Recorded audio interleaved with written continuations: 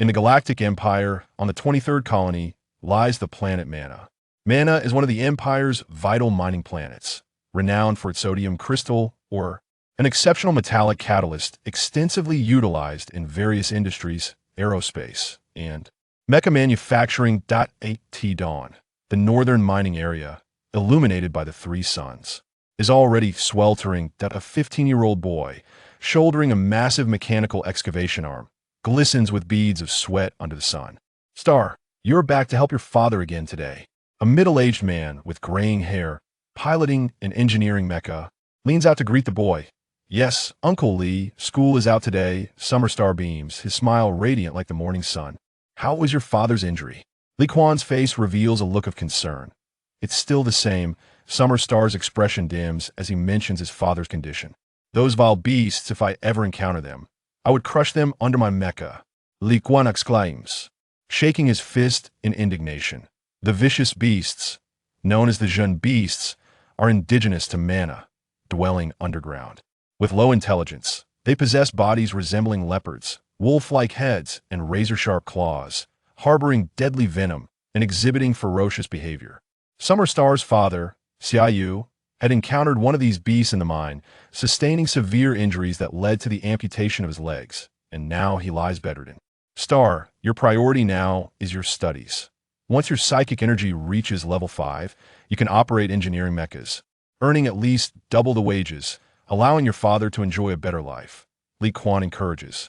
Patting the control panel of the mecha, Summer Star nods, his eyes sparkling with determination to end the era of the vast cosmos.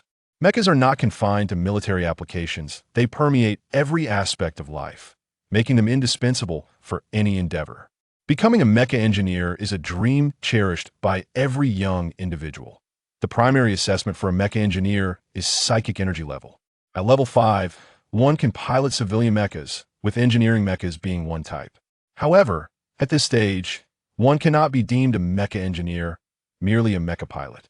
At level 10, one may apply for the Mecha Engineer Qualification Examination. If successful, they become a recognized level mecha engineer, piloting military mechas to fight for the glory of humanity. The Mecha Engineer examination is exceptionally rigorous. Even with level 10 psychic energy, the odds of becoming an engineer are less than 1 in a million. To be a mecha engineer signifies excellent treatment and promising prospects, with not only high income and good benefits, but also privileges unattainable by ordinary individuals. Moreover, mecha engineers are synonymous with heroism, receiving countless accolades, applause, and youthful kisses wherever they go within human territories. Passing the Mecha Engineer examination is merely the first step, granting only level Mecha Engineer status, with subsequent levels of C, B, A, S, and beyond into legendary tiers. Engineers above level are significant figures on planets, while B and A level engineers are occasionally visible in the public. ICE level and legendary engineers serve as protectors and pioneers of humanity, elusive as dragons. That I must become a mecha engineer.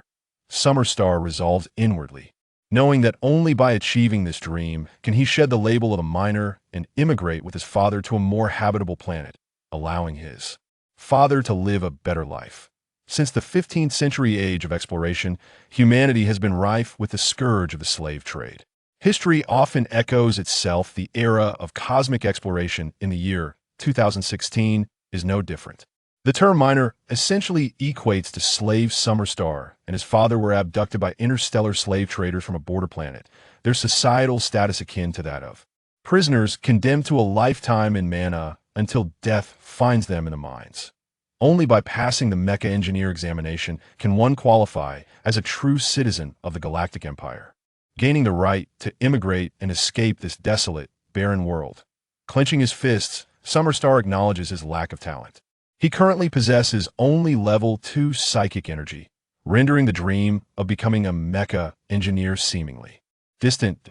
I must strive diligently. I must become a mecha engineer. Star, you're heading to Area A, right? Remember what I told you. It's not safe there lately, so don't venture too deep. Uncle Lee cautions before piloting his mecha towards Area B.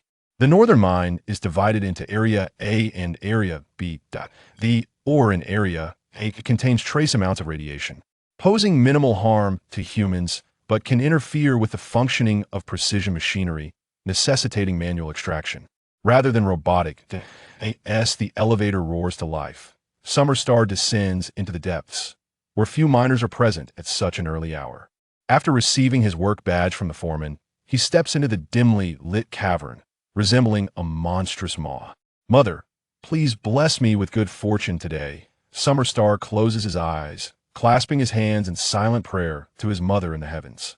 The mine is illuminated by lamps along the walls, not overly dark.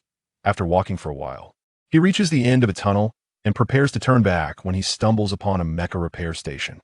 Several dilapidated engineering mechas await repairs on the workbenches, while others display red energy indicators recharging. The workers at the repair station are on break today, leaving the area deserted. Compelled by an unseen force, Summerstar approaches the workbench, his palm gliding over the towering mechas, feeling their cold, hard texture, an involuntary smile spreading across his face. Oh, to be a mecha engineer. How I wish I could become one. At that moment, the ground suddenly trembles violently, and a wild roar fills the air. The earth feels like a ship struggling in a tempest, the deck threatening to capsize with each gust of wind.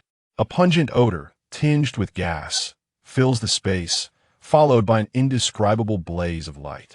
Boom! A ferocious explosion accompanies the earth's tremors, light fracturing into countless shards, akin to a chaotic dance of demons.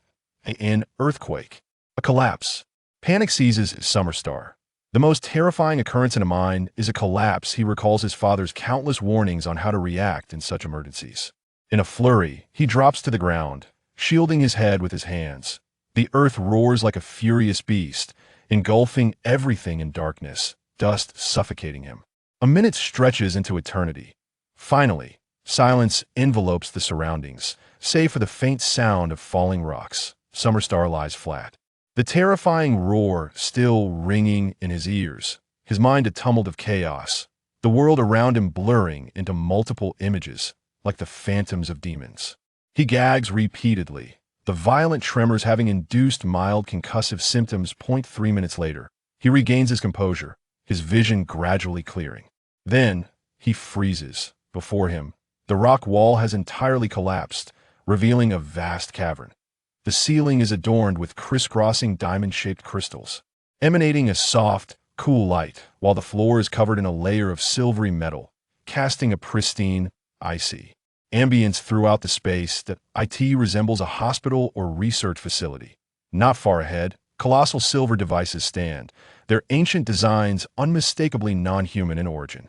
Yet, nothing could prepare Summerstar for the true shock. Sprawled on the floor near those devices lie numerous corpses. Chapter 2. The Beasts of Terror. Who are these people? Xia Xingchen cautiously approached, casting furtive glances around, a peculiar sensation emerging within him. It felt as though he were ensnared in a dream. Everything appeared too surreal. As he drew nearer and discerned the features of the corpses, he was struck with an indescribable shock. The bodies lay desiccated, towering at over 2 meters, their faces gaunt, ears protruding, devoid of noses, resembling enormous apes. Their garments, crafted from a sheer, translucent silk, allowed glimpses of their pallid skin beneath, an unsettling sight. Aliens. Since the dawn of the great cosmic era, humanity has encountered countless extraterrestrial beings. They are not uncommon. At the juncture of the human empire and the alien kingdom, conflicts with alien entities frequently erupted. Menistar, located on the fringes of the galactic empire, is a desolate expanse where a research facility of extraterrestrial origin lies buried beneath the earth, evoking an eerie atmosphere.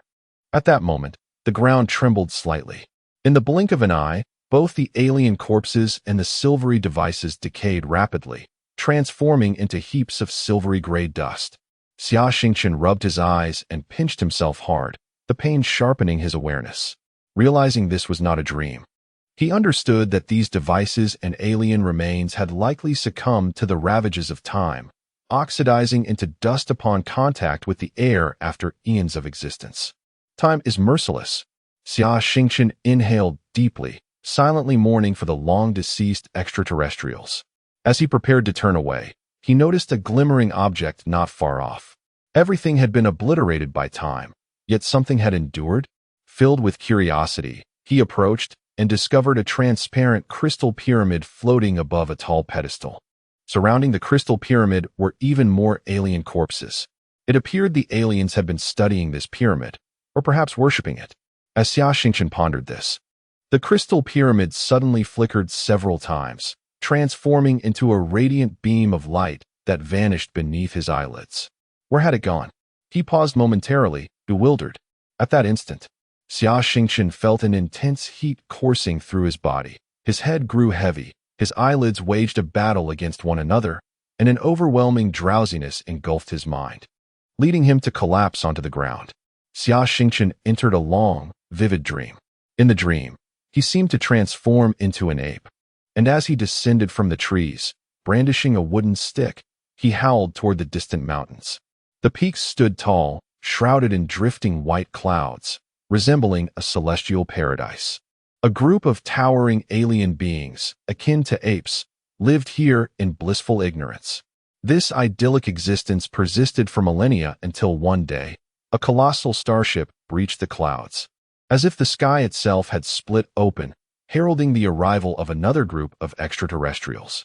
These beings resembled lizards, towering in stature and savage in temperament. The apes revered these lizard-like beings as deities, while the lizards regarded the apes as mere slaves, trading them across the cosmos. Some perished as laborers in foreign lands, while others were confined to cages, subjected to cruel amusement.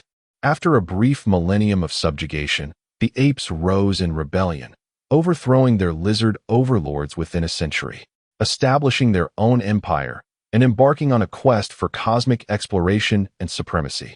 The epic of cosmic exploration spanned countless years. The apes ventured into nearly every corner of the universe, their empire, at its zenith, encompassing 3-star systems and millions of planets. As their civilization advanced technologically, they became the sovereigns of this stellar domain.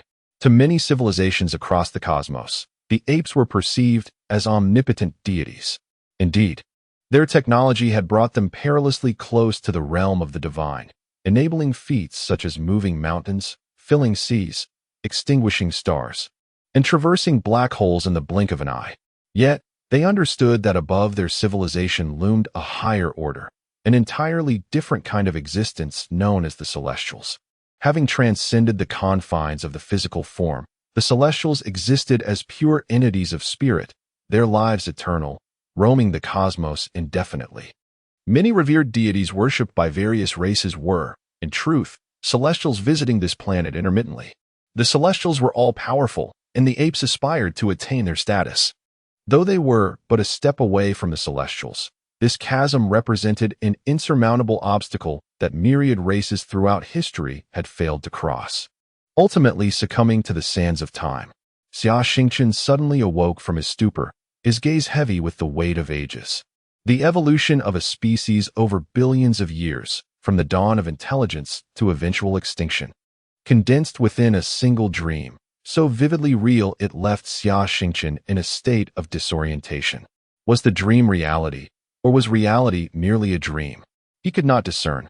At this moment, he felt an overwhelming truth.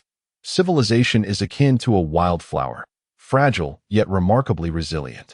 After a prolonged moment of contemplation, Xia Xingchen gradually emerged from the haze of confusion. He first experienced a wave of dizziness.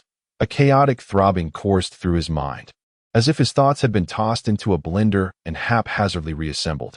Taking a deep breath to steady himself, he resolved to escape the collapsed mine. The mine lay in disarray as Xia Xingchen hastily navigated the darkness, gripping his mechanical arm tightly. The silence around him was oppressive until he discerned another sound mingling with his footsteps, the heavy padding of paws against the rock. Simultaneously, he detected the unsettling warmth of a beast's restless breath. He spun around sharply, his spotlight illuminating for silent shadows trailing him. The beasts of terror. The collapse had interconnected their lair with the mine.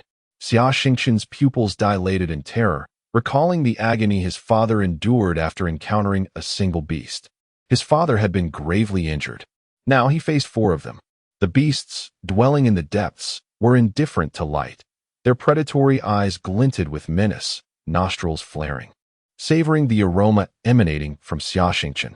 Saliva dripped from their jaws, hissing as it sizzled upon contact with the rocks. Flee. There was no choice but to flee. Resolute, Xia Xingchen turned to face the beasts, pressing himself against the rocky wall, retreating cautiously.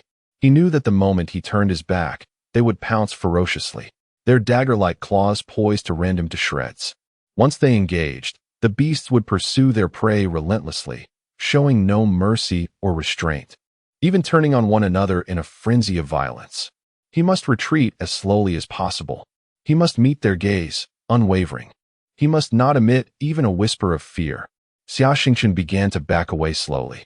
Suddenly, he stumbled, tripping over a protruding rock, crashing to the ground. The beasts, of course, would not squander this opportunity.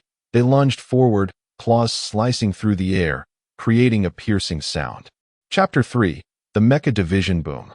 In the instant the ferocious beast lunged at him, the ground beneath Xia Xingchen suddenly collapsed, causing him to plunge downward once more. Upon opening his eyes, he discovered that he had fallen into another mine tunnel, illuminated by 3 mining lamps. The floor was lined with tracks, and several battered robots lay among the rubble, flickering with pale blue sparks. The Mecha maintenance station he had just been at. Panicking, Xia Xingchen hastily rose to his feet, wincing from a pain in his waist as blood seeped out. However, it was not severe. Turning his head, he noticed several 3-meter-tall excavator mechas not far away. "Is anyone there?" he shouted defiantly, his voice echoing in the cavernous space. The B district was predominantly occupied by robots and mechas, and in the face of a crisis like a collapse, anyone who might have been present had likely evacuated. What should I do? Xia Xingchen quickly circled the maintenance area, only to find that he was in a dire predicament. All passages were blocked by fallen rocks. There was no choice but to pilot a mecha. Climbing aboard an old engineering mecha that was under repair, he settled into the cockpit and, recalling his teacher's lessons, checked the energy levels and dashboard indicators. Confirming that the energy was sufficient and all readings were normal, he donned a silver mental energy sensor. At that moment, the ferocious beasts were closing in on him with the speed of the wind. Don't panic. Don't panic. Take a deep breath and stabilize your emotions, he instructed himself, then closed his eyes to meditate and feel. In his mind, he envisioned himself as the mecha. He was the mecha itself. Xia Xingchen struggled to recall his teacher's driving techniques. Muttering to himself, the engineering mecha utilized an old-fashioned keyboard for control, but it required at least a level 4 mental energy to operate. Unfortunately, Xia Xingchen's mental energy level was woefully low at just level 2. The likelihood of him successfully piloting the engineering mecha was virtually zero. Clang, clang, clang. The beast's sharp claws danced across the steel shell of the mecha. These subterranean predators could effortlessly slice through rock with their lethal talons. As the beasts breached the cockpit's armor, it was only a matter of time before they would tear Xia Xingchen apart. Move. Move for me. Faced with the ferocious creatures, Xia Xingchen could not contain his emotions, unleashing a furious cry, but the engineering mecha remained a silent giant, unmoving. No, I don't want to die. Even if I must perish, I refuse to meet my end in the depths below, at the jaws of these beasts. He let out a heart-wrenching roar, tears streaming down his face like a gushing spring. Roar, roar, roar. The beasts had already penetrated the cockpit's front armor, with one of them thrusting its monstrous head inside, baring its deadly teeth and letting out a threatening growl at Xia Xingchen. Just as despair washed over him, he suddenly felt an eerie stillness enveloping him, as if time itself had momentarily paused, distorting the world around him. He sensed that he had shattered something, perhaps a constraint. In the next moment, it felt as though time had come to a standstill. Xia Xingchen realized something was amiss. Everything around him was unnaturally quiet. The beasts appeared frozen in place, their fur motionless, as if they had been encased in amber. The sounds of machinery and gears whirring filled his ears. Suddenly, the ground trembled, causing the beasts to lose their balance and tumble, encircling Xia Xingchen while emitting wild, defiant roars. Have I activated the mecha? He was left in stunned disbelief. Turning his head, he saw the wall of the maintenance station reflecting his image like a polished mirror. A 3-meter-tall mecha slowly rose, covered in a layer of white armor. With a gaping hole in the chest where the beasts had clawed, one hand wielding a drill, the other a massive shovel. "I can pilot the mecha," he exclaimed in euphoric disbelief. It was a versatile engineering excavation mecha.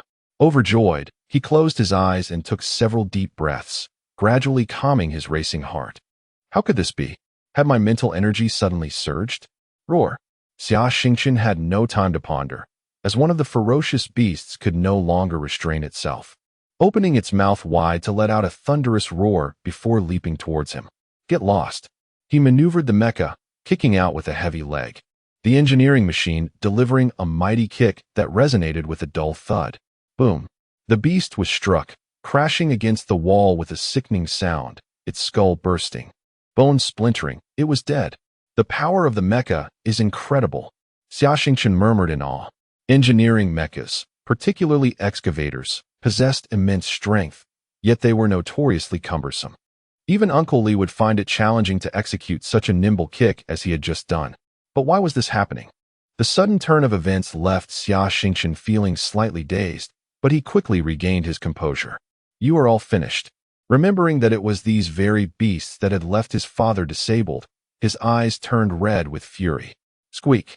The drill in his hand whirred to life, emitting a piercing sound as the excavation mecha strode forward with a thunderous crash that shook the ground, as if a demon had descended. The ferocious beasts instinctively recoiled, their grotesque faces betraying a hint of fear. You beasts! Now you know fear. Xia Xingchen smirked, swinging the mecha's drill, impaling one beast against the wall. Squeak! The massive drill spun rapidly, producing a sharp, grinding noise, and in an instant, the beast was reduced to a gruesome mass of flesh. With the other hand, the giant shovel swatted another beast into a bloody pulp, leaving it unrecognizable. The last remaining beast, cornered with no escape, frantically clawed at the ground, attempting to dig a tunnel to flee. Boom! Xia Xingchen would not grant it that opportunity. He strode forward, the 100-ton mecha crushing the beast underfoot as if it were an insignificant insect. Die! He exhaled deeply, reveling in the exhilarating sensation of power. Having dispatched all the beasts, he checked the energy levels and was astonished to find that 47 remained, a far cry from what he had anticipated.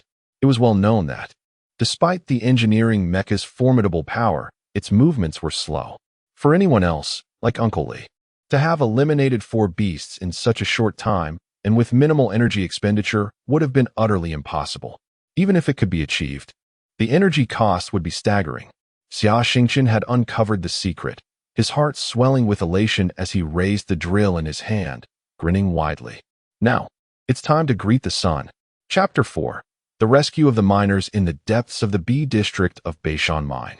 A group of miners huddled around a malfunctioning engineering mech, their faces etched with despair. Old Li, if we can't fix this contraption, we will surely perish here. The foreman lamented, his brow furrowed as he pounded on the mech's exterior. Li Quan emerged from a pile of mechanical parts, his face smeared with grease, rendering his expression indistinguishable, though his voice was tinged with frustration. Foreman, there's no way. We're buried too deep, and in our haste to escape. While we still have enough energy, the freezing unit is broken. Can it be repaired? The miners anxiously inquired. After a prolonged silence, Li Quan shook his head. Let us wait for rescue. Rescue? The foreman scoffed, a bitter smile crossing his lips. From my experience, no help will come. What of my wife and children if I die? Who isn't in the same predicament? The miners bowed their heads in sorrow. They, too, were the pillars of their families, with loved ones relying on them. If they were to meet with misfortune, their families' lives would be shattered. Alas, the lives of miners are worth less than paper. The miners sighed heavily, collapsing onto the ground, nearly surrendering to hopelessness. In the cavernous darkness, a faint mechanical rumble emerged. What sound is that? Li Quan sprang to his feet, startled. There's no sound. The foreman listened intently, shaking his head. You're imagining things. I know how many entered B district today. Everyone is right here with us. Could it be from a district? A miner suggested. Impossible. Who from a district could operate a mech? If such a talent existed, they would have been transferred to be district long ago, the foreman replied, shaking his head. True enough. Among all the miners at Beishan, I am one of the few skilled in piloting mechs. After the intense excavation, my mech's freezing unit is already broken. By the sound, that person must be buried even deeper than we are, and the mech repair station only has old mechs. Even if they could pilot one, it would inevitably break down midway. There's no hope. Li Quan concurred. Perhaps it is just auditory hallucination. The surroundings are too quiet and in dire straits. One becomes overly tense, he added. In moments of desperation, particularly within the enveloping darkness, fragile minds often conjure illusions. Sometimes, when rescue fails to arrive, despair leads to madness. The miners understood this reality and sighed deeply once more, lying back down. With rescue far from reach, prolonging life was preferable to succumbing to madness and death. However, the machine's rumbling grew closer, as if resonating in their very ears. Having learned from past experiences, the miners stifled their curiosity and survival instincts, covering their ears, refusing to listen, even closing their eyes to avoid seeing. Suddenly, boom. A massive hole ruptured in the nearby rock wall as an older model of an engineering mech lumbered forth, shaking the ground beneath. All eyes instantly focused on the mech. Clang. The wrench in Li Quan's hand clattered to the ground as he stared, wide-eyed, at the imposing machine that had just emerged, momentarily frozen in disbelief. Illusion? The foreman gasped, eyes bulging as he rubbed them furiously. As the astonished gazes of the miners fell upon it, the mech strode forward, stopping before them, and out jumped Xia Xingchen. Uncle Li, are you trapped too? Xia Xingchen exclaimed, astonished. Xingchen, was that you piloting the mech just now? Li Quan stammered, his hands trembling as he asked the obvious. Yes. Xia Xingchen scratched his head, grinning. But you only have level 2 psychic power. How could you operate a mech? Li Quan was flabbergasted. I don't know. Suddenly I could pilot it, Xia Xingchen replied, shaking his head. Li Quan remained skeptical, yet could conjure no alternative explanations. In this vast world, the extraordinary was commonplace. Oddities proliferated online, and a sudden breakthrough in psychic strength was not entirely implausible. Enough of this. What matters is that we are saved. Old Li, why don't you pilot the mech, and let us get out of here quickly? The foreman's eyes sparkled with hope. Let Xingchen drive. After that leap, I couldn't possibly manage, let alone excavate from the mech repair station to here. I've grown old and useless. Li Quan waved dismissively. Indeed, Xia Xingchen. You take the helm. We trust you. Yes, our lives are in your hands. The miners chimed in unison. With danger of another collapse looming, time was of the essence. Xia Xingchen did not hesitate, returning to the mech, which once more roared to life. Debris flew as the massive drill effortlessly shattered the rocks, while the shovel pushed the rubble aside. Outside Beishan Mine, several police mechs stood in formation, already on high alert. Another mining accident has occurred. This time, we must suppress it. A bald man barked orders to the mine manager. This situation is neither too big nor too small. The Galactic Empire is vast. As long as you remain silent, and I remain silent, the media will overlook this corner of Manastar. Yes, but if we don't report it, we can't get approval for rescue. The mine manager was drenched in sweat. Nonsense. Is this your first day as mine manager? No rescue means no rescue. Just give the families some money and intimidate them a bit. It'll all blow over. The bald man scolded. Yes, the mine manager nodded vigorously. To be frank, in the mine manager's eyes, the lives of miners were worth little. He had been in his position for over a decade. What did he not understand? Yet at this moment, he had to play the fool. Those in higher positions could afford to walk away after a few terms, but he intended to stay. So there were many things he could not speak candidly about. All right, keep me updated on any developments. Remember, suppress it at all costs. The bald man waved his hand and climbed into a hover vehicle, departing. The mine manager smiled. As long as he had the leader's word, nothing was insurmountable. At this moment, at Beishan Mine, the families of the miners were wailing. When Sun Tao approached, a middle-aged woman suddenly knelt before him.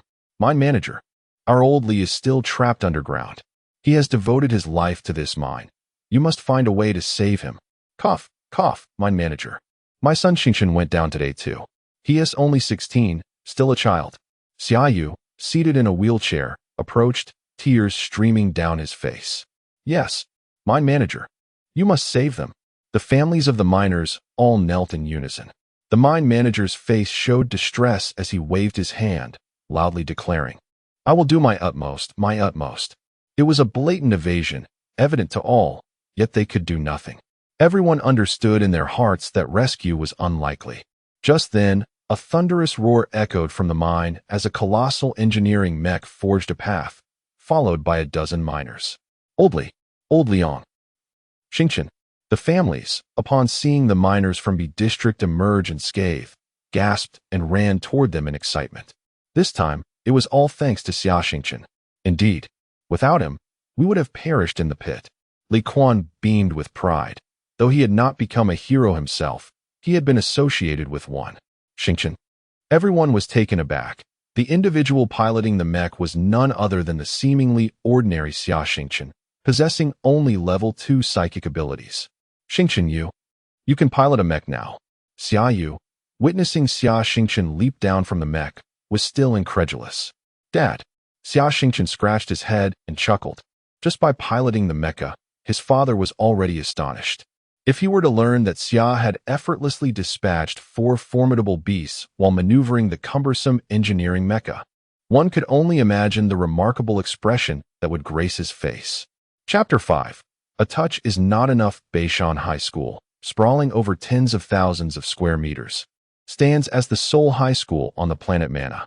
With university education now commonplace among humans, citizens of the Galactic Empire are mandated to complete their studies up to university graduation before they can engage in formal employment. However, minors are not considered formal citizens of the Galactic Empire. Thus, the Empire refrains from allocating excessive educational resources to them, limiting their education to high school graduation. Those wishing to attend university must achieve exceptional academic results and score significantly higher than ordinary citizens on the entrance examination. The classes at Beishan High School are divided into 2 types. The elite class, predominantly composed of formal citizens of the Galactic Empire, and the ordinary class, which consists almost entirely of minors' children, making up 90% of the student body. Xia Xingchen, a student in the 12th ordinary class of his senior year, performs at a level that is slightly below average. Academic performance is assessed in 2 dimensions: cultural subjects, which account for only 30 of the total score, and mental power level, which constitutes a substantial 70. A high level of mental power often compensates for weaker cultural subject scores, as it indicates more active brain cells, enhancing memory and analytical capabilities. Consequently, students with elevated mental power tend to excel academically. The average mental power level among ordinary class students hovers around level 3, with some achieving levels 4 or 5. Attaining a level 7 mental power qualifies a student for the elite class, granting access to superior educational resources. Those unable to enter the elite class are ineligible to take the entrance examination. With Xia Xingchen possessing a mere level 2 mental power, he is viewed by teachers and peers as a candidate for abandonment.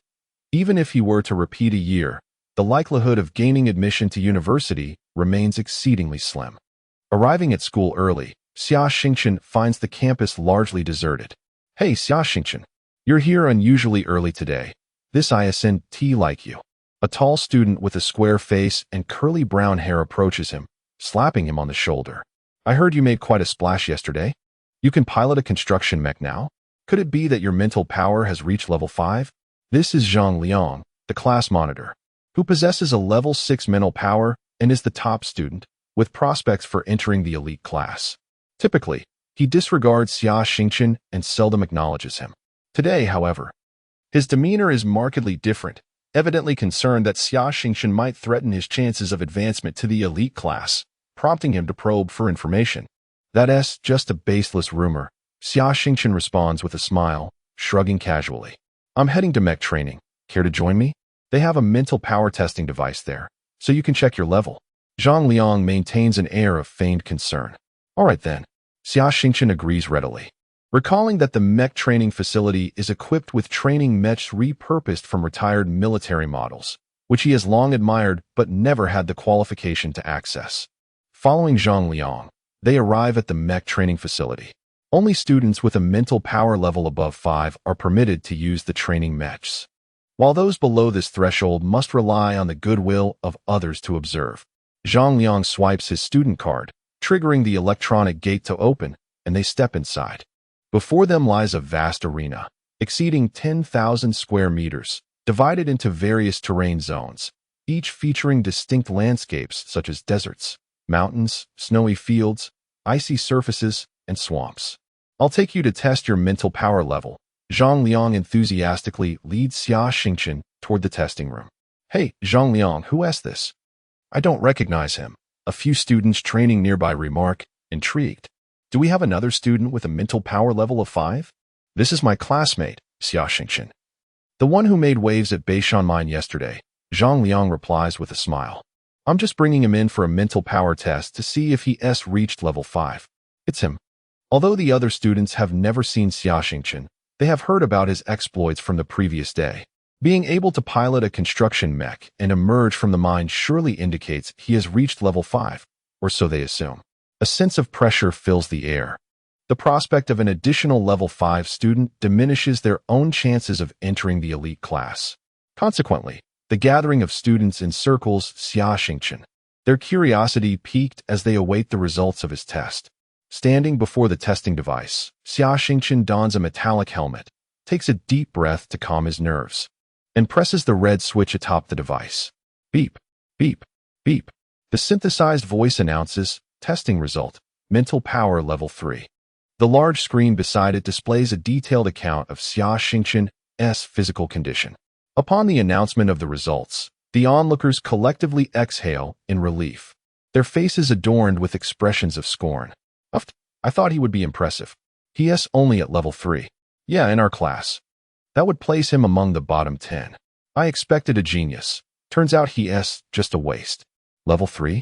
How could he possibly pilot a construction mech? Seems like yesterday was just a stroke of luck. Haha. Laughter and derision echo around him, piercing Xia Xingchen's heart like daggers, his fists clenching slightly in response. With the revelation of his perceived inadequacy, the students lose interest and disperse hastily. Didn't he expect such an outcome? Zhang Liang remarks, barely concealing his amusement. He feigns a cough, saying, don't mind them. They're all just so petty and snobbish. Keep at it. I need to train now, so I want to walk you out. With that, he hastily departs, as if Xia Xingchen has squandered his precious time. Petty and snobbish, aren't you the same? Xia Xingchen muses, watching Zhang Liang's retreating figure, a wry smile curling his lips. Mental power level 3, a result that had exceeded his expectations. Not long ago, he had only a dismal level 2.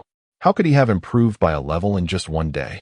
Given Xia Xingchen's abilities, such a feat seems impossible. Moreover, he is perplexed by the fact that, despite his only level 3 mental power, he was able to operate a construction mech. What has happened to me? Xia Xingchen ponders, deciding to delve deeper into this mystery later that evening. As he prepares to leave, he notices the coach mech's room is completely empty, devoid of any occupants. The training mechs are categorized into 2 types. Ordinary training mechs, converted from civilian models, available for use by students with mental power levels above 5. Though any damage incurred would require compensation, and coach mechs, repurposed from retired military models, stripped of weaponry and most armor. Despite this, their power, speed, and agility far surpass that of civilian mechs, and only students with level 9 mental power or higher can pilot them. Such students are rare even within elite classes, and typically, only instructors operate them during lessons. Xia Xingchen hastens toward the coach mech, his hand gliding over the cold exterior, envisioning himself soaring through the starry seas in a mech of his own. How magnificent! Military mechs typically range from 6 to 12 meters in height. This particular model, at a mere 6 meters, is on the shorter side, its body coated in a brilliant crimson armor paint that reflects a dazzling sheen under the light. On an inconspicuous part of the mech's back, the words Tang Dynasty Group are visible. The Tang Dynasty Group is one of the three major conglomerates of the Galactic Empire, wielding immense influence, and all industries on Mana, including the planet itself, fall under its ownership. To be precise, Xia Xingchen and his father are, in fact, possessions of the Tang Dynasty Group. This military mech is a product manufactured on the assembly line of the mech production facility under the Tang Dynasty Group. Although I am unable to control you now, I am certain that one day I shall master you. I believe that day is not far off. Xia Xingchen vowed silently while caressing the mech's exterior. Who are you? Who allowed you to enter? Suddenly, an indignant female voice pierced through the air. Xia Xingchen turned his gaze to see a young girl clad in a purple dress glaring furiously, her delicate face flushed with anger. Hastily retracting his hand, Xia Xingchen explained, I was merely touching it. Touching is not permissible. Remove your filthy hands from my crescent sun. The girl in the purple dress shouted vehemently. Chapter 6. A man bleeds but does not weep. The young girl, with her ethereal beauty and tall, slender figure, was currently glaring with wide, almond-shaped eyes. Unmistakably a stunning beauty. However, her furious demeanor elicited a trace of disdain within Xia Xingchen. Xia Xingchen recognized the girl, his face filled with astonishment. Her name was Xia, and her mental prowess was said to have reached level 9. She was the president of the student council, a prominent figure in the school. Her father, Li Ku, worked for the Tang Dynasty Group, and their illustrious family background attracted countless suitors, yet she maintained an icy demeanor, keeping everyone at bay. Xia Xingchen was about to explain himself when a door behind the girl swung open, revealing a handsome young man clad in a white mech combat suit. Who let you in? Are your eyes blind? Can't you see the sign that says no entry for unauthorized personnel? The handsome youth's face was laced with contempt. Xia Xingchen recognized him. He was also a celebrated figure at the school. As the only son of Ming, the governor of Manor Star, Xia was a local tyrant in his own right, with an equally impressive level 9 mental prowess. He served as the vice president of the student council and was an ardent admirer of Xia, although she remained somewhat aloof towards him. Who let you in? Xia pressed aggressively. I've never seen you before. You must be a minor. Xia Xingchen inhaled sharply. I am a minor. Xia interrupted him with a domineering shout. Since you're a minor, you have no right to be here. You lot. Give him a good beating and throw him out. As soon as the words left his mouth, several boys who had been training rushed over, wearing simpering smiles towards Xia and Xia, yet their faces twisted into malicious grins as they faced Xia Xingchen, their hands cracking ominously. To Xia Xingchen's dismay, Zhang Liang was among them. Zhang Liang. Xia Xingchen glared at him. Sorry, Xia Xingchen, though we are classmates. I can't help you since you've offended Miss Xia. Zhang Liang responded, his demeanor betraying no shame as he seemed eager to impress Xia. Striding towards Xia Xingchen. Stop it. Xia suddenly spoke coldly, her sharp gaze fixed firmly on Xia. I knew you were this kind of person, always resorting to violence to solve your problems. Turning to Xia Xingchen, her eyes radiated a chilling superiority. Today, I shall spare you. You may leave. This is not a place for minors. Xia Xingchen was utterly taken aback. What of minors? Do they not possess dignity? Should they be trampled upon? Two boys approached, roughly shoving Xia Xingchen out. Xia's gaze lingered on Xia Xingchen's retreating figure, his expression one of disgust akin to seeing a cockroach. He beckoned Zhang Liang over, a sinister smirk playing on his lips. Zhang Liang, that boy is from your class, right? Zhang Liang nodded hastily. I take issue with him. Break a leg for him to understand his place. Xia's lips curled into a devilish grin. Understood, Kuan Gu. Zhang Liang hesitated slightly, a glint of malice flickering in his eyes. After the first class, Xia Xingchen was summoned to the office by the teacher. Xia Xingchen, do you realize that trespassing into the mech training ground is a violation of school rules? You are a minor. I can expel you in an instant. The homeroom teacher, a middle-aged man, rapped his fingers on the desk, raising his voice. Sir, it was class monitor Zhang Liang who brought me to the mech training ground, Xia Xingchen explained. Oh, the teacher raised an eyebrow, his expression softening slightly, and called for a student at the door. Go fetch Zhang Liang. Zhang Liang indeed had the authority to escort someone into the training ground.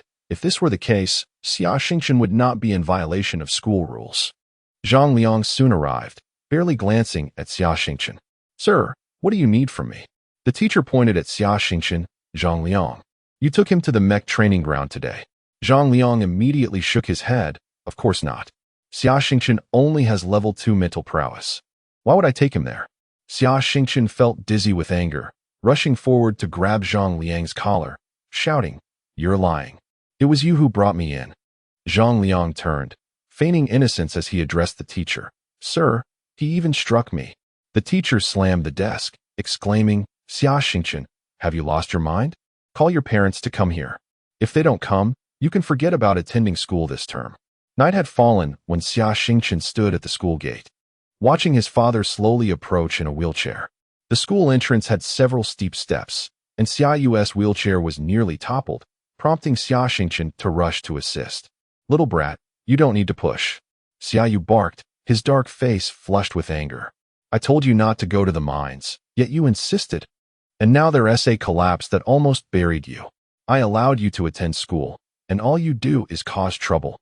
Tell me, how can you face your deceased mother?" Xia Xingchen's eyes brimmed with tears, feeling deeply wronged. Yet, there were many things he could not voice to his father, for those words were an affront to the dignity of minors, and his father was also a minor. "Enough," Xia Yu sighed. "I was harsh just now. Don't take it to heart. I've heard from Uncle Li about yesterday's incident. You did well." "Dad." Xia Xingchen threw himself onto his father, tightly embracing his frail figure, inadvertently catching sight of his father's calloused hands, and could no longer hold back his tears. "Men bleed, but do not weep." Tears glimmered in Xia Yu's eyes as well. "I understand, Dad. Men bleed, but do not weep." Xia Xingchen wiped his tears away, forcing a dry smile. Xia Xingchen wheeled his father to the homeroom teacher's office, unsure of what transpired between them, but when his father emerged, his face was ashen, indicating that it was not pleasant. "Xingchen, the teacher has suspended you for a week. Go home and reflect. Don't worry, I won't let you be expelled. From now on, study diligently, not just for me, but to regain your own pride." Xia Yu's words, though few, were laden with emotion, surpassing 1,000 phrases. "I understand." Xia Xingchen nodded earnestly, his hands clenched tightly. Chapter 7. The Frenzied Meditation. After returning home and dining, Xia Xingchen tended to his father until he fell asleep. It was already midnight, with the moonlight casting a bright glow. The bedroom was unlit, and Xia Xingchen sat on the bed, deep in contemplation. Just yesterday, he was certain his mental power was at level 2, yet today it had ascended to level 3. There must be a reason behind this transformation. Xia Xingchen had pondered for half the day, but had yet to uncover any answers. Elevating one's mental power is a significant threshold. Progressing from level 3 to 4 marks the initial development of the brain's domain, with brain cells and neural connections having attained a certain strength, allowing for the consumption of certain substances to further enhance mental capabilities. However, at present, Xia Xingchen's mental power remained at level 3, compelling him to rely solely on meditation. The use of substances could potentially lead to cerebral collapse and madness. Moreover, such enhancing substances are prohibitively expensive, far beyond Xia Xingchen's means. For those below level 3, meditation is the primary method for enhancement. Through meditation, one can concentrate their spirit, achieving a state of ethereal tranquility, absorbing the energies of the universe, thereby invigorating brain cells and expanding the brain's domain, leading to a natural enhancement of mental power. During meditation, one might employ tranquilizing incense or meditation instruments to bolster efficiency. However, such items are also costly, making them unattainable for Xia Xingchen. All he possessed was a small device known as the meditation degree meter. Similar to a blood pressure monitor, it fits snugly in the palm and measures the user's meditation value through blood flow rate and vascular dilation. With a total of 100 gradations, Xia Xingchen's usual meditation value fluctuated between 10 and 20, a notably low level even among his peers, who averaged around 25. Zhang Liang, with a score of 40, was of moderate talent and affluent enough to afford incense. His achievements were largely attributed to his parents' hard work. In contrast, prodigies like Li Xian and Yi Kuan, naturally gifted and supported by high-quality incense and advanced calming substances, reportedly achieved scores of 65, occasionally reaching 70 under exceptional circumstances. Scores above 70 demand astronomical sums for each incremental improvement, a pursuit few families are willing to indulge in. Across the Galactic Empire, with its billions of inhabitants, those achieving meditation efficiencies above 80 are fewer than 10,000. Only a handful exceed 90, and none surpass 95. A perfect score of 100 remains a theoretical ideal, unachieved in over a millennium of the Empire's history. Determined, Xia Xingchen decided to meditate. Sitting cross-legged on his bed, he followed the cosmic meditation technique taught at school. He slowed his breathing and gradually entered a meditative state. This cosmic meditation method is the most fundamental, requiring one to close their eyes and envision the expanse of the universe. The cosmos is dark, vast, and mysterious, with distant stars twinkling across unmeasurable light years. Typically, Xia Xingchen could enter this meditative state within 10 minutes. However, today he struggled for a full half hour, his mind a chaotic jumble, unable to reach the desired state. Upon closing his eyes, rather than the universe, he envisioned an enigmatic crystal pyramid, rotating within his mind and emanating a chilling light. Unbeknownst to him, he felt as though he was being drawn inside the pyramid. Meditation value, 82. While he meditated, the device faithfully reported a number that left him astounded. Xia Xingchen's eyes flew open, his entire being frozen in disbelief, soon replaced by an expression of incredulity. A meditation value of 82, achieved without any auxiliary substances or devices, marked him as an extraordinary talent among the Galactic Empire's billions. Previously, he had seen an interview with a meditation prodigy who, without external aid, attained a value of 71. Experts were left in awe, deeming him the most gifted individual they had ever encountered. Yet, here Xia Xingchen stood with an astonishing 82. The difference of 11 was no mere numerical gap. It signified a monumental disparity. How could he not feel exhilarated? His heart raced, his body trembling with excitement. With less than 6 months until the college entrance examination, breaking through to level 7 was no longer a mere dream. Could the crystal pyramid represent a superior meditation technique? Still processing this revelation, Xia Xingchen seized the moment to meditate again, feeling himself floating within the pyramid, enveloped in warmth and harmony. He distinctly sensed a wondrous energy permeating the cosmos, greedily absorbing it through the crystal pyramid. The satisfaction of this bounteous intake was utterly delightful. His mental power surged rapidly. The following morning, Xia Xingchen awoke feeling invigorated, his mind clear and his body brimming with strength, a sensation he had never experienced before. He now understood that the mysterious crystal pyramid had not vanished but resided within his mind. What this pyramid truly was, he could not fathom, but it was undoubtedly something remarkable, revered by the cosmic overlords who had constructed research facilities dedicated to its study. Such a secret must remain hidden. To divulge it could endanger not only Xia Xingchen, but also his father, Xia Yu. He resolved to keep the crystal pyramid as his own secret, buried deep within his heart. During a week of class suspension, Xia Xingchen devoted his time to caring for his father and meditating in solitude. Utilizing the meditation diagram of the crystal pyramid, he consistently achieved meditation values above 80, leading to rapid activation of his brain cells and a swift rise in mental power. A week later, as he meditated in his room, he suddenly experienced a thunderous sensation in his mind, as if a new world had unfolded within. Everything around him seemed transformed. The sound of a wildcat lightly traversing the rooftop reached his ears. Upon opening his eyes, he could discern the intricate patterns of cobwebs on the ceiling. The soft fibers of his clothing tickled his skin uncomfortably. His nose twitched as he caught the aroma of food from next door. His perceptual abilities heightened. My mental power has reached level 4. Xia Xingchen stood up, his youthful face radiating joy. In merely a week, he had catapulted his mental power by an entire level. Such a remarkable meditation speed, achieved without the aid of incense or other external forces, was unprecedented in the Galactic Empire. With the inclusion of incense or supportive devices, Xia Xingchen's meditation efficiency could further accelerate, potentially allowing him to ascend from level 3 to level 4 in just 3 or 4 days. The transition from level 3 to 4 is a critical milestone. Upon reaching level 4, not only does one's perceptual ability enhance, but crucially, they gain access to certain mental enhancement substances, facilitating a qualitative leap in mental cultivation.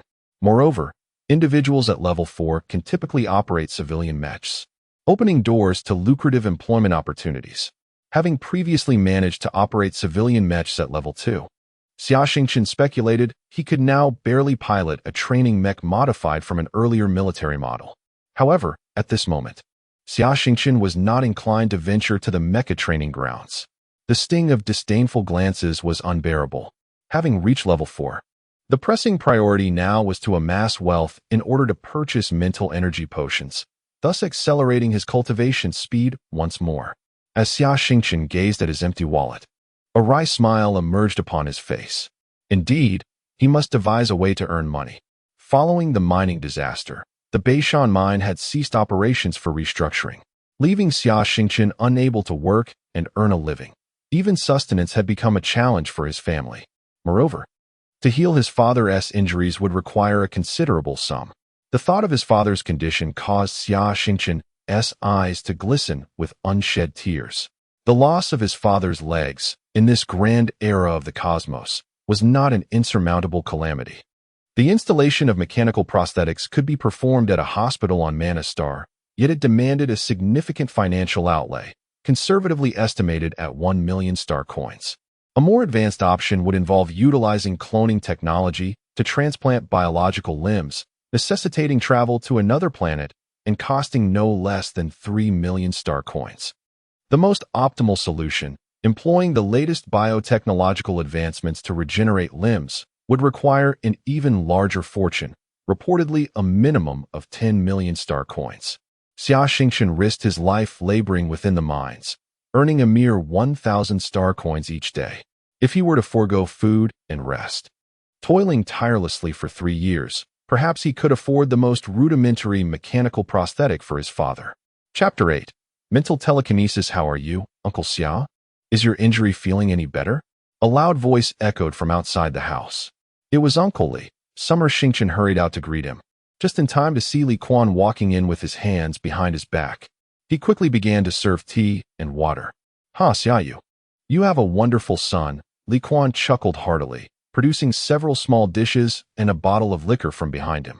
It was a specialty from Mana Star, Taisher Brew, made from a unique mineral of the planet, known for its spicy flavor and potent kick. My father hasn't fully recovered yet. He shouldn't drink, Summer Xingchen frowned, reminding Uncle Li. Ha, silly boy, drinking helps with blood circulation. Your father has been lying in bed every day. Even a good man can develop ailments from that. Li Quan laughed, patting Summer Xingchen's shoulder jovially. Xiaoyu had no particular hobbies except for drinking. After a long period of abstinence due to his injury, the allure of alcohol was now stirring within him, his eyes gleaming with an unusual light. Well, it's just his preference. A little drink isn't a bad thing. Summer Xingchen conceded as he looked at his father's face, accepting the situation. He took the dishes from Uncle Li and warmed them up in the kitchen before serving. As cups clinked and the liquor flowed, the atmosphere in the room became lively, and Xiaoyu laughed heartily for the first time in ages. Kid, there is something exciting happening tonight. Would you like to join me and witness it? Uncle Li said mysteriously. Don't lead the child astray. Xiaoyu's expression faltered slightly. Nonsense. Mecha combat isn't leading anyone astray. Uncle Li has secured a match in 10 days. Would you like to watch? He smiled at Summer Xingchen. Mecha combat. Summer Xingchen's eyes sparkled with excitement. As the name suggests, it involves piloting mechas in combat, without the use of weapons or attacking the cockpit. Mecha combat is a wildly popular sport throughout the Galactic Empire and human society at large. Those who achieve notable rankings as mecha pilots are revered as national idols, akin to the sports stars of yesteryears. In top-tier mecha combat events, safety measures and regulations are well established, ensuring pilots generally remain unharmed, although their mechas are often left in ruins. to heighten the excitement for the audience. Competitors sometimes utterly obliterate each other's mechas, leaving them completely inoperable. A premier mecha is worth a fortune, sometimes equivalent to an entire pristine planet. For the wealthy nobles who invest in these events, each match represents a significant financial gamble, while not necessarily violent. The allure of high-stakes gambling incites a thrill that floods the blood with adrenaline, providing immense entertainment. This is a game reserved for the affluent. In fact, behind every formal mecha combat event lies the shadow of various peripheral casinos. The assets circulating within these establishments are so staggering that even the Empire's treasury officials are left astounded, realizing that if these assets were brought to light, they could undermine the very foundations of the Empire. This scenario surpasses even the previously popular betting on football. Thus, mecha combat often signifies substantial gambling, which is why Xia Yu cautioned against Uncle Li leading Summer Xingchen astray. Rest assured, old Xia, I'll look after Xingchen. I won't let him go astray. I guarantee it with my character. Besides, he has no money, Uncle Li boasted, thumping his chest with laughter. Please, let me go, Summer Xingchen pleaded with his father, finding the allure of mecha combat irresistible. Fine, Xia Yu finally relented, buoyed by the effects of the drink. Thank you, Dad, Summer Xingchen exclaimed, throwing himself into his father's arms, a beaming smile on his face. Uncle Li winked conspiratorially at Summer Xingchen, who understood that if his father had not been slightly inebriated, he would never have agreed. Ha ha, today's drinking was truly delightful. I must take my leave now, Uncle Li said, squinting with a smile. Xingchen, see your Uncle Li off. Xia Yu struggled to sit up. Of course, Summer Xingchen obediently escorted Uncle Li outside, continuing to walk with him for quite a distance without any intention of returning. Under the dim glow of the streetlight, Uncle Li turned back, smiling at Summer Xingchen. Xingchen, do you have something to discuss with me? Uncle Li, I would like you to help me find a job, Summer Xingchen whispered. A job? It's for your father. Isn't it? Uncle Li sighed. You are a dutiful child. The Beishan mine is currently undergoing restructuring, so you can no longer work in the mines. As for other places, such as construction sites, the pay is abysmally low without operating mechas. Summer Xingchen nodded vigorously. Uncle Li, I can operate a mecha. A flicker of surprise crossed Uncle Li's face. I have seen you pilot construction mechas before. However, that might have been a sudden surge of potential triggered by a life-threatening situation. Such a state cannot be sustained. Moreover, I heard from your father that your psychic level is only 3. At this level, you cannot pilot a mecha. Summer Xingchen smiled slightly. Uncle Li, my psychic level has reached 4. What? Uncle Li's face was filled with astonishment as he gazed at Summer Xingchen incredulously. He distinctly remembered that only a few days ago, Summer Xingchen's psychic level was merely 2, placing him at the bottom of his class. How could it have escalated to level 4 in such a short span? It was simply unfathomable. However, a psychic level of 4 is not particularly remarkable for a high school student. It is merely average. Uncle Li dismissed the matter and patted Summer Xingchen's shoulder, promising to help him find a job. He then took Summer Xingchen to a construction site and introduced him to the foreman. The foreman, Qian's son, a meticulous middle-aged man with black-framed glasses, scrutinized Summer Xingchen from head to toe. You are Xia Yu's son, Summer Xingchen. Hello, Uncle Qian, Summer Xingchen replied hastily. Qian's son nodded. Your Uncle Li has already informed me. You'll be working with me here, earning 500 star coins a day. Is that acceptable? Summer Xingchen was taken aback. How can it only be 500 star coins a day? I heard that operating construction mechas pays at least 2,000 star coins daily. Qian's son grinned, turning to Li Quan. This kid really doesn't understand. He comes in expecting to operate construction mechas right away. Li Quan pulled Summer Xingchen aside. Xingchen, it's my fault for not clarifying. You currently have a psychic level of 4. You must understand that this level is not high. It barely qualifies you to operate a construction mecha. Besides, since you're new, your first day shouldn't involve operating a mecha. Uncle Qian might not mind, but I'm concerned about his crew's reluctance. So, why don't you work for a few days? And I'll ask Uncle Qian to gradually arrange for you to operate a mecha. Alternatively, I could find you a less demanding job, though the pay wouldn't be as high. Summer Xingchen understood Li Kuan's words to mean that others did not have confidence in his abilities. A bitter smile crept onto his lips. As a high school student and minor with only a psychic level of 4, why should anyone take him seriously? Uncle Li. I'll take it, Summer Xingchen said softly. Li Kuan smiled broadly and patted Summer Xingchen's shoulder. Good boy, work hard, and make your father proud. That day, Summer Xingchen received a hard hat and a laborer's uniform and began working at the construction site. The work was far from easy, involving the transport of stones. Summer Xingchen had heard that on other planets, construction is performed by robots, which are faster, more efficient, and cost-effective. However, Mana Star is different. The minerals on Mana Star emit slight radiation, rendering precision machinery, like robots, unable to operate here.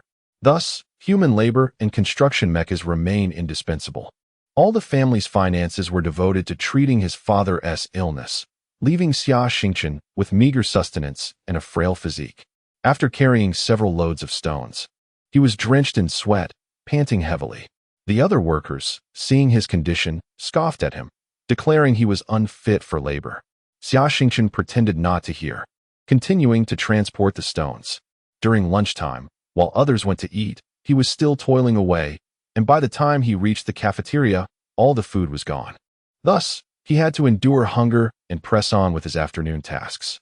The heavy stones felt like small mountains. Xia Xingchen could not help but fantasize about having a mental capacity of level 7. The distinction between levels 4 and 6 was negligible, but reaching level 7 marked a profound transformation. At level 7, one could control the secretion of hormones from the brain's pituitary gland, enhancing both mental acuity and physical strength through hormonal improvement. If Xia Xingchen attained a level 7 mental capacity, his strength would significantly increase, making the task of moving these stones a trivial endeavor. However, if one could achieve level 7, they would naturally pilot engineering mechas, rendering manual labor unnecessary. Sighing, he lamented that the stones could be lighter. Suddenly, Xia Xingchen perceived, whether it was an illusion or not, that the stones had indeed become considerably lighter. Bewildered, he set the stone down, but upon lifting it again, it felt just as heavy. What was happening? He pondered deeply, recalling his earlier state, fixating on the stone and thinking, be lighter, be lighter. To his astonishment, the stone truly felt lighter. Stunned, he stood frozen for a moment, unable to comprehend. Then, he noticed a smaller stone on the ground that unexpectedly levitated, floating in mid-air. Just as he blinked, the stone plummeted back to the ground. Xia Xingchen thought rise, and miraculously, the stone floated up again, coming to rest before him. He pinched himself, painful enough to confirm this was no dream. This was mental telekinesis. His mind blank, he murmured to himself, having read about this phenomenon. He recalled that individuals with a mental capacity of over level 20 had the potential to awaken special abilities, essentially superpowers. Telekinesis was one such power, exceedingly rare and extraordinary. It allowed one to manipulate objects with thought alone, akin to an invisible hand grasping them. As one's mental capacity increased, so too did the potency of this mental influence. Achieving level 20 meant one was a C-grade Mecha master, a rarity throughout the Galactic Empire. Furthermore, not every C-grade Mecha master could awaken superpowers.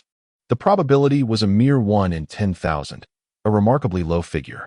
Each awakened Mecha master became a prized asset of the Empire. How could Xia Xingchen, with only a level 4 mental capacity, awaken a power that typically required a level over 20? Shaking his head in confusion, he surmised that the mysterious crystal pyramid was perhaps the catalyst. Regardless, possessing telekinesis allowed him to transport the stones with far greater ease than before. This alone was enough to bring him joy. At this moment, Xia Xingchen remained unaware of how rare and significant telekinesis truly was. Every practitioner of mental telekinesis was safeguarded by the Empire, given priority in training, and even granted opportunities to ascend to the upper echelons of power, potentially becoming a true authority figure, a noble within the Galactic Empire. Chapter 9. Fierce battle after a long day's toil at the construction site, even having awakened his psychic abilities. Xia Xingchen was left breathless. He received 500 star coins from the foreman, Qian's senator clutching the currency tightly. He realized that it was insufficient to purchase any enhancements for his mental prowess. Instead, he resolved to buy some snacks for his father, hoping to treat him to a delightful meal. At this hour, all the workers had gone to dinner, leaving the site deserted. As Xia Xingchen stepped out, he was suddenly met with an outburst of anger. "Xia Xingchen, you little brat. You haven't been to school lately, hiding here instead." Upon looking up, Xia Xingchen spotted 4 familiar figures approaching the entrance of the construction site. Dressed in the uniforms of Beishan High School, the leader was none other than the class monitor, Zhang Liang, accompanied by 3 male classmates. However, their eyes reflected no camaraderie, only malice. Xia Xingchen hesitated, then stood his ground, responding, "Zhang Liang, why should it concern you whether I attend class or not?" Zhang Liang chuckled darkly. "Of course, it concerns me. You must believe that if I hadn't betrayed you, you wouldn't have been suspended for a week." Gritting his teeth, Xia Xingchen gazed silently at Zhang Liang. The latter continued, "You probably don't know that not only did I betray you, but I also had someone report your entry into the Mecha training facility." Beside Zhang Liang, a lanky boy resembling a thin monkey pointed to himself with pride. "Hee, that was me who reported to the teacher." As the thin monkey spoke, he wore an expression of smug satisfaction. Anger surged within Xia Xingchen, and he shouted, "Zhang Liang, is it amusing to frame me like this? I have no enmity with you." Zhang Liang interrupted, sneering, "Indeed, we have no personal feud. However, Ikuan wants me to break one of your legs. Ikuan's father is a planetary governor, and I cannot oppose him. Here's the deal. Just stand still while we break one of your legs. Just one." Zhang Liang and his companions had already found several alloy steel pipes nearby, brandishing them menacingly. "Zhang Liang, how can you, as the class monitor, stoop so low as to become Ikuan's lapdog?" Xia Xingchen seethed, pointing an accusing finger at him. A trace of shame colored Zhang Liang's face, but he quickly became enraged. Shouting back, "Xia Xingchen, let me tell you, you call me a dog? You're so lowly. You wouldn't even qualify for such a role. Do you know why the homeroom teacher hasn't expelled you? Because your crippled father groveled before him. He knelt like a dog." Xia Xingchen froze, bellowing, "You're talking nonsense." Zhang Liang smirked, "Nonsense? You can ask at school, which student is unaware? If I am Ikuan's dog, you are less than dog waste. I will trample you into the ground, bury you in mud, and you shall never rise again." With a wave of his hand, Zhang Liang commanded, "Everyone, let us break this guy's legs. Not just one, but both. I want him to end up like his father, a pitiful cripple." The 3 boys with steel pipes advanced menacingly towards Xia Xingchen. To them, the physically frail Xia Xingchen was an easy target. Swish! The steel pipe sliced through the air towards Xia Xingchen's head. In the past, he would have been unable to dodge. However, with his psychic ability now at level 4, his enhanced senses allowed him to react with remarkable agility. He slightly tilted his head and effortlessly evaded the blow. In the same motion, he lunged forward, colliding fiercely with one of the students. The impact sent the boy flying half a meter away, his feet leaving the ground. And he let out a brief cry before falling silent, rolling on the ground afterward, motionless. Zhang Liang and the other boys were momentarily stunned, rushing over to check on their fallen comrade, only to find him unconscious. Xia Xingchen looked down in astonishment at his own hands, bewildered by the strength he had just exhibited. It soon dawned on him that the force of his impact was not merely physical, it was amplified by his psychic energy. The combination of mental and physical power was significantly greater than his usual strength. Though his psychic ability was still weak, it provided him with a distinct advantage over his fellow students. Feeling emboldened, Xia Xingchen cast a disdainful glance at Zhang Liang, gesturing playfully. "Shall we continue?" Zhang Liang, taken aback and furious, quickly regained his composure, telling his equally startled companions, "Don't panic. This kid just does manual labor, so he is a bit stronger than average. Let us all go at him together." Understanding the futility of confronting 3 opponents alone, Xia Xingchen grinned and turned to flee. The trio quickly pursued him. The complex terrain of the construction site caused them to scatter after just a few steps. The thin monkey was the fastest, his temperament as erratic as his namesake. Upon catching up to Xia Xingchen, he swung the steel pipe menacingly toward his head. Anticipating the attack, Xia Xingchen rolled to the side, grasping a steel pipe from the ground and striking back. The clash echoed with a sharp ring, sparks flying in the air as the thin monkey's right hand went numb from the impact, bending the alloy pipe into an L shape. Staggering back several steps, he felt as if he had struck a wall, and, unable to suppress his fear, he glanced up at Xia Xingchen. Remarkably, Xia Xingchen's steel pipe remained unscathed, and he felt no recoil from the blow. Realizing another remarkable aspect of his psychic energy, he understood that it could enhance objects. A sudden thought struck him. If psychic energy could strengthen objects, could it also empower mechas? However, there was no time for contemplation. Utilizing the momentum from his earlier strike, he took a large step forward and delivered a powerful kick to the thin monkey's abdomen. The force of his kick was tremendous, causing Xia Xingchen to recoil slightly from the impact. The thin monkey was sent flying several meters, landing with a thud before sliding across the ground for several more meters, his head buried in a sand pile, struggling to escape. Xia Xingchen was also astonished. The strength of his psychic energy exceeded his expectations. Xia Xingchen, you won't escape. Just as he had kicked the thin monkey, a towering figure suddenly emerged behind him. This man, known as Li Ta, nicknamed Iron Tower, stood nearly 2 meters tall. With dark skin and muscles like steel, Li Ta was Zhang Liang's top enforcer, boasting a record of taking down 4 adults in a single fight. He spread his arms wide for a bear hug, his grip like iron bands tightening around Xia Xingchen. Xia Xingchen struggled desperately, but Li Ta's strength was overwhelming. No matter how hard he fought, he could not break free. After a long day of labor at the construction site, Xia Xingchen's energy was nearly depleted, and even his psychic strength was nearly exhausted. Suddenly, a stone flew through the air, striking Li Ta on the back of his head, rendering the giant unconscious. Xia Xingchen crouched on the ground, beads of cold sweat cascading down his body. The fierce battle he had just endured left him momentarily disoriented and on the brink of exhaustion. Yet, what of Zhang Liang? Among the 4, he posed the greatest threat. Suddenly, the ground trembled violently as a towering 3-meter-high construction Mech barreled towards Xia Xingchen, its operator none other than Zhang Liang. Zhang's features contorted with rage as he bellowed, "Xia Xingchen, I will crush you." Chapter 10. Retribution. A thunderous crash resounded as the massive engineering mech collided with a concrete wall, shattering it into fragments and sending dust swirling into the air, momentarily obscuring everything around Zhang Liang. Inside the cockpit, adorned with a mental energy sensor, he gripped the control stick, his gaze scanning the surroundings with vigilance. Yet, there was no sign of Xia Xingchen. A dry chuckle escaped Zhang Liang's lips. He must have been turned to pulp by now, he mused. Although Yi Kuan had instructed him to break Xia's legs, he never anticipated he would inadvertently kill him.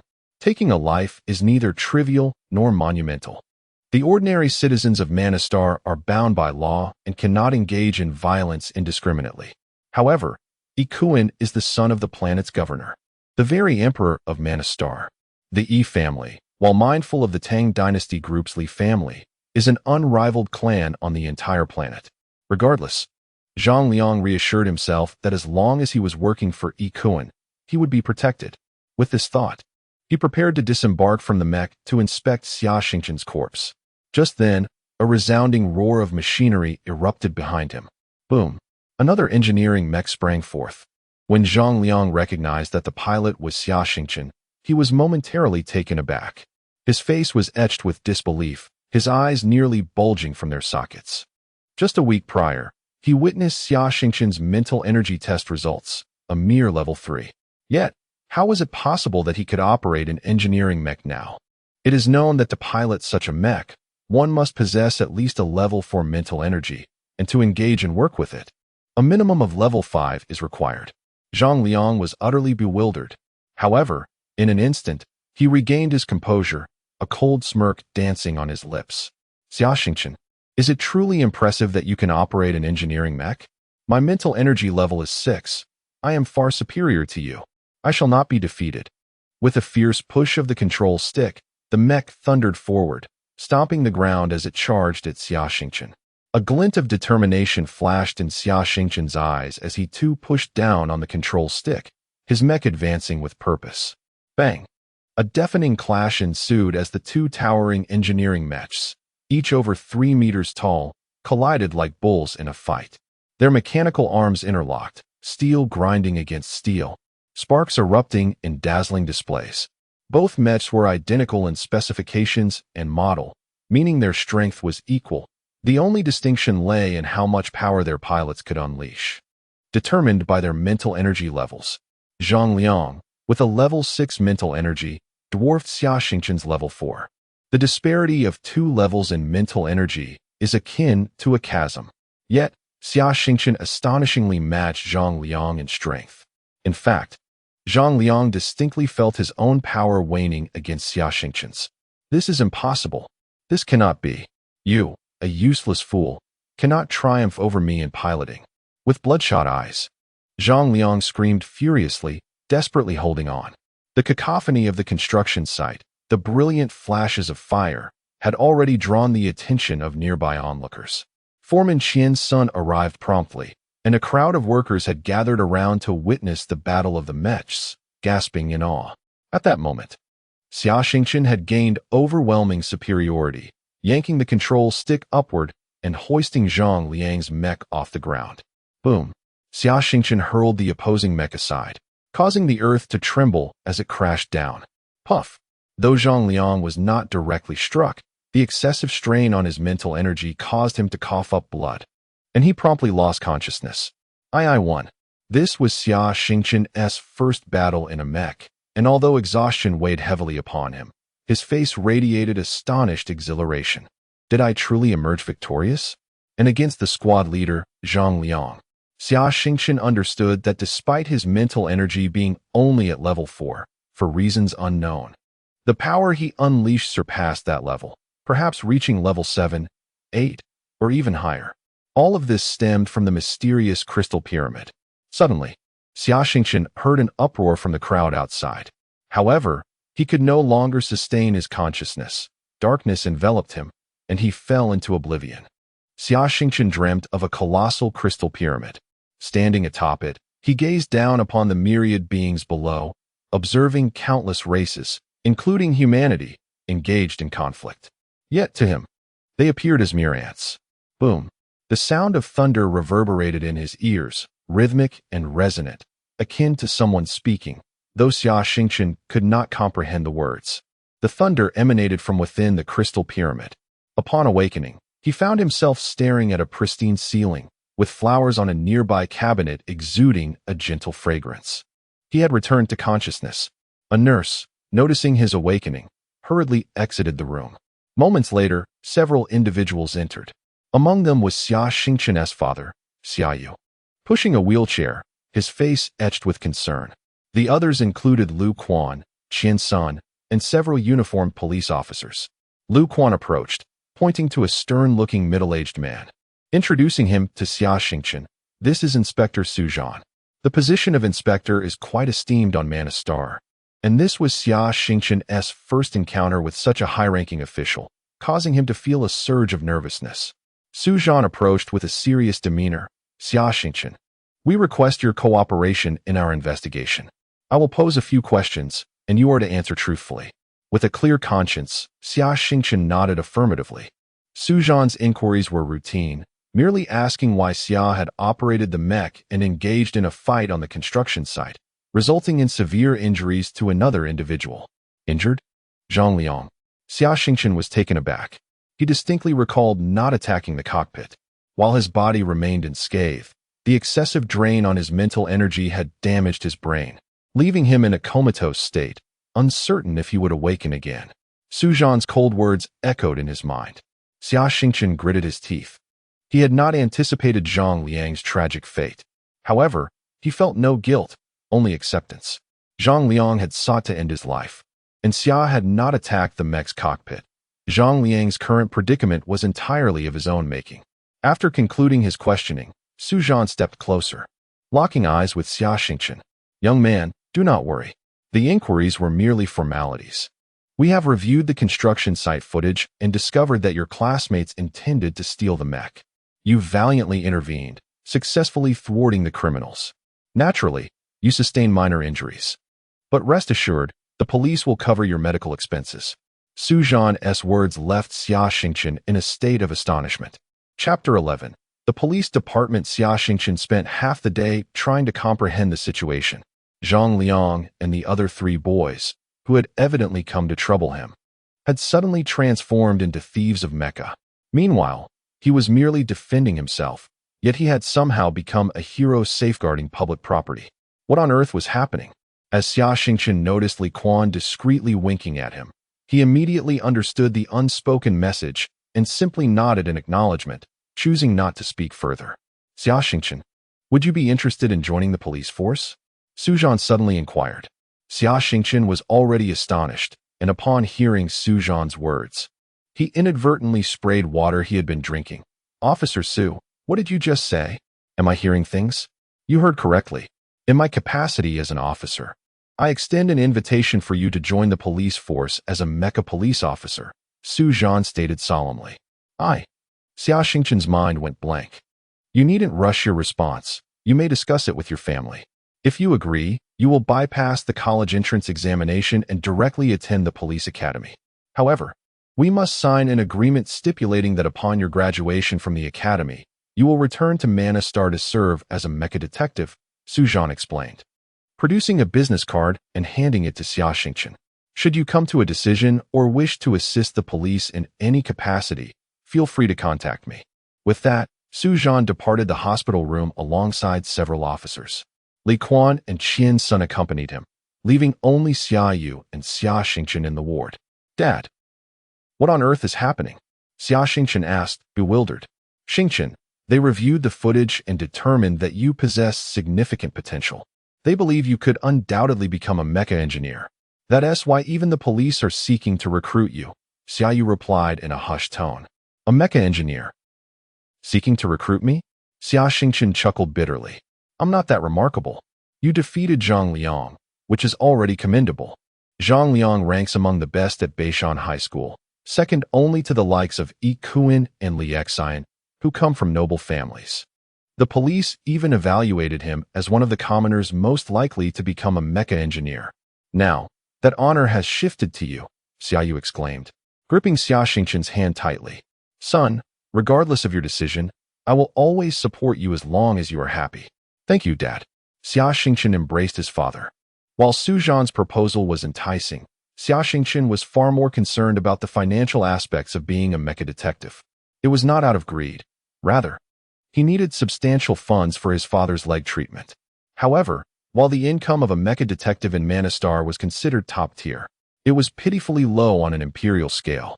Mana Star, being a mining area, was impoverished and backward, incomparable to other planets. As the locals would say, we are in the countryside, we cannot compare to the big cities.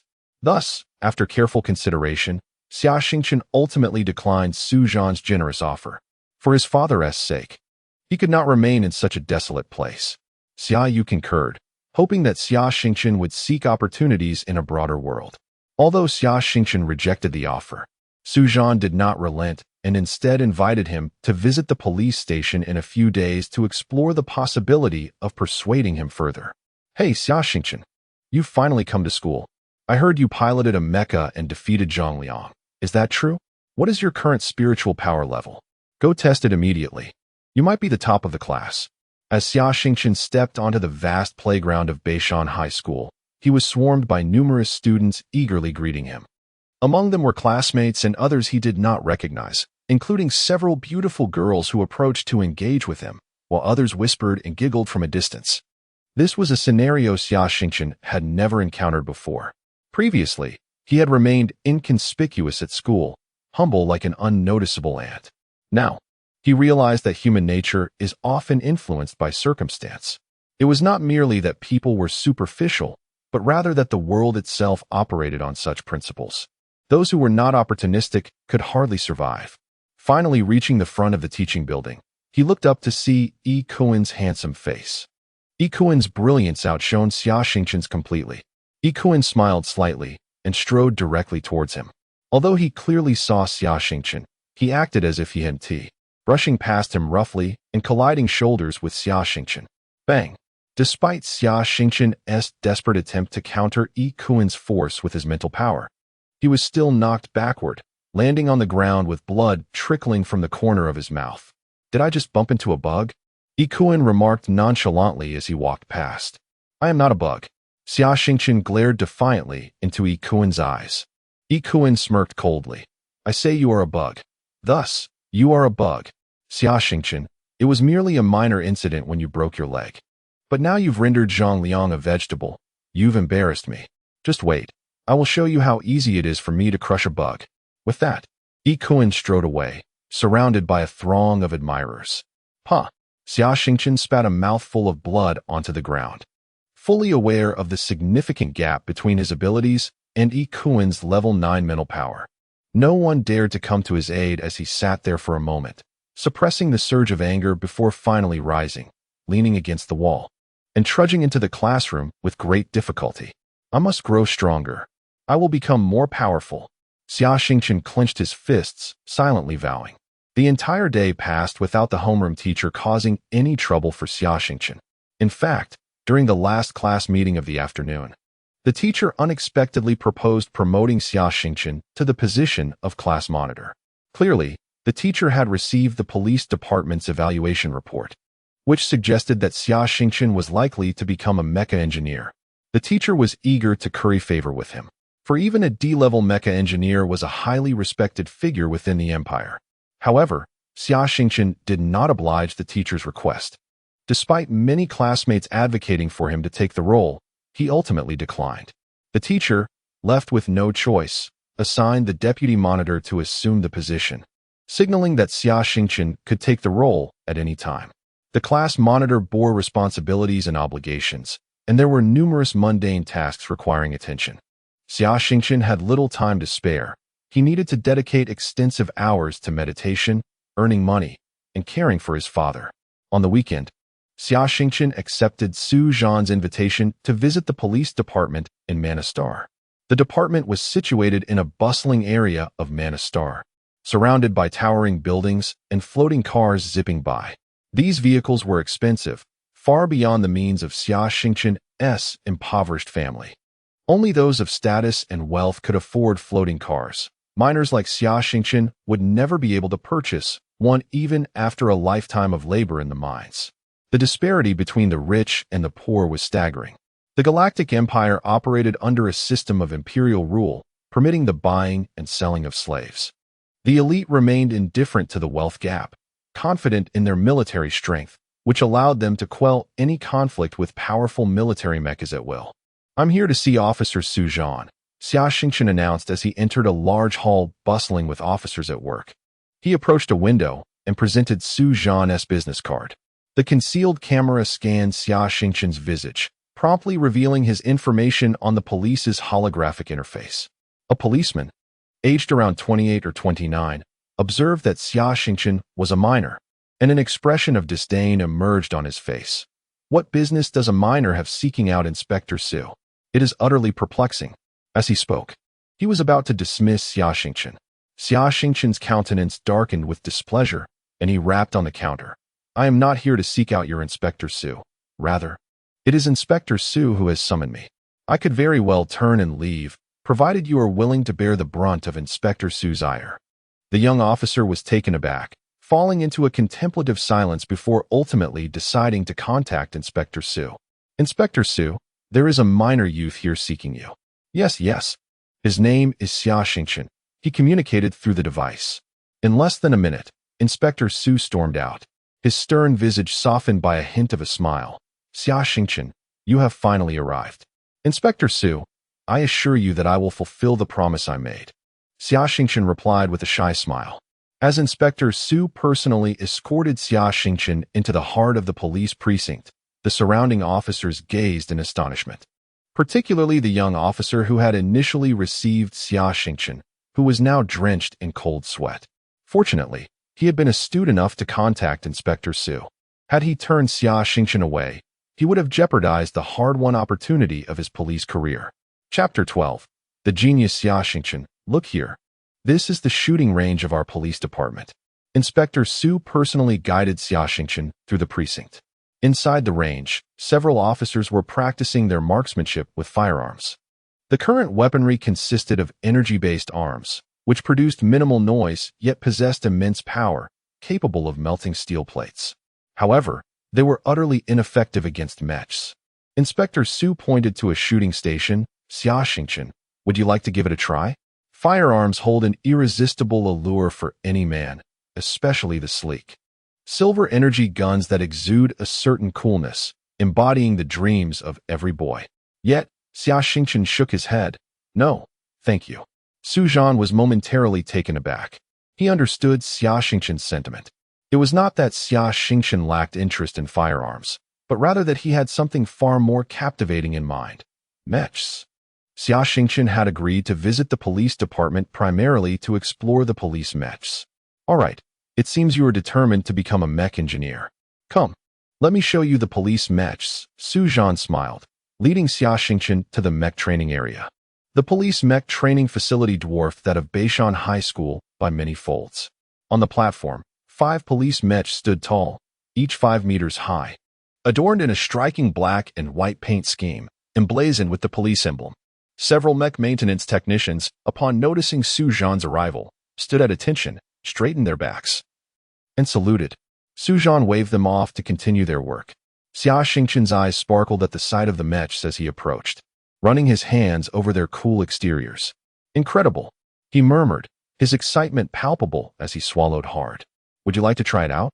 Su Zhan suddenly inquired. Absolutely. Xia Xingchen eagerly nodded. Inspector Su, what is his mental energy level? A maintenance technician interjected.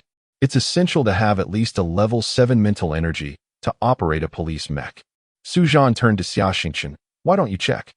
Xia Xingchen approached the mental energy testing device and donned the helmet. Mental energy level 5, a cold mechanical voice announced. The fluctuations between levels 4 and 6 were subtle, detectable only by machines. Thus, Xia Xingchen was unaware that his mental energy had indeed reached level 5. Surprised, he realized his mental energy had increased. With a meditation value exceeding 80, it was astonishing. One day of his meditation equated to the efforts of others over several days. Su Zhan furrowed his brow, observing Xia Xingchen. The young man's mental energy level was not particularly impressive. He could barely pilot an engineering mech. How had he managed to defeat Zhang Liang? The maintenance technicians chuckled. Inspector Su, with a mental energy level of only 5, he certainly cannot pilot our police mechs. Su Zhan turned back to Xia Xingchen. Are you sure you want to try? Xia Xingchen nodded decisively. I must try. This is the purpose of my visit. Very well. You may enter the cockpit. But if it doesn't work, do not force it. Su Zhan conceded reluctantly. Xia Xingchen climbed up the ladder into the 5-meter-high mech, sitting in the cockpit, his hands gripping the control sticks, feeling an exhilarating sense of freedom. This is so cool, he whispered to himself. The cockpit of the police mech was entirely silver, equipped not only with control sticks, but also a keyboard, along with numerous buttons whose functions remained a mystery. The mech was armed with a simple energy pulse submachine gun and a narrow energy combat knife. In terms of performance, police mechs were not significantly superior to engineering mechs. However, the weaponry they carried was far more lethal. Military mechs, on the other hand, vastly outperformed police mechs in both capabilities and destructive power. Xia Xingchen adjusted the mental energy sensing device. Suddenly, to everyone's astonishment, the police mech began to move under his command.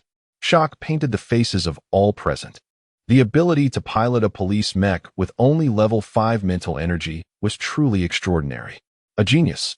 In that moment, a flicker of light passed through Su Zhan's eyes, and a desire to recruit Xia Xingchen blossomed within him. As Xia Xingchen maneuvered the police mech, he reveled in the potent strength at his command. Even a mere swing of his arm produced a resounding whoosh. He yearned to test out the energy pulse submachine gun, but given the police department's internal setting, it was not appropriate to discharge a weapon. Instead, he grasped the energy combat knife. The knife emitted a brilliant red laser beam. Its formidable power could slice through all materials except for warships and mechs. The maintenance technicians watched in astonishment as they shouted warnings at Xia Xingchen. Young man, please be careful. Xia Xingchen grinned widely, sheathing the energy combat knife. He silently vowed to become a true mech engineer, gallantly traversing the cosmos one day. After several laps around the training area, he exited the mech. A collective sigh of relief swept through the onlookers, who had feared Xia Xingchen might act recklessly while piloting the police mech. Inspector Su, how is it possible for someone with only level 5 mental energy to operate a police mech? A maintenance technician whispered to Su Zhan. Perhaps his mental energy is exceptionally pure and powerful, or maybe it resonates uniquely with this mech, Su Zhan mused, unable to provide a definitive explanation. As Xia Xingchen approached Su Zhan, he smiled. Thank you, Inspector Su, for allowing me this exhilarating experience. Su Zhan replied with a smile. It was a minor matter. Nothing to concern yourself with. Xia Xingchen, have you considered joining our police force? I can facilitate your entry into the police academy without the need for the Gaokao. This is a rare opportunity, one that many would pay dearly to obtain. Xia Xingchen shook his head, his tone earnest. Inspector Su, I appreciate your kindness, but my goal is to escape the mines and become a true citizen of the Empire. Moreover, I need substantial funds for my father's treatment, something the meager income of a police officer cannot provide. So it is for your father, Su Zhan remarked, his gaze softening. You are a good child. Suddenly, a thought struck him. Speaking of which, we do offer bounty missions. Would you be interested in trying your hand at one? Chapter 13. Bounty Mission. Xia Xingchen's body trembled. An astonishment glimmered in his eyes. Can I truly do this? Maintaining the peace of a planet cannot rely solely on the police. Mecha, situated at the fringes of the Empire, suffers from poor law enforcement. In addition to the fugitives who escape here, cosmic pirates also roam these parts. Consequently, the police department frequently issues bounty missions with substantial rewards. However, these tasks are primarily undertaken by bounty hunters, some of whom are even skilled mech engineers. With a mere level 5 mental capacity and no combat skills, Xia Xingchen harbored doubts about his ability to fulfill such a bounty mission. Su Zhan chuckled. There is indeed a task currently available that suits you perfectly. What task? Xia Xingchen's eyes sparkled with curiosity as he inquired. Is the reward substantial? 100,000 in bounty, Su Zhan replied nonchalantly. Gasping in surprise, Xia Xingchen inhaled sharply. A reward of 100,000 star coins was no trivial sum. It could afford him several vials of mental enhancement potions. The mech maintenance engineers nearby were equally taken aback, for their monthly wages barely reached 50,000 star coins. Officer Su, you're not referring to that mission, are you? It must be the undercover assignment. No, this kid is certainly not up for it. It's far too perilous. The expressions of the mech engineers shifted dramatically as they spoke in unison. Xia Xingchen, this task is exceedingly dangerous. You're not afraid, are you? Su Zhan jested. Undercover. Xia Xingchen pondered momentarily before looking up and stating, I am not afraid. 100,000 star coins means several months of work in the mines. There is no place more perilous than a mine prone to collapse at any moment. Good lad. I find myself increasingly impressed by you. Su Zhan laughed heartily, patting Xia Xingchen on the shoulder. Su Zhan led Xia Xingchen to the front desk, retrieving a dossier and handing it to him, saying, Take a look. Xia Xingchen seated himself and perused the bounty mission, grasping the general outline of the task. This was merely a brief overview. As a student assisting the police, he could not expect to be privy to the entirety of the mission's details. The document indicated an undercover operation requiring someone to infiltrate a band of cosmic pirates. In the star region surrounding Mecha, a group of pirates lurked, led by the infamous Black Fox, known for his ferocity and cunning. Not only Mecha, but several nearby planets had placed bounties on him. Yet capturing his trail proved elusive. For months, Black Fox had remained near Mecha, even recruiting young miners' offspring to join his ranks as new pirates. Indeed, only the children of miners would suffice. Since miners were not true citizens of the Empire, many harbored profound grievances against it. Black Fox exploited this fact, lingering in Mecha to bolster his crew. He was no benevolent figure. His intent in recruiting miners was not for the noble cause of freedom and justice, but rather to manipulate the fervent youth as cannon fodder for suicidal assaults against the Empire. Xia Xingchen's mission was to infiltrate Black Fox's pirate organization and gather intelligence. This task was fraught with peril. The handsome reward was not easily earned. Xia Xingchen's complexion paled slightly, his expression betraying hesitation. It was not fear that gripped him, but concern that should something happen to him, his father, Xia Yu, would be left without support. Xia Xingchen, you're not afraid, are you? Su Zhan prodded. Shaking his head resolutely, Xia Xingchen declared, I will do it. Su Zhan nodded. This presents a splendid opportunity for you. Should you successfully complete the task, it will be recorded in your file, greatly benefiting your future prospects. Su Zhan's tone shifted. However, should anything go awry, the police will only compensate with a modest sum for your family. Thus, you must be astute. Even in the event of failure, prioritize your safety. Do you understand? If you agree, sign this temporary electronic contract now. Very well, Xia Xingchen replied with a nod. As night descended, the commercial district of the city shimmered, a dazzling spectacle. Yet, the impoverished area where Xia Xingchen resided remained shrouded in darkness. On the streets, heavily made-up prostitutes beckoned to patrons, while in the ubiquitous bars, intoxicated individuals staggered out, collapsing into the filthy muck. The human empire thrived in prosperity, adorned with splendor and excess. Yet, on the fringes of the empire, the desolation was starkly apparent. Clad in tattered miner's attire and donning a cap, Xia Xingchen entered a bar named Drunken Delights. Inside, the dim lighting revealed several burly men adorned with tattoos, glaring menacingly at him. Approaching the bar, Xia Xingchen produced a coin, wrapping it on the counter, and requested, I would like a glass of ironstone brew. The bartender, a stout Caucasian woman with disheveled blonde curls, leaned over, unabashedly revealing her ample bosom, and teased, a little tyke without a hair on his chin has come to buy liquor? Can't you read? Ironstone brew costs at least 100 star coins. Xia Xingchen insisted, I want a glass of ironstone brew. The plump woman inquired, who sent you here? One Eye, Xia Xingchen muttered softly. This phrase was a secret code among the pirates, and only by uttering it could he gain entry to Black Fox's organization. The woman scrutinized Xia Xingchen from head to toe and gestured to a burly man nearby.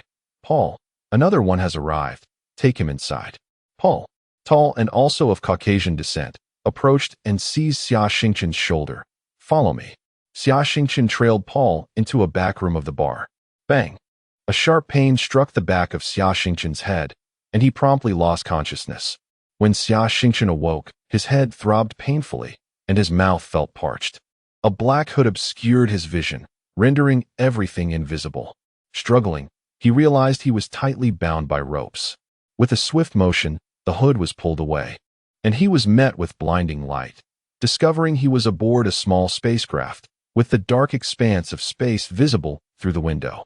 The barren Mana star receded into the distance as the ship departed. Surrounding Xia Xingchen were a dozen other youths of similar age, their faces etched with fear, in stark contrast to his composure. A tall, gaunt pirate approached. One of his eyes glowed red, an electronic eye, while the other gleamed with a menacing light. This man was none other than the notorious pirate, Black Fox. Chapter 14. The Black Fox. Ladies and gentlemen, I am the Black Fox. I extend a warm welcome to all you aspiring individuals who wish to join my band of pirates in defying the tyranny of the Empire and pursuing freedom.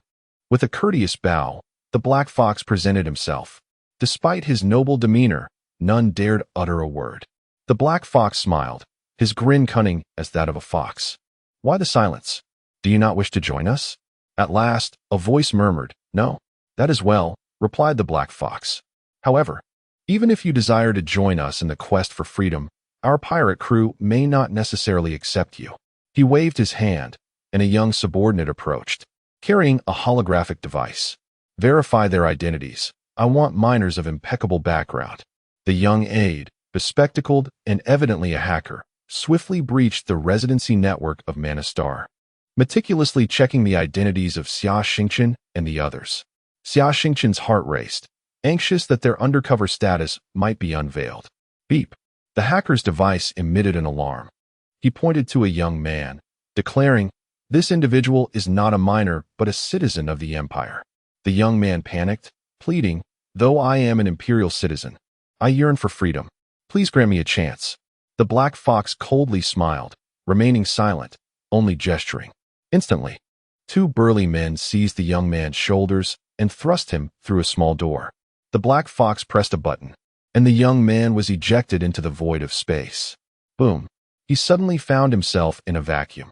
The pressure differential caused his body to explode, leaving nothing but a grotesque scattering of flesh in the cosmos. Heavens! The other young individuals, including Xia Xingchen, shut their eyes in horror, some even letting out shrieks at the gruesome spectacle. The black fox chuckled ominously. Next, having witnessed the black fox's brutality, Xia Xingchen's heart sank. Fortunately, the hacker's device failed to uncover his true identity as an undercover agent, instead confirming him as a genuine miner. Subsequently, two more Imperial citizens were identified and met the same grim fate, their remains obliterated in the vacuum of space. Once the identities of the new recruits were verified, Xia Xingchen's bonds were finally released. The black fox sneered, "Welcome to our ranks. You are now one of the cosmic pirates." With that, he strode away. Xia Xingchen and the other newcomers were transported to the first satellite of Manastar. The satellite was desolate, devoid of air and greenery, marked only by an abandoned sky base. Clad in tattered space suits, they toiled daily in the nearby mines. The Galactic Empire treated miners as slaves, and the space pirates were no different. They regarded the miners not as human beings, but as mere livestock. The mining work was grueling, overseen by pirates who acted as supervisors. While Xia Xingchen managed to endure, others faltered. The overseers lashed out at idle miners with whips, bellowing, "You filthy swine! Work faster or you'll go hungry." On the satellite, stripped of vegetation, the miners subsisted on a bland white porridge, a synthetic food rich in vitamins and minerals, yet notoriously unpalatable. Despite its unappetizing nature, Xia Xingchen choked it down, day after day. The workday stretched to 18 hours, and upon returning to their quarters, the young miners collapsed into deep slumber. Xia Xingchen too felt fatigue creeping in. However, once all were asleep, he would quietly rise and explore the abandoned space station. He had not forgotten the mission entrusted to him by Su Zhan. He needed to gather intel on this pirate stronghold. Fortuitously, the pirates stationed there found supervising to be a tedious chore.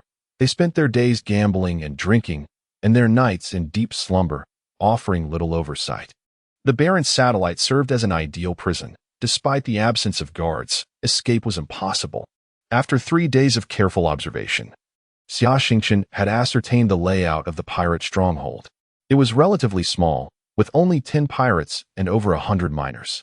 To his surprise, he stumbled upon the pirate storage room, converted from a room in the space station. The door was secured with an electronic lock, the key held by a pirate named Jack.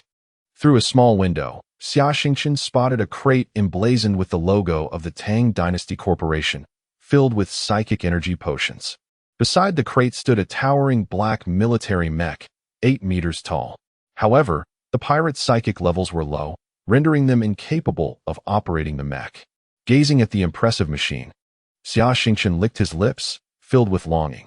On the 5th day, he discovered a vent above the storage room, barely large enough for a rat to pass through. Naturally, a human could not infiltrate the pirates' warehouse through such a narrow opening, which was likely why it remained unsealed. Overjoyed, Xia Xingchen realized he could see the box of psychic energy potions below through the vent. Suppressing his excitement, he waited until everyone was asleep and stealthily positioned himself at the vent.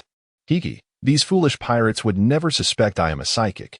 Focusing his mental energy, he directed it toward the crate below. With a click, the box opened, revealing a dozen vials of psychic energy potions. Xia Xingchen concentrated, using his telekinesis to lift one vial, which wobbled upward and through the vent into his hands. Heavens! It was an S-class potion from the Tang Dynasty Corporation. Xia Xingchen stared in astonishment at the vial in his grasp. Psychic energy potions were categorized by quality, with S-class being the highest. Each vial commanded a price of 10,000 star coins on the market, and they were in such high demand that pre-orders were essential for purchase. The value of this crate of potions alone exceeded the 100,000 star coins promised by Su Zhan. Ecstatic, Xia Xingchen tucked the potion into his clothing and quietly returned to his quarters, where he consumed the psychic energy potion and began his meditation. Chapter 15. S-Class Mental Power Potion. The S-Class Mental Power Potion is an oral medication. The label bears instructions indicating that to maximize the potion's efficacy, it is best used in conjunction with a meditation device. The price of such devices is exorbitant.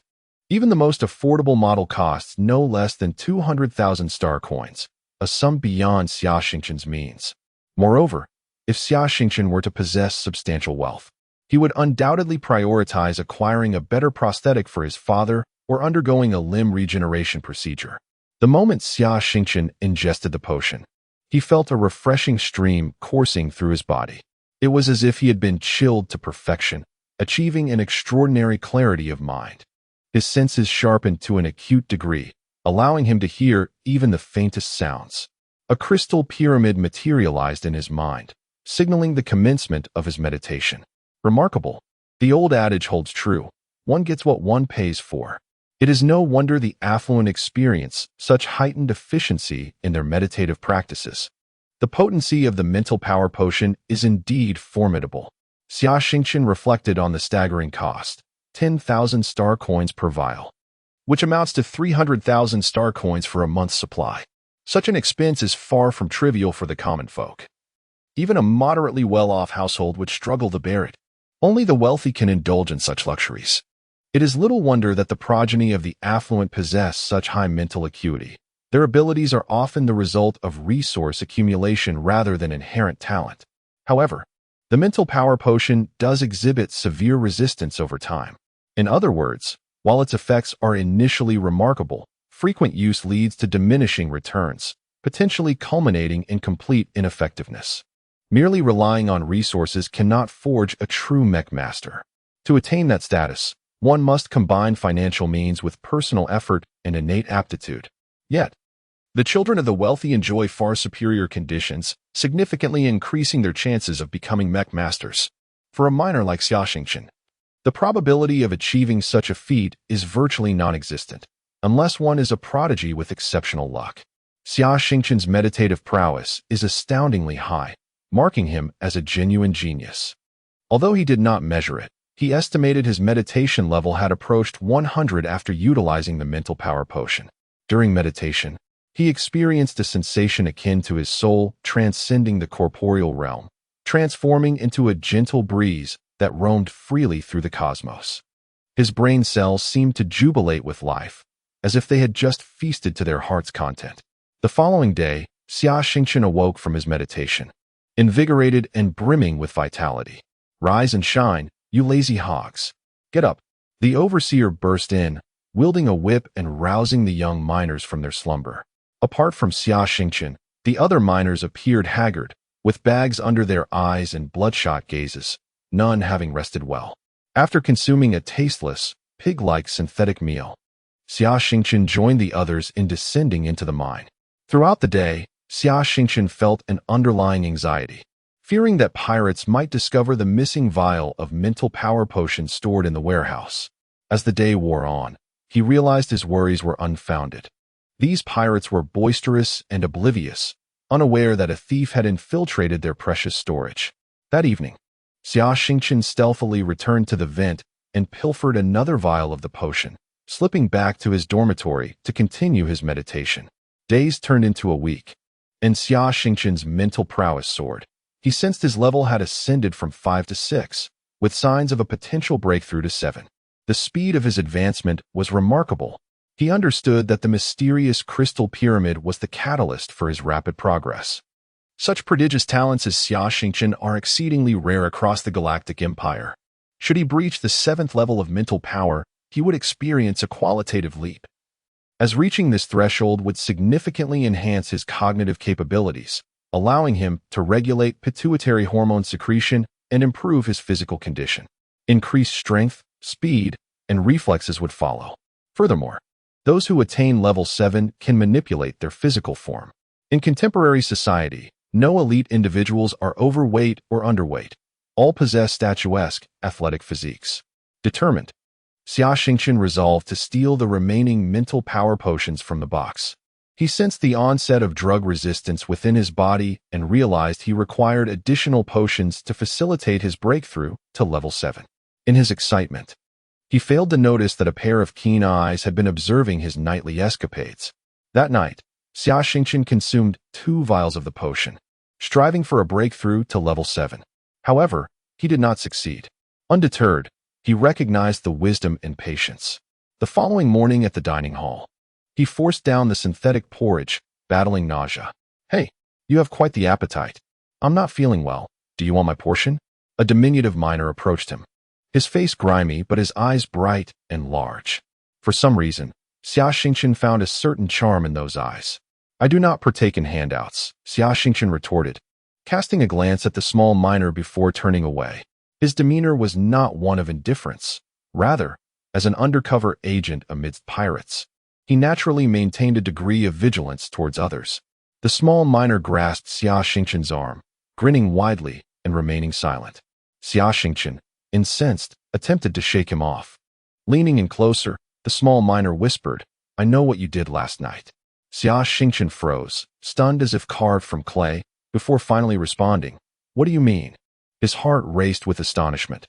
His secret had been laid bare by this small miner. What was the miner's intent? Did he seek to betray Xia Xingchen to the pirates for recognition? If that were the case, he had already informed the pirates of his actions, leaving Xia Xingchen feeling as though he had been cast into the void, destined to meet a grim fate. The small miner flashed a bright smile, revealing a row of pristine, white teeth. "Tonight, I'll come find you." With that, he turned and departed. All day, Xia Xingchen's thoughts were in disarray. When evening fell, after dinner, he seized the opportunity to pull the small miner into the restroom, lowering his voice to demand, "What do you want?" Chapter 16. Little Blacks escaped. The diminutive figure gazed up at Xia Xingchen and uttered a single word, "Escape?" "I yearn to flee as well. But how do we manage that?" Xia Xingchen chuckled, shaking his head. Every miner in this pirate stronghold longs for freedom, yet can they truly escape? They cannot. However, we can.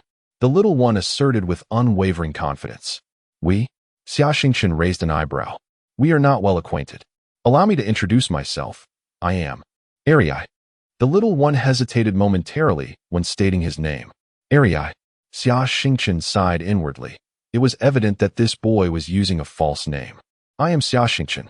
"Ah, Xia Xingchen. That is a fine name. Do not miners typically have names like Arii, Dog Egg, or Iron Pillar?" Arii mumbled softly. "What did you say?" Xia Xingchen, with keen hearing, caught the words distinctly. A jolt of realization struck him. If Arii was using a false name, then what did he mean by "you miners"? Was Arii not a miner? Saying nothing, Arii grinned. "I have a plan for us to escape." "Do tell," Xia Xingchen said. Intrigued. "Before I elaborate, I must confirm something." Arii blinked.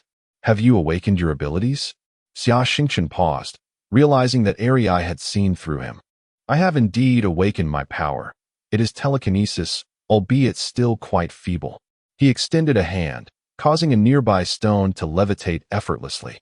"My heavens, what am I witnessing? In this remote countryside, I have encountered a psychic."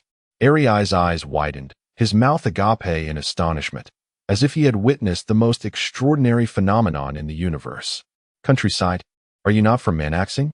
Xia Xingchen furrowed his brow. "I am from elsewhere, captured by cosmic pirates," Arii said, covering his lips with his right hand and offering an awkward smile.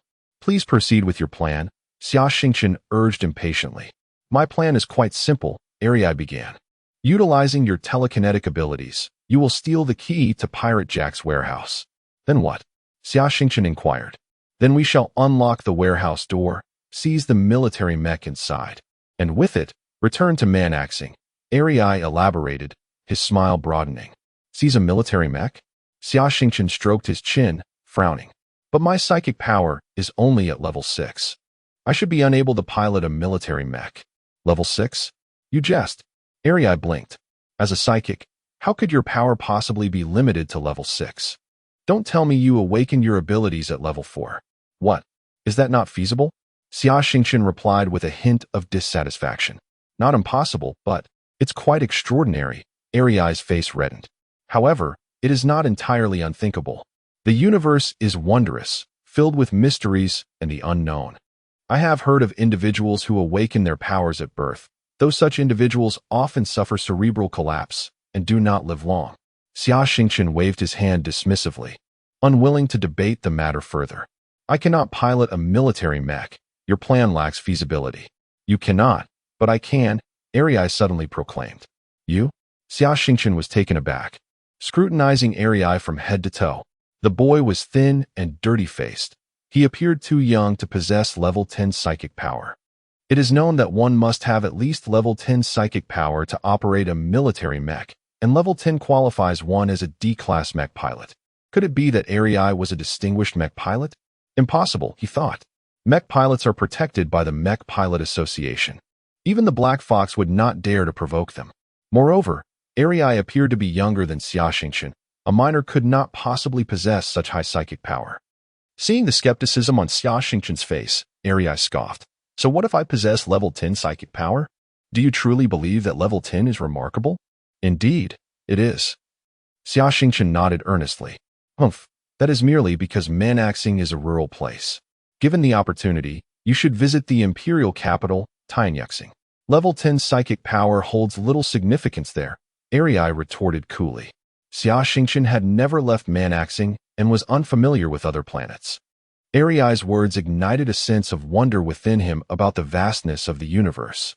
After pondering Arai's confident demeanor, which suggested he had seen much of the world, Xia Xingchen began to perceive a degree of feasibility in the plan. As night fell, they agreed to reconvene early the next day, with Xia Xingchen determined to procure the key from Pirate Jack. The following day, Xia Xingchen closely observed Pirate Jack. Jack was an exceedingly cautious individual. Otherwise, the Black Fox would not have entrusted him with the warehouse key. Yet, Jack had a penchant for alcohol, often drinking to excess throughout the day. Seizing the opportunity while Jack was inebriated, Xia Xingchen used his telekinesis to stealthily extract the magnetic card key from his pocket. Despite the presence of other pirates nearby, none noticed the theft. Upon acquiring the magnetic card key, Xia Xingchen hurried to find Arai. Upon receiving the key, Arai's face lit up with joy, and they rushed to the warehouse door. Arai inserted the magnetic card key, unlocking the door and entering the warehouse. Suddenly, an alarm blared, and red lights flashed throughout the space station. Arai's expression shifted to one of alarm. Oh no, I did not anticipate an alarm system in this warehouse. We must board the mech. Xia Xingchen knew that retreating was no longer an option. They had to take a gamble. Their only chance of escape lay in the mech. It was Xia Xingchen's first encounter with a military mech, and he was uncertain how to enter the cockpit. However, Arai was adept, pressing a red button on the mech's foot, which caused the ladder to descend and the cockpit to spring open at the rear. The two climbed up the ladder into the cockpit just as the pirates burst in, guns drawn. Arai, seated in the pilot's seat, turned to Xia Xingchen and smiled. Once we are in the mech, they will have no means to harm us.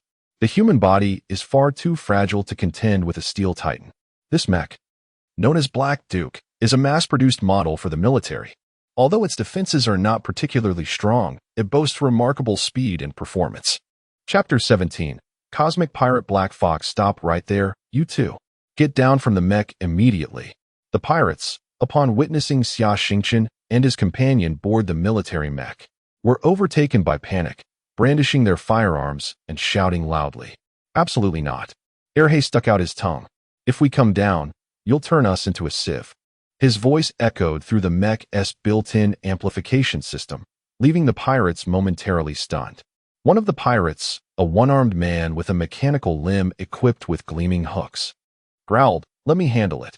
I'll bring those little brats down." With that, he strode forward, positioning himself below the mech. Xia Xingchen surveyed the cockpit of the military mech, noting its limited space, which could accommodate at most 3 individuals, with himself and Arai already on board. It felt a bit cramped. The control panel lacked the levers found in engineering mechs and the keyboards of police mechs. It was mostly bare, save for a few activation buttons. Xia Xingchen was at a loss as to how this mech was operated. Sensing Xia Xingchen's confusion, Arai chuckled. Only older models use levers and keyboards for control. That method is rather outdated. New military mechs are controlled entirely through this. He picked up a metallic ring from the control panel. The ring, glistening in silver, looked quite impressive. Erhei placed it atop his head and explained, "This is a new model of mental induction device. Military mechs are entirely maneuvered by mental energy, which is why there are strict standards for mental energy levels.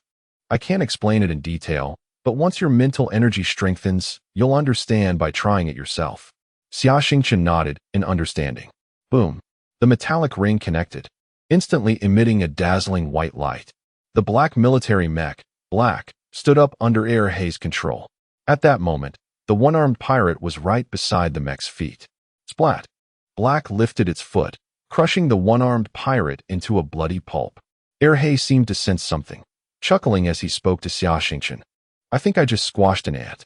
In the presence of the towering 8-meter military mech, humans appeared as fragile as ants. Brother Wolf has been squashed. The pirates were filled with dread, their faces displaying sheer terror. The ones at the back even stumbled and fell. "Fire! Shoot!" The pirates yelled, indiscriminately firing their weapons at Black, disregarding whether their bullets could penetrate the mech's armor. Bang! Bang! Bang! The mech's exterior armor erupted in brilliant flashes, with countless bullets hitting it, leaving no mark whatsoever. Such was the might of a military mech. Black was not primarily defensive, yet even so, its reinforced military armor could easily disregard the feeble kinetic weapons wielded by humans. Erhei appeared somewhat bored. He controlled Black to raise its hand and retrieve the electronic pulse submachine gun from its back, pulling the trigger. Boom, boom, boom. The massive electronic pulse submachine gun unleashed tremendous energy projectiles, the force comparable to artillery, instantly turning the pirates before them into a gruesome mess. Xia Xingchen was left astounded by the true power of the military mech. Compared to it, the engineering mechs he had piloted felt like mere toys. Erhei turned to Xia Xingchen, flashing a radiant smile. "What do you think? Impressive, right?" "Absolutely magnificent," Xia Xingchen replied sincerely. It was precisely because humanity had developed such formidable combat weaponry that they earned the right to traverse the vast cosmos and conquer various planets. Xia Xingchen yearned even more to become a true mech pilot. "This mech doesn't have a lot of energy, and besides, Black isn't a planetary-grade mech, so it can't directly enter the atmosphere. However, we can access the Manastar Police's space station. Even Black Fox wouldn't dare assault a space station," Erhei remarked. "What about the others?" Xia Xingchen inquired. "You mean the remaining miners on this satellite?" Erhei paused, looking at Xia Xingchen in surprise. "I didn't expect you to be so altruistic. As long as we escape, why should we care about others? After all, they willingly chose to become cosmic pirates. Furthermore, the cockpit of Black is quite small and can't accommodate more people." Xia Xingchen contemplated for a moment and found some merit in Erhei's reasoning.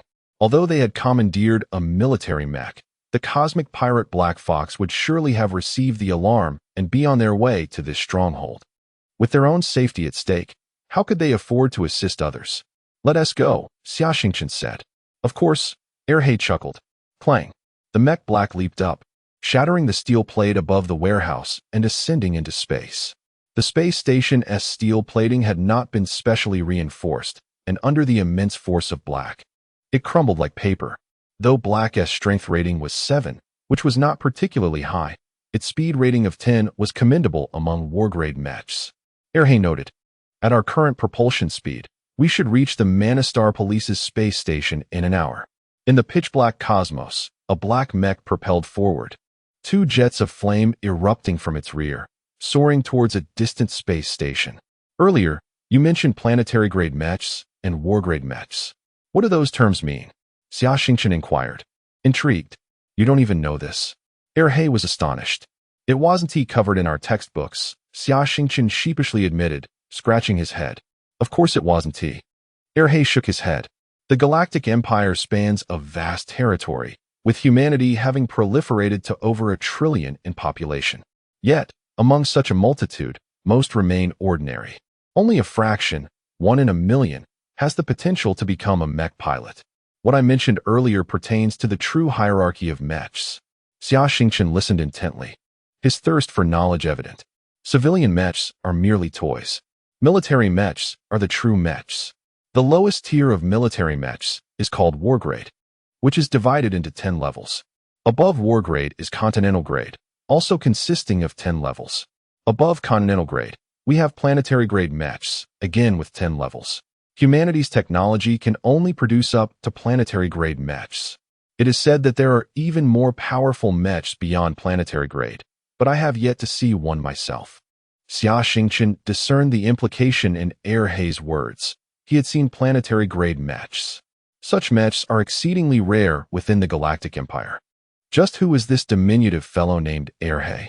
Chapter 18. Energy Sniper Cannon. The Black Duke was merely 20 minutes away from the police space station orbiting Manastar when an alarm suddenly blared within the mech. "Oh no!" exclaimed Erhe, his grimy face contorting in alarm. "What is happening?" asked Xia Xingchen. "The Black Fox is pursuing us." Erhe pressed a button on the control panel, and a 3D projection materialized, revealing the starry expanse ahead. 3 small spacecraft were escorting a mech that soared towards them. This mech, entirely black, boasted a massive energy sniper cannon on its back, unmistakably a long-range combat mech. "This is bad." "That mech belongs to the Black Fox, a custom model named Black Fox," Erhe declared. "A custom mech?" Xia Xingchen was taken aback. He had heard of such machines. Typically, military mechs were mass-produced on assembly lines, while custom mechs were uniquely tailored for specific purposes. In terms of performance, custom mechs would overwhelmingly surpass their mass-produced counterparts. However, the outcome of a battle ultimately hinged on the skill of the mech pilot. Regardless of a mech's superior capabilities, a mediocre pilot would still be fodder on the battlefield. But the Black Fox was no ordinary foe. He had once been a renowned mech pilot, having fought in countless battles and amassed a formidable reputation. What had transpired thereafter remained a mystery. The Black Fox had defected from the Galactic Empire and become a space pirate. Over the years as a pirate, he had destroyed more than 100 Imperial mechs. The Black Fox was an exceedingly formidable mech pilot. "We have no choice. We must accelerate and flee." Leveraging the speed advantage of the Black Duke, Erhe decisively cranked the energy output to maximum. "Planning to escape? Humph. You 2 little brats dared to steal my cargo. I will make you suffer." The sinister voice of the Black Fox echoed within the cockpit. The Black Fox had already detected the Black Duke and connected to its internal communication system. There was no chance of shaking him off. In the vast emptiness of space, everything was laid bare. Attempting to hide and escape was sheer folly. The Black Duke was relying solely on its speed. The energy thrusters behind the Black Duke became ever more radiant as Erhe pushed the energy output to its limits, desperately propelling them towards the space station. Although they were still about 20 minutes away, they were nearing the police's alert zone around Manastar. Within this zone, the Manastar police patrolled with their spacecraft, and even the Black Fox would be cautious. "Mech ahead, please halt your movement. This is the Manastar police. You have not been granted permission to enter." 2 armed spacecraft, adorned in black and white, flew up to intercept the mech. "Our luck is quite good. We encountered the patrol vessels," Erhe exclaimed, snapping his fingers. "We are miners from Manastar, captured by the space pirate Black Fox and forced to mine on a satellite. We barely managed to escape, and he is still pursuing us. Please allow us to enter, we beg you." Erhe quickly relayed their plight through the communicator. "Pirate Black Fox?" The officers aboard the armed spacecraft were momentarily taken aback. The notorious space pirate was infamous, and all had heard of his dreadful reputation. "Please hold on. We cannot make a decision regarding this matter. We need to consult our superiors," the patrol vessel's officer replied. "Please hurry. The Black Fox is closing in," Erhe urged anxiously. Turning to Xia Xingchen, Erhe asked, "Do you think these officers will deny us entry?" Xia Xingchen shrugged. "I have no idea." 5 minutes felt like an eternity for Xia Xingchen and Erhe. Finally, the patrol vessel responded, "We regret to inform you that your identities are unclear. Headquarters does not permit you to enter the Manastar vicinity. Please leave immediately, or we will open fire to expel you." "I told you, we are miners," Erhe shouted furiously, slamming his fist on the control panel. "I'm afraid miners are not recognized as official citizens of the Empire. You might be accomplices of the pirates." For the safety of Mana Star, we cannot allow you entry, came the response from the patrol vessel. This is outrageous.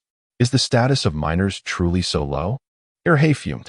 Did you not realize that minors hold such a low status? Xia Xingchen regarded He with suspicion. He hesitated before admitting.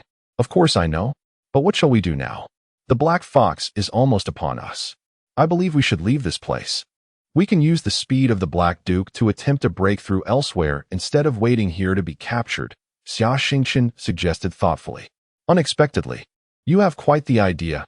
He regarded Xia Xingchen with newfound respect. Just as the Black Duke prepared to turn away, the Black Fox, seated within his mech, wore a wry smile. Captain Black Fox, the target has entered our area of operations. However, there are 2 patrol vessels from the Mana Star police ahead. What should we do? A pirate from the escort vessel inquired. Eliminate them. The Black Fox raised an eyebrow and replied nonchalantly. Eliminate them? The pirates aboard the escort vessel were taken aback. Captain, those are the Mana Star police. One pirate protested. Aren't we supposed to have? Silence. The Black Fox barked. I am the captain. My word is law. At that moment, the Black Fox maneuvered his mech, extending his arm to retrieve the immense energy sniper cannon from behind him. The power of the energy sniper cannon was immense, with an extraordinarily long range. And as long as the target was within range, its potency would not diminish. However, the weapon had a significant drawback. It could only fire 2 shots at a time, requiring a lengthy recharge period to reload. The Black Fox affixed the targeting reticle on the police patrol vessel, sneering coldly, "Farewell, Imperial lapdogs." He decisively pulled the trigger. The muzzle of the energy sniper cannon began to coalesce energy, emanating a blinding red light, forming a massive sphere of light. Boom! A red laser streaked across the pitch-black void of space, striking the 30-meter-long patrol vessel with deadly precision. It pierced through the vessel like a crimson spear. A large hole erupted in the center of the patrol vessel, triggering a violent explosion. The entire craft, along with 10 officers aboard, was obliterated in an instant. The Black Fox. The crew of another patrol vessel finally detected the Black Fox's presence and quickly turned to flee. The Black Fox approached leisurely, akin to a hunter stalking his prey, waiting for the barrel to cool slightly before pulling the trigger once more. Boom! The second patrol vessel was likewise annihilated, erupting into a fiery explosion, leaving nothing but debris in the vastness of space. Chapter 19. The psionic interference device. The Black Fox is utterly ruthless. He has even taken down the police patrol boats. He is openly challenging the Empire's authority. Ai's complexion turned pale, his face reflecting sheer terror. He had initially believed that the Black Fox would hesitate due to the presence of the police from Mana Star. However, he was taken aback to discover that the Black Fox disregarded the law enforcement of this border planet entirely. What should we do? Ai anxiously scratched his head, losing his usual composure, even starting to regret escaping from the pirate stronghold. Life in the pirate hideout, though arduous, meant survival. As long as one lives, there is hope. If one dies, everything is lost. A glimmer of despair crossed Xia Xingchen's youthful face as she inquired, "Why doesn't the Black Fox fire upon us like he did with the patrol boat? Given his vicious nature, he could certainly obliterate us." The answer was simple. The energy sniper rifle required lengthy charging time, and more importantly, he was reluctant to waste it.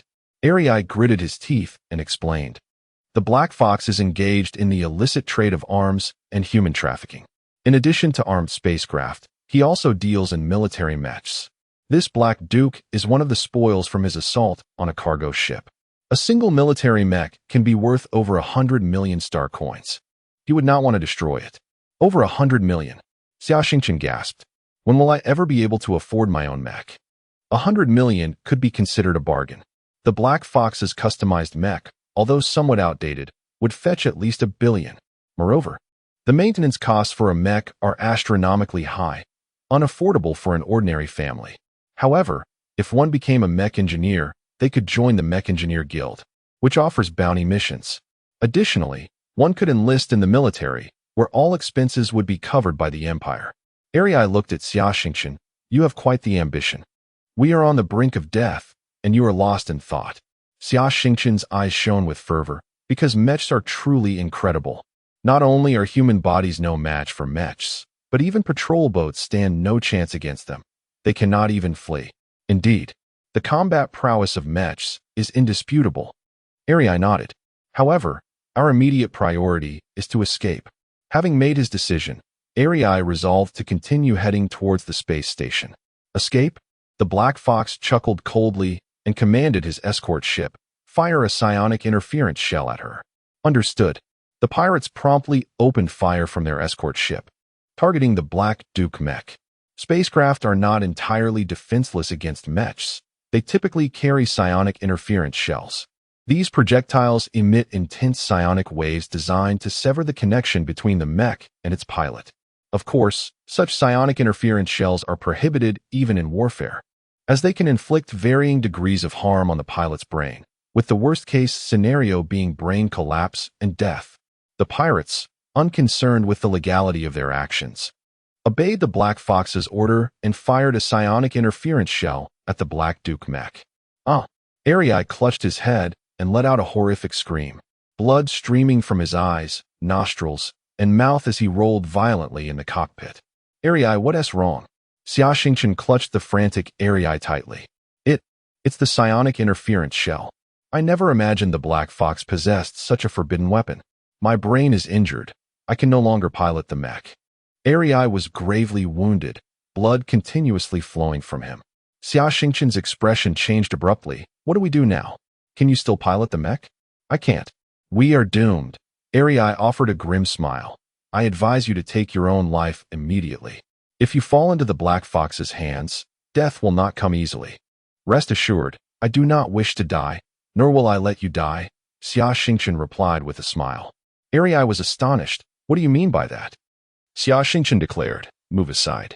Uncertain of Xia Xingchen's intentions but aware of the urgency of the situation, Arai complied and vacated the pilot's seat. Xia Xingchen took her place, grasping the psionic interference device, and asked Arai, how do I use this? What? Are you attempting to pilot the military mech Black Duke? Arai's face was filled with shock. He quickly shook his head. Impossible. Your psionic level is only 6. You cannot pilot the Black Duke. Enough with the nonsense. We will only know if it works if we try, Xia Xingchen replied swiftly. You are right. Perhaps there is a 1 in 10,000 chance. Arai took a deep breath and began to explain. You need to wear the psionic sensor on your head and then meditate. Xia Xingchen immediately complied. While meditating, envision yourself as the mech, a towering giant. You possess unparalleled strength, invincible in battle, and you are a god capable of anything. Arai continued. Xia Xingchen closed her eyes, conjuring this image in her mind. Crack. Xia Xingchen felt a surge of electricity coursing through her mind. When she opened her eyes, she found herself in the vast emptiness of space. She had truly become the mech. Or rather, her spirit had fused with the mech's body. In the past, when Xia Xingchen piloted an engineering mech, she had experienced a similar sensation. However, that feeling was not entirely comparable to the current experience. While piloting the engineering mech, she felt as though she was merely operating a machine, akin to driving a vehicle. Yet, while piloting a military mech, she felt as though she was the mech itself. She raised her hand, and the mech raised its hand in unison. She lifted her leg, and the mech mirrored her action. The sensation was utterly extraordinary. What? You truly connected. Your psionic level is only 6. How is it possible to link with the mech's psionic sensing system? This is remarkably strange. Yet, you have awakened telekinesis, indicating your psionic abilities are exceptional. Perhaps you are a true genius, Arai exclaimed, his eyes wide with astonishment. A genius? The true genius is the one who designed the mech, Xia Xingchen exclaimed, brimming with excitement. Indeed, Professor Hello, who developed the first generation of humanoid mechs, is a genuine genius. Arai shared her enthusiasm. For a long period in history, humanoid mechs were regarded by scientists as the most flawed designs. It wasn't until the discovery of psionics and the invention of the psionic sensing device that everything changed. Chapter 20. The Imperial General Mechas, Instruments of War, exist solely for the purpose of conflict. For a considerable duration, Numerous scientists have proposed the concept of humanoid mechas, only to be met with widespread skepticism from their peers. The rationale is straightforward. A humanoid form is not conducive to warfare, while it may appear visually striking. A classic adage in mecha history states that a humanoid is inferior to a sphere.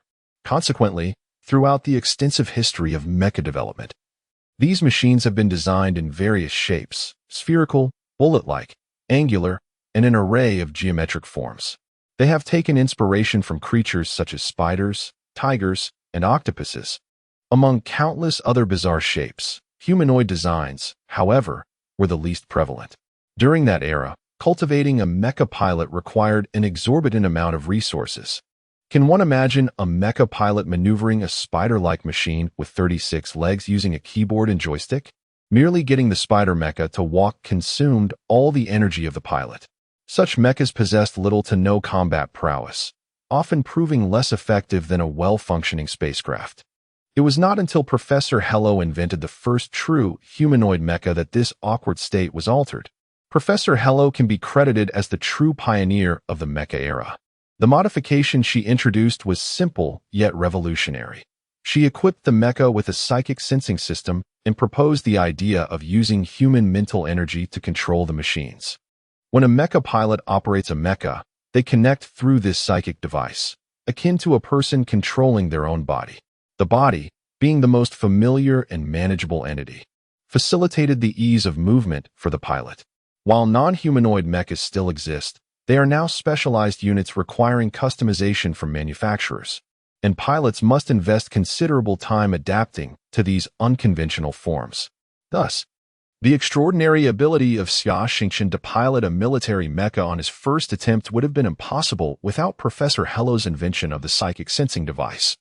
Regardless of his mental prowess, maximum energy output, full throttle, Xia Xingchen shouted, activating the thrusters located at the rear of the Black Duke.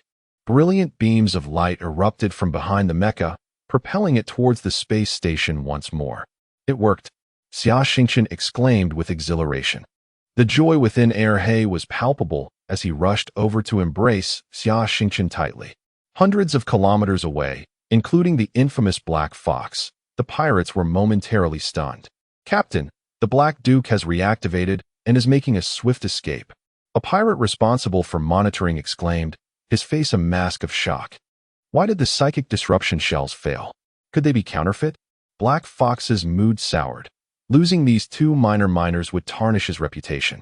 Silence enveloped the crew, as they understood that when Black Fox was enraged, the best course of action was to remain silent rather than provoke his ire.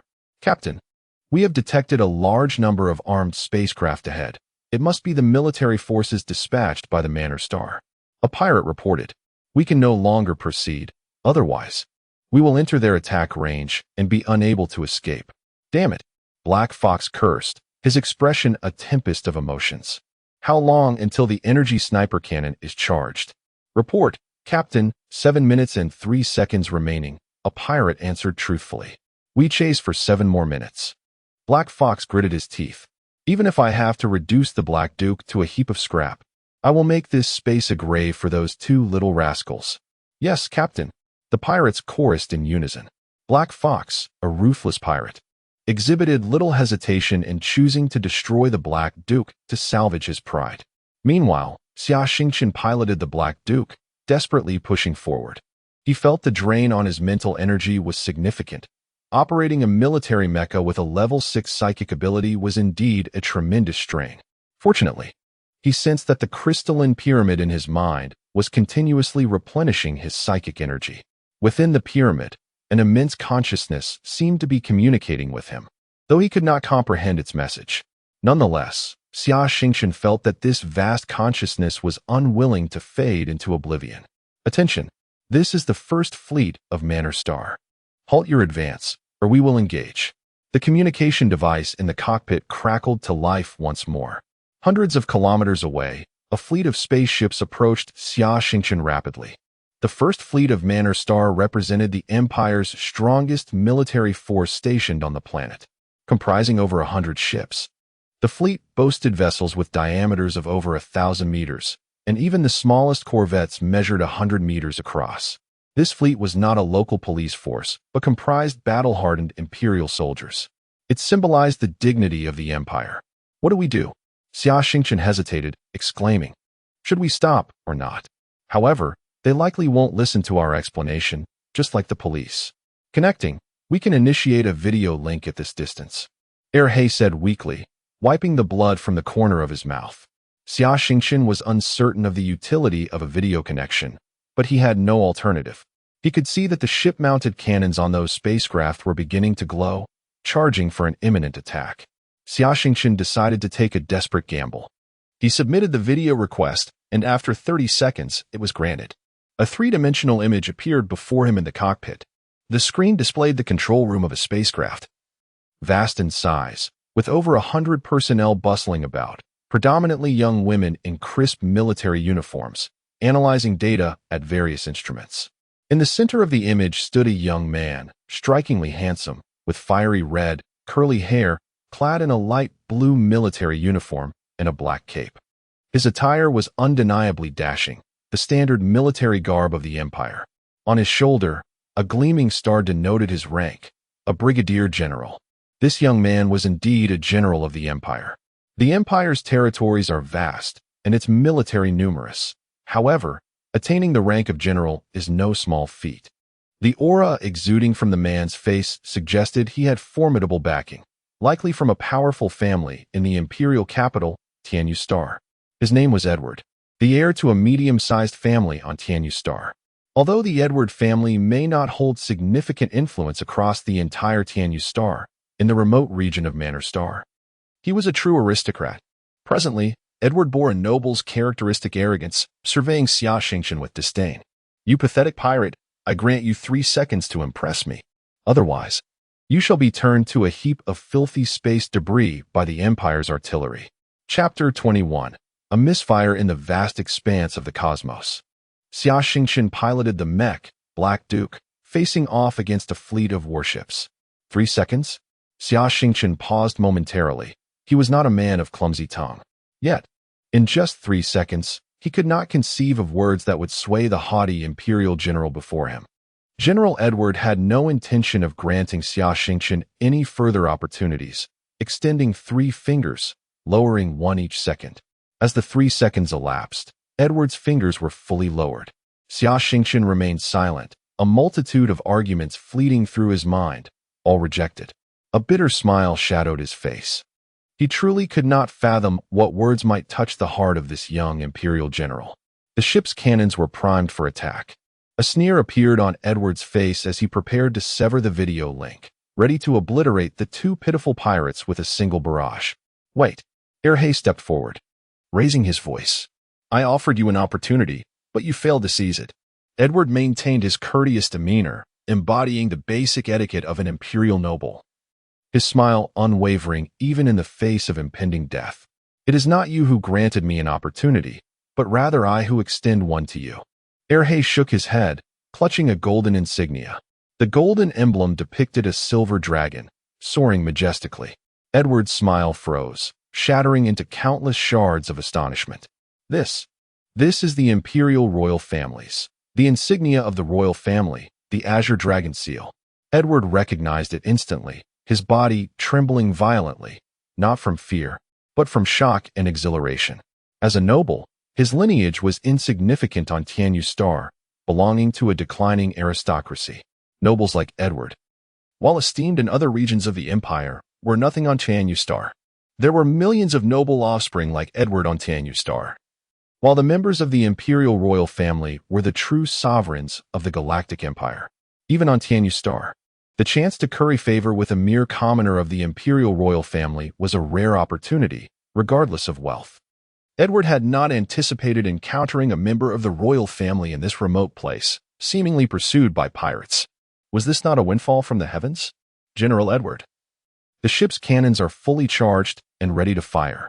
A female aide inquired respectfully. Shall we proceed with the planned attack? Attack? Nonsense. Edward exclaimed with exuberance. The entire command room fell silent, all eyes wide in disbelief at Edward's sudden outburst. He had always been known for his polite demeanor. They could hardly fathom him uttering such profanity. At that moment, Edward was oblivious to the astonished gazes of his subordinates. His mind consumed with thoughts of the Azure Dragon seal. He envisioned rescuing the royal family member and subsequently soaring to great heights. Full speed ahead. We must rescue the Black Duke Mech. All cannons prepare for attack. Target the pirate Black Fox. Edward commanded, his thoughts racing. General Edward. Black Fox is out of our range, the female aide reported. Ignore it. Attack immediately. Edward had resolved. His aim was to intimidate Black Fox into retreating. As you command. General. The captains responded in unison. Meanwhile, Black Fox observed from a distance as the fleet's cannons began to charge, a sardonic smile curling his lips. A bunch of fools. Attempting to attack two fleeing rabbits.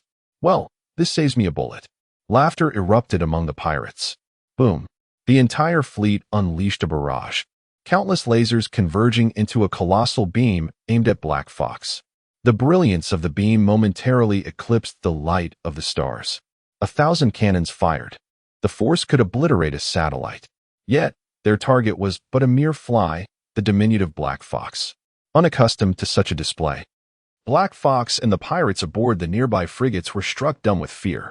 Fortunately, they were beyond the effective range. The cannon fire veering off course and the enormous beam narrowly missing them. The pirates were drenched in cold sweat. Damn it, have these soldiers lost their minds? Firing at me from this distance. Black Fox bellowed. Captain, they aim to rescue that mech. A pirate shouted. Rescue? I won't allow it. Black Fox's anger flared as he maneuvered the mech, swiftly readied the energy sniper rifle, aligning the Black Duke in his sights without hesitation. General Edward. We detect energy readings coming from Black Fox. Is he planning to retaliate? How audacious. The female aide reported, momentarily taken aback. This is bad. Black Fox intends to silence us. Edward's heart raced with dread. He immediately envisioned the catastrophic consequences if a royal family member were to be killed before him by pirates. It was entirely possible that the Edward family could face annihilation. The Imperial Emperor was known for his violent temperament. In just 10 years of reign, hundreds of families had vanished from Tianyu Star alone. Edward felt an overwhelming surge of terror rising from within. However, there was little he could do. His fleet was still too far from the Black Duke. Whoosh! A red beam erupted from Black Fox's rifle, hurtling towards the Black Duke at the speed of light. At such a distance, there was no time to react. Suddenly, Xia Xingchen felt a chill run down his spine, akin to countless needles piercing him. Instinctively, he sidestepped. This was not a reaction but a nuanced feeling, an innate sense akin to a beast sensing impending danger. Boom. Due to Xia Xingchen's sudden maneuver, Black Fox's energy cannon missed the cockpit, merely grazing past. Even so, one arm of the Black Duke was destroyed.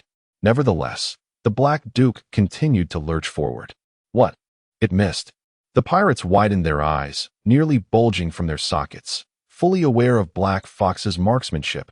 At this distance, a hit was virtually guaranteed. Even Black Fox himself stared incredulously at his hands, muttering, "It missed. How is that possible?" Chapter 22.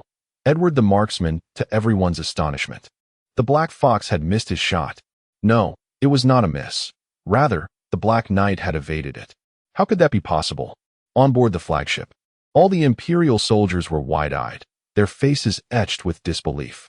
While an outsider might deem Summer Star's evasive maneuver as somewhat clumsy, the soldiers of the Cosmic Fleet, seasoned by the ravages of war, understood the significance of dodging a shot from the Black Fox at such a distance. Even the most skilled mech pilots might struggle to achieve such a feat. Edward, stationed on the flagship alongside his aides, witnessed Summer Star's deft navigation to avoid the sniper's bullet. Stunned, he commanded, "Mainframe, immediately analyze the Black Fox's shot and the evasion maneuver." The flagship's mainframe, a sophisticated quantum computer, processed the data in less than a second, reconstructing the event in a three-dimensional display. To their astonishment, the actions of the Black Fox and the Black Knight occurred almost simultaneously, with a mere fraction of a millisecond separating them. This surpassed the limits of human cognition. Edward exhaled deeply, muttering to himself, "It seems luck was on our side. Regardless, my life is preserved." At that moment, the Black Fox, enraged and humiliated, relocked onto the Black Knight and pulled the trigger once more. The Black Fox was relentless, determined to obliterate the Black Knight and ensure the demise of the two lowly miners in the vastness of space. This time, Summerstar had no time to evade. Yet, in the split second before the laser bullet struck the cockpit, he instinctively extended his mental energy, enveloping the cockpit of the Black Knight. Admittedly, Summerstar was uncertain of the efficacy of this action. It was a subconscious response. Boom. A tremendous explosion erupted as the cockpit of the Black Knight was hit, the blast radiating outward from the center. The Black Fox, witnessing his success, smirked coldly and announced to his fellow pirates, "It's done. Let us head back." The pirates erupted in cheers, swiftly turning their spacecraft away from the Imperial fleet. Although the Black Fox did not engage the Imperial forces directly, the act of killing a hostage was a sufficient victory for him to boast about for quite some time.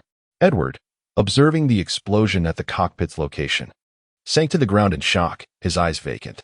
"It's over. All is lost." Just then, a word from his aide jolted him upright. "General, life detection devices indicate signs of life aboard the Black Knight." The aide stared in disbelief at the two red dots displayed on the screen. "Impossible. That cannot be.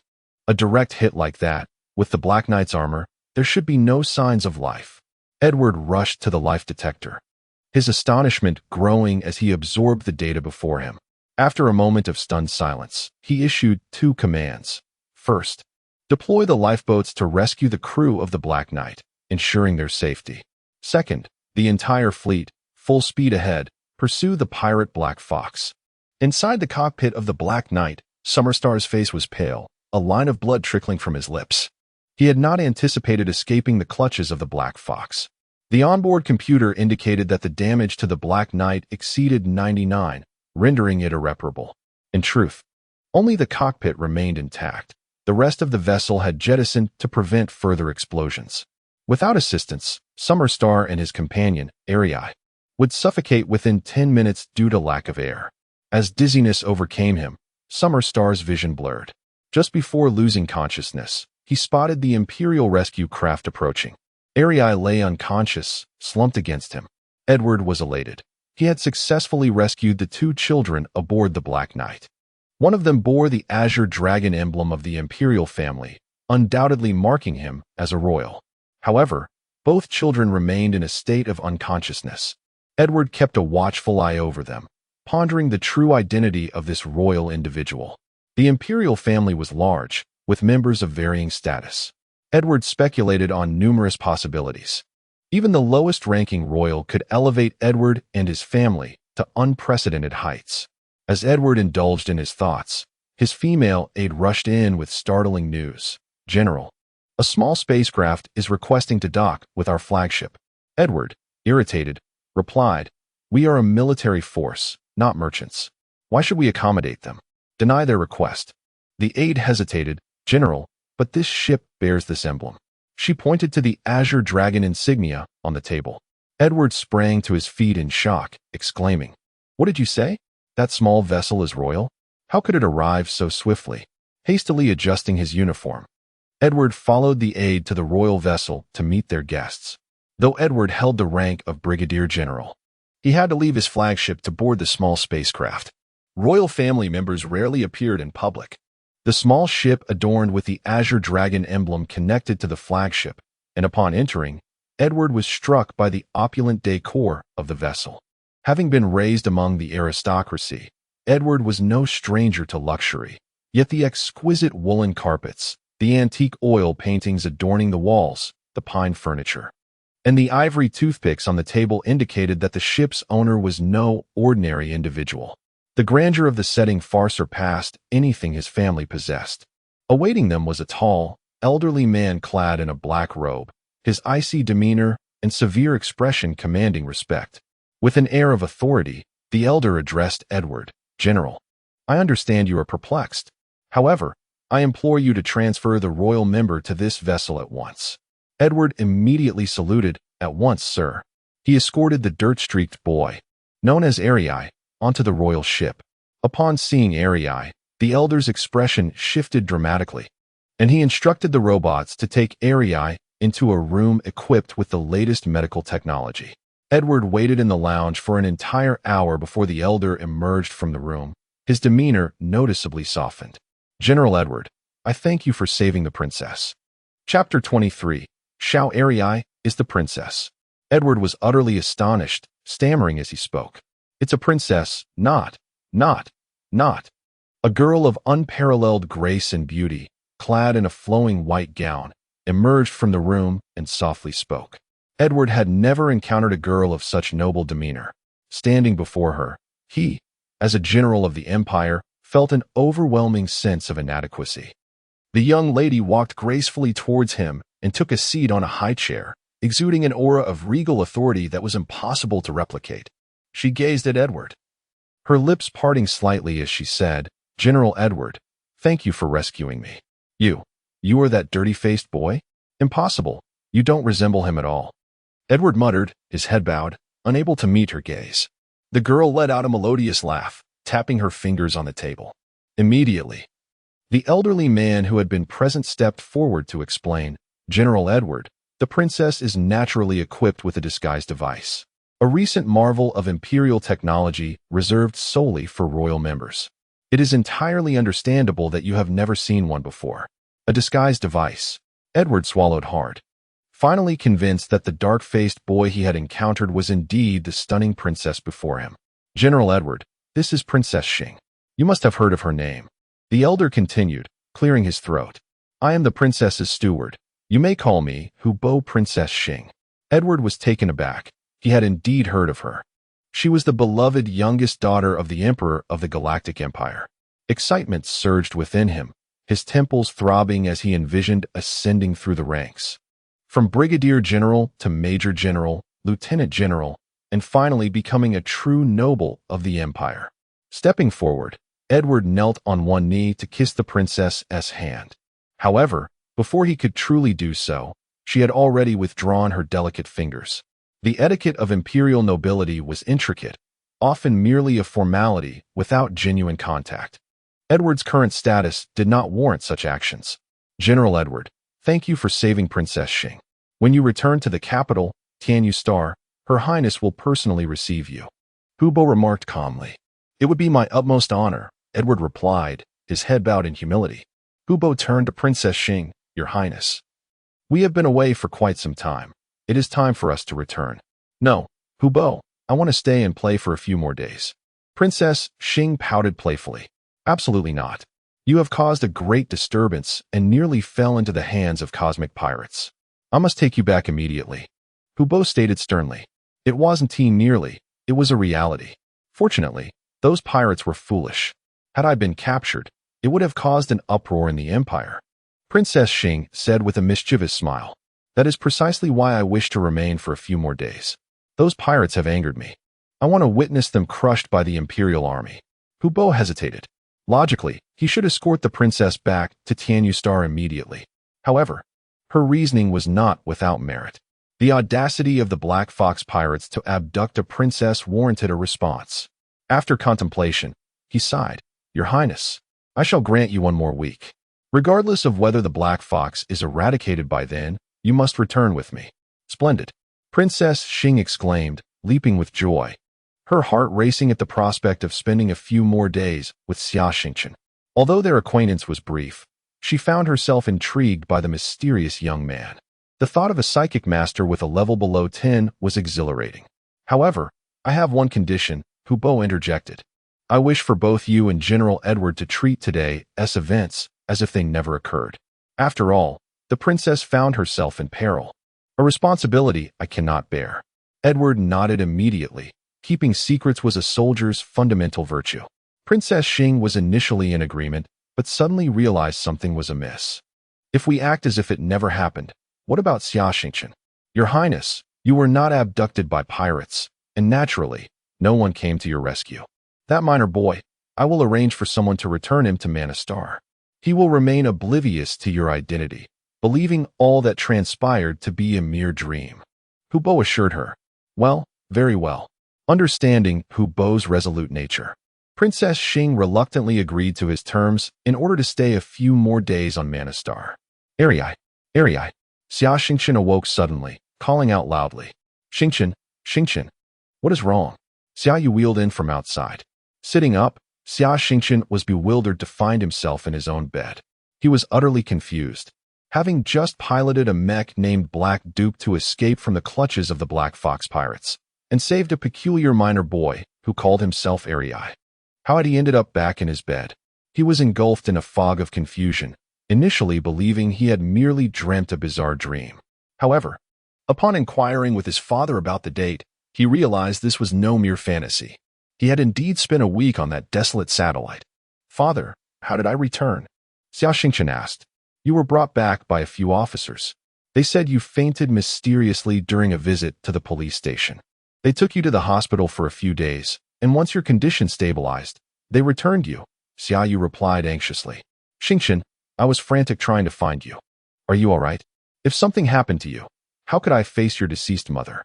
As he spoke, Xia Yu couldn't help but shed tears. "I'm fine, father." Xia Xingchen embraced him, equally choked up. The two relied on each other, their struggles known only to them. "By the way, Xingchen, Uncle Li Quan has been looking for you these past few days, asking if you still wanted to watch his mech battles," Xia Yu suddenly inquired. "Of course I want to watch." Xia Xingchen's eyes sparkled at the mention of mech battles. "I'll say it again, you may watch, but you must not gamble," Xia Yu warned, looking at his son sternly. "Don't worry, father. I would love to gamble, but my pockets are emptier than my face." Xia Xingchen chuckled. Chapter 24. Do you want to go undercover? The night was as tranquil as water. Summer Xingchen lay in bed, tossing and turning, unable to find sleep. The shadows of cosmic pirates Black Fox, Arei, and Brigadier Edward lingered in his mind. Sitting up, Summer clenched his fists, murmuring to himself, "Is this truly a dream?" His doubt stemmed from the advanced state of virtual reality technology. Many individuals were so enraptured by virtual realms that they could no longer distinguish between reality and illusion, becoming utterly ensnared. Technically speaking, it was indeed feasible for Summer to have been hypnotized and drawn into a fabricated world, experiencing a hero's dream. After all, what he had encountered was astonishingly surreal. "No." Summer suddenly tightened his fist. "My mental power has indeed reached level 6. If this were a virtual reality, the enhancement of my mental prowess would be impossible." He then began to meditate, seeking confirmation of whether his mental power was truly at level 6. However, upon entering a meditative state, he unexpectedly discovered something new in his mind, a transparent, hexagonal crystal. What could this be? After studying it for a while, he was astonished to realize it was a mental power crystal. Upon reaching level 7, a mental power crystal would manifest in one's mind, enabling control over the body's hormonal secretions. The ability to regulate hormonal release was a terrifying prospect, signifying that the body's potential could be drastically unleashed, rendering one faster and stronger. Upon reaching level 7, one's physical attributes would significantly enhance, an ancient saying describing it as a rebirth. Summer was puzzled as to why his mental power, which he believed to be at level 6, had suddenly transformed into level 7. After contemplating, he surmised it had to do with his battle against Black Fox. In life and death circumstances, some individuals could unleash unimaginable strength. Typically, the transition from level 6 to level 7 was a formidable hurdle, with many stuck at this juncture for a lifetime. Yet, Summer had inadvertently crossed this threshold. Propelled by a surge of potential in a moment of peril, directly ascending to level 7. He became increasingly convinced that all he had experienced was not a mere dream. After a night of meditation, Summer felt invigorated but was also overwhelmed by hunger. He had consumed all the food in the house during the night. Regulating hormonal secretions was an energy-intensive endeavor. Summer Yu, noticing his son's hearty appetite, chuckled, "You little rascal, you're going to bankrupt me." "Xingchen, you're at the age of growth.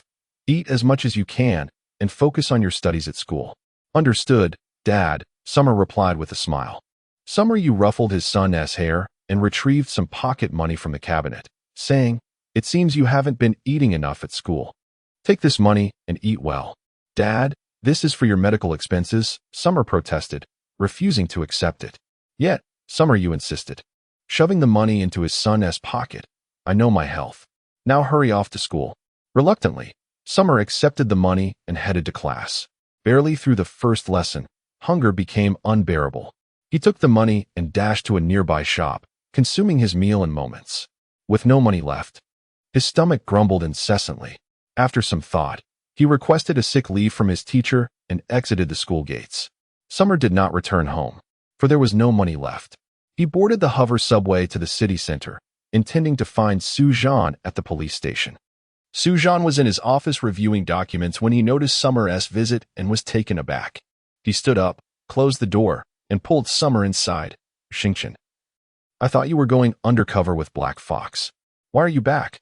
With a smile, Summer explained, I have gathered information on Black Fox's hideout and returned to report. So soon? Su Zhan expressed astonishment. Logically, he should have been aware of Summer saving the Star Princess. However, due to Hu Bo's interference, the entire incident had been kept under wraps. Not only were the police unaware, but even the military was in the dark about the events that had transpired. Summer recounted the situation from the satellite and presented a detailed map.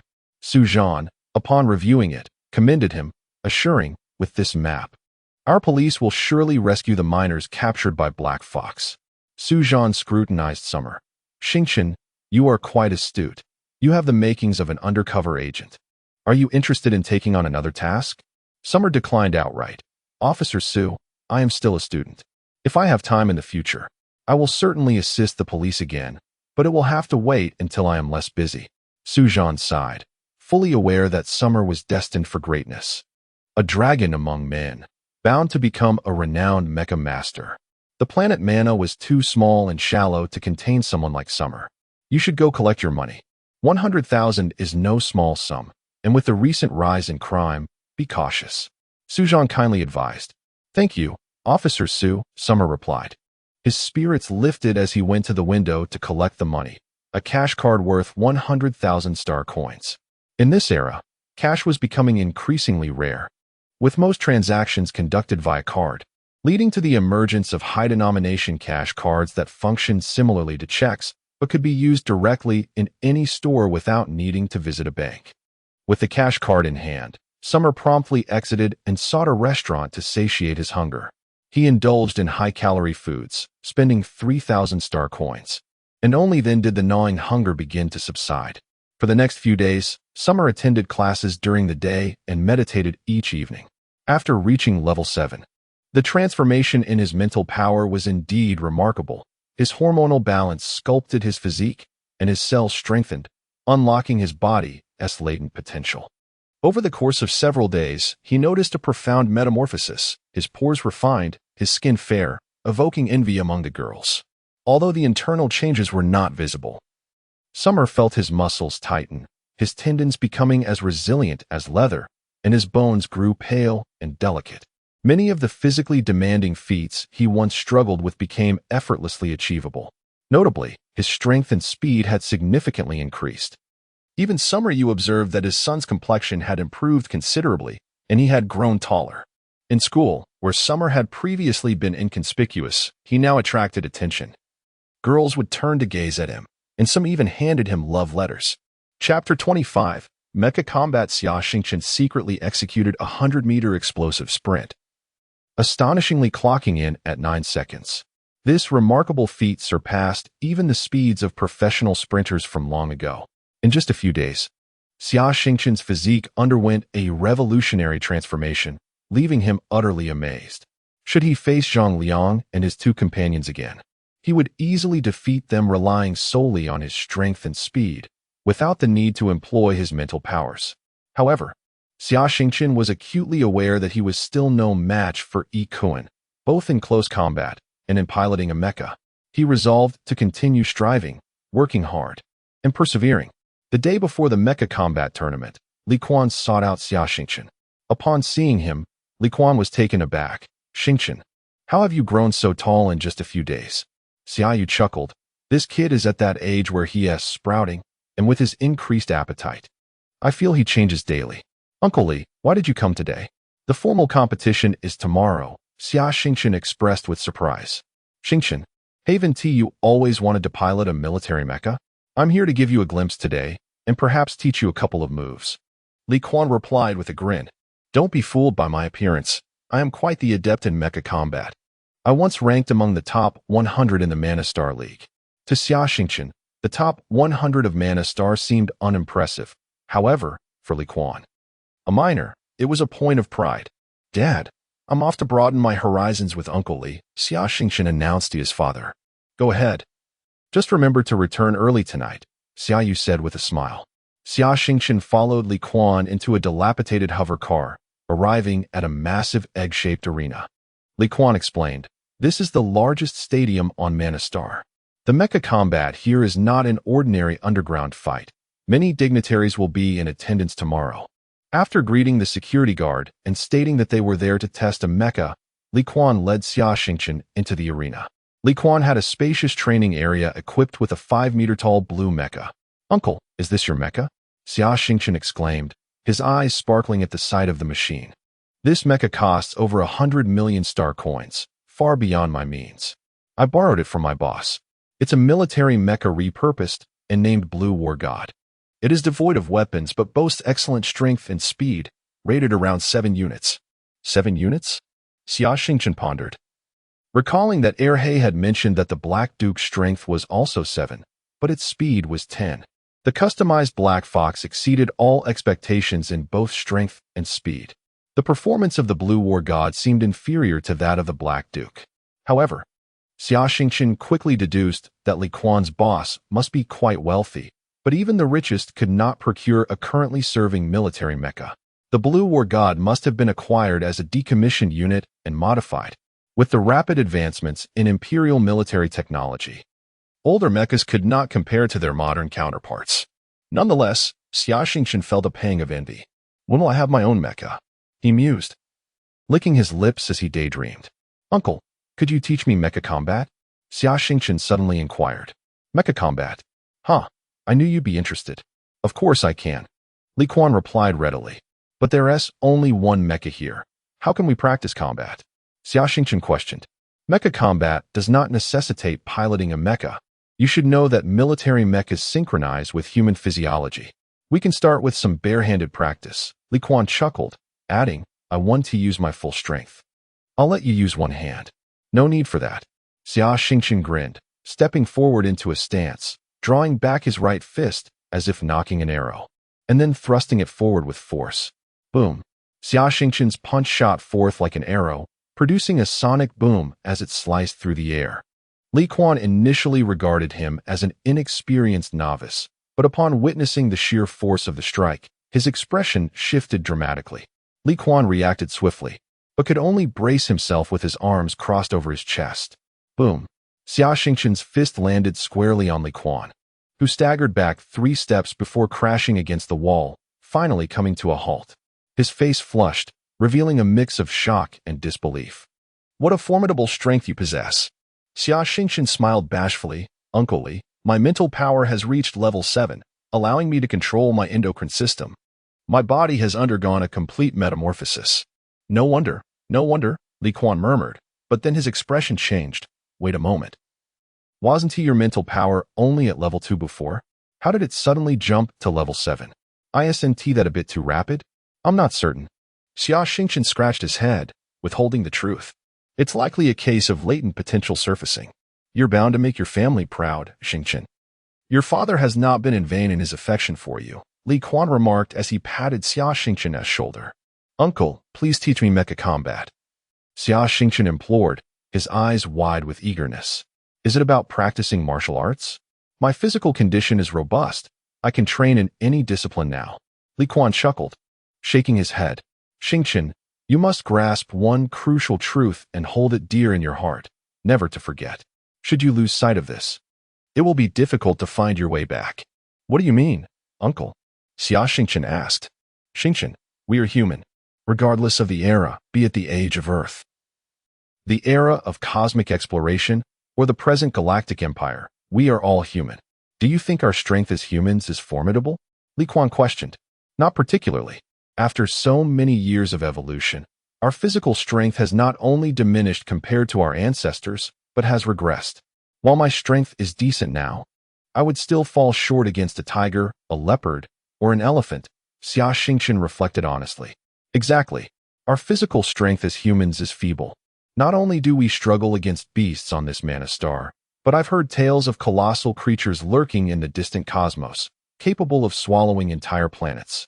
Li Quan stated, our bodies may not rival those beasts, but why have we human beings constructed the galactic empire while those beasts remain hidden underground, forever deprived of recognition? Xia Xingchen promptly replied, because we possess intellect and a higher IQ. Precisely, Li Quan pointed to his muscles. We are not adept in this, then gestured to his head. But in this. Chapter 26. Fearless and brave. Upon hearing Li Quan's words, Xia Xingchen felt as though a new world was unfolding before her. To be honest, she had never contemplated the notions expressed by Li Quan. After enhancing her physique through endocrine manipulation, she experienced an unprecedented sense of strength, as if she were invincible and capable of achieving anything. Xingchen, remember this. Humanity's greatest asset lies in its intellect, not in its physicality, Li Quan sighed. Many have been beguiled by this illusory sense of power, leading them down a path of no return. An illusory sense of power? Xia Xingchen inquired. Indeed, an illusory sense of power. Even with endocrine enhancements, human strength has its limits, limits inscribed in our very genes. Humans are not inherently a physically robust species. Yet, some individuals dream of transcending these physical boundaries, prompting them to recklessly augment their bodies, even transforming themselves into cyborgs.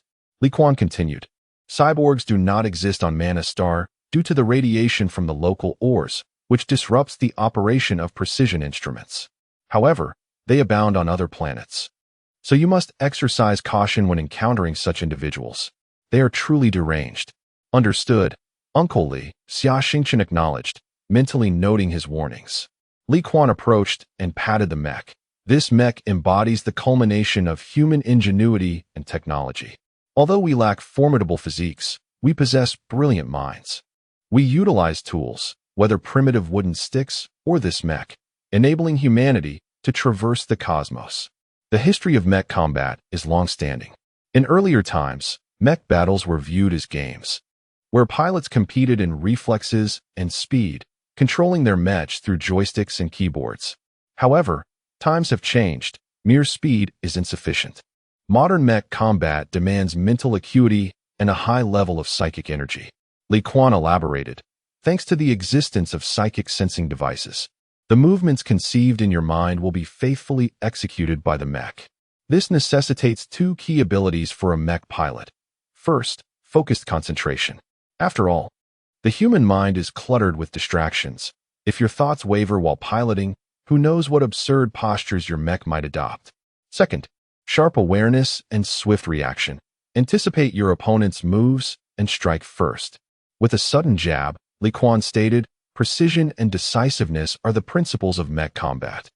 Do not be misled into studying ancient martial arts. While those techniques might apply to the human body, they are utterly ineffective in mech combat. For the mech is merely a tool, not a true embodiment of flesh. Uncle Li, I don't quite understand. I believe those martial techniques must still hold some value. Xia Xingchen scratched her head. Since you remain unconvinced, let us put it to the test. Li Quan gestured towards two capsule-like machines.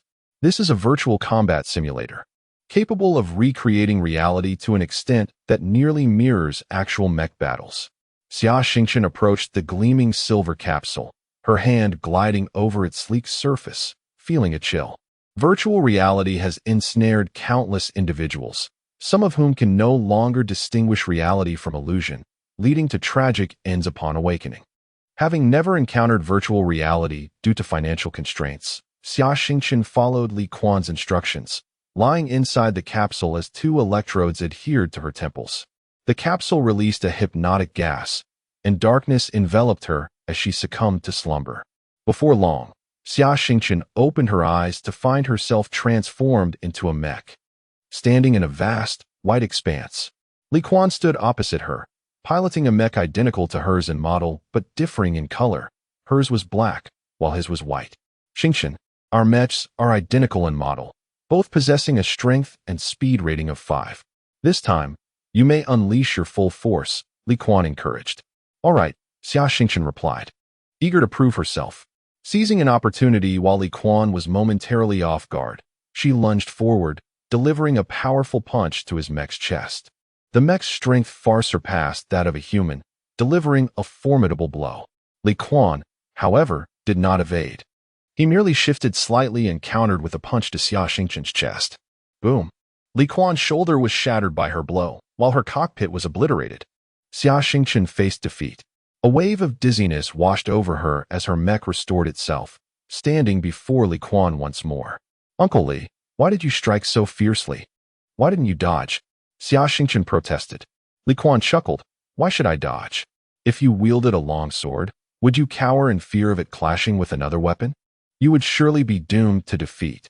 I understand now, Uncle Li, Xia Xingchen realized. While our minds control the mechs, they remain tools. Even if a mech is damaged, one can simply switch to another, as long as the pilot remains unharmed. Precisely, Li Quan affirmed with a smile. However, novices often succumb to the same mistake: fear. They mistakenly treat the mech as an extension of their own bodies, instinctively dodging non-lethal strikes, ultimately leading to their downfall.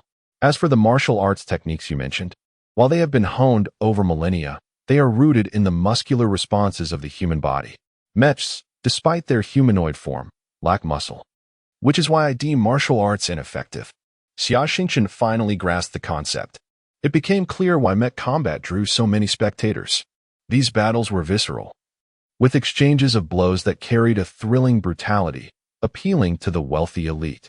In contrast, martial arts competitions, with their restrained exchanges, appeared lackluster. Though Li Quan did not impart any specific techniques or moves, his words illuminated a profound understanding within Xia Xingchen.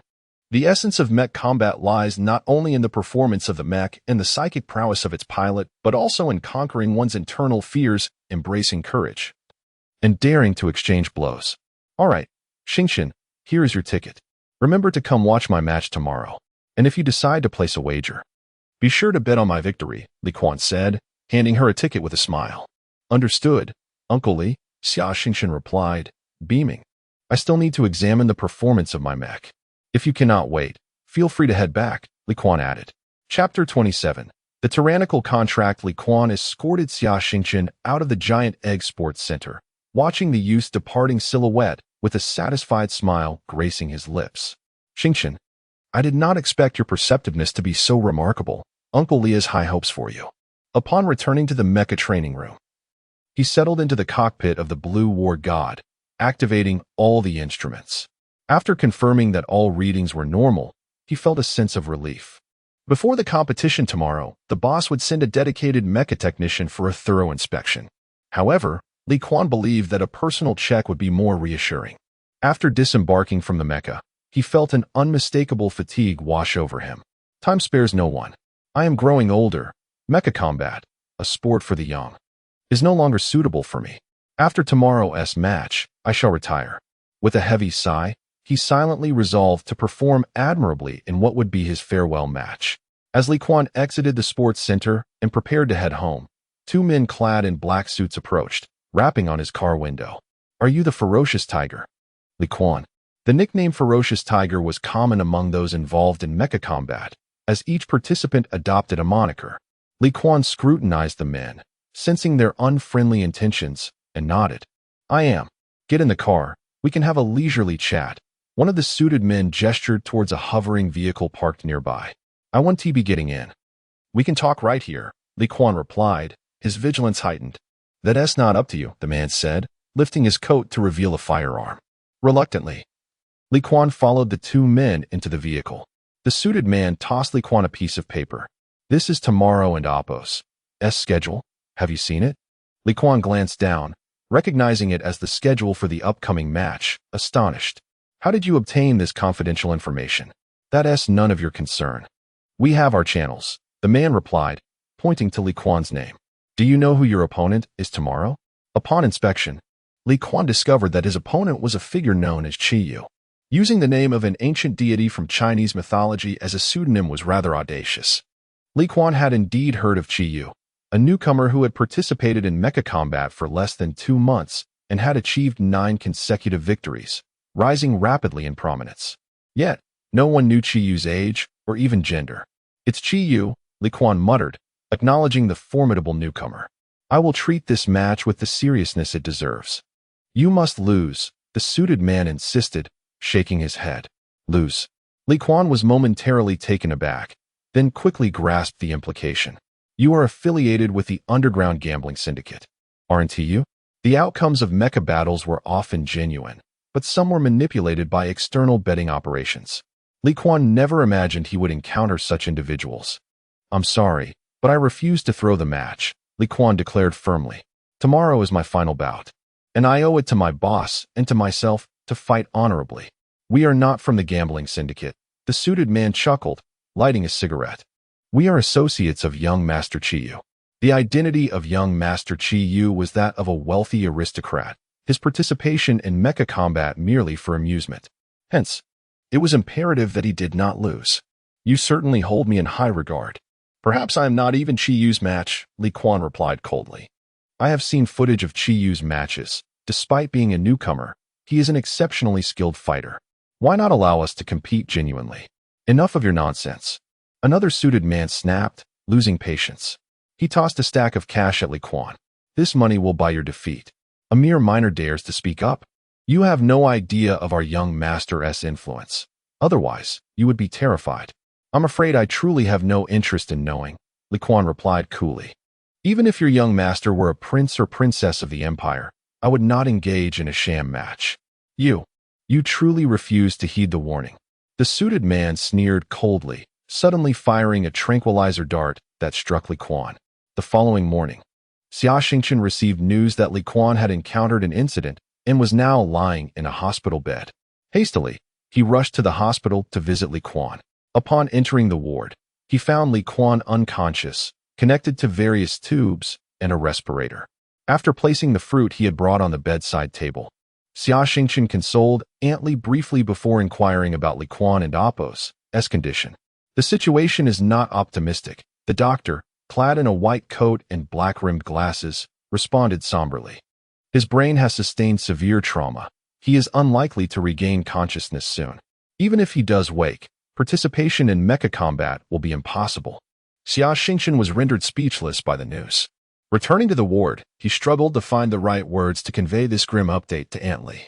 However, just as he approached the entrance, he spotted a rotund man dressed in an elegant suit, adorned with a gold watch and chain, striding confidently into the room. Flanked by 2 bodyguards, "These scoundrels have harmed Uncle Li, and they dare to show their faces." Xia Xingchen seethed with anger, rushing into the room and positioning himself defiantly before Uncle Li and Aunt Li. "What do you want? If you have something to say it to me." The portly man paused, looking at Xia Xingchen with surprise. Aunt Li hurried to explain. "Xingchen, this is your Uncle Li's boss, Mr. Zhou. He came to visit upon hearing of Uncle Li's injury." Realizing he had wrongfully accused an innocent, Xia Xingchen quickly offered his apologies to Mr. Zhou and invited him to sit. Mr. Zhou beckoned, and a bodyguard promptly placed a fruit basket on the bedside table. Then, he produced a contract and handed it to Aunt Li. Upon glancing at the document, her complexion drained, turning pale as a sheet. "What is wrong, Aunt Li? What is this?" Xia Xingchen inquired. "It's a contract that Li Quan signed with me," Mr. Zhou replied with a smile, turning to Aunt Li. "It bears his signature and seal, am I correct?" Aunt Li began to weep. "Li Quan is currently unconscious, unaware of whether he lives or dies. And we are left with nothing but ourselves. We cannot possibly afford the penalty fee." "Penalty fee?" Xia Xingchen was taken aback, quickly snatching the contract from Aunt Li's hands. Upon reading it, his anger flared. The contract explicitly stated that if the ferocious tiger Li Quan failed to participate in the mecha combat, a penalty of 10 million star coins would be incurred. It was a tyrannical contract. "Mr. Zhou, this contract is utterly outrageous. The penalty is set at 10 million. Moreover, Uncle Li did not wish to withdraw. He was the victim of a malicious plot." Xia Xingchen exclaimed. "Is 10 million a lot?" Mr. Zhou flicked his fingers dismissively. "If Li Quan were to compete, I would earn even more. Who will compensate for this loss?" "Mr. Zhou, with your influence. Surely you can find someone else to take his place," Xia Xingchen suggested quietly. "That's easy for you to say," Mr. Zhou scoffed. "Li Quan has crossed someone. I know no one willing to step in for him. You stand there speaking without understanding. Help Li Quan find a replacement. And I shall not hold him in breach of contract. Mr. Zhou was confident that Xia Xingchen, a mere student, would be unable to find a suitable candidate for the mecha combat. I will do it, Xia Xingchen replied calmly. Chapter 28. Pre-war ha. Ha ha. Boss Zhou erupted in laughter, as if he had just heard the greatest joke in the universe. To operate the Blue War God, one must possess at least level 9 mental prowess. You, a mere child, barely reach level 5. To think you could pilot a military mech is utterly ridiculous. He mocked. What if I told you I can? Xia Xingchen's gaze was fixed intently on Boss Zhou, his tone serious and resolute. Though still a high school student, Xia Xingchen's exceptional mental capacity lent him an aura that was anything but ordinary, imbued with a remarkable presence. Boss Zhou found himself momentarily awed by this unexpected intensity. Upon reaching level 7 mental prowess, not only had Xia Xingchen's physical capabilities been enhanced, but his entire demeanor had been subtly elevated. His piercing gaze felt like a sword, penetrating deep into Boss Zhou's heart. Why not give it a try? If you can pilot the Blue War God, you may take the field. If you fail, you and Li Quan will owe me 20 million star coins. Boss Zhou, ever the shrewd merchant, quickly devised a plan. Very well, Xia Xingchen seethed with rage, itching to deliver a blow to this schemer. Hold on. What if you back out? First, sign the contract. Boss Zhou smirked coldly, his eyes darting about, clearly plotting something sinister. Back out. Xia Xingchen struggled to contain his fury, almost ready to strike Boss Zhou.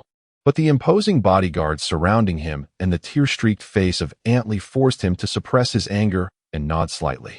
Boss Zhou swiftly had his subordinates draft a contract and presented it to Xia Xingchen. What? If I win, you grant me 1 million star coins as a reward. But if I lose, I owe you 20 million? That's absurd. Xia Xingchen exclaimed, incensed by the terms. How am I to know your true capabilities?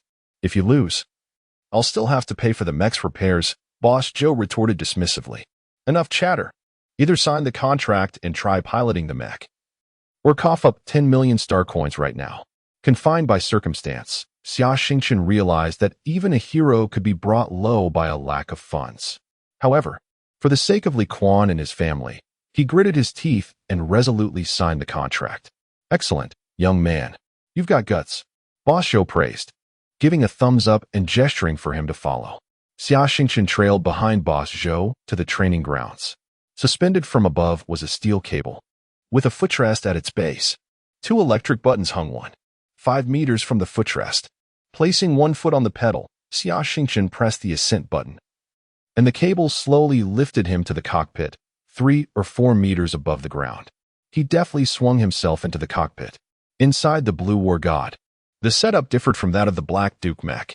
There was no sensory headband, which was military grade and reclaimed upon the mech's retirement. Instead, a sensory helmet adorned with various colored wires took its place, a budget version of the headband. The cockpit was equipped with a limited number of control sticks, keyboards, and pedals, as piloting a mech was extremely taxing on mental energy, limiting its operational time. For tasks such as patrols or strategic movements, continuous use of mental control could lead to significant fatigue, which is why many military mechs featured auxiliary operating systems, adjusting his seat and fastening his safety belt. Xia Xingchen gradually donned the sensory helmet. A digital beep resonated, illuminating the screen in front of him as various indicator lights flickered on. He felt his mental crystal pyramid begin to spin rapidly, releasing a surge of mental energy as he sensed his body melding with the mech. The hum of the mech's engine began to resonate, and the red indicators in its eyes lit up. Boss Zhou was taken aback. It's moving? How can this be? Yet, confronted with the undeniable reality, he was compelled to accept it. However, his mind raced with schemes. Even if this boy could operate the mech, it would be a struggle, and his opponent was formidable. Victory was inevitable for the other side. I could wager my entire fortune on his loss and then demand compensation. I could even request a death match. If he perishes, the hefty insurance payout would be mine. Typically, mech combat tournaments forbade attacks on the cockpit, as it significantly detracted from the spectator experience. Thus, the organizers introduced the death match option. By signing a death match contract, Both parties could employ any means of attack on any part of the Mech without the option for surrender until one side perished. The winner's prize was 5 times that of a regular match, and the fallen combatant's family would receive millions in insurance compensation. In the grand arena, a cacophony of voices echoed as over 60,000 spectators gathered, the majority being citizens of the Galactic Empire. Minors lacked both the qualification and the means to attend such events. With no television or online broadcasts for the Mech battles, ticket prices soared. The cheapest ticket cost 100,000 star coins, while the most expensive reached 200,000. Tonight, a total of 8 matches were scheduled, with the final bout being a death match. In the arena's most luxurious VIP suite sat a middle-aged man in military attire, his golden hair and blue eyes contrasting sharply with his stoic expression, revealing nothing of his thoughts. Accompanying him were Executive Yiming of Manastar and Rear Admiral Edward, both fawning for his attention. This man was Von Klaus, a general of the Empire and a member of the nobility. He commanded the 1st Division of the Empire's 3rd Fleet, hailing from a military family with a lineage that had served since humanity's earliest days on Earth. He had been tasked with leading 50 warships to welcome the young princess and escort her back to the capital, Tianyuan Star. Edward saw this as an opportunity to ingratiate himself with Von Klaus, hoping to ascend the ranks, as his current position offered little chance for advancement. Meanwhile, Yiming, though he held sway on Manastar, was merely a pawn for the Tang dynasty group. Aging himself, he aspired for his son to secure a noble title to bring honor to their family. Unfortunately, Von Klaus was a man of strict principles, turning down all invitations except for a welcoming banquet. The 2 men were left frustrated, fearing that a leader who adhered to principle was far less appealing than one with interest and passions. Later, upon discovering that this general was an A-class Mech pilot with a distinguished record, Edward seized the chance to invite him to witness the Mech combat tournament. In the core planets of the Galactic Empire, such direct human-to-human Mech contests were deemed barbaric and were prohibited. There, Mech pilots could only compete through large holographic simulations. This lack of authenticity and visceral excitement rendered the competitions less thrilling, compelling only remote places like Manastar to host such live Mech battles. Intrigued by the prospect, Von Klaus decided to attend and enjoy the spectacle. Chapter 29. The Dead. In the initial 7 matches were lively, yet merely energetic without substance. The heavily modified mechs, devoid of any highlights in their operations as perceived by experts, and the few Mech pilots merely going through the motions, nearly lulled General von Krausch into slumber. General Krausch, how was the match? Quite spectacular, wasn't it? Inquired Yiming. Unremarkable and exceedingly tedious, replied von Krausch, disinterested in indulging in further conversation. The next match is a life-and-death battle, and one of the contestants is my son. At merely 16, he is already a level 9 psionic. He possesses both interest and talent in Mech operation, and I plan for him to break through and soon enlist. Yiming seized every opportunity to promote his son. Oh, understood. General Krausch nodded slightly, every gesture exuding noble demeanor. Truth be told, General Krausch harbored a deep-seated disdain for Yiming. Despite being a planetary governor and a significant figure of the Empire in Krausch's eyes, Yiming was merely a parvenu and could not possibly be compared to a true noble like himself. Now, the arena was set for a life-and-death confrontation, featuring the recently emerged contestant Chi Yu, boasting a flawless record of 9 victories against Li Quan, who had won 28 out of 30 matches. Let it begin. Eliminate him. Hurry up and start. The atmosphere in the arena surged to a fever pitch. A multitude of spectators tightly clutching betting slips, their voices rising in a barbaric roar. The air was thick with the scent of adrenaline. Even a composed figure like General Krausch felt a stir of excitement. That Chi Yu is my son. 9 matches, 9 victories. Even Yiming gripped his fist tightly, a flicker of anticipation igniting within him. Oh, wait. Contestant Li Quan was involved in an accident yesterday and is still in a coma. Today, he is being replaced by contestant Xia Xingchen, a mere student of 16. The announcement echoed through the venue.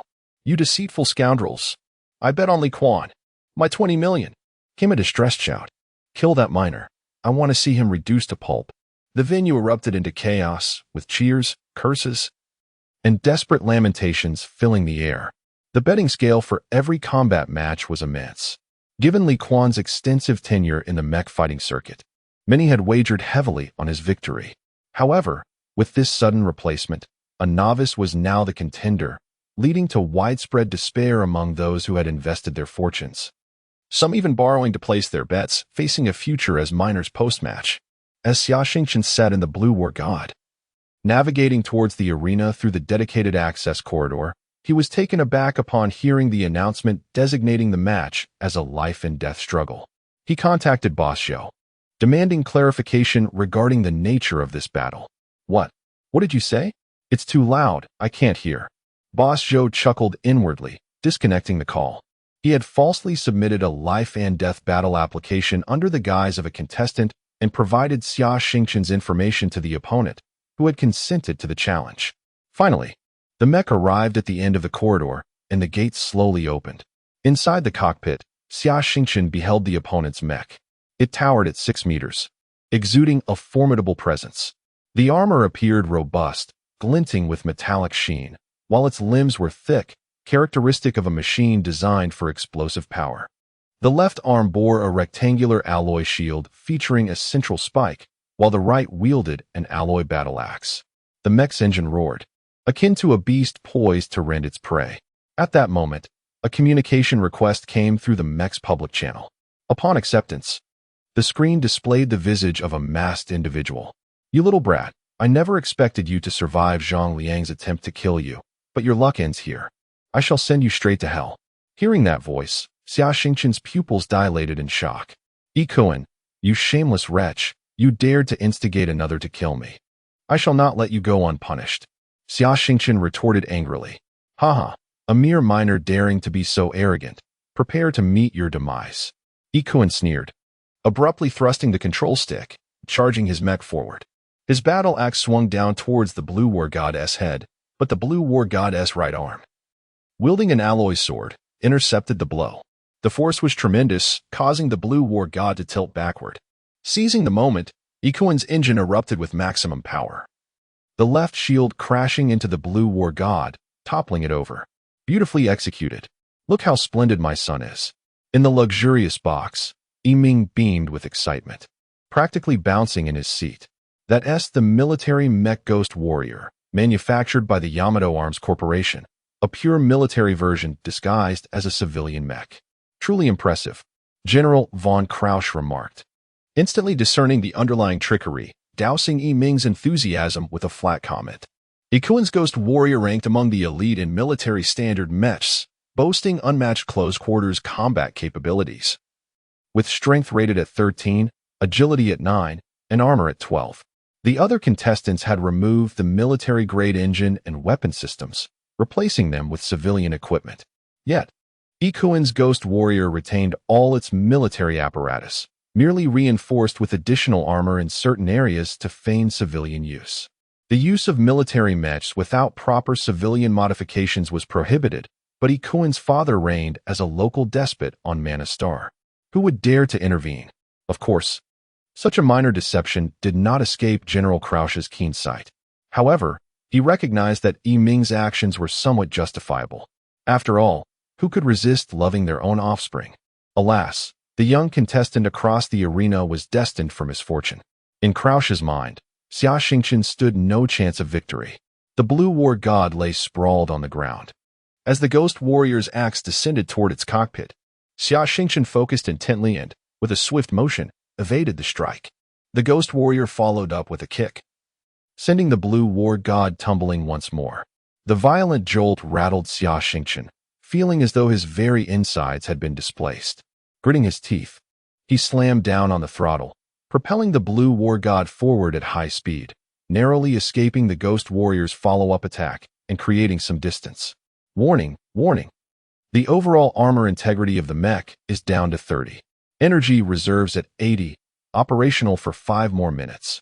A display flickered yellow, relaying grim news. This won't do. If I continue in this manner, the mech will not endure. I must retaliate. Another blow like that, and the mech will disintegrate. Resolute. Xia Xingchen raised his alloy sword, launching an attack against the Ghost Warrior. Yet, Ikuan's combat experience was extensive, and his mech's power and speed were significant advantages. Every attack from the Blue War God was deftly deflected, and the immense strength of the Ghost Warrior rendered the Blue War God momentarily stiff with each collision, which Ikuan exploited to unleash even fiercer strikes. 2 minutes had elapsed, and the alarm had turned crimson. The integrity of the armor stood at a mere 15, with only 10 energy remaining. The left arm sustained damage, with an integrity of 78, and the shoulder bore injuries, its integrity reduced to 62. The integrity of the mech's components was a critical indicator. When the integrity fell below 50, the performance of the mech's parts diminished by half. A complete integrity of 0 signified total dysfunction of the component. What should I do? Xia Xingchen pondered intensely. His mech was at a disadvantage in strength and speed compared to others. During the recent skirmish, the Ghost Warrior had struck him several times with the alloy sword, leaving only faint white marks. With just 10 energy left, he could only muster one final strike. However, targeting the opponent's vital points posed a formidable challenge. Perhaps his psychic energy was the sole and final opportunity. Ha! You are at your wit's end, you insignificant insect, you lowly creature. I no longer wish to play with you. Let me send you to hell. Chapter 30. Turning the tide, the Ghost Warrior's power surged to its maximum. The engine roared as its legs forcefully propelled against the ground. The camouflage armor plating on its back fell away, revealing 2 thrusters operating at full capacity, standard military equipment. In an instant, the Ghost Warrior's speed reached its zenith. At that moment, a crystal pyramid spun rapidly in Xia Xingchen's mind, and a tremendous wave of mental energy surged toward the mech, leaving the surroundings in a state of clarity. The assault of the Ghost Warrior appeared to slow down in his perception. The Blue Battle God raised its left arm, and a circular alloy shield shot forth like a frisbee toward the Ghost Warrior. The Ghost Warrior raised its left-hand shield, and with a resounding crash, the alloy shield was deflected, striking the energy barrier at the edge of the arena. The Ghost Warrior's speed remained unaffected as it swung its axe with relentless momentum. Gasp! The spectators held their breath, time seemed to freeze, and everyone believed the Blue Battle God was doomed. As the battle axe came within half a meter of the Blue Battle God's head, it moved. Almost everyone witnessed the axe make contact. Yet beneath it lay only air, a mere afterimage. In that fleeting moment, the Blue Battle God sidestepped to the left, narrowly avoiding the descending axe. Now crouched, the Blue Battle God pressed the power pedal to the floor, channeling mental energy into its legs, springing upward like a coiled spring. The Blue Battle God soared, reaching an astonishing height of 7 to 8 meters.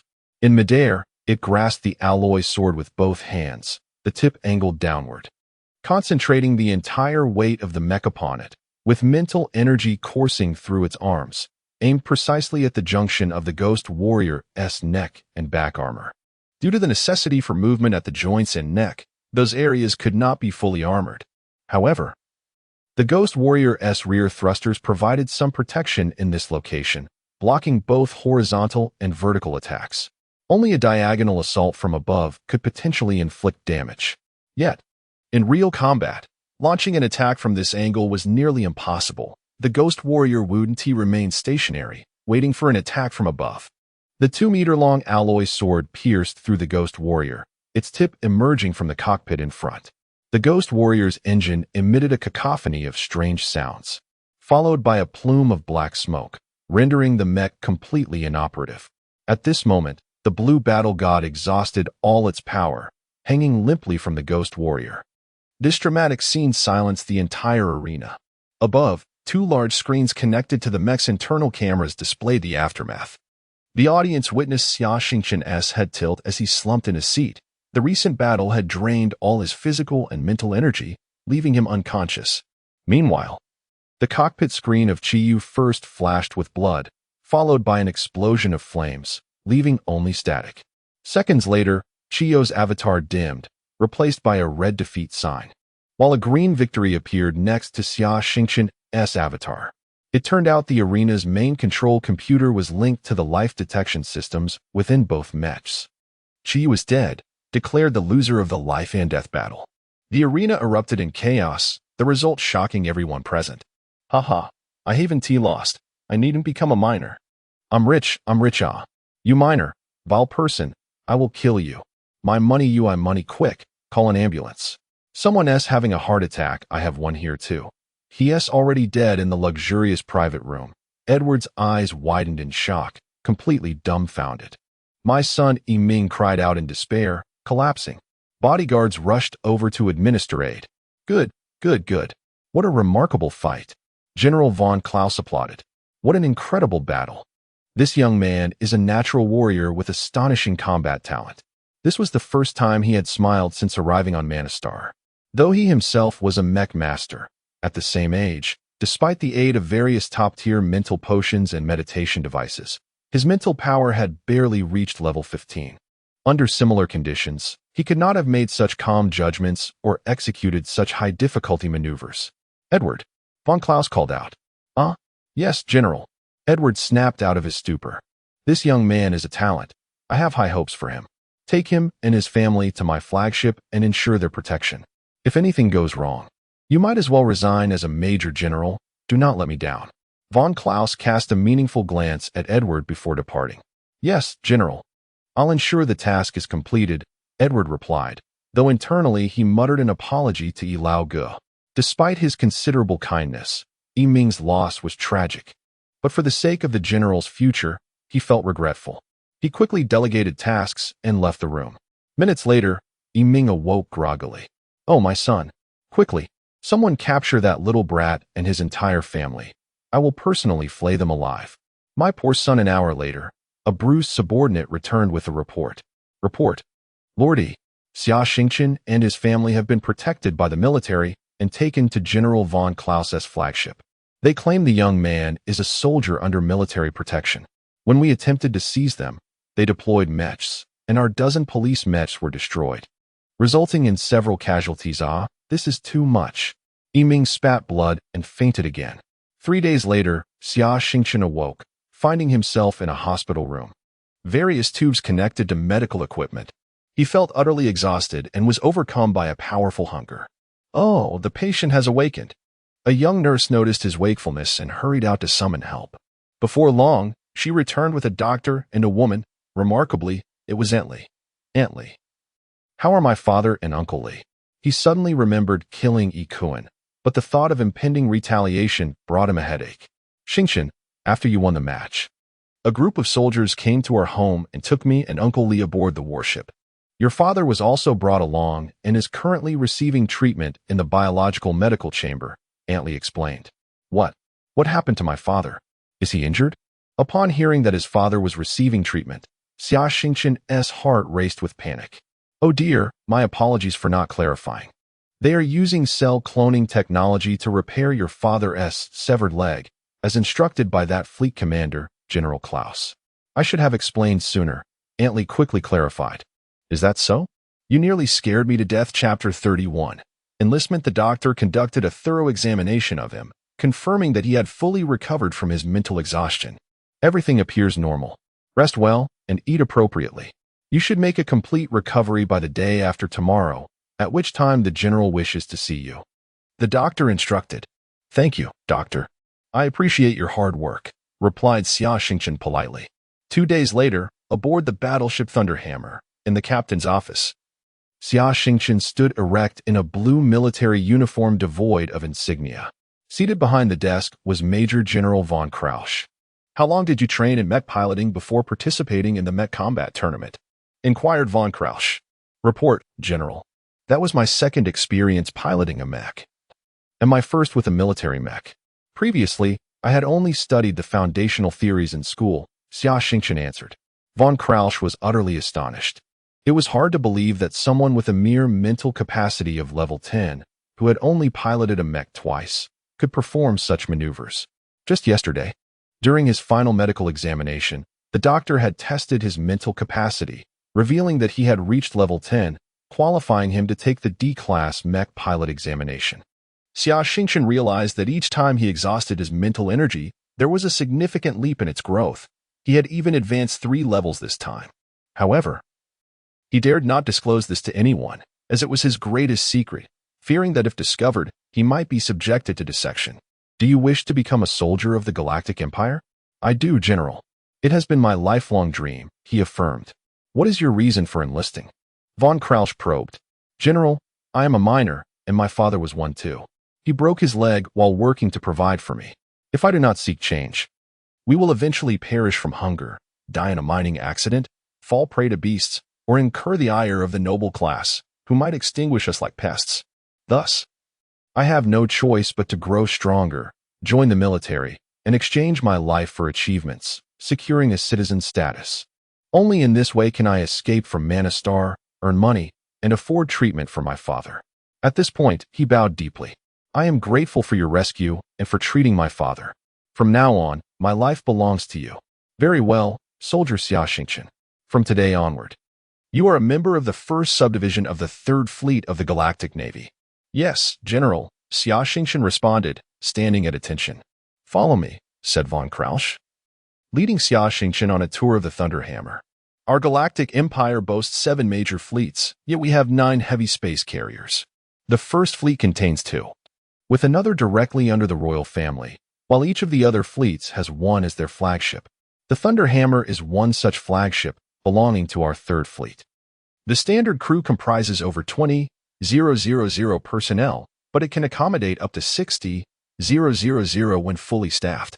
We are equipped with 4 small attack ships, 24 planetary landing vessels, 1,000 battle mechs, and 2,000 various aircraft. Currently, we are not at full capacity. As they walked, he introduced the ship, where the crew saluted upon seeing the general. An hour later, they had only explored a small portion of the vessel before returning to the captain's office. I will ensure your father and friends are well taken care of. Now, you have 2 paths to choose from. The first is to remain aboard the Thunderhammer. Starting as a crew member, you would begin as an officer, gradually advancing, and perhaps one day become a captain. The second option is to be deployed to a remote outpost, starting as a lowly soldier. It is a perilous location, fraught with combat. You may perish in battle or spend decades in obscurity, eventually forgotten and fading into retirement. These are your 2 paths. The choice is yours. Von Krausch fixed his gaze upon him. Report, General, I choose the second path. Your reasoning? I wish to grow stronger through battle and become the finest soldier. As for the danger or isolation, I am unafraid. Is there a place worse than the depths of the mines on Manastar? Xia Xingchen replied resolutely. Ha! Von Krausch laughed heartily. I did not misjudge you truly. I respect your choice, soldier, and I hope that the next time we meet, you will surprise me once more. Yes, General, as you wish, Xia Xingchen saluted again. A month later, after 3 interstellar jumps, the fleet finally arrived at the capital star system. Here, the bustling traffic was overseen by the First and Second Fleets of the Galactic Empire, ensuring excellent security. At that moment, a small royal-marked ship departed from the fleet, heading towards the capital star, Odaquel. 5 days later, following another interstellar jump, the fleet returned to its station at Luban Star. Named after a legendary master craftsman from humanity's ancestral lore, Luban Star is 4 times the diameter of Earth but possesses a comparable mass. The planet's atmosphere is exceedingly thin, making direct human survival impossible, thus necessitating the construction of thousands of biospheres to simulate a habitable environment. Luban Star boasts numerous satellites, all rich in mineral resources, prompting the Galactic Empire to establish a production and maintenance base for space warships in the Luban Star region. The Third Fleet is stationed here for resupply. Xia Xingchen and his father, along with Li Quan and his wife, were escorted by logistics personnel to Ecological Zone 358 on Luban Star. Each family was assigned a room equipped with a private kitchen and bathroom. Having joined the military, Xia Xingchen had shed his identity as a miner, becoming a citizen of the Galactic Empire. Although Xia Yu and the Li couple remained miners, they were now military dependents, under the protection of the armed forces. Should Xia Xingchen achieve military accolades in the future, he could leverage them to secure their civilian status. Li Quan, possessing excellent mech piloting skills, joined the logistics department as a mover, while Xia Yu served as a security officer at the logistics base, and Aunt Li worked in the dining hall. Days later, Private Xia Xingchen of the Third Fleet bid farewell to his father and the Li couple, embarking on a supply ship bound for the Death Star region, the Watcher Star. Chapter 32. Watchstar, the Goldfish-class transport ship, stands as humanity's most triumphant cargo vessel designed for the space age. Resembling a goldfish in form, its expansive hull accommodates thousands of tons of provisions. This spacecraft, purpose-built for the vacuum of space, circumvents planetary atmospheres, thus negating concerns of aerodynamic drag. Prioritization is given to cargo capacity, structural integrity, and fuel efficiency. This colossal vessel is manned by a mere quartet of pilots, operating in rotating pairs. The voyage, spanning approximately a month, offers scant diversion, with the crew alternating between piloting and repose, bereft of recreational amenities. Xia Xingchen sequestered himself in his quarters, commencing his meditation. His mental acuity now registers at level 10. The chasm between levels 9 and 10 represents a formidable hurdle for most, with 90 of the populace never attaining the latter. The paramount distinction lies in the aggregate mental reserves. A level 10 individual possesses mental reserve scores, if not hundreds, of times greater than their level 9 counterpart. Metaphorically, if level 9's mental capacity equates to a glass of water, level 10's resembles a veritable cistern. Augmented mental reserves empower mech pilots to engage in protracted combat. Consequently, only those achieving level 10 mental acuity are eligible to pursue D-class mech pilot certification. Furthermore, mental recuperation accelerates exponentially post-level 10. Xia Xingchen swiftly entered a meditative state, his mind conjuring the crystalline pyramid, besieged by simian worshippers. After a dozen hours, acute hunger pangs surfaced. Hormonal secretions, stimulated by mental exertion, fortified and remodeled his physique, albeit at the expense of considerable sustenance and caloric expenditure. He arose, procuring an ample supply of space rations to replenish his energy. A cursory glance at his meditation gauge revealed a score of 90. Xia Xingchen was taken aback.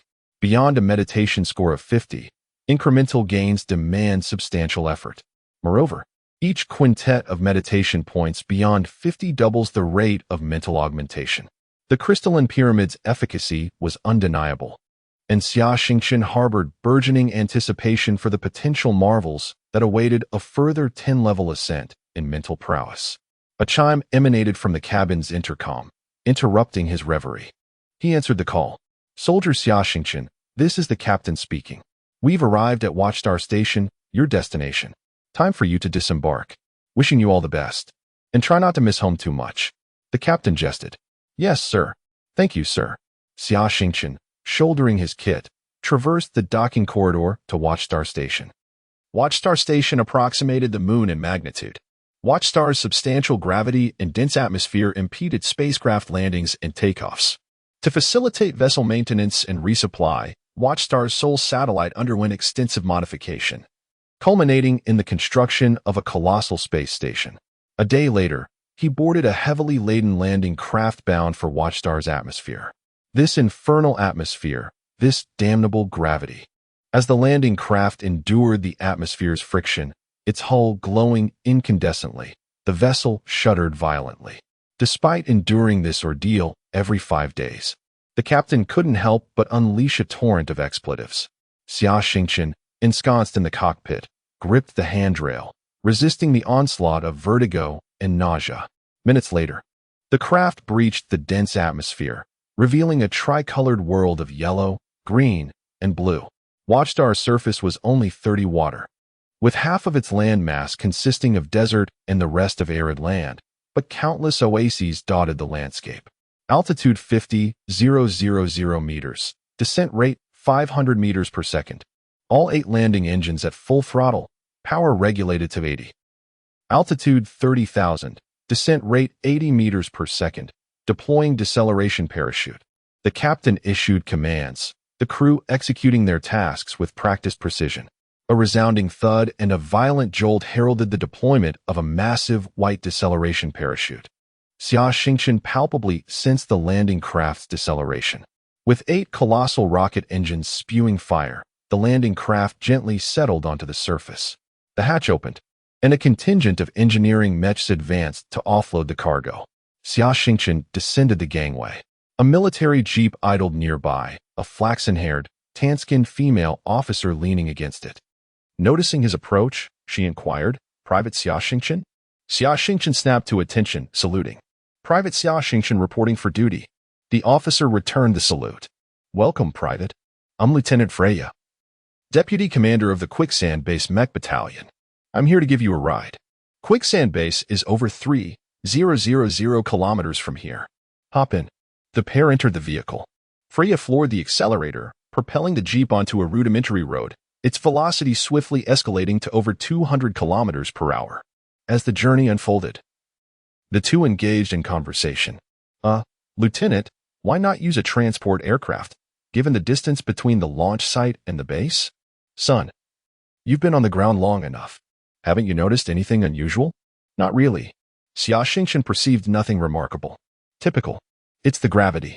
Watchstar's gravity is 3 times Earth's gravity, hence its dense atmosphere.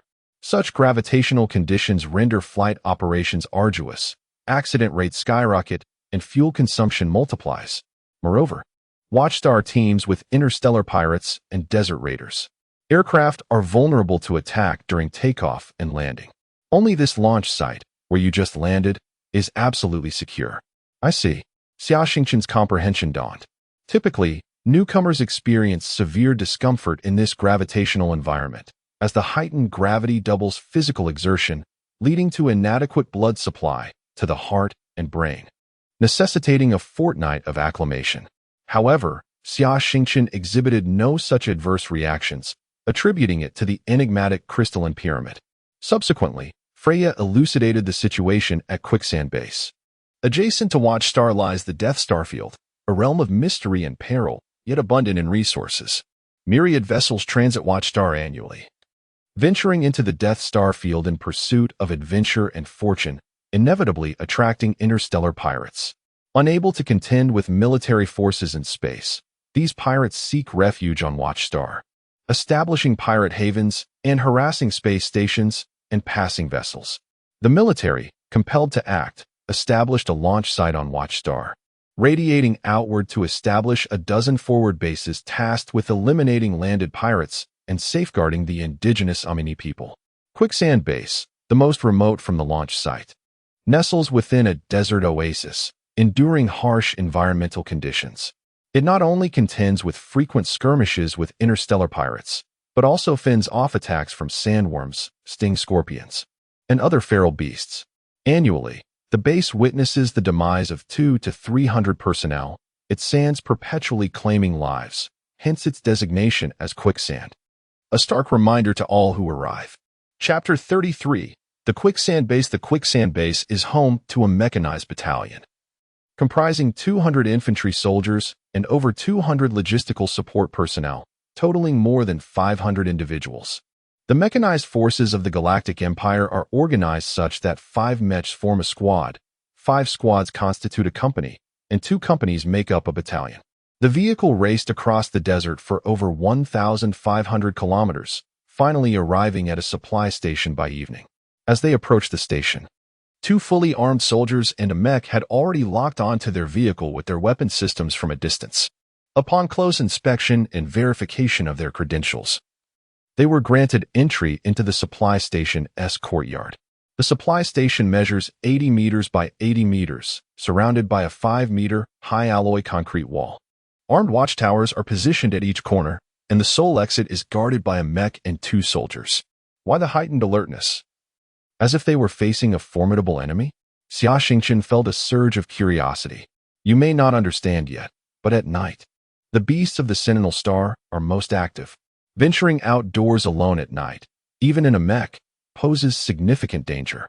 It is certain that one day is insufficient to travel from the launch site to the Quicksand Base. Thus, we must rest here overnight. This place frequently suffers attacks from wild beasts, and occasionally it is ambushed by deranged sand pirates, interstellar marauders who dwell in the desert. Initially, only a single mech squad was stationed here, but it was wiped out thrice within a year, prompting the military to expand the supply station significantly. It now hosts 2 mech squads. Combat is likely to occur at night, but you need not worry. Rest well. Do not concern yourself with the outside. If they cannot hold their ground, your presence would be of no use. And in the desert, we have no avenue for escape, Freya explained in detail. Xia Xingchen nodded silently. In just a few days, he had grasped the harsh realities of Sentinel Star. Yet, he brimmed with hope. Surviving and thriving in such an environment would surely forge him into a formidable individual. It is in such conditions that one truly hones their strength. In the dead of night, the sounds of fierce gunfire erupted outside, with the cacophony of gunshots and explosions resonating throughout. The following morning, as the two stepped outside, they found 2 body bags lying in the courtyard, containing the fresh remains of 2 individuals, yet everyone remained remarkably calm. As their vehicle exited the supply station, Xia Xingchen noticed the ground was saturated with green blood and the wreckage of a mech, its frame pierced by countless sharp objects, reduced to a heap of scrap metal. It was a scorpion. They are pack animals, and their pincers can penetrate mechs. However, you will find no corpses, as they consume their kind and spare not a morsel of protein. If you encounter them in the wild, fleeing is your only path to survival. Do not attempt to confront them. Their numbers are overwhelming, and they will pursue relentlessly. The vehicle sped onward, traversing the desert, which has a rotational period of 26 hours. By mid-afternoon, with over 200 kilometers remaining to the quicksand base, a communication device abruptly crackled to life. Quicksand calling Blood Rose. Quicksand calling Blood Rose. Blood Rose here. Quicksand, please proceed. Freya responded. Blood Rose was her operational codename. An hour ago, a group of sand pirates attempted to assault the base. They were repelled and are now fleeing in your direction. You will encounter them in a few minutes. There are 4 desert off-road vehicles and 1 mech. Team 06 is pursuing them from 20 kilometers behind. Please take evasive action. Have you ever used a weapon? Freya inquired. Never, Xia Xingchen replied. Then you will drive. Freya halted the vehicle, and they switched places. As Freya crossed over his lap, the firm curve of her body and her feminine scent stirred the youthful blood within him. Freya sensed something hard pressing against her, casting Xia a sharp glance. If you dare to have inappropriate thoughts, you may find yourself missing a rather important part of your anatomy, she warned coldly. Flushed, Xia Xingchen gripped the steering wheel tightly, remaining silent. Turn the vehicle around. Keep the engine running and stay put. Follow my commands, Freya ordered. She then lowered the rear window and assembled a laser sniper rifle, installing the energy module and charging it, before loading 2 shoulder-mounted rocket launchers and setting them aside. The barrel of the sniper rifle extended through the rear window. The electronic optical sight presented a clear view of the terrain 3 kilometers away. The intelligent targeting system automatically assessed atmospheric humidity, dust particle concentration, wind speed, and other variables to calculate the laser's trajectory, as numerous factors could cause laser deviation in the atmosphere. In the distance, 4 dark figures emerged, with a larger silhouette looming further back, that of a mech. Soon, the enemies entered range, and Freya squeezed the trigger. A violet laser beam shot forth, striking the engine of the first vehicle. It erupted in a violent explosion, sending debris skyward. She quickly fired again, and another beam sent another desert vehicle airborne.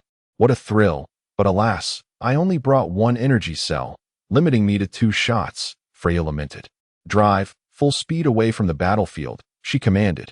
Xia Xingchen released the brakes, flooring the accelerator, the tires screeching as the vehicle surged forward.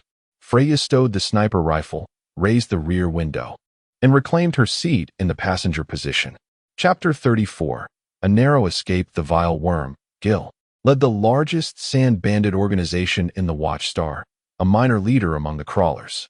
The previous night, while boasting over drinks with a group of sand thieves, he claimed he could slay dozens of soldiers in one go. Skeptics challenged him, and under the influence of alcohol and peer pressure, he impulsively gathered his subordinates, commandeering 3 mechs and 10 desert off-road vehicles to launch an assault on the quicksand base. However, fortune did not favor this nefarious worm. At that moment, 2 squads at the quicksand base were preparing for live combat drills. As 10 fully armed mechs exited the base, they were met by the furious charge of the sand bandits. In a swift exchange of fire, the bandits lost 2 mechs and 6 vehicles. It was then that Gil, sobering from the realization of his folly, turned to flee. The quicksand base S6th squad, seizing the opportunity, pursued him to expand their victory. Yet, Gil's misfortune was far from over. Just as he attempted to evade his pursuers, he fell into an ambush orchestrated by a mere military jeep. The surviving bandits, stricken with terror, scattered in disarray. Enraged, Gil slammed the accelerator, flames erupting from his mech's rear thrusters, propelling it forward with such velocity that the auxiliary wheels nearly left the ground and closed the distance between him and the jeep. Equipped with a medium-range anti-mech missile boasting a maximum range of 10 kilometers, Gil hesitated to use such a costly weapon unless absolutely necessary. Now, consumed by fury, he sought vengeance against Freya and her companion. The mech's computer confirmed a lock on the target, and the missile entered range. He decisively launched it. Xia Xingchen, fully concentrated on driving, caught a glimpse of a fiery streak approaching through the rearview mirror. A missile. His pupils dilated as he shouted in alarm. There was no time to evade. The anti-mech missile possessed formidable tracking capabilities, complemented by its rapid speed and explosive power. In that critical moment, he unleashed a surge of mental energy, enveloping the space around the vehicle.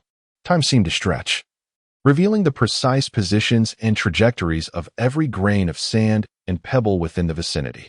As the missile drew closer, it fell within the scope of his newfound application of mental energy, insight, gained from his life-and-death struggle with Ikoan. The missile, angled downwards towards the vehicle, presented an opportunity. Seizing the moment, Xia Xingchen slammed on the brakes and sharply turned the steering wheel.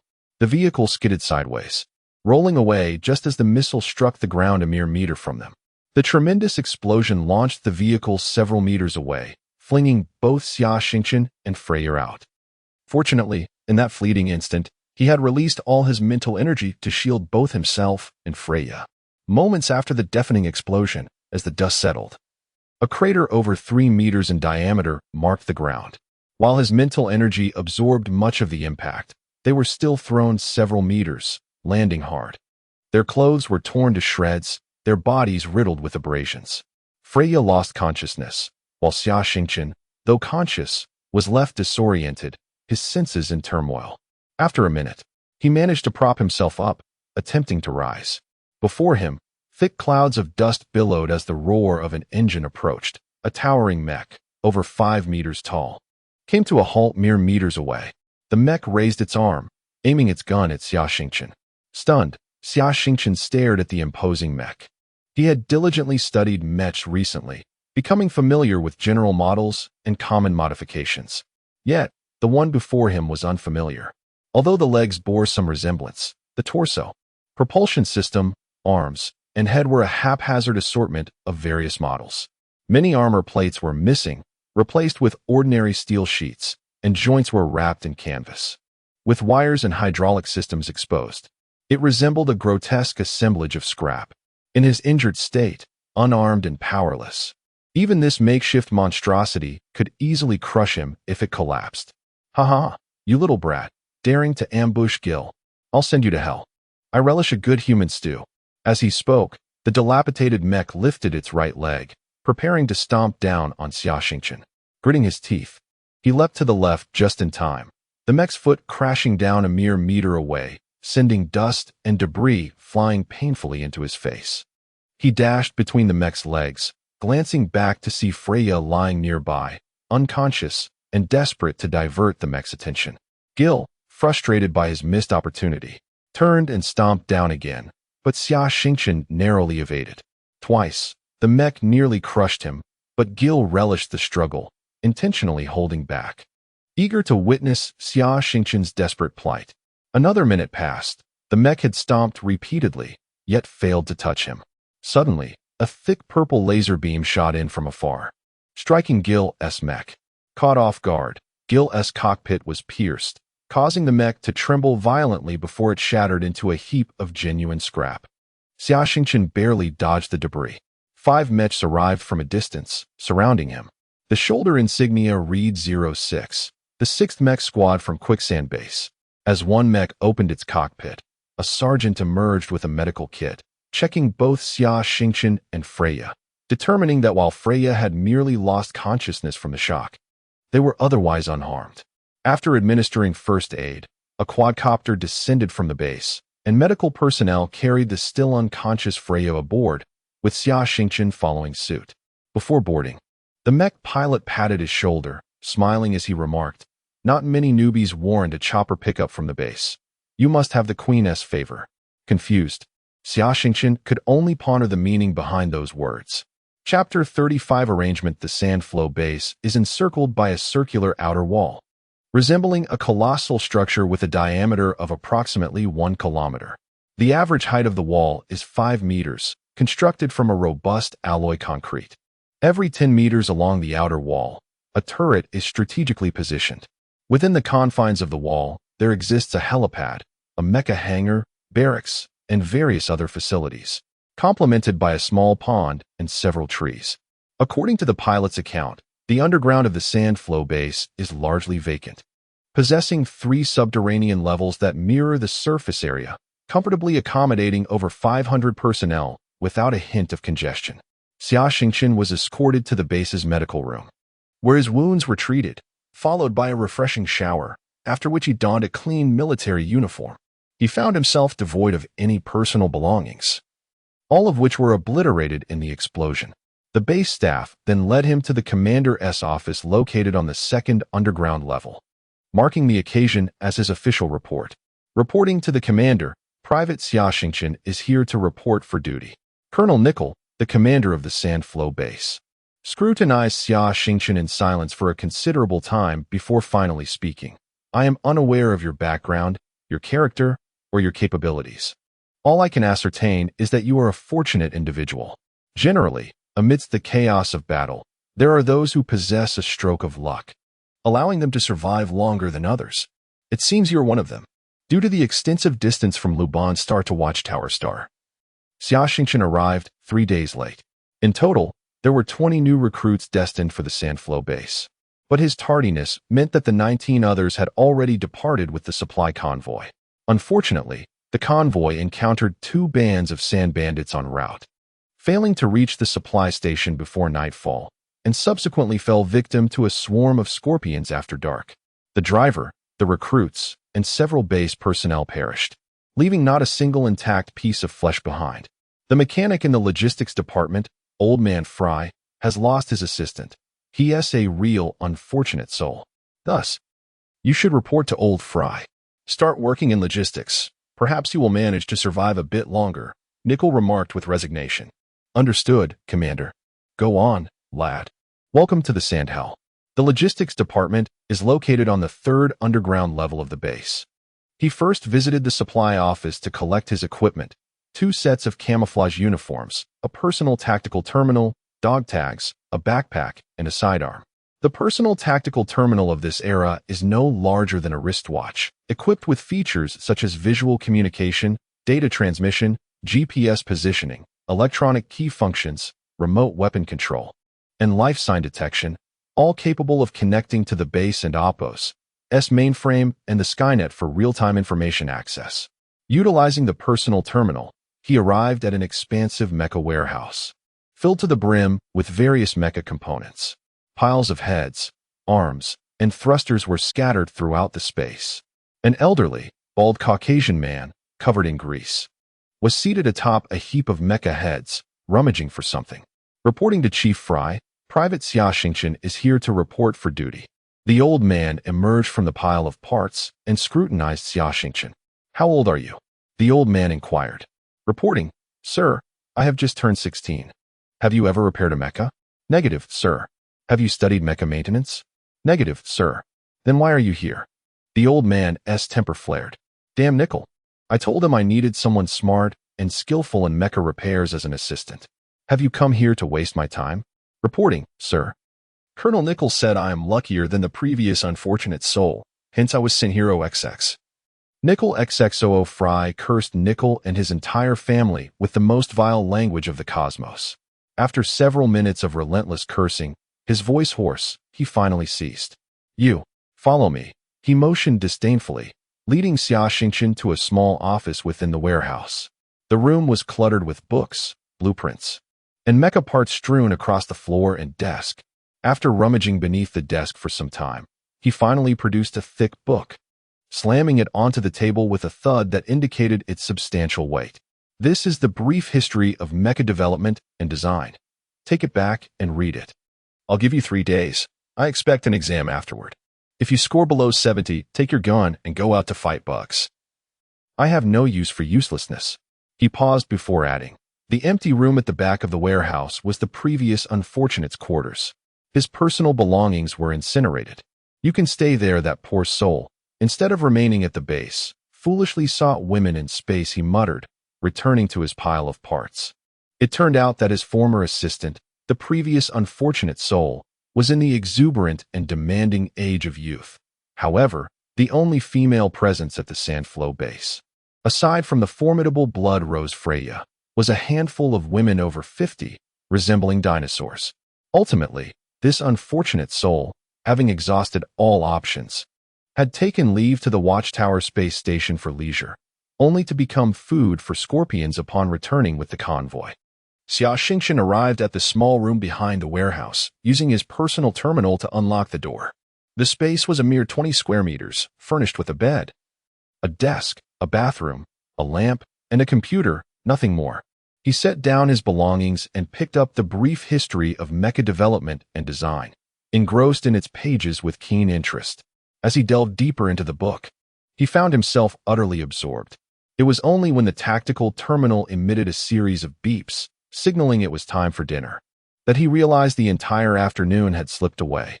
He had read through a fifth of the book. To his astonishment, while immersed in this state of focus, he unwittingly entered a state of insight. In this state, he possessed an extraordinary ability to remember everything he read, recalling each page number and punctuation mark with clarity, far surpassing the speed of a search engine. It appeared that the mysterious crystalline pyramid was indeed to be credited for this remarkable phenomenon.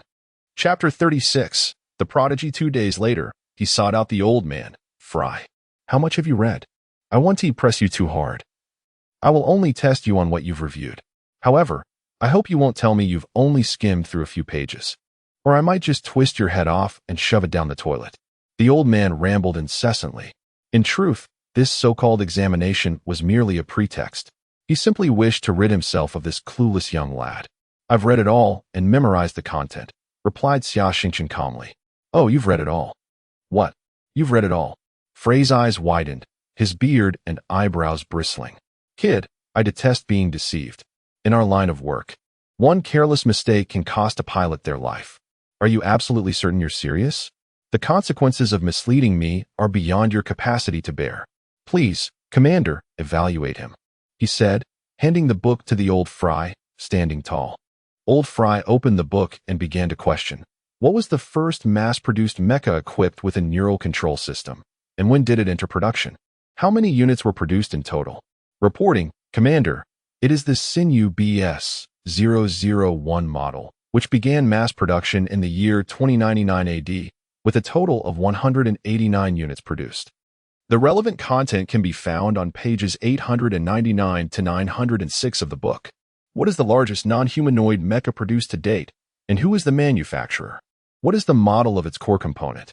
The TC-JE 3000 model mecha, recognized by the Galactic Empire's military as the Flying Leopard, is manufactured by the Tang Dynasty Group, with the core component being the QBS Intelligent Gyroscope. The relevant content can be found on pages 2754 to 2833. What are the main differences in design concepts between space-type mechas and atmospheric-type mechas? Old Fry continued to ask over 20 questions, all of which received flawless responses. Not only that, but Xia Xingchen accurately pointed out the corresponding page ranges in the book for each query. This defies logic. Old Fry was thoroughly astonished. However, as he pondered, he began to suspect that this young fellow might have read the book before, having a stronger memory, and was merely playing a game of pretense with him. Wait a moment. Old Fry retreated into his disordered office. Half an hour later, he returned, hurling 4 thick tomes onto the table. These 4 books were titled Introduction to Mecha Operating System Programming, Intermediate Mecha Operating System Programming, Advanced Mecha Operating System Programming, and Dictionary, Comprehensive Source Code of Mecha Operating Systems. Take these home. You have 10 days, and I expect you to be ready for an examination. The treatment will remain the same. Xia Xingchen frowned. This task was not trivial. However, with the crystal pyramid in his possession, it was not insurmountable. Moreover, He recognized the immense knowledge he could gain, which was indeed a delightful prospect. He returned to his room and entered an insightful state. However, this state also consumed mental energy. Although not as draining as piloting a mecha, it still took its toll. Once his mental energy waned, Xia Xingchen would meditate until he regained his strength before resuming his studies. In this state of relentless dedication, half a month slipped by in the blink of an eye. On the 15th day, he finally turned the last page and closed the book. Having perused all 4 tomes, Old Fry posed over 100 questions, many of which were exceedingly tricky, even demanding lengthy recitations of source code, something he himself could not accomplish. Yet Xia Xingchen answered each question flawlessly. Unable to challenge him any further, Old Fry, in frustration, tossed the book aside and seized a handheld ray detection device, scanning Xia from head to toe. Stop! Stop, Commander! That device emits radiation. It could be lethal. Xia Xingchen dodged desperately. Strange, he has neither an electronic brain nor an implanted smart chip. And there are no mini receivers in his ears. It seems this kid has not cheated, Old Fry mused. Well, it appears you not only have better luck than that unfortunate fellow, but you also possess some genuine talent. This is commendable. I have high hopes for you. Old Fry nodded approvingly. Starting tomorrow, you will join me in the Mecha repair workshop in the mornings to learn Mecha repair, maintenance, and modification techniques, and return to your studies in the afternoons. I will provide you with numerous books. You are to finish one every 2 days. I will also conduct evaluations and ask questions regarding other materials you have previously studied. Furthermore, I expect you to not only memorize the content, but to digest and comprehend it, ideally formulating your own questions to pursue while studying. Yes, Commander. This time, Xia Xingchen returned home dragging a cart laden with books, including Introduction to Mecha Maintenance, Weapon System Modifications, 100,000 Cases of Mecha Malfunctions, and Mecha Power System Modification Cases, among others, over 50 volumes in total.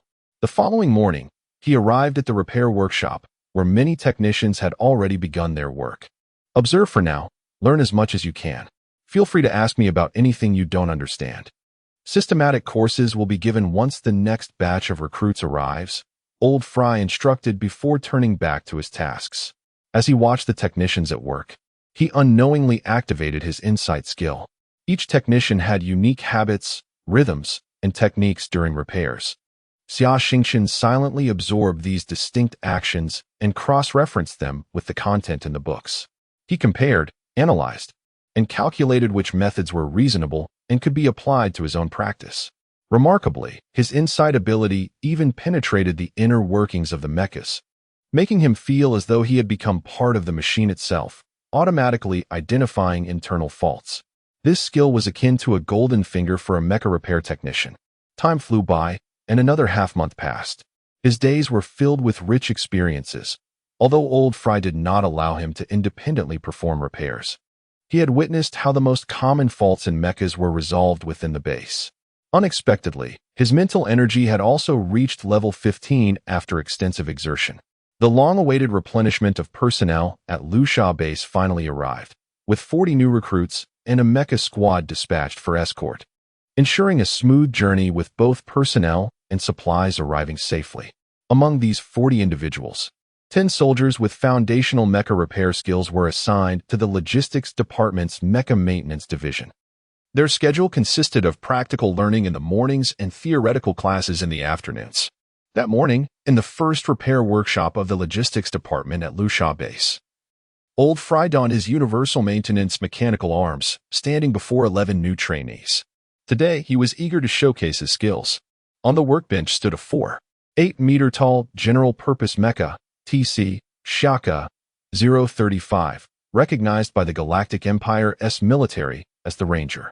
Given the multitude of mecha models and their often lengthy designations, there was simply no time to recite such lengthy names amidst the chaos of battle, which could jeopardize operations. Thus, the Galactic Empire assigned each military mecha a concise identification code. The aforementioned Black Duke Ghost Warrior was an example of such a military code. The Ranger is a high-performance general-purpose mecha. In terms of parameters, it boasts a strength rating of 9, agility of 12, and defense of 8.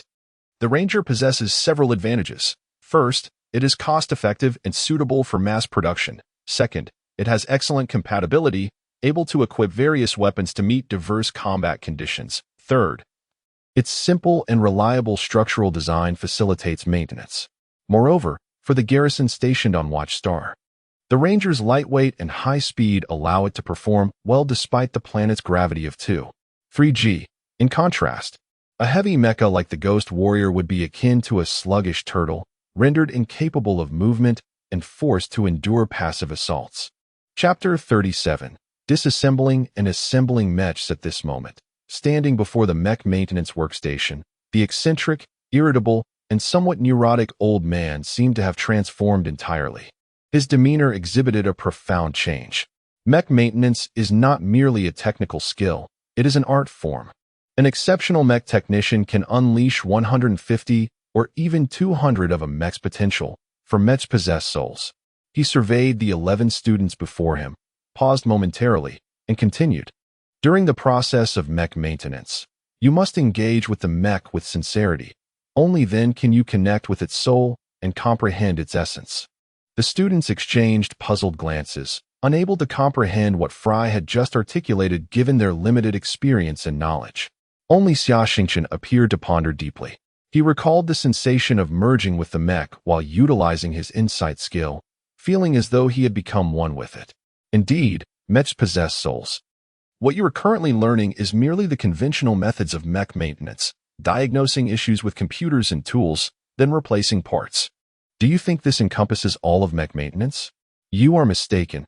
It is far from sufficient.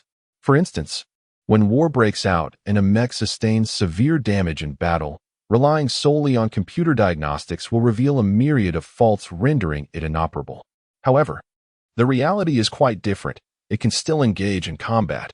If you cannot repair it, it is because you lack understanding of the mech and how its components operate in harmony. Now, I shall teach you how to thoroughly understand your mech. And the simplest method is disassemble it. A hushed shock fell over the students. No one had ever made such a demand during their prior training. Report, sir. This is impossible. We are not mech manufacturers, and many components cannot be removed without specialized equipment. One brave student boldly protested. That which you have not seen or do not know does not imply that it does not exist or cannot occur. This is the moment to witness a miracle. Old Fry declared, suddenly breaking into a sardonic smile. Pay close attention. I hope that, 2 months from now, you too will be capable of this. I will assess your progress. If you fail to meet the standard, then take up arms and go hunt insects. I have no use for incompetence here. Upon hearing this, the students broke into a cold sweat. They had heard tales of old Fry's illustrious reputation at the quicksand base, where he commanded great respect and even dared to confront Colonel Nickel, the base commander, with audacity. He was a man of his word, and everyone sharpened their focus. Desperate not to miss a single gesture he made, old Fry commenced his task. He removed the first bolt from the rear of the cockpit's armor panel and continued seamlessly, each movement flowing into the next without hesitation. The universal maintenance mechanical arm in his grasp moved with such rapidity that it was nearly indistinguishable, working in concert with the workstation's mechanical arm. In a matter of moments, a nearly 5-meter-tall Ranger mech was disassembled into 872 individual components. The so-called basic components are detachable parts of the mech, each with independent functionality. During routine maintenance, one merely needs to replace these faulty or damaged components. Theoretically, these basic components could also be disassembled or repaired. However, most are molded as single units, sealed with special materials, or possess high levels of integration, such as fuel cells and neural connection devices. Once these components are opened, reassembly becomes a daunting task, rendering such efforts largely futile. The students dared not breathe, their eyes wide as they beheld a towering pile of parts before them. Old Fry wiped the perspiration from his brow, muttering, "Old age has caught up with me. It took me 78 minutes. A decade ago, I could do it in 66. At this moment, the students and Oppos' faces reflected shock, envy, admiration, and even trepidation. The thought of disassembling a mech in just 2 days seemed insurmountable, and a wave of despondency swept through the crowd as they contemplated the upcoming assessment in 2 months. Old Fry excused himself to the restroom, retreating to a secluded area where he withdrew a small flask from his pocket and took a hearty swig. The potent liquor coursed down his throat, invigorating his weary limbs. Apart from mech maintenance, this drink was the old man's greatest passion. Although the base strictly prohibited alcohol during work hours, Old Fry enjoyed certain privileges, as long as he refrained from drinking in front of others during work hours. No one dared to reprimand him. Old Fry belched, revitalized by the drink. He returned to the workstation, donned the universal maintenance mechanical arm, and began reassembling the components one by one. The students watched in awe. The process of assembling the mech was as effortless and graceful as the disassembly, devoid of any delays or pauses. This task was considerably more challenging. After all, during disassembly, one simply needed to remove parts sequentially. In contrast, during assembly, one must locate the next required piece from the mountainous pile of 872 basic components. Xia Xingchen entered a state of insight once more. Each of Old Fry's movements unfolding in slow motion, indelibly etched in his mind. Every time Old Fry picked up a component, Xia Xingchen endeavored to recall its purpose. Having thoroughly reviewed the Ranger's design schematics and maintenance manual over the preceding days, time flew by when one is focused. As Old Fry tightened the final bolt, the students realized the pile of components had once again transformed into a complete mech. After connecting the diagnostic equipment, a series of data appeared on the large display screen at the workstation, culminating in several green characters illuminating the display. All systems operational. The maintenance workshop erupted into enthusiastic applause, all present thoroughly captivated by Old Fry's masterful skills. This applause was genuine and heartfelt. I am indeed getting old. 201 minutes. In my prime, I could do it in under 180 minutes. Old Fry muttered to himself, fatigue washing over him as he longed to return to his quarters for a hearty meal and a restful sleep.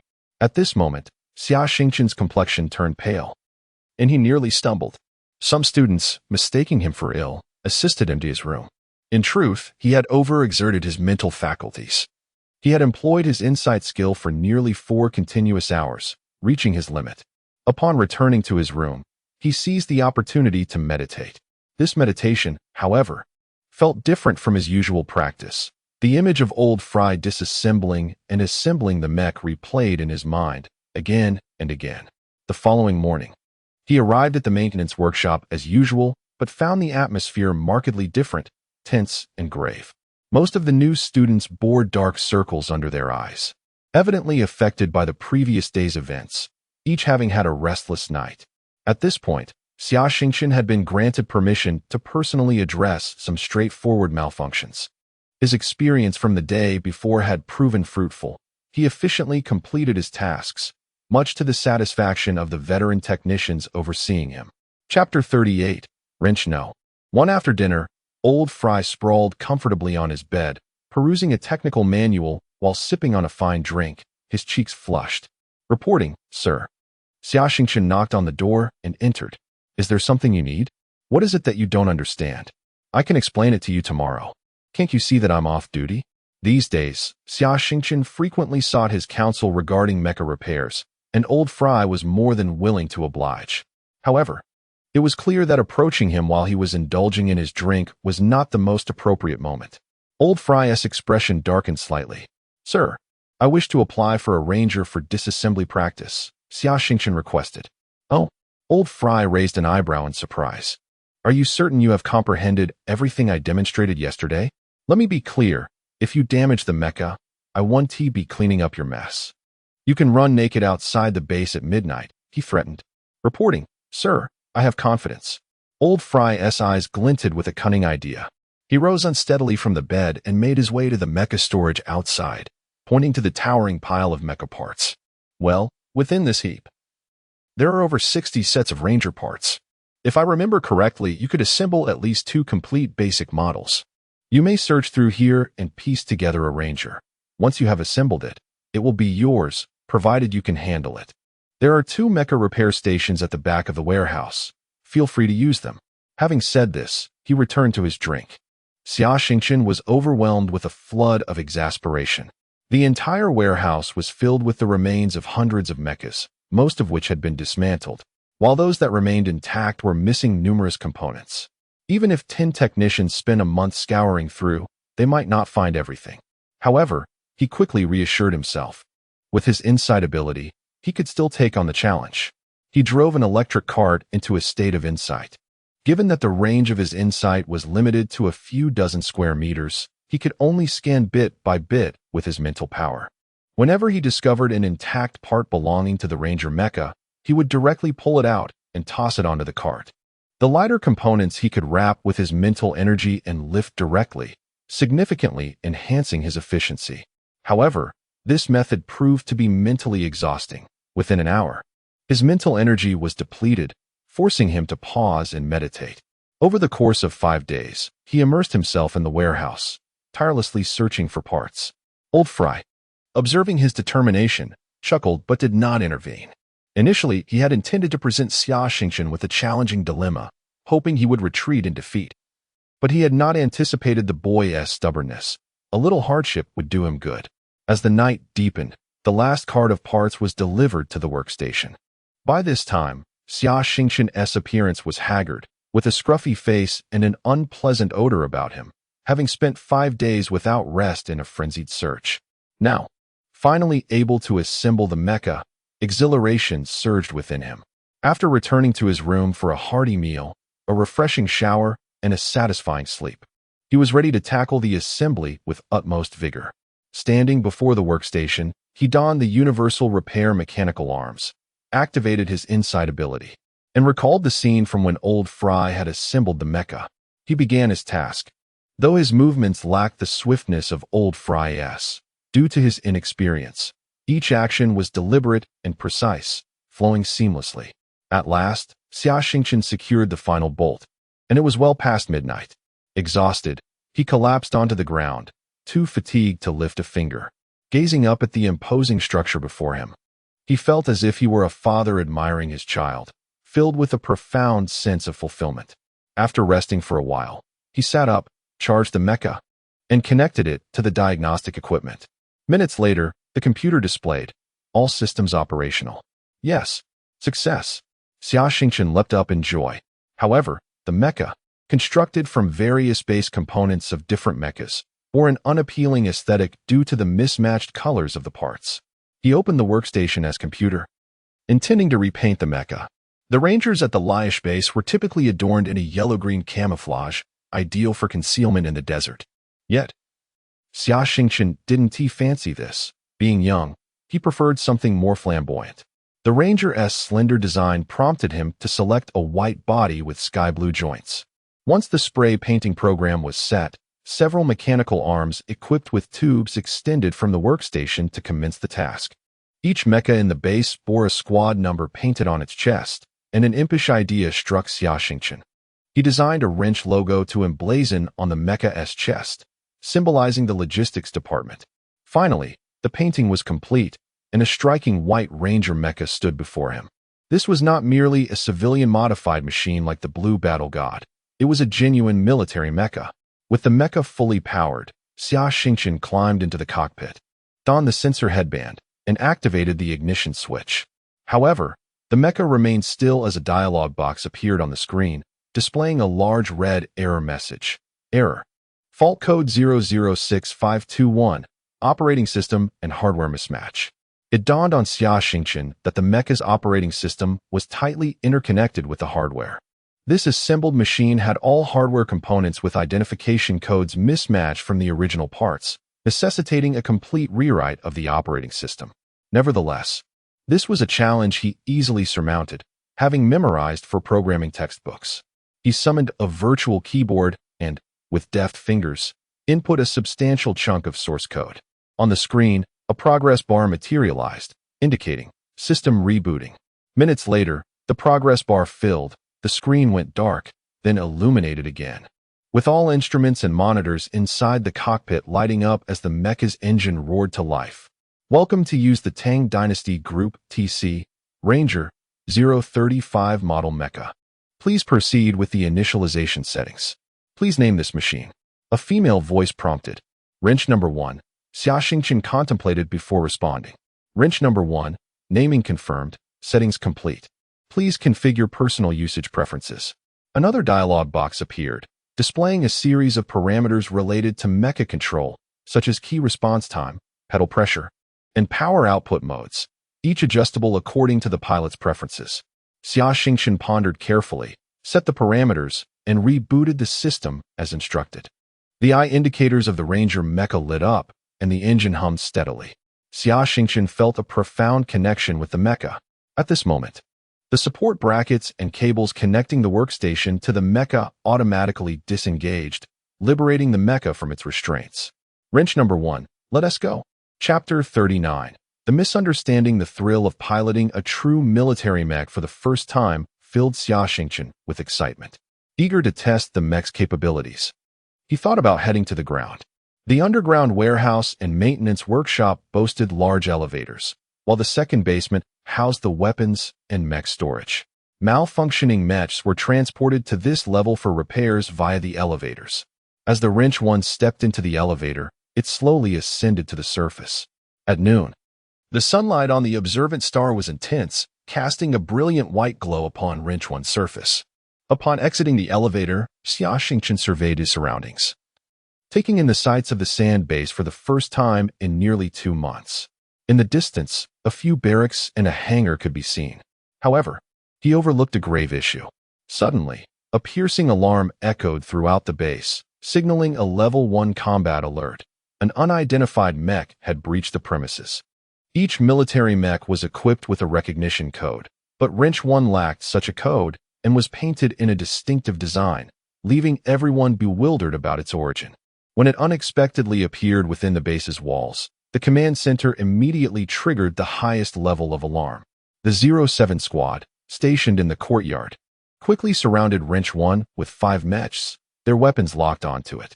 At that moment, Colonel Nickel dashed into the command center, having just emerged from a shower. Hearing the alarm, he hastily donned his clothing. He issued commands. All squads stand by, 07 squad to subdue the intruder, while squads 01, 02, 04, and 05 heighten perimeter security. The 2 melee-type Ranger mechs, upon receiving their orders, advanced toward the intruder. The Ranger was a highly adaptable mech, capable of mounting various weaponry to meet diverse tactical needs. Wrench 1, in its basic form, was unarmed and bore no additional equipment. The melee Rangers wielded a diamond-shaped shield and an alloy longsword, with 4 explosive thrusters mounted on their backs. As the 2 Rangers moved forward, shield raised and sword poised. Their thrusters ignited with a blue flame, propelling them toward Wrench 1.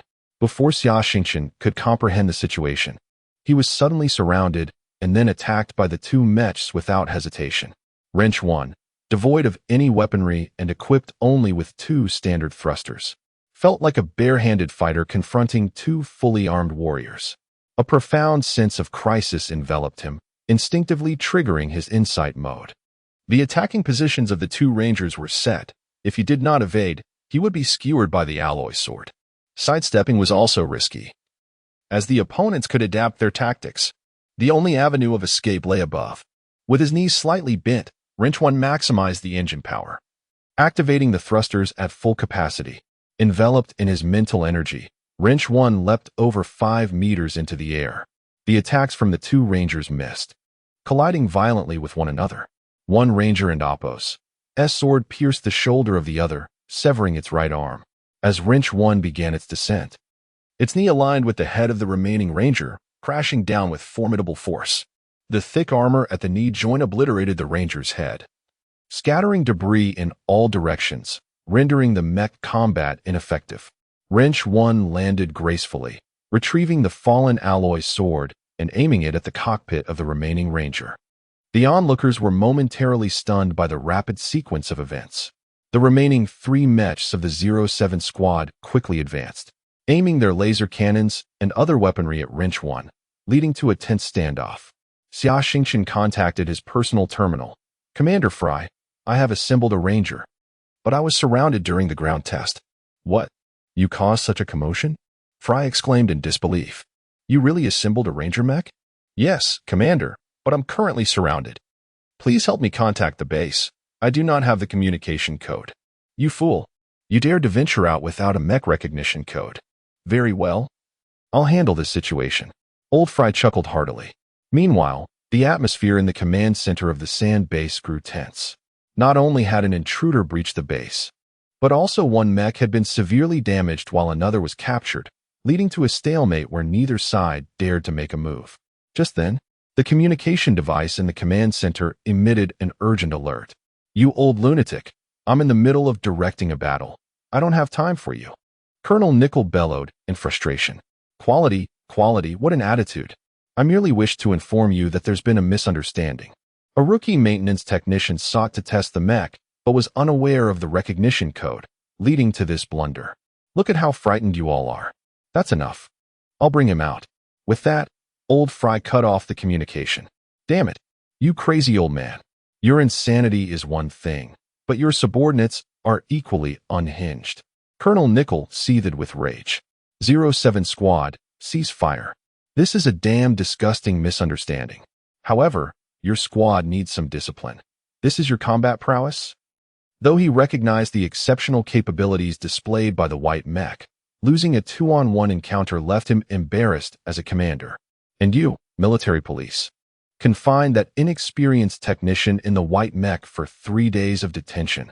Upon receiving Old Fray's notification, Wrench 1 stepped back, retracting the alloy sword.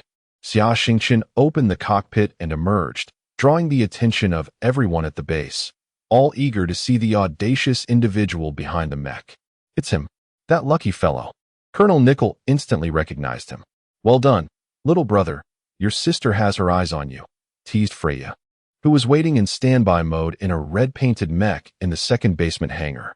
Meanwhile, a team of medics rushed to the damaged Ranger mech, with maintenance technicians assisting in opening the cockpit. Fortunately, neither pilot was injured.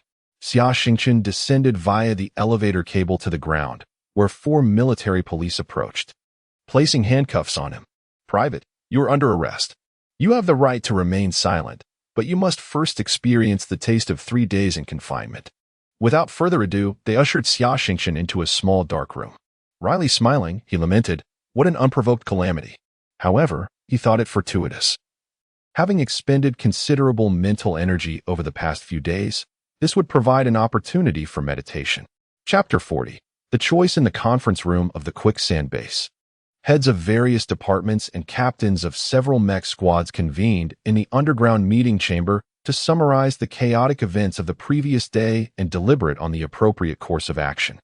The incident had been particularly severe, and the potential for confusion had raised concerns about a possible attack from the sand bandits, with dire consequences looming. It was imperative to reflect on the matter thoroughly. Colonel Nickel was visibly irate. The logistics department had exhibited significant shortcomings in managing the new recruits. They were utterly oblivious to the protocols.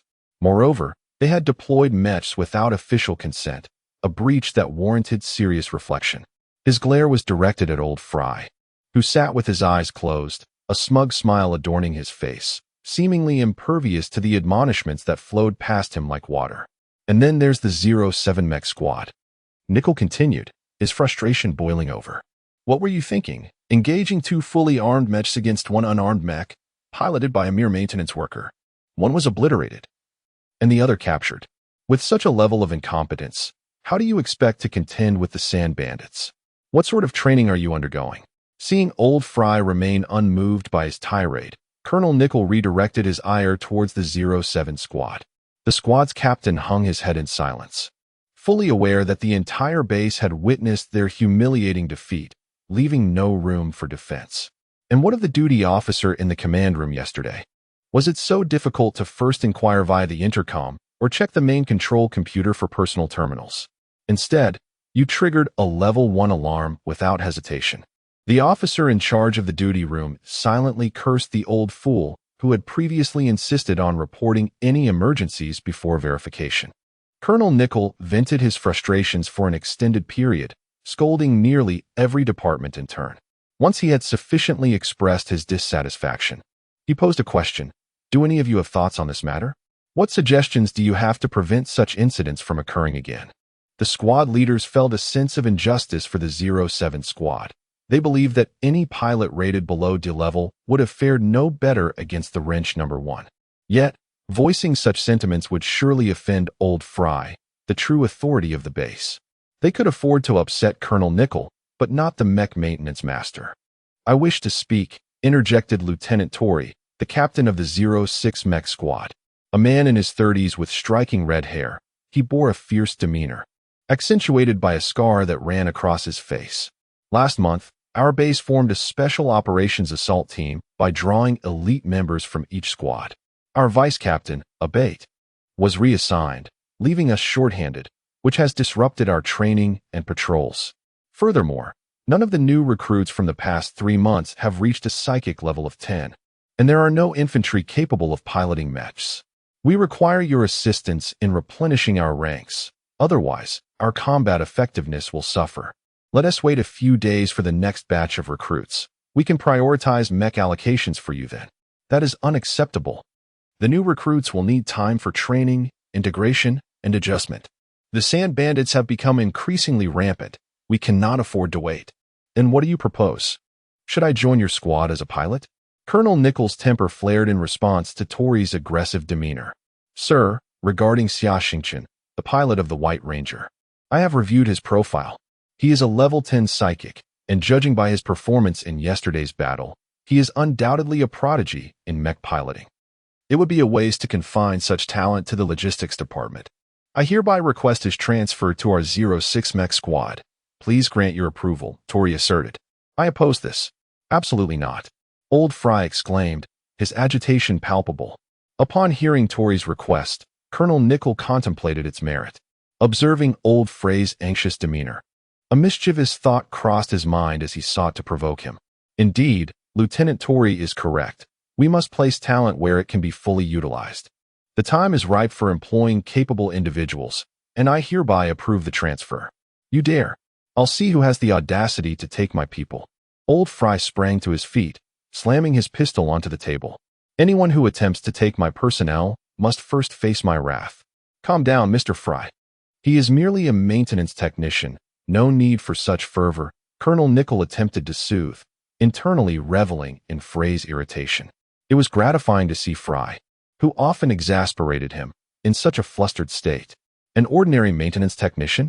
Which ordinary technician can memorize a 2,000-page repair manual flawlessly in 3 days? Which ordinary technician can assemble a mech independently after just a month of training? Which ordinary technician can sift through the wreckage of hundreds of mechs to find a complete one? I certainly cannot. I have spent 10 years at this base and 30 years in mech maintenance, yet I have never encountered such a gifted mech technician. With him on our team, even if the mech's damage rate doubles, we need not fear. You would send such talent to their demise." As Old Fry ranted, he pounded the table with his pistol, startling those nearby, who feared an accidental discharge. Fray's impassioned words silenced the room. His description of Xia Xingchen portrayed him as a genuine genius, destined for greatness in any department. Colonel Nickel pondered before speaking. "Though your logistics department offers safety, the advancement opportunities are painfully slow. This lad may not wish to remain a maintenance technician for life. I propose we consult him directly, allowing him to make his own choice."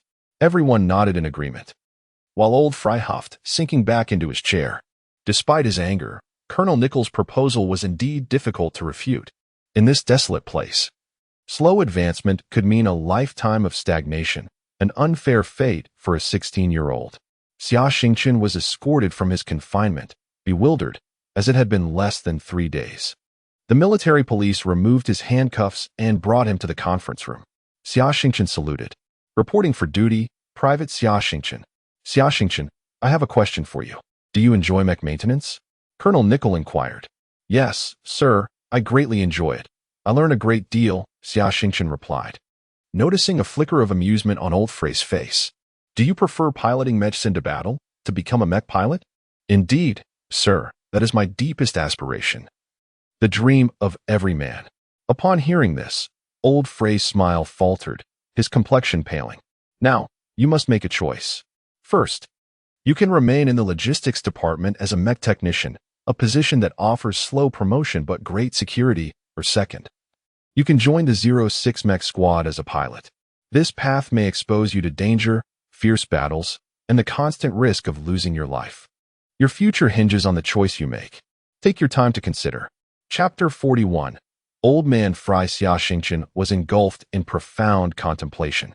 Joining the 06 Mecha squad and becoming a true Mecha engineer would yield achievements, allowing him to grow stronger more swiftly and gain promotions, ultimately providing him the opportunity to escape this place and step onto a larger stage. However, old Fry had opened another door for him, offering a different perspective on understanding mechas. A mecha engineer who comprehends design, maintenance, and manufacturing holds infinite potential for the future. Each path presented sufficient justification, yet each would also leave a trace of regret.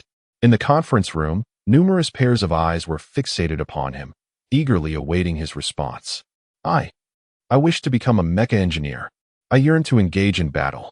Upon hearing his answer, old Fry slumped into his chair, despair evident in his eyes. However, I also wish to continue learning mecha maintenance knowledge from Sergeant Fry. This is equally important to me and will enable me to grow stronger. A flicker of hope returned to old Fray's gaze. What kind of choice is this? Colonel Nickel questioned, perplexed.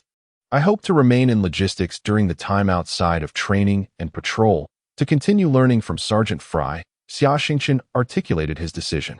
Very well, I concur. Lieutenant Tori spoke first. Initially, we shall limit his involvement to training and patrol, exempting him from combat missions for the time being. He may freely allocate the remaining hours.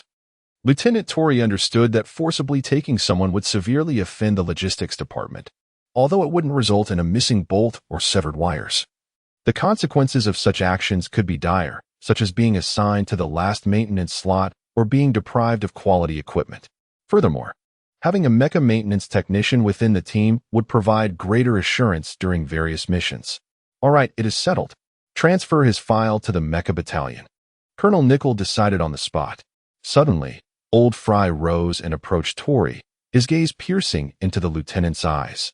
You must take good care of this lad. If any harm befalls him, I assure you there will not be a single intact mecha left in your 06 squad. I stand by my word, Tori replied resolutely. Old Fry turned and departed. As night enveloped the landscape, the repair workshop in the 3rd underground level appeared unaffected by the passage of day and night.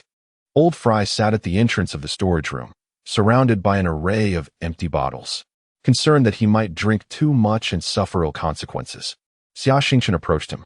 Sergeant, come here, sit, and share a drink with me.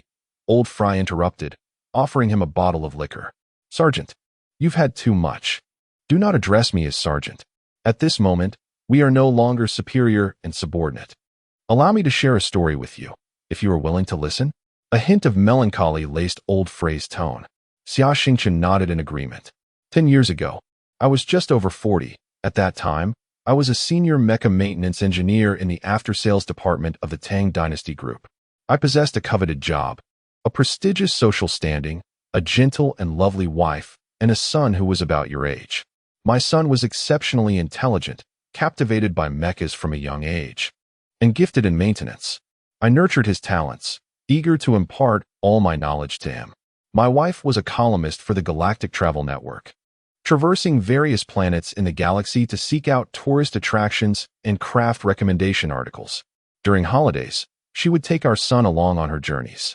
That summer, 10 years ago, at this juncture, old Fry's voice quaked with emotion.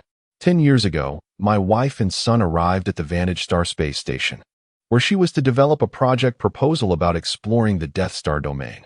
Just as they completed their mission and were returning home, their passenger spacecraft was hijacked by interstellar pirates, resulting in the slaughter of all aboard. Old Fry was now inconsolable. When I received the devastating news, my world crumbled. I came here, seeking information about the interstellar pirate group that had murdered my wife and son.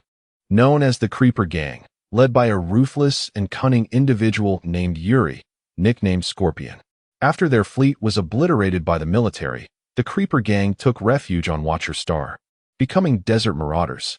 I resigned from my job, enlisted in the army, and applied to come to this perilous Watcher Star, driven by the desire for vengeance for my wife and son.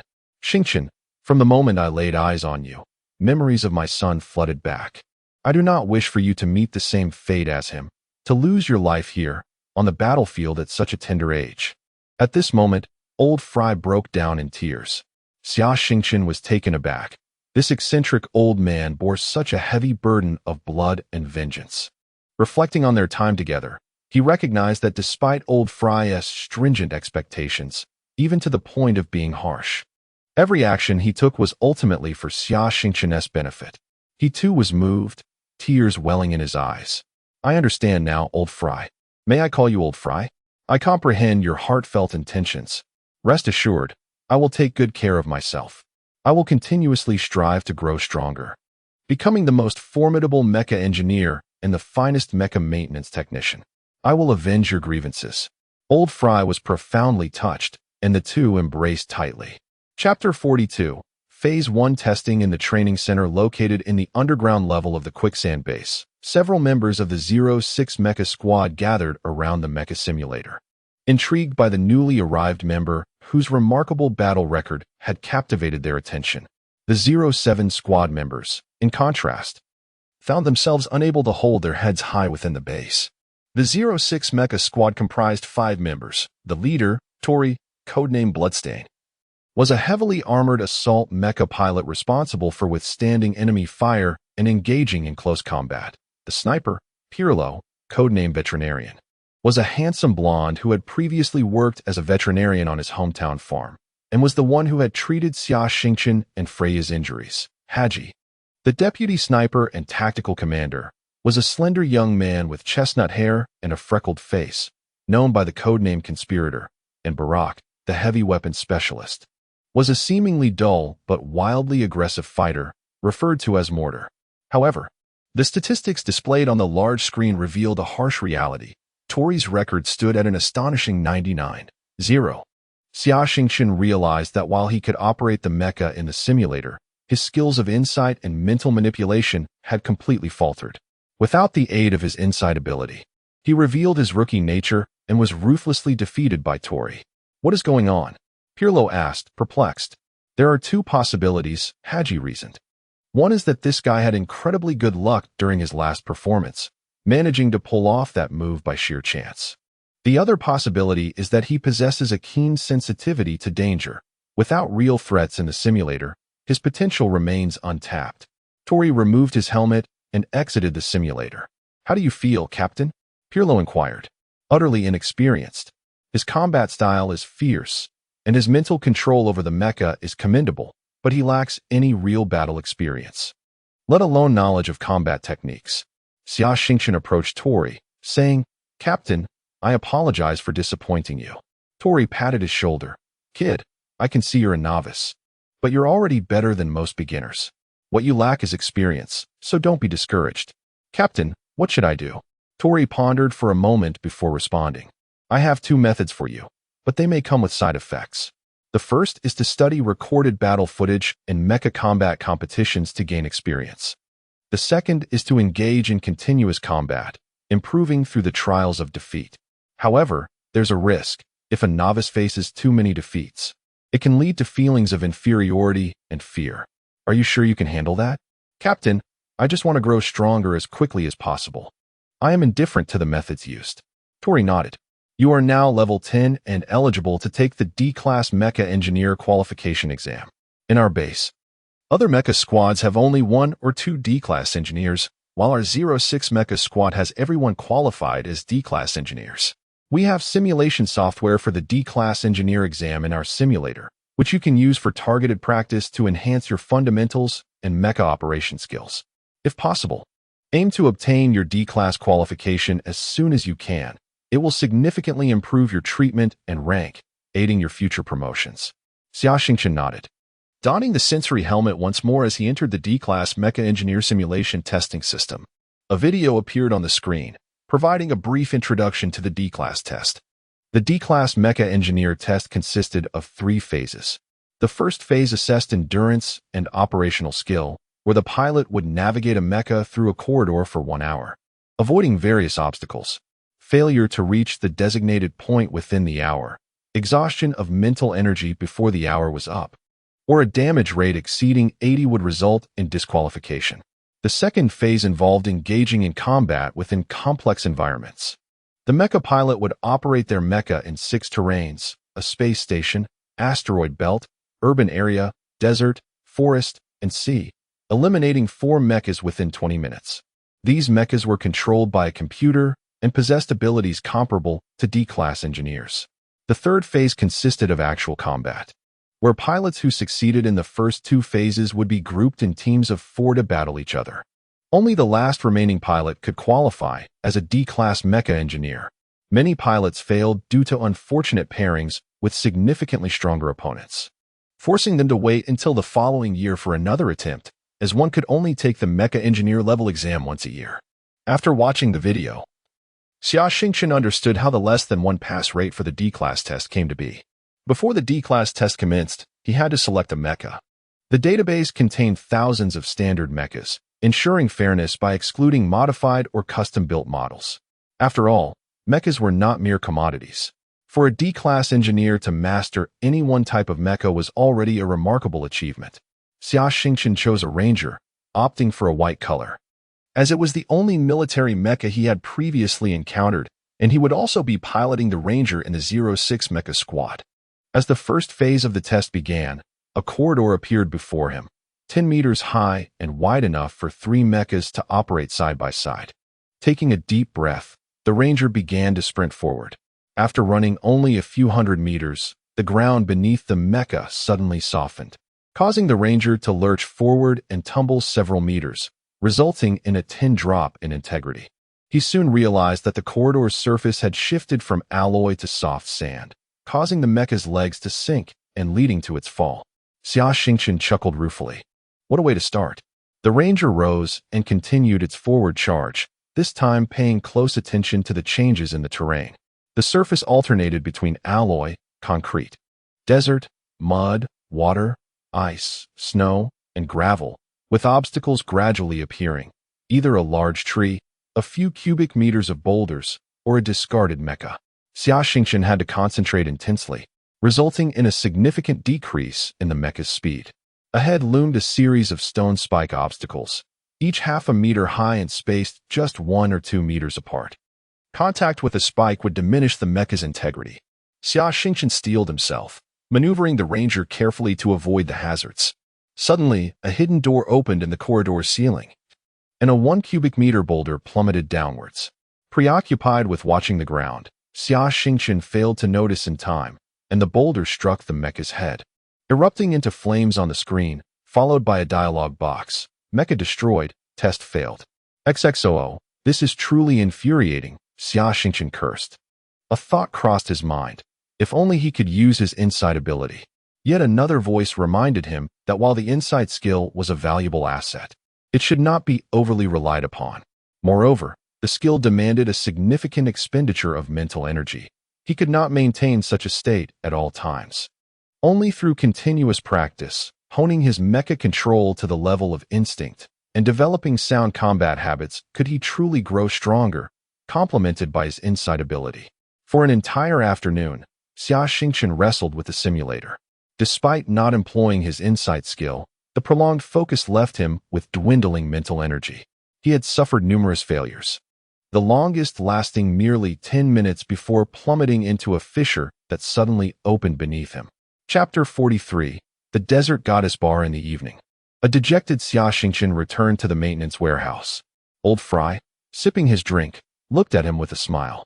So, young man, how does it feel to be a pilot on your first day? Old man, Xia Xingchen recounted his experiences of the day. Fry squinted for a moment before suddenly asking, You've awakened your psychic powers, haven't you? How did you know? Xia Xingchen felt a sense of surprise at having his secret revealed.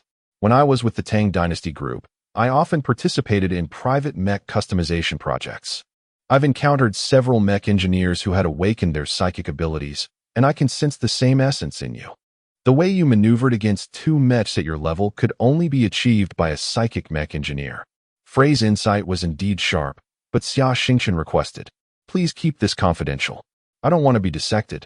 Rest assured, I understand the stakes. However, awakening your psychic powers before reaching level 20 makes you unique. You truly are a prodigy. Can I apply my psychic powers in the simulator? Xia Xingchen inquired. Technically, it poses no issue.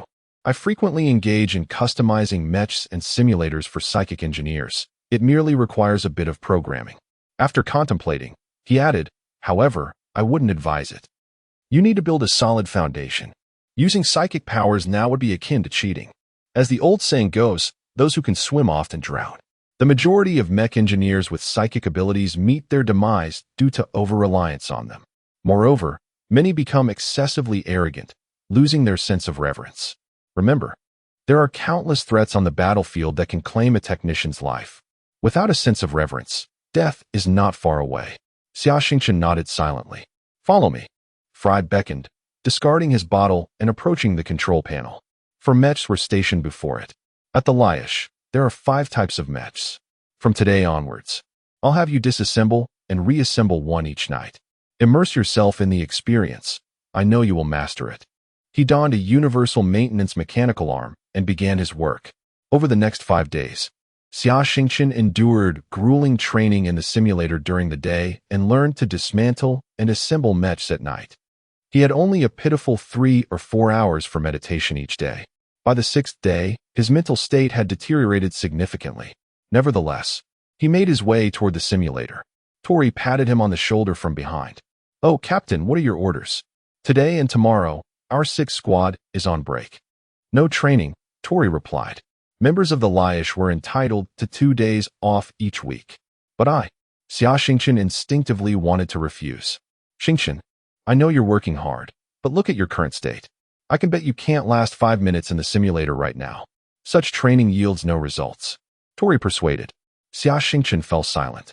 He continued, fatigue hampers concentration and leads to mistakes. A warrior must learn to rest even amidst the cacophony of gunfire outside. Sleep is non-negotiable. It's time for you to take a break. Prolonged tension can snap the nerves. Xia Xingchen attempted to explain, but Lieutenant Tori's expression hardened.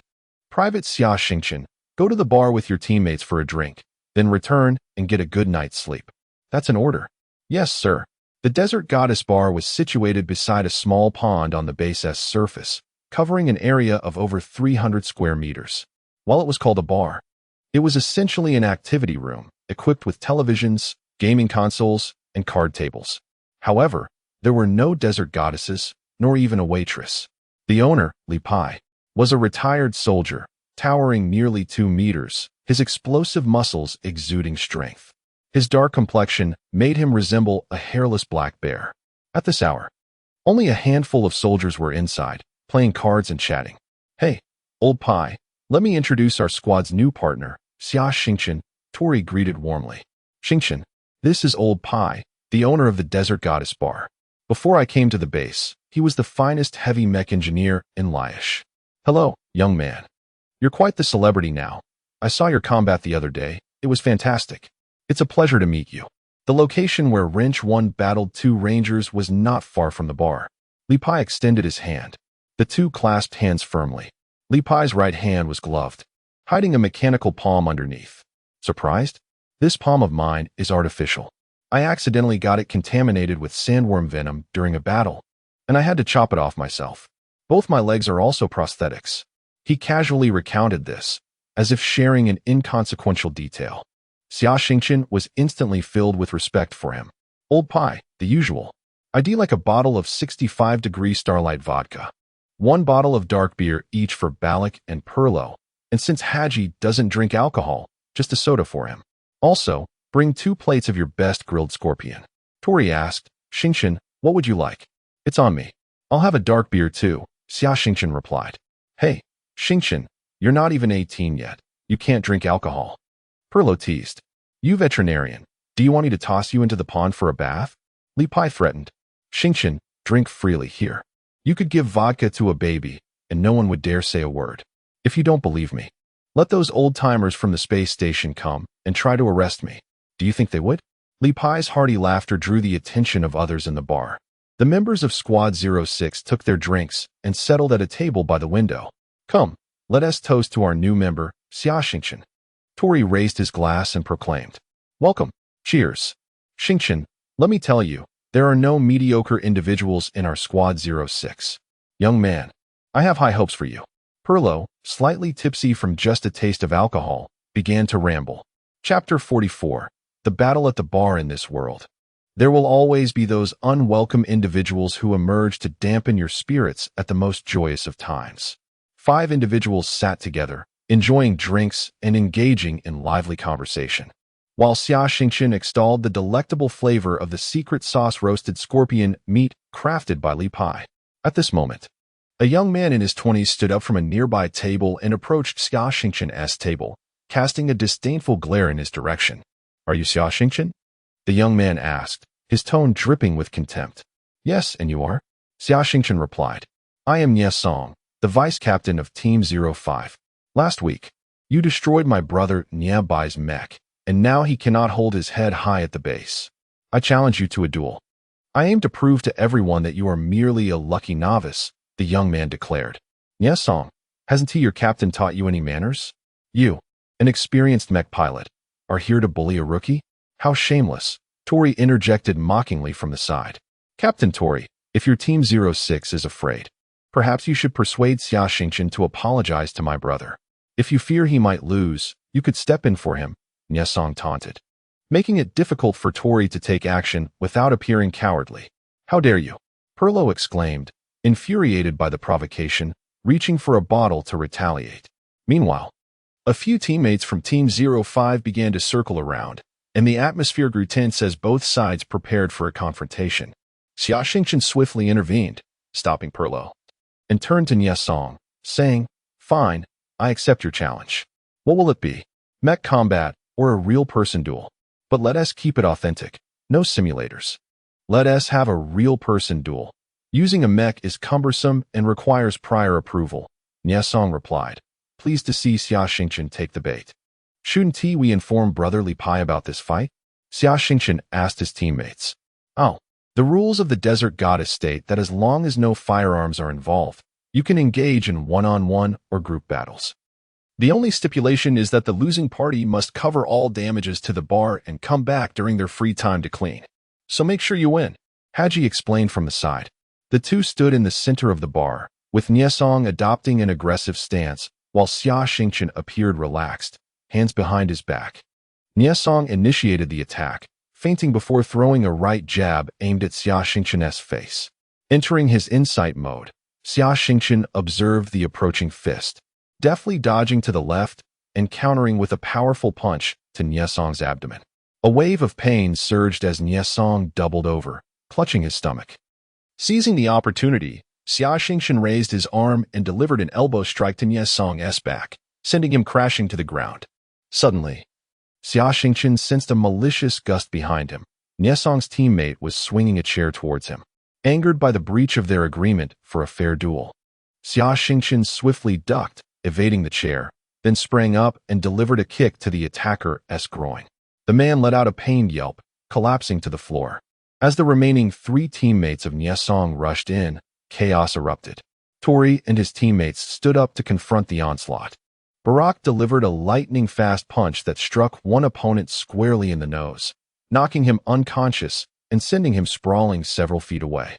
Another assailant tripped over Haji's foot and was met with a bottle crashing against the back of his head, eliciting a cry of agony as he fell. At that moment, Nye Song's team captain charged at Xia Xingchen, launching a series of powerful side kicks. This was a formidable technique, but Xia Xingchen remained vigilant. As the captain executed a high kick, the opportunity presented itself. Xia Xingchen sidestepped and landed a decisive kick to the captain's waist, sending him hurtling several meters away, toppling tables in his wake. Xia Xingchen clapped his hands together, taunting, "Is this truly the best that Team 05 can offer? What happened to the promise of a fair duel?" With that, he and his teammates turned to leave, leaving behind a crowd of astonished onlookers. In the enclosed environment of the Liashaz base, where personnel were limited, gossip spread like wildfire.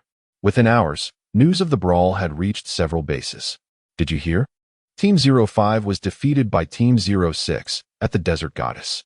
It was a complete victory." "Nonsense. It was Xia Xingchen who single-handedly took on 5 of them." "What? You don't know Xia Xingchen?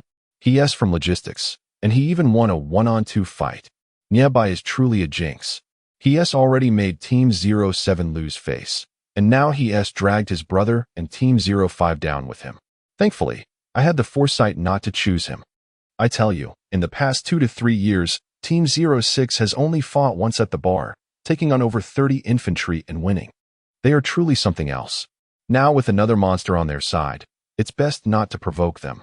They are genuinely formidable.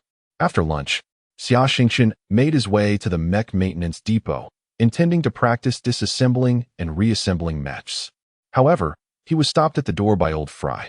Xingchen, I received a call from Captain Tori. He right. What you need now is rest. For today and tomorrow. I forbid you from entering the workshop or the mech maintenance area.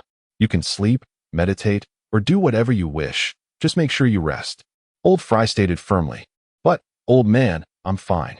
I've already rested this morning and feel great. Xia Xingchen protested. Enough. I have seen it all. There is no way fighting can dispel fatigue. Go rest. That is an order. Yes. Xia Xingchen replied weakly. Take this. It will help you sleep. Old Fry said, tossing him a bottle of liquor. After consuming half the bottle, Xia Xingchen reclined comfortably on his bed, drifting off into a deep slumber, where he dreamt of a crystalline pyramid. Chapter 45. Mental Strength Assessment. Upon awakening, Xia Xingchen discovered that it was already midday of the following day. He had partaken in lunch and subsequently engaged in meditation for several hours, yet he felt that his mental strength had not fully recuperated. Furthermore, his mental strength had been stagnant at level 15 for an extended period without any further advancement. Seeking clarity, he approached Old Fry with his concerns. Old man, I sense that there is an issue with my mental strength. What leads you to believe that? Fry inquired. Since reaching level 15, I have not upgraded for quite some time, and despite my relentless meditation, my mental strength remains unfulfilled, Xia Xingchen replied. How long has it been since your last upgrade? Fry asked. Several weeks. Less than a month, Xia Xingchen answered. With a thud, Fry struck him on the head with a hefty tome. You insatiable little brat. The majority of individuals only manage to elevate their mental strength by a level each year after reaching level 10, and the higher the level, the slower the advancement. What more do you expect? Less than a month, and you're acting like a monster. I merely wish to progress more swiftly, yet my mental strength remains perpetually unfulfilled. What is the cause? Fry pondered for a lengthy while before responding. I am uncertain. However, I once participated in a project for the Tang Dynasty Group, which involved the creation of a mental strength analyzer intended for A-grade mech engineers. While the current materials are limited and the performance may be subpar, it should suffice for your needs. Please wait a few days, and I shall prepare the equipment for examination. A week passed in the blink of an eye, and during the initial phase of testing, Xia Xingchen had managed to endure for 40 minutes. His rapid progress astonished his teammates, particularly as the difficulty of the tests continued to escalate. Over 6 nights, he meticulously disassembled and reassembled the 4 other models of Mech stationed at the base. Finally, on Sunday, Old Fry informed him that the mental strength analyzer was ready. The device resembled a helmet connected to a large computer. He seated himself, donned the helmet, and linked his neural pathways to the computer. Before him, it seemed a screen illuminated, displaying numerous intriguing challenges. The system prompted him to complete these tasks step by step. For instance, one task involved a 60-degree incline and a large iron ball, which he was to propel uphill using his mental strength. His objective was to push the ball as high as possible. After navigating through a dozen such mini-games, soothing music emanated from the helmet, guiding Xia Xingchen into a meditative state. Suddenly, an electronic alert interrupted his meditation. He removed the helmet and checked the time. 5 hours had elapsed. A printer connected to the device sputtered out nearly 3 meters of diagnostic data. Old Fry meticulously analyzed the information. After a considerable pause, he raised his gaze. Your mental strength data is indeed peculiar. Allow me to elaborate. Mental strength is an elusive concept for humanity. Despite centuries of research, progress has been sluggish. Individuals can only estimate their mental strength level based on observable changes, yet the precise quantity of mental strength at each level remains a formidable challenge. It was not until a decade ago that a scientist named Freud resolved the issues of quantification and measurement. leading to the unit of measurement being named after him, the Freud, abbreviated as F. One unit of mental strength is termed 1 Freud. To illustrate, the average mental strength of a level 9 individual totals 10 Freuds, while upon reaching level 10, there is a significant leap to 100 Freuds. Subsequently, each level gained results in an increase of 100 Freuds. By the time one reaches level 19, the total mental strength equates to 1,000 Freuds. However, the transition from level 19 to 20 represents a critical threshold. At level 20, the average total mental strength is 2,000 Freuds, with awakened mech engineers achieving totals between 2,500 to 3,000 Freuds. Currently, Xia Xingchen, at level 15, should possess approximately 600 Freuds of mental strength. Astonishingly, his total mental strength measures an extraordinary 5,800 Freuds. Through activities such as operating mechs and learning, mental strength is consumed, necessitating meditation for recovery. Without relying on external aids like drugs or meditation devices, the formula to calculate the recovery of mental strength during meditation is total mental strength divided by 1,000, multiplied by the individual meditation value. For instance, an individual with a total mental strength of 100 and a meditation value of 50 would recover 5 points of mental strength after 1 hour of meditation using the formula 100, 100050. However, a curious anomaly arises in Xia Xingchen's case. According to the calculations, he should recover 522 Freuds of mental strength per hour. Yet, the instrument indicates he recovers over 2,000 Freuds hourly, with the peculiar occurrence that nearly all of this 2,000 Freuds appears to be absorbed by an unknown entity, leaving him with less than 200 points stored within his body. Recently, he had been expending thousands of Freuds daily, which elucidated his perpetual sense of inadequacy. Old Fry expressed concern over this phenomenon, yet Xia Xingchen remained unfazed, fully aware that the absorbed mental strength nourished the crystalline pyramid, facilitating its continuous evolution of new functionalities. And in dire moments, it could release this mental strength when needed. Nevertheless, one aspect pleased old Fry. Typically, individuals below level 20 require an average of 3 days of meditation to see any increase in total mental strength, while Xia Xingchen experiences an increment in total mental strength after just 1 hour of meditation. In essence, his growth rate during cultivation is nearly tenfold compared to others.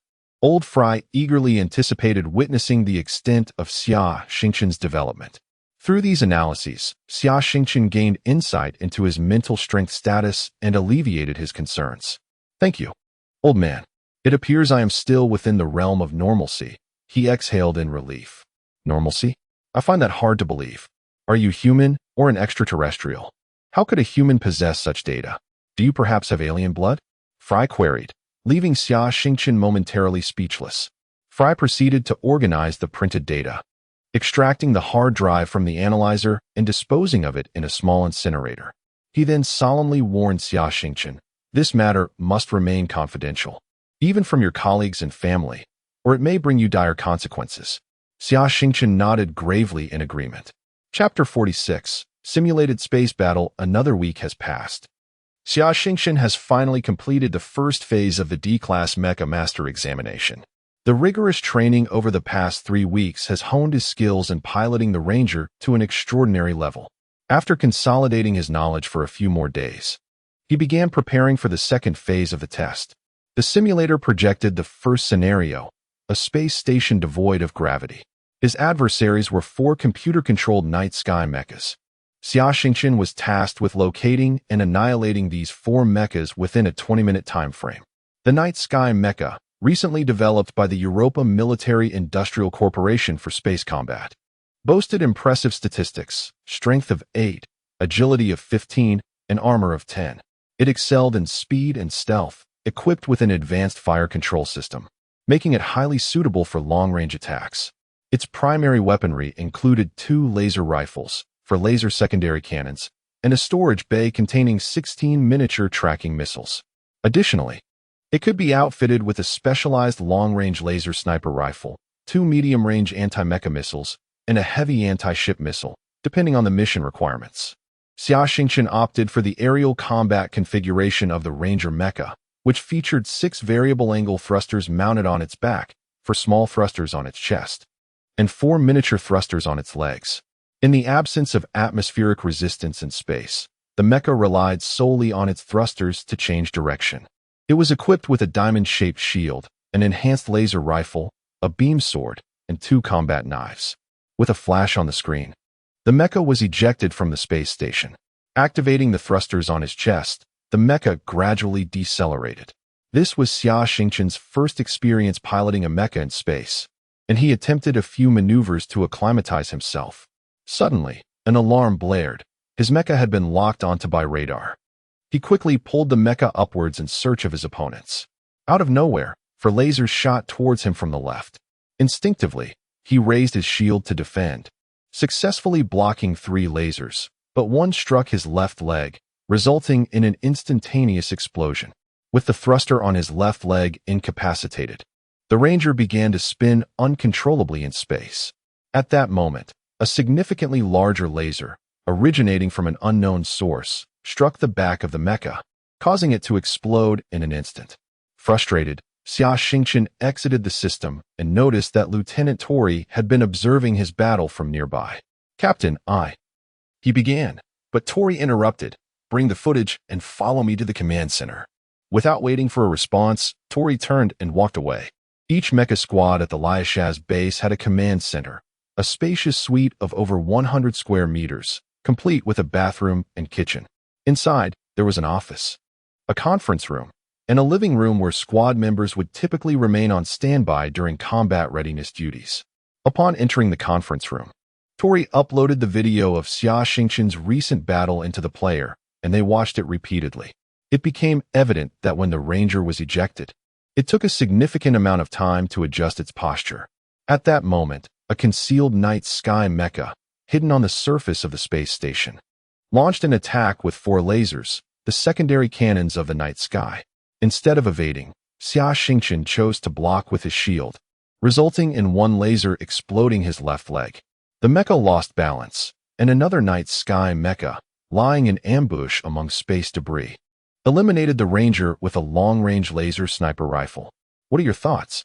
Tori inquired, utterly helpless and frustrated. "I had no means to retaliate, and was completely unaware of the opponent's position before being destroyed," Xia Xingchen replied. "I will outline several mistakes you made. First, in space, there are no cover or leverage points, so the fundamental principle of space combat is to maintain momentum, never stop or decelerate. The numerous thrusters on your Mecha are designed for rapid directional changes while in high-speed motion, not for slowing down as you did with the chest thruster. Second, in space combat, when attacked, the first response should be to evade at high speed, not to block with a shield.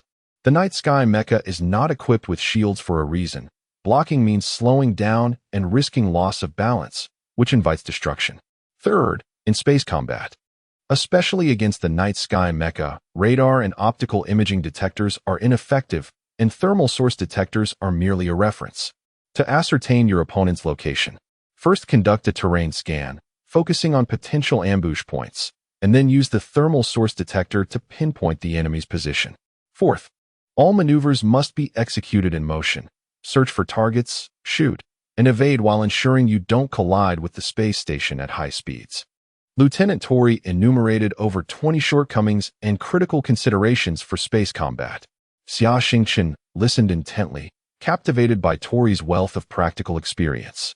For the subsequent 10 days, he immersed himself in the complexities of space warfare.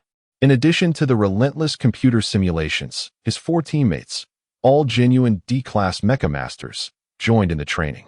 Tori's ferocious assaults, Perlo's precise long-range sniping, Haji's cunning tactics, and Balak's frenzied behavior once he entered a Mecha all presented significant challenges.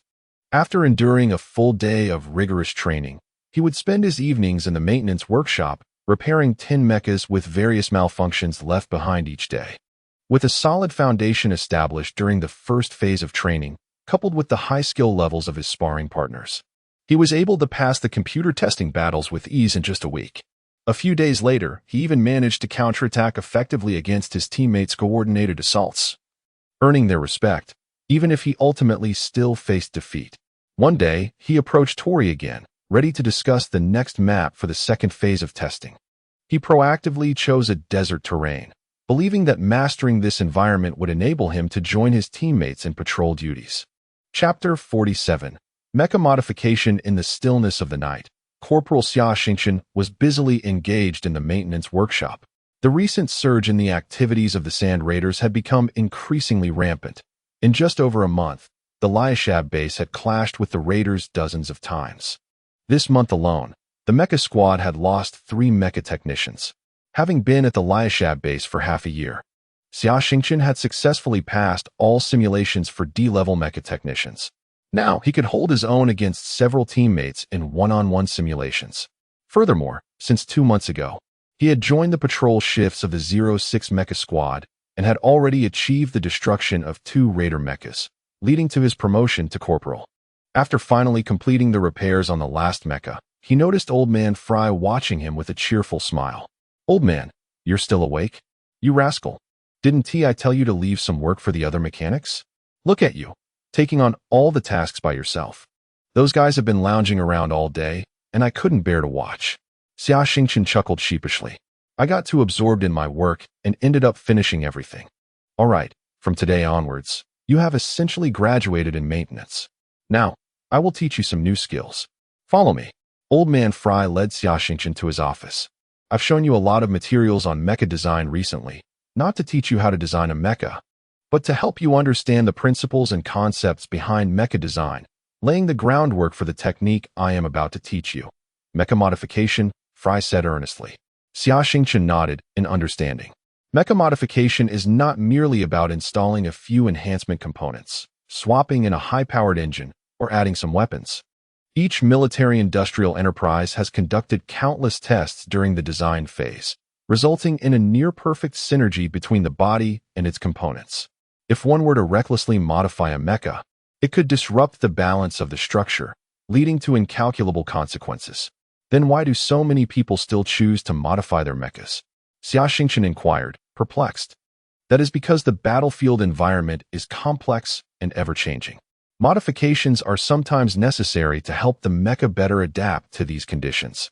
However, such changes often come at the cost of the mecha's performance. For instance, on planets with extremely high temperatures, some mecha technicians may remove parts of the armor to install heat dissipation systems, thereby solving overheating issues at the expense of the mecha's protective capabilities. Other technicians might remove seldom-used equipment simply to replace it with something more practical. Xia Xingchen nodded thoughtfully. Fry continued, "There is also a type of modification called emergency modification. On the battlefield, if a mecha sustains damage and sufficient spare parts are unavailable, one must find substitutes. In critical situations, even using a cable to replace an integrated system could be a lifesaver. However, the challenge lies in having a thorough understanding of the mecha's performance to know what can be used as a replacement. The Sand Raiders must excel in this technique, right?" Xia Xingchen recalled the fearsome mecha gear, which had been cobbled together from various scraps. What they do is not called modification, it's called assembly. Those assembled mechas are weak in structural integrity, so if you were to charge at them a few times or race against them, those heaps of junk would fall apart. Fry teased. Of course, the pinnacle of mecha modification is akin to redesigning an entirely new mecha. Yet, in this world, there is no perfect mecha, only the most suitable one. Thus, mastering the art of mecha modification is perfectly fitting for you as a mecha technician. With that, Fry opened his computer. The most suitable mecha model for modification in our base is the Ranger. Its structure is simple, and it has ample room for upgrades. Look, here are the blueprints. Currently, Xia Xingchen was still piloting wrench number 1, although its paint job had been altered. The iconic wrench logo had been moved to the left shoulder and shield. This was usually a privilege reserved for ace mecha technicians and squad leaders, but Xia Xingchen's 2 victories had made him a legendary figure at Liashab base, and no one questioned it. Only the members of the 07 squad would occasionally display discomfort at the sight of the wrench logo. See here, if we use enhanced components, we must bolster other areas too to ensure the structural integrity remains unaffected. Look here, using materials of this strength is merely to save costs. we could upgrade to a higher grade material. Fry meticulously explained the principles behind each component's modification, as well as the various options available. After 5 nights of intense study, Xia Xingchen had nearly mastered the modification techniques for the Ranger. Fry conveyed that the art of mecha modification knows no bounds.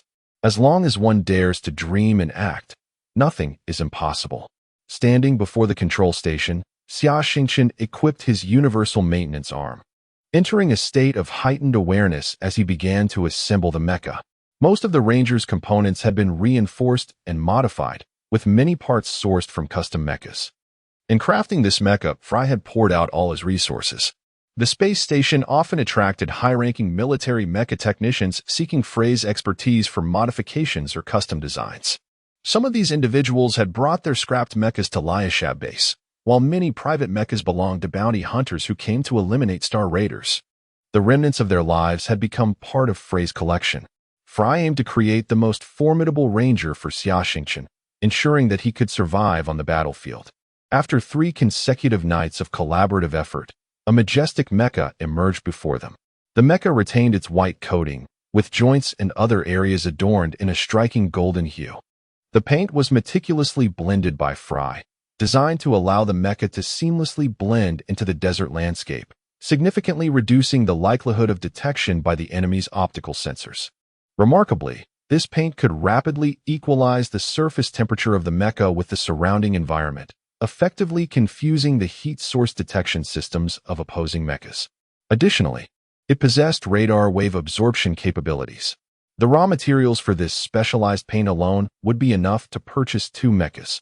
Moreover, Fry personally crafted several exclusive weapons for this mecha, an alloy shield with a special reflective coating, and a mecha laser rifle with increased firing rate and ammunition capacity. Xia Xingchen programmed the operating system and completed the mecha's settings. Kid, it's time to name your mecha. It belongs to you now. Wrench number 2. Xia Xingchen blurted out without a second thought.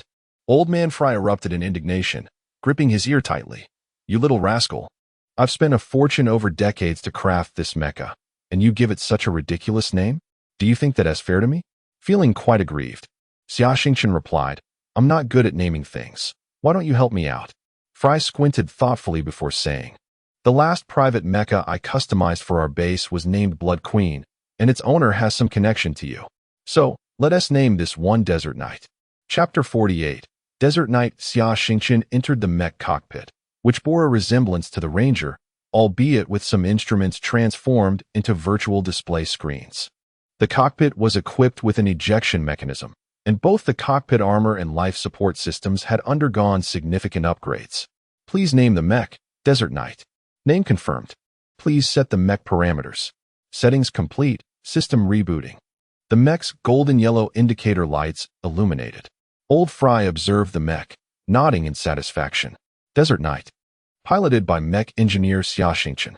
Height, 5.1 meters, modified from the Ranger. Parameters, strength 15, agility 18, armor 15, speed 20. The mech's head was integrated with a small phased array radar, terrain scanning radar, optical targeting device, heat source detector, laser ranging system, and searchlight. The back of the mech housed 2 medium thrust vector engines and 4 adjustable angle thrusters, with 4 micro thrusters on the chest and each leg. The engine was the TC-0506 developed by the Tang Dynasty Group, paired with a triple fuel cell system, nearly doubling the output power and endurance compared to the Ranger. Furthermore, the mech's back featured 2 foldable alloy wings, providing additional lift during atmospheric flight. The edges of the wings were reinforced materials, capable of being wielded as beam swords. The weapon systems included an alloy shield, a beam sword, 2 beam-throwing knives, and 2 miniature laser rapid-fire cannons mounted on the head, with the option to equip a specialized laser rifle. Splendid, lad. Go outside and give the mech a test run. Remember to load live ammunition. And don't forget to activate the friend or foe identification code, Old Fry reminded. Xia Xingchen nodded and began registering the friend or foe identification code. Following the previous mishap, Old Fry had applied for several codes to ensure that after the assembly of a new mech, it would be a simple matter of inputting the mech's information and activating it. With the mech fully charged, Xia Xingchen equipped it with the shield and laser rifle. The control panel unlocking as the mech ascended via the elevator to the ground. At that moment, the command center was abuzz with excitement. The duty officer noticed someone registering a new mech and relayed the information to the large screen. Upon seeing the parameters, everyone was astounded. The performance is terrifying. Is this still a ranger? Who is the mech engineer? Could it be the squad leader? When Colonel Nichols saw the mech engineer's information, he burst into laughter. It's you again, lucky lad. It seems you are always keen to surprise us. As the desert night descended to the ground, the entire sandstorm base erupted in commotion. How magnificent this mech is. Why don't we have such mechs? The military is biased. How ostentatious. It would surely be shot down the moment it flies out.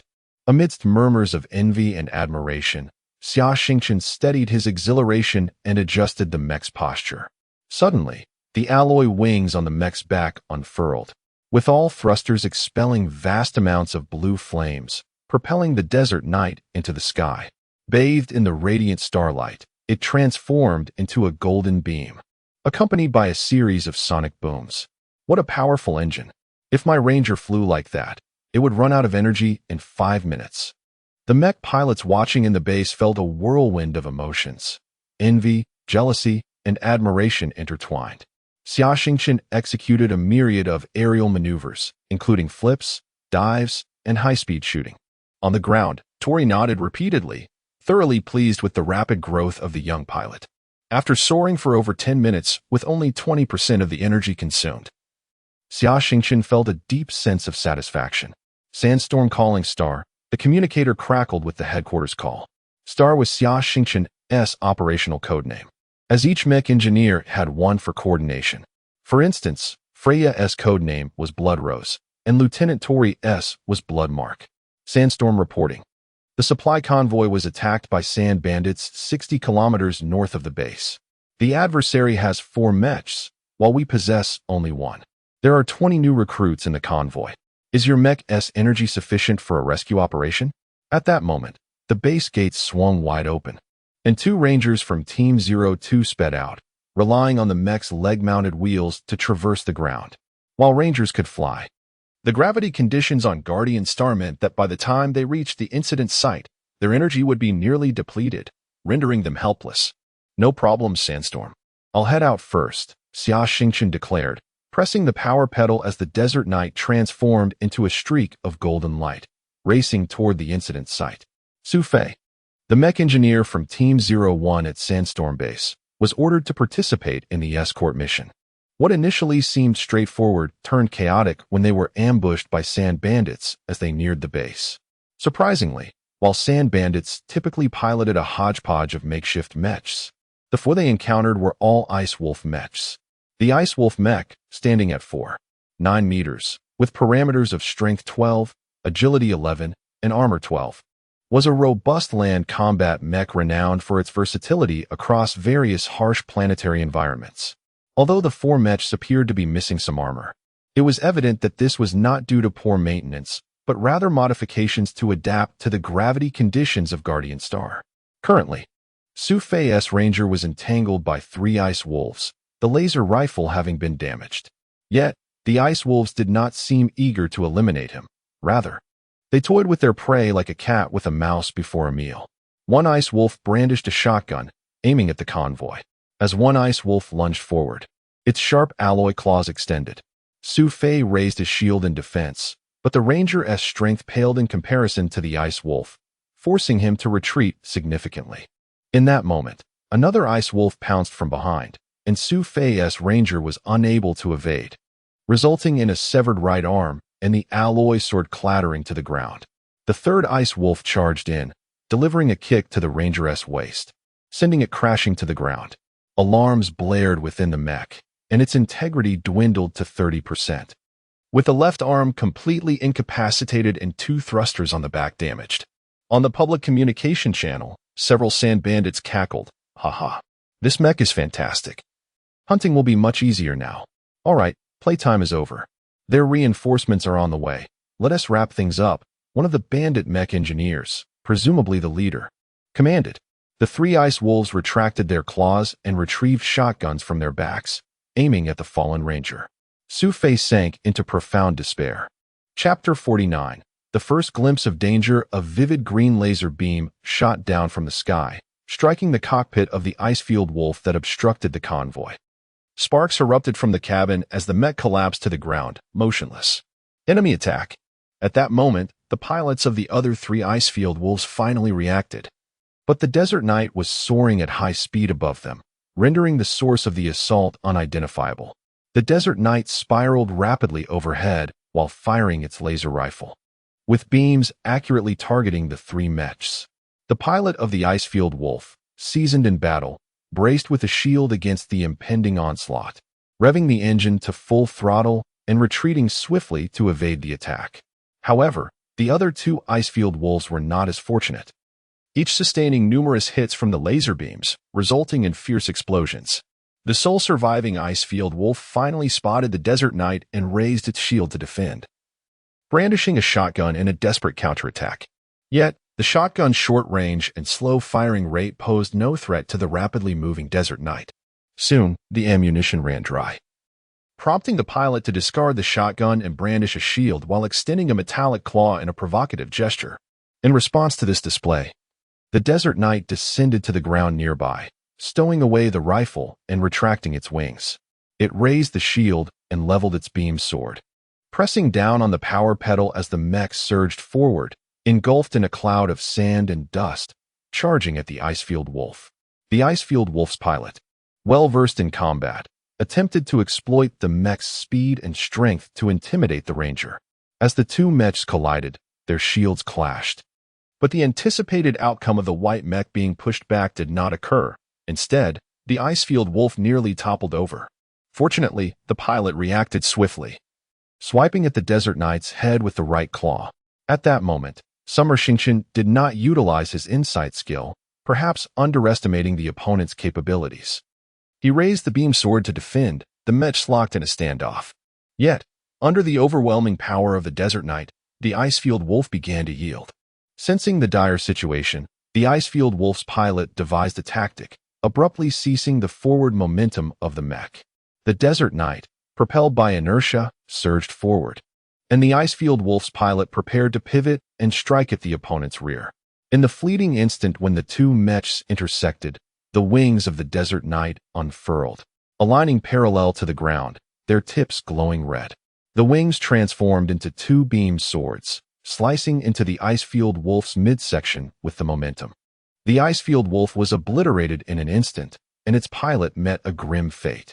The Desert Knight then retracted its wings and beam swords, brandishing its laser rifle and standing vigilant.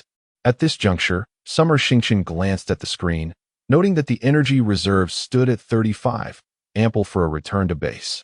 Su Fei's eyes widened, his emotions a complex blend of relief at survival, profound shock, and a burgeoning curiosity about the identity of the individual within the mech. In the direction of the base, 2 columns of smoke were rising as 2 rangers from Team 02 arrived belatedly. Xingchen called out to Laish, stating that the target had been eliminated and requested a return to base. The command center erupted in excitement, having witnessed such a thrilling battle. Colonel Nichols seized the communicator, exclaiming, "Fantastic, Xingchen. Meteor grants you permission to return to base. Hurry back. Tonight, the entire base will celebrate your success with a feast. Over to you." Xingchen said on the public channel to the incoming rangers, engaging the thrusters fully as he soared back to base. That night, many remained awake. Xia Xingchen and Old Man Fry meticulously examined the mech and analyzed combat data. Here, the output of the flight power can be adjusted lower, saving 5 of energy. He noted, "We should add the auxiliary wheels. Flying constantly wastes energy. If only we could install a micro-nuclear fusion engine," Xia mused. "Once you pass your assessment and become an S-class mech pilot, I would even sell my kidney to install one for you." The old man retorted with a hint of sarcasm. "That's a promise. Your kidney is reserved," Xia replied. In the conference room on the first underground level of the Laish base, the atmosphere was tense as heads of various combat departments convened for an urgent military meeting. The large screen repeatedly played back the battle footage from Su Fei and Xia Xingchen's mechs. "Although we won this battle, the situation is exceedingly grave," one officer remarked. The crawlers have somehow acquired the Icefield Wolves, a mech whose performance even surpasses that of the Rangers, and they have skilled individuals modifying them.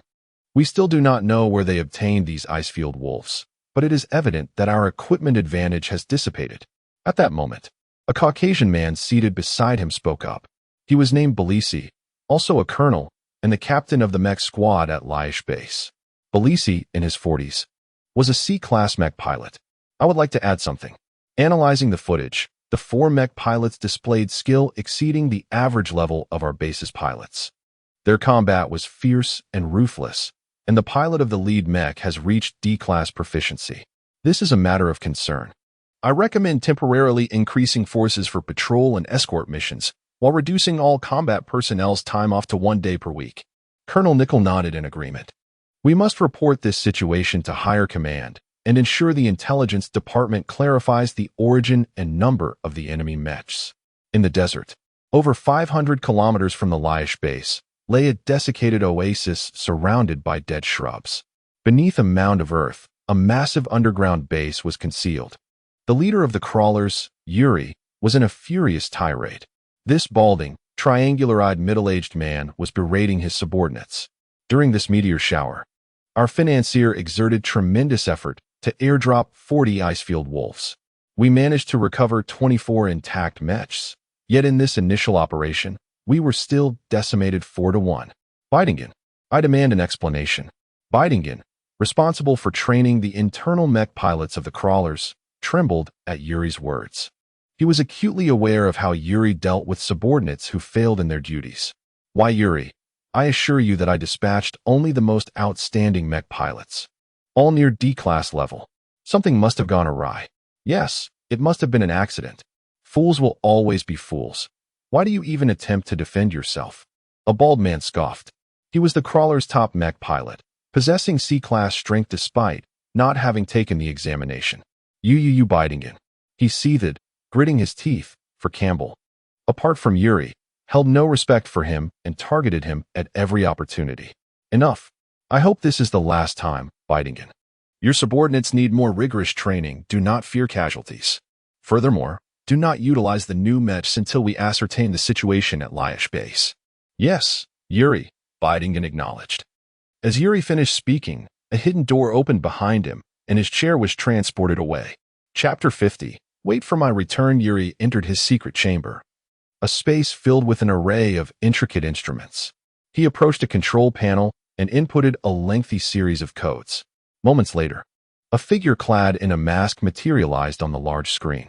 Yuri, my dear brother, you have received the mechas, have you not? It is time for you to fulfill your promise. But brother, Yuri replied, we have only received 20 intact mechas. Furthermore, supplying 800 D-class mecha pilots each year is already our utmost limit. 1,000 is simply too much to ask.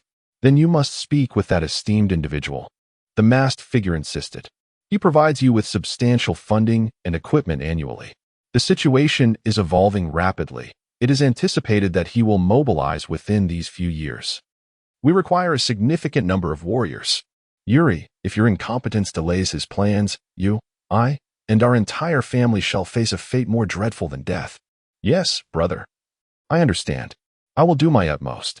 The screen flickered off, plunging the room into silence. On a rare day of respite, Sergeant Xia Xingchen sat alone at a window table in the Desert Goddess Bar, savoring a dark beer while engrossed in a book, relishing the tranquility. Lieutenant Tori entered, ordered a bottle of vodka, and took a seat across from him. How does it feel to be promoted, Sergeant Xia Xingchen? Tori teased. Same as before. Merely a few thousand star coins added to my salary, and fewer individuals to salute during encounters, Xia Xingchen responded nonchalantly. Your abilities are now sufficient. You can apply for the D-class mecha pilot qualification. Passing that examination will bring you entirely different treatment, Tori remarked with a grin. In that case, I must experience it for myself. Should I request leave? Just write an application for me, and I will have Colonel Nichols sign it, Tori continued. If you pass the test, you will have the opportunity to leave here. Every mecha pilot who successfully passes their qualification exam has the right to apply for reassignment to more promising locations. Are you not concerned I might take this chance to flee? Xia Xingchen chuckled. To be honest, you are still young. I would support your departure from this wretched place. You can flourish elsewhere, on a broader stage, Tori replied, laughing. Then I shall contemplate it well. Cheers. To new beginnings. That evening, Xia Xingchen returned to the maintenance hangar. Father, Captain Tori suggested I participate in the D-Class Mecha pilot assessment immediately.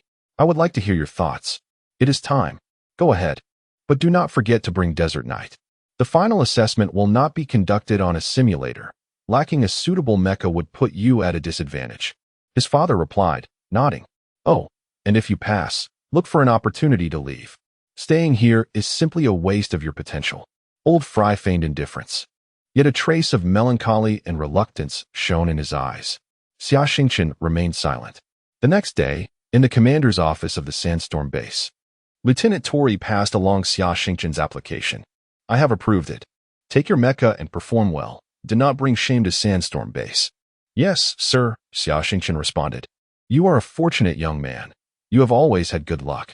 If a better opportunity arises, seize it without hesitation, Colonel Nickel hinted. At this point, Xia Xingchen had already risen to leave, but turned back to say, what are you talking about? This is rather perplexing. I am still waiting to return for my promotion. Very well, I will promise you that now, Nickel replied. However, if the promotion is not substantial enough, I shall not return, Xia Xingchen added. Get out. The following morning, the light of the stars bathed the planet's surface. Outside the Sandstorm base, several engineering mechas were clearing the remains of scorpions from the outer walls. Last night, thousands of scorpions had inexplicably besieged the base. As the elevator descended to the ground, the Desert Knight, fully armed and equipped with a flight assistance system comprising wings, a quad fuel cell, and 4 thrusters, began its ascent, defying gravity. Old Fry was still in a drunken slumber, and Xia Xingchen knew he had deliberately intoxicated himself. He maximized the thruster's output and pressed the accelerator to the floor. The mecha ascended slowly, transforming into a golden light as it soared into the distance. In the courtyard of the Sandstorm base, the soldiers of Team 06 stood in silent salute. From the control tower, Colonel Nichols silently wished him good luck. You lucky young man. In the courtyard, a red mecha housed Freya, who pondered silently. What an intriguing young man. I wonder if we shall meet again. At the entrance of the Desert Goddess Bar, Li Pai shouted to the sky, Kid, wait for me to return for a drink. Suddenly, the Desert Knight fired 5 colored signal flares, and a flicker of excitement passed through everyone's eyes. The significance of those colored signals was clear. Wait for my return.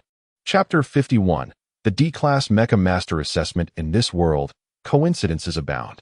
The landing ship that Xia Xingchen boarded to the space station was precisely the same vessel he had taken when arriving at the Watchstar. As the landing ship accelerated along the electromagnetic launch trajectory, all 8 thruster rockets ignited, propelling Xia Xingchen and his mecha toward the space station. Upon arrival at the Watchstar space station, military personnel were there to receive him. He and his mecha boarded a transport ship bound for the capital of the Western Administrative Region, Chang'an. The Galactic Empire comprises 5 major administrative regions. The Capital Administrative Region, with its capital at Tianyuan Star, which serves as the Empire's central hub, the Eastern Administrative Region, with its capital at Penglai Star, the Western Administrative Region, with Chang'an Star as its capital, the Northern Administrative Region, centered at Siberia Star, and the Southern Administrative Region, with its capital at Antarctica Star. Each administrative region houses a mecha grading examination center. The journey would take 15 days, during which Xia Xingchen remained in the cabin, spending his days meditating or poring over technical materials. He diligently studied various mecha design blueprints and operational manuals. Adhering to the wisdom of Old Man Fry, to best defeat one's adversary, one must first understand them. Chang'an Star possesses a unique character. It is slightly larger than Earth, but boasts 34 moons. The examination point was situated on Chang'e 18, a planet half the size of the Moon, with half of its surface transformed into a space station dedicated to mecha master assessments. Upon reaching Chang'e 18, he arrived at a military reception area where designated personnel assisted him in securing accommodations, storing his mecha, and guiding him through the registration process. With hundreds of thousands of mecha masters registering daily and only 8 simulators available, each capable of conducting merely a handful of assessments each day. Many mecha masters found themselves in a backlog. As a result, the local tourism and service industries flourished, with many vendors hawking various examination guides on the streets. Here, a multitude of representatives from diverse factions solicited talent using the outdated method of distributing small cards, a practice that had become obsolete centuries ago. Among them were military officials, major corporate consortiums, large interstellar mine owners, and even space pirates and clandestine organizations opposing the Galactic Empire. For those who passed the grading assessment, lucrative offers awaited, while those who faltered were often presented with various conditions and resources to aid their advancement. Xia Xingchen, not donning military attire, found himself engaged in conversation with dozens of individuals along the way. Surprisingly, the largest recruitment effort came from a faction hailing from the Watchstar. They claimed that a wealthy mine owner from Watchstar was hiring numerous mecha masters for mining protection, offering generous compensation and real combat opportunities. Xia Xingchen furrowed his brow. According to his knowledge, Watchstar lacked any mineral resources and was instead plagued by rampant sandworms underground and scorpions above, rendering any mining protection moot. When he inquired about the true identity of this mine owner, everyone became evasive, some even turning hostile on the spot. He sensed something amiss. 3 days swiftly passed, and it was finally his turn to take the examination. Thanks to military privileges, he avoided a potentially lengthy wait. Upon arriving at the examination center, each participant was issued a registration card, which was scanned to direct the mecha masters to their respective testing arenas. Those who arrived first would be assessed first. Many were eliminated within minutes during the initial phase of the exam, their simulators rendered inoperable. The vacant simulators were then reallocated for the next candidates. Xia Xingchen entered a simulator, inserted his registration card into the control panel, donned a neural interface helmet, and selected the Ranger Mecha. As the countdown concluded, the Ranger Mecha shot forth like a bullet. He had practiced this test countless times in simulators and was now quite adept, especially after 6 months of real combat experience, allowing him to navigate obstacles with greater efficiency and speed. An hour passed in the blink of an eye, the Ranger Mecha emerged unscathed, and the screen displayed, Pass. S-Class Performance. It turned out that the system graded successful candidates based on the distance covered and the integrity of their mecha within the hour, assigning ratings of S, A, B, or C. This score served as a significant metric of a mecha master's capabilities. For instance, when 2 D-class mecha masters vied for a single position, this score could prove crucial. On the first day of examinations, nearly 60% of the mecha masters were eliminated, yet no one complained, as the test was a rigorous assessment of raw ability, leaving no room for deceit or excuses. Those who passed the first stage would return the following day for the second phase. The next day unfolded with a similar process, albeit with fewer candidates. After inserting their cards and entering the system, they selected the space station scene for the test. Xia Xingchen couldn't help but smile. Was it mere coincidence? The first time he entered the simulation system, he had drawn this very map, positioned on the launch pad of the space station. The Ranger Mecha was propelled into space as the launcher activated. Xia Xingchen pressed down hard on the throttle, fully engaging the thrusters, and the engine surged to maximum power. As the Ranger sped through the void, it executed a swift rotation, while terrain scanning radar quickly assessed the surroundings.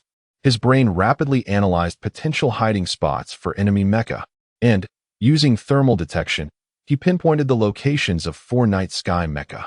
Tilting the chest thrusters at an angle, the Ranger darted away, evading the initial assault from the 4 night sky mecha. The Ranger spun at high speed, adjusting the mecha's laser rifle to a rapid-fire mode, unleashing 6 beams of laser fire at the 3 enemy mecha. Each target received 2 shots, the first aimed directly at a vital point, and the second targeting where the enemy mecha would instinctively try to evade.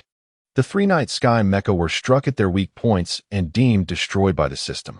This maneuver was a signature technique of Haji, demanding exceptional skill from the mecha master in terms of operation, strategic vision, perception, and experience, as well as considerable mental fortitude.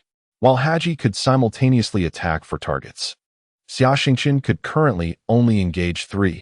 If he utilized his insight skill, he could target 5. This limitation stemmed from the fact that the 10-round burst was the maximum capacity of a laser rifle. Meanwhile, the remaining night sky mecha, positioned over 50,000 meters away, fired its laser sniper rifle at the ranger. Xia Xingchen adeptly varied his speed and direction, closing the distance to the night sky mecha. Unable to inflict damage, the night sky mecha discarded its sniper rifle and drew 2 beam sabers, charging at the ranger. Xia Xingchen relinquished his laser rifle, brandishing his beam saber as he surged forward. The night sky mecha swung its 2 beam sabers down upon him, but Xia Xingchen raised his alloy shield to meet the blow. Utilizing the inertia from his high-speed flight and the rotational force of the mecha, he collided with the night sky mecha, sending it flying and disrupting its balance, exposing its vulnerable rear. Seizing the opportunity, Xia Xingchen thrust his saber into the cockpit. After a violent explosion, the system displayed, "Test passed, S-class rating." Xia Xingchen exhaled deeply. Following the second round, fewer than 2 of candidates remained, and they would face off in direct combat the following day. This assessment would not solely depend on individual prowess. Factors such as mecha performance, opponent strength, and even luck would significantly influence the outcome. Chapter 52. The final assessment. The mecha pilots who successfully passed the second phase of assessment received notification that they could transport their mechas to Dock 18 on Changwei, where they were to board the respective mecha transport vessels and be sent to various combat assessment sites. Due to the dense population of the capital star, individuals were prohibited from recklessly piloting mechas. Thus, the mechas and their commonly used weapons were secured in standard-sized mecha transport containers, which were delivered to the transport vessels by specialized vehicles. Xia Xingchen was assigned to the assessment site at Changwei 30, a satellite with only half the size of Changwei 18, located on the opposite side of Chang'an Star. The satellite numbering is arranged according to size.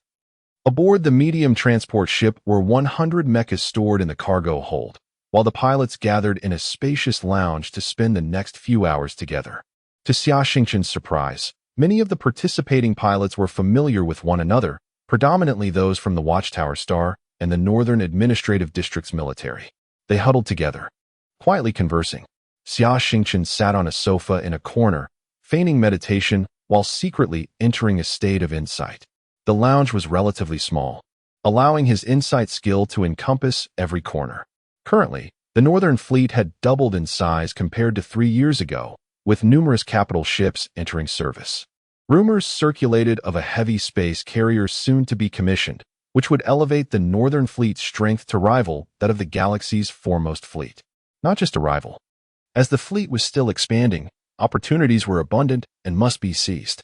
His comrades shared similar thoughts, preparing to give their all in case they were grouped together, ensuring they did not grant any advantage to outsiders.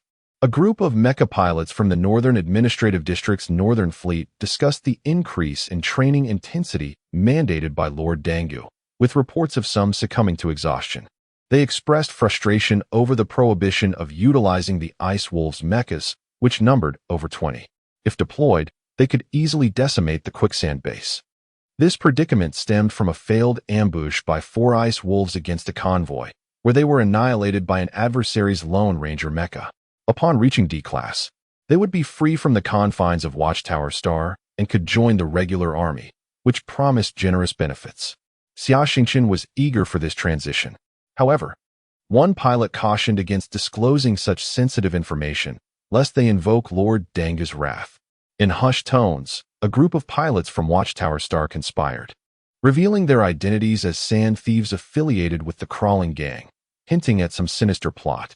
Xia Xingchen scanned each individual with his spiritual sense, noting nothing particularly alarming aside from one, a strikingly handsome, fair-skinned blonde man with blue eyes and a prominent nose.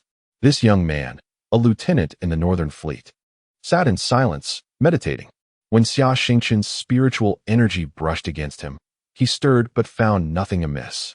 Several soldiers from the Northern Fleet recognized him. "Look, ISNT, that Lieutenant Andre, the Siberian Wolf? Anyone who faces him should concede, otherwise it's certain death." They murmured of his relentless training, where even seasoned pilots were gravely injured, and how he could hold his own against C-class mecha pilots. Xia Xingchen pondered this formidable opponent. Hours later, the transport vessel arrived at Changwei 30, where vehicles busily transported the mechas to the assessment grounds. The 100 competitors disembarked into a large lounge, where a screen displayed their identification numbers. The numbers rolled through a sequence, grouping the contestants into 25 teams of 4. Upon seeing the results, Xia Xingchen's pupils constricted. The name Andre was conspicuously listed beside his own. With 2 others he recognized, a sand thief from the crawling gang and a soldier from the Northern Fleet. The final assessment of these 100 pilots was to occur across 5 distinct venues, with mecha pilots engaging in direct combat, as prompted by the system. Andre's opponent was the Northern Fleet soldier, who promptly saluted and forfeited, allowing Andre a victory without contest. Xia Xingchen regretted losing the chance to gauge his opponent's capabilities. Next, it was Xia Xingchen's turn to face the crawling gang sand thief. The thief had not brought his own mecha, and the organizers provided 50 types of standard mechas for such participants.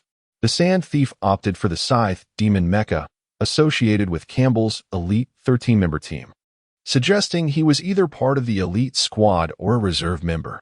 The Scythe Demon stood at 5.0 meters tall, with parameters of power at 11, agility at 13, and armor at 9.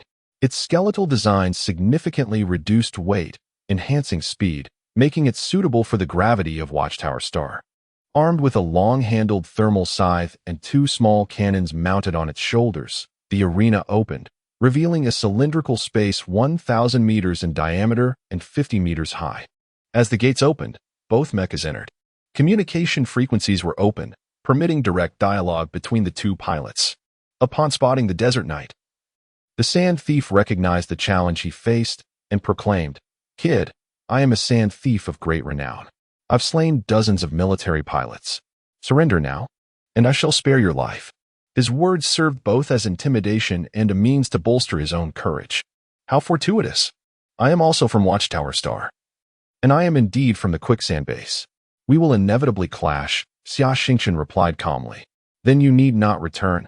Death awaits you, regardless of location. With that, he activated his mecha and charged toward the Desert Knight. Xia Xingchen pressed the power pedal, sword in hand, fully unleashing his mecha's potential. Just as their mechas were about to collide, he added, I forgot to mention, I single-handedly took down those 4 ice wolves. The sand thief's pupils dilated in shock, momentarily halting his advance. Yet, in that fleeting moment of hesitation, the Desert Knight deftly evaded the Scythe Demoness strike, plunging his beam sword into the mecha's cockpit. A violent explosion ensued, cleansing the wicked spirit. Though it may not count as a significant achievement, vanquishing a sand thief filled Xia Xingchen with immense satisfaction. Chapter 53. The wolf on the ice field. Xia Xingchen descended from the mech, meticulously conducting an inspection before fully charging it, and then returned to the hall. At that moment, a figure obstructed his path. You are formidable. I cannot see through you. Andre fixed his gaze intently on Xia Xingchen. You are quite strong yourself, Xia Xingchen replied. Would you be interested in joining the Northern Fleet? If you concede, even without the qualifications of a D-class mech master, you will still be valued. Andre expressed his intent to recruit. I apologize, but I am quite possessive of what belongs to me. No one shall take it, regardless of who they may be. Xia Xingchen asserted firmly. I must remind you of the fate that befell those I defeated. Death is the only outcome. Andre's eyes glinted with coldness. And how does that concern me? Defeating you is all that matters, Andre retorted, his anger palpable. Let us settle this once and for all tomorrow. Take care. I shall not see you off. The following day, the second round of the third phase of the D-Class Mech Master Assessment commenced, with the victor gaining direct qualification. As the gates of the assessment arena swung open, a silver-white mech appeared on the field. The Icefield Demon Wolf mech stood at a height of 5.2 meters, an enhanced variant of the Icefield Wolf. Its specifications included strength 16, agility 16, armor 16, and speed 18. This mech had reinforced its engine and weapon systems, fully outfitted with alloy armor, maintaining a comparable weight to the Icefield Wolf, yet nearly doubling the armor's strength. Seated within the cockpit of the Icefield Demon Wolf, Andre felt as though he had transformed into an ice-field wolf, the sovereign of the frozen expanse. His thoughts momentarily drifted back over a decade to the capital of the northern administrative region, Siberia Star. This planet, with its frigid climate, still retained vast swathes of primordial forest. Perched upon the shoulder of a mech were two figures, one large and one small. Using binoculars to observe a pack of gray icefield wolves hunting in the distance, a robust icefield bison was surrounded by the ravenous pack. One wolf lunged to attack, only to be thrown aside by the bison's horns, landing several meters away, its innards spilling forth. Another wolf charged in, only to meet a similar fate. Uncle Nicholas, why do those wolves, knowing they may die, recklessly charge in? The 8-year-old Andre, resembling a porcelain doll, asked innocently. Because they must survive. In this snowy wilderness, much like our Siberia Star, it is barren and backward. The wolf pack must fight for survival. Even when aware of the peril, they cannot afford to show fear. For only through battle can they grasp a sliver of hope, the long-haired man replied. The wolves continued their relentless assault, but the bison, battered and weary, began to falter. Suddenly, a silver figure shot out from the pack, sinking its teeth into the bison's neck. This was a massive silver wolf, its size nearly double that of its companions. The tremendous inertia brought the bison crashing to the ground. In that instant, the pack surged forward, their sharp teeth and claws tearing into the bison's belly. The pack frantically devoured the bison's insides, while some hungry icefield wolves began feasting on the carcasses of their fallen comrades. One particularly large wolf greedily gnawed at the bison's prime cuts, entirely oblivious to the approach of its leader. The great wolf fixed its gaze upon it, baring its teeth in defense of its meal. With a furious howl, the silver wolf lunged at the gray wolf, bringing it down and seizing its throat, rending open its belly with its claws. After a few futile struggles, the gray wolf lay still. The silver wolf savored the gray wolf's flesh, its once silver fur now stained crimson. It howled to the heavens, the pack echoing its declaration of dominion over the forest. Uncle Nicholas, why did the white wolf kill its own kind? Andre inquired. Because it is the demon wolf, the king of the pack. As a ruler, one must not fear any adversary, nor shy away from any challenge. For those who stand in their way, even if they are comrades, they must be torn apart. Furthermore, for survival, one must consume even the remains of their kin, the man replied, his expression grave, exuding an aura reminiscent of the Silver Wolf King. Then I shall also become the Wolf King, tearing apart all my enemies, Andre declared, his eyes alight with fervor and determination. Then grow quickly, my little Andre. The icefield demon wolf Mech bore a resemblance to a werewolf, its form humanoid, with a spine coiled as if poised to pounce upon its prey. While its head was shaped like that of a wolf, it surged forth with remarkable speed, extending 6 alloy claws from its arms. The icefield demon wolf Mech lacked a shield, instead possessing robust forearms concealing alloy claws, with a thick alloy armor plate on the exterior functioning as a shield. Faced with such an opponent, Xia Xingchen dared not underestimate the situation. He swiftly entered a state of insight. As the two Mech drew closer, the wolf head of the icefield demon wolf suddenly opened, revealing a laser cannon within, from which a luminous sphere was discharged. While observing the enemy Mech, Xia Xingchen noticed that the proportion of the wolf head was significantly larger than that of a standard icefield wolf Mech. This alteration in appearance not only instilled a sense of pressure and visual shock in the opponent, but could also subtly affect the Mech's agility and coordination. The only plausible explanation for such a design was the presence of additional mechanisms inside, prompting him to exercise heightened caution. As he saw the wolf head open its mouth, he began maneuvering his Mech to evade. Otherwise, even with insight to see through the opponent's actions, it would be futile against the speed of light. Typical laser weapons emit beams that rely on high temperatures and energy to melt and detonate the target Mech. However, the laser cannon of the icefield demon wolf employed the latest technological advancements from the renowned military enterprise, Northern Heavy Industries. They had utilized specialized techniques to compress light energy into spheres, which, upon striking a target, would not only release intense heat, but also trigger violent explosions. Moreover, While lasers travel in a straight line, the trajectory of the light spheres could vary, rendering the opponent defenseless.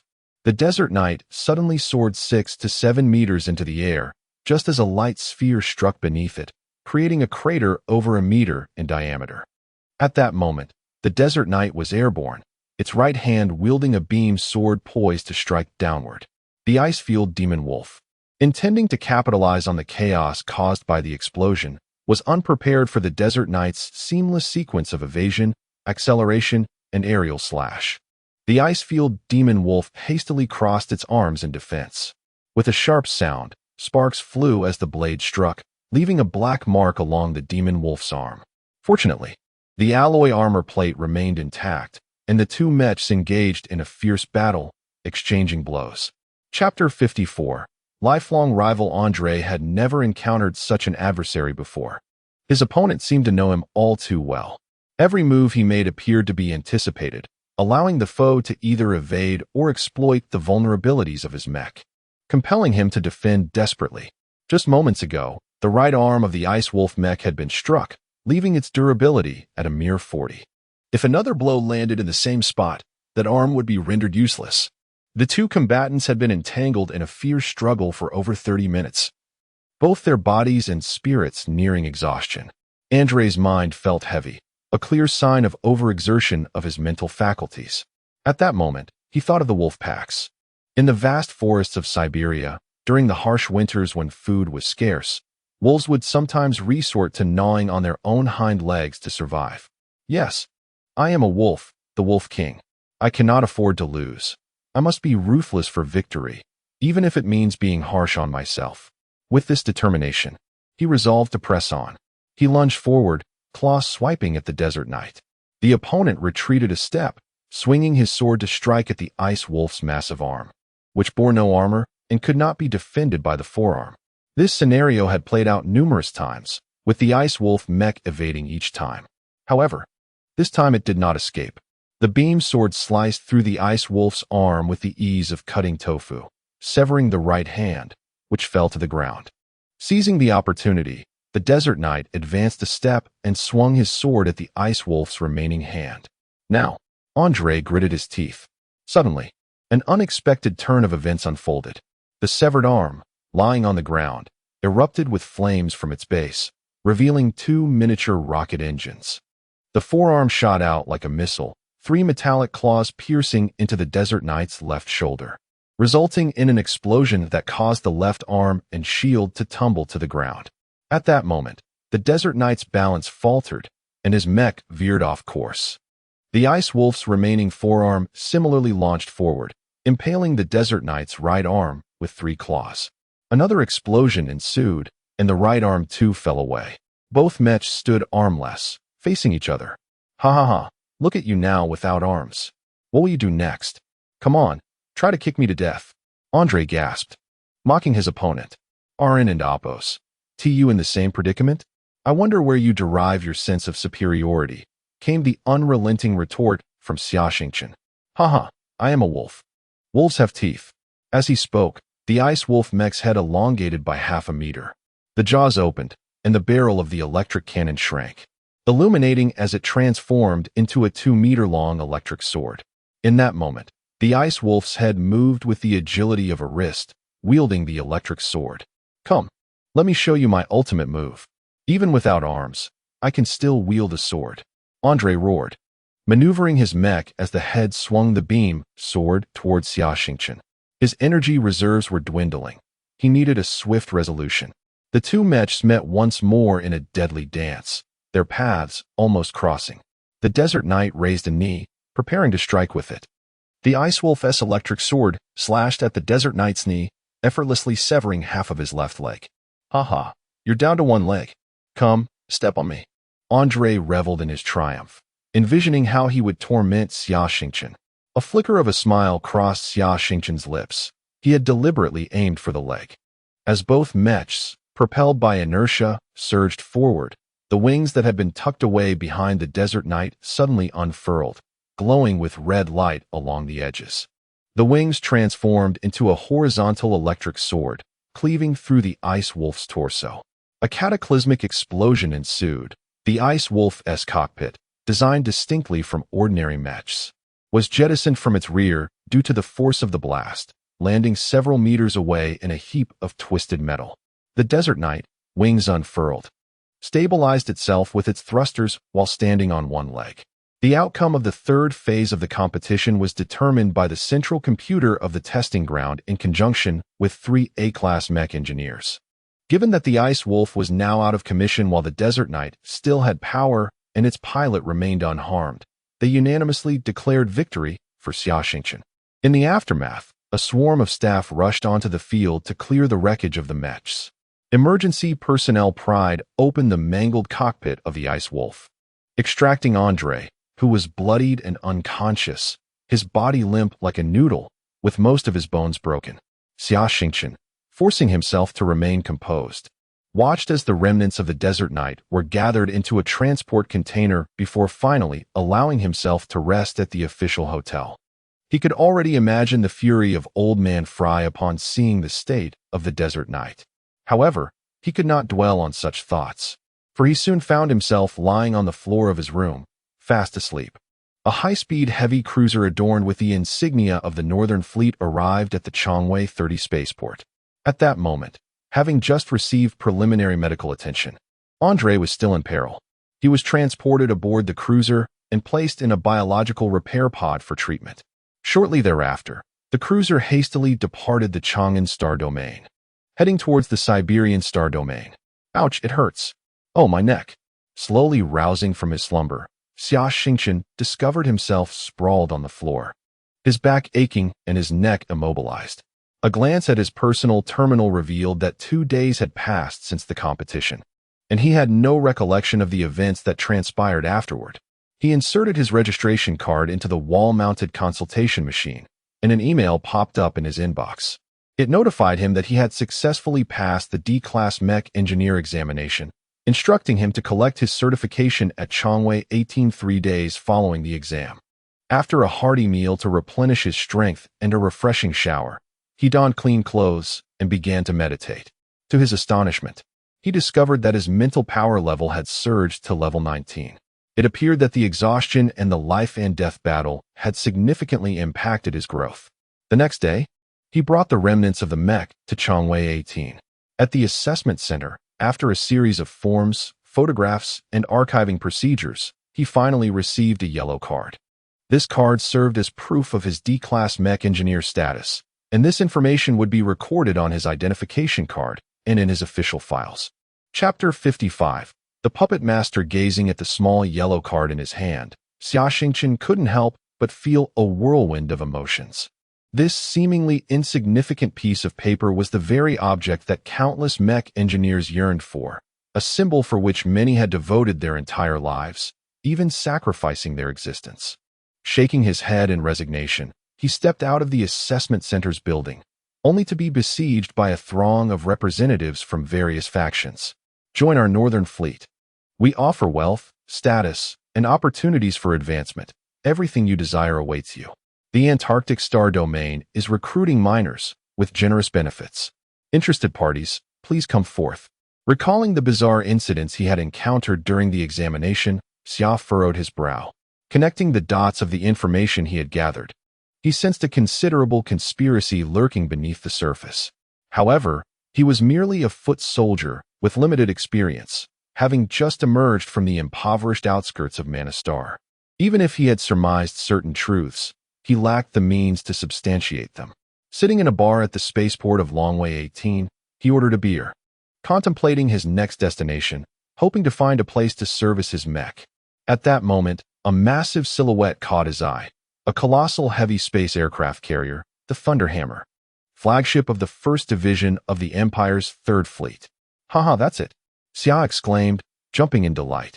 Vice Admiral von Klaus was leading the fleet on a mission and had decided to stop by Chang'an Star for resupply, allowing the weary crew a chance for some leisure. As he perused documents in the captain's office, a request came through the command center, stating that someone wished to board the Thunderhammer to meet Vice Admiral von Klaus. Using the ship's communication code, "Allow him aboard," von Klaus instructed. 3 hours later, von Klaus met Xia Xingchen in the captain's office. "Reporting, sir." Sergeant Xia Xingchen has arrived. Ah, it's you. I recall you served at Watchstar, Fong Klaus remarked, his memory of the young man somewhat vivid. Sir, I am here to obtain a D-class mech engineer qualification. Oh, how did it go? Xia produced the yellow card, causing Fong Klaus to show a flicker of emotion. Over 6 months ago, this lad had been an ignorant minor, and Fong had merely lent him a helping hand out of interest. Who would have thought he had now become a recognized pilot? What is your purpose aboard the ship? The admiral inquired. Sir, I faced a formidable opponent during the assessment, resulting in severe damage to my mech. I would like to use the ship's maintenance workshop to repair it. Not a problem. Our technicians are highly skilled. Just bring your mech on board, and they will handle the rest. Sir, this is my personal mech, which I assembled myself. It is not a matter of mistrust towards your crew. I believe it is more appropriate for me to handle the assembly myself, Xia explained. You can repair mechs? Fong Klaus's interest was piqued, disbelief evident on his face. In under a year, this young man had shown remarkable growth. Yes, sir.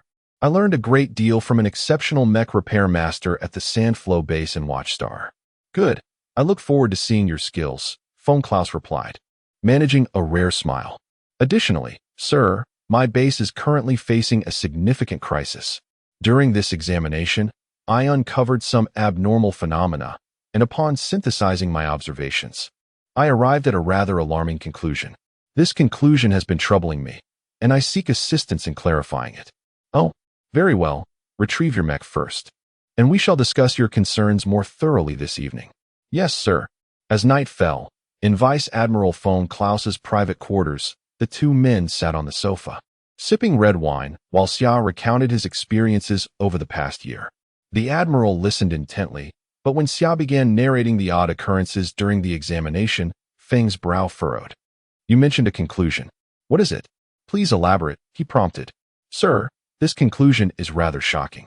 I cannot currently substantiate it, but I will share it nonetheless. My conclusion is that Watchstar serves as a training base for D-class pilots for a certain powerful faction. The reptilian gang on Watchstar acts as their representatives. The sources of their pilots include not only those absorbed from other sand bandit groups, but also those who failed the D-class assessments. Our garrison on Watchstar essentially serves as their sharpening stone. Xia's voice was charged with indignation as he spoke. This faction provides the sand bandits with substantial personnel, funding, and weaponry. I also suspect they supply the bandits with equipment that renders them immune to scorpion and sandworm attacks. Furthermore, I fear our satellite systems have been compromised by the bandits, allowing them to monitor our every move on Watchstar. This explains how they consistently exploit our weakest defenses and evade our encirclements at the most opportune moments. As Fong Klaus listened, he rhythmically tapped his fingers on the armrest of the sofa. Continue your analysis, he urged. The forces behind the sand bandits have managed to acquire a vast array of active military armor, indicating their rapid expansion. From my observations regarding the recruitment efforts of various factions, I believe there is but one puppet master behind it all, the Northern Fleet. Or rather, that grand figure in the Northern Administrative Region, Prince Nicholas. Xia finally voiced his hypothesis. How many people have you shared this with? Fong Klaus asked suddenly. You are the only one, Xia replied. Good. This matter is too significant. Do not speak of it to anyone else, not even those closest to you. Sharing this knowledge could jeopardize their lives, leading to their silencing, Fong Klaus warned gravely. Sir, my deductions are merely speculative, based on my observations, and I have no intention of disclosing them. I came to you seeking validation for my concerns. Fong Klaus chuckled bitterly. Just speculation? I can only tell you that your conjecture is likely true. The Galactic Empire may be on the brink of turmoil. As a high-ranking official and a crucial military figure, Fong Klaus was well acquainted with the intricacies of the Galactic Empire's political landscape. When he first encountered Prince Nicholas, he recognized a glimmer of ambition in his eyes. Fong Klaus understood that this man would inevitably become an adversary of the Empire. Chapter 56. Father and Son. I am astonished that you have defeated Andre von Krausch, he exclaimed. Andre is the adopted son of Prince Nicholas, whose father once served as Nicholas's most esteemed general, an S-class mech pilot, who ultimately perished in battle while protecting Nicholas. Nicholas himself is an S-class mech pilot and has meticulously nurtured Andre since childhood. Consequently, Andre has emerged as one of the most outstanding young mech pilots in the Empire and Oppos' new generation. What von Krausch did not anticipate was that Xia Xingchen would encounter Andre during the trials, and even more unexpectedly, he managed to triumph over him. You already know the answer. However, rest assured that the Watchstar Guard belongs to our Third Fleet. I shall not tolerate such actions that harm our comrades. You should take a good rest. I want to see you repair your mech tomorrow. Yes, Commander. Good night, Xia Xingchen replied, turning to leave. After his departure, von Krausch activated a secure communication channel. A minute later, the screen displayed a stern-looking elderly man. Your Excellency, the Grand Marshal, I have an urgent matter to report. Von Krausch stated. Must you not address me as father? The old man's tone conveyed authority without anger. This venerable figure is Grand Marshal von Bismarck of the Galactic Empire, commanding all 7 fleets under his jurisdiction. Yes, father, von Krausch replied awkwardly. Grand Marshal von Bismarck, with a distinguished military career and numerous accolades, has 8 sons, of whom von Krausch is the third. Among his offspring, von Krausch possesses the keenest intellect and military aptitude, excelling in both strategic command and overarching comprehension.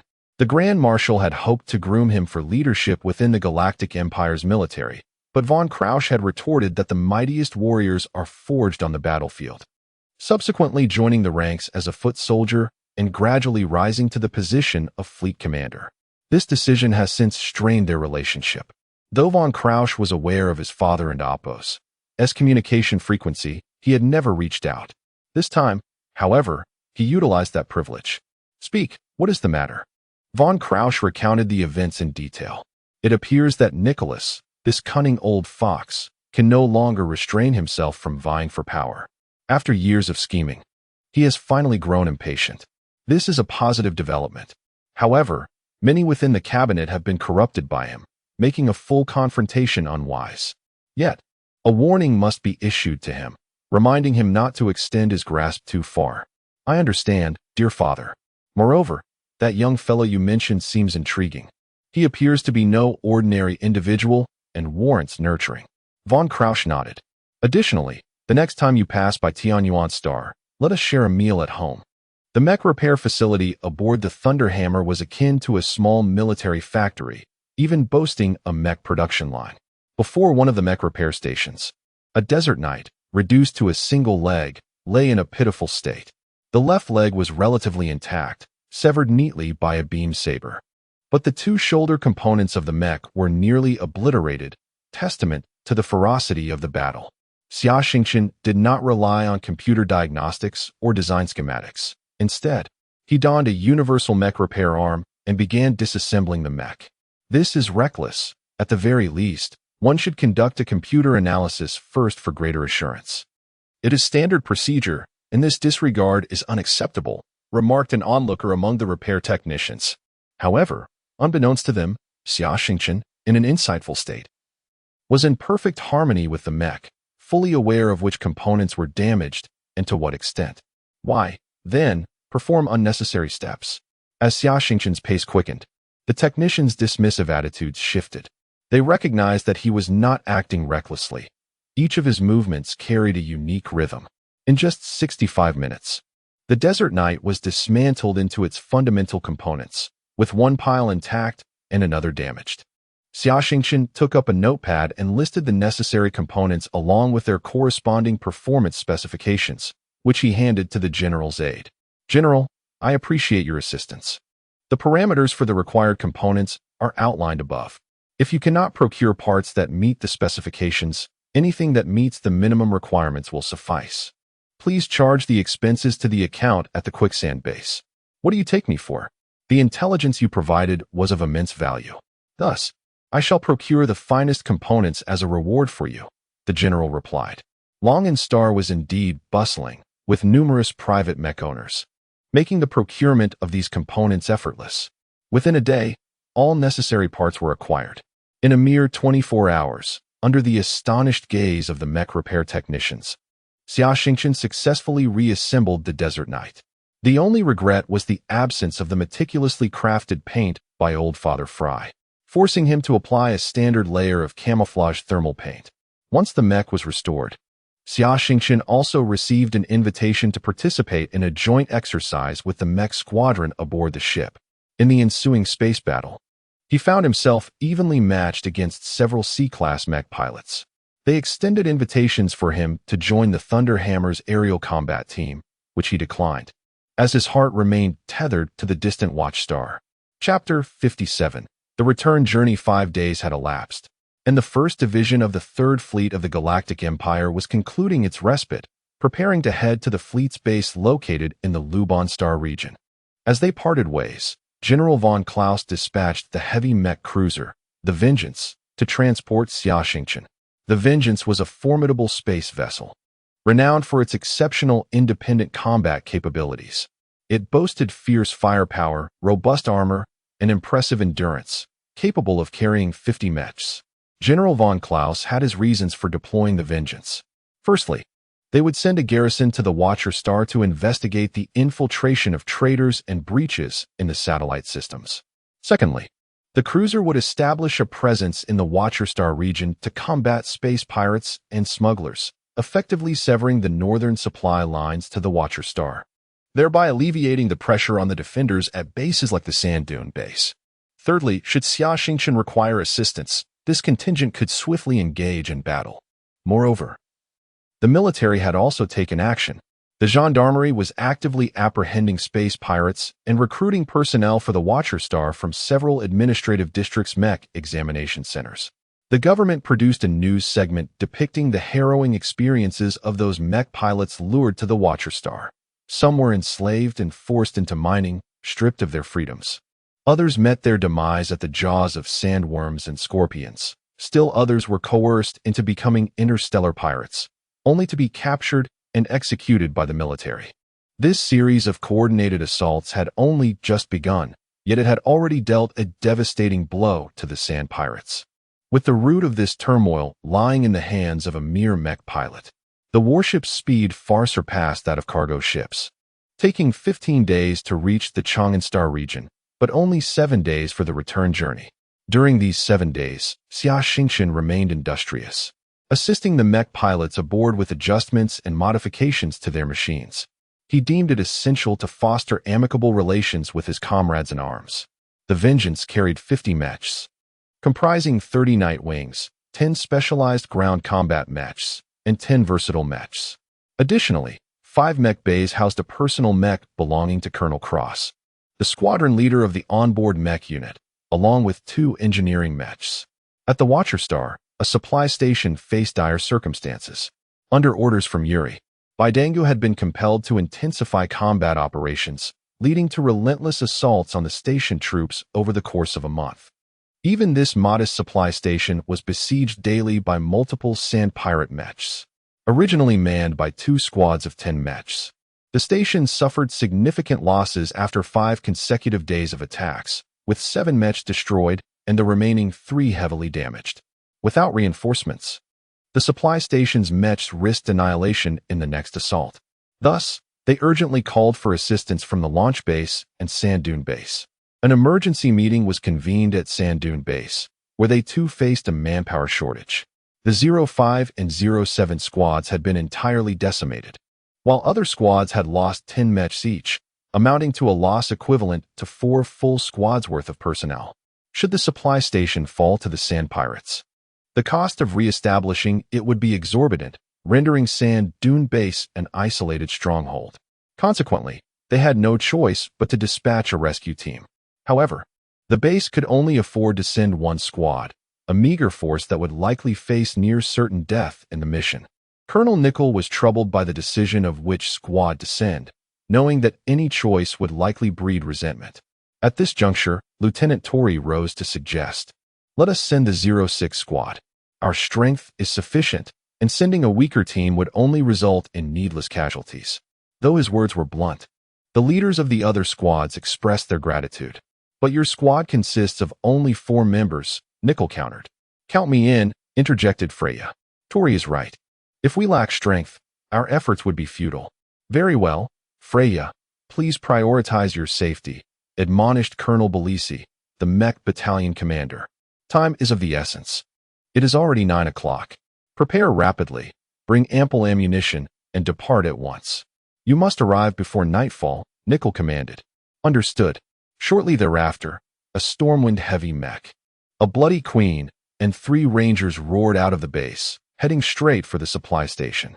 Barack, originally piloting a storm mech designed for long-range fire support, had to switch to a ranger due to the storm's cumbersome size and slow speed, which could not keep pace with the group. Upon arrival at the supply station, they found the battle already underway, with 1 mech destroyed and the remaining 2 on the verge of collapse under the assault of 5 sand pirate mechs. Prepare for combat, Haji ordered. This was a defining characteristic of the 06 squad. While other squads were commanded by their leaders, Lieutenant Tori also possessed commendable leadership skills. Haji, however, was a tactical genius, and given Tori's role as a heavy assault mech pilot, often leading the charge, Haji's position as a secondary sniper suited him far better for commanding the battle. Leave it to me, Freya asserted, revving her mech's engine to maximum power. The high-output thruster unleashed a burst of red particles as she surged forward, entering the fray. The Bloody Queen mech, standing 8 meters tall, was a custom design crafted by Freya's mentor, Old Fry. Its specifications included a strength of 12, agility of 19, armor of 10, and a speed of 20. The mech's appearance resembled a mythical creature known as a succubus, adorned in red and coated with Old Frey's proprietary paint. Equipped with 6 rapid-fire laser cannons that resembled the antennae of a succubus, the Bloody Queen also wielded 2 extendable electric whips capable of reaching 10 meters, and a powerful laser cannon concealed in its tail. The mech's legs and knees were fitted with electric blades. At that moment, the 5 sand pirate mechs were positioned in a star formation, targeting the supply station's entrance. The Bloody Queen charged into the midst of them, ensnaring 2 mech laser rifles with her electric whips. As she electrified the whips, the rifles exploded, causing damage to the 2 pirate mechs. The remaining 3 mechs finally reacted and prepared to fire at the Bloody Queen, but it was too late. The 6 rapid-fire laser cannons of the Bloody Queen had already locked onto the 5 pirate mechs. With a mere 5 shots, 5 beams of red light pierced their cockpits, igniting explosions that illuminated the Bloody Queen's surface in a crimson glow. That woman is incredible, Barack marveled. There's no need for tactical planning anymore. Just let her handle it. Haji remarked. What kind of man could possibly tame such a fierce woman? But a woman like that is certainly intriguing, Perlo mused. Everyone, the public channel is still open. The frustrated leader Tori reminded them helplessly. Chapter 58. Ensnared as the 5 mechs of Team 06 entered the supply station courtyard. A pall of despair hung over the interior. The ground was littered with a dozen body bags and the wreckage of 7 or 8 ranger mechs. Their remains scattered and dismantled. The walls of the supply station were riddled with bullet holes, and the gate had been half destroyed, unable to close. These signs alone painted a grim picture of the fierce battle that had transpired. The 5 emerged from their mech cockpits, with Freya casting a wary glance at the 4 others. Captain Tori maintained a composed demeanor, while the other 3 trembled with fear. The gruesome tales surrounding the Queen of the Sand were numerous. It was said that an unwary fool had attempted to flirt with Her Majesty, only to suffer a dire fate. Furthermore, they had witnessed soldiers who disrespected the Queen being dealt with mercilessly. Meanwhile, in the underground lair of the crawlers, Lord Bitangu pondered. Our supply base is nearly in ruins, with only 2 or 3 mechs remaining. If we muster our forces and obliterate it, the sand base will become isolated. Surely, Lord Yuri will be pleased, and it will greatly boost our pilots' morale. A henchman was offering strategies to Bitangu. You mentioned yesterday that only 3 mechs remained at the supply base, yet none of the 5 we dispatched have returned, Bitangu remarked, his expression darkening. Consider this. Those who manage to endure until the end are typically quite capable. Sending just a few mechs would be easily countered. If we charged in with dozens, it would overwhelm them, the henchman explained. But what if the sand base sends reinforcements? What then? My lord, don't jest. The sand base has already suffered heavy losses and is stretched thin. Who would come here to meet their demise? Very well, then. We shall deploy 50 mechs tomorrow. We will seize the supply station with a single, decisive blow, Batanga commanded. Haji and Perlo took positions at opposite corners of the lookout tower, preparing their mech-mounted sniper rifles to await the approach of the Sand Raiders. By around 10 in the morning, several dark figures appeared on the distant Gobi Desert. Targets spotted to the southwest, 10 kilometers away. Quantity unknown, Perlo reported as he adjusted the trajectory of his laser sniper rifle and squeezed the trigger. 2 beams of laser shot forth towards the Sand Raiders. Yes, hit 2. Perlo exclaimed joyfully, but as the sniper rifle charged, he noticed dozens of mechs reflected in his scope. Wait, I've already taken down 4. How are there still so many? He gasped, realizing the overwhelming number of foes. He quickly activated the first-level alarm, causing tension to ripple through the supply station. Lieutenant Tori's Gale Mech guarded the entrance, its alloy shields positioned at the damaged gate, while Balak's Ranger Mech perched atop the wall, adjusting its laser rifle for long-range fire. Upon witnessing their comrades being sniped, the Sand Raiders swiftly dispersed, encircling the supply station from all directions, complicating the sniping efforts. At this point, Perlo had destroyed 8 mechs, and Balak had downed 1. The Sand Raiders were ill-equipped with laser rifles due to their high cost and maintenance. They primarily wielded shotguns and machine guns. The combined firepower of over a dozen shotguns and machine guns was formidable. Realizing the intensity of the enemy's fire, Haji and Perlo were forced to abandon their sniping positions and leap back into the supply station. Using the wreckage of mechs as cover, they began firing outward from the broken entrance. Yet, the enemy's fire was relentless, keeping Team 06 pinned down. The small supply station was encircled by over 40 Sand Raider mechs, their attacks coordinated and disciplined, suggesting a competent commander. 20 mechs surrounded the entrance, providing alternating cover while suppressing fire, with a large transport vehicle nearby supplying ammunition. The remaining 20 mechs circled the perimeter, vigilantly observing the situation within the supply station. Any mech attempting to leap from the wall would face an onslaught akin to a tempest. Moments ago, in space, the heavy mech cruiser Retribution approached the near-Earth orbit of Watchstar. At this moment, Xia Xingchen was eager to return. He did not intend to delay by first docking at the space station. Instead, he planned to airdrop directly onto the sand base from space. However, he needed to contact the base first, otherwise, he risked being mistaken for an invader and shot down by his own missiles. Sand base, this is Xingchen, requesting to return to base. I will forcefully land using the mech landing pod. Suddenly, the command center erupted with Xia Xingchen's call. Colonel Nickel had just learned of the approaching Sand Raider match and was at a loss. Xingchen, this is Meteor Nickel. He grabbed the microphone. There's an urgent mission at hand. Your Team 06 is at the supply station, and over 40 Sand Raider matches are closing in. Can you airdrop directly to support them? Leave it to me, Xia Xingchen replied hastily. He quickly briefed Captain Kyle of the Retribution on the situation. Captain Kyle immediately ordered the technicians to adjust the landing pod's coordinates while instructing the aircrew to equip the Desert Knights with assault landing devices. Forcefully landing a mech in the atmosphere was perilous. The mech would face heavy anti-aircraft fire while unable to retaliate or evade, essentially a live target. Once the mech exited the landing pod, it could easily plunge into the enemy's encirclement. Thus, the mech assault landing device was devised. This system involved mounting a plethora of offensive weapons outside the mech within the landing pod, such as anti-mech missiles, rockets, and even aerial bombs. Utilizing the mech's high-speed descent, it could deliver a saturation strike on targets or ambushing foes.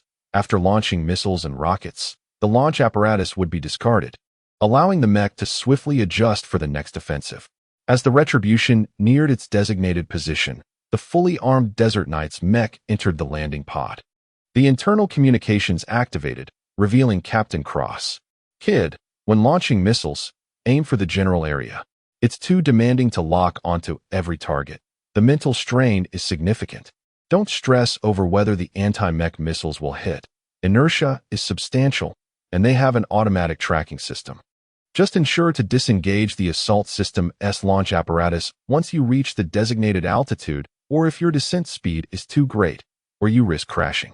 Thank you, sir. Understood, Xia Xingchen saluted.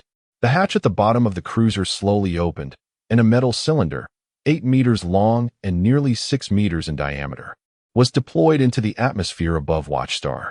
At the supply station, the gate had been completely obliterated by relentless gunfire, and several damaged mechs used as cover were nearly flattened. Balak's Ranger mech was struck in the head and legs, rendering it incapable of combat. Pirlo's Ranger mech had both legs shattered, rendering it a stationary artillery platform. Only Haji's Ranger and Tori's Storm mech continued to endure, tirelessly seeking opportunities to retaliate with a few shots. At this moment, the two alloy shields of the Storm mech had been utterly obliterated. The mech's exterior was riddled with bullet holes, and its integrity had plummeted to a mere 20. Outside, the Sand Raiders still possessed 34 mechs. Lieutenant Freya, you must break through in one direction at high speed. We are all at the end of our ropes. If you can take one down, it will suffice. If you can fell two, it will be a profit, Haji urged. Indeed, my queen, do not concern yourself with us. If there is a chance in the future, avenge me, Pirlo added. Yes, what everyone says is correct, Freya. It is not worth your life to perish here. Quickly, make your escape, Tori Captain remarked, his tone tinged with a hint of melancholy. Yet, these soldiers from the quicksand base had embraced the notion of sacrifice from the very day they arrived. Freya felt a deep sense of frustration. Her mech was designed for agility, and in this barrage of concentrated fire from long-range weaponry, it was rendered ineffective, pinned down by the relentless onslaught. She yearned to charge forth and engage in battle, but Haji dissuaded her, cautioning that if the enemy breached their defenses, the Queen of Blood's lethality would be amplified in the confined space. He urged her to exercise patience. Little did she know that these brave souls had already resigned themselves to sacrifice, and her patience had led them to urge her to flee. Chapter 59. The Queen and the Knight. I will not abandon my comrades to survive alone, Freya declared, her determination unwavering despite her being a woman. With a fierce resolve, she pressed the throttle to its maximum, propelling her mech over the wall from the other side of the gate. The Sand Raiders had laid in ambush for quite some time without witnessing any breakthrough, their spirits beginning to wane. Suddenly, a crimson figure surged forth, its mech spinning at high velocity. Two electrifying whips, whirling like chainsaws, cleaved through two enemy mechs effortlessly. The relentless red mech unleashed a barrage of deadly crimson lasers from its 6 rapid-fire cannons, obliterating 4 more mechs in an instant, while another was severely damaged and rendered incapable of combat. Only then did the remaining dozen or so mechs react, raising their weapons to fire. Most of the Sand Raiders wielded shotguns, their ammunition spread wide, and being reckless outlaws, they showed no concern for hitting their own. In a heartbeat, the bloodthirsty Queen mech sustained damage across numerous sectors, collapsing to the ground, motionless. One of the Sand Raider mechs drew a steel sword, slowly advancing. At that moment, Freya retrieved a small keypad from beside her seat, inputting a 6-digit code. The control panel slid apart, revealing a red button. This was a device found in nearly every military mech, yet one that all mech pilots dreaded to utilize. Freya placed her pristine finger upon the red button, awaiting the enemy mech's approach, ready to employ her mech's final offensive move, self-detonation. Visions of her past flickered through her mind. A little girl, whose mother had passed away early, with a father who was a military mech pilot stationed at the Watchtower space station. Though perpetually busy, he showered his daughter with affection. Growing up in the military, Freya developed a tenacious and unyielding spirit akin to that of a boy. Her father, during her childhood, introduced her to mechs, igniting her ambition to become a mech pilot. At the tender age of 14, her father was slain on a mission by the Sand Raiders of the Reptilian Gang. With the loss of her last family member, she was plunged into despair, and a profound hatred for the Raiders took root in her heart. She excelled in her enlistment examinations, ultimately joining the military and arriving at the quicksand base. Colonel Belisi, a friend of her father, became her mentor, teaching her how to vanquish foes with her mech and strategize more effectively in battle. The striking Freya consistently drew the attention of men, yet she resolved to remain unattached until she avenged her father, disregarding her personal affairs. This stance left many male soldiers despondent, and when a few reckless brutes attempted to take advantage of her, Freya dealt them a punishing blow, earning her the moniker Bloodthirsty Queen through her fierce combat prowess and merciless nature. A year ago, she serendipitously encountered an intriguing young man. Freya, who had always disregarded men, found herself inexplicably drawn to him, relishing in his antics at the base and his rapid growth. Yet now, as death loomed near, she lamented that she had never experienced love, feeling a profound sense of loss. The Sand Raider Mech raised its alloy sword high. If only someone could save me now, I would surely marry him. Every girl envisions a knight on a white steed. The landing pod descended at high speed under the gravitational pull of 3G. The black alloy shell igniting from the friction with the atmosphere, causing the surface coating to evaporate rapidly, dissipating intense heat. Soon, the entire pod's exterior glowed red. Moments later, as it pierced through the dense atmosphere, the pod's exterior cooled quickly. Subsequently, the safety locks within the pod disengaged, and the structure rapidly unfolded into 4 sections, revealing the Desert Knight Mech at its core. The Desert Knight unfurled its wings, adjusting its flight posture. The altitude diminished steadily, 100,000 meters, 50,000 meters, 30,000 meters. At this point, the situation on the ground became clear. A dozen Sand Raider mechs were bombarding the supply station's entrance, while another group was engaged in combat with a red mech not far away. At that moment, Summerstar's mental faculties operated at lightning speed, locking on 10 anti-mech missiles to the Raider mechs assaulting the supply station. The missiles roared forth, propelled by flames, racing towards their targets. He swiftly disengaged from the missile launcher, reorienting the mech, wings spread wide, head up and feet down, activating all thrusters downward. The Desert Knight slowed its descent, now less than 10,000 meters above ground, as he spotted a Sand Raider mech swinging its sword at the red mech. The altitude had already plummeted to over 3,000 meters. The Desert Knight halted its fall, hovering in midair, instinctively firing at the attacking Raider mech. In her moment of desperation, Freya prepared to self-destruct when a thunderous explosion erupted from the entrance, a violet laser slicing through the sky, obliterating the cockpit of the nearby Raider mech. A golden light streaked across the heavens as the Desert Knight dove, spinning downwards, unleashing a barrage of 10 laser blasts from its rifle, a signature move of Haji. 7 Raider mechs encircling the red mech were instantly struck. As the white light continued its dive, just a few hundred meters from the ground, the 2 missile pods mounted on the mech's legs abruptly opened, releasing 80 miniature anti-mech missiles that joyfully soared towards the remaining Raider mechs. Each mech was struck by several missiles, and a thick cloud of smoke enveloped the battlefield, leaving no operational Raider mechs on the ground. The Desert Knight hovered 30 meters above, surveying the surroundings. The fate of the Raider mechs at the supply station's entrance was even grimmer. The already formidable anti-mech missiles, combined with their tremendous inertia, caused catastrophic explosions, with nearby untouched Raider mechs falling victim to the ensuing blasts. A munitions transport vehicle transformed into a massive bomb. The series of explosions wreaked havoc on radio communications, but they soon returned to normal. "I'm back. Ha ha ha. What a close call."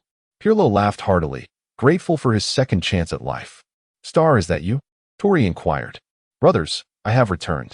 As Freya gazed at the figure suspended in the air, tears welled in her eyes. "So he is my knight." Chapter 60. A turn of events. Freya sat in a daze atop the supply station and Oppo's wall, her gaze fixed on the Desert Knight as he helped survivors clear the rubble. His movements were so graceful that Freya found herself entranced. Lieutenant Tori piloted the battered yet still mobile Gale mech, retrieving 2 alloy swords as he scoured the area, intent on stabbing any remnants of the Sand Raiders' cockpits, whether intact or damaged. Perhaps this was a method of venting after narrowly escaping death. Moreover, the Sand Raiders were not a nation, thus unprotected by any wretched international laws or treaties. Veterinarian Pirlo was busy tending to the injured with a first aid kit. Meanwhile, in the command center of the quicksand base, Colonel Nickel exhaled deeply, collapsing into his chair. The news from Xia Xingchen brought joy to old Fry, who celebrated by downing several bottles, ultimately rendering himself unconscious. At that moment, in the underground base of the reptilian gang, Yuri conversed in secret with the cloaked man Yuri. "We are in grave trouble. Our plans seem to have been exposed, the cloaked man stated. What happened? Government media has revealed that the recruitment of mech pilots by the Watchtower Star is a grand hoax. Consequently, our headhunters nationwide have been apprehended. Additionally, the space station has suddenly intensified its crackdown on smuggling and illegal immigration, and a heavy mech cruiser is now stationed there. We must halt all recent equipment and supply deliveries until the situation calms. Furthermore, several of our covert operatives on the space station have been captured by the damned gendarmes. Upon hearing this, Yuri grew anxious. We have no personnel, no resources, and now even our intelligence advantage is gone. What do you expect me to use to train mech pilots? Is this information of any use? Do you truly believe that esteemed individual will heed your explanations? The resources allocated to you have been ample. It is time for you to reciprocate. The tone of the man in black was unfriendly. Certainly, I will devise a way to explain things to that esteemed individual. The difficulties are merely temporary, but shouldn't you be striving harder, Yuri? Yes, I understand. As Yuri exited the small room, his top enforcer, Campbell, approached him eagerly. Master Yuri, we have a serious situation, Campbell exclaimed. I have told you countless times to remain calm in times of crisis. Here at Watchtower Star, we hold the power. What is there to fear? Now tell me, what has transpired? Yuri seized the opportunity to educate Campbell. Bidango has dispatched 50 Mech to attack the supply station at Quicksand Base, and they were utterly annihilated. All the pilots were killed. Added to that, the losses from earlier missions. Within just 3 days, we have lost 70 Mech there. Yuri immediately coughed up a mouthful of blood upon hearing this news. It pains me. Bidango. Campbell, I entrust Bidango to you. But I have but one request. He must not die too easily. Leave this matter to me. I assure you he will wish for death, Campbell thought gleefully, having long harbored intentions to eliminate Bidango. 3 days later, a large convoy arrived at the supply station, consisting of dozens of large transport vehicles, several engineering mechs, and 30 mechs from 6 different squads. What is the meaning of this? Why such a grand display? Tori asked, perplexed, as he inquired of the convoy's leader. 3 days ago, the military issued a sudden order, mandating the garrison at Watchtower Star to, at all costs, swiftly eradicate all sand raiders entrenched in the region. Thus, the first directive from the command was to bolster the strength of all bases and supply stations, the leader explained.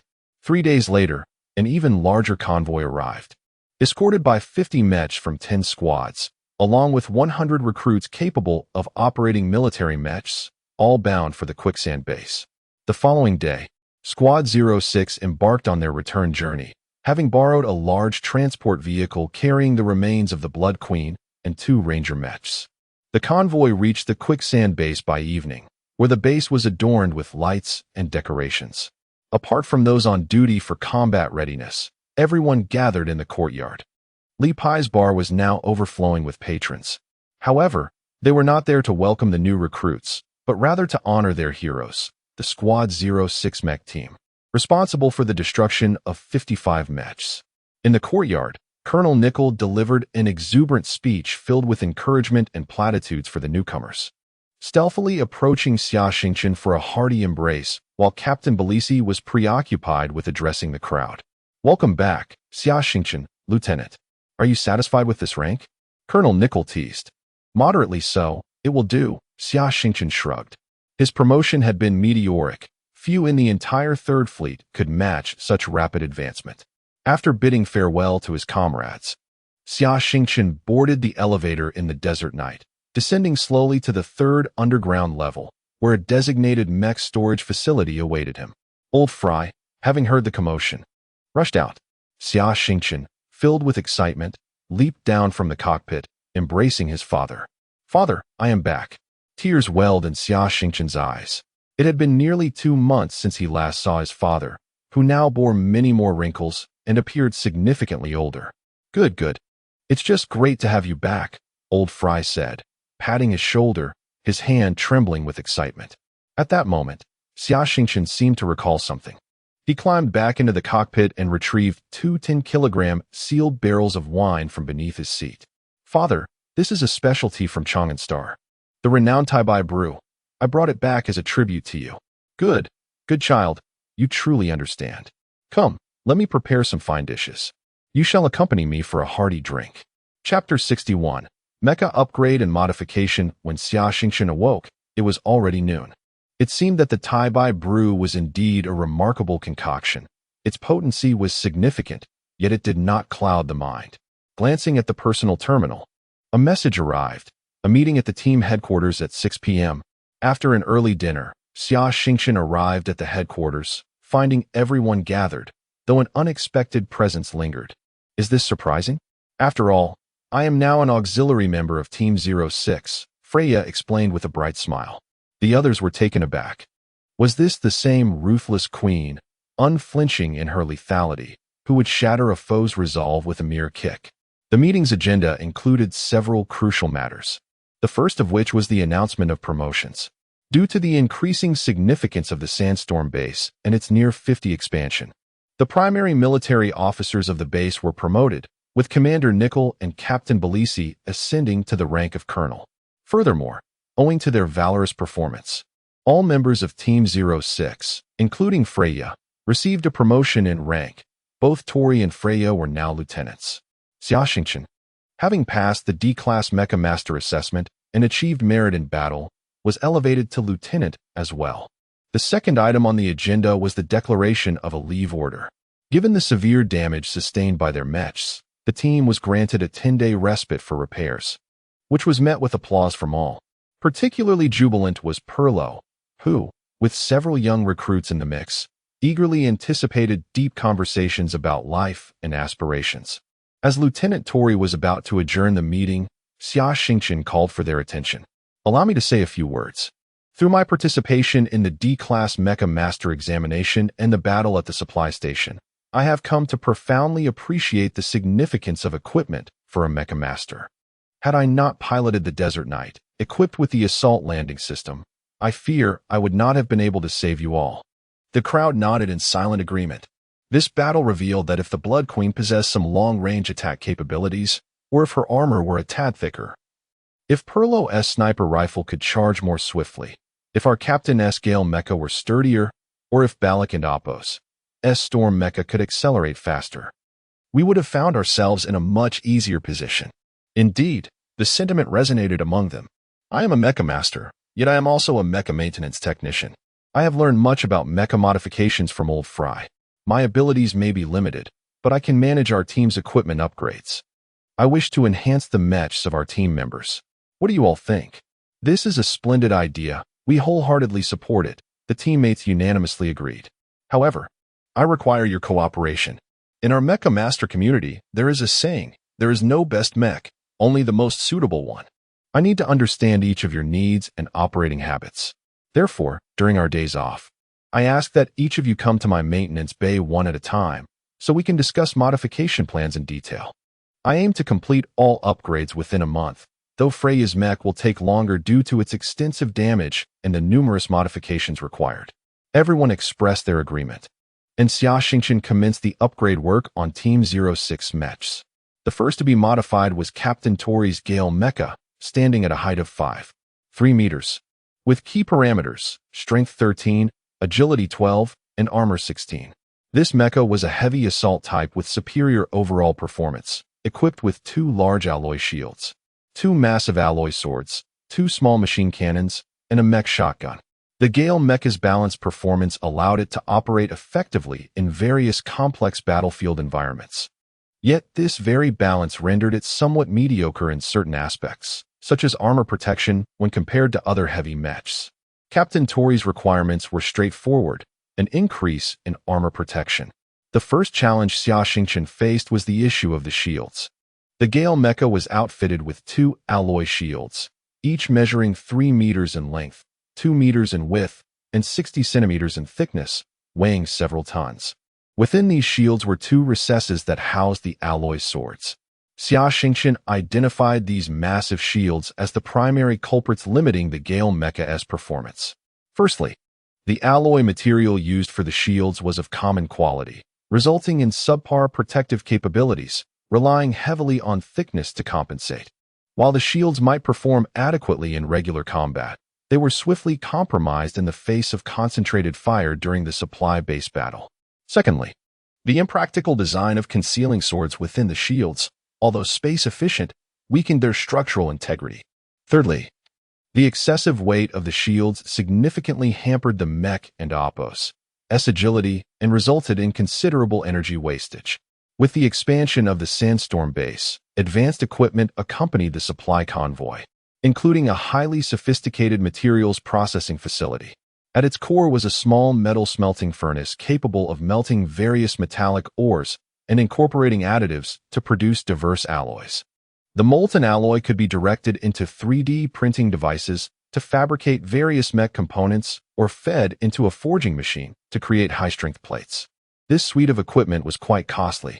After extensive calculations and experiments with old Fry, Xia Xingchen finalized two alloy formulations. One, designated as HC305 alloy, boasted armor plates that doubled the strength and durability compared to the original Gale Mecha's armor, while weighing only 60 of the previous materials. All armor plates of the Gale Mecha were replaced with HC305 alloy. Previously, some design compromises had been made to ensure flexibility at the expense of protection. These areas were reinforced, while critical sections received additional thickening. Consequently, the overall armor strength increased by nearly 100, yet the weight without the shields decreased by 15. The second alloy, HC623, was specifically designed for the Mech shields. This alloy's strength and durability were 6 times that of the original shield material, yet it weighed only half as much.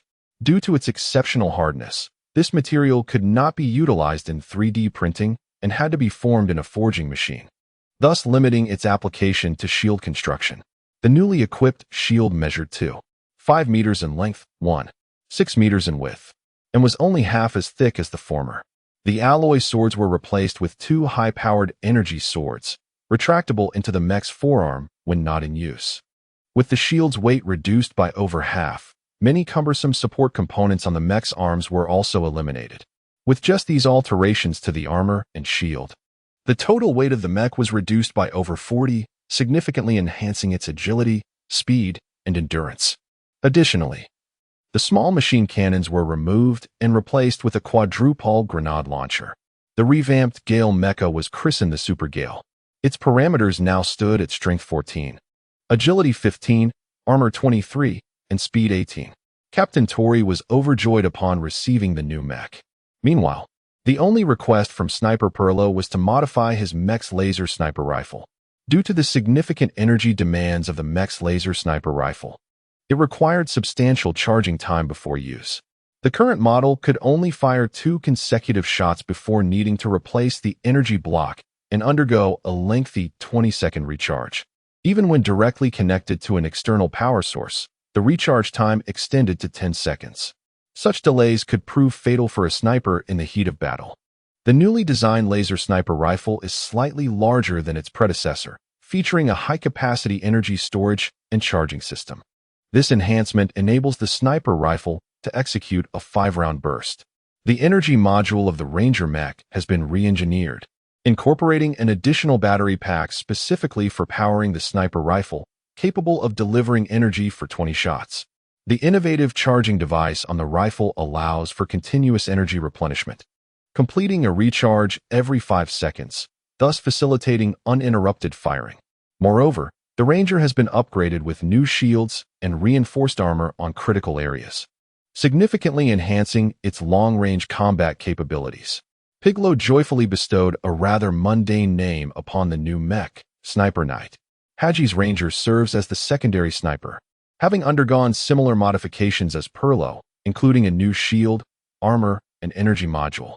However, his rifle has only been fitted with the new charging mechanism, allowing for a 5-second charge per shot, limiting it to a 2-round burst, although the size of the laser sniper rifle remains unchanged. It is noteworthy that Haji's Ranger has been equipped with foldable wings and 6 adjustable angle thrusters. These wings, though a lower-tier version compared to those of the Desert Knight, serve solely for flight capabilities without the functionality of energy blades, providing the Ranger with excellent hovering and low-altitude flight abilities, thereby enabling Haji to observe the battlefield more effectively. His new mech is aptly named Little Flyer. Transforming Barak's Storm mech into a new design presents a considerable challenge.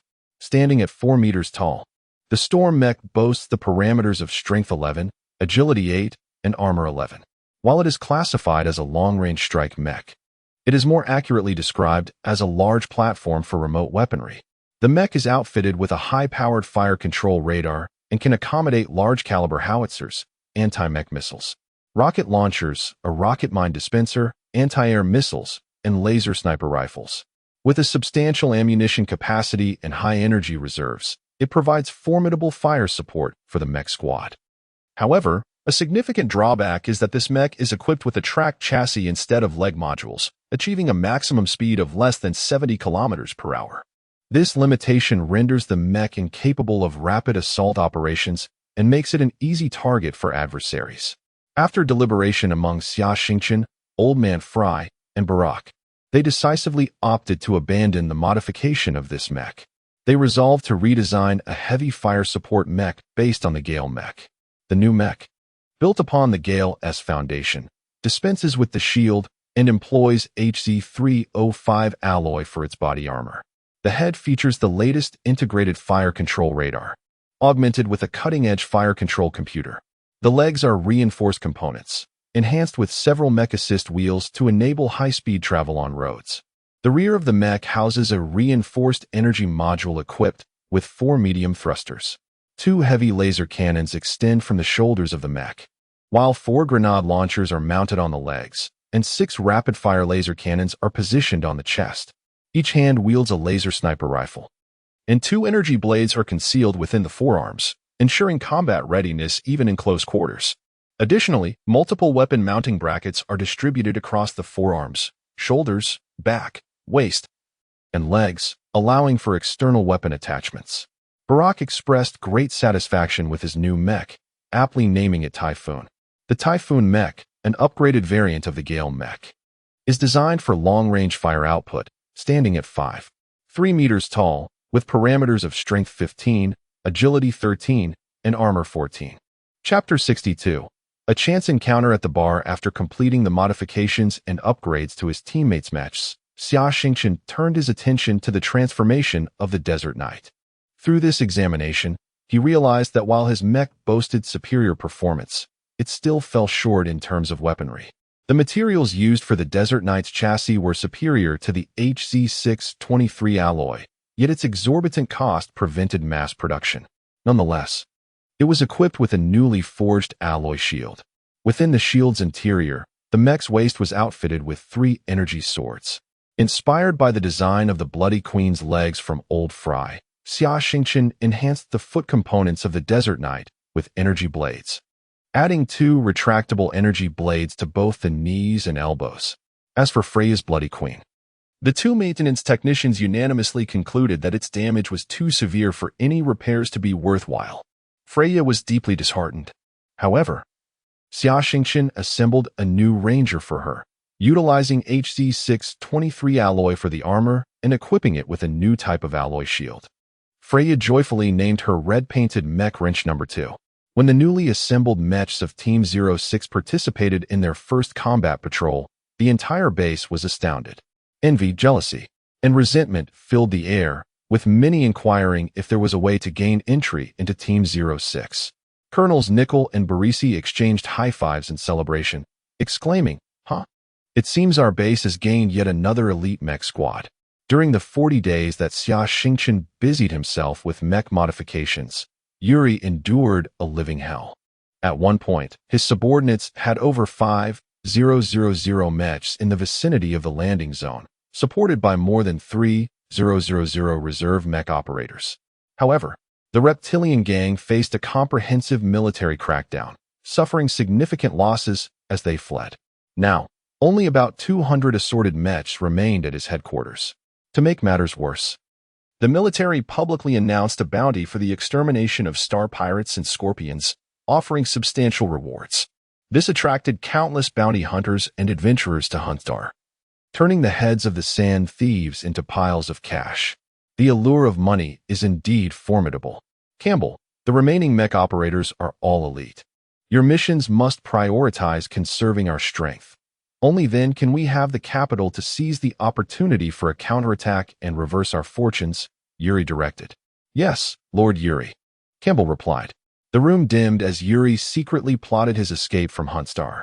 On this day, a well-deserved day of rest, Xia Xingchen decided to unwind after the relentless effort he had put into modifying mechs, feeling mentally fatigued.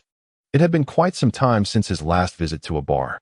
With this thought, he made his way to the Desert Goddess Bar.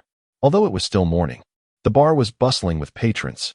With the base's population increasing by hundreds and a number of bounty hunters taking refuge there, business at the Desert Goddess Bar thrived. Originally, the bar operated without wait staff, but with Li Pai overwhelmed, he hired 4 young soldiers to assist during their downtime. Xia Xingchen settled onto a high stool at the bar, ordered a beer, and engaged Li Pai in conversation about the latest gossip at the base. At that moment, Freya walked into the bar, clad in blue jeans that accentuated her perfect curves, paired with a low-cut top that drew the gaze of countless men.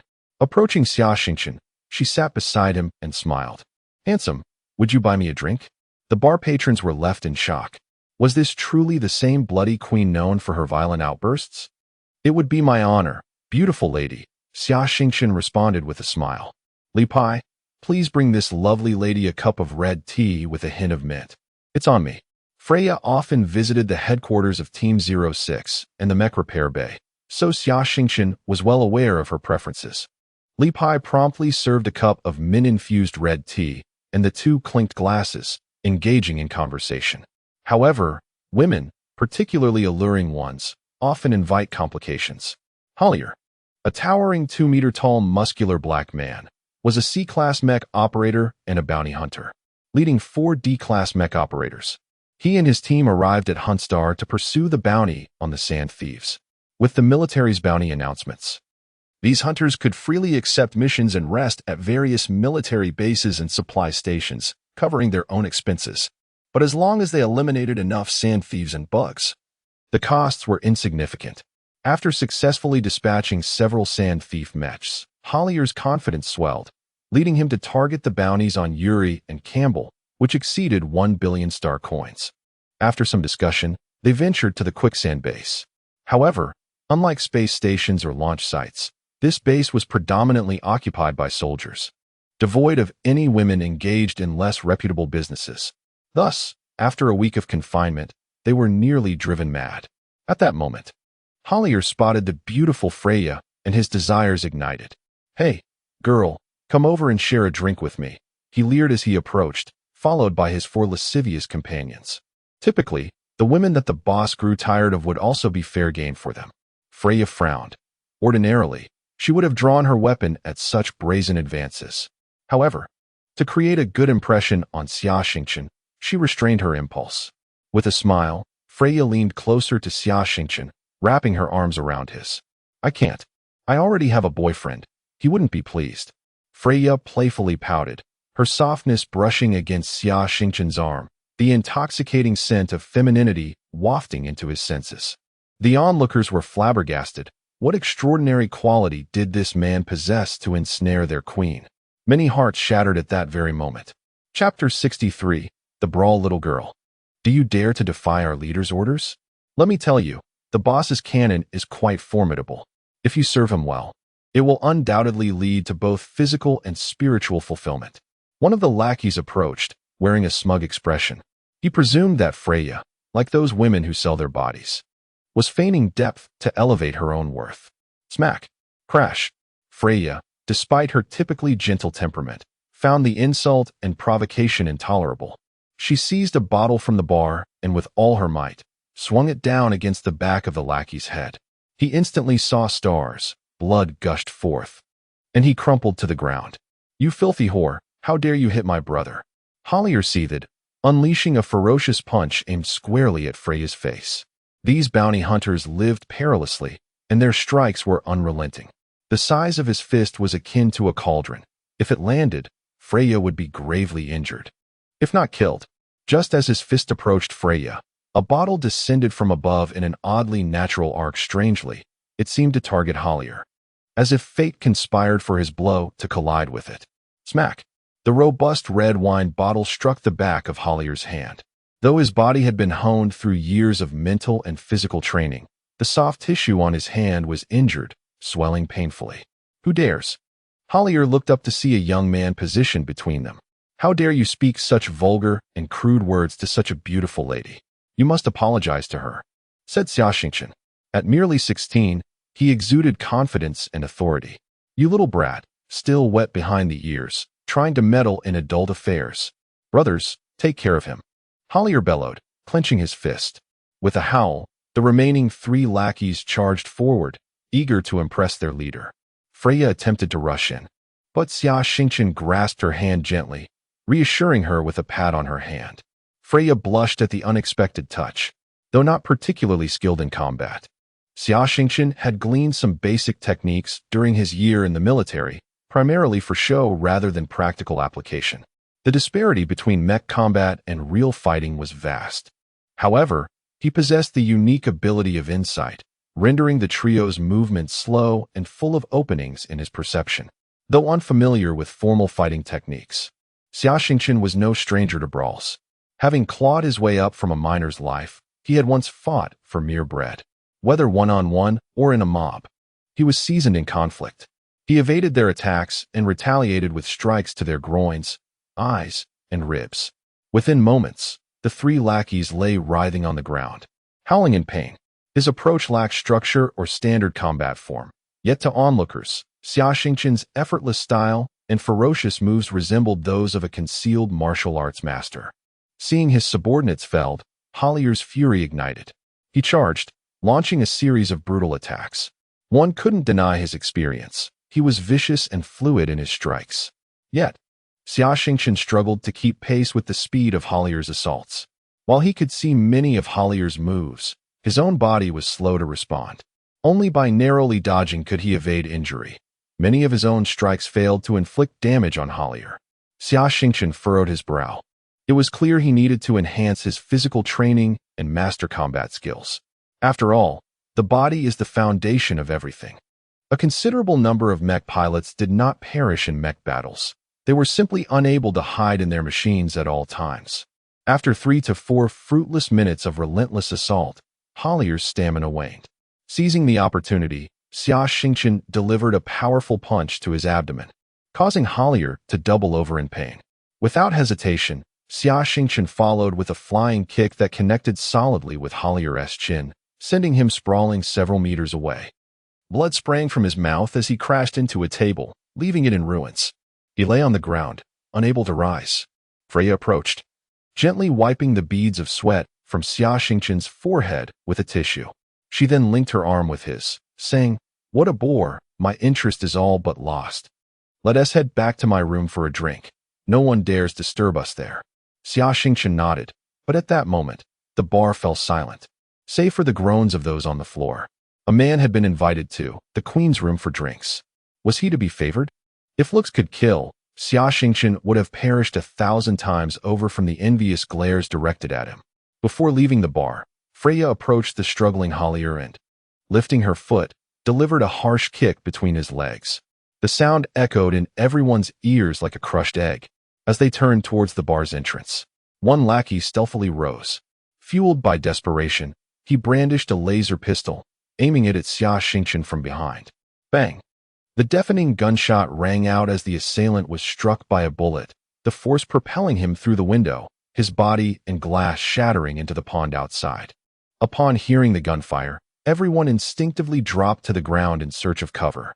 When they finally looked up, they were met with the imposing figure of Li Pai, standing behind the bar, a smoking shotgun in hand, roaring like a furious bear. How many times must I say it? Weapons are strictly prohibited in this bar. Can't you read the giant letters on the wall? The two walked side by side through the base, Freya linking her arm with Xia Xingchen's. He felt slightly embarrassed. His cheeks flushed, yet he reveled in the sensation of having such a beautiful girl by his side. After all, he was at that age when affection began to bloom. In the commander's office, Commander Nickel and Captain Belisi were engaged in casual conversation. Meanwhile, the duty personnel in the command center witnessed the scene unfold on the monitors, their perceptions shattered as if encountering extraterrestrial beings. The operator's brain froze, and in a moment of distraction, he accidentally clicked send, transmitting the image to Colonel Nickel's computer. Nickel opened the image, connecting the display to the surveillance equipment. Upon seeing the scene, his jaw dropped wide enough to fit an egg. After a long pause, he finally uttered, "Lucky young man, how extraordinarily fortunate." Captain Belisi, who had complex feelings at that moment, was a comrade of Freya's father and her mentor. Though Freya affectionately referred to him as uncle, he had always regarded her as his own daughter. "Ah, the child has grown up," sighed Colonel Belisi. Chapter 64. An unexpected breakthrough. Although Freya held the rank of deputy captain, her living quarters were not situated alongside Colonel Nickel and Colonel Belisi's officer accommodations, but rather in a building on the surface of the base, shared with the female soldiers. The suite spanned over 100 square meters, adorned predominantly in shades of red, reflecting Freya's fiery spirit. One wall was adorned with photographs depicting a handsome officer and a doll-like little girl, narrating the joyful days they had once shared. On the opposite wall, various images of Mechas captured attention. At the center of the room stood a large pink bed. The two settled onto a sofa by the bed, and Freya retrieved several bottles of red wine and 2 elegant goblets from the refrigerator. As they sat closely together, sipping wine, they exchanged stories of their pasts, sharing in each other's joys and sorrows.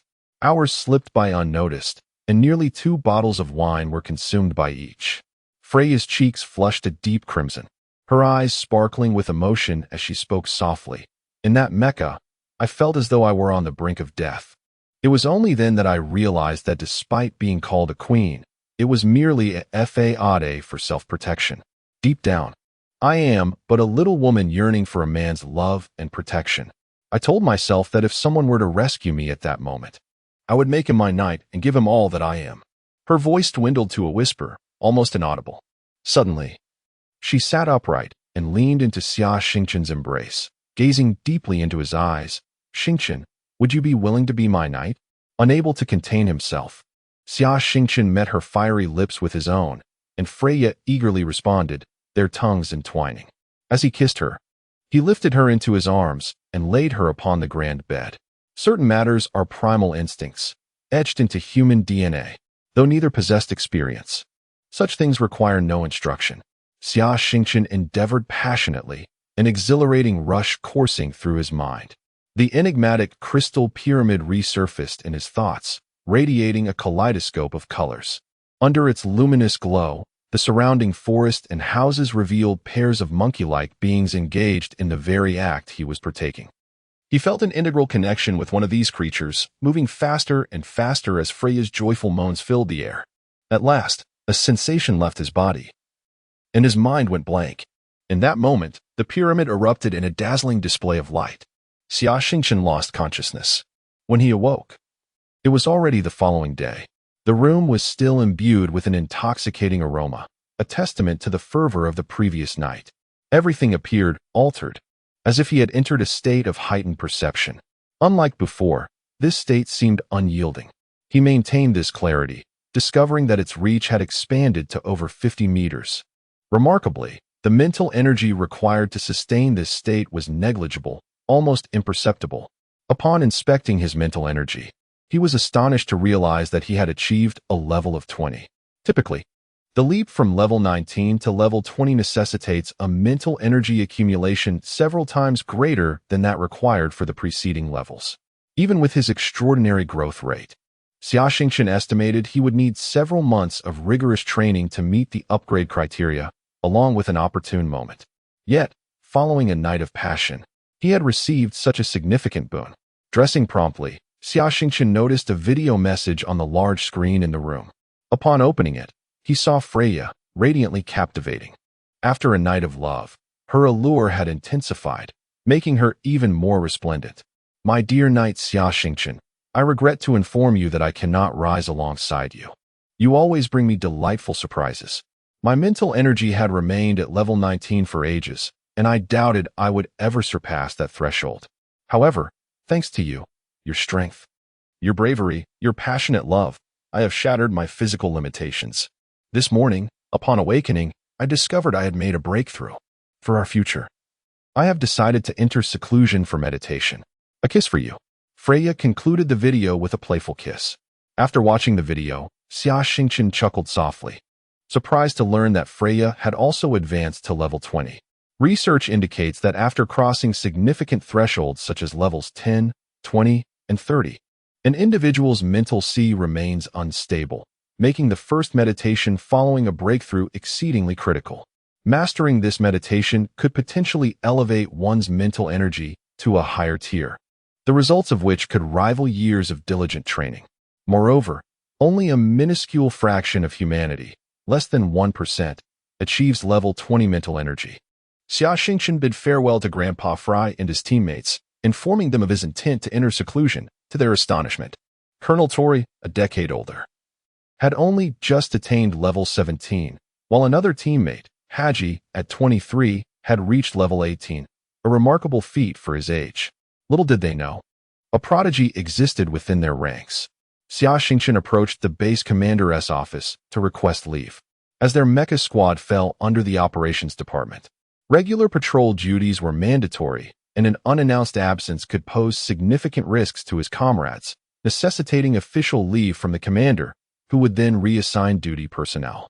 Inside the commander's office, Colonels Nickel and Barisi were engaged in discussion regarding Freya's future arrangements. Just over an hour prior, Freya had also requested leave for seclusion, having reached level 20. Upon entering the office and saluting the two officers, Nickel inquired, "What brings you here?" "Sir, I wish to request a few days off, with uncertain duration. I have just surpassed level 20 in mental energy and intend to meditate in seclusion," Xia Xingchen replied. "Oh, a breakthrough to level 20. What? You two have reached level 20? Nickel exclaimed, leaping in surprise. "Yes, sir." At that moment, Barisi interjected, "Freya has also achieved level 20. Are you aware of this?" "Yes, sir, I am aware. She broke through at midnight yesterday, saying she hadn't informed anyone." "How did you come to know?" Barisi queried, his expression darkening.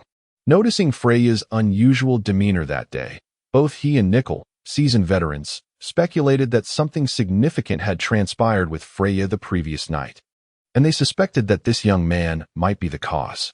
"Sir, Xia Xingchen found himself at a loss for words. "Freya is like a daughter to me. If you have wronged her, do not expect me to spare you," Barisi warned gravely. "Yes, sir." Chapter 65. New abilities. Having secured the approval of the two highest-ranking officials at the base, Xia Xingchen commenced preparations for the most significant meditation of his life thus far. After indulging in a delightful meal and taking a restorative nap, having not rested well the previous night due to excessive physical exertion, he awoke, refreshed after a shower and a change of clothes, feeling invigorated and optimistic about his state of being. He placed a Do Not Disturb sign on his door, closed it, and began his retreat. Unbeknownst to him, Captain Tori had arrived shortly thereafter, setting a chair outside his door. Such a retreat required utmost tranquility, so the members of Team 06 had organized a rotating watch, taking turns to guard him. Old Man Fry even brought a folding cot and settled down right outside the door. As Xia Xingchen entered a meditative state, he found himself within the realm of the Crystal Pyramid. The apes were brutally slaughtered by the lizard men, who faced fierce resistance. The apes constructed mechs, which erupted in flames as they charged towards the lizardmen's machines. The lizardmen's mechs were obliterated, and 8 ape mechs descended to the ground. The cockpit of one mech opened, revealing a tall ape pilot who stepped onto the ground and, with a wave of his hand, made the 8 mechs vanish in an instant. Xia Xingchen felt as though he had experienced a bizarre dream. Time became indiscernible, and eventually, he awakened from his slumber. A glance at the personal terminal on his desk revealed that 3 days had passed. A fierce hunger gnawed at his stomach, yet he paid it no mind. His primary concern was the insights gained from this meditation. Through careful observation and contemplation, he discerned several transformations within himself. Firstly, his insight skill had undergone a remarkable evolution. Since his breakthrough 3 days prior, he had maintained a state akin to heightened perception, allowing him to perceive all surrounding objects with unparalleled clarity. Except for moving entities that remained unaffected, everything else appeared as if in a state of insight, with this effect extending over 50 meters and consuming almost no mental energy. Secondly, he discovered that his overall mental capacity had exponentially increased through this meditation. Presently, Xia Xingchen's mental strength had surpassed level 24. The third revelation was the newfound ability to subdivide his mental energy into several distinct portions. For ordinary individuals, reaching level 20 in mental strength typically signified the ability to project mental energy externally, albeit over a limited distance of a few meters. This external projection could alert mech pilots to imminent dangers. Moreover, astute mech designers had incorporated mental energy sensing devices into their machines, enabling pilots to activate these mechanisms during combat by releasing mental energy, with the potency of these devices significantly amplified by the strength of the mental energy employed. However, Xia Xingchen's ability to project mental energy transcended mere extension. He could independently split his mental energy into 4 distinct entities, allowing them to venture hundreds of meters away to explore and manipulate objects. These mental entities operated independently, akin to 4 individuals with distinct personalities, yet they remained interconnected, instantly sharing their observations and thoughts with him. Initially, he dubbed this new skill mental schism, but later opted for a more elegant term, mental avatar.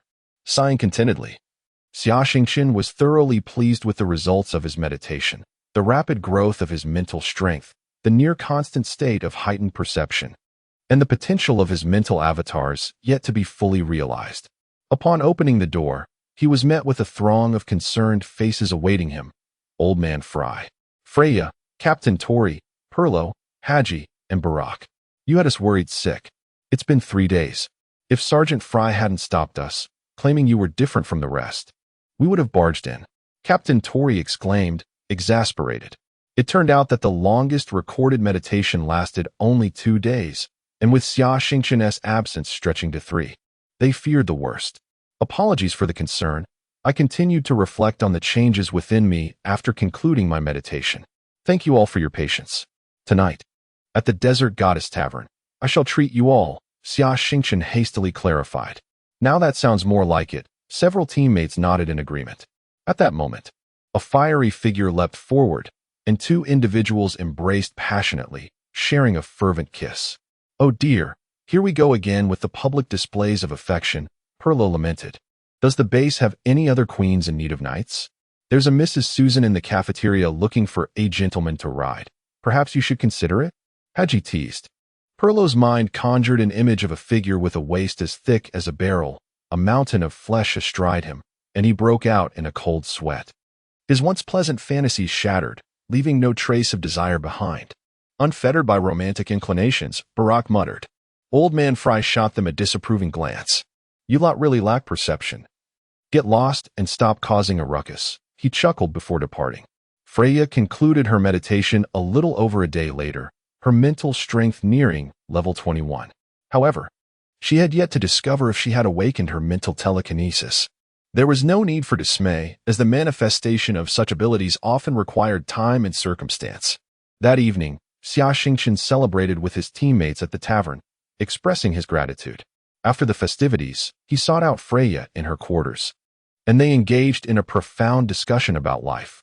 Seated in the cockpit of the Desert Knight, with the engine humming steadily, Xia Xingchen closed his eyes and quietly reflected.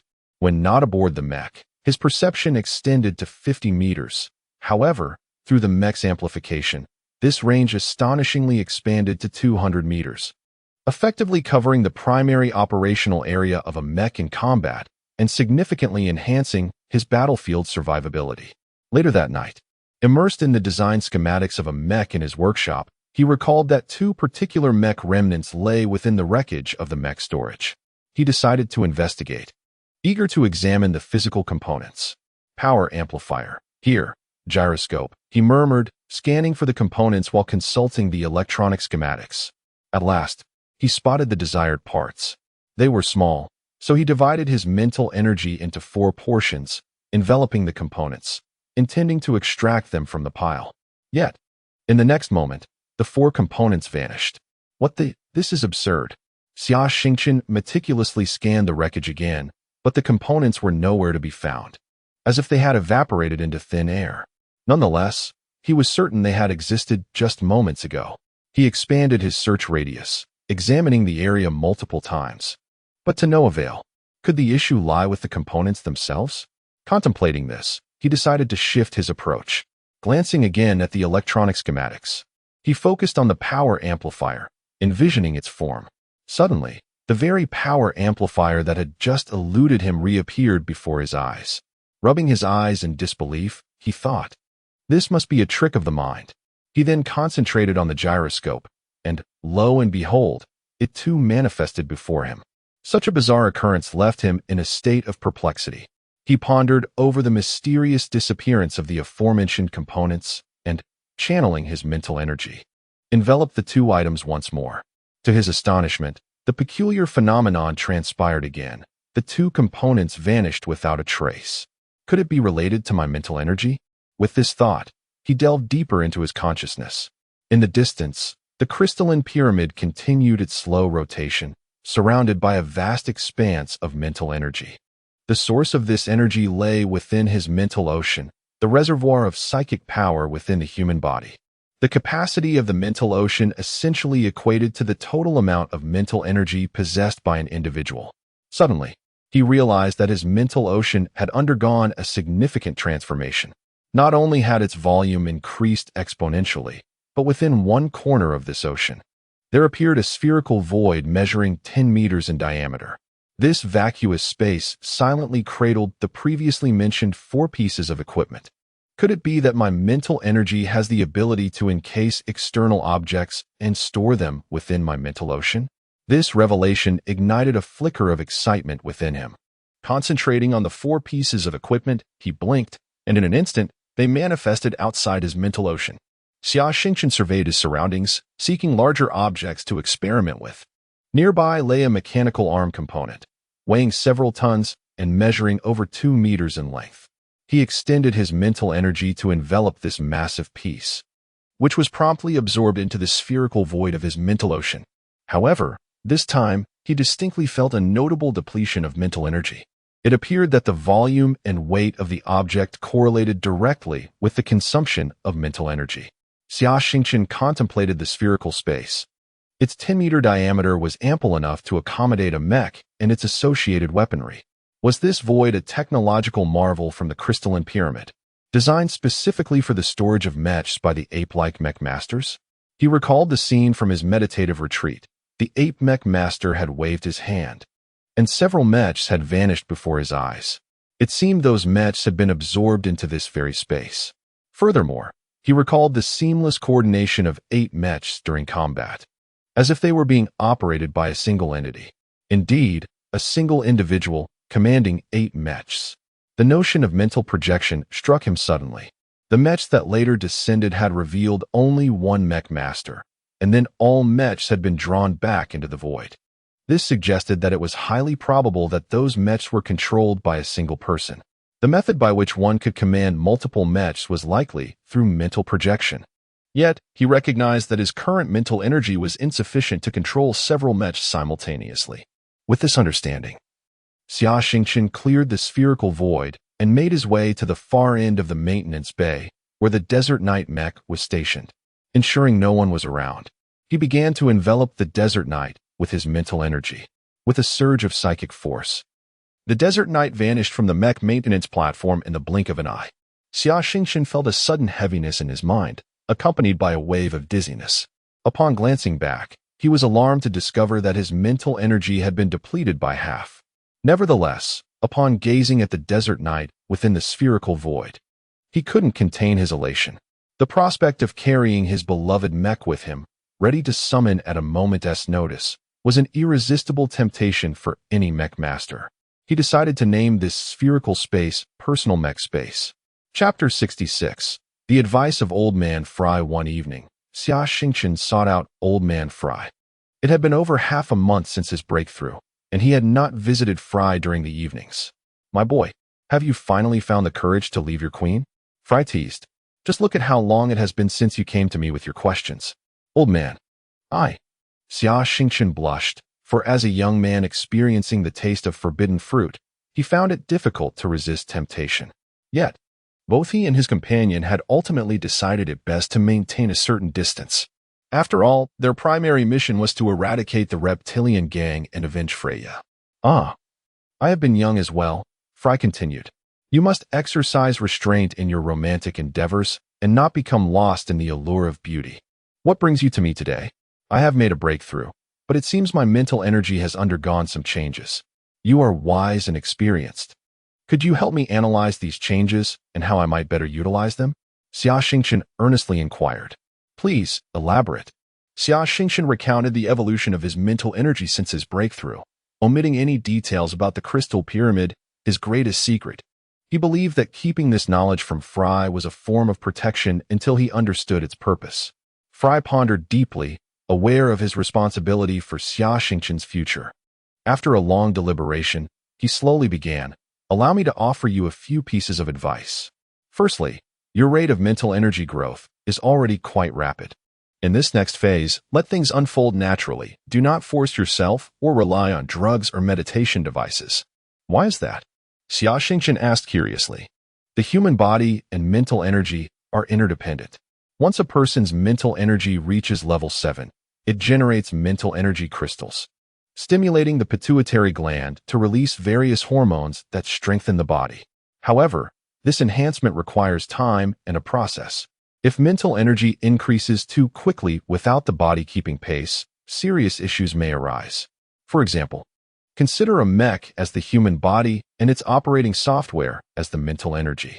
Imagine if the operating system from a desert knight were installed on a standard ranger. The consequences would be catastrophic, as the mech would be unable to withstand the violent motions and would collapse. Xia Xingchen appeared contemplative, as if he grasped the concept. Indeed, that is the principle, Fry expressed with a satisfied smile, pleased with Xia Xingchen's understanding. Thus, I recommend you slow your pace, focus on conditioning your body, and if possible, learn some martial arts or combat techniques. Throughout thousands of years, warriors have achieved significant advancements in understanding physical strength. Are there such warriors in our base?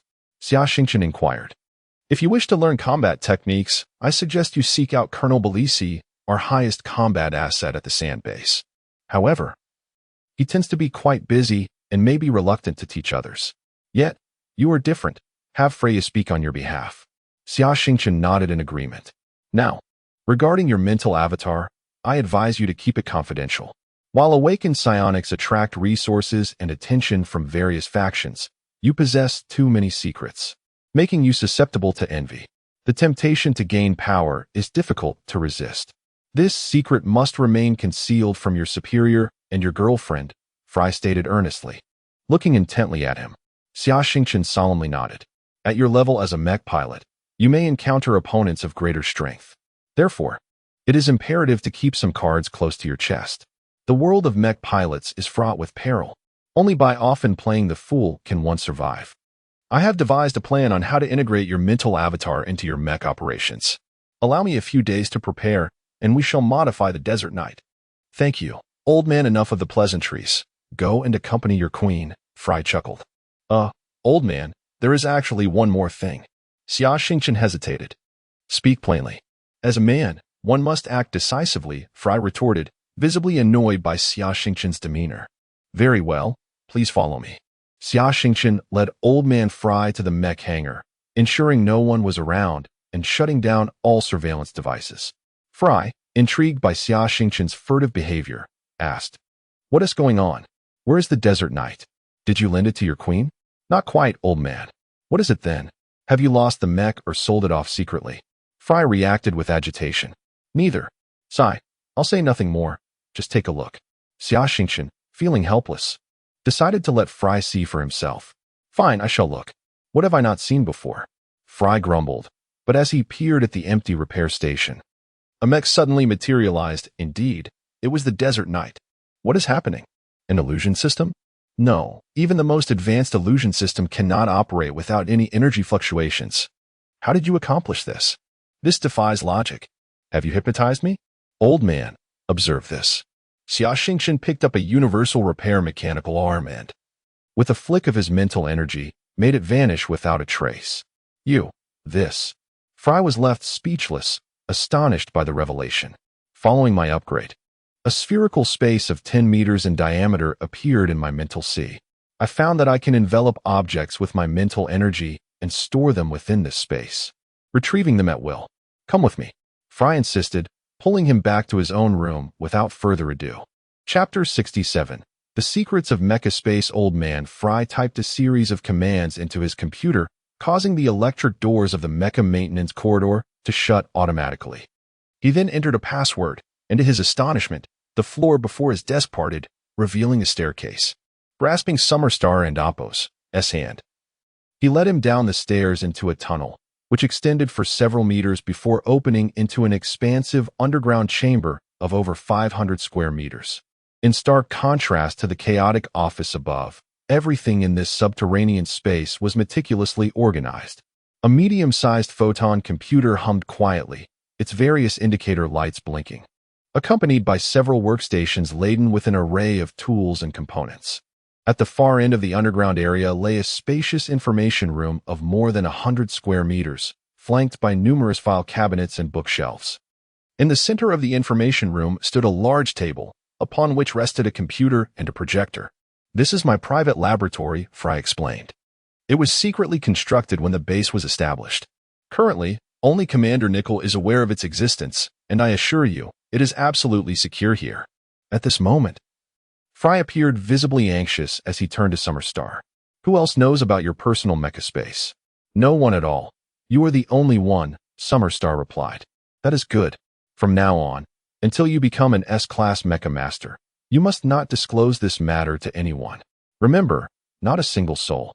If this information were to leak, it would not only endanger you, but everyone associated with you, including our entire sand base and the Watchtower space station, would be obliterated from this universe." Summerstar was taken aback, feeling overwhelmed. Fry then began to recount the origins of this situation. Over 90 years ago, an interstellar exploration team under the auspices of the Galactic Empire was dispatched into the Death Star region, aiming to establish new trade routes and discover habitable star systems for humanity. This mission was ordered by the former emperor of the Galactic Empire, Qin Wu. Emperor Qin Wu was the longest reigning emperor in the history of the Galactic Empire, ruling for 82 years. Under his reign, he vanquished the last of the regional warlords within the galaxy, achieving its unification.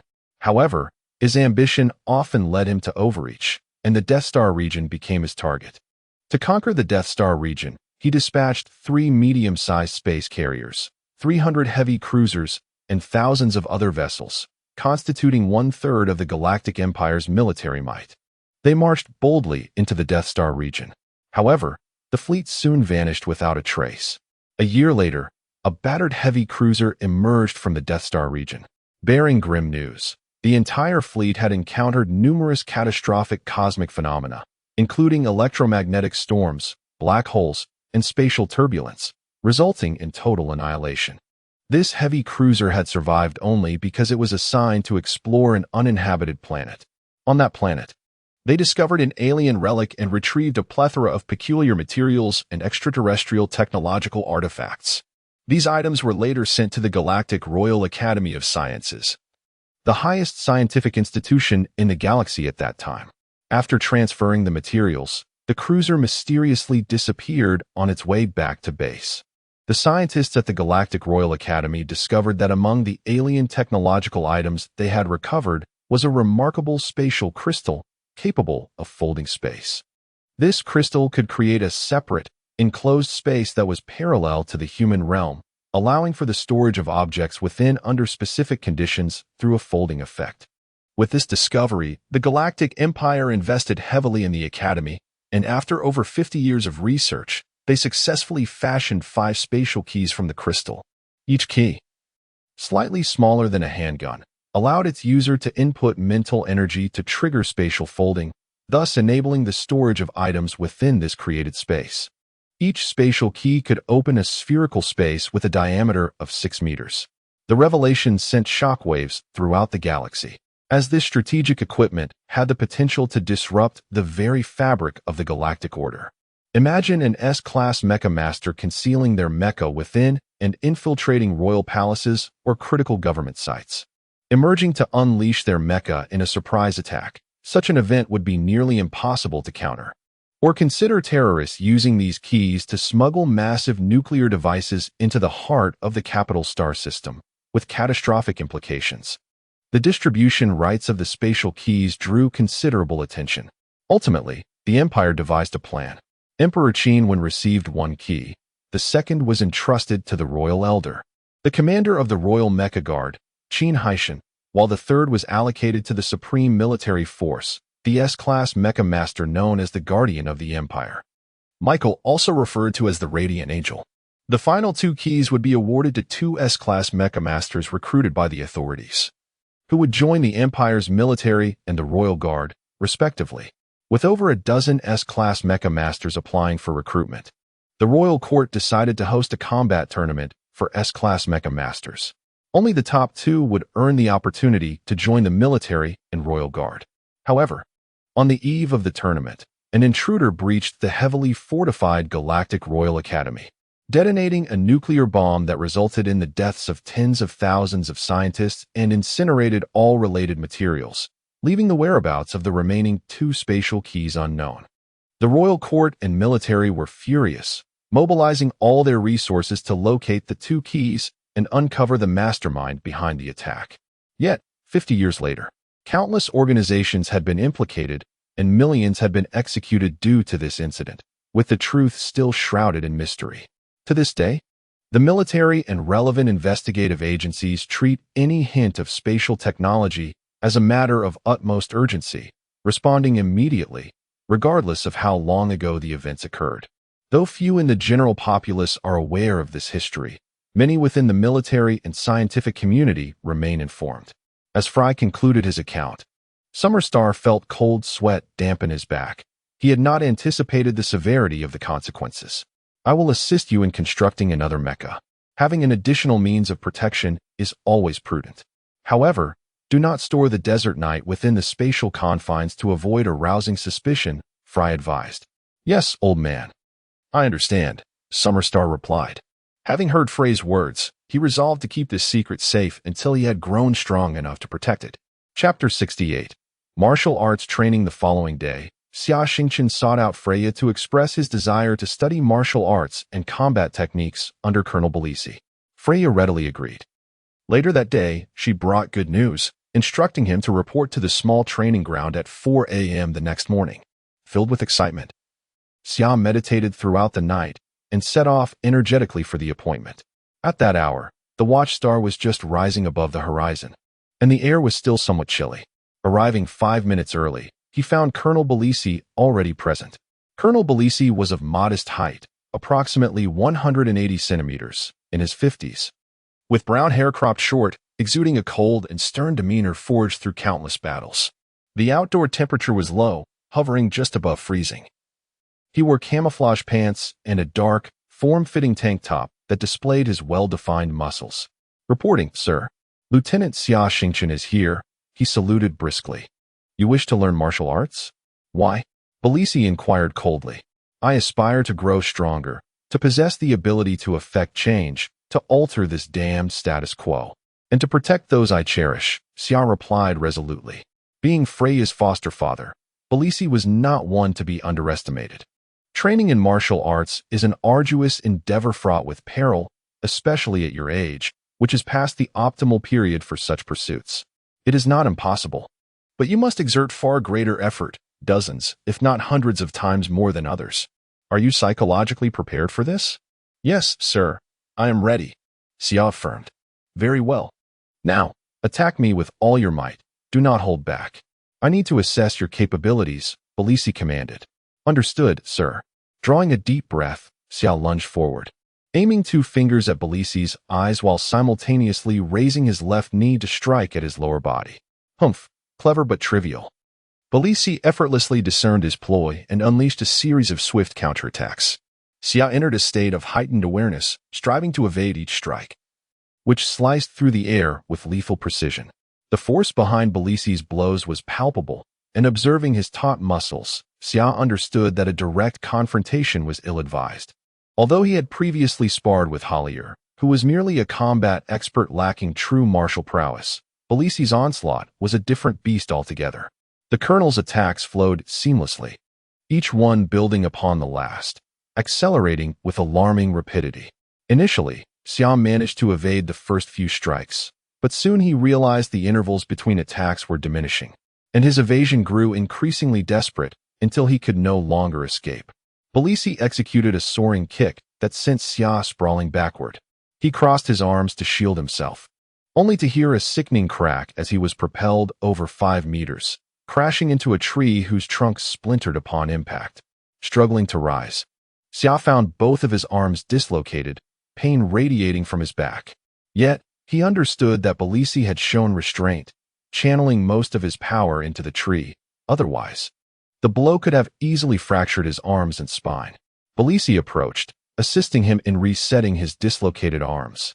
"Would you care to hear my assessment?" he asked. Xia nodded. "You are utterly useless. Your speed, strength, agility, and resilience to impact are inadequate. Moreover, you possess no combat experience or technique. The sole redeeming quality you exhibit is an innate sensitivity to danger and a capacity to anticipate your opponent's moves. However, against a true master, this so-called ability will serve you little purpose. It will merely allow you to witness your own demise. Furthermore, an over-reliance on this ability will lead to the deterioration of your other faculties, an insidious detriment." Belisi's unflinching critique struck Xia like a thunderclap. He recalled his time in the simulator, where, lacking a golden finger to aid him, he had been relentlessly defeated, yet it was through such trials that his skills had been honed. Without this growth, even with assistance, he would have failed the proficiency exams. Belisi continued, "Thus, you will face formidable challenges, endure inhumane training, and withstand unimaginable pain. Additionally, you will refrain from any romantic pursuits for at least 6 months. I ask you once more, are you prepared?" "Yes, sir. I fear nothing. I am ready," Xia declared. "Good. I hope you remain true to your word. The most crucial quality for a martial artist is perseverance. If you cannot endure, Freya will leave you. I will never entrust her to someone lacking in steadfastness. Sir, I am confident and resolute. I will never abandon Freya." "Then let us commence your training. The first step is to strengthen your body. From this day forth, you will run 6 laps around the base every day before seeking me." Thus began Xia Xingchen's arduous journey. The sand-quicksand base had recently undergone expansion, with a newly constructed tall alloy and concrete wall measuring 2 kilometers in length, 1 kilometer in width, and 8 meters in height. The inner perimeter of the wall encompassed at least 5 kilometers, meaning 6 laps would total 30 kilometers. Gritting his teeth, Xia set off. Belisi devised a detailed training regimen based on Xia's duty roster. Each morning began with running, rain or shine, and during the day, if he had no duties, he would engage in impact training. In Belisi's words, to strike, one must first learn to endure blows. The colonel forbade the use of any heightened awareness skills, attacking him with a myriad of techniques from across the galaxy. Typically, the first 2 or 3 days involved relentless beatings, leaving Xia bruised and battered, after which Belisi would explain the characteristics, weaknesses, and lethal moves of the techniques. Once Xia had slightly acclimated to one form of martial art, they would swiftly transition to another, repeating the cycle of punishment. Each night before bed, he was required to undergo 2 hours of strength training. By this hour, Xia was often left a crumpled mass of injuries, utterly exhausted. Chapter 69. The Revenge Operation. At this moment, Belisi imparted to Xia Xingchen a unique breathing technique, said to be a form of internal martial arts, which dates back several millennia prior to humanity's foray into the cosmos. This method could be employed during meditation, enhancing the circulation of vital energy, blood, and nutrients within the body, thereby accelerating metabolism. Coupled with the hormonal secretions from the pituitary gland, it fortified the physique and facilitated the healing of bodily injuries. For martial artists, whether through intensive physical training that exceeds the body's limits or through enduring relentless blows and injuries, the toll on the body accumulates insidiously, often eluding even the most advanced medical diagnostics. However, when these injuries reach a critical threshold, or as martial practitioners age and their physical functions decline, the repercussions can manifest explosively at an unforeseen moment. Take, For instance, the art of Muay Thai, originating from Earth, which is renowned for its formidable power and intensity. Practitioners subject their bodies to extreme conditions on a daily basis, yet upon reaching the age of 30, their physical capabilities begin to deteriorate rapidly, compelling many to forsake their training. By the age of 40, the physical decline can be catastrophic, with numerous individuals facing disability or even death. Balisi's approach, which harmonizes both internal and external martial arts, effectively mitigates the damage inflicted by external training while simultaneously accommodating meditation. Within just over a week, Xia Xingchen felt a significant enhancement in his physical capabilities and began to acclimate to the rigors of his training. However, this period of improvement was fleeting as Balisi, recognizing his progress, escalated the training regimen. Morning runs transformed into 8 laps, and strength training before bed extended to 3 hours. Even the impact training became a brutal ordeal, with a multitude of soldiers summoned to mercilessly assault Xia Xingchen. Thus began his harrowing days in the northern administrative region of the Galactic Empire. Within a palace on Siberia Star, Prince Nicholas was receiving a report from Minister Chekhov regarding the situation on Watchstar. Upon hearing that their influence there was being subjected to comprehensive military strikes, he furrowed his brow. After considerable contemplation, he finally spoke. "Chekhov, instruct your brother Yuri to retreat," Nicholas commanded. Chekhov, the half-brother of Yuri and the masked man, hesitated. "Your Highness, we have invested immense resources in Watchstar over the years, particularly those dozen or so beast disruptors, worth several cruisers. Abandoning them would be a tremendous waste," Chekhov protested. "Chekhov, I am aware of your bias against your brother. However, Yuri is a talent. For over a decade, he has endured humiliation for the sake of nurturing talent in the north. Among our numerous training planets, Watchstar has produced the most Mecha engineers. This situation is not his fault. Thus, I must ensure his safe return and commend him to prevent disheartening our subordinates." "Your Highness is wise," Chekhov replied, though internally he scoffed, wishing for Yuri's demise on Watchstar. "Chekhov, broaden your perspective. You have served me faithfully for many years. Yuri poses no threat to your position, which will eventually be yours by right. I do not wish to witness infighting among my subordinates. Therefore, do not disappoint me." Nicholas spoke earnestly. "Yes, Your Highness, I understand. However, withdrawing now feels like conceding too much to the quicksand base," Chekhov added. "Quicksand base? Wasn't it that base's pilot who severely injured Lieutenant Andre during the recent assessment?" Nicholas's expression darkened. "Indeed, Your Highness, it was that very base. They have been our sworn enemies for many years. Chekhov, deploy a special assault team to assist Yuri while simultaneously delivering an unforgettable lesson to Quicksand Base. I want all to understand that opposing me, Nicholas, incurs a steep price." "Yes, Your Majesty," Chekhov affirmed, turning to leave when a guard announced the arrival of Lieutenant Andre. "Let him enter," Nicholas instructed, and Chekhov halted beside him. Before long, the sound of footsteps heralded Andre's arrival, his face marred by a ghastly scar that traversed his visage, mere centimeters beneath his eye. "Andre, what has happened to your face?" Nicholas inquired. In this era of advanced medicine, where even the most grievous injuries could be healed, scarring was practically unheard of unless caused by toxins or radiation. "Your Highness, I requested to keep this reminder of my humiliation. I have come to seek your permission to go to Watchstar. I must personally defeat that soldier to rid myself of my inner demons and continue my progress," Andre declared through gritted teeth. 3 months ago, you lost to him. How can you guarantee victory now? "I do not wish to send you on a futile mission," Nicholas replied coldly. "Your Highness, I underestimated him last time, which led to his ambush. Moreover, I have just broken through to level 20 and awakened my psychic abilities," Andre revealed, having been bedridden in a biotherapy chamber for over 2 months due to multiple fractures and internal injuries. His previous plateau at psychic level 19 had been shattered by the trauma. "Ah, you have awakened your psychic powers? Is it the bloodthirst ability?" Nicholas asked, intrigued.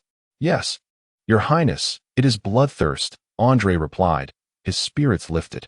According to scientific studies, the psychic abilities of Mecha engineers carried a hereditary trait, with a high probability of awakening in their descendants, often mirroring the abilities of their predecessors. Your father's spirit can finally rest in peace. My dear brother's legacy continues. I grant your request, Nicholas said with enthusiasm. Yes, Your Highness, I shall prepare at once, Andrei responded. Very well, Andrei. You will directly participate in Chekhov's mission to assist Yuri and retaliate against Quicksand Base. Delay your departure for a few months until the new mechs and battleships are completed, ensuring ample preparation. Andrei, do not be reckless. Even if the mission fails, you must return alive. As you wish, Uncle Nicholas. Chapter 70. The Vengeful Magic Wolf in the Northern Administrative District of the Banking Empire, on the third satellite of Siberia's star, lies the renowned military-industrial enterprise of the galaxy, Northern Heavy Industries, a bastion of mecha production and research. Within the confines of the Mecha laboratory, Prince Nicholas peruses the premises, accompanied by the enigmatic figure of Andrei, whose visage is obscured by a metallic mask. Joining them on this tour is Kasimov, the chief mecha designer of Northern Heavy Industries. With a smile, Nicholas inquires of Kasimov, esteemed designer, to what stage have you progressed with the gift I prepared for this young man? Kasimov replies, Your Highness, the most crucial phase has been accomplished. Behold, he approaches the control panel and presses a series of buttons. Before them, a metallic wall gradually parts, revealing a device cloaked beneath a vast canvas. Kasimov presses additional buttons, and mechanical arms extend towards the apparatus, unveiling its true form. Andrei's pupils dilate as his heart races with excitement upon witnessing the object, a nearly 2-meter-tall cylindrical metallic entity, entirely ebony and exuding a unique luster. He recognizes it as the core of a mecha engine, adorned with a conspicuous yellow 3-leaf clover insignia, a nuclear-powered mecha engine. Unable to contain himself, Andrei exclaims in awe. Kasimov nods, affirming, Indeed, to put it succinctly, this is a miniature controllable nuclear fusion engine. Our intelligence department procured the blueprints from the Tang Dynasty Group. And after over a year of rigorous research, we have finally tackled this scientific conundrum. However, the cost of manufacturing this engine is exorbitantly high. The expense of a single engine could suffice to create hundreds of Icefield Magic Wolf mechas. The utilization of nuclear energy by humanity dates back a millennium. Initially, it was harnessed for medical purposes. The X-rays emitted by radioactive materials were employed to examine bones and internal organs. However, following a global war, humanity repurposed nuclear energy for warfare, culminating in the catastrophic detonation of nuclear bombs that claimed hundreds of thousands of lives in a nation referred to as Woe. In the aftermath, nuclear energy began to be harnessed for electricity generation, alleviating the energy crisis of the time. Yet, this same nation harbored ambitions of developing nuclear weapons, which ignited another world war, resulting in its obliteration by enraged neighboring countries wielding over 100 nuclear bombs. As humanity ventured into the space age, nuclear energy found extensive applications in spacecraft, space stations, and ecological systems. Nuclear energy manifests in two forms, fission and fusion. Nuclear fission, or nuclear splitting, involves the division of heavy atomic nuclei, primarily uranium or plutonium, into smaller atomic masses, releasing immense energy in the process. This energy fuels atomic bombs, fission nuclear power plants, and other nuclear energy facilities. Conversely, nuclear fusion, or fusion reaction, occurs when light atomic nuclei, primarily deuterium or tritium, undergo conditions of extreme temperature and pressure, resulting in the merging of atomic nuclei to form heavier elements, such as helium, releasing vast amounts of energy. The continuous hydrogen fusion into helium within the sun generates its radiant light and heat.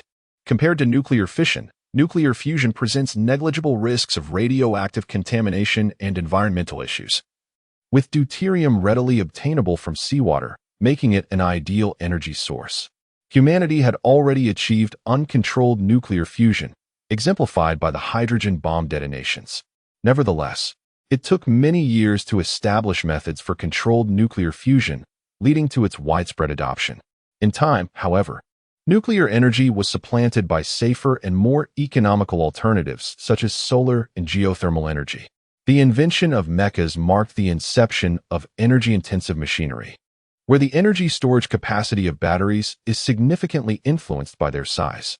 Many weapon systems aboard mechas are rendered ineffective due to insufficient energy supply.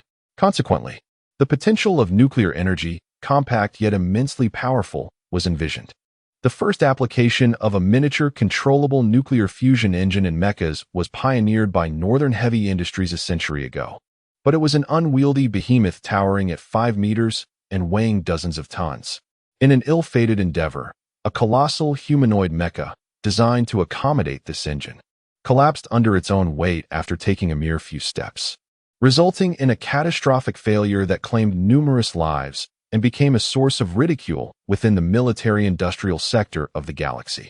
After decades of technological advancement, scientists from the Tang Dynasty group successfully miniaturized the controllable nuclear fusion reactor to a size suitable for mecha installation, culminating in the creation of a 1.6-meter-tall engine, aptly named Dragon Core. Due to the exorbitant cost of the miniature controllable nuclear fusion engine, only a few hundred units have been produced, all designated for S-Class and A-Class mecha pilots. In pursuit of his ambitions, Nicholas has resolved to bolster Northern Heavy Industries and tasked operatives from the Ministry of Internal Affairs and Intelligence to infiltrate the Tang Dynasty group to steal confidential design schematics.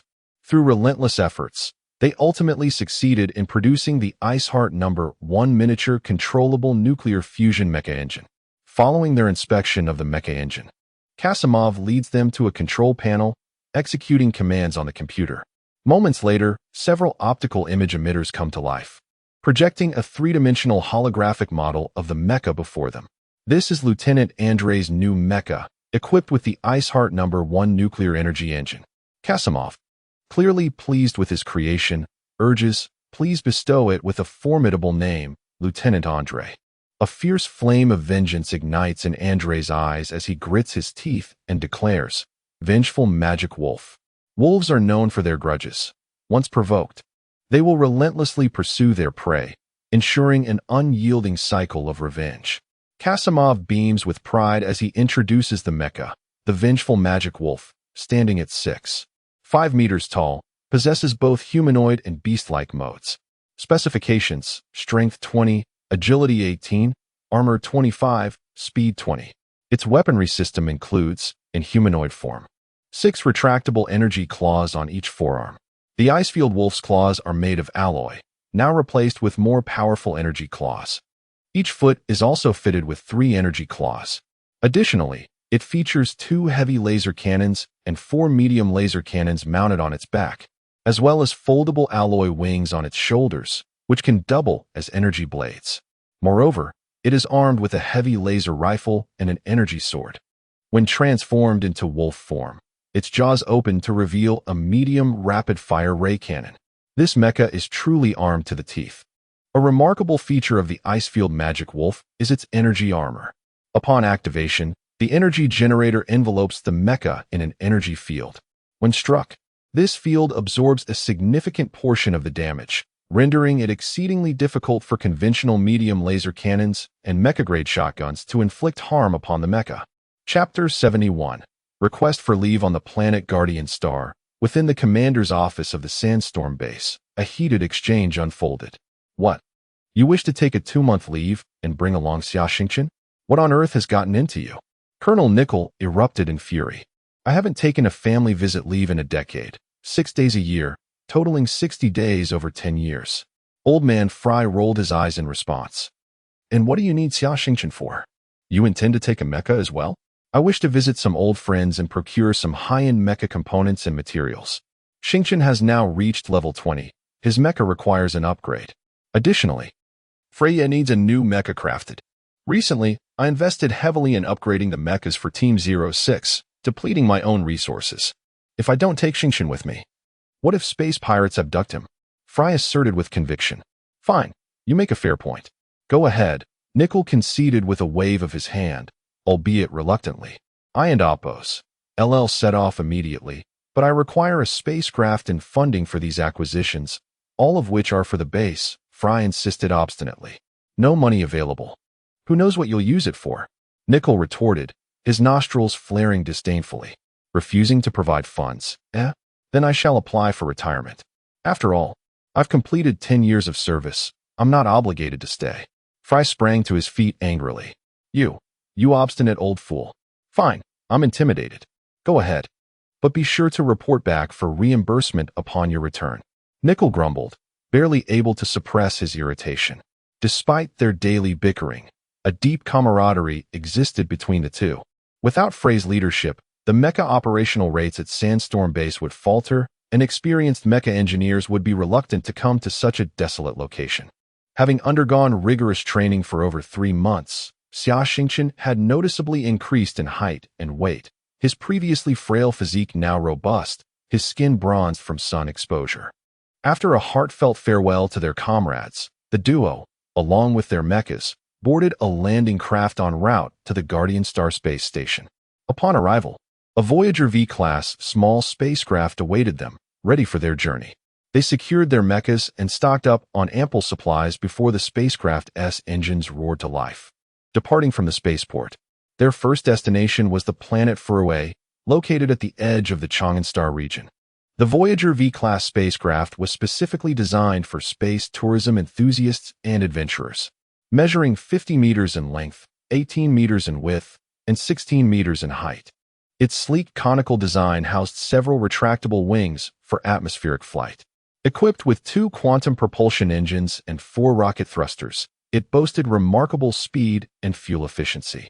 Capable of short-range jumps and atmospheric travel on planets with minimal gravity. Its exceptional performance and adaptability made it a popular choice for scientific exploration, interstellar tourism, logistics, smuggling, and illegal immigration. When fully loaded, the vessel could accommodate 4 mechas and 12 crew members. However, at present, it only carried Fry and Xia Xingchen. The cargo bay contained merely the Desert Knight and another Ranger mecha. Fry leisurely sipped his drink in the cockpit, relying on the spacecraft's autopilot, only needing to occasionally rise to check the flight path. Meanwhile, Xia Xingchen was diligently sweating on the makeshift gym equipment in the cargo hold.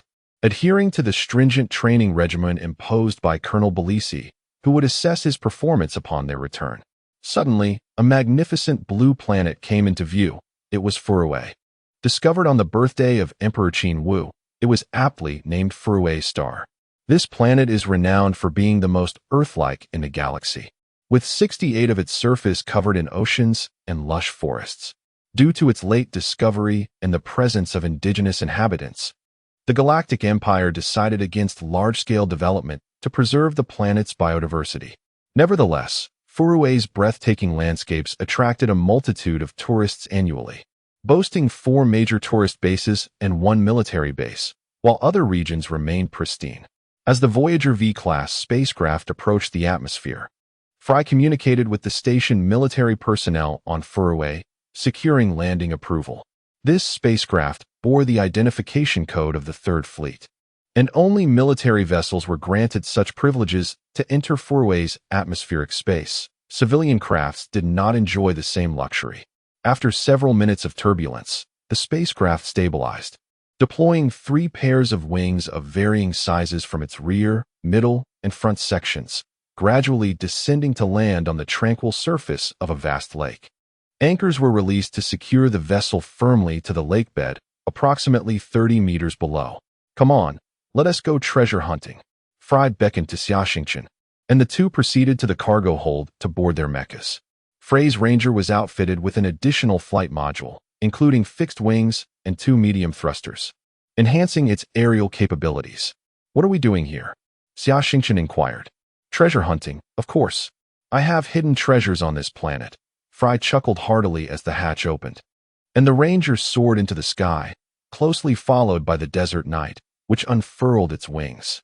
Chapter 72. The Tarimi are indigenous inhabitants of the planet Furue. They bear a striking resemblance to humans, averaging around 2 meters in height, with skin of a cerulean hue. Their feet possess only 2 toes, enabling them to excel in running and climbing. Their elbows, knees, and finger joints are fortified with hard, bony structures that can be wielded as weapons. The lifespan of the Tarimi surpasses that of humans, often reaching over 200 years. Warrior-like in nature, the Tarimi venerate strength, with Tarimi translating to warrior in their native tongue. However, they possess a remarkable sense of situational awareness, refraining from engaging in futile battles against overwhelmingly powerful foes. Presently, the Tarimi remain in a primitive societal structure, with tribes serving as their basic units of survival. Lacking technological advancements, they lead a life of subsistence agriculture. Having initially relied on stone weaponry until discovered by humans over a century ago. Initially, this encounter sparked conflicts, but these were swiftly quelled as the Galactic Empire refrained from extensive exploitation of Furue. The Tarimi, recognizing the vastness of their planet, saw no issue in granting humans a portion of their territory. Many Tarimi quickly adapted to human languages and began engaging in trade, exchanging agricultural products, handicrafts, and various goods for matches, bows, crossbows, and alloy knives. Influenced by humans, they eventually learned weaving and donned clothing, with a few even venturing beyond their planet. Yugo, at 20 years of age, is of an age where Tarimi seek mates and procreate.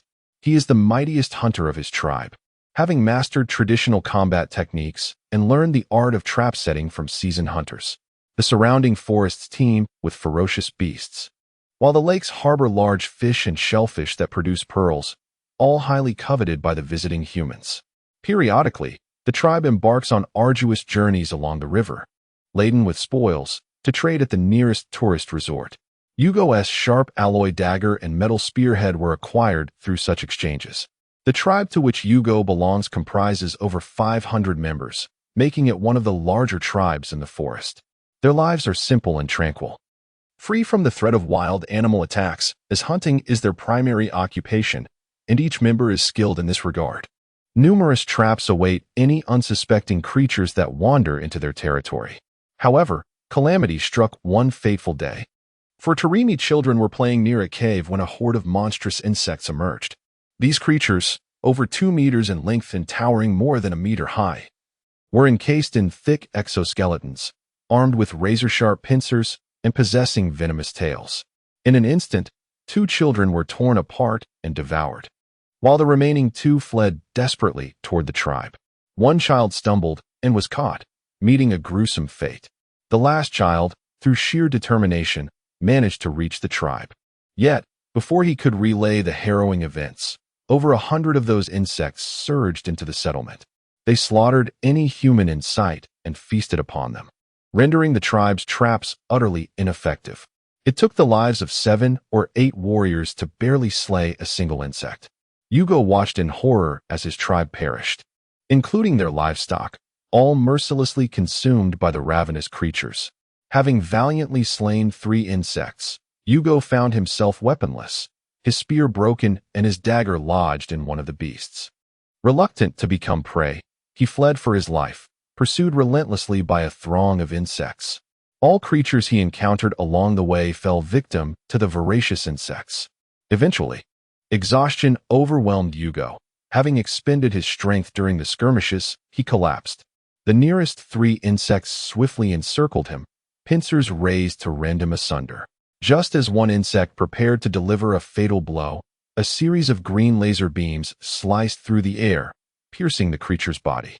The searing rays created a gaping hole, causing the creature's internal fluids to expand and explode violently, showering Yugo with the scent of charred flesh and green ichor.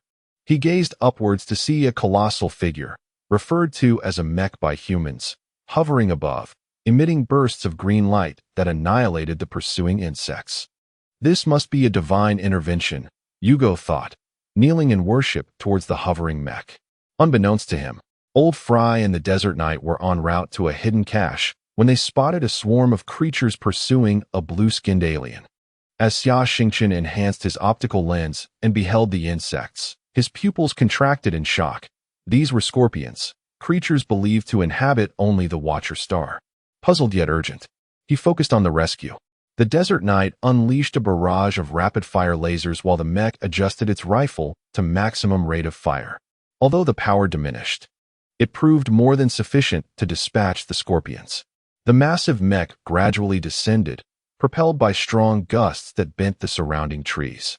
Xia Xingchen emerged from the cabin and descended via an electric cable. Yugo rushed forward, kneeling at Xia's feet, exclaiming, "Divine being, save me. I submit." "Servant."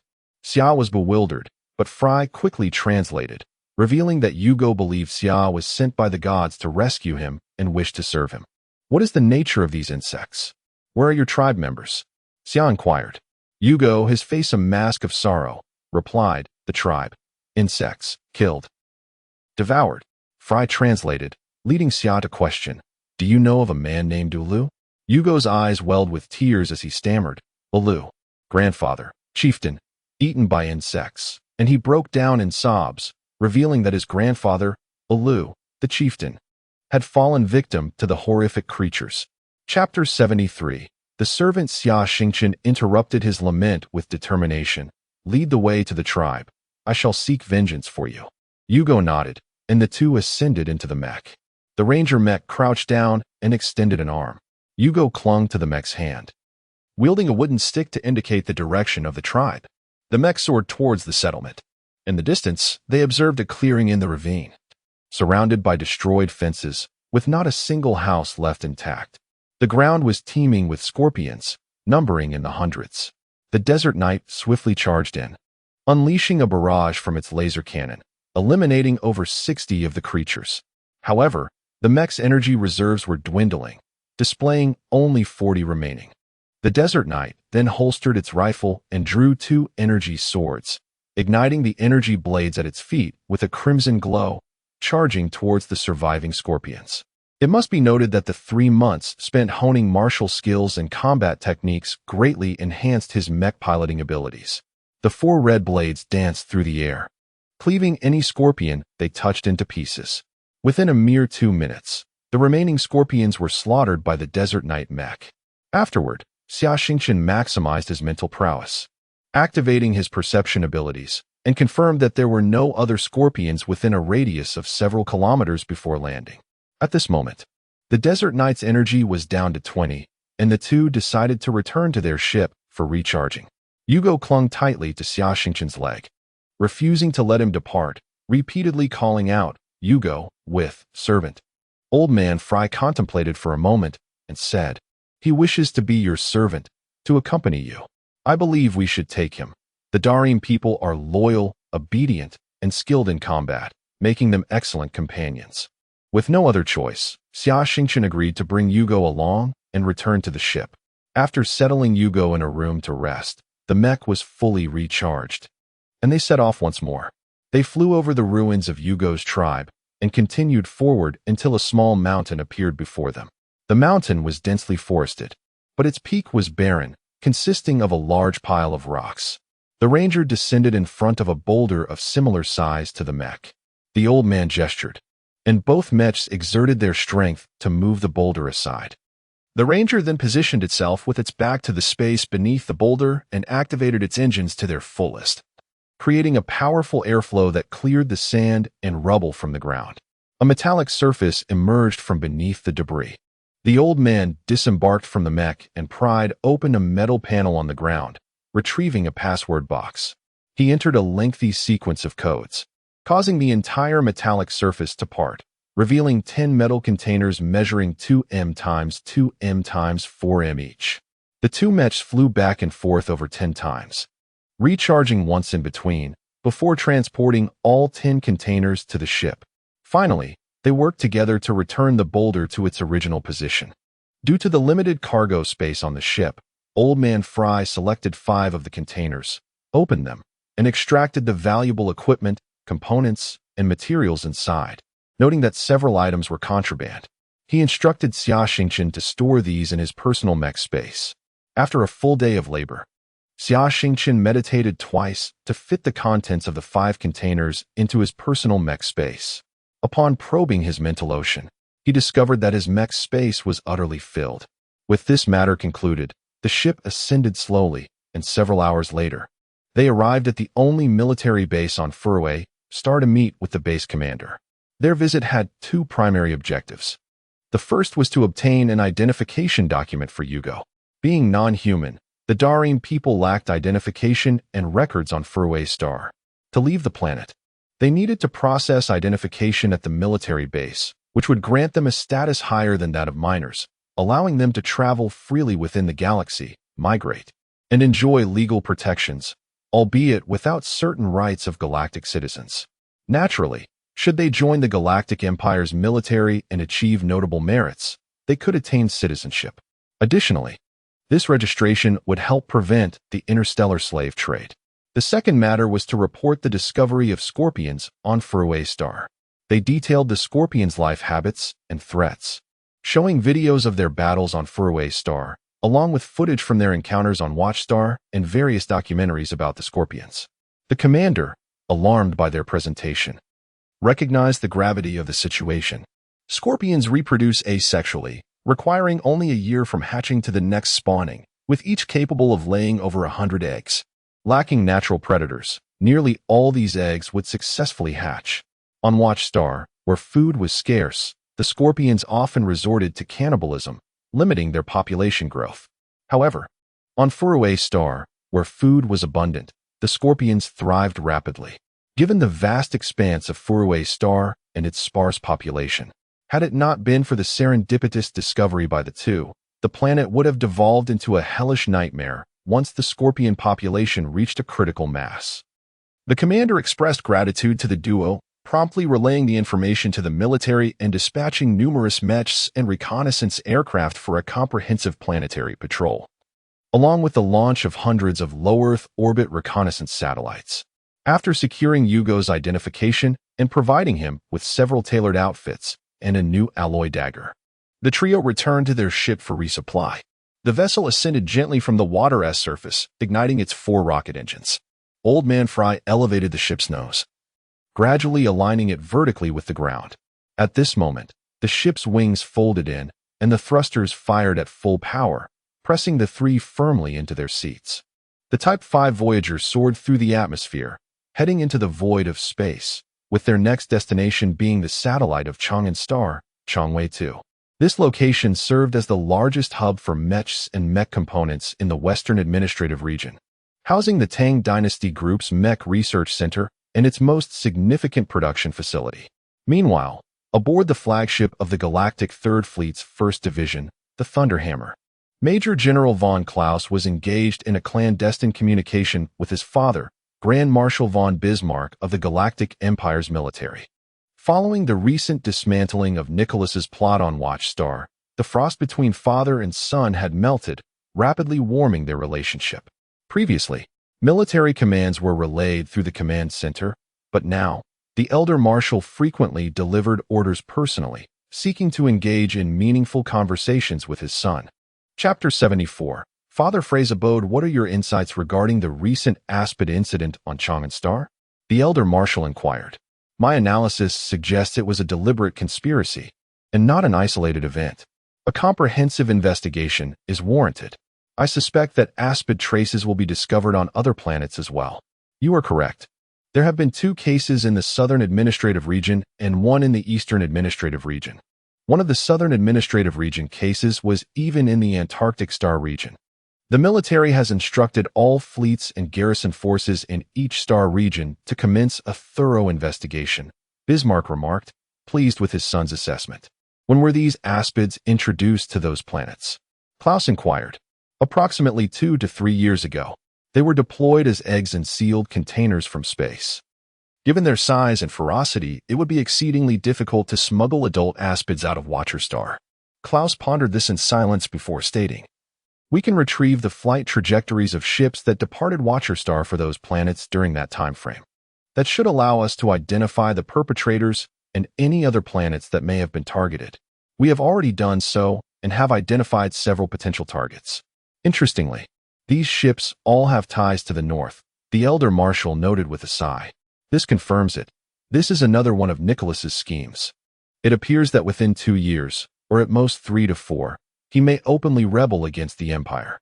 If dozens of planets across the territory suddenly experience catastrophic Aspid infestations, it will necessitate a significant deployment of our forces, and the media and government will exert immense pressure on the military. This is a diabolical strategy, Bismarck mused thoughtfully. Fortunately, we discovered it early. Accelerate the preparations for the Third Fleet and have them enter a state of combat readiness. Also, it was that young man from the quicksand base who discovered this. I believe you should express your appreciation, Marshal Bismarck instructed. His rank has been elevated too rapidly. I can only compensate him in other ways. A substantial bonus, military merits, and an opportunity to attend the Imperial Military Command Academy. What do you think? Klaus asked. He felt a sense of pride in Xia Xingchen, whom he had discovered. Acceptable. Let us hope he continues to surprise us. Unbeknownst to everyone, a conspiracy was already unfolding on Watcher Star. After a 3-day journey, the small spacecraft arrived at Changwei 2. This planet was enormous. Although it was a satellite of Chang'an Star, its size was comparable to that of Fry Star. Due to the heavy space traffic in the area, Changwei 2 had constructed 2 artificial star rings that encircled the planet's surface. These star rings had hundreds of thousands of space berths capable of accommodating various ships. Thousands of large elevators on the space rings were constantly operating. Each fleet had dozens of dedicated berths. After mooring the spacecraft, the 3 men boarded an orbital elevator on the star ring and descended to the surface. Changwei 2 had relatively low gravity, approximately 0.9 g. The planet's defining characteristic was its futuristic atmosphere. The city was replete with bizarre structures, most of which were constructed from metal. Various strange vehicles flew through the air and traversed the ground. Even the police officers who maintained order were robots. The inhabitants were equally eccentric. Some were unkempt. Others had augmented their bodies with mechanical components, and there were clones and aliens. In short, few seemed normal. In Father Frey's words, the brains of geniuses and madmen are structurally identical. Xia Xingchen drove an anti-gravity maglev vehicle, guided by Father Fry, away from the bizarre city and into the suburbs. This area appeared more conventional, with lush vegetation and private villas and estates nestled among the greenery. After driving for over an hour, they arrived at a villa atop a small mountain. A red laser on the gate scanned Father Frey's face through the car window. The vehicle's communication system was connected to the house's intelligent management system, and a password prompt appeared on the car's center console. Father Fry placed his palm on the screen, allowing his fingerprint to be scanned automatically. He then entered a sequence of numbers. The courtyard gate opened automatically, and the robots in the yard ceased their tasks to welcome them. As they entered the immaculate living room, robots resembling waitresses automatically served red wine. Have a seat, enjoy some wine, and relax, Father Fry said. At this point, Hugo and Xia Xingchen were dumbfounded, their mouths agape, unable to articulate their thoughts. This is the house's intelligent management system. Nothing extraordinary, the old man explained. In the space age, humans often travel to distant stars. However, if a residence is left unattended, it becomes uninhabitable within 6 months. If unwelcome guests were to squat, the consequences would be even worse. Thus, humans developed intelligent house management systems. This system is connected to the city's main control computer and employs robot cleaners, repairmen, and guards. The house's security system is also linked to the police system. As long as the homeowner's account is funds, the system will continue to operate. If the robots encounter an issue they cannot resolve, the system will automatically alert the management company, which will dispatch humans to address the problem. Soon, another vehicle arrived. Father Fry chuckled as he glanced at it. You're in for a treat today. My housekeeping robots have been programmed with tens of thousands of galactic delicacies. The system detected the homeowner's return, and the logistics center is delivering food, as food has a limited shelf life. After a sumptuous meal, Father Fry led them to the basement. He entered a password on the electronic screen on the wall and then underwent fingerprint, DNA, and iris scans. The door in the wall opened slowly. The old man flipped a switch, and the lights illuminated the space, causing various devices to blink with indicator lights. It was a space the size of a basketball court, with 2 Mecha repair stations, various testing devices, a material fabrication unit, and an assortment of peculiar tools. Father Fry noticed Xia Xingchen and Hugo's surprise. He said with a smile, Changwei 2 is the RD headquarters of the Tang Dynasty Group. Hundreds of thousands of mecha designers and repair technicians live and work on this planet. Every villa in the suburbs you saw earlier has a mecha repair workshop like this. Mecha designers often rely on inspiration, and this type of house design allows them to immerse themselves in their work at any time. Come, unload everything here. the old man said, pointing to an open space. Xia Xingchen smiled wryly. Removing so many items from his personal mecha space would consume a great deal of mental energy, leaving him feeling drained. He would need to meditate twice to replenish his mental reserves. They did not conceal the fact that they had a personal mecha space from Hugo, as the Terramite was encountering more novelties every hour than he had in his entire life. Moreover, over the past few days, the two men had grown fond of the naive and loyal alien. Chapter 75. The Dragon Core Engine. All the meticulously selected mech components by Old Man Fry were extracted from Xia Xingchen's personal mech space. "Come, let me show you my treasure," Fry declared, deftly maneuvering the mechanical arm to place a 1 cubic meter alloy box onto the ground before them. The box was secured with a password lock. Upon entering the code, a series of mechanical sounds ensued as the walls of the box automatically opened in 4 directions, revealing its contents. Inside lay a yellow and black device, approximately 1.6 meters in height, taking the form of an irregular cylinder adorned with various pipes, cable interfaces, and fastening mechanisms. The material of the device's shell was indiscernible, yet Xia Xingchen recognized that its hardness rivaled the finest mech armor materials currently available. The entire apparatus emanated an aura of familiarity. As he circled the device, his eyes widened in astonishment upon spotting a black 3-leaf clover emblem on the back. Nuclear bomb. Old Man Fry leapt up in exasperation, smacking his own head. "You little rascal, you wasted your time reading the materials. Think again." "Ouch. Stop hitting my head. It hurts. I might go mad." Xia Xingchen complained helplessly. "I ask you, what is the first miniature controllable nuclear fusion engine designed for Mech in the galaxy, and which company invented it?" Fry glared at him, demanding an answer. "The Cyclopes from Northern Heavy Industries, the one that resulted in dozens of fatalities," Xia Xingchen mumbled. Smack! Fry sprang up again, delivering another slap to his head. "I meant a standard, mass-produced engine that has been officially deployed. That junk is a laughingstock. Why are you bringing it up? Are you mocking me? Isn't it just the Dragon Core? Why can't you speak properly without resorting to violence?" Xia Xingchen retorted. Suddenly, realization dawned upon him. Oh, this must be the Tang Dynasty Group's satellite-controllable nuclear fusion mech. It looks just like the one in the photos of the Dragon Core. You are getting closer to the answer, but not entirely correct. To be precise, this is the prototype of the Dragon Core miniature controllable nuclear fusion mech engine, the Dragon Core 1. Prototype? Such a groundbreaking product should be a prized possession among arms manufacturers and research institutes, typically displayed in museums or corporate honor rooms for posterity or destroyed in experiments. How did it come into your hands? Xia Xingchen pondered aloud. Did you steal it, old man? The words slipped out before he could think. Bang! Thud! Ouch! Stop hitting! Old Man Fry was utterly enraged, unleashing a torrent of blows upon Xia Xingchen. Fortunately, after enduring rigorous training in resilience, Xia was not afraid of being harmed. He merely evaded while absorbing the punishment. Minutes passed, and Fry, having exhausted himself, finally calmed down. He sat thoughtfully in the center of the room, his mind drifting back to the past as he recounted, "This Dragon Core prototype was gifted to me by my mentor. My mentor is Mr. Zhuoliang, the chief mech designer at the Tang Dynasty Group. If I recall correctly, he is 82 this year. The Dragon Core was one of his creations from his youth. Later, the Tang Dynasty Group intended to reward him handsomely, but he requested to keep this prototype for himself. Throughout his life, he invented countless mechs and various weaponry, and collecting these prototypes was one of his passions. Thus, the Tang Dynasty Group acquiesced. Afterward, I became his apprentice in design. On one occasion, our research group encountered a technical conundrum. To motivate us to overcome the challenge, he proclaimed that whoever solved it could choose anything from his collection.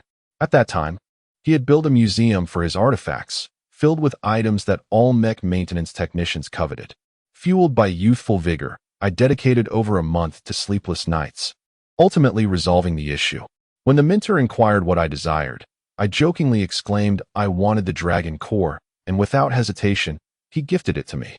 To him, while these collectibles were precious, there existed far more invaluable treasures in this world, such as the ambition of youth and the promises made by individuals. Xia Xingchen fell into a contemplative silence. My belief is that the Dragon Core, as a mech engine, must not languish in obscurity. Its greatest significance lies in becoming the heart of a mech, Fry declared. But decades have passed. Can it still function? Moreover, hasn't its technology somewhat fallen behind? Xia Xingchen inquired. Fry elaborated. You are mistaken. When my mentor crafted the Dragon Core, he utilized only the finest materials, each possessing a lifespan of at least 100 years. Furthermore, the prototype is imbued with numerous advanced technologies that, even by today's standards, remain decades or even a century ahead of their time. The current market offerings of the Dragon Core miniature controllable nuclear fusion engines are merely simplified versions based on this original. Due to the exorbitant costs of the materials used, performance had to be sacrificed for substitutes. Of course, we must conduct tests before utilization. Let us proceed with that test now. With that, Fry retrieved a metal box from the pile of components using the mechanical arm. Upon opening it, he revealed a cylindrical object measuring 60 centimeters in length and 40 centimeters in diameter. After pressing several buttons on the Dragon Core, a lid at the top popped open. He cautiously maneuvered the mechanical arm to insert the cylindrical device into the Dragon Core, securing the lid and locking it automatically. This is a concentrated nuclear fusion fuel rod. Theoretically, if you operate the mech at full speed for 10 hours daily, this fuel rod can last for many years, Fry explained as he worked. Once the fuel rod was installed, the mechanical arm extended to lift the Dragon Core, moving towards a device the size of a van. Following the mechanical arm, they approached the apparatus, which opened a side door. The arm carefully positioned the engine within. An internal locking mechanism secured it in place, connecting several cables and interfaces to the engine, after which the side door closed. Fry focused intently on the device's control panel, inputting various commands. Before long, the device's indicators lit up, and the screen displayed a range of parameters for the Dragon Core, which emitted a low hum as it began to operate. This is a mech engine power testing platform, available only to manufacturers and large laboratories. It can simulate various operational conditions for mechs, allowing the engine to function and test its performance. The energy output from the engine is directed to a large charging battery connected to a smart home. Once the battery is fully charged, any excess energy will be converted into electrical power for the city's grid, efficiently accommodating any engine power output. Chapter 76. Psychic Mecha. The testing of the Mecha engine requires 3 days, during which Xia Xingchen and Old Man Fry continue their discussions regarding the new Mecha. Xingchen, your psychic power level has now surpassed level 20. At this level, Mecha masters can project their psychic energy externally, allowing for the installation and utilization of psychic equipment on mechas. I intend to craft a psychic mecha for you, Fry declared. Xia Xingchen nodded in agreement. Currently, there are 2 mainstream types of psychic equipment. The first is the psychic amplification device, which, as its name suggests, enhances the effects of psychic energy. For instance, Xia Xingchen's insight skill has a detection range of 50 meters without the use of a mecha. However, when operating a mecha, even a standard psychic-assisted mecha operating system can influence psychic energy. When piloting an ordinary mecha, Xia Xingchen's insight range can extend to 200 meters. If he employs a psychic amplification device specifically designed for mecha masters with psychic levels above 20, his detection distance could reach an astounding 800 meters. The trade-off, however, is an increased consumption of psychic energy. The second type is the psychic assistance device, which allows the direct triggering and manipulation of certain mecha components through psychic energy. While most modern mechas employ a psychic operating system, the primary principle involves converting neural signals from the pilot into electrical signals transmitted to the mecha's computer, which then issues commands to various components.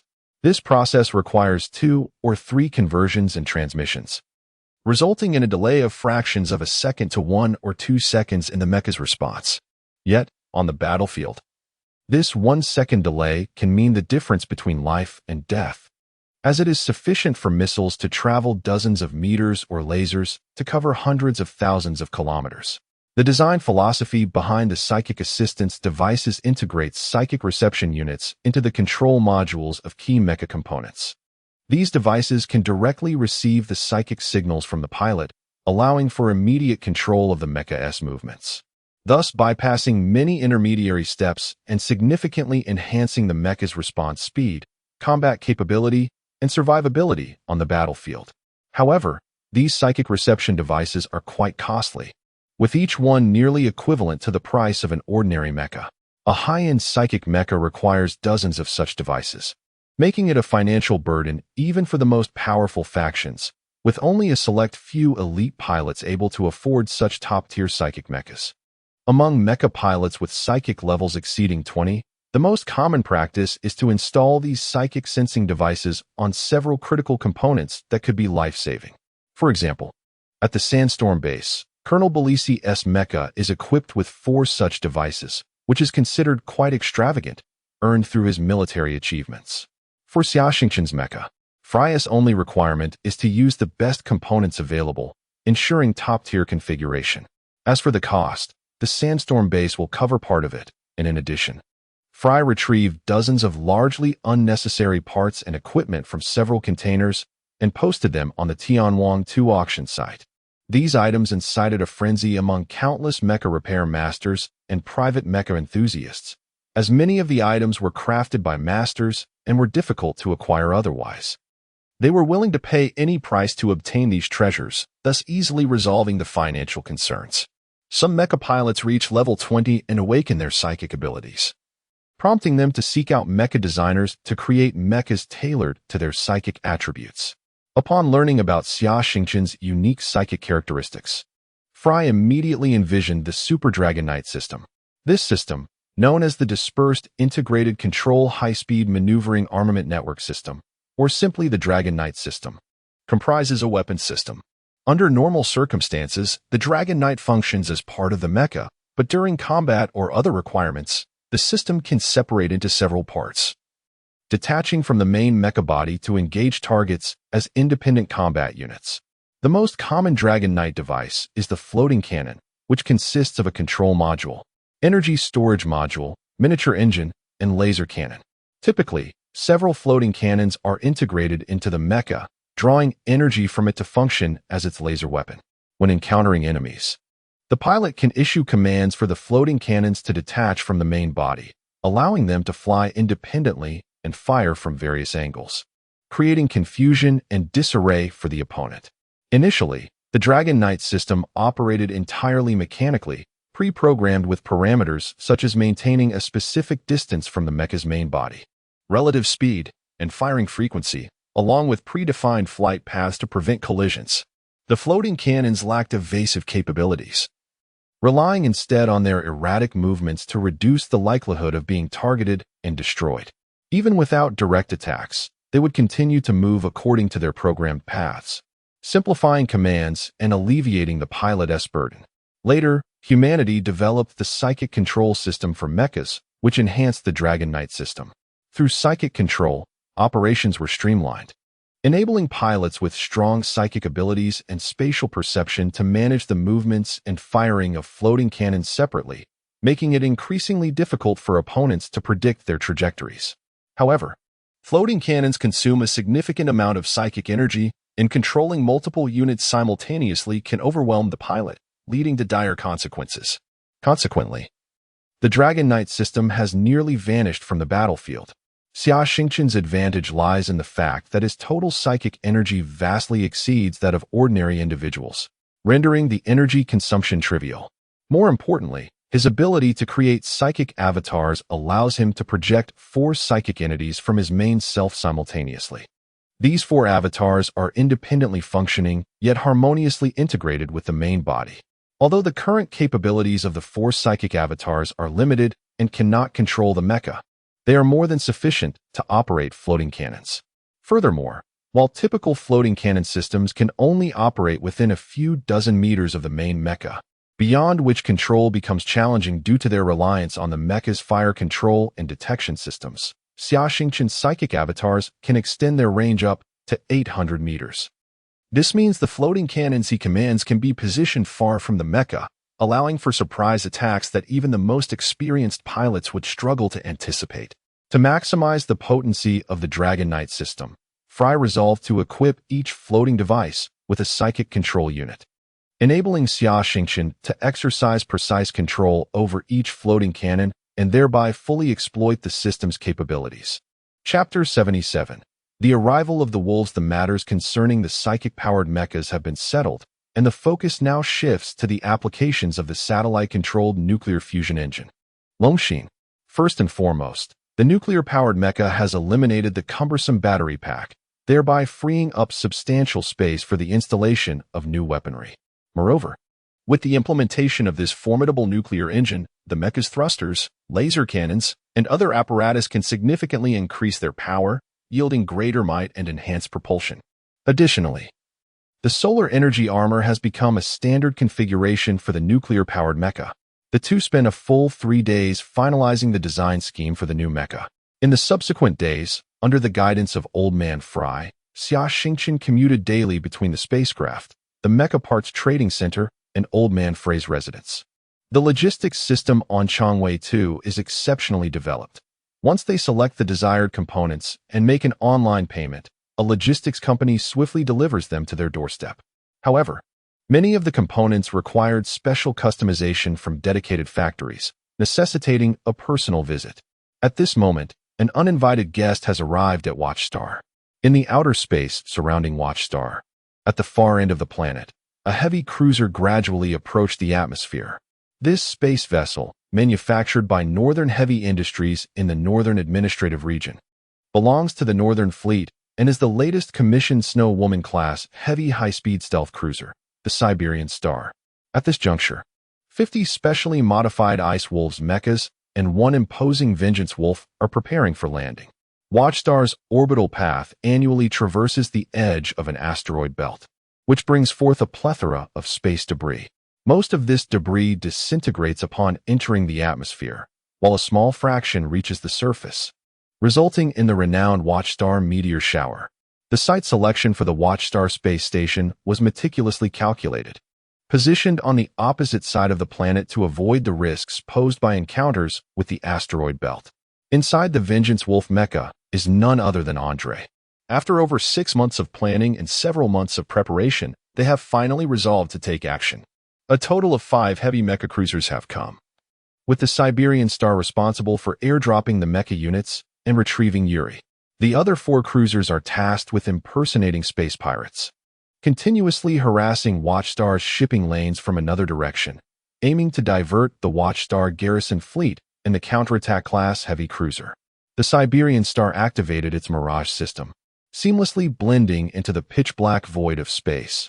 Light refracted peculiarly in this vicinity, rendering radar ineffective. The ship's engines were silenced, relying solely on the expulsion of large volumes of cooling gas to propel the cruiser forward slowly. The thermal detection devices on the satellite sensors surrounding Watchstar ceased to function. As the debris from the asteroid belt drew nearer, Andre issued his final command within the mecha. Warriors of the Northwind Empire, we are about to embark on a perilous mission in an unfamiliar place.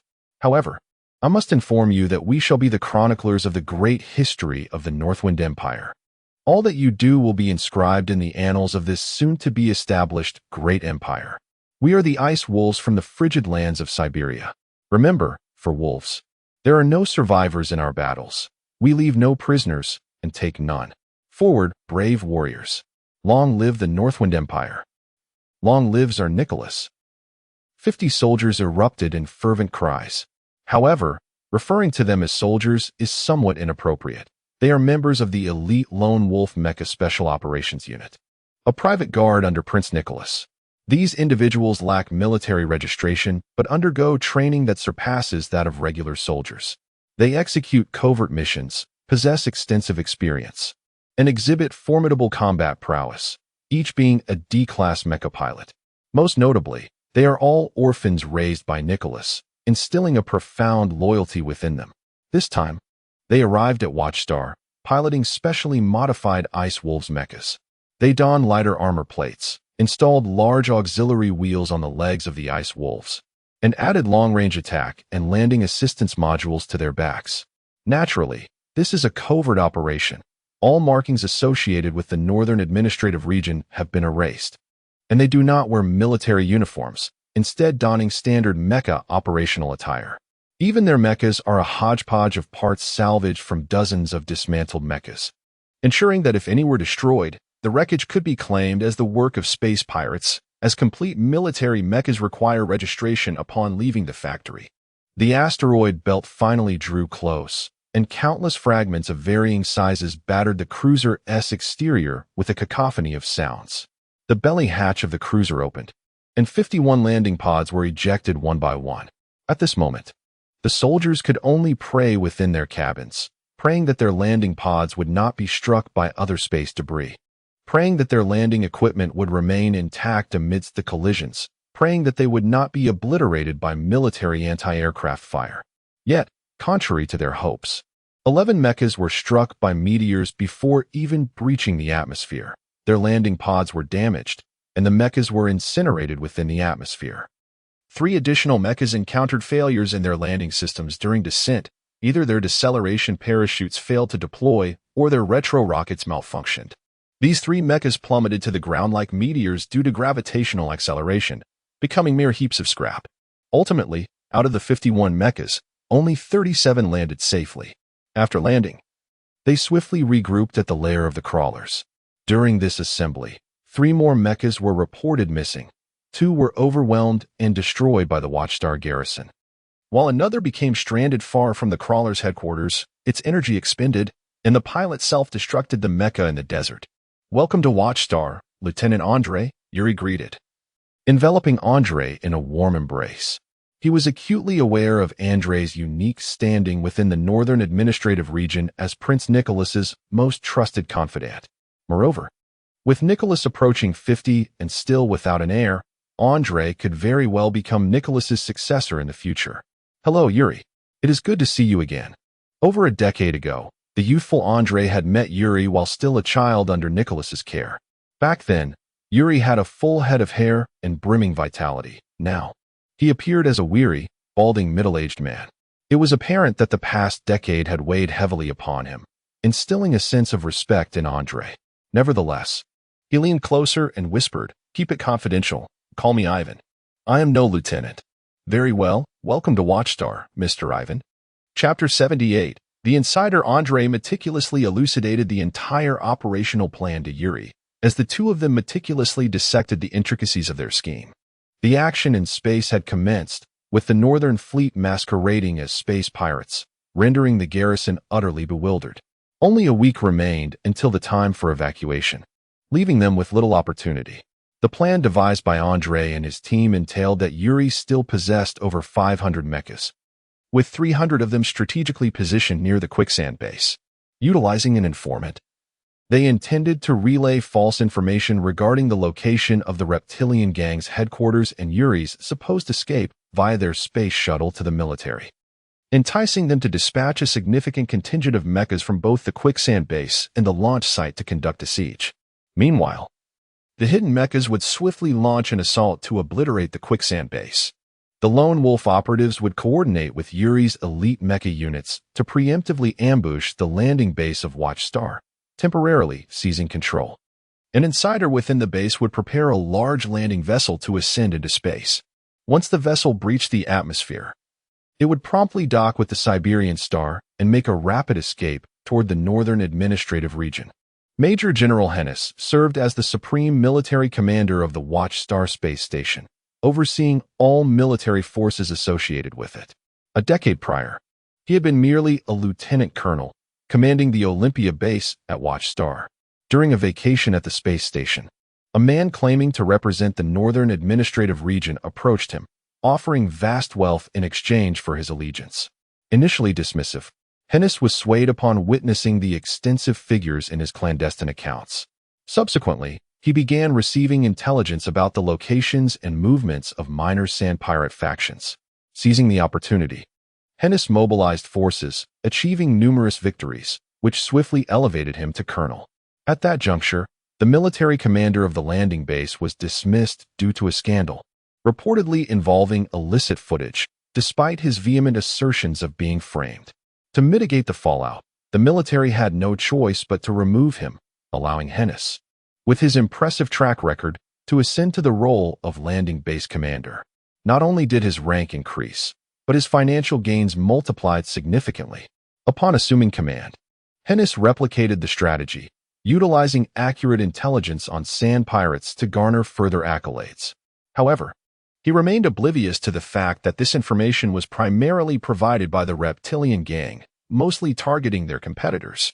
Yuri's cunning maneuver effectively eliminated rivals while simultaneously offering favors.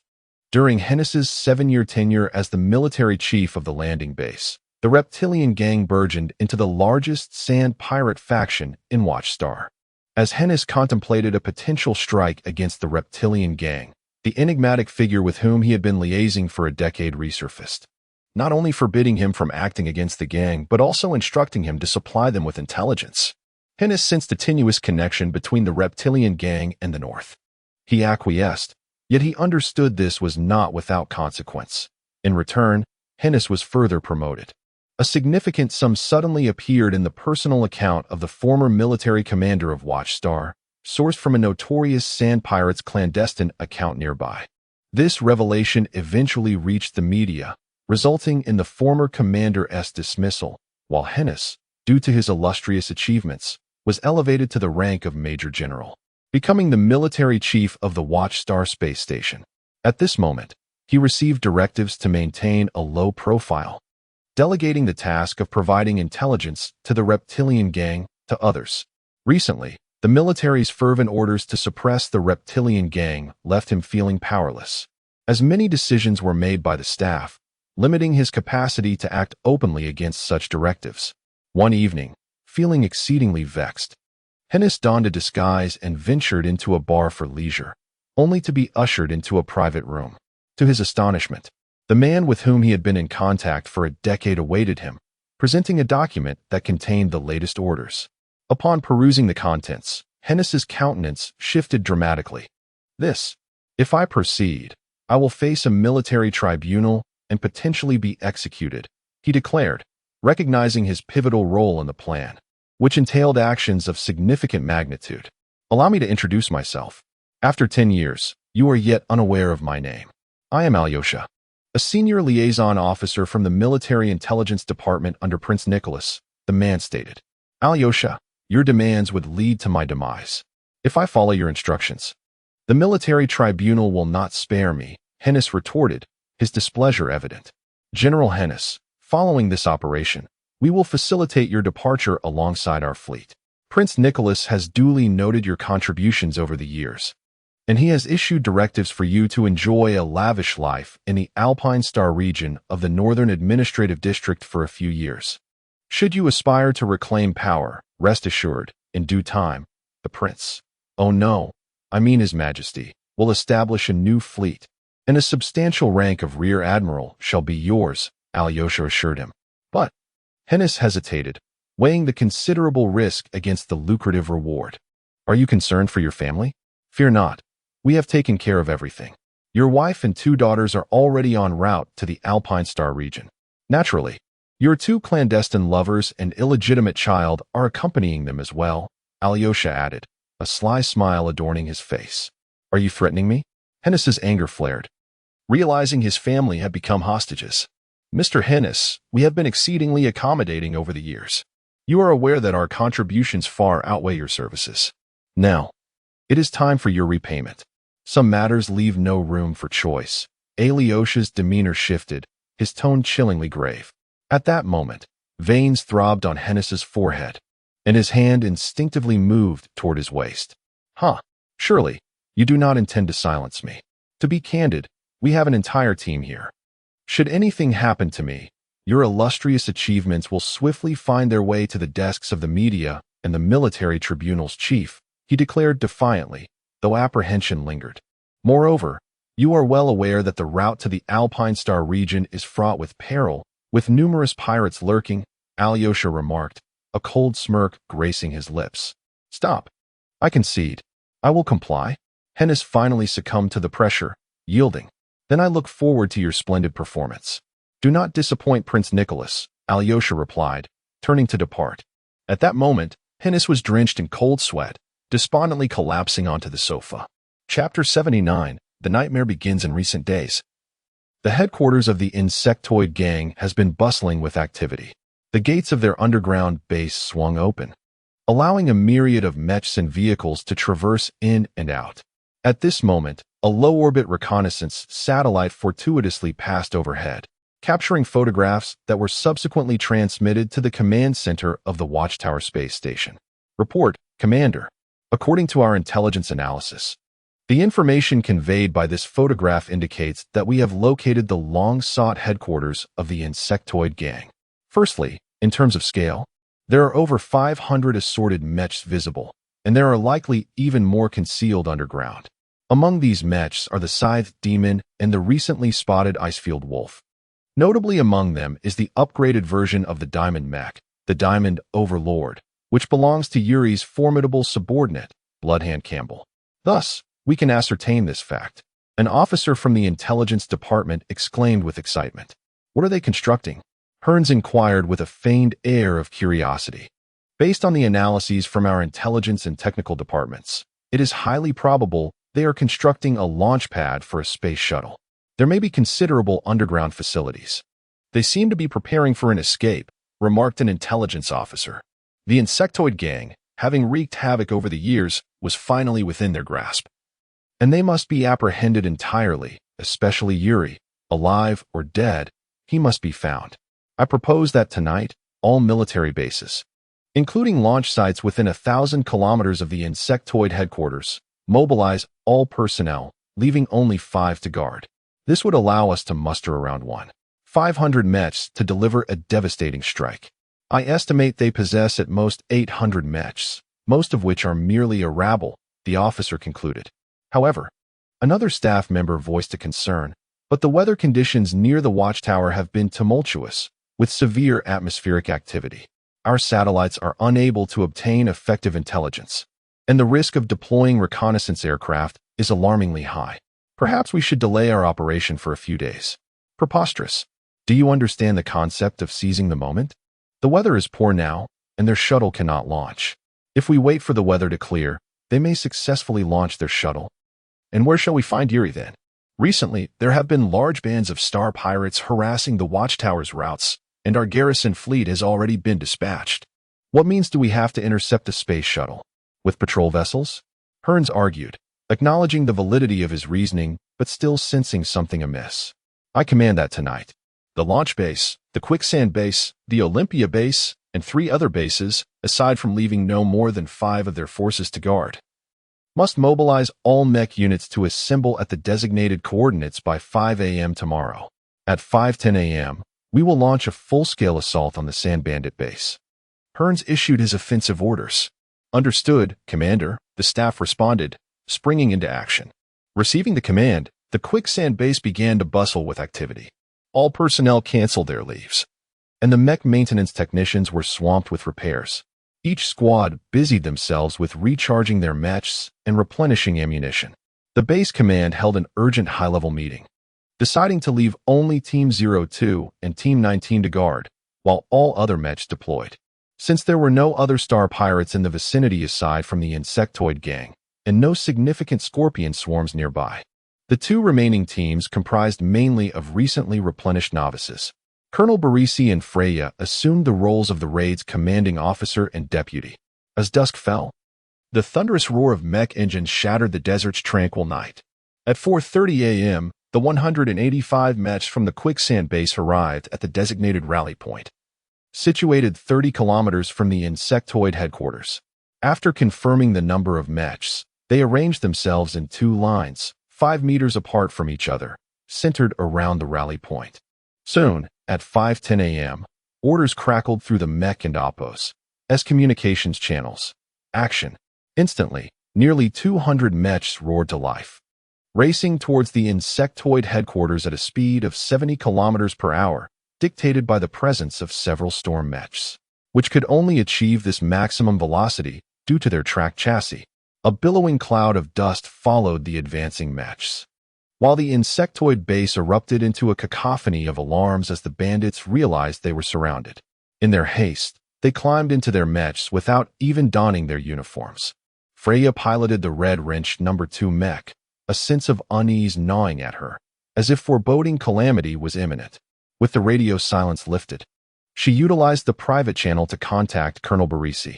Uncle Barisi, for some reason, I have an unsettling premonition, as though something dreadful is about to transpire. Indeed, I sense it too. There may be danger ahead. Please exercise caution, Colonel Barisi replied, his brow furrowed. He too felt the ominous approaching threat. A sixth sense honed through countless battles and narrow escapes from death. Suddenly, a series of violent explosions erupted from the middle of the formation. Be careful, Captain. It's anti-mech landmines. The communication channel descended into chaos. At that moment, the Battlefield Command Mech reported that the Quicksand Base's unit had come under attack from anti-mech landmines. In this wave of assault, 32 mechs suffered catastrophic damage, while 13 others were affected by the explosions, sustaining severe damage and losing combat capability. Cease advance, Colonel Barisi shouted. Chapter 80, A Perilous Situation at the Base Soon. News arrived from the command center of the Sand Thief headquarters, revealing that not only the Quicksand Base, but also the assault forces at other bases were besieged by anti-mecha landmines.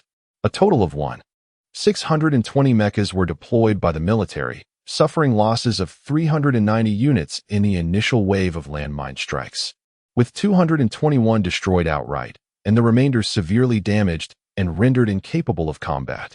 Landmines, inexpensive yet effective defensive weapons, have been utilized for over a millennium, either buried beneath the surface or laid on the ground.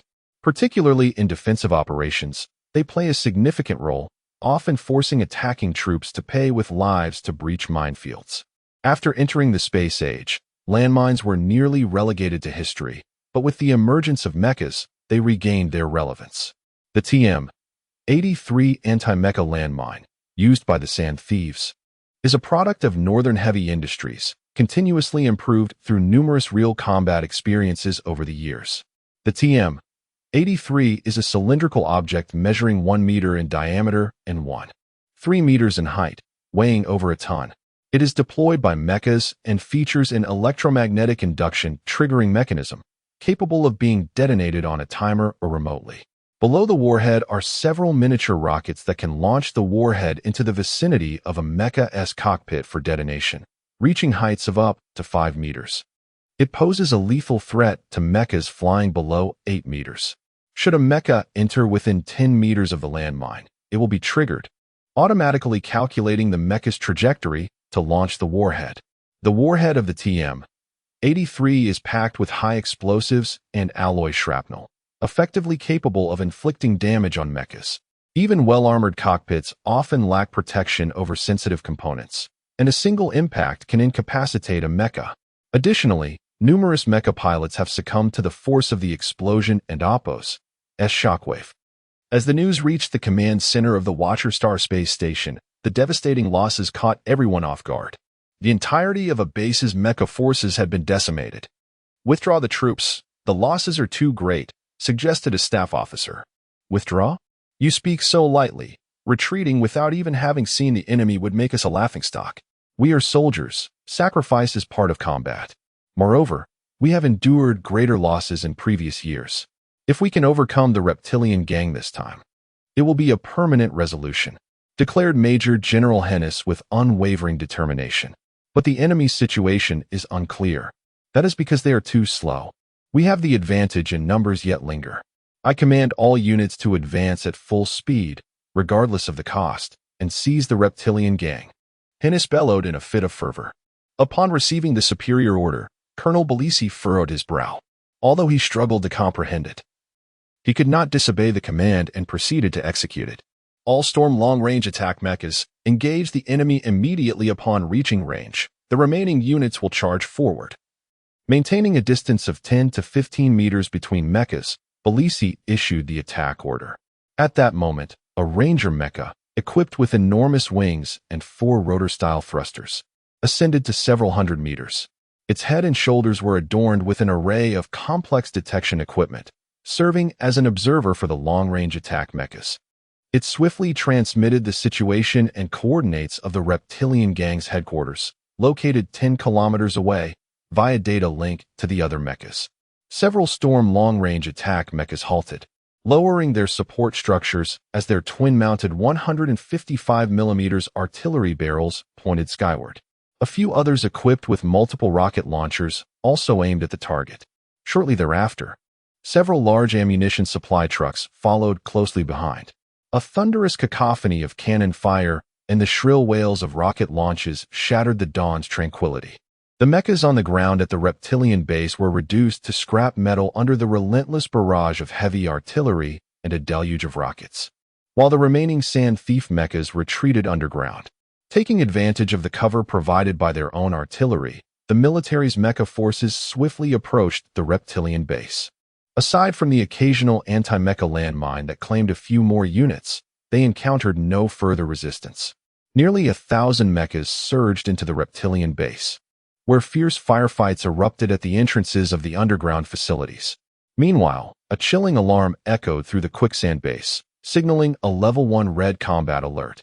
Radar indicated that over 300 various mechas were rapidly approaching. The base erupted into a flurry of activity as infantry rushed to their artillery positions, and the remaining 10 mechas scrambled to respond.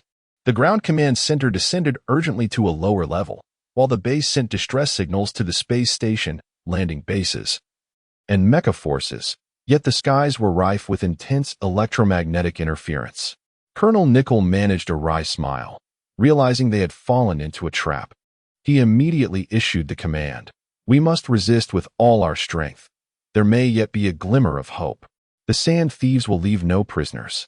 The soldiers stationed at the quicksand base fought valiantly, launching a fierce counteroffensive against the sand thieves using the base's artillery. However, the expanded front line of the quicksand base was too long, and the coverage of their turrets was limited. Often, just as they destroyed one mecha, they would be bombarded by a volley of rockets. The outer defenses of the base were swiftly breached, and the frenzied sand thieves poured into the quicksand base, wreaking havoc on the structures and mercilessly slaughtering personnel on the ground. Several mechas fired shotguns at the desert goddess bar, while others wielded alloy swords to demolish the bar's walls. Suddenly, a hidden door opened beneath the pond outside the bar, and water surged forth as a black storm mecha burst forth. This mecha was unlike the others, its armor reinforced with enhanced alloys. 2 black bears were emblazoned on its shield. Moments earlier, Li Pai had stormed into the command center. "Commander Nickel, the base cannot hold. Come with me. I can fight my way out," Li Pai implored. Having served under Nickel since his early days in the military, the two shared a profound bond. After sustaining severe injuries that cost him 2 legs and a hand, he had followed Nickel to this location, where he opened the Desert Goddess Bar. "Old Pai, you must escape. Every life counts." "Inform the launch base," Nickel replied calmly. "I cannot flee. I am the highest-ranking officer here," Colonel Nickel asserted. "You will die, Brother Nickel. They are the sand thieves," Li Pai urged anxiously. "This is the fate of a soldier. If I die on the battlefield, I will have not disgraced this uniform." He gazed at Li Pai and said with serenity, "Old Pai, my son is 10 years old, in my hometown with my ex-wife. If possible, please look after him. Go now. That is an order." "Yes, Commander." Li Pai saluted, tears streaming down his face. "Head to elevator number 13. There is a mecha prepared for you in the hangar beneath your bar. Here is the activation key. Hurry," Nickel said, handing him an object. Li Pai took the key, and the two embraced tightly before turning to leave. "Wishing you good fortune, my brother. May your journey be safe," Nicole silently murmured in her heart. Chapter 81. The erupting quicksand. Li Pai arrived at the hangar, inserting the key into the lock as the heavy doors creaked open. Inside, he discovered a modified black Typhoon heavy mech. During his service years, he had been a mech pilot for the Typhoon. This mech boasted entirely new armor, significantly lighter in weight, with a shield that had been reduced in size and thickness, yet its protective capabilities had been vastly enhanced. It was equipped with a high-powered reinforced engine and upgraded joint components, along with an additional 2 sets of batteries. As Li Pai settled into the cockpit and donned the neural interface headband, the long-lost sensation of battle surged through him, igniting his very veins. The mech's engine hummed to life, and at that moment, a hidden door atop the elevator abruptly swung open, unleashing a torrent of water into the lift. The catapult activated, launching the Black Typhoon mech skyward. The mechs that were wreaking havoc in the bar were taken by surprise by this ambush. The Typhoon's engine roared as it wielded two alloy great swords with grace, and within mere seconds, 6 sand bandit mechs were reduced to mere scrap metal. Li Pai sheathed one sword, raised his shield before him, and gripped the other sword tightly, cranking the engine's power to its maximum as he charged towards a breach in the wall. At that moment, numerous sand bandit mechs were scattered throughout the base, unable to encircle the Typhoon. The mech charged through the hail of shotgun fire, cleaving through any obstructing mechs with its alloy sword, none of which posed a challenge. Finally, after dispatching another 8 mechs, the Typhoon burst through the base's outer wall and raced towards the launch site. As the ground facilities lay in ruins, a multitude of sand bandit mechs surged towards the various elevator entrances, unaware of Yuri's escape plan. They only knew that he had devised a grand strategy to deliver devastating blows to several military bases. Yuri had even offered a hefty reward. The more chaos and destruction they caused, the greater their compensation. Frantic, the sand bandits rushed into the underground of the base through the elevator entrances. Meanwhile, Nickel remained seated alone in the command center, as the others sought ways to flee. A smile graced his lips as he observed the images relayed to the large screen from various locations within the base. His thoughts drifted back a decade. At that time, the Quicksand base was merely a small supply station, and Nickel was just a major. The military had decided to expand this supply station into a full-fledged military base. It was then that a soldier in his 40s named Fry arrived, hardly sparing a glance at him. Conditions at the Quicksand base were so harsh that no skilled mech repair technicians were willing to come, yet this man, reputedly sought after by the Tang Dynasty group and even the fleet, insisted on coming to Quicksand base. Through subsequent interactions, Nickel learned of Fry's deep-seated vendetta against the reptilian gang. The soldier was unruly yet immensely talented. Their mutual defiance often led to arguments. As the base was under construction, one day Fry approached him with a request to build a secret workshop and to procure a shipment of equipment from another planet. Fry promised a grand gift in return. To bolster the base's capabilities, Nickel acquiesced. Fry personally modified the base's blueprints, designing a special room in the underground level for the grand gift. Months later, the base was fully constructed and Fry's shipment arrived. He mysteriously invited Nickel to the room to unveil the gift. There lay a cylindrical object, 2 meters long with a diameter of nearly 1 meter, adorned with a yellow background and a black 3-leaf clover emblem. Nickel nearly lost his composure. This is, he stammered, unable to articulate his disbelief. Behold, a nuclear bomb, a gift for you, Fry proclaimed with pride. You madman, what would I do with a nuclear bomb? Use it against the sand bandits? A single bomb capable of annihilating hundreds of thousands, and you think that's a solution? Are you not aware of the Galactic Treaty prohibiting the possession and use of nuclear weapons? Do you wish to see me court-martialed? Nickel was seething with rage. It's not meant to be launched at the sand bandits. It's for our own use, Fry replied calmly. What? For our own use? Nickel thought he had misheard. What would I do with it? Generate electricity or set off fireworks for myself? He could no longer maintain his composure. I'll pose a question. If the sand bandits invade the base, can you guarantee it won't fall into their hands? Fry inquired. Nickel fell silent, pondering the question. Before responding, no. Fry continued. If the sand bandits breach the base, do you think they will spare the lives of those inside? Will you survive? No. It would be worse than death, Nickel admitted. Then would you not want to send your enemies to hell before you meet your own demise? Fry asked. Nickel nodded, understanding the true purpose of the gift. The two set to work, securing the nuclear bomb in the special room at the center of the base. Fry had even designed the detonation protocol. Nickel set the password, allowing him to trigger the bomb from any location within the base via his personal terminal. Nickel activated his terminal, pulling up a password input screen, and began to type a long string of characters. This password was etched into his memory. He recalled it daily, though he hoped never to use it. A decade had passed, and he had left everything behind at Quicksand Base. Faces floated before his eyes, his ex-wife, whom he had neglected in favor of dedicating himself to the base, leading her to seek a divorce. In retrospect, he felt a profound sense of regret. His son, Frank, should be 12 now, on the verge of becoming a young man. Fry, you old rascal, I had intended to join you in hell. Yet you have escaped.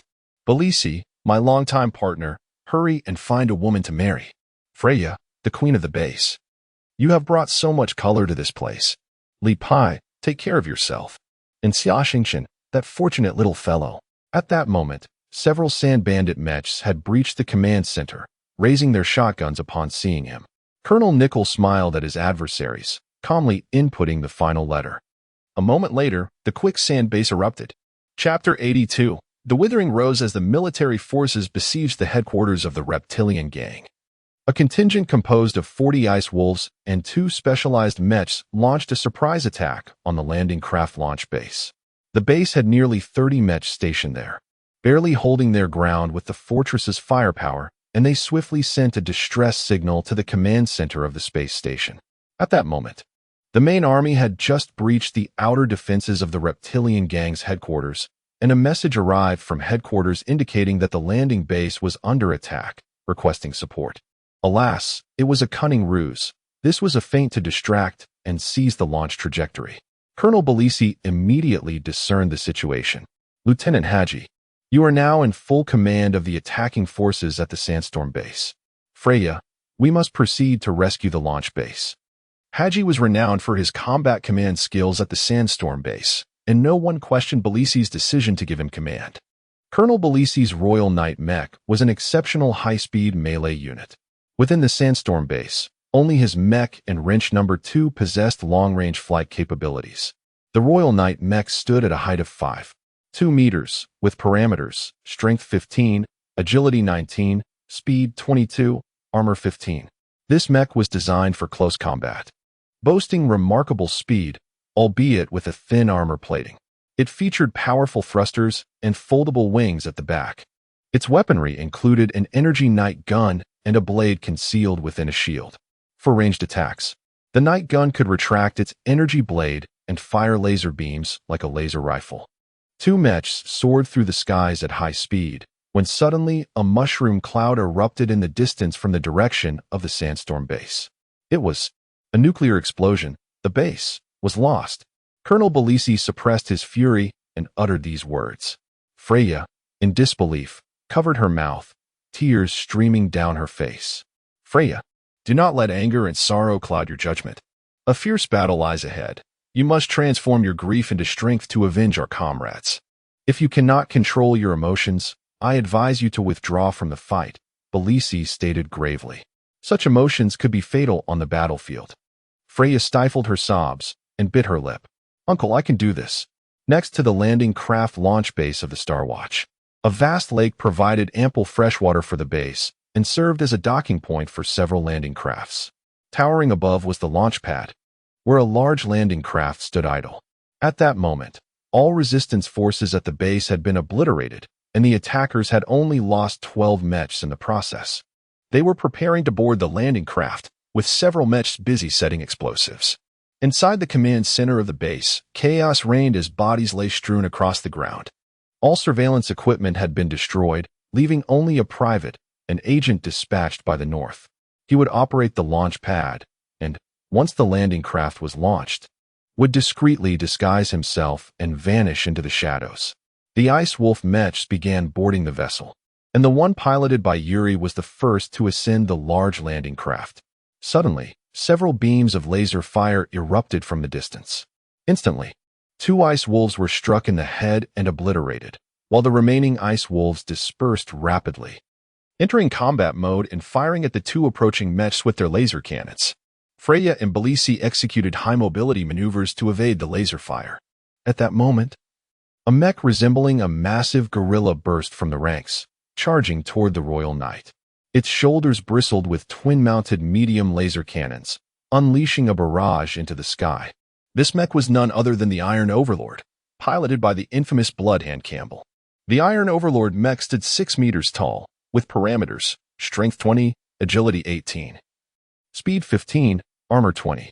Its weapon system included an electric sword extending from its forearms, for twin-mounted laser cannons on its shoulders, and a compartment that opened to reveal a row of 16 miniature anti-mech missiles. Its armor was heavily fortified, with forearms as resilient as shields, capable of withstanding lasers and absorbing energy sword strikes.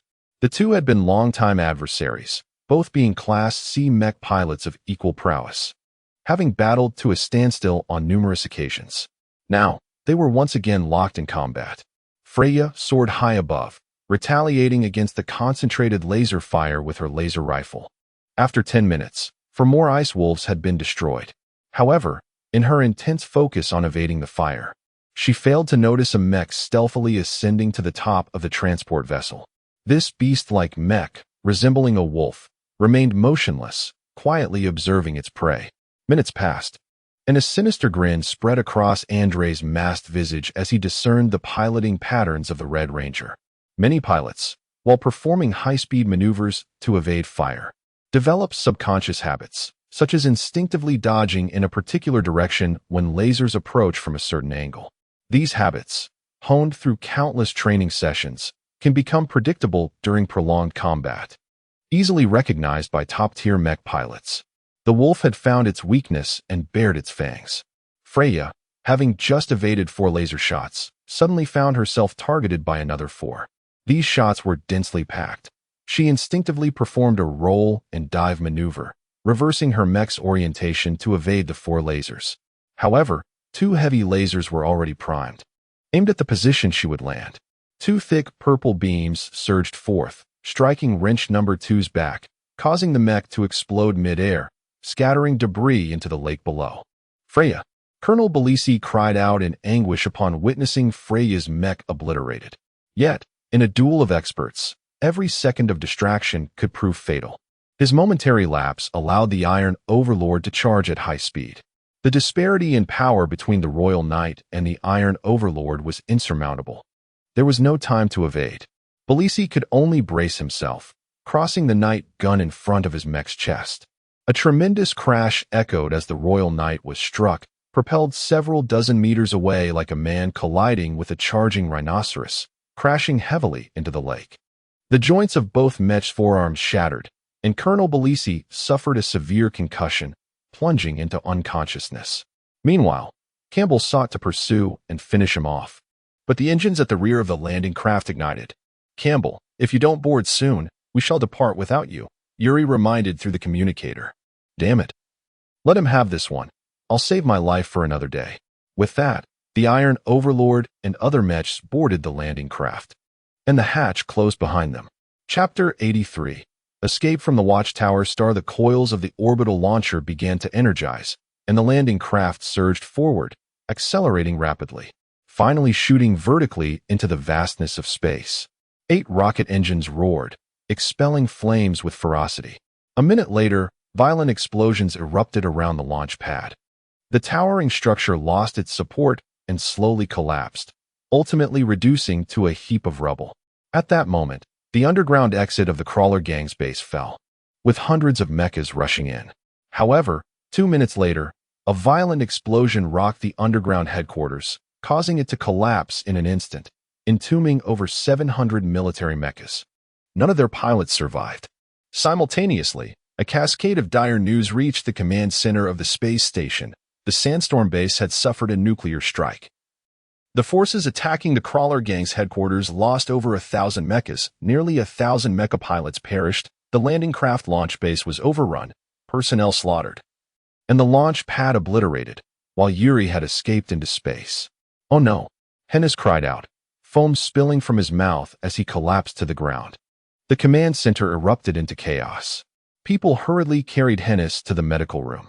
Once inside, as the doctor turned to prepare medication, Hennis suddenly opened his eyes. 3 gunshots rang out in the room, and a doctor along with 2 nurses fell into pools of blood. Hennis smirked, thoroughly pleased with his performance. He swiftly exited and arrived at the space dock of the space station. At this point, a high-speed space shuttle was already prepared. Moments later, the shuttle ignited and departed the space station, its destination the heavily armed cruiser, Siberia Star, lurking not far from the station. However, mere minutes later, the shuttle Hennis was aboard erupted in a spectacular explosion, resembling a massive firework display in the cosmos. Several vital docks of the space station met the same fate. inciting pandemonium.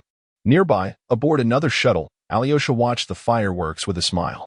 The dead are the best keepers of secrets, and besides, Lord Aniculus's army had no need for such unprincipled and disloyal high-ranking officers. As for their families, Alyosha had already sent them to another realm to reunite with Hennis a week prior. Furthermore, the funds from Hennis's secret account had also been transferred, for the dead have no need for currency. Over 10 minutes later, the shuttle and landing craft arrived simultaneously at the designated location where the Siberia Star awaited. After the mechas and personnel boarded the cruiser, Andre reset the autopilot program for both the shuttle and landing craft. The two vessels then veered back towards the space station, crashing into the spaceport dock and triggering an even larger explosion. The Siberia Star sailed along a clandestine route towards the north. In the Chang'an Star domain at Changwei 2, Grandpa Fry and Xia Xingchen found themselves in a state of distress. They had visited nearly 100 manufacturers of mecha components only to discover that, due to overwhelming production schedules, it would take 6 months for the parts to be produced at full speed. Reluctantly, they placed their orders, with the components to be delivered directly to Grandpa Frey's residence, where an intelligent steward would receive them. They would have to wait another 6 months before they could take leave to return. It seems I'll have to argue with that rascal, Nickel, again, Grandpa mused, scratching his head in self-deprecation. At that moment, both of their personal terminals received an urgent message.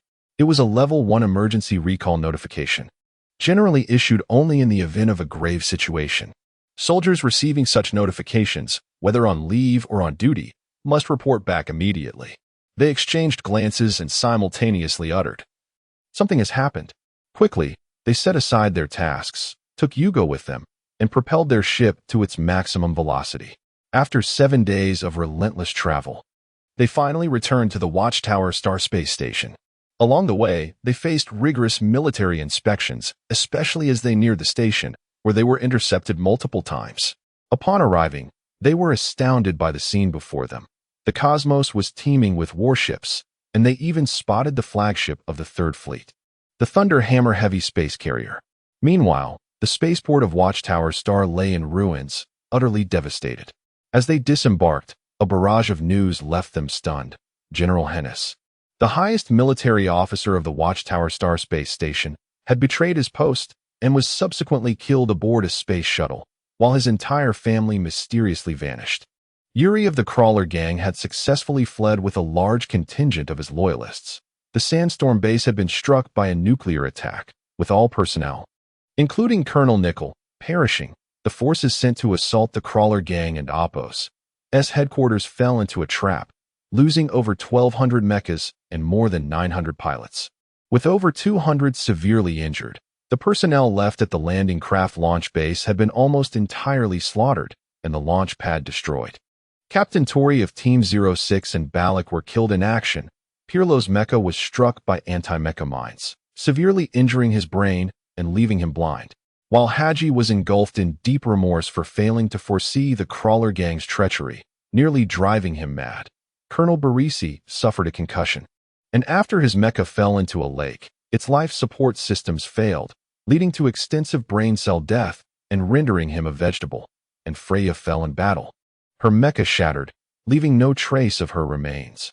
Upon hearing the news of Freya's demise, Xia Xingchen felt as though his mind had been shattered, collapsing into unconsciousness. Grandpa Fry, tears streaming down his face, lamented, "Nickel, you wretched soul, why didn't you wait for me to use that thing together?" Chapter 84. The Path of Vengeance. A day later, Xia Xingchen awoke in a daze. He sat there, lost in thought, unresponsive to the calls of others, consumed by memories of the moments he shared with Freya. Old Man Fry, unable to bear the sight of him in such despair, struck him repeatedly across the face. "Xia Xingchen, if you still consider yourself a man, then pull yourself together. Look at your current state of despondency. Do you truly believe you honor Freya as spirit?" He continued, "The base is gone, but you alone possess the power to avenge them. Just look at yourself. What are you doing?" As he spoke, he hurled a data storage device at Xia Xingchen, leaving a trail of blood across his face. "This is the murderer of Freya. Do as you see fit." With that, he stormed away in anger. Awakened by the blows, Xia Xingchen trembled as he picked up the storage device and connected it to the monitor in the room. The screen flickered to life, revealing numerous combat videos captured by the base's backup surveillance system.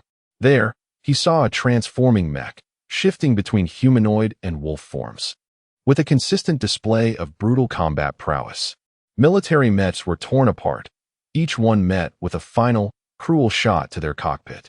In the last video, Freya's wrench number 2 soared through the air, while the cunning wolf lay in ambush atop the ship, unleashing 6 devastating laser beams. Xia Xingchen's eyes filled with tears once more as he clenched his fists, biting his lip until it bled. No matter where you hide, I will find you and tear you apart. At that moment, a soldier arrived, his insignia indicating he was from the Hammer of Thor. General von Klaus wants to see you. Please, follow me. The events at Watchtower Star spread rapidly throughout the military. A high-ranking general had defected, resulting in the loss of half the planet's military strength, a catastrophe. In a fit of rage, Grand Marshal von Bismarck of the Galactic Empire dismissed Admiral von String, commander of the Third Fleet. Aware of his culpability, the old admiral understood that to silence the outcry, he must serve as a scapegoat. To address this chaos, the military appointed Vice Admiral von Klaus, commander of the 1st Division of the Third Fleet, as the acting commander. Upon receiving orders, von Klaus promptly led his fleet to Watchtower Star. They swiftly began the tasks of rescuing the wounded, identifying traitors, capturing sand raiders, rebuilding the space station and landing base, and restoring order. Suddenly, he recalled an outstanding young man at Watchtower Star and began inquiring about Xia Xingchen's whereabouts, learning that he had narrowly escaped the disaster. Though his comrades and girlfriend had perished, he wished to speak with him. What do you wish for most at this moment? General von Klaus asked abruptly. I seek vengeance. Xia Xingchen replied resolutely. Do you know who the murderer is? I do not know, but I will pursue him to the edge of the universe. Xia Xingchen declared through gritted teeth. I know who the murderer is, the general said. Please, tell me. Xia Xingchen's eyes brightened. The mech pilot is merely a pawn in this tumultuous affair, causing chaos at Watchtower Star for over a decade. The true mastermind behind this conspiracy is none other than Prince Nicholas, the tyrant of the Northern Administrative District. General von Klaus recounted the entire sequence of events, including Nicholas's ambitions, the machinations at Watchtower Star, and the methods employed to deploy scorpions on other planets. One can only imagine the reaction of an ordinary soldier to such revelations of high-level conspiracies and ambitions. Xia Xingchen stood dumbfounded, his mouth agape, unable to utter a word. Thus, even if you kill that mech pilot, the orchestrator behind Freya and your comrades' deaths will still roam free, von Klaus added. After a long silence, Xia Xingchen seethed. I must kill that mech pilot, and I will not spare Nicholas either. How easy it is to speak of vengeance. What can you do? Nicholas himself is an S-class mech pilot, and his Northern Fleet rivals the Galactic Empire's First Fleet in strength. Moreover, as you saw during the Watchtower Star incident, he commands countless lethal warriors like Yuri. What do you possess to challenge him? Von Klaus scoffed. You have nothing but a heart for revenge. Xia Xingchen stood frozen, suddenly aware of his own insignificance. General, I want to grow stronger. I need power. Please, show me a path. We will inevitably confront the North. Nicholas is a man driven by ambition. Shattering his ambitions will be his greatest punishment. Xingchen, you are talented, but still insufficient. I have a spot for you at the Imperial Military Command Academy. I hope you will study there, enhance your skills, and return to play a significant role in the military, one that will allow you to dismantle Nicholas's schemes. In due time, you will have the opportunity to face that mech pilot. I am willing, Xia Xingchen replied with determination. Additionally, remember, you are not alone. Do not fight this battle in isolation. Seek out those who have suffered at Nicholas's hands and unite them. Some truths must be revealed, von Klaus said meaningfully. Upon returning from General von Klaus, Old Man Fry listened to Xia Xingchen's account, offering a bitter smile. He understood that the reptilian gang was no ordinary foe, but he could not fathom the immense power behind it. Yet, at that moment, determination flickered in his eyes. Having lost everything, he had nothing left to fear. Whether it was the reptilian gang or Nicholas, He was prepared to risk everything for a final, decisive confrontation. Xia, General von Klaus is right. You must pursue your studies. And then we will gather like-minded individuals, biding our time to strike when Nicholas is at his weakest, Old Man Fry declared, his eyes alight with resolve. Chapter 85. Eye for an eye. In the living quarters of the Watchstar space station, there lies a street lined with bars. A disheveled man, his face smeared with dirt and his beard unkempt, wanders through the dimly lit streets of the night, clutching a bottle of alcohol, intermittently taking swigs and muttering to himself, "They're dead. All dead. It's my fault. I shouldn't have let them in. Why didn't they wait for me to enter before collapsing? Why must I suffer so?" Suddenly, a shadow looms behind him, and a hand strikes the back of his neck, rendering him unconscious. The next morning, he awakens, his head throbbing and his body aching. Struggling to rise, he discovers he is in a small inn. A note rests on the bedside table. He picks it up, unfolds it, and reads the words that greet him. "Haji, if you seek vengeance for your fallen comrades, come to this address to find me. I will reveal the truth, and we shall avenge them together. If you wish to wallow in self-blame and continue to flee, you may leave at once." Haji's mind goes blank, and the note slips from his fingers to the floor. Li Pai wanders aimlessly through the Watchstar space station, gazing through the transparent dome at the celestial body of Watchstar, his heart still unsettled. The station is under military lockdown, trapping him within its confines. The earliest vessel to the Chang'an star domain departs 5 days hence. Suddenly, he hears someone call his name. Xingchen. Upon seeing Xia Xingchen, Li Pai is reminded of the group of young men at the Sand Goddess bar. Except for Nick, he shared a deep bond with every patron who frequented the establishment, engaging in lively conversations and boasting. He knew each of them well.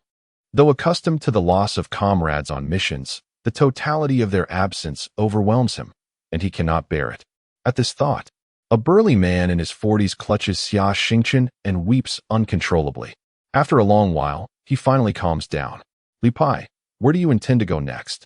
Xia Xingchen inquires. "I am uncertain. I wish to first visit Commander Nick's son, Frank, as it was his dying wish. After that, I will consider my next steps." Li Pai replies. "Do you wish for revenge?"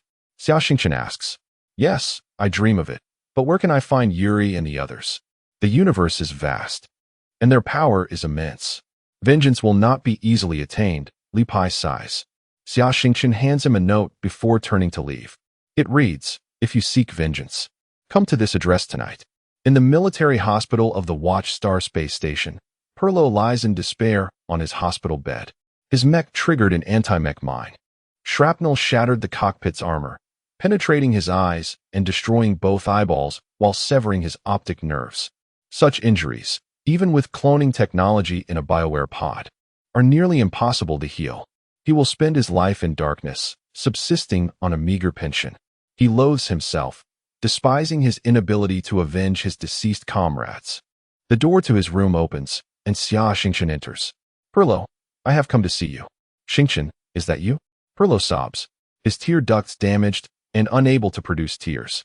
"Perlo, I have made a decision. I shall avenge Captain Tori, Barak, and all our fallen comrades at the base." "Will you join me?" Xia Xingchen asks. "I yearn for revenge every moment, yet I have become a mere shell of a man. I am worthless. I cannot assist you." Perlo cries aloud. Once Perlo has calmed down, Xia Xingchen continues, "There is an opportunity. With a surgical procedure and a device, you can regain your sight and have a chance to avenge your comrades. However, the surgery is excruciating and carries a high risk of death on the operating table. Please consider it carefully." Perlo straightens suddenly, gripping Xia Xingchen's hand tightly. "Xingchen, allow me to undergo the surgery. I cannot endure lying here, useless, for the rest of my life. I must avenge them. If you had not come to find me, I might have taken my own life in a few days. I do not fear death. If necessary, I will accompany the captain and the others." "Very well, I will come for you tonight, and we shall go to a certain place." That night, in the partially repaired spaceport of the Watchstar space station, the Voyager V space cruiser rests in the docking bay. However, this vessel is far from ordinary. Beneath its silver-gray exterior lies the armor of a warship. and its engines are military-grade. For hidden laser cannons are also concealed on board. In the living quarters of the ship, several individuals gather around a table: General von Klaus, Xia Xingchen, Old Man Fry, Li Pai, Haji, Perlo in his wheelchair, and the alien Hugo. Just moments ago, General von Klaus had recounted the details of the Watchstar incident. The room fell into a profound silence, filled with sorrow, shock, and anger. Observing the atmosphere, General von Klaus spoke. Nicholas is a formidable adversary. To confront him with our current strength would be akin to striking a stone with an egg. Therefore, we must unite and gather those who have faced similar fates, secretly building our strength. Sooner or later, there will be a confrontation between Nicholas and the Empire. That will be our opportunity. At the crucial moment, you must strike the deadliest blow from behind. However, this endeavor is not as simple as you may imagine. Our opponent is ruthless, and we must match his methods with equal ruthlessness.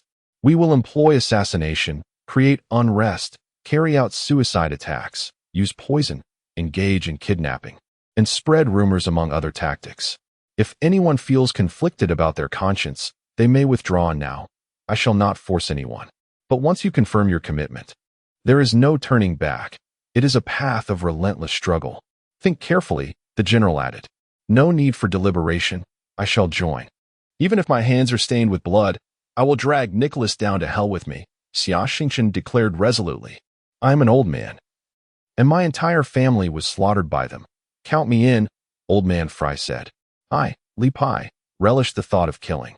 Just give me a few nuclear bombs, and I shall rain destruction upon Siberia, Li Pai proclaimed. I excel at schemes. I will do everything in my power to make Nicholas suffer, Haji sneered. You must include me. I am an expert marksman, and I will instill deep fear in them, Perlo asserted. I, Xingchen, servant, will follow. For vengeance. Hugo, having laboriously pieced together the events surrounding Xia Xingchen, expressed his fury, vowing to avenge his master. Well, since everyone agrees to join, our organization is officially established from this day forth. You are all friends of Xia Xingchen. I propose he lead our group. What are your thoughts? General von Klaus asked. The crowd nodded in agreement. Then, Xingchen, please bestow a name upon our organization. General von Klaus looked towards Xia Xingchen. I lack the eloquence. Perhaps everyone can assist in coming up with one, Xia Xingchen modestly replied. At that moment, Haji spoke up. Let us name it an Apos, eye for an eye, and Apos, in ancient Earth mythology. It refers to the second son of the dragon, known for his fierce temperament and proclivity for battle.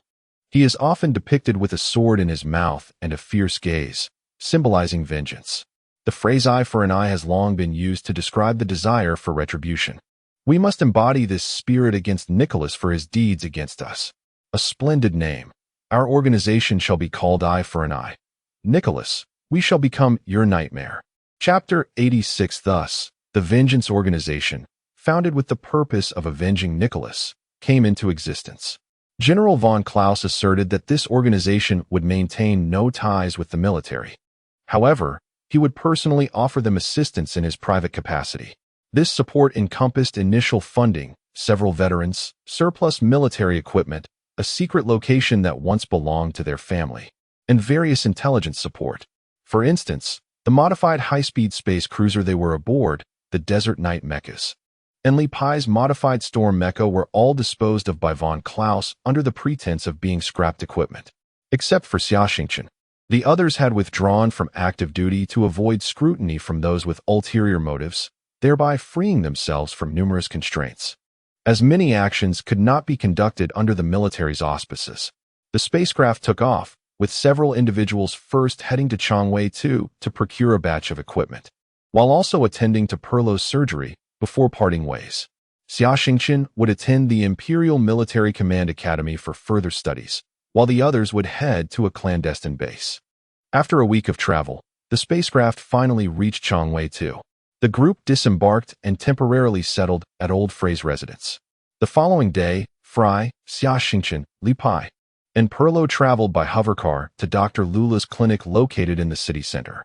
Along the way, they conversed with old Fry about the eccentric physician, Dr. Lula.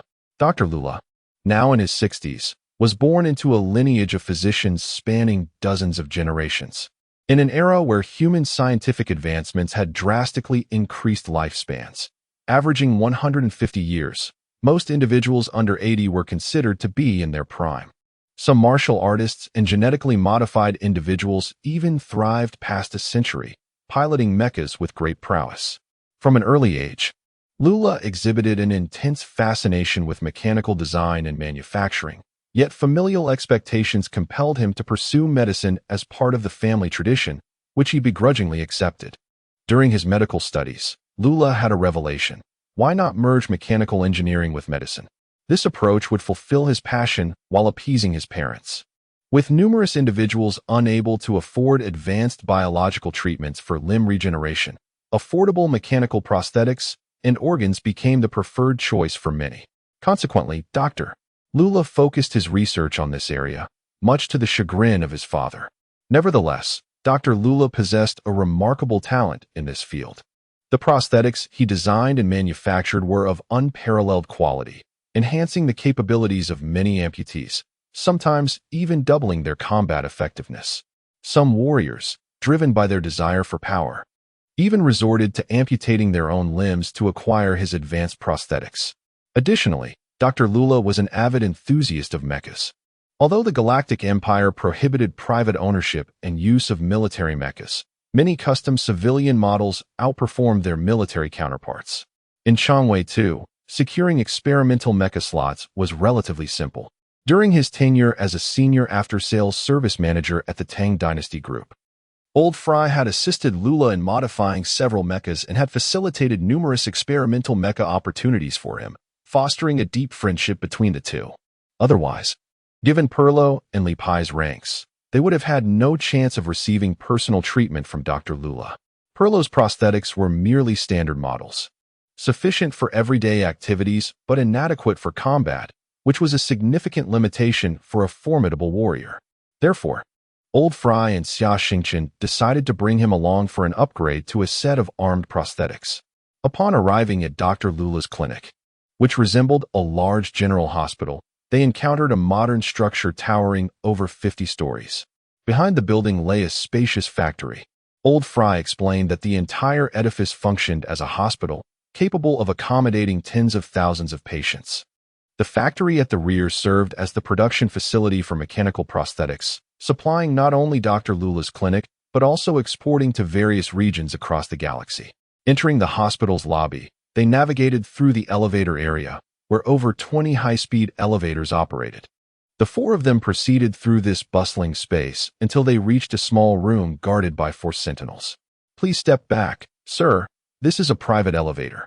Upon noticing their presence, the guards, alert as if facing a threat, stood up, their mechanical arms transforming to reveal laser guns and energy blades. Previous incidents involving interstellar pirates attempting to abduct Dr. Lula had necessitated a heavy security presence, with these guards equipped with armed prosthetics. "I am here to see Dr. Lula. I have an appointment. Please inform him that Fry has arrived." The guards contacted Lula's personal assistant and, after receiving a clear confirmation, allowed the four to board a dedicated elevator. Upon reaching the top floor, they entered an opulent waiting room, where several stunning female assistants warmly served a variety of beverages and snacks. Shortly after, a man in his early 40s emerged from an adjoining room. This was the eccentric physician, Dr. Lula. Upon spotting Fry, the two embraced tightly. "Old chap, I never imagined you still had all your original parts. I thought for sure you would have replaced half of them by now," Fry jested. "Me? I won in Oppos. Consider mechanical organs until at least 100. Just look at all these lovely assistants. I still want to enjoy life." Lula laughed heartily. "But you, old friend, after 10 years, seem to have aged considerably." "Oh, you know how it is. The harsh winds and sun on Watchstar have taken their toll while I obsess over revenge. It's a wonder I haven't aged more." Fry lamented.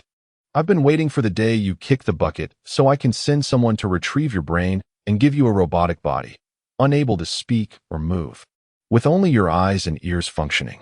I'll set you up in the bedroom, and while I indulge with beautiful women, you can watch, filled with envy." Lula teased. "Weren't you once determined to create the most powerful artificial phallus?" Have you managed to replace yours? Fry replied with a mischievous grin. Not at all. In that regard, I've surrendered to the divine. I've crafted thousands of models, yet none can match the pleasure of the original. I've decided to abandon that venture, but if you need one, I might consider giving you the best one for free.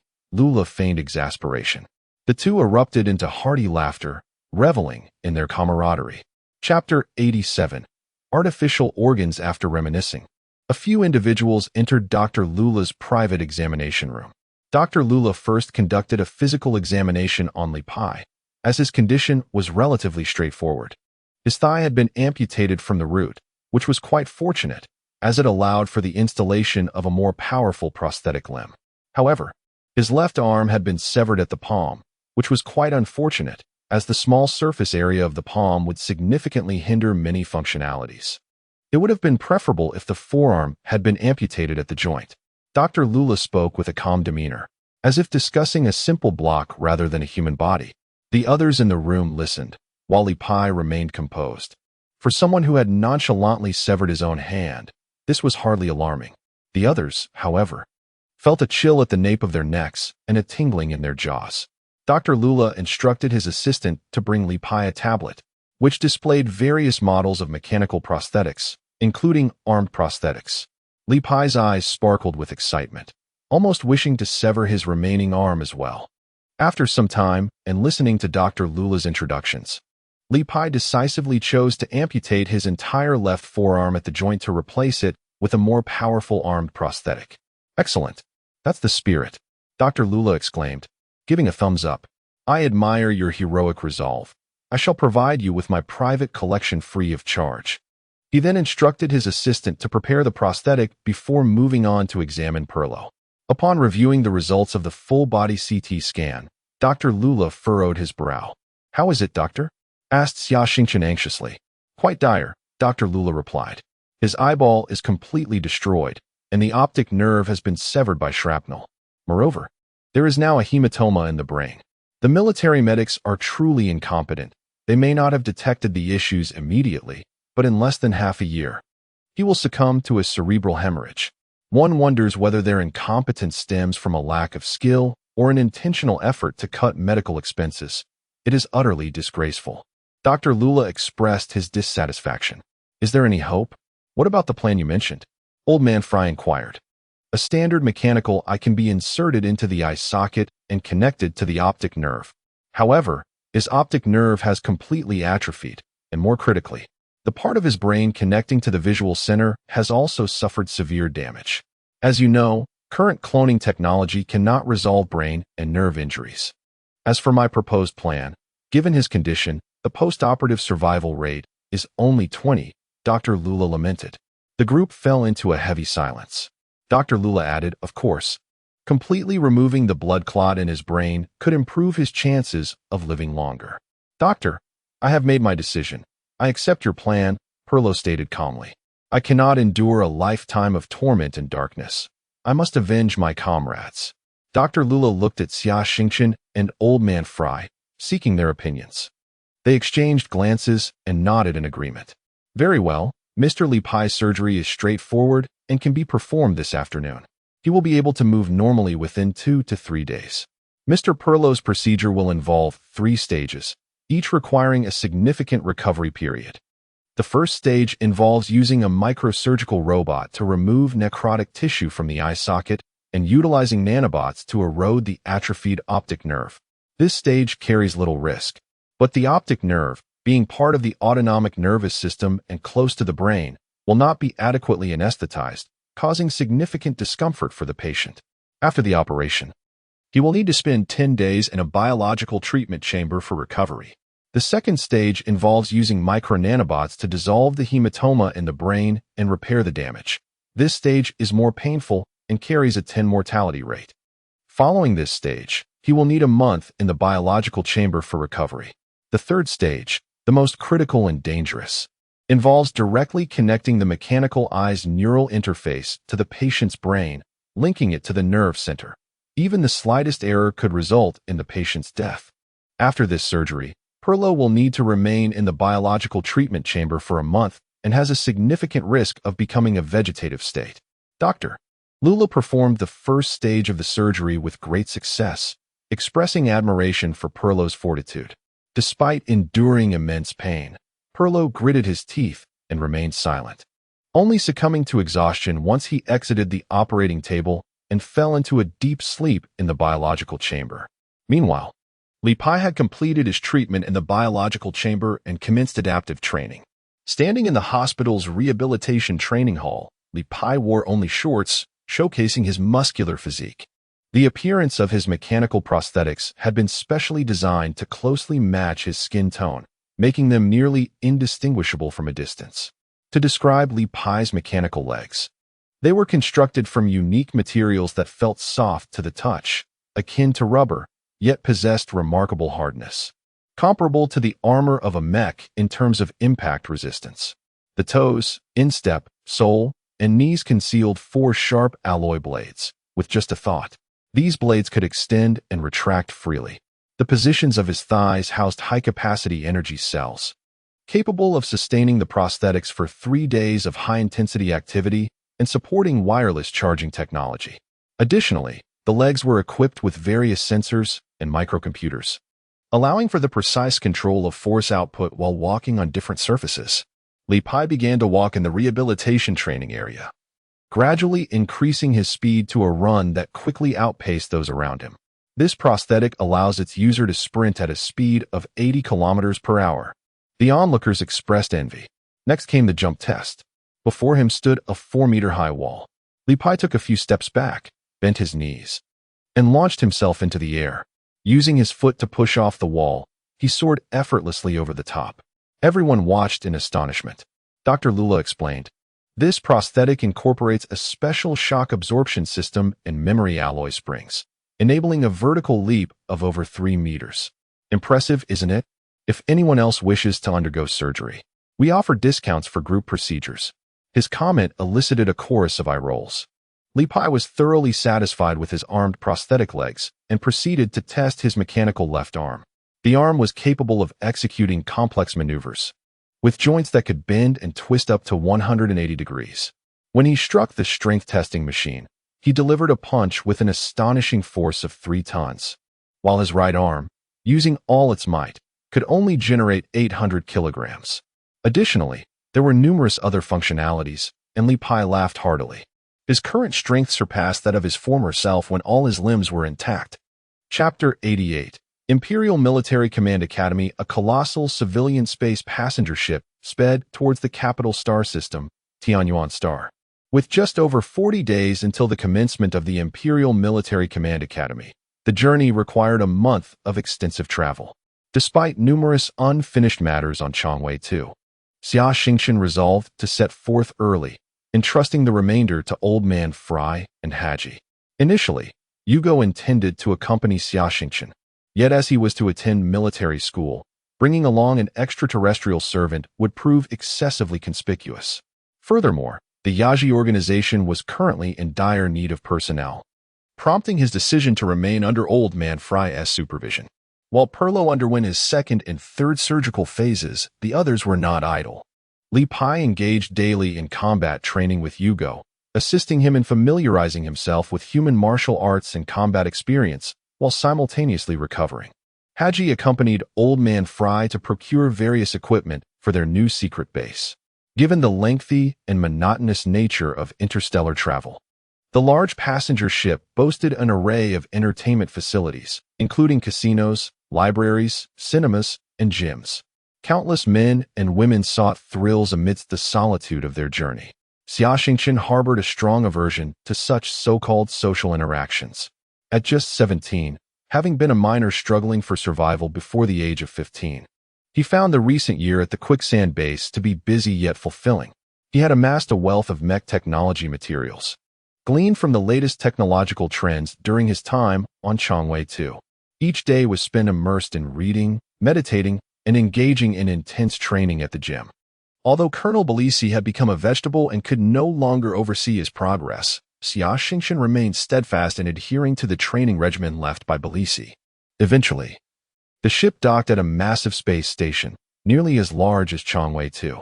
Originally constructed as a port for spacecraft traveling to and from Tianyuan Star, this station had undergone countless renovations and expansions over nearly a millennium since the establishment of the Galactic Empire, achieving its current scale. Surrounding the station were numerous space docks and a gigantic orbital ring, bustling with the comings and goings of countless spacecraft and warships. In ancient Earth, there existed a powerful nation that excavated a vast canal stretching over 1,000 kilometers to facilitate transportation. Drawing inspiration from this tale, the space station was named Canal Space Station. From its observation deck, one could gaze upon a nearby azure planet, adorned with wisps of white clouds, a breathtaking sight. To protect the natural environment of Tianyuan Star, no near-Earth orbital ring or elevator had been constructed. Travel to the planet could only be accomplished via space shuttles. As the political center and royal residence of the Galactic Empire, reaching Tianyuan Star proved a complex endeavor. Various permits needed to be processed at the space station, and stringent inspections awaited. Despite being a military personnel with a recommendation letter from the Third Fleet, he still waited 2 days to obtain landing permission. Upon stepping out of the Grand Passenger Terminal on Tianyuan Star, Xia Xingchen boarded an anti-gravity maglev shuttle heading towards the military district, covering 60 of the planet's surface. Tianyuan Star was divided into several closely situated landmasses. He found himself on the largest continent, which comprised royal, military, commercial, and residential districts. The Imperial Military Academy, which he was to attend, was located within the military district. The military district itself was further divided into 4 sections: the Imperial Military Headquarters, the Imperial Military Command Academy, the Royal Military Academy of the Galactic Empire, and the Drill Grounds. The Imperial Military Headquarters, adjacent to the Royal District, served as the nerve center for military command. The Royal Military Academy, established alongside the Galactic Empire, boasted a history of over 1,000 years, with more than 200,000 students enrolled, having cultivated millions of military leaders for the Empire over the years. A grand statue of Emperor Qin, the founder of the Empire, stood prominently on campus as a symbolic structure. The Royal Military Academy primarily admitted offspring from the royal family, nobility, military officials, and government ministers aspiring to become soldiers. Over time, many officers with military merits were also granted opportunities for advanced studies at the academy. On one occasion, Emperor Qin, who completed the unification of the Galactic Empire, visited the Royal Military Academy and was incensed to discover many royal and noble students behaving arrogantly, flaunting their privileges, disrespecting their mentors, and undermining military discipline. In response, he executed hundreds of faculty and staff and expelled thousands of students, dismantling several families attempting to infiltrate the academy. To exert pressure on the Royal Military Academy, Emperor Qin spearheaded the establishment of the Imperial Military Command Academy not far from it, targeting the civilian populace and grassroots military personnel for recruitment. Outstanding soldiers were selected through examinations and recommendations from their units. The two institutions shared most of their faculty and instructors, with comparable enrollment scales. Upon graduation, students from both schools were required to pass rigorous royal examinations before being assigned to various military ranks. To honor the founder of the academy, a statue of Emperor Qin standing atop a Mech's shoulder, gazing into the distance, was erected at the entrance of the Imperial Military Command Academy. Standing before this statue, a swell of pride surged within him. Just 2 years prior, Xia Xingchen had been a mere minor, and now, his aspiration had come to fruition. He stood within the highest military institution of the empire, clenching his fists. Freya, wait for me. The day of vengeance approaches. Chapter 89. Those roommates, upon reporting to the Academic Affairs Office, they submitted their letters of recommendation and underwent a series of identity verifications and checks. The school then provided Xia Xingchen with a campus card and updated his personal terminal. Following the terminal's instructions, he made his way to dormitory number 901524. With over 300,000 faculty and students at the Imperial Military Command Academy, the dormitory system comprised hundreds of towering buildings. His dormitory number indicated the 90th dormitory building, specifically room 15 on the 24th floor. After swiping his campus card, the door swung open, revealing a duplex room. Upon entering, the first floor contained a living room, a dining area, a kitchen, a study, and an equipment room. Stairs on either side of the living room led to the second floor, which housed 4 single dormitories, each equipped with a private restroom. At that moment, 3 individuals clad in military uniforms were already seated on the sofa, engaged in conversation. They were Xia Xingchen's roommates. Having arrived a few days prior, they had become quite familiar with one another. They were currently speculating about what their final roommate would be like. As Xia Xingchen stepped inside, the 3 warmly gathered around him, assisting with his luggage and guiding him through the facilities of the room. After a flurry of activity, the 4 settled on the sofa and began to introduce themselves. Hello, I am Li Xiaomin, a native of Chang'an. I am 18 years old, and my family has operated a mecha repair shop for generations. There are many children in my family, most of whom pursued studies in mecha maintenance or design. My grandfather insisted that not everyone in the family could be a mecha mechanic, thus compelling me to enroll in the Battle Command Department. However, I still have a passion for mecha design, said a young man with black hair and eyes, his lips slightly full, exuding an air of refinement. Sporting black-rimmed glasses, he wore the insignia of a new recruit on his military uniform. Given the medical advancements of this era, conditions like nearsightedness were easily remedied. Modern glasses often featured microscopic night vision and real-time data connection capabilities. Greetings, I am Hans Grantaire. I am 16 years old, hailing from the Eastern Administrative Region, Europa. My family has been engaged in commerce for generations. Unfortunately, my mother is a concubine, leading to my exclusion at home. My father, fearing I might compete for inheritance with my half-brothers, sent them to business school while enrolling me in military academy, claiming that merchants hold no status and hoping I'd bring honor to the family. How absurd, remarked a chubby young man with golden hair, slightly overweight, and adorned with faint freckles. The Grantaire family boasts a long history, renowned for their uncanny knack for business.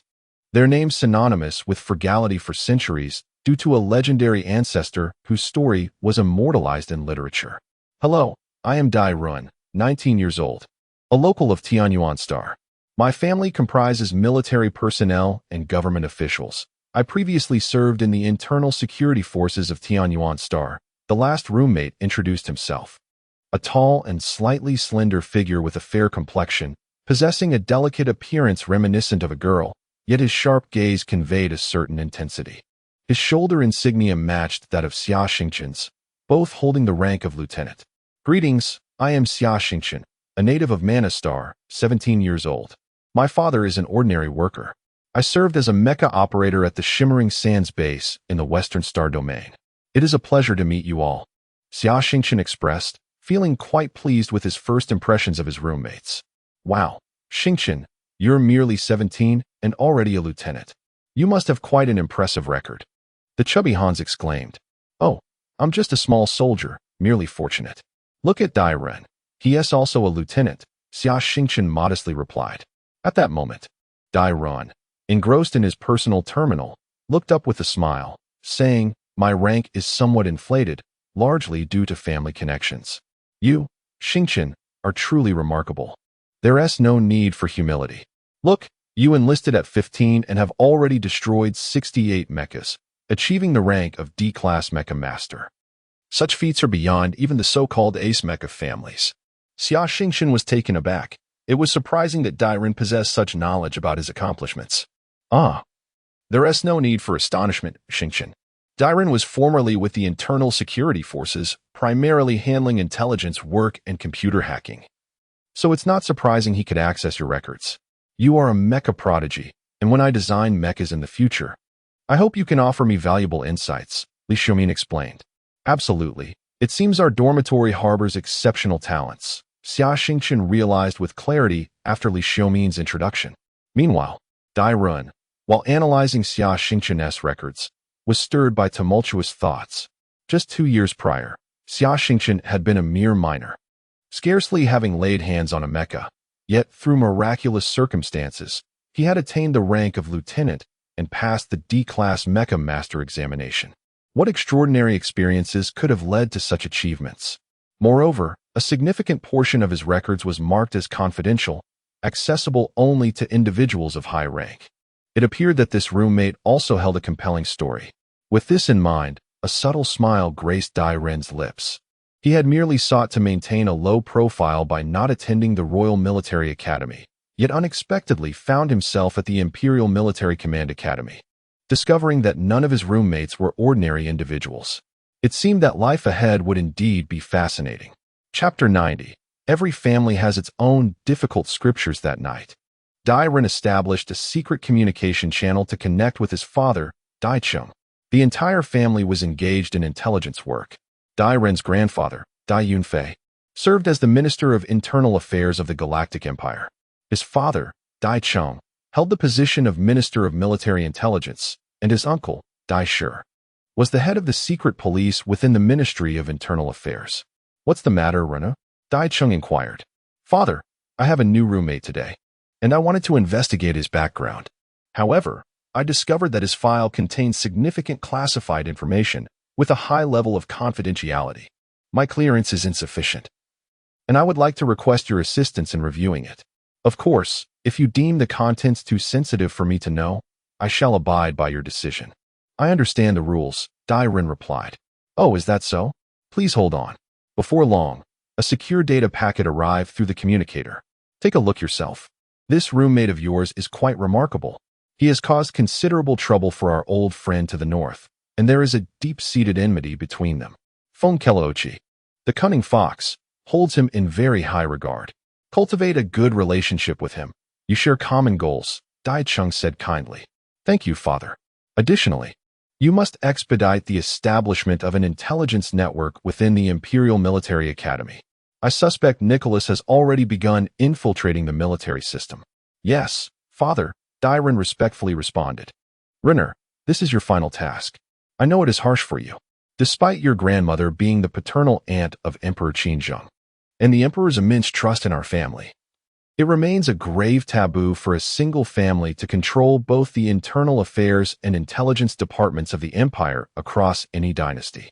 Although the Emperor has designated that I will succeed your grandfather in a few years, and your uncle will take my position, your grandfather has firmly decided our family must entirely abandon intelligence work starting with your generation. Only in this way can we dispel the royal family's suspicions, especially those of several princes.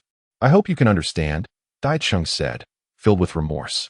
"Father, this is the third time you have mentioned this to me. I understand.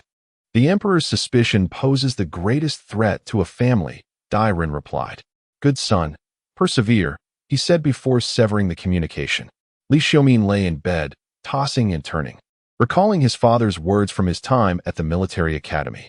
"Xiaomin, the rise of our Tang dynasty group is inseparable from the support of the imperial military. Our Li family has produced many high-ranking military officers throughout history. Although our family has developed rapidly in recent years, it has been many generations since we last had a military officer. Our competitors, Northern Heavy Industries, the Europa Military Industrial Group, the Boeing Consortium, and General Dynamics, are all eyeing us covetously. Especially with the impending Great War in a few years, this presents an opportunity for emerging arms groups, as well as a test of survival for established arms groups. For our Tang Dynasty group, it is both an opportunity and a challenge. Among our three boys, your elder brother is adept at management, your second brother is a design genius, and while you are also talented, our family must have someone step forward to develop in the military. Only then can the Tang Dynasty group and our family find a brighter future." "Yes, father. I will go to the military academy," Li Xiaomin responded. Despite having resolved to sacrifice his personal desires for the family, Li Xiaomin was reluctant to abandon his passion for mecha design. Perhaps he could design mechas in his spare time. With an experienced mecha engineer like Xia Xingchen to assist him, he believed he could create mechas even more impressive than those of his second brother. Hans Grantaire also found himself unable to sleep. He contemplated the events unfolding in his family and rapidly strategized on how to amass wealth. Hans's father, old Grantaire, had married 8 wives, purchasing a noble title that was legally permitted. Hans's mother was merely a concubine, with Hans as her sole offspring. However, from a young age, Hans inherited the Grantaire family's knack for making money. To cultivate a business mindset in his children, old Grantaire involved them in family businesses from an early age, resulting in Hans's exceptional performance. Yet, within such a large family, his brilliance made many uncomfortable, especially old Grantaire's legitimate wife, who employed various means to undermine and marginalize Hans, creating turmoil within the family. Hans recalled a night 6 months prior when old Grantaire, looking haggard, had sought him out for a conversation. Hans, you know the person from the main house has a strong desire for control and possession. She will stop at nothing to suppress you for this small inheritance. I do not wish to see our family fall apart. Hans, you are a capable child. Wherever you go, you will achieve success if given the chance. Therefore, to protect you, leave the family and pursue your own development. If possible, attend the military academy. In the future, if you succeed, you can help the family in its time of crisis. Saying this, he produced a card and handed it to Hans. This is an anonymous card with my savings over the years, 20 billion star coins. Take it as seed money. Every penny you earn thereafter will belong solely to you, and no one will lay claim to it. Take care, father. He calmly accepted the card and bowed deeply. Hans knew this day would eventually come. He gathered all his personal belongings, bid farewell to his mother, and left the family home.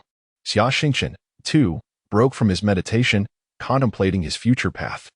With sufficient military merit accumulated, he had recently secured imperial citizenship for his father and the Li couple, enabling them to live comfortably on Luban Star.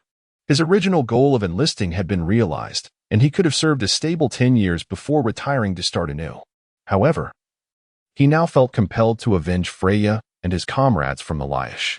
Moreover, the crystal pyramid in his mind seemed to harbor profound secrets that could only be unraveled through relentless growth. Imperial Military Command Academy, a new chapter of life. Here I come. Chapter 91. Sparring at 3:50 a.m., the biological clock naturally awakened Xia Xingchen. He dressed swiftly, opened the automatic door of his room, and made his way to the living room, where he discovered Li Xiaomin sketching something on the electronic blackboard in the study. The sound of Xia Xingchen descending the stairs startled him. "Hey, Xingchen, up so early," he greeted warmly. "Accustomed to the military routine, I went for training. What about you?" Xia Xingchen inquired curiously. "I had a dream about a design plan and hurried to draw it out. Fearing the inspiration would escape me," Li Xiaomin explained. "Continue your work. I won't disturb you." The two exchanged nods.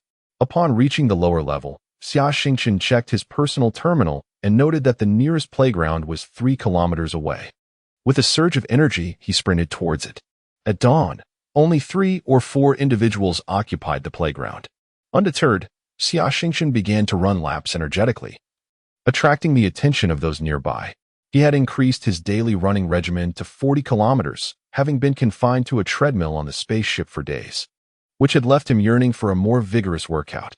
After over 2 hours, the sun had fully risen. Standing at the edge of the playground, he worked to steady his breathing. At that moment, a figure approached him, panting heavily. "Xingchen, how long have you been here?" "I arrived an hour ago and saw you sprinting. Your stamina is impressive." Xia Xingchen turned to see Dairen. "I've grown accustomed to running like this every day," he replied. "Are you a martial artist?" Dairen asked, intrigued. The level of combat prowess is not reflected in one's records, except for renowned Mech warriors and high-ranking military officials. "I trained with our captain for several months, but unfortunately, he became a vegetable in battle. I'm unsure if he can recover." Xia Xingchen's gaze dimmed. "Oh, I apologize for bringing up painful memories," Dairen said, expressing regret. "Dairen, are you also a martial artist? Do you practice martial arts?" Xia Xingchen asked. "I have a set of family martial arts, but it's not particularly impressive," Dairen responded. "Most members of his family specialize in intelligence work, and they possess a unique technique that allows practitioners to unleash double the speed and strength in combat. The only drawback is the significant energy expenditure, which is why he trains every morning to improve his stamina and physical condition. Let us spar." "I haven't and Oppos. T fought anyone in a long time," Xia Xingchen and Oppos. S eyes sparkled with excitement. "ISN and Oppos. T that inappropriate?" Dairen hesitated. "Not at all. I practice taking hits. We can keep it light. Even if you hurt me, it's merely a reflection of my lack of skill, not your fault." Besides, martial arts improve the fastest through real combat, Xia Xingchen urged, his anticipation evident. Dai Ren felt a twinge of eagerness as well, wanting to gauge the true strength of his new roommate. The two bowed to each other at the center of the playground and assumed their stances. Dai Ren struck first, adhering to the principle of the early bird catches the worm. He executed some straightforward moves, precise and forceful, yet cunning.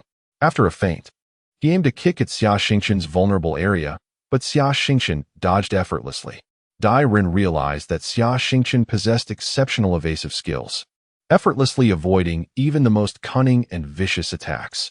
Occasionally, he countered with moves that revealed no discernible style. Even when struck, it felt to Xia Xingchen like nothing more than a tickle. Unbeknownst to Dai Ren, this was the result of Xia Xingchen enduring 3 months of intense training. After exchanging blows for about 4 minutes, a crowd began to gather around them. Seeing that normal techniques posed no threat, Dai Ren grew more exhilarated and decided to escalate the fight. He activated his family's secret technique, instantly increasing his speed, leaving Xia Xingchen struggling to keep up. At that moment, 4 young men in military uniforms rushed onto the scene, bearing unusual armbands. They shouted for the two to stop, and one of them suddenly lunged between them, throwing punches at both. Dai Ren sidestepped and aimed a kick at the newcomer's groin, while Xia Xingchen deflected the punches with his fists, propelling himself forward to strike at the newcomer's chest. Xia Xingchen's fist landed first, knocking the individual back, who landed on the ground with a thud, narrowly avoiding a more severe fate. The 3 companions of the fallen individual drew stun guns from their waists, pointing them at Xia Xingchen and Dai Ren. "You two, put your hands on your heads and squat down. Fighting is prohibited on campus. You've broken school rules and assaulted a member of the discipline committee. Prepare for consequences. Resist, and you risk expulsion," one member of the discipline committee declared. The discipline committee is a student organization established under the Academic Affairs Office, primarily tasked with maintaining order within the school. They are responsible for curbing violations of school rules, such as fighting, and must gather evidence to report to the academic office for disciplinary action. They are equipped with stun guns and even mechs, wielding considerable power on campus. "We were merely sparring, do you understand? Not fighting," Xia Xingchen explained. "Our discipline committee deems it fighting, so it is. Don't try to argue. If you wish to spar, you can do so at the training ground." The member of the discipline committee who had been knocked down stood up, assertively declaring. He appeared to be in his early 20s and held the rank of 2nd lieutenant. "The school regulations do not explicitly prohibit sparring at the playground. If you claim we are fighting, you must provide evidence," Dai Ren countered. "My word is evidence. You fought and assaulted a member of the discipline committee, and there are plenty of witnesses. We can even retrieve footage from the surveillance system. I advise you to surrender now," the young man sneered. Xia Xingchen and Dai Ren felt indignant. This was a blatant miscarriage of justice, a false accusation. Being taken away like this would undoubtedly lead to dire consequences.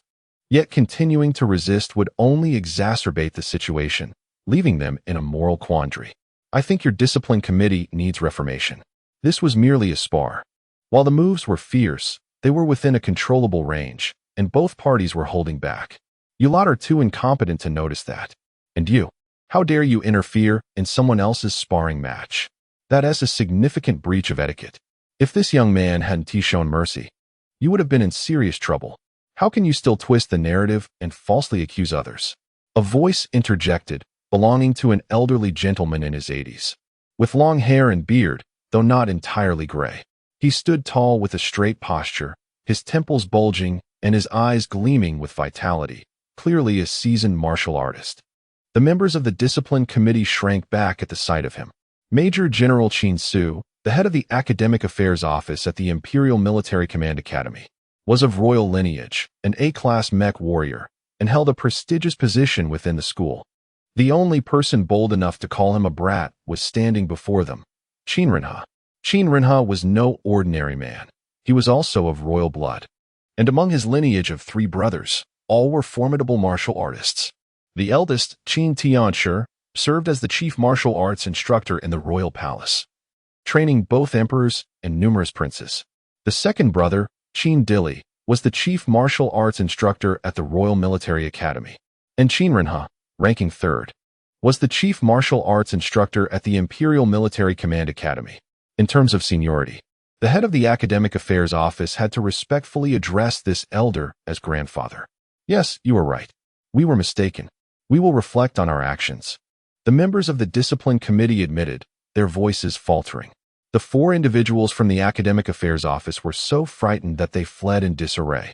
The crowd of onlookers dispersed, laughing heartily, leaving only Xia Xingchen and the elderly gentleman in the center of the playground. Chapter 92. Bestowing skills. The two approached, clasping their fists in a deep bow. Thank you, esteemed elder, for your heroic intervention. May I inquire your honorable name? Qin Renhe chuckled. It is the duty of martial artists to defend against injustice. I am but a retired old man, Qin Renhe. He then turned to Dai Ren and asked, young man, are you a descendant of the Dai family from the Ministry of Internal Affairs? Your martial techniques resemble those of your lineage. What relation do you have with Dai Yunfei? You possess keen insight, esteemed elder. I am Dai Ren, and I have had the privilege of meeting you. Dai Yunfei is my grandfather, the young man replied. Qin Renhe nodded and then inquired about Xia Xingchen. Your martial skills are still in their foundational stages. May I ask who you studied under? The crushing strike you executed reminded me of an old acquaintance. Indeed, esteemed elder. I have only practiced for a few months. Previously, I was a mech engineer at the Sand Dune base on Watchtower Star. I learned my techniques from Colonel Belisi, the commander of our mech division, Xia Xingchen explained. Oh, it is he. A colonel now, I see. 30 years ago, I ventured into the Death Star region and my ship was severely damaged, forcing me to stay at the Watchtower Star space station for a month. I recognized that young man's talent and mentored him for that time. I assume he has made considerable progress since then, Qin Renhe mused. Unfortunately, Colonel Belisi suffered grave injuries in battle a few months ago and is now in a vegetative state, Xia Xingchen said, sorrowful at the thought of his mentor. What kind of adversary could inflict such harm? Are the Star Pirates now so formidable? Qin Renhe frowned. Indeed, Xia Xingchen hesitated, almost mentioning Nicholas. But he was still uncertain about the man's true nature, and with Nicholas not having openly rebelled yet, discretion was necessary. It was the enemy from the north. Our entire garrison at Watchtower Star fell into a massive trap. I see. I warned everyone that Nicholas was a wolf in sheep's clothing, and it seems I was right. Qin Renhe said with indignation. Young man, if I may be candid, Colonel Belisi could be considered my half-disciple, since he can no longer teach you. I will take it upon myself to continue your training. I am growing old, and I entrust you with the task of avenging Belisi, Qin Renhe declared. Thank you for your guidance, esteemed elder, Xia Xingchen bowed deeply. And you, lad from the Dai family, join us in practice. It will be beneficial, Qin Renhe added. Thank you, esteemed elder. Dai Ren also bowed respectfully. You, however, are not in prime condition. Your foundation is weak. Run another 100 laps. Once completed, I shall teach you a breathing technique for internal cultivation to aid your recovery, he instructed Dai Ren. Upon hearing this, Dai Ren's face turned even paler, yet he nodded. Yes, esteemed elder, he said, then turned to continue running. Young man, the foundation Belisi laid for you is quite commendable. Your internal energy has reached a minor accomplishment, and your physical strength, agility, and speed are satisfactory. However, your understanding of martial techniques is rudimentary at best. What you know are merely moves, not true martial skills. Now, I shall impart to you a set known as the 36 forms of the fierce tiger. Observe closely, Qin Renhe instructed, adjusting his attire and assuming a starting posture. In an instant, Xia Xingchen felt the elder's aura transform. What was once gentle as a spring breeze now radiated the ferocity of a descending tiger. Xia Xingchen activated his insight skill, capturing every movement of Qin Renhe, even the intricate workings of his muscles, indelibly etched in his mind. Once the sequence concluded, Xia Xingchen had nearly memorized it. Young man, demonstrate it for me. If you cannot recall it perfectly, fret not. I merely wish to observe your stance, Qin Renhe commanded. Xia Xingchen nodded, recalling the martial techniques from earlier as his muscles began to contract, executing the identical sequence. Qin Renhe's eyes brightened. Not only did Xia Xingchen replicate the movements flawlessly, but even the timing and force of his strikes were nearly perfect. He sensed the burgeoning tiger-like aura emanating from Xia Xingchen, a presence that could only be achieved after mastering the 36 forms of the fierce tiger. What a treasure I have found! This young man is a genius, Qin Renhe concluded inwardly. Xia Xingchen was entirely absorbed in his performance, feeling as though he had transformed into a tiger, battling ferocious beasts in the forest. This set of techniques was said to have originated from an ancient warrior monk on Earth, a combat-oriented priest who spent decades in solitude in the forest, coexisting with tigers and observing their combat strategies. He later developed this martial art based on the tiger's movements. Mastery of this technique exponentially increases a warrior's strength, speed, and lethality, while also instilling fear in weaker opponents. In life-and-death situations, it can unlock even greater potential within the human body. As Xia Xingchen concluded the sequence, standing firm, Qin Renhe applauded. He pointed out several areas for improvement, as martial arts also involve rhythm, timing, and the flow of energy, nuances that the insight skill could not detect. Xia Xingchen diligently noted these corrections. 2 hours later, he had mastered the 36 forms of the fierce tiger, with only practical experience remaining to be acquired. Meanwhile, Dairen finally completed his exhausting laps, panting heavily. Having already run for over an hour that morning and engaged in a fight utilizing family secret techniques, his stamina was nearly depleted. Qin Renhe remained on site, guiding him through the nuances of breath control and energy circulation. Xia Xingchen then realized that the internal cultivation he learned from Colonel Belisi originated from Qin Renhe, known as the fetal breathing technique. This method emulates the state of a fetus in the womb, continuously repairing and nurturing the body with vital energy and nutrients. By noon, Dairen had fully grasped the technique. The two then expressed their gratitude to the elder before taking their leave and returning to their quarters. At that moment, Li Xiaomin was slumped over his desk, staring blankly at a blueprint displayed on the large screen before him. Chapter 93. Methods of Earning Money. Xia Xingchen and Dai Ren returned to their respective rooms to refresh themselves. Dai Ren chose to remain in his room, diligently practicing the breathing technique, utterly exhausted. Concerned about Li Xiaomin's apparent distress, Xia Xingchen entered the study, seated himself opposite Li Xiaomin, and began perusing the Mech design blueprints laid out on the table. Li Xiaomin, grappling with frustration, was suddenly invigorated upon noticing Xia Xingchen examining the blueprints. "Xingchen, can you comprehend the Mech design schematics?" he inquired, astonished. It is a well-known fact that without prior study, even seasoned Mech pilots with decades of experience would find it challenging to interpret such intricate designs, particularly those that included various parameters and material specifications. "Ah, indeed," Xia Xingchen replied without lifting his gaze. "During my time in the military, I served as a Mech maintenance technician, specifically in the logistics department's Mech repair division." "That's splendid," Li Xiaomin exclaimed, elated at finally encountering someone who could converse with him on a technical level. For a tech enthusiast, facing a daily barrage of technical ignorance was an arduous ordeal. He dashed back to his room, returning with a plethora of Mech design blueprints and schematics for Mech components, presenting them to Xia Xingchen. "Xingchen, please take a look at these. This stack contains my designs, while this one features those of my second brother. They all include design parameter requirements. Clearly, my design is more ingenious, yet our family elders show favoritism, insisting his design outshines mine. I seek your judgment." Xia Xingchen picked up the blueprints and scrutinized them in silence. Over 2 hours elapsed. Under Li Xiaomin's anxious gaze, Xia Xingchen finally spoke. "Xiaomin, if we evaluate solely based on the ingenuity of design concepts, your design indeed surpasses the others." Upon hearing this, Li Xiaomin's spirits soared.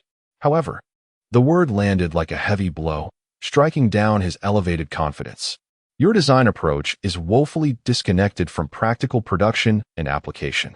Should the Tang Dynasty Group implement your design, bankruptcy would be imminent." "What do you mean?" Li Xiaomin's expression shifted to disbelief. "Observe this device. This is your design. And this is your brother's. While your design is superior in performance, your brother's design, albeit simpler, meets all parameter requirements at a significantly lower cost. The materials you've chosen are exorbitantly priced, Employing them increases the overall cost of the mech by a staggering 30%. Furthermore, in your design, you've integrated several components to conserve space, ostensibly allowing for the installation of 2 additional battery packs to enhance the mech's endurance.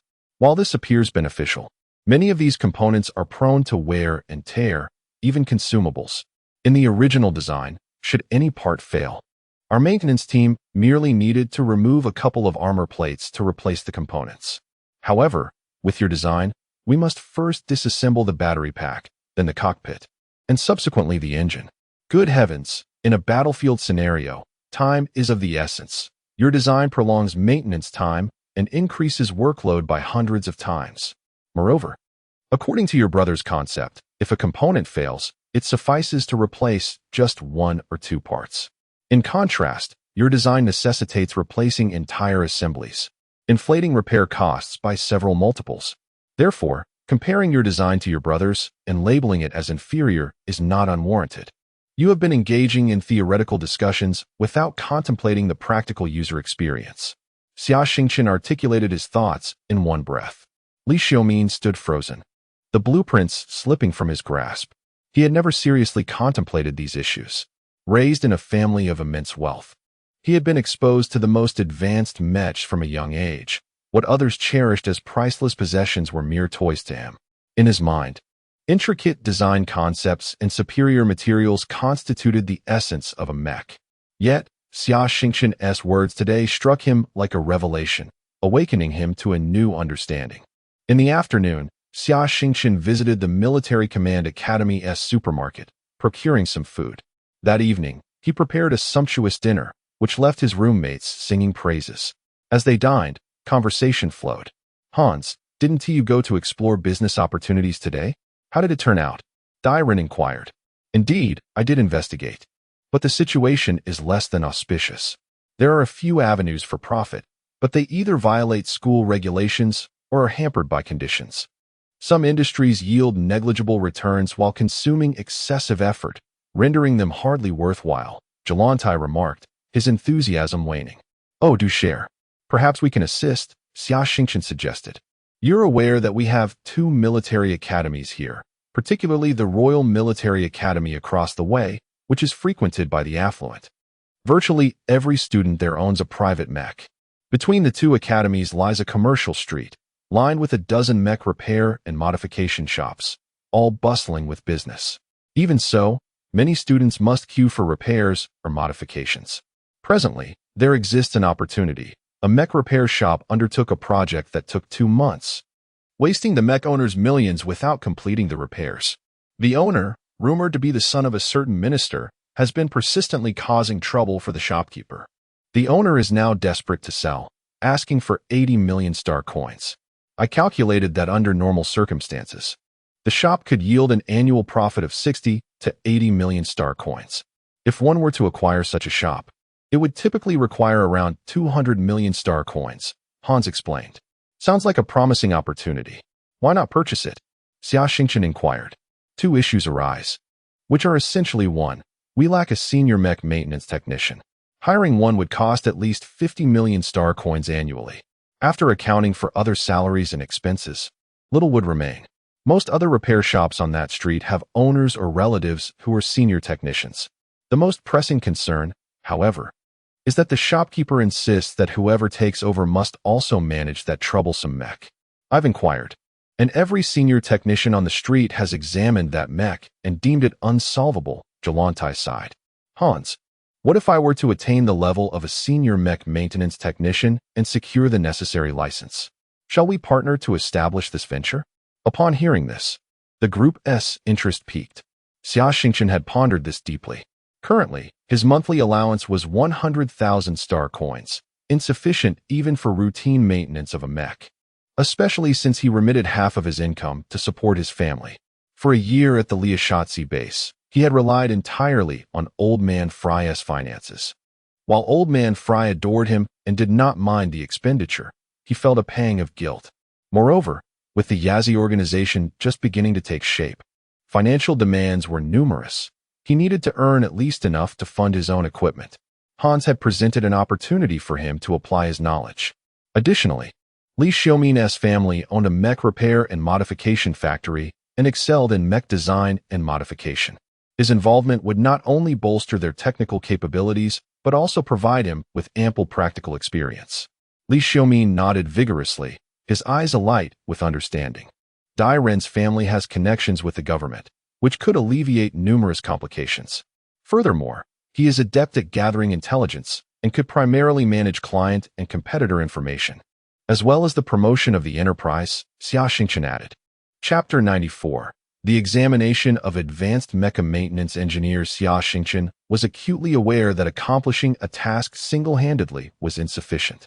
Thus, he resolved to involve several of his roommates, believing that collective effort would yield shared rewards. Regarding the malfunctioning mecha, he felt confident enough to take on the challenge.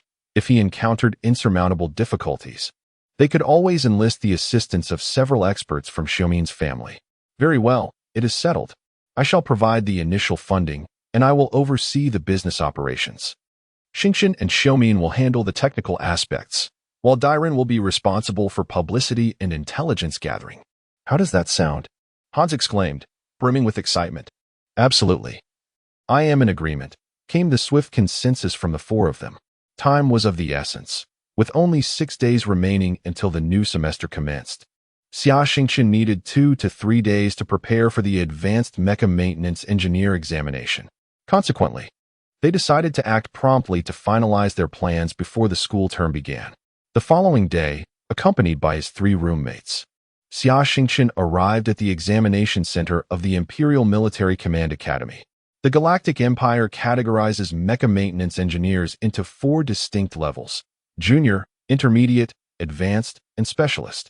The first 3 levels offer an annual opportunity to take the qualification examination, with each administrative district's main star housing an examination center.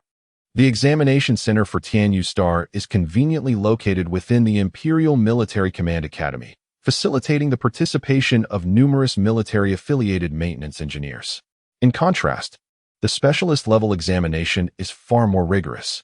Candidates must have served as advanced mecha maintenance engineers for at least 5 years before they are eligible to sit for the examination at the Mecha Maintenance Industry Association Center located on Luban Star, the sole venue for the specialist-level assessment. Applicants must receive unanimous approval from a panel of 5 specialist mecha maintenance engineers to qualify.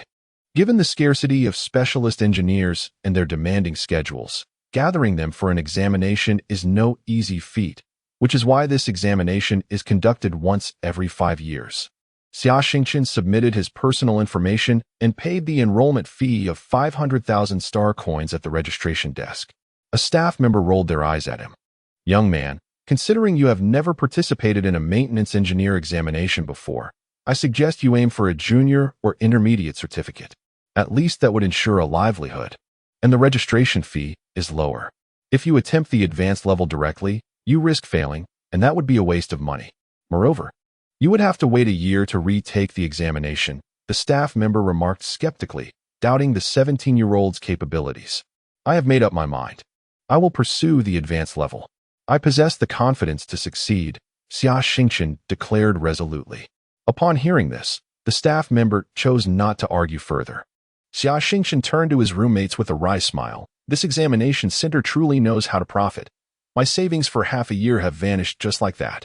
Hans, ever the pragmatist, patted him on the shoulder. Xingchen, do not worry. Once you pass the examination, the company will reimburse your registration fee. His internal calculations were undoubtedly astute. As hiring an advanced mecha maintenance engineer costs a minimum of 50 million star coins, the advanced mecha maintenance engineer examination consists of several phases. The first step is a written test, where candidates complete a set of theoretical questions on a central computer, with a perfect score of 100 required to pass, as those scoring below 95 will be eliminated. The second step involves practical fault diagnosis. The examiners will randomly introduce various malfunctions in 10 different mecha models, which the candidates must identify and rectify within 48 hours. Failure to do so will result in elimination. The third step requires the candidates to randomly select a mecha and, based on provided schematics, disassemble it into its basic components and then reassemble it within a span of 12 hours. Again, Exceeding the time limit or failing to complete the task will lead to disqualification. Xia Xingchen approached the examination arena with unwavering confidence. During the first phase, the written test predominantly featured theoretical questions, with a duration of 3 hours. Xia Xingchen furiously typed on the virtual keyboard, completing the exam in merely 40 minutes. The central computer assessed his responses, awarding him a perfect score, as his answers mirrored the textbook verbatim, an outcome of being rigorously drilled by Old Man Fry on Guardian Star. Without pausing, he transitioned to the practical fault diagnosis segment. After a brief glance at the malfunction descriptions, he entered the cockpit, connected to the neural control system, and employed his insight skills, rendering the Mecha's faults glaringly obvious. He deftly disassembled the Mecha with remarkable proficiency, addressing the issues with the finesse of a seasoned expert. In just 3 hours, he had resolved all faults across the 10 Mechas, astonishing the examiners who gathered to witness his performance. While some harbored suspicions of foul play, many examiners acknowledged that even they could not match his level of expertise. Noticing that time was still on his side, Xia Xingchen decided to commence the third examination phase immediately. He drew an Ice Wolf Mecha, and perhaps moved by nostalgia, he charged ahead without even consulting the schematics. With his insight skills fully activated, his hands flew in a blur, and within a mere 48 minutes, he had dismantled the Ice Wolf into disarray. The assembled examiners were left in awe. Subsequently, he spent an additional 110 minutes meticulously reassembling the Mecha. An examiner connected diagnostic equipment, and the screen displayed, all systems operational. The examination hall erupted into thunderous applause, as Xia Xingchen completed the D-level maintenance engineer examination in under 10 hours, an astounding feat, considering the previous record for the center was 15 hours. Chapter 95. Bargaining. Xingchen, you are truly remarkable. I am filled with profound respect for you, Hans exclaimed. Indeed. I have encountered numerous senior Mecha maintenance engineers, yet few possess such extraordinary skills. It's nothing short of miraculous, Li Xiaoming praised, an expert in this field. It appears our endeavors hold great promise, Dai Ren remarked, unusually revealing a hint of a smile. Xia Xingchen held up a red card alongside a certificate, unable to contain his delight. Similar to the D-level Mecha Technician grading examination, the Senior Mecha Maintenance Engineer assessment is divided into 4 tiers: S, A, B, and C, all clearly indicated on the records and certificates. An engineer rated S would incite fierce competition. Prominently displayed on Xia Xingchen and Oppo's S certificate was the illustrious S grade. That evening, Hans and Dai Ren ventured to the commercial district to negotiate with the owner of the repair shop. Mr. Hans, I must admit, I now regret the price of 80 million. It is far too low, the shop owner, Huth, said, his eyes gleaming with avarice. You see, several individuals approached me today regarding the transfer of the shop. Mr. Huth, as I understand it, your establishment has been besieged by a group of ruffians today, rendering it inaccessible. Not a single mouse has been through the door, let alone anyone seeking to conduct business with you, Dai Ren retorted with a cold smirk. The individual you have offended is none other than the beloved youngest son of the Empire's Deputy Minister of Finance, Tang Jin, who oversees all commercial approvals within the Empire. Until this matter is resolved, even if you abandon your shop, there will be no hope of reopening anywhere in the galaxy. You, Huth stammered, taken aback, his secrets laid bare. Moreover, you owe that young heir over 60 million star coins, and he has refused to settle. To resolve this issue, we will need expert assistance.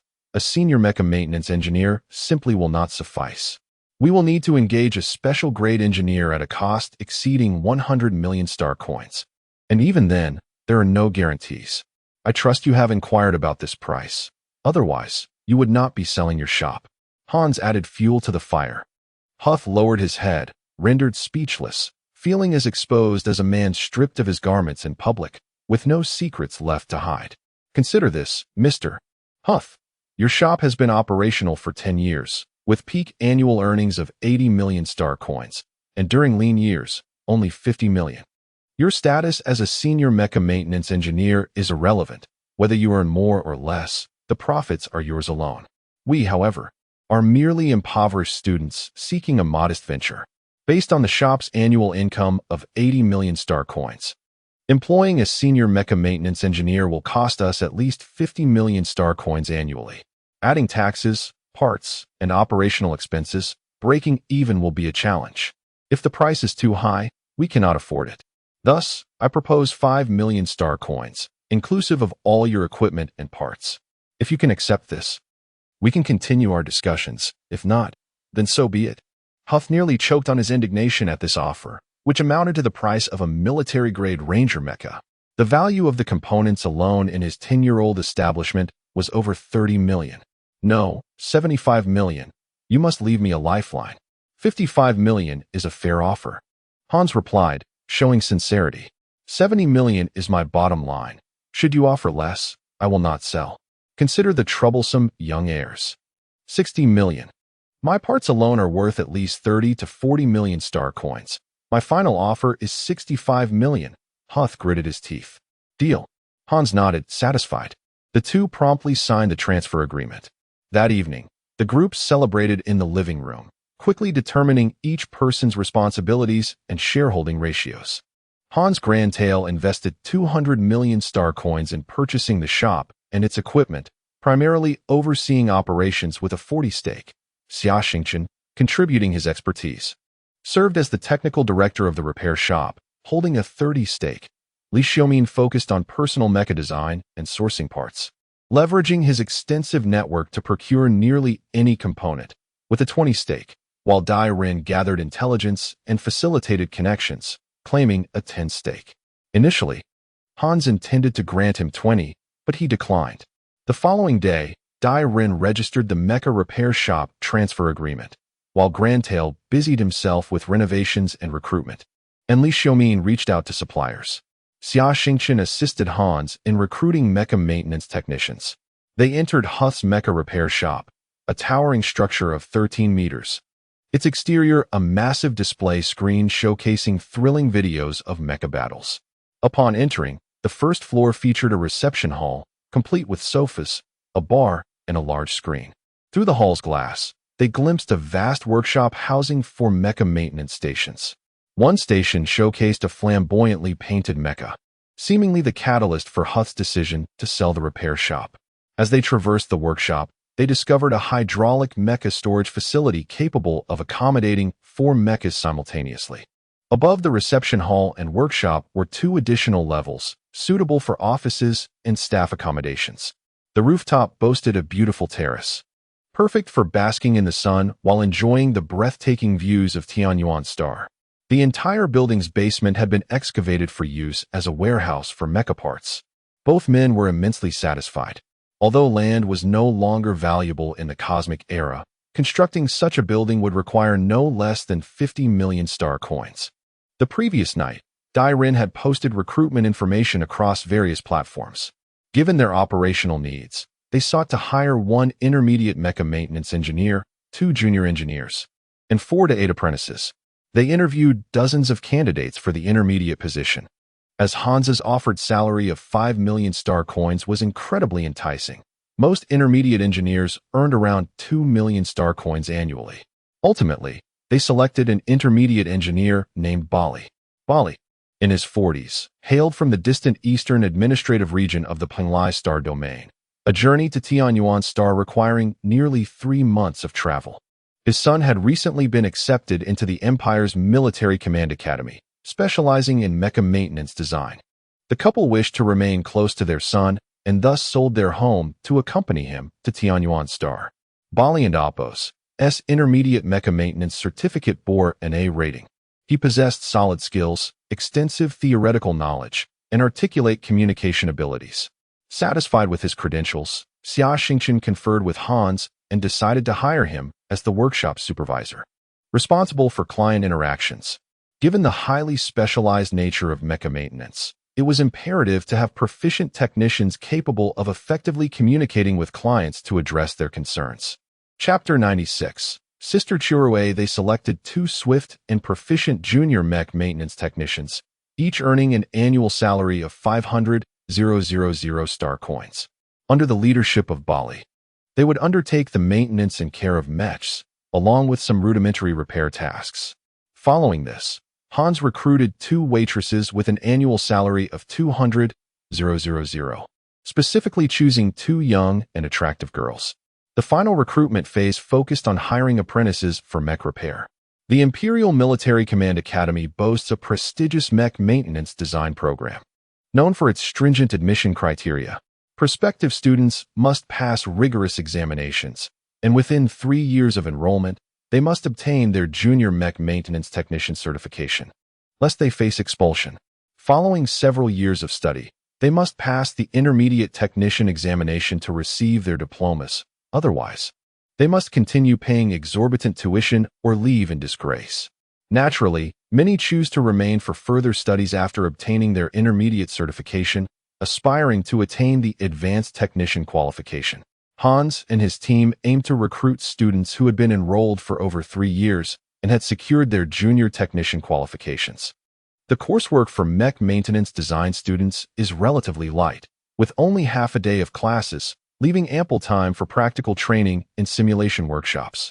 Many students opt to work in mech repair shops to earn piecework wages, honing their skills while alleviating the burden of their tuition fees. Soon, they selected 6 candidates, 3 attending morning classes and 3 attending in the afternoon. During their spare time, including evenings, they would assist in the shop with basic tasks. As the recruitment process neared completion, a young girl burst in.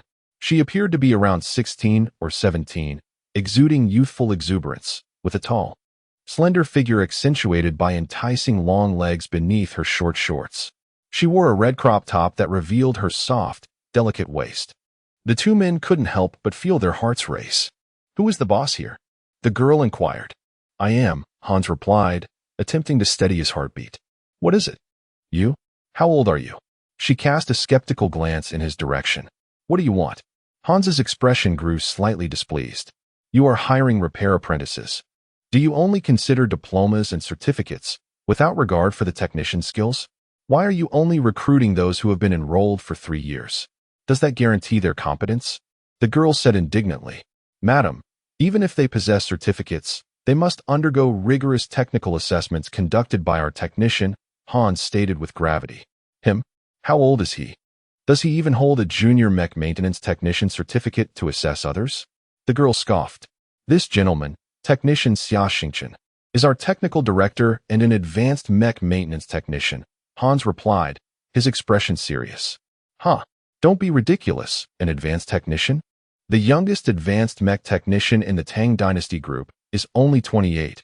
Is this gentleman really 18? She mocked. Xia Xingchen produced a red card and handed it to her. "This is my credential." The girl took the card, glanced at it, and exclaimed, "Wow, this fake credential looks remarkably genuine." She then scanned the chip embedded in the credential with her personal terminal, and the results shocked her.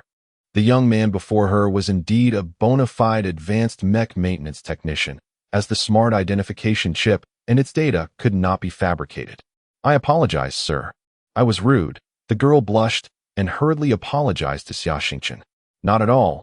Given my age, it's understandable that others may not believe it," Xia Xingchen said. "I implore you to give me a chance.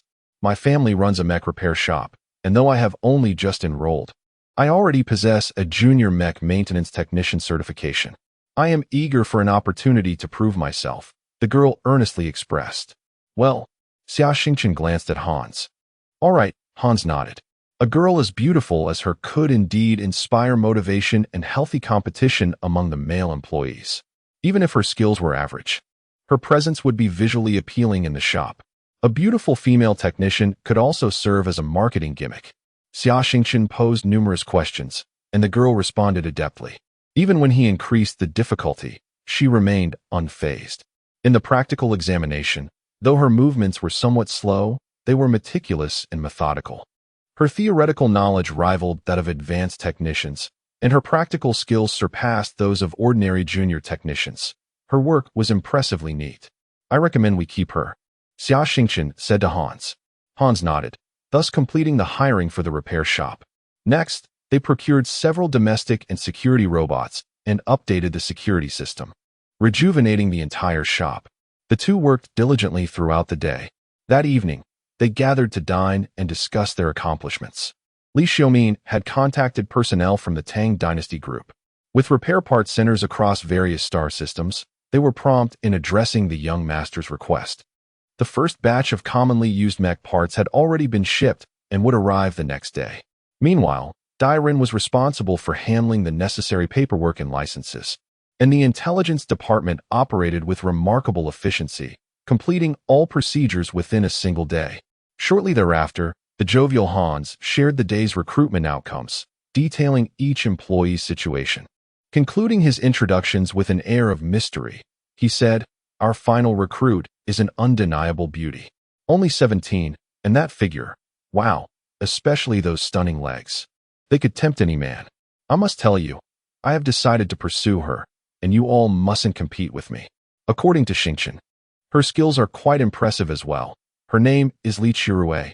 As Li Xiaomin sipped his soup, hearing her name caused him to sputter, spraying soup all over Hans's face, choking and coughing violently. What happened? What is going on? Hans was taken aback. Cough. Li Chirue is my sister. The others finally understood his intense reaction. Hans awkwardly scratched his head, realizing he had just boasted about pursuing the sister of his friend. Li Xiaomin straightened up and began to introduce his sister to his roommates. The Li family comprised 4 children, 3 sons and 1 daughter, the latter being the youngest and cherished like a jewel by the family. Originally named Li Chirue, her mother deemed it too unappealing and renamed her Li Chirue. From a young age, Chirue exhibited exceptional talent in various fields, including painting, calligraphy, sculpture, and music. However, influenced by her second brother, she developed an unwavering passion for mech design. At 14, with her brother's assistance, she began designing custom mechs for clients. Though still mastering the technical aspects due to her age, her designs, both in terms of interior and exterior, were imbued with artistic flair, earning her admiration among female mech technicians. 2 years later, the Tang Dynasty Group established a high-end custom mech brand named Chirue, with her as the principal designer. By that time, she had become capable of independently designing mechs without her brother's assistance. Recently, feeling she had hit a plateau in her skills, she proactively sought to enroll in the Imperial Military Command Academy's mech maintenance program for further education and inspiration. Upon her arrival at the academy, she learned that many of her peers were seeking employment outside the school to cover their tuition, which sparked her interest in exploring similar opportunities. At this moment, there was only one mecha repair shop on the commercial street seeking employees, yet they had established a 3-year enrollment threshold. Unfazed and audacious, Miss Li, in a fit of fervor, dashed in to engage in a discourse with Hans. "Hans," she declared, "while I do not oppose your pursuit of my sister, it is essential to note that she has always aspired to marry the most accomplished mecha designer. Thus, I believe there remains a glimmer of hope for someone like Xingchen. As for you, I suggest you refrain from squandering your time." Li Xiaomin spoke earnestly. "Hee," Hans replied, while Geraint managed to muster a smile that was more wretched than tears. Chapter 97. The disturbance the following day. All shareholders and employees of the company gathered at the repair shop. When Li Chirue saw her brother San standing before her with a sullen expression, she playfully stuck out her tongue. Hans delivered an impassioned speech, after which the entire company sprang into action. They took inventory, received spare parts, established pricing standards, and tidied up the employee dormitories. After 2 full days of bustling activity, the 1524 Mecha Club finally opened its doors. The 4 individuals, unwilling to expend much thought on a name, simply adopted their dormitory number as the store's name, memorable and meaningful. A large screen outside repeatedly broadcast the news of the 1524 Mecha Club's grand opening. The youngest senior mecha repair technician in Tianyu Star, a beautiful mecha repair designer, and opening discounts and promotions, all of which were clever marketing ploys devised by Hans.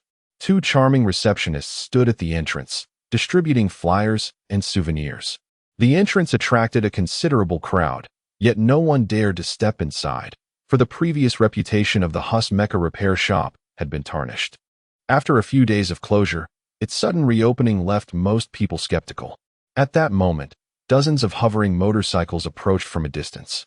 Coming to a halt in front of the shop, a young man with flamboyantly dyed hair and mirrored sunglasses led a group of eccentrically dressed individuals adorned with an array of tattoos from the vehicles. They strode directly towards the repair shop. Upon spotting Hans and the others at the entrance, the young man pointed at them and shouted furiously, "Did I not say that my mecha was not repaired? Don't you dare open. What? Are my words meaningless? Where's that old swindler Haas? Bring him out to see me." His arrogance was palpable. Seeing the situation unfold, Hans quickly approached, aware that the new shop's greatest challenge had arrived. "Greetings, you must be Mr. Tang Jin. I am Hans, the owner of this mecha repair shop. Mr. Haas has sold the establishment to me, and he has likely departed by now." Hans feigned a smile as he spoke. "What? The old man has fled? Are you trying to deceive me? How could the shop be transferred in just a few days? The paperwork would take longer than that. Do you take me for a fool? Are you unaware of my father's profession?" The young man named Tang Jin was livid. "Mr. Tang Jin, our shop is duly registered and has legal documentation. You are welcome to verify it." Hans maintained his cheerful demeanor. Don't think I can be easily fooled." Tang Jin called a number on his personal terminal. "Director Kenny, I'm at the Military Academy, Commercial Street. That shop that swindled me has changed hands and even acquired a new name. What is going on? Did I not instruct you that Huss was not to sell the shop to anyone?" On the other end, Director Kenny, head of the Tianyu Star Commercial Management Bureau, felt the pressure of Tang Jin's authoritative lineage. His boss was the Deputy Finance Minister of the Empire. Seeing the young master in a fury, he hurriedly opened his computer to check the information, and cold sweat broke out as he read the screen.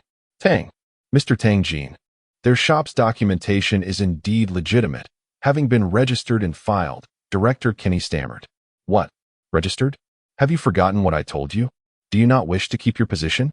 Tang Jin roared. "Please, allow me to explain.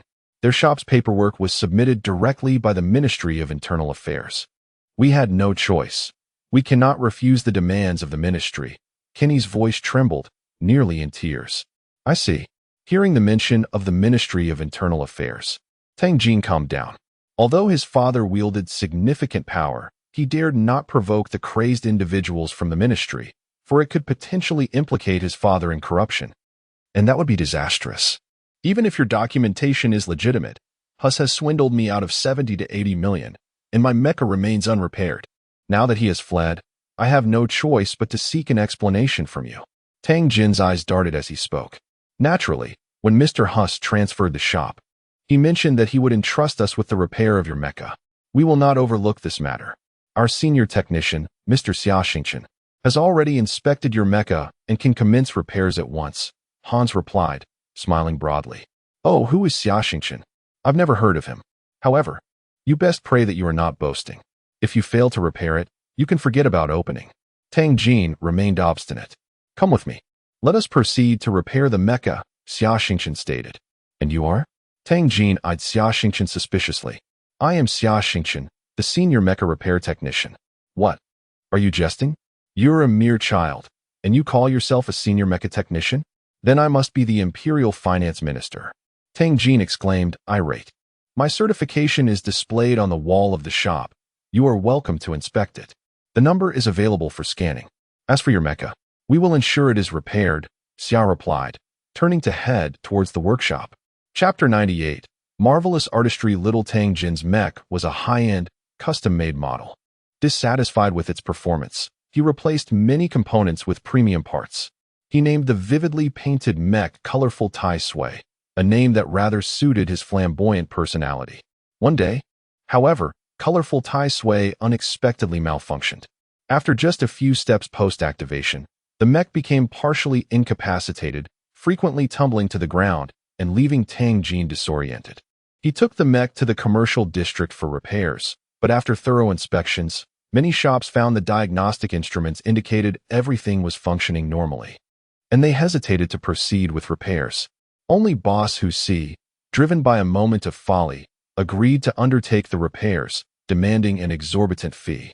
Relying on his own experience, Boss Hu Si suspected the issue lay within the operating system or signal transmission. He replaced the main control computer and reprogrammed the operating system. Yet the malfunction persisted, causing him to break into a cold sweat. Considering the possibility of command signal transmission issues, he then replaced nearly all of the mech's control cables. But the problem remained unresolved. Ultimately, with no other options, Boss Husi sought help from his peers. However, every skilled mech repairer in the commercial district had examined colorful Tai Sui without finding a solution. The primary dilemma was that they could not identify the root cause of the malfunction. 2 days prior, Xia Xingchen had conducted a comprehensive examination of colorful Tai Sui. Connecting a mental energy headband, he activated his perception skills, and an unusually awkward sensation filled his mind. His mental energy spread throughout the mech, swiftly pinpointing the source of the issue. Confidently, he informed Hans that he could effect repairs. Yet, just as he was about to begin, Hans stopped him. Don't rush into repairs just yet. Wait until that fellow arrives after the shop opens. Resolving it live will serve as the best advertisement, the shrewd Hans declared. At that moment, the mech repair workshop housed only Hans, a few others, and little Tang Jin. While the reception area was crowded with curious onlookers peering through the transparent glass walls and monitors to witness the repair process. Suddenly, an idea struck Hans. He summoned a staff member and connected the large outdoor screen to the workshop's monitors, instantly attracting a crowd of nearly 1,000 spectators. Xia Xingchen, equipped with a versatile mech repair robotic arm, climbed atop colorful Tai Sui and began disassembling it with remarkable speed and fluidity, leaving all present, including many of his peers, utterly astonished. This was no generic mech, it was a complex custom creation. In under 2 hours, the entire mech was reduced to its fundamental components. Moreover, Xia Xingchen disassembled several basic parts, extracting a multitude of intricate wires from within. What is this? Tang Jin stammered, gazing at the heap of scrap metal before him. Utterly speechless. Patience, this is merely the beginning, Hans reassured him, patting his shoulder. After addressing the individual components, Xia Xingchen commenced reassembling the mech, astonishing everyone with his innate ability to locate parts without searching. 3 hours later, a brand new colorful Tai Sui stood before the crowd, though a pile of components and wires still lay scattered on the ground. All done, Xia Xingchen announced, brushing off his hands. You. Are you jesting with me? How can it be functional with so many parts left unassembled? Are the diagnostic tools faulty? Has this boss fabricated the results? Murmurs of disbelief rippled through the crowd. Mr. Tang Jin, please, test it for yourself. Hans gestured toward the mech, inviting him to try. With skepticism, Tang Jin entered the cockpit and closed the hatch. Bali, at the control panel, pressed a few buttons, and the metal door behind the workstation opened, revealing a path leading into the distance. All the mech repair shops lined one side of the street, and just a kilometer behind them lay vast open fields. A favored playground for mech enthusiasts. After repairs, these shops often tested mechs in that area. As Tang Jin engaged the operating system, all indicator lights illuminated, confirming the mech's normal status. Cautiously, he took a few steps forward without incident and gradually increased his speed. Colorful Tai Sui accelerated, and he experienced an unprecedented fluidity in control, far surpassing its previous speed. Pressing down on the power pedal, the mech's folding wings unfurled and the thrusters ignited, propelling it into the sky. After executing several advanced maneuvers without issue, he found the mech's responsiveness had significantly improved.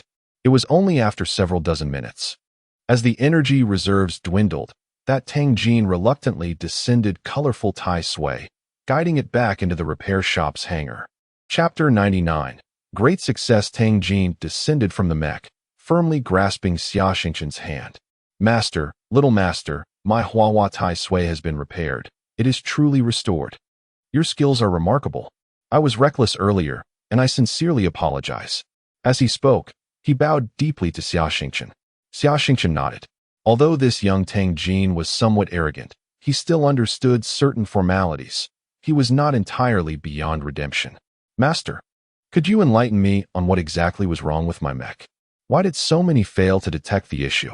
Moreover, after you disassembled so many components, the mech's performance not only remained unaffected, but actually improved. How is this possible? Tang Jin earnestly inquired.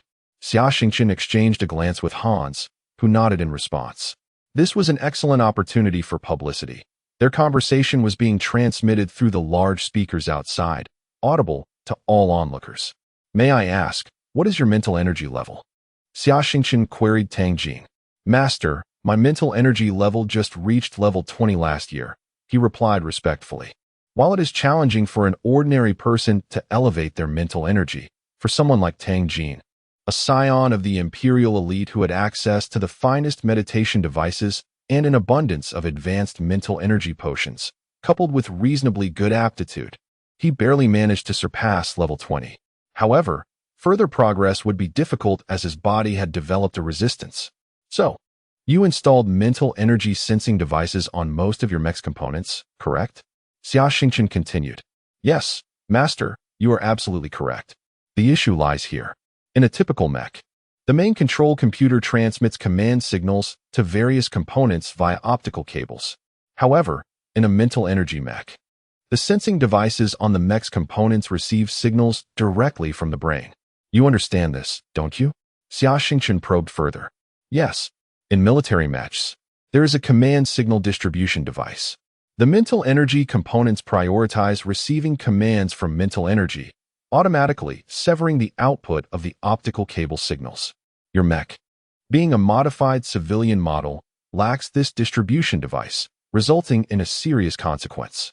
For instance, if you command the mech to move its left leg forward by 3 meters, the mental energy sensing device receives the signal first, causing the mech to lift its leg in response. Then, 1 second later, the optical cable transmits the same command, resulting in the mech moving its left leg further while already in midair, leading to a potential fall. It is quite astonishing that you were not harmed. Oh, I see, Tang Jin exclaimed, clapping his hands in realization. And what about these components? I removed some of the optical cables and mental energy receiving devices based on your mech's actual condition, eliminating the conflict, and optimized the transmission of command signals. Which is why you feel the mech operates more smoothly, Xia Xingchen smiled. His radiant smile, broadcasted on the big screen, captivated numerous infatuated young women outside. Master, thank you. From today onward, my friends and I will have our mech repaired and maintained at your shop. He turned to his subordinates. Did you all hear that? Yes, boss. Most of his followers were also mech enthusiasts, hailing from affluent families. Meanwhile, the other mech repair shop owners, who had initially hoped to witness a spectacle, turned pale. Although Tang Jin and his crew could be challenging customers, their genuine passion for mechs and willingness to spend without ever defaulting on payments made them valuable clients. Losing such customers would significantly impact the profits of the other shops. Oh, and remember this, from now on, Master Xia and Boss Hans are my good friends and brothers. Anyone who dares to stir trouble at Master Xia's shop will find their own store in jeopardy, Tang Jin warned, gesturing at the shop owners. They had harbored similar thoughts. The mech repair shops on this commercial street were notoriously insular. Whenever a new shop opened or a new operator took over, they would feign customers with problematic mechs to create chaos. Many new shops had closed shortly after opening due to this reason. Tang Jin, well acquainted with the local dynamics, issued a timely warning. Before leaving, Tang Jin insisted on paying a repair fee of 20 million star coins, despite their repeated refusals. Soon, the news of this event spread throughout the commercial street and the 2 military academies, drawing numerous students eager to bring their mechs for repairs. The 4 repair stations and the 4 mech storage bays were quickly filled. Additionally, they received dozens of appointment requests, while siblings Li Xiaomin and Li Chirue each received 2 mech modification orders, busily sketching designs in their upstairs office. Xia Xingchen worked tirelessly until after 9 in the evening, having repaired 13 mechs, all of which had presented complicated issues. Throughout the day, his repair processes were live-streamed. As night fell, the 4 brothers gathered in the living room. Shortly thereafter, the day's revenue was tallied, a total of 28.6 million star coins, with Tang Jin's order yielding nearly no cost. After deducting various expenses amounting to 3.8 million star coins, the rest was pure profit. Hans promptly distributed bonuses to each person's account and generously rewarded every employee with a sizable red envelope. Despite sharing the surname Grellant, he was no miser. He understood the principle of collective prosperity knowing that only by sharing wealth would it continuously flow into their pockets. Xingchen, the customer flow tomorrow may exceed today's by tenfold. I estimate you will be extremely busy within a month. Thank you for your hard work, Hans remarked. It's nothing. I truly relish the feeling of earning so much. After half a year of striving, I will finally have my personal mech, Xia Xingchen smiled. Xiaomin, you and your sister must make a resounding debut with the mech modifications, Hans instructed. Absolutely. My mother just sent over a document granting us the use of the Chirue brand, with the sole stipulation being that I give my sister a bit more money for her allowance, Li Xiaomin replied. Not a problem. Hans responded readily, adding, I intend to convert the rear storage area into simple mech maintenance stations for the apprentices to conduct routine upkeep. Furthermore, I will invest an additional 20 million to expand a storage facility for 24 mechs at the back entrance, comprising 1 underground level and 2 above, each capable of accommodating 8 mechs. What do you think? I agree. That sounds excellent. Indeed, our current scale is too small. Leave the approval process to me. Dai Rin volunteered eagerly. After another day of intense labor, the school term finally commenced. Chapter 100. Opening Ceremony. The Grand Sports Hall of the Imperial Military Command Academy, with a capacity of 50,000, was filled to capacity. Most of the attendees were new students of this academic year. On the large screen, the address of General Qin Zhenglong, the president of the academy, was being broadcast. However, the content of his speech was the same old rhetoric: loyalty to the nation, fidelity to the empire, adherence to discipline, and the importance of diligent study. The students below were nearly dozing off. Had it not been for the vigilant students patrolling, many would likely have succumbed to slumber. Finally, after 2 long hours, the old president concluded his lengthy discourse. The students felt as if they had been granted a reprieve. However, the old president's tone shifted as he announced, "You are a fortunate group of students. Today, a distinguished individual will deliver a speech to you, an opportunity that is rare indeed, and I hope you will cherish it." Suddenly, the screen flickered, revealing an imposing elderly man clad in military attire adorned with a large silver star and the insignia of the Galactic Empire. A wave of astonishment rippled through the audience. Almost all recognized the venerable figure before them, Grand Marshal von Bismarck, the supreme commander of the Galactic Empire's forces. He posed a question: what is the purpose of your enlistment? To be loyal to the Empire, to defend the galaxy. The 50,000 students chorused in unison. Well said. Remember your pledge, the Grand Marshal declared resolutely. Indeed, the purpose of our Galactic Empire's military is to safeguard the Empire and protect the galaxy. Now, let me elucidate the significance of this mission. Our bank may be vast, but it is merely a fragment of the universe. The Milky Way is a formidable nation built upon humanity. Yet, we are not alone in this cosmos. Formidable insectoid races and various extraterrestrial beings exist, some of which are so powerful that they surpass your wildest imaginings. Though they may seem distant, the reality is otherwise. Our unified galactic empire possesses a formidable military strength that deters alien forces, allowing us to enjoy the peaceful lives we have today. However, should our military might weaken, they will seize the opportunity to invade. As he spoke, the screen displayed harrowing footage of fierce battles between the Empire's forces and the insectoid and alien adversaries. In one clip, the cockpit of a mech was torn apart, its pilot dragged out, while insectoids surged forward, resulting in a gruesome scene of blood and entrails.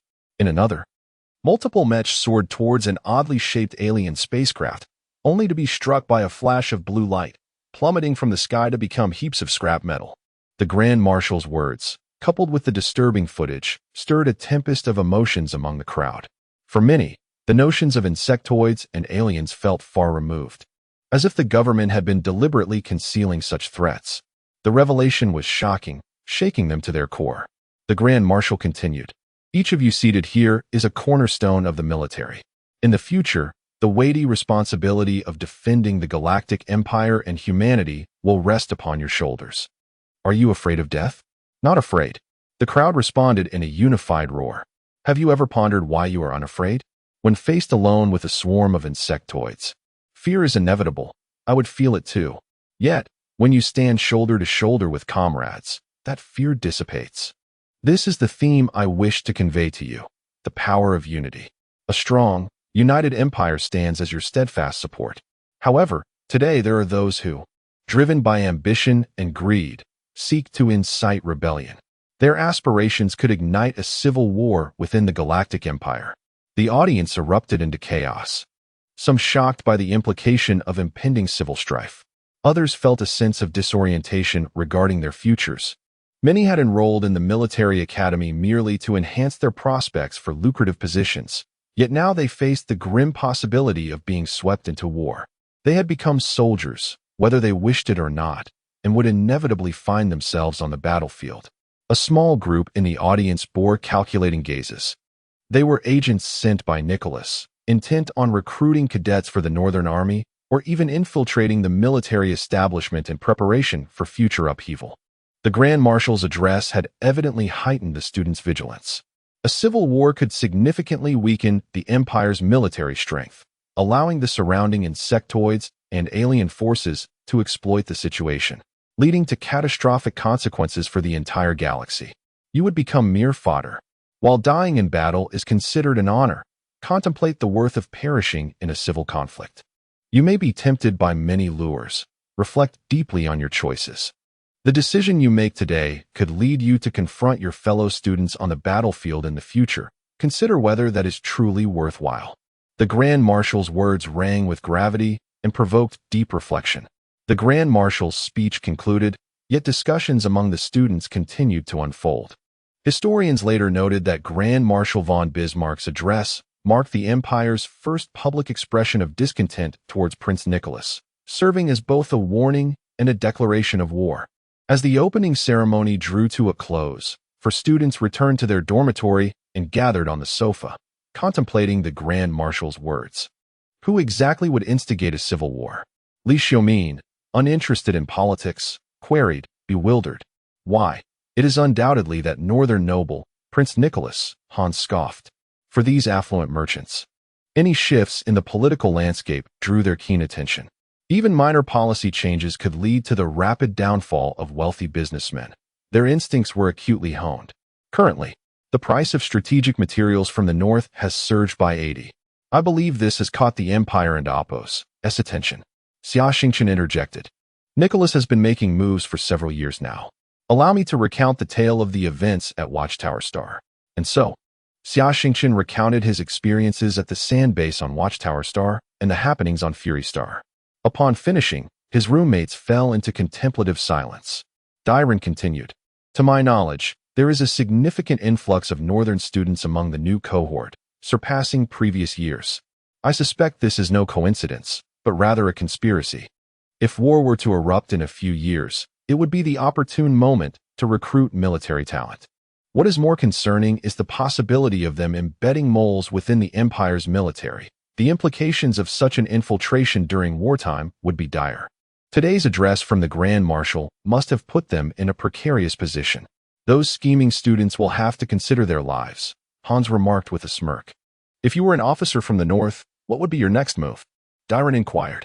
That's simple. Throw money at the problem. Our family has an old saying. Money can make the devil dance. Rank is but a facade. Why do officials seek power? It is undoubtedly for wealth and advancement, Mr. Gradgrind declared with pride. What's the use of wealth if your life is lost? Li Xiaoming murmured softly. To my knowledge, the North has always been impoverished.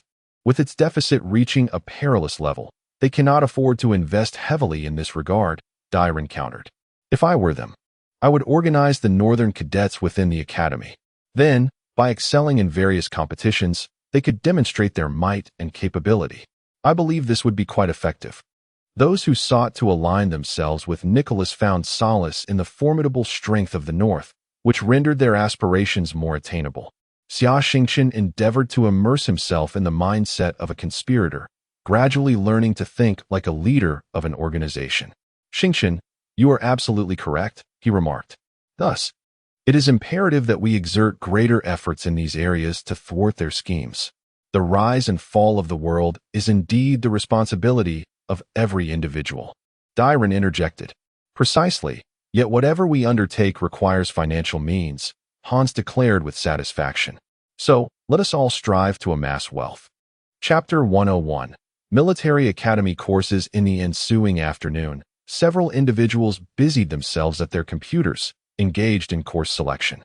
The curriculum at the Imperial Military Command Academy is quite unique. Students are categorized into 3 tiers: junior, intermediate, and advanced. The courses are closely intertwined with practical combat exercises. Junior students are divided into 2 departments: the Department of Tactical Command and the Department of Mecha Maintenance and Design.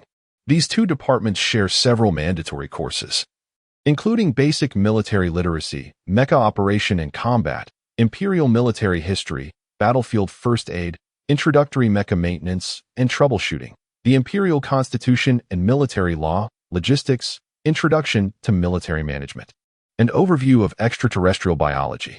The mandatory courses for the Department of Tactical Command include military psychology, ancient military history, junior fleet command, tactical command studies, operational command studies, information technology and communications, war and public opinion control, military mapping, introductory military strategic and tactical simulation, intelligence studies, modern military management, and national defense economics.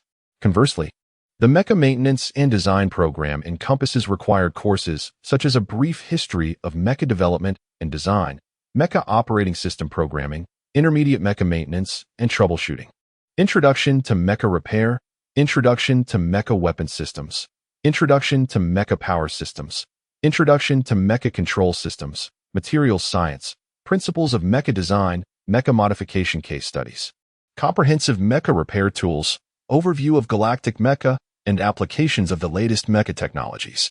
Moreover, the Academy offers numerous elective courses, such as finance, administrative management, forensic science, economics, intermediate battlefield first aid, and comprehensive combat, all taught by the most distinguished scholars from across the galaxy. After all, the future of warfare and military requires a plethora of versatile talents. At the Imperial Military Command Academy, apart from basic military literacy, which is taught collectively, students have the freedom to choose their class schedules for the remaining subjects. The courses are cyclic, with all content covered over a few months before the cycle recommences. Students can select classes according to their availability and may register for exams held biannually upon completion of their courses. Naturally, the Academy enforces stringent academic standards. For instance, students in the Mecha Maintenance program must complete all mandatory courses within 3 years and pass the Junior Mecha Maintenance Technician Qualification Examination to remain at the Academy. Those who fail to pass the requisite examinations and earn sufficient credits will receive a certificate of completion and be expelled. The students who continue their studies do not have it easy either. They become responsible for substantial tuition fees from that point onward, only receiving their diplomas upon passing the Intermediate Mecha Maintenance Technician examination. Similarly, students in the Department of Tactical Command must complete all mandatory courses and pass their examinations within 3 years, with non-compliant individuals facing expulsion as well. Upon successfully passing all examinations and obtaining the Junior Graduate Certificate, students become eligible to register for the Intermediate Graduate Examination, with a select few outstanding candidates granted exemption from testing. The specialization for intermediate students becomes increasingly refined, encompassing various fields such as battleship command, advanced mecha maintenance, mecha design, advanced mecha combat, and military history studies, among others. The duration of these programs is 2 years, each with corresponding evaluation standards. Finally, for the advanced students, the subjects they study are largely confidential, with a brief duration of only 1 year, primarily catering to distinguished military leaders with notable achievements. Xia Xingchen, in addition to selecting his mandatory courses, opted to take all the compulsory subjects from the Mecha Maintenance and Design program as electives, alongside practical courses such as comprehensive combat, Machiavellian studies, and conspiracy theories. Although the workload appeared daunting, his insight skills served as an invaluable advantage, rendering these challenges rather manageable. Li Xiaomin's choices mirrored those of Xia Xingchen, selecting the entirety of the Mecha Maintenance and Design courses, as he lacked the capacity to pursue further subjects. Hans Gelantai, apart from his required courses, chose a plethora of classes such as finance, galactic economic law, interstellar consortium management, marketing, and consumer psychology, evidently treating the military academy as a business school. Dairen selected electives like makeup studies, media studies, poison research, and criminal investigation, all rather niche yet highly practical courses. In the evening, the group convened at the 1524 Mecha Club. Throughout the day, Bali and his team repaired 2 mechas and maintained 6, generating a revenue of 2 million star coins. In the hangar and on the mecha maintenance workbench, 8 additional mechas awaited repair. Xia Xingchen assessed the situation and found that 2 of the mechas had minor issues, delegating them to 2 apprentice mechanics. He then took matters into his own hands, completing the repairs on the remaining mechas in just 4 hours, leaving them ready for payment collection. A preliminary calculation suggested that these mechas could yield over 4 million in revenue, combined with the earlier 2 million star coins, leading to a net profit exceeding 5 million after deducting costs. Xia Xingchen was taken aback, realizing that the day's net profit surpassed his stipend for 3 years. Chapter 102. Instructor Christo. Early the next morning, Xia Xingchen and Dairen completed their special training with Qin Renhe and arrived at the designated training ground. Here, the freshmen would undergo 3 months of military training, for hours each day, as part of the basic military literacy course. Due to the significant differences in military ranks among the new recruits, ranging from privates to captains, the academy grouped the students by rank into teams of 30, assigning each group a corresponding instructor to mitigate any instances of disrespect or insubordination. Xia Xingchen and Dai Run, both lieutenants, were assigned to training ground number 58. Their instructor was a burly man with a shaved head, his muscular frame straining against the fabric of his uniform, and his red electronic eyes exuded an eerie and fierce aura. The cloning and repair technology for human ocular organs has historically had a low success rate and exorbitant costs, leading many injured soldiers to opt for electronic eyes. These devices possess capabilities nearly indistinguishable from genuine eyes, including night vision, telescopic, microscopic, scanning, and information transmission functions, and can directly link to weapon systems for targeting purposes.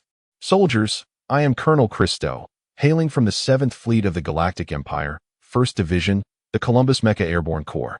The bald instructor introduced himself, earning the immediate respect of all the recruits. Years ago, Emperor Qin Wu dispatched a massive army to explore the Death Star region, resulting in significant losses. However, this did not extinguish the dictator's fervor for expansion. He subsequently established the 7th Fleet, tasked with exploring and conquering uncharted planets beyond human control. The most renowned unit within this fleet is the 1st Division's Columbus Mecha Airborne Corps, an elite force consistently engaged at the front lines. This unit has an illustrious combat record, but suffers from a high casualty rate, averaging 30 annually. Those who have survived in this unit for years are undoubtedly the strongest of the strong. I have been appointed as your instructor, which is both your fortune and your misfortune, Colonel Christo declared. You are fortunate because, after my training, you will have a greater chance of survival on the battlefield. However, to earn that chance, you must first endure the hell that I will put you through. And do not even think about using connections to slack off. I will not compromise on standards. Not even the principal can sway me. If you do not meet my requirements, you can forget about graduating. Many recruits displayed expressions of despair and anguish. They had come merely to polish their credentials, unaware of the torment that awaited them. At that moment, one recruit boldly exclaimed, "Sir, we are all officers and have undergone rigorous military training. Surely, the requirements need not be so stringent? Officers? That is the biggest joke I have ever heard." Colonel Christo retorted, his voice booming. "Out of the 30 of you, fewer than 5 have actually seen combat. Without the support of your families, the vast majority of you wouldn't even qualify to stand here. Some of you are even inferior to ordinary soldiers. You worthless trash will be targeted on the battlefield. Your deaths are inconsequential, but you will drag down the innocent soldiers under your command. Officers, until you have completed my training, you are nothing more than swine." Colonel Christo then pointed at the outspoken recruit, saying, "You, after training, will run 10 laps around the training ground." This vast training area rivaled the scale of the quicksand base, with each lap measuring 5 kilometers, totaling 50 kilometers for 10 laps. The recruit nearly fainted at the thought. Of course, some of you possess potential, Colonel Christo continued. To save time, I will give each of you an opportunity to take an assessment before each training module begins. If you pass and meet my standards, you will be exempt from that particular training session. Xia Xingchen's eyes lit up at this prospect. As he was keen to avoid wasting so much time here, he had much to learn. Today, we will commence with Module 1, a 30-kilometer weighted cross-country run. The requirement is for each soldier to carry a load of 30 kilograms and complete the 30 kilometers within 90 minutes. Many recruits turned pale at this announcement. This speed was daunting for humans, even with enhanced physical capabilities, and running such a distance under load while navigating obstacles seemed insurmountable. They could only imagine how grim their future days would be. I mentioned that each of you has an opportunity to take the assessment. So, who among you dares to challenge themselves? Christo added. However, I must clarify that the standards for the challenge will be even more rigorous. You will need to carry a load of 50 kilograms. And should you fail the challenge, you will face a penalty of 10 laps after today's training. Christo suppressed a smirk, maintaining an expressionless facade while several recruits, initially eager, recoiled at the additional condition. For an ordinary person without enhancements, carrying 50 kilograms over 30 kilometers would be tantamount to breaking their spine. The thought of sprinting and overcoming obstacles under such conditions was utterly daunting. What's the matter? No one dares to challenge. It seems I was right. You are a bunch of cowards. Christo laughed heartily. Chapter 103, Off-Road Assessment Report. Commander, I am willing to give it a try. A young Caucasian officer stepped forward. Xia Xingchen's pupils constricted. The insignia on the man's arm clearly belonged to the Northern Fleet. The uniform of the Imperial Military Command Academy bore two insignias, the Academy's emblem on the left arm and that of the officer's original unit on the right. Panchafe, a lieutenant under the Northern Fleet, was affiliated with the Siberian Star Domain's Garrison Mech Special Operations Battalion. At the age of 23, he was classified as a D-rank mech pilot. His father held the rank of Major General and commanded the garrison fleet in the Siberian Star Domain. Like Andrei, Panchafe enlisted at a young age and frequently participated in covert operations, establishing himself as a rising star within the Northern Fleet. He and Andrei shared both camaraderie and rivalry. Several months prior, Nicholas had authorized the establishment of a new Mech Special Operations Battalion, composed of exceptional young mech pilots selected from various units, with the D rank being the lowest qualification. This battalion would be equipped with the latest mechs to engage in diverse combat scenarios, destined to become another sharp blade for the Northern Fleet. Panchafe had believed that, thanks to his capabilities and his father's connections, the position of commander of this mech battalion was virtually assured. However, an unexpected appointment was made from above, as Andrei, who was not even a D-rank mech pilot, was designated as the battalion leader. This incited deep dissatisfaction within Panchafe, who felt Andrei had ascended solely through nepotism. Consequently, in a fit of rage, Panchafe withdrew from the battalion and sought further education at the Imperial Military Command Academy, leveraging his father's connections. Additionally, he accepted a mission from the Northern Military Intelligence Department to recruit Academy cadets into the Northern Army. However, before their plan could fully unfold, they were met with a decisive blow from Marshal von Bismarck. Panchafe and his associates convened secretly to strategize. Just as Xia Xingchen had surmised, they were about to showcase their might. Report, instructor, I too wish to participate in the assessment. Xia Xingchen stepped forward and saluted, determined to thwart the Northern operatives and oppos schemes. Very well, Colonel Christo bellowed. You too follow me. The rest of you, heed my orders. Run 10 laps around the training ground, and then regroup. Yes, Commander. Colonel Christo led the two to the off-road training site, where Panchafe and Xia Xingchen sized each other up. Third Fleet, is it? Panchafe mused, observing the insignia on Xia Xingchen's uniform. He reflected that the Third Fleet was not on good terms with the Northern Fleet. Andrei had lost to a Third Fleet private in the level examination, and the mech pilot's secret training base on Watch Star had been destroyed by the Third Fleet. The shadow of the Third Fleet loomed over various confrontations. I will not be outdone by this kid, he thought resolutely. Memories flooded back to 7 or 8 years prior, in the frigid, snow-laden forests of the Siberian Star, where hundreds of children, clad only in shorts, bore heavy rifles and ammunition as they ran ceaselessly. They had to maintain a high level of physical exertion to stave off hypothermia. Many children fell and were injured, yet none stopped, nor did anyone show them pity. It would take 2 hours for rescue mechs to arrive to collect the frail bodies from the ground. Many children never even had the chance to be retrieved and became prey for the ice wolves. As Panchafe ran, he watched the slim figure with golden hair ahead of him. At that moment, the figure seemed to transform into a wolf king, leading a pack in relentless motion. I refuse to yield. I too shall become a wolf king. Andre, just you wait. I will defeat you. Xia Xingchen, in turn, scrutinized the tall, robust northern soldier. He exuded an aura of ruthlessness and coldness, reminiscent of the essence of a wolf that Xia Xingchen had sensed in Andre. At last, they arrived at the off-road site. The two began to don their gear, including individual laser rifles, military backpacks, grenades, landmines, and energy blocks, accumulating a total weight of 50 kilograms. With a command from Colonel Christo, they simultaneously charged forward. Though both ran the same route, their rhythms were entirely distinct. Panchafe, possessing remarkable endurance, maintained a steady pace. Akin to a wolf, when the terrain was flat, he sprinted swiftly, executing precise movements over obstacles without hesitation.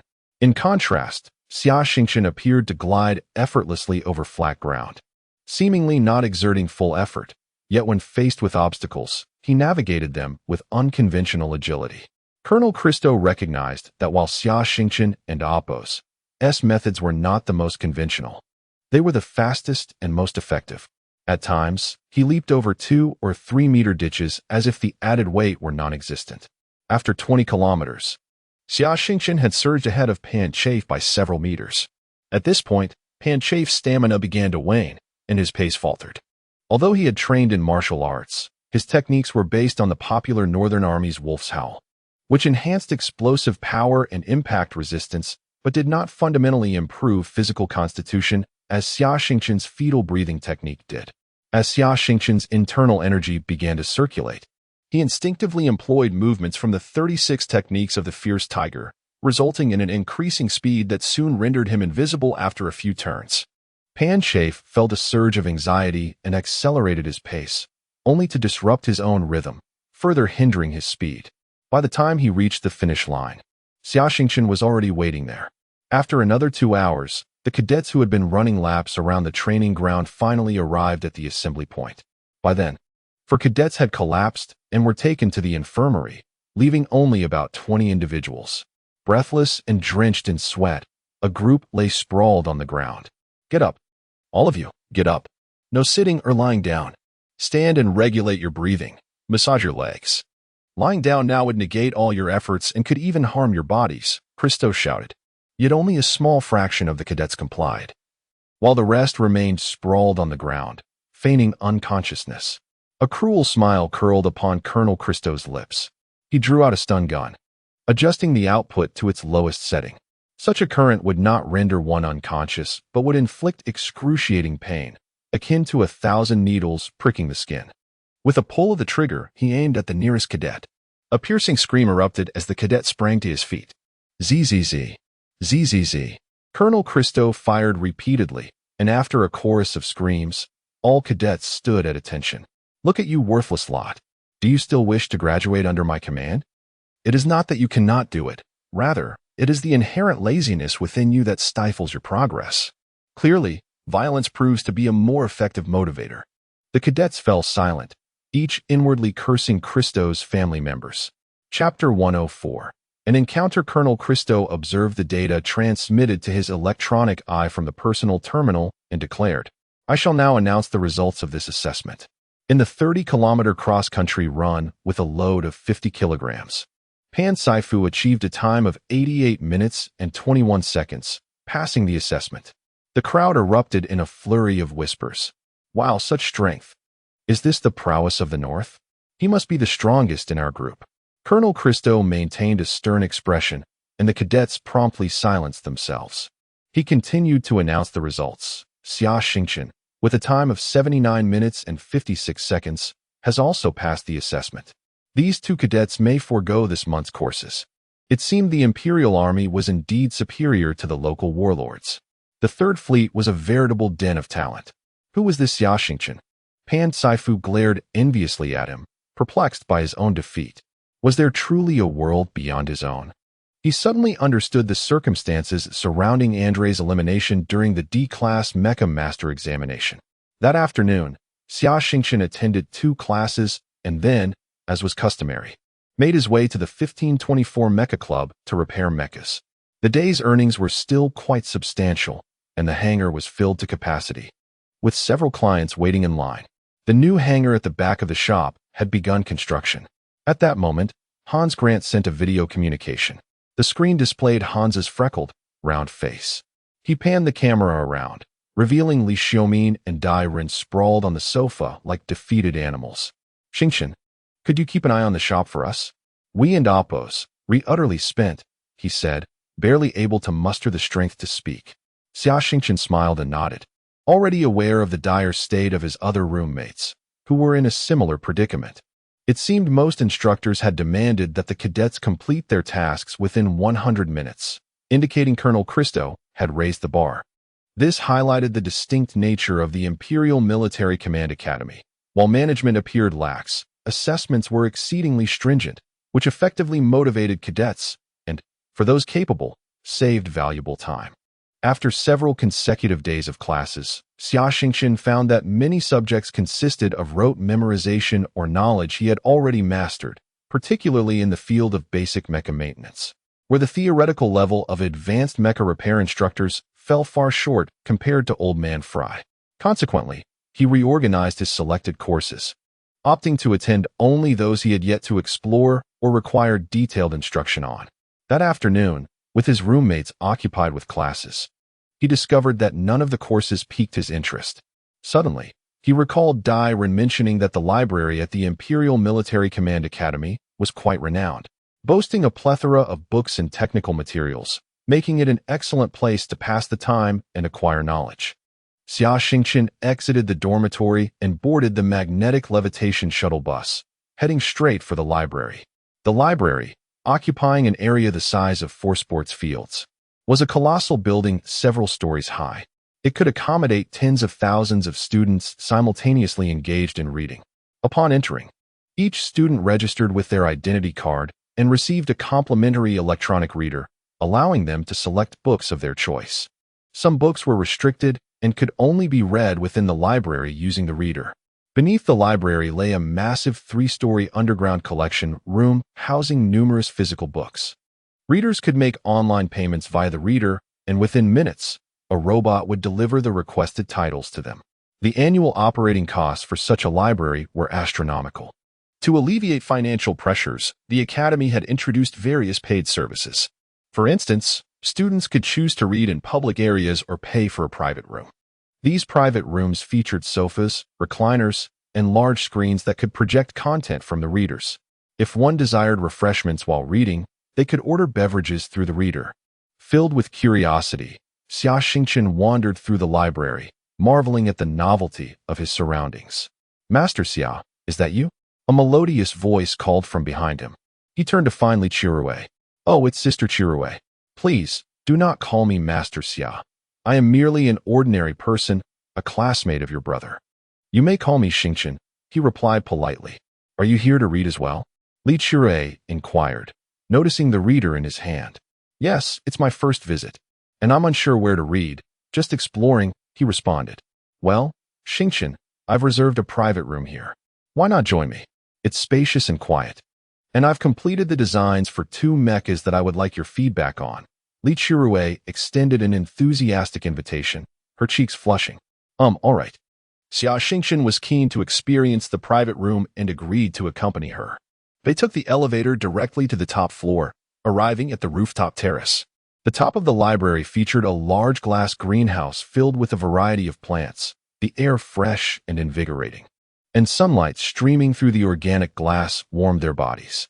An advanced ventilation and air conditioning system ensured a comfortable indoor climate. Once inside the private room, Li Chirue asked, Xingchen, would you like something to drink? I'm fine with anything, he replied. Moments later, a service robot delivered 2 cups and a pot of tea. Li Chirui connected her data storage device to the display and began discussing the mecha design blueprints with Xia Xingchen. He was thoroughly impressed by her talent in mecha aesthetics. Having never engaged with art or aesthetics, he was a staunch pragmatist. Yet, he couldn't deny the allure of her designs, which were visually stunning. After carefully reviewing the blueprints, he offered numerous suggestions to enhance the mecha's performance while maintaining their existing appearance, elaborating on the design principles in detail. Li Chirui rested her chin on her hand, listening intently, her eyes filled with admiration. She recalled the bold declaration she had made in front of her brothers and parents as a child. I want to marry the best mecha designer. The thought made her blush. Time always flies when one enjoys themselves, and before long, the sky had darkened. Xia Xingchen hurriedly took his leave to head to the mecha repair shop. Chapter 105. The Heart of Parents in the Western Administrative Region of the Galactic Empire. Within a villa in the Chang'an star system, a tall and attractive woman suddenly burst into a study. Although she was nearly 50, her remarkable upkeep made her appear to be in her early 30s. She was none other than Hu Qiushui, the mother of Li Xiaomin and Li Chirui, and the executive vice president of the Tang Dynasty Group. Oh dear, something terrible has happened, Hu Qiushui exclaimed. The man in the study was Li Zhenglong, the president of the Tang Dynasty Group, who looked up and said, "How many times must I remind you not to panic? What has occurred? Has civil war broken out? Even war could be advantageous for us." Li Zhenglong's train of thought was interrupted, and he appeared rather displeased. "Oh, our little princess is in a romantic relationship. Your precious daughter is about to be whisked away by another man. How do you know this? Did the third one tell you?" Li Zhenglong inquired. "That rascal. He only has mechas on his mind. He wouldn't care about such things. He'd be lucky if he didn't sell his sister. We have only one precious daughter. How can I rest easy knowing she is away at school? I've arranged for several people to accompany her, keeping a close watch on our beloved girl," Hu Qiushui said nervously. "Then please elaborate on what exactly is happening. Although concern can lead to chaos." "I shall attempt to remain composed," Li Zhenglong replied. "My informants reported that our Chirui spent 5 or 6 hours alone in a closed room with a boy just a few hours ago. They appeared quite intimate before entering. And when our daughter emerged, her face was flushed, displaying a lovesick expression," Hu Qiushui said anxiously. Li Zhenglong hesitated. This man, usually decisive in the business realm, found himself at a loss concerning his daughter's romantic affairs. He continued, "Who is the boy with Chirui?" "His name is Xia Xingchen, a new student this year. He is a lieutenant and reportedly co-owns a mecha repair shop. Chirui also works there. Isn't this absurd? Is our family lacking in food or clothing? I wonder if this man has ulterior motives." Hu Qiushui expressed her dissatisfaction. "Is that all? What about his background?" Li Zhenglong pressed on. "Are you not aware that military records are confidential? He hasn't spoken to anyone about it. I suspect he may have dubious intentions towards our Chirui and that he might be plotting against us. Furthermore, he seems to be roommates with our third child," she responded. "Then we should simply inquire with the third one," Li Zhenglong said, dialing the interstellar communication device. At that moment, Li Xiaomin was in a deep slumber, utterly exhausted from days of intense cross-country training.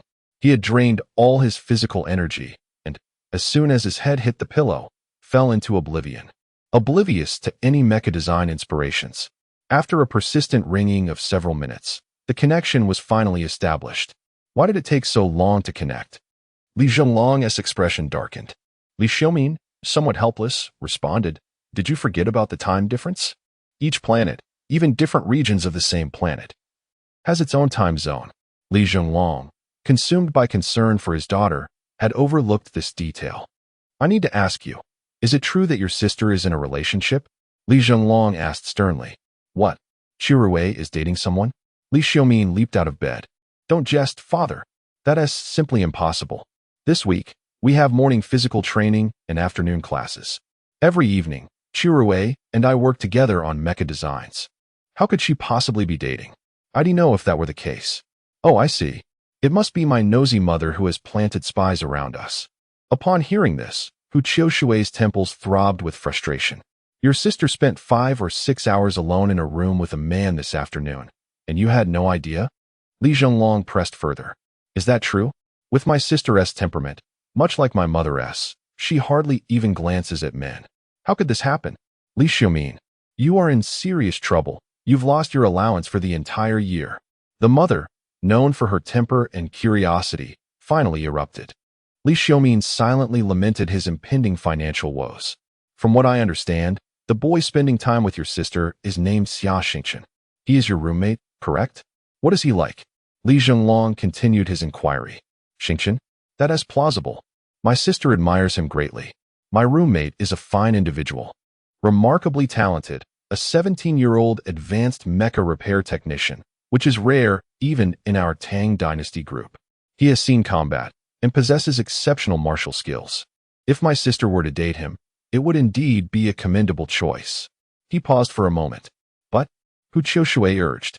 But not long ago, Chirui mentioned she revised a mecha design plan this afternoon. I suspect they were discussing mecha design matters.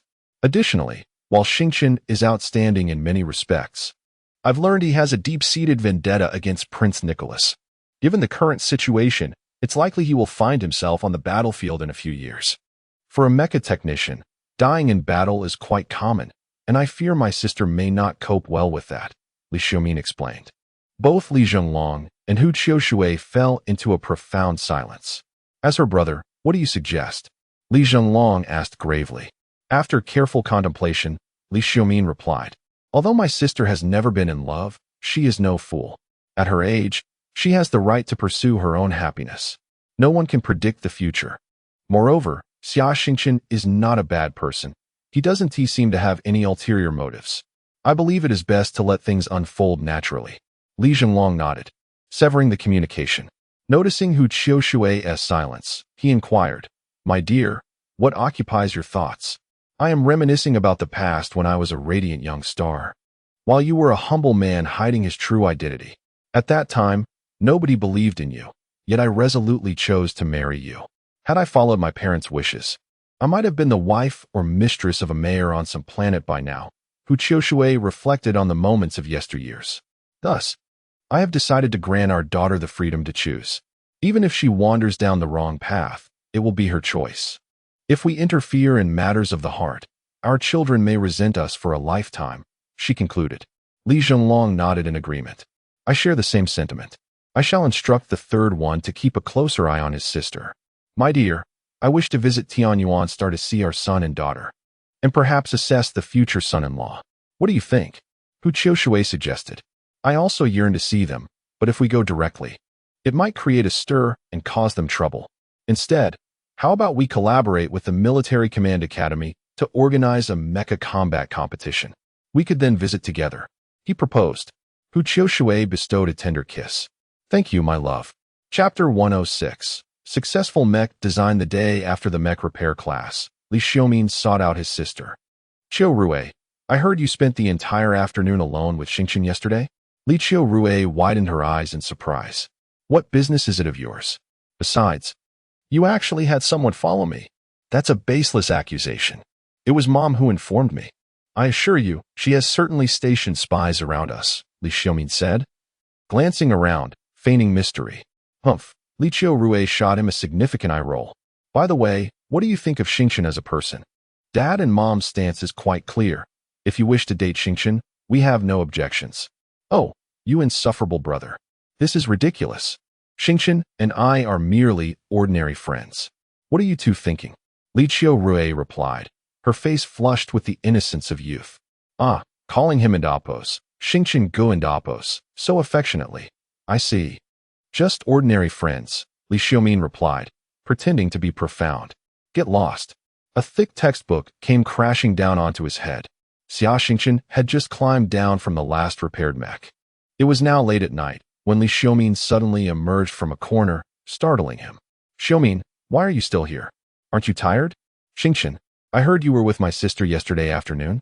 Yes, we ran into each other at the library and discussed her mech design proposal. Oh, really? What do you think of my sister, Qiurui?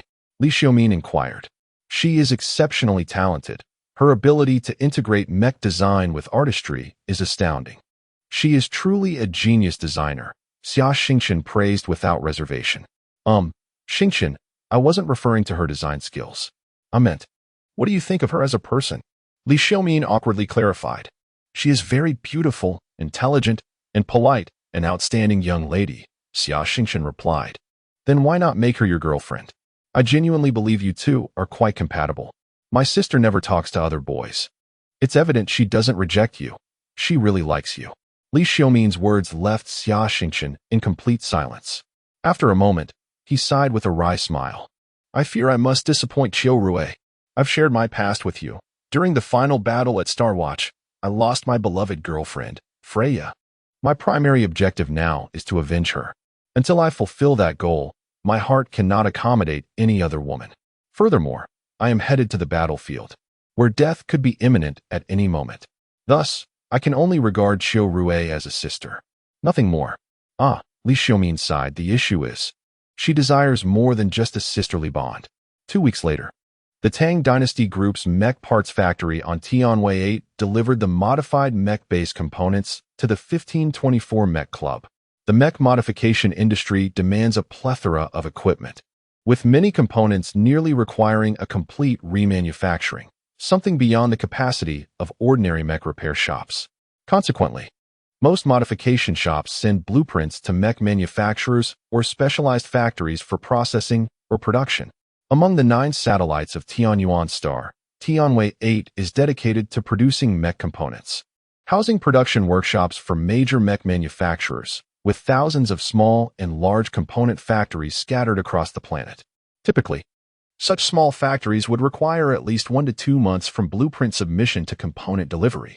However, due to the simultaneous orders from the young master and the princess, the Capital Star Sector branch of the Tang Dynasty Group prioritized production, ensuring timely delivery to Tianyuan Star. Xia Xingchen skipped classes for 2 consecutive afternoons to personally assemble the 2 mechs and develop an entirely new mech operating system. Li Qiu Rui's modified mech was a model called the Dawn Knight, a versatile aerial combat mech. Its slender physique and streamlined design rendered it adept at flying within the atmosphere and in space. Li Qiu Rui's modifications significantly enhanced the mech's aesthetics, imbuing it with an artistic flair and improved aerodynamic shape. Generally, such an emphasis on visual appeal would drastically diminish a mech's performance, a preference typically associated with female designers. However, Li Qiu Rui's design not only preserved the mech's performance, but actually enhanced its overall capabilities by a remarkable 60. One of the mechs, painted in a royal blue hue, was dubbed the Goddess of Dawn, featuring a reflective blue spray paint and several luminous sources, making it particularly striking during nighttime flights. The other, coated in a vibrant green, was named the Forest Goddess. Its exterior was adorned in fluorescent green, with wings and weapon systems designed to resemble leaves.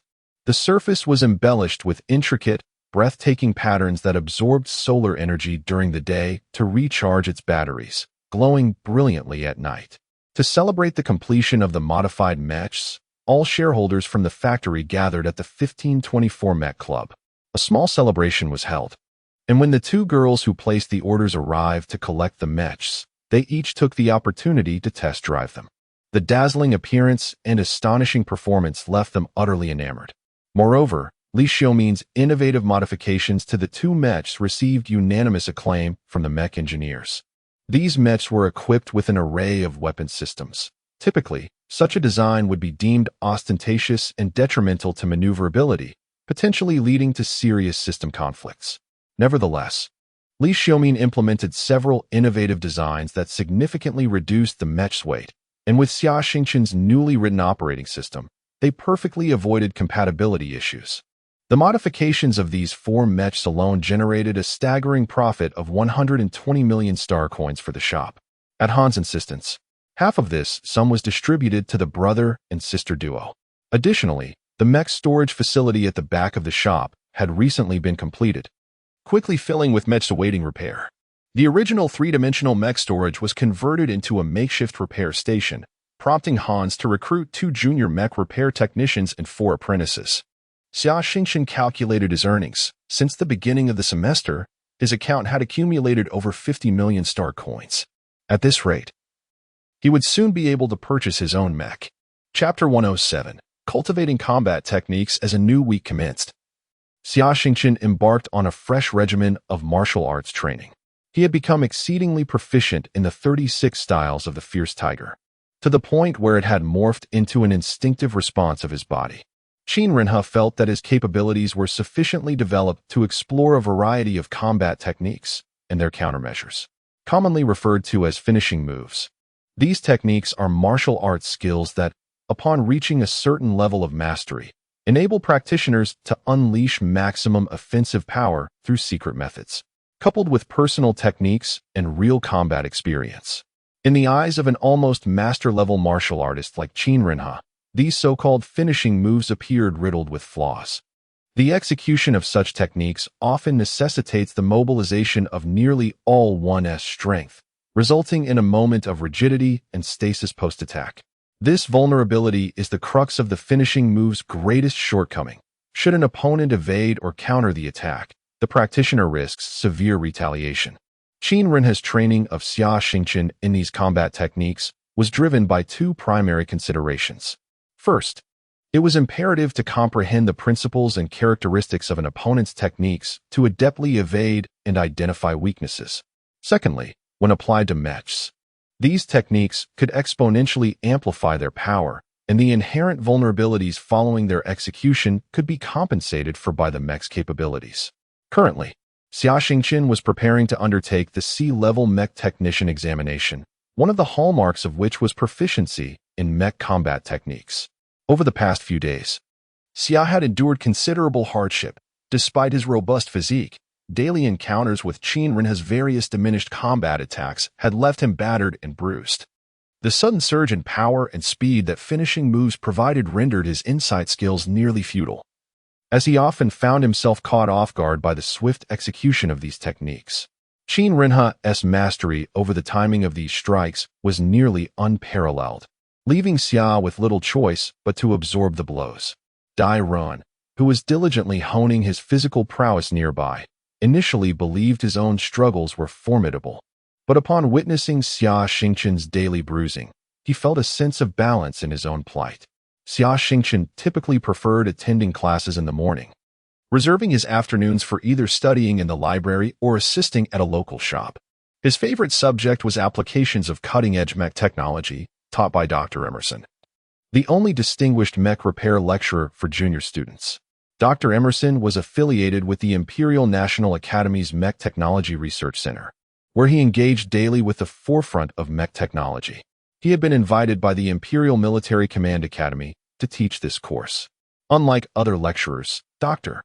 Emerson held class only once a week, every Wednesday morning, and his lessons were known for their originality, devoid of repetition. Attendance during his lectures was overwhelming. The limited classroom capacity forced the school to open hundreds of rooms for simultaneous live broadcasts of his teachings. After each class, Dr. Emerson would pose a technical topic for discussion, inviting students to share their insights via email, with those offering unique perspectives often receiving responses from him. Xia Xingchen took these discussions seriously, contemplating them earnestly and responding with care. One day, shortly after class, Xia Xingchen received an email. Dear Xia Xingchen, I have reviewed your homework and found your theoretical foundation quite solid, with unique insights in many areas. If you have time this afternoon, please join me at 1 p.m. in the Lanting Pavilion on the top floor of the library for a discussion on academic matters related to mechs. The email was signed by Dr. Emerson. Overwhelmed with joy, Xia Xingchen eagerly anticipated the meeting. In the afternoon, Xia Xingchen arrived punctually at the library. As the private room door opened, he was greeted by Dr. Emerson. After taking their seats, Dr. Emerson proceeded to ask him a flurry of questions, all derived from Xia's homework, as the academic world is unfortunately plagued by a culture of plagiarism.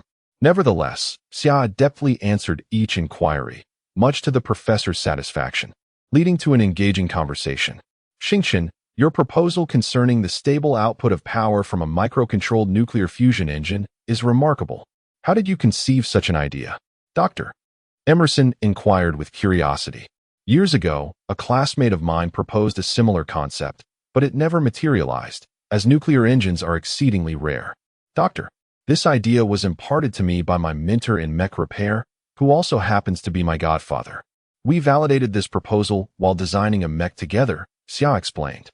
Your godfather? What is his profession? He must also be a distinguished mech repair technician, correct? Where does he work? Dr. Emerson pressed eagerly. I am not entirely certain of his exact rank, but I believe he is a distinguished technician. He previously served as the repair supervisor at a small military base. Xia answered. That seems improbable. From what I know, it is a rarity for small military bases to find a seasoned intermediate mech repair technician to fill such a role. What leads you to believe he is of distinguished caliber? Dr. Emerson queried. Because I am a senior mech repair technician, and my mentor's expertise and experience far surpass mine. Xia replied, producing a red identification card from his military uniform pocket. Dr. Emerson was taken aback, astonished by the existence of such a young senior mech repair technician, a phenomenon unheard of in his decades-long teaching career. He quickly inquired, what is the name of your mentor? Frere. We served together in the Watcher Star, Xia responded. Dr.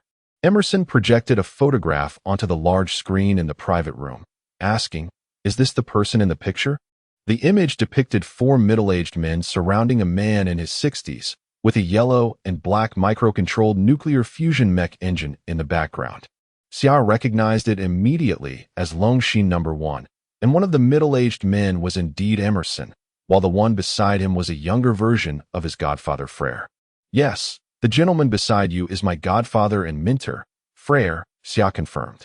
Ah, so it is Frere, indeed a testament to the adage that great teachers produce exceptional students. We share a bond as fellow disciples, both having been mentored by the esteemed Master Zhuo Liang. The elderly gentleman in the photograph is my and your godfather's mentor, Dr. Emerson reflected. This revelation deepened their connection, and as they prepared to part ways, Dr. Emerson handed Xia a special card, granting him access to attend classes taught by him. This privilege allowed Xia to participate in classroom interactions, for which he expressed profound gratitude. Chapter 108. The battle against the Icefield Wolf. A month has swiftly elapsed, and the course on weighted cross-country and basic military training has come to an end.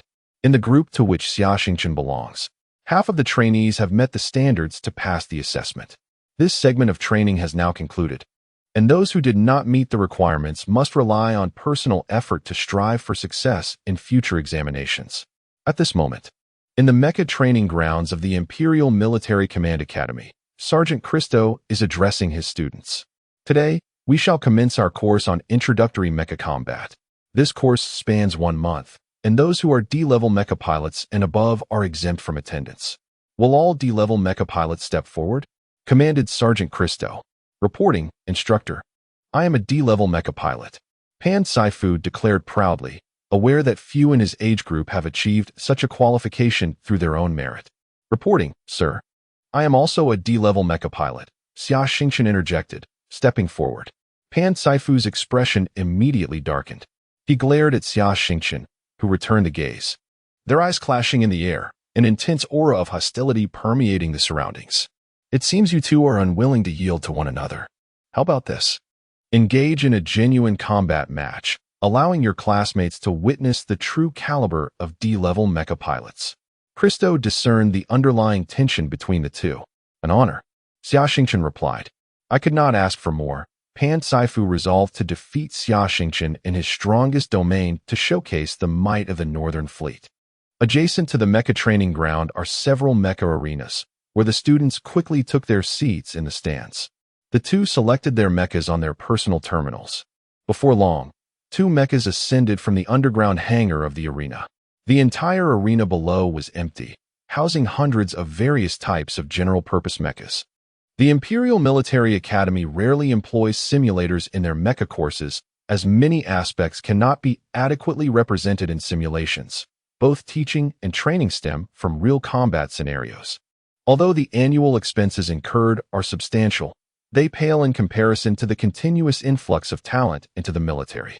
Furthermore, several thousand students in the Mecha Maintenance Design program await practical repair opportunities.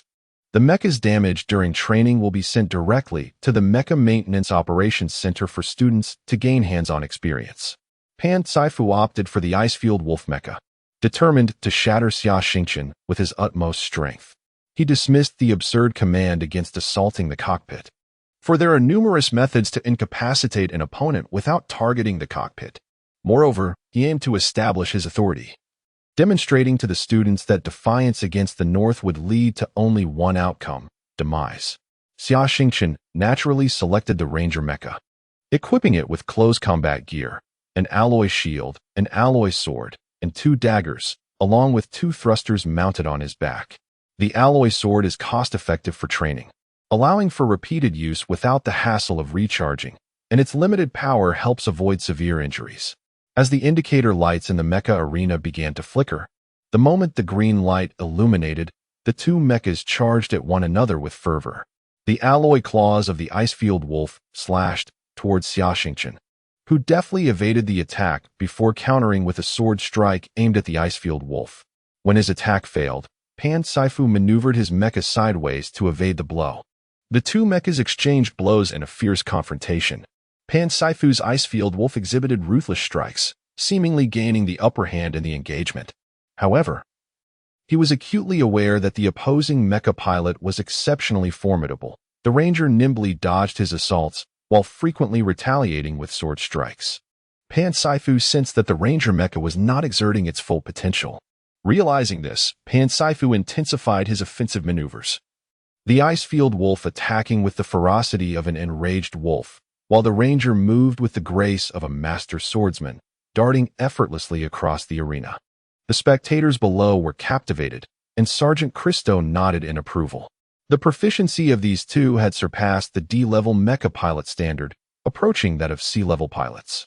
In the blink of an eye, 10 minutes of intense battle had elapsed, and the energy reserves of the Icefield Wolf mecha had diminished to below half. Sustained high-output performance was unsustainable for any mecha, especially one as energy-hungry as the Icefield Wolf. Growing anxious, Pan Saifu realized that if the battle continued at this pace, his mecha would exhaust its energy first, leaving him vulnerable. The remarkable performance of Xia Xingchen had instilled a twinge of fear within him. If the Imperial mecha pilots were all this strong, how could the Northern Fleet hope to prevail? Contemplating this, Pan Saifu resolved to employ a mecha combat technique he had trained long to master, initially intended for use against Andre, but now he was compelled to deploy it prematurely. The battle raged on, and Xia Xingchen observed a subtle shift in the opponent and Oppo's attacks. While the speed of the Icefield Wolf's strikes increased, their force diminished. Moreover, previously, each strike from the Icefield Wolf had targeted critical areas of Xia Xingchen's mecha. Now, the focus seemed to be on inflicting even minor damage on the Ranger. With a deliberate repetition of certain attack patterns, Xia Xingchen became alert. Recalling the signs of mecha combat techniques that Qin Ren and the old gentleman had discussed with him in recent days. This kid is about to unleash a combat technique. Xia Xingchen steeled his resolve. At that moment, Pan Saifu was channeling energy into all the components of his mecha, intentionally repeating certain attacks to discern Xia Xingchen's patterns. His mecha gradually accelerated its offensive, attempting to disrupt Xia Xingchen's rhythm. He was biding his time, readying for a decisive strike. Suddenly, the Icefield Wolf's forepaws swept horizontally, targeting the knee of the Ranger mecha. Having executed this maneuver twice already, Pan Saifu noted that Xia Xingchen's mecha habitually pivoted on its right leg to evade. In that instant of turning, the full weight of the mecha rested upon the right leg. An opportunity had presented itself. Pan Saifu unleashed all his mental energy, the slightly coiled Icefield Wolf lunging forward in a blur. This was Pan Saifu's combat technique, Wolf's Breakthrough. "Come on," Xia Xingchen shouted, equally focused, channeling his mental energy to elevate his mecha and fiercely stomp on the power pedal. Observing Pan Saifu's movements, he too was employing feints to mislead his opponent. The Icefield Wolf mecha lunged at the Ranger's lower back like a ravenous wolf. It's too late, there's no dodging now. The students in the audience internally condemned the Ranger mecha to its demise. Suddenly, an unexpected turn of events unfolded. Contrary to expectations, the Ranger mecha, seemingly caught off guard, suddenly sprang into the air, leaving behind an afterimage, while the Icefield Wolf's claw grasped only at the illusion. Soaring into the air, the ranger gripped the alloy sword with both hands, plunging it down toward the waist of the Icefield Wolf below. For most felines and canines, their midsection is their most vulnerable spot, and the same applies to mechas. The alloy sword pierced through the entire Icefield Wolf, pinning it to the ground. Following a faint explosion, the Icefield Wolf lay utterly immobilized. Excellent. Well done, Xingchen. You were magnificent. The audience erupted in cheers. Meanwhile, inside the cockpit of the Icefield Wolf, Pan Saifu's fist smashed into the display screen before him, blood trickling from his hand. Chapter 109. The Royal Secrets at this moment. Within the Imperial Palace of Tianyuan Star, Prince Nicholas, the governor of the Northern Administrative District, was delivering his report, an event that occurs once every 3 years. A minister publicly condemned Nicholas for harboring treacherous intentions, to which Nicholas vehemently denied all allegations, claiming they were slanderous. The Emperor of the Empire, Xinjiang, reprimanded the dissenting ministers harshly, expressing his unwavering support and trust in Prince Nicholas. Observing the Emperor's affectionate gaze directed at Nicholas, several seasoned courtiers fell silent. That night, high-ranking figures, including Grand Marshal von Bismarck and Minister of Internal Affairs Dai Yunfei, convened in a clandestine meeting room at Dai's residence. Gentlemen, this may be our last opportunity. If we do not eliminate Nicholas now, who knows how many lives we will have to sacrifice in the future? One minister exclaimed in anger. You must be out of your mind. In the eyes of His Majesty, Nicholas is the foremost loyal subject. To assassinate him would be an act of treason. Even if the assassination were successful, the enraged emperor would surely annihilate our families, another minister retorted. Moreover, do you think Nicholas is unprepared for this journey? The emperor has even dispatched the royal guard to protect him in the capital Star Domain. Consider the price we would have to pay to eliminate him without detection. Besides, Nicholas is an S-class mech master. If he survives, the entire galaxy will turn against us, and His Majesty will uproot both the military and the Ministry of Internal Affairs, rendering our efforts over the years utterly futile. Dai Yunfei, known for his fiery temper, scolded those who dared to suggest such schemes. Indeed, our loyalty to the Empire and the royal family pales in comparison to Nicholas's loyalty to His Majesty himself, von Bismarck lamented. Another minister interjected. Even if Nicholas played a significant role in the emperor's ascension, it hardly justifies such unwavering obedience. What truly transpired in Siberia during the emperor's time there? Dai Yunfei shook his head. Our military intelligence department has invested significant effort into investigating the matter, only to discover that all those who attended to His Majesty at that time, including many of Nicholas's attendants, have perished. I suspect they were silenced. Only the parties involved truly know the truth. A collective sigh of despair filled the room. As the night deepened, in the palace of Tianyuan Star, Emperor Xinjiang tossed and turned in his bed, unable to find rest. Thoughts of the golden-haired man residing in the neighboring estate stirred something within him, leading his mind back 30 years. At that time, Xinjiang was merely the third prince of the Galactic Empire. The succession to the throne was determined by the emperor's designation of one of his sons as the successor. If the emperor were to die unexpectedly and the designated heir was unable to ascend, the Royal Elder Council would appoint a successor from the remaining princes. The previous emperor had 3 sons. The first and second princes were both exceptionally capable and ambitious, while the third prince, Xinjiang, was timid and effeminate. The old emperor hesitated to designate an heir, intending to select the strongest among the first 2 princes. In their pursuit of the throne, the 2 princes resorted to unscrupulous tactics, publicly undermining one another and secretly amassing power, even resorting to assassination attempts. The old emperor, fully aware of his son's ruthless nature, decided to send his youngest son away from the capital to ensure his safety, leading Xinjiang to Siberia. At that time, Nicholas was merely 20 years old, having just assumed the hereditary position of the highest official in the Northern Administrative District. Being only a year apart in age, the 2 young men found much in common, and Xinjiang was captivated by Nicholas's charismatic personality, leading them to spend their days together. However, Xingchen's two brothers, wishing to eliminate any uncontrollable variables, dispatched multiple assassins to kill him. It was Nicholas and his subordinates who fought valiantly to save his life time and again. On one particularly perilous occasion, assassins wielding electric axes attacked the vehicle in which Xingchen was traveling. Nicholas, arriving just in time in his mech, destroyed the assassin's machine. Witnessing the dashing figure of Nicholas emerging from the mech, Xingchen's heart melted. That night, the two men transcended the bounds of friendship. This forbidden love became an irresistible force for Xingchen, and they nearly spent every day entwined together. Unbeknownst to him, anyone who might have discovered their relationship was secretly eliminated by Nicholas. A year later, in a desperate bid for power, the second prince, finding himself at a disadvantage in the succession struggle, callously orchestrated the deaths of the old emperor and the first prince during a royal banquet. This act provoked the Royal Elder Council, which was inherently loyal to the emperor himself, while they typically refrained from intervening in succession disputes. The second prince's actions crossed an unforgivable line. The council executed him and welcomed the only surviving prince, Xingchen, to ascend the throne. In the early days of Xingchen's reign, many factions within the galaxy displayed open contempt for the timid emperor, attempting various means to undermine him. It was Nicholas, along with his loyal subordinates, who restored Xingchen's authority.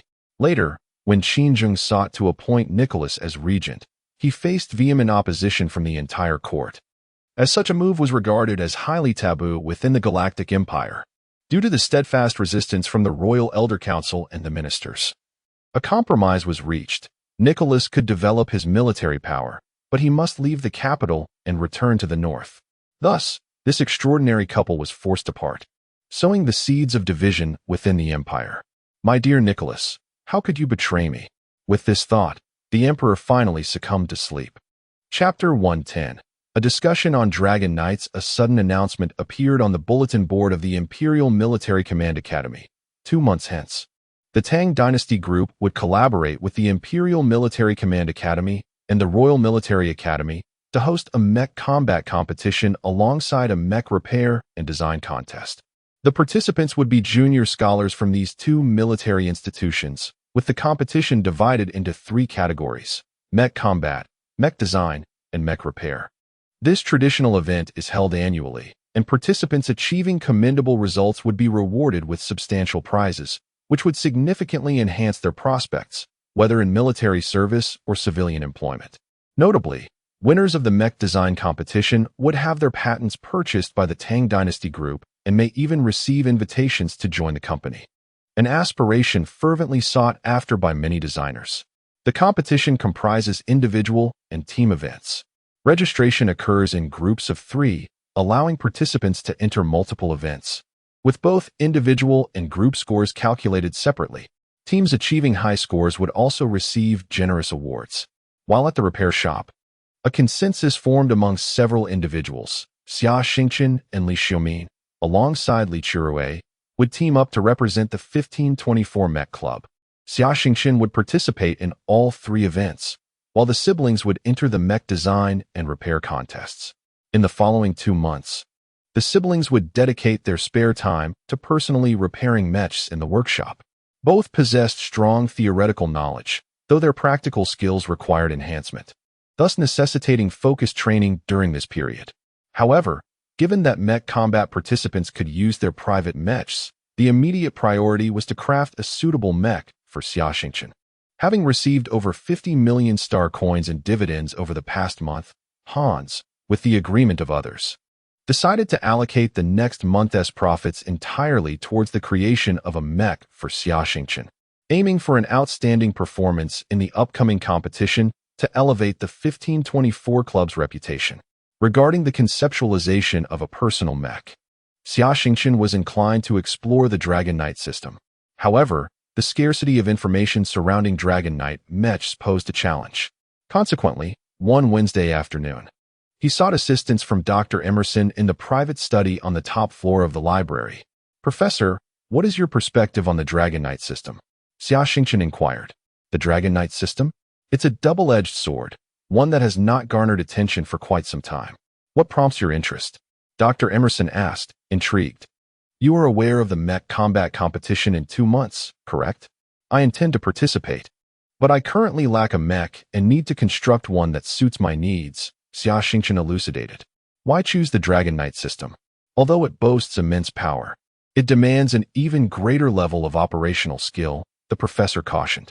Professor, I believe I can manage the operational challenges, and I plan to equip each drone with a psychic sensing system. However, I remain perplexed about whether to modify an existing Dragon Knight mech or to install a Dragon Knight kit on a different model, Xia Xingchen queried. Dr. Emerson pondered for a considerable time before responding. In terms of the Dragon Knight system, there has been widespread misconception. Most believe it was rendered obsolete due to its operational complexity and high costs. In truth, the primary limitation on the development of Dragon Knight mechs has been their power systems. Why focus on the power system? Xia Xingchen asked. The Dragon Knight system consumes significant volume and weight, making it a notorious energy consumer. Moreover, each drone must return to the mothership for recharging after 1 or 2 minutes of operation. Consequently, many mechs equipped with the Dragon Knight system must add several mech batteries to maintain performance, which exacerbates their weight and energy consumption, creating a vicious cycle. Dr. Emerson's explanation left Xia Xingchen contemplative. The peak popularity of Dragon Knight mechs was approximately a century ago, and the last few were produced around 80 years ago. With a very limited quantity, only a handful exist, so much so that they are not even included in the history of mech design development. When nuclear-powered engines emerged, the limitations of the Dragon Knight's power system were resolved, yet the Dragon Knight mechs had long been forgotten, regarded as a relic of outdated technology, Dr. Emerson continued. I see now. I appreciate your guidance, Xia Xingchen replied earnestly. Now, regarding your proposal, without a nuclear power engine, the standard mech engines and energy reserves are insufficient to support the Dragon Knight system. Even for a heavy mech like the Tempest, removing its shield and dismantling all armor would barely allow it to operate the Dragon Knight system. I advise you to abandon this technical avenue, Dr. Emerson advised. However, the previous Dragon Knight-specific mechs are all quite large, and they sacrificed many other performance aspects for the Dragon Knight system, making them challenging to modify. Xia Xingchen expressed his concerns. Please hold on, the professor responded, retrieving a technical blueprint on his personal terminal and sending it to Xia Xingchen. This is the Mech 8-armed Neza, designed over 80 years ago by a renowned S-class mech engineer. Its design was revolutionary for its time and remains one of the most exceptional Dragon Knight mechs I have encountered. Many of its features are still relevant today. I recommend you base your redesign on this model. Xia Xingchen scrutinized the Mech's specifications. The 8-armed Neza mech stood at 6 meters tall, with parameters of strength 20, agility 15, armor 20, and speed 18. It was a specialized mech equipped with the Dragon Knight system, armed with 8 drones. Professor, this mech is far too massive, Xia Xingchen remarked, his brow furrowed. Dr. Emerson chuckled lightly. Xingchen, this is an 80-year-old design. With today's advancements in technology and materials, many components can be significantly miniaturized. Furthermore, it is equipped with 8 drones, and as you are not an S-class mech engineer, you may not be able to master it. Therefore, you could consider using a Dragon Knight system with 6 or 4 drones, thereby further reducing size and energy consumption. Xia Xingchen nodded appreciatively. Thank you, Professor. Chapter 111. The Women of the Military Academy as the weekend arrived. Xia Xingchen had spent a long day at the store and was finally able to return home early in the evening. He discovered that his roommates were present, gathered in the living room engaged in lively conversation. Hans Jalantai was engrossed in his reader, sifting through information in search of business opportunities. Suddenly, he exclaimed, "Look at the campus forum. The latest ranking of campus beauties has just been released." With that, he projected the forum webpage onto the large screen in the living room. On the screen, a post announced the latest list of beauties from the Imperial Military Academy. Angelica, a Siberian, 19 years old, a striking and formidable mech engineer. Zhang Yingying, a Tianyuan Star native, 17 years old, a princess of beauty and intellect. Li Chirue, a Chang'an Star native, 17 years old, a stunning mech designer with a perfect figure. Yao Yi, a Tianyuan Star native, 17 years old, a true heiress. Mithiel, a native of Antarctica, 18 years old. A seductive avenger, Ji Yunju, a Terran, 18 years old. An elegant and sophisticated beauty, Zhuo Qing, a Chang'an Star native, 15 years old. A brilliant and whimsical young prodigy. These 7 were dubbed the 7 fairies of the Imperial Military Command Academy. Each girl's description was accompanied by a photo, evidently taken surreptitiously, yet the photographic quality was remarkably professional. The post was signed by the Gossip Studio. Scrolling down to the comments, one could read, "Such a goddess. I adore Mithiel. Chirue's long legs could keep me captivated for a year. That Ying girl is not someone an ordinary man can tame. It seems my future fathers-in-law are no pushovers." Observing these remarks, Xia Xingchen shook his head in disbelief. These individuals were utterly ridiculous. Meanwhile, Li Xiaomin felt compelled to confront those who had commented on his sister. Dai Ren accessed his personal terminal to view the profiles of these girls, gasping in astonishment. These girls come from impressive backgrounds. To marry one of them could mean decades of less struggle.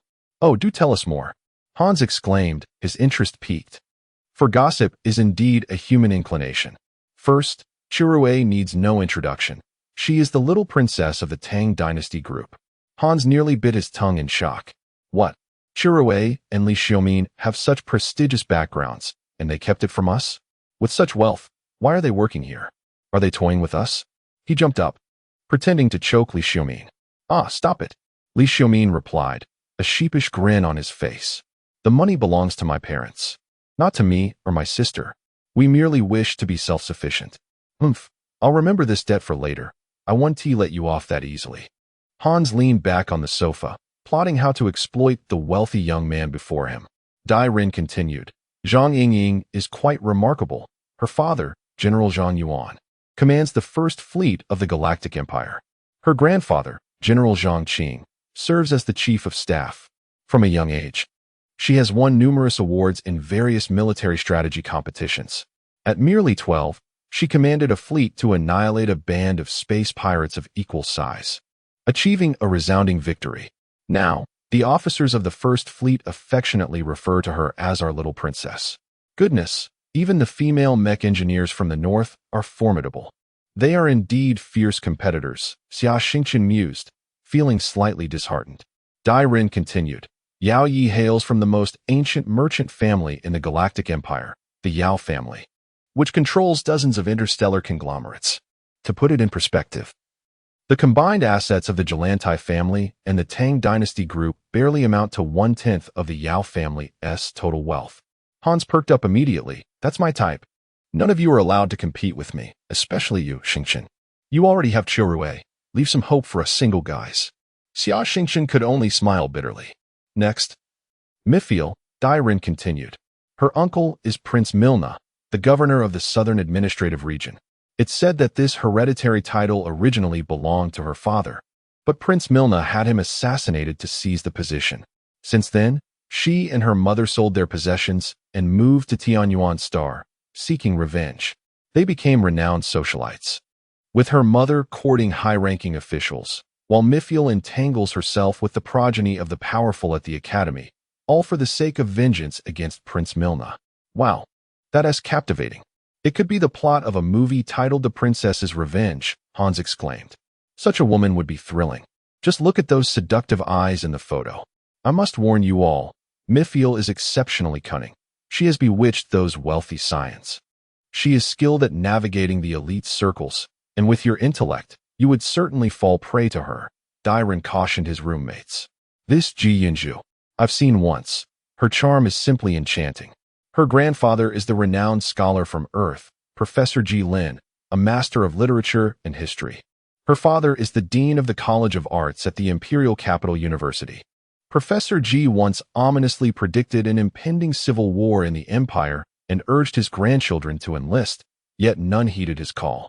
Eventually, the dutiful Ji Yunju resolutely chose to join the military academy. How do you know such private matters?" Xia Xingchen suddenly interjected. "Indeed, your high regard for this girl is rather unusual," Hans chimed in. "There must be some story behind it." Li Xiaomi nodded in agreement. Dai Ren, rarely showing emotion, felt a rare flush of color on his icy face. My grandfather is close friends with Professor G, which is how I learned of it. Oh, I see. The roommates exchanged mischievous smiles. All right, enough of the banter. Let us discuss the last one. Xia Xingchen, a prodigy in mech engineering. Enrolled last year at the tender age of 14. Her grandfather, the esteemed Zhuo Lihong, is a giant in the mech field. She enjoys various privileges at school, including a special squad of beautiful girls. Moreover, this little girl has a mischievous streak and loves to play tricks on others.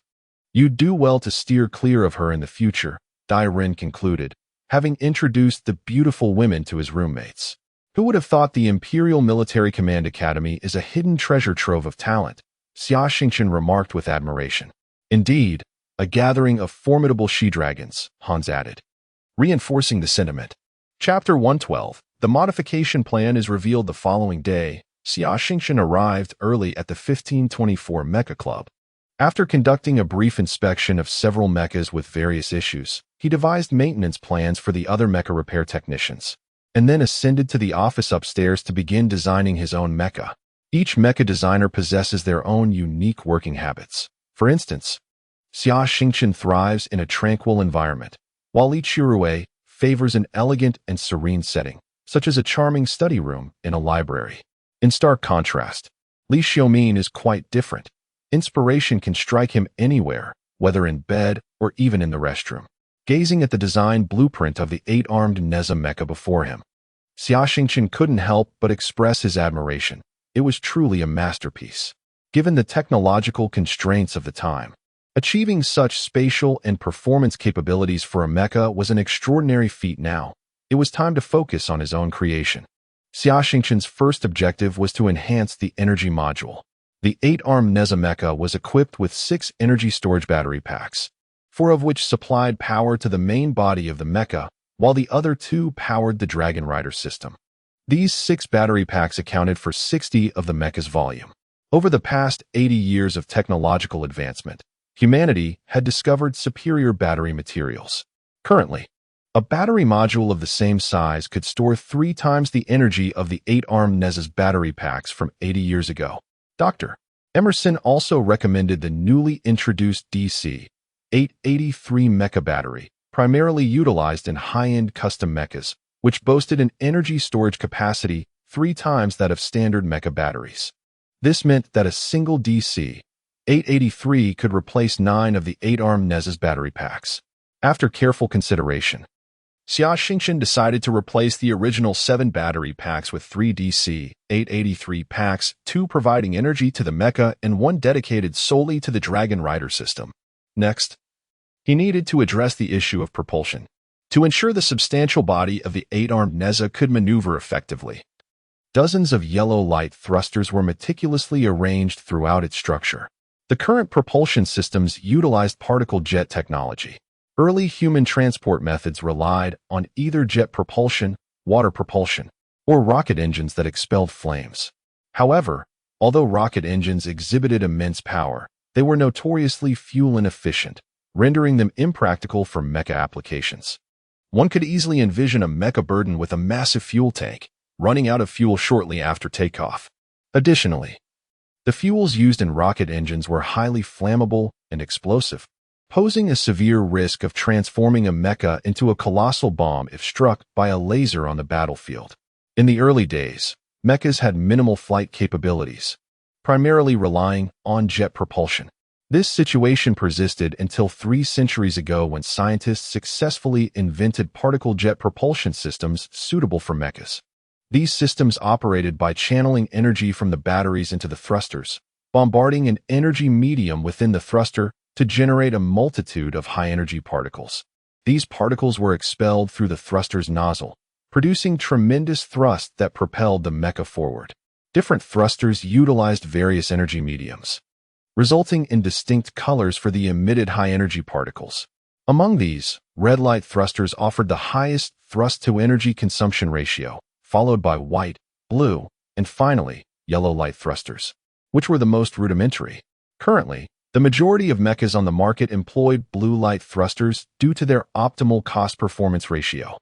Xia Xingchen replaced the 4 medium thrusters at the front of the mecha and the 4 large thrusters on its back with white light thrusters, while the thrusters on the legs and arms were upgraded to blue light thrusters. He estimated that these modifications would cost approximately 300 million star coins. However, for the sake of performance, he resolved to proceed with the upgrades. Next came improvements in materials. The new mecha armor material reduced the thickness and weight of the armor by 1/3, while simultaneously enhancing its strength several-fold. The only drawback was the absence of a nuclear engine, preventing the installation of energy-intensive light armor. The introduction of new materials also effectively minimized the mecha's structural size. Additionally, the newly integrated design of various detection instruments further contributed to the reduction of the mecha's volume. The most crucial modifications came from the Dragon Rider system itself. The 8-armed Nez's Dragon Rider system featured a large flywheel mounted on the back of the mecha, resembling a giant turtle shell. 8 floating cannons were affixed to the flywheel. Inside the flywheel were battery packs, the main control computer for the floating cannons, signal transmitters, and other apparatus. The floating cannons could operate independently of the mecha for 1 minute before returning to recharge for 10 minutes, allowing for 2 attacks. When not detached, the floating cannons could function as laser cannons, targeting enemies within the same plane as the flywheel. The maximum distance for the floating cannons from the mecha was 50 meters. Xia Xingchen's modifications to the Dragon Rider system included: first, the removal of the launching apparatus and main control computer in favor of a mental sensing device, allowing direct control by the mecha pilot. Second, the use of new materials for the floating cannons, resulting in a smaller size with greater power, enhanced speed, and improved endurance. Third, the flywheel was made rotatable, allowing the floating cannons to be mounted on a turret that could elevate to 90 degrees, enabling them to attack targets behind the mecha without any blind spots. Furthermore, the number of floating cannons was reduced from 8 to 6, allowing for a cycle of charging and usage. The charging time for the floating cannons was shortened to 1 minute, while their endurance was extended to 3 minutes. With a maximum distance of 800 meters from the mother mecha. Aside from the Dragon Rider system, the weaponry of the 8-armed Neza mecha was relatively simple, consisting of an alloy shield, a mecha laser rifle, and 2 twin-mounted laser cannons on each shoulder, lacking any close combat capabilities. Xia Xingchen retained the original design but added 2 energy swords to the waist of the mecha, along with retractable energy blades at the feet, knees, and elbows, significantly enhancing its close combat prowess. Once the mecha design was inputted into the computer, a few minutes of calculations later, several holographic projection devices illuminated, revealing a majestic holographic image of the mecha before him. Xia Xingchen smiled with satisfaction. However, his joy was short-lived as he suddenly realized that the cost of this mecha had soared to an astonishing 800 million star coins. This figure only reflected the material costs. To construct such a mecha at a modification shop would conservatively require 2 billion star coins. Upon hearing Xia Xingchen's concerns, several roommates burst into laughter. The funding would come from the shop, with the stipulation that the mecha must display the shop's logo during competitions and be placed on display at the shop when not in use. Hans then began to calculate shrewdly. Xingchen, our Tang Dynasty Group's R&D department has a dedicated division that collects and purchases exceptional private mecha design patents. Your design would undoubtedly meet their standards, and acquiring the design patent could easily fetch 1 billion star coins. It's been decades since an outstanding Dragon Rider mecha has been released, and there remains a significant market for Dragon Rider enthusiasts. Your proposal could bring considerable profit to the Tang Dynasty Group, Li Xiaomin added. With this assurance, Xia Xingchen's worries dissipated. Li Xiaomin promptly assisted him in transmitting the blueprints to the processing factory, as time was of the essence with just over a month remaining before the competition. Chapter 113. The Assassination of Nicholas. Days later, a piece of news sent shockwaves throughout the Galactic Empire. Prince Nicholas narrowly escaped a suicide attack by a cargo spaceship during the inauguration of a high-end restaurant at the Canal Space Station. The incident resulted in the tragic loss of over 8,000 lives. The independent miners' organization, the Galactic Freedom Army, claimed responsibility for this heinous act. Comprising nearly 60% of the galaxy's population, the Galactic Freedom Army is a resistance group formed by miners advocating against oppression and for equality. Many of its members, although later becoming citizens, have not forgotten their identities as miners and their harrowing pasts.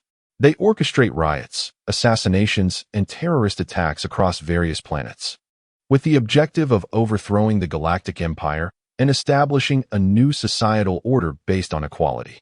In the final days of his visit to Tianyuan Star, Prince Nicholas was required to attend several social engagements.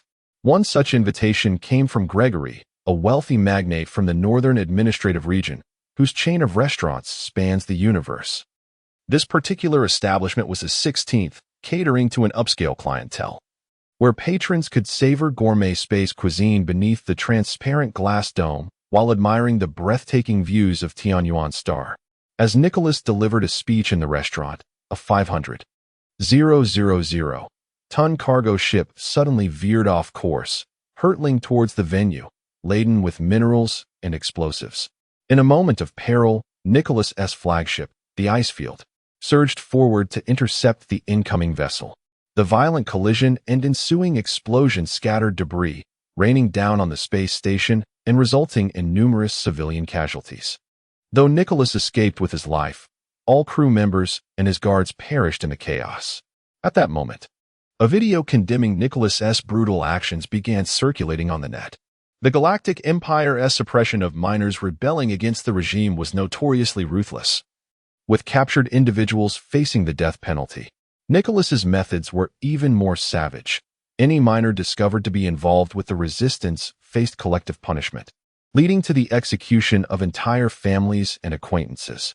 Not long ago, a series of miner uprisings erupted on a small mining planet in the Northern Administrative Region. In response, Nicholas unleashed a merciless aerial bombardment from the Northern Fleet, resulting in the deaths of over 80 million miners. The Galactic Freedom Army harbored a deep-seated hatred for Nicholas. Seizing the opportunity presented by his visit to Tianyuan Star, they mobilized considerable resources to orchestrate an assassination attempt.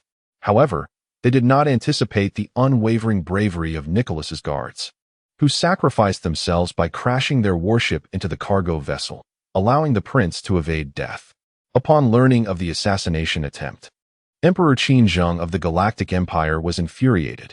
He ordered the Ministry of Internal Affairs and Intelligence to launch a frenzied manhunt for the Galactic Freedom Army and other miners' liberation groups, resulting in the arrest and execution of hundreds of thousands within a matter of days. Additionally, due to the destruction of his flagship, Emperor Qin granted Nicholas an extension to stay on Tianyuan Star for another month, a decision that also aligned with the emperor's own desires. He further authorized the Northern Fleet to dispatch a warship to escort Nicholas home. A month later, the newly commissioned flagship of the Northern Fleet, the God of the North, docked at the Canal Space Station. This incident was viewed as a profound humiliation by the military, yet the infatuated emperor appeared oblivious, even taking delight in personally touring the ship and leading the royal fleet to bid farewell to Nicholas as he departed from the capital star system. At that moment, Nicholas sat in the opulent quarters aboard the God of the North, reflecting on his experiences during this visit to Tianyuan Star. Years ago, in an effort to gain Xinzheng's trust, he had subjected himself to unspeakable acts. Little did he know that the emperor reveled in such depravity. When he was compelled to compromise and leave the capital star system, he secretly harbored thoughts of liberating himself from Xinzheng's grasp. However, upon this return, he realized that the emperor's feelings for him had remained unchanged, a positive development that afforded him an additional 2 years to prepare. Just 2 more years of patience, and the entire Galactic Empire would be his. At that time, Xinzheng, you wretched pervert, I shall gather hundreds of ravenous men to love you properly. With this thought, Nicholas activated a secure communication device, revealing the face of Yuri, the newly appointed head of secret operations within the Northern Administrative Region's Intelligence Department. After months apart, Yuri had undergone biotechnological hair restoration and appeared notably healthier. Your Majesty, how may I assist you?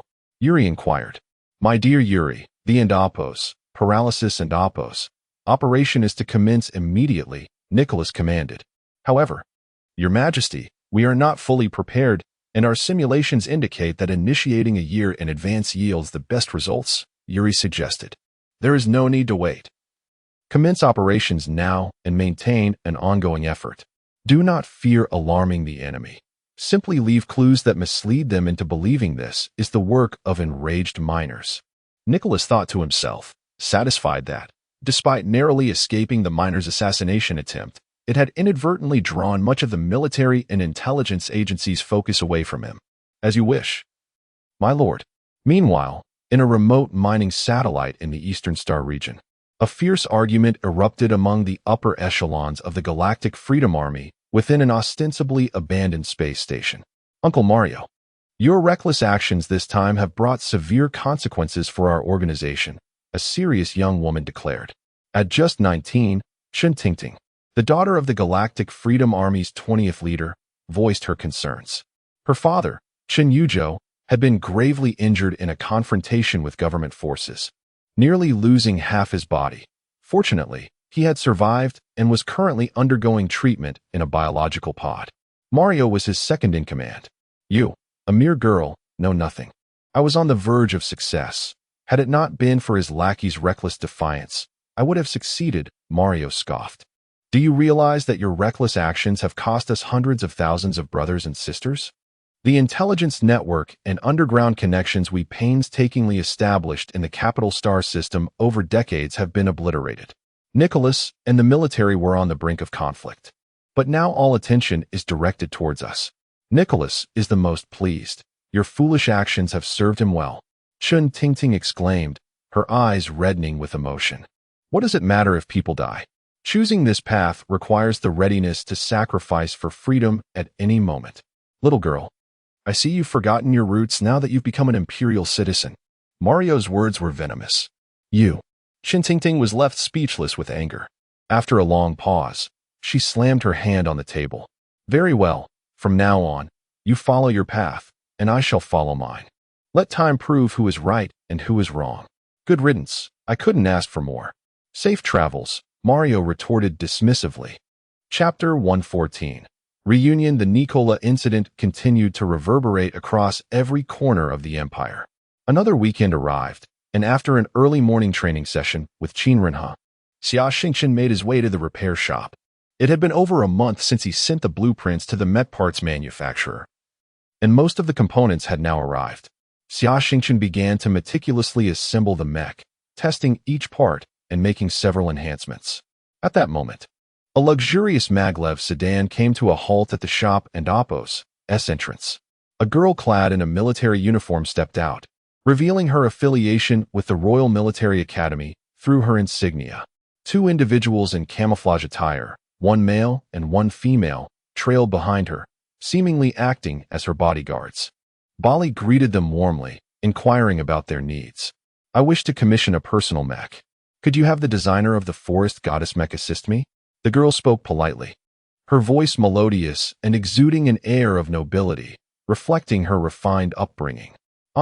Unfortunately, that particular mech is the creation of our designer Li Chirue, who won't be available until later today. Would you prefer to schedule another appointment or wait a few hours? Bali replied, somewhat apprehensively. Oh dear, what unfortunate timing. We don't have much time. Perhaps you could have another designer take my specifications and relay them to Li Chirue? Certainly, that is feasible. Please wait a moment. Bali arranged for them to wait in the lounge while he fetched Xia Xingchen. Hello, how may I assist you? Xia Xingchen approached, greeting them warmly. The girl scrutinized him intently, a flicker of recognition dancing in her mind, as if she had encountered him before.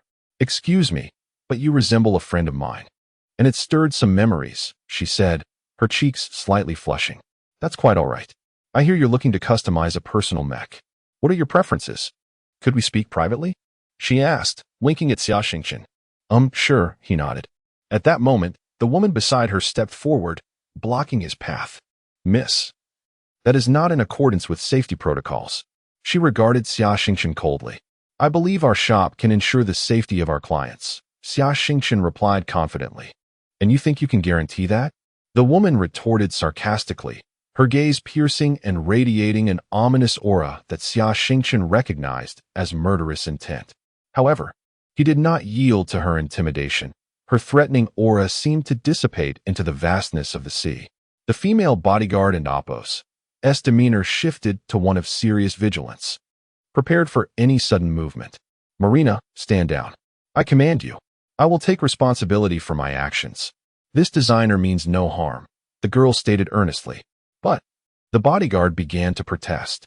No and Oppos, buts, and Oppos, follow orders, the girl asserted, leading Xia Xingchen to the negotiation room on the second floor. She articulated her requirements for the mech, and Xia Xingchen diligently took notes, offering his insights along the way. As he recorded her requests, she observed him quietly. The Xia Xingchen of today was a stark contrast to the frail miner he had been 2 years prior. The passage of time and his martial training had transformed him into a taller, more robust individual, his very demeanor having evolved through myriad experiences. Oh, I haven't asked your name yet. How should I address you? The girl inquired. My name is Xia Xingchen. Xia Xingchen? What a lovely name. I am Qin Yenner. A pleasure to make your acquaintance. The honor is mine, Miss Qin Yenner. You bear a striking resemblance to an old friend of mine. May I ask where you hail from? I come from Manastar, a rather remote place, Xia Xingchen replied. Manastar? Qin Yenner exclaimed, nearly jumping in delight. My friend is also from Manastar. I visited there 2 years ago. Xia Xingchen reminisced about the events of that time in Manastar, flooded with memories. Could you share your email address with me? I might have numerous questions regarding the mech, Qin Yin and Oppos, suggested. As you wish, lovely lady. Qin Yin and Oppos descended the stairs, rejoining her 2 bodyguards as they entered the maglev sedan. Shortly thereafter, 2 additional vehicles positioned themselves protectively around hers. In the sky, a mech monitored the convoy's movements closely, with their destination unmistakably the Imperial Palace on Tianyuan Star. Marina, please retrieve the complete dossier on Xia Xingchen and send it to me, Qin Yenner instructed her bodyguard. Yes, Princess Star, the bodyguard affirmed. It turned out that Qin Yenner was none other than the youngest daughter of Emperor Qinzhong of the Galactic Empire, Princess Qin Yenner, the very same girl who had escaped from the clutches of the Black Fox alongside Xia Xingchen years ago. Chapter 115. The Dragon Rider War Machine within the Palace of Tianyuan Star. Princess Qin Yenner found herself momentarily lost in thought as she gazed at the lengthy dossier before her. The investigative authority of the royal guards was exceedingly high, and she had obtained the most comprehensive file on Xia Xingchen, detailing his journey over the past 2 years. Xia Xingchen, indeed it is you, the remarkable lad who awakened his psychic abilities with merely a level 6 mental energy. Who could have anticipated your rapid growth and the numerous tribulations you have faced over the years? Do you remember the little second black, who once fled in the Black Duke Mecha alongside you? At that moment, the screen displayed a photograph of Xia Xingchen from 2 years prior on Manastar. After a lengthy wait, all components and weapons for Xia Xingchen's mech had finally arrived. On this day, every member of the 1524 Mecha Club gathered at the shop to witness the miraculous moment. Xia Xingchen assembled the final component and then climbed into the cockpit to begin programming the control system. As for the mech's exterior color, he entrusted this daunting task to Li Chirui, for her expertise in aesthetics surpassed his own. As a military personnel, Xia Xingchen's mech was eligible for military identification codes. Hans had submitted the identification code to the Tianyuan Star Mecha Management Center well in advance, for this was the heart of the empire, and regulations regarding mechs were exceedingly stringent. Private usage of mechs was confined to a designated testing area within a few dozen kilometers. With the cockpit cover closed, Li Chirui completed her exterior design. The mechanical arms commenced the painting process. After half an hour, the mech was fully coated, presenting itself as an imposing sight. The Dragon Rider mech visually appeared taller than ordinary mechs, bolstered by the immense flywheel and floating cannons at its rear. Instead of opting for the currently fashionable colors of white, red, blue, or the ostentatious gold, Li Chirui chose a deep gray, a hue seldom used that, combined with the mech's massive frame, delivered a powerful visual impact. The chest and cockpit were adorned in navy blue, while golden accents highlighted the various thrusters. All indicator lights glowed red, accentuating the overall design. The flywheel and chest of the mech were emblazoned with the logo of the 1524 Mecha Club in fluorescent gold paint. This exterior design garnered admiration from all present. As Xia Xingchen donned the psychic sensing headband, the system rebooted, and a dialog box appeared. Please name the mech. He typed 4 characters on the keyboard: Dragon Rider War Machine. This name was inspired by the research achievements of predecessors regarding the Dragon Rider system, serving as a tribute to them. Subsequently, another dialog box popped up for setting the mech's control parameters. Xia Xingchen inputted all necessary parameters, and upon another system reboot, the red indicator lights on the mech's head illuminated, signaling that it was fully charged. The conveyor belt delivered the Dragon Rider War Machine to the rear door, which opened to reveal the mech as it gracefully emerged from the hangar. With a press of the power pedal, the thrusters ignited, and the mech transformed into a streak of white light soaring into the sky. Spectators gathered on the rooftop of the Mecha repair shop, yet they found themselves unable to keep pace with the mech's speed. After flying for several minutes, with all components functioning optimally, Xia Xingchen noted a few data points that required minor adjustments. At long last, the exhilarating moment arrived as he pressed the activation button for the Dragon Rider system. 6 floating cannons detached from the mech's body. Although his psychic projection could only control 4 cannons simultaneously, the Dragon Rider system's floating cannons were programmed for autonomous flight and attack. The additional 2 cannons could perform simple evasive maneuvers under computer guidance, while the remaining 4 executed intricate movements under his control. Half an hour later, the Dragon Rider War Machine descended gently onto the open space in front of the 1524 Mecha Club, once again drawing the attention of onlookers. Is this the Dragon Rider? Absolutely magnificent, utterly breathtaking. I want one. Uffed, just a flashy trinket, pretty but useless, scoffed an onlooker. Such exceptional talent among the designers at the 1524 Mecha Club, murmured the crowd. Xia Xingchen connected the mech's diagnostic data to his personal terminal and exited the mech to the warm applause of his friends. A smile graced his face as he examined the recorded parameters on his terminal. The Dragon Rider War Machine stood 5.6 meters tall, 6 meters including the height of the Dragon Rider system, with parameters as follows: strength 20, agility 20, armor 25, speed 25. The mech's back was equipped with 4 medium white thrusters and 8 small white thrusters, while the chest housed 4 small white thrusters. The waist and knees each had 4 small blue thrusters, and the legs were fitted with 2 small blue thrusters and 6 mini blue thrusters. The primary weapon systems included the Dragon Rider system and its 6 floating cannons, which could serve as medium laser cannons when mounted on the body. Additionally, the Dragon Rider War Machine was equipped with an alloy shield, 2 plasma swords, a laser rifle, and dual shoulder-mounted variable-angle dual-barrel laser cannons.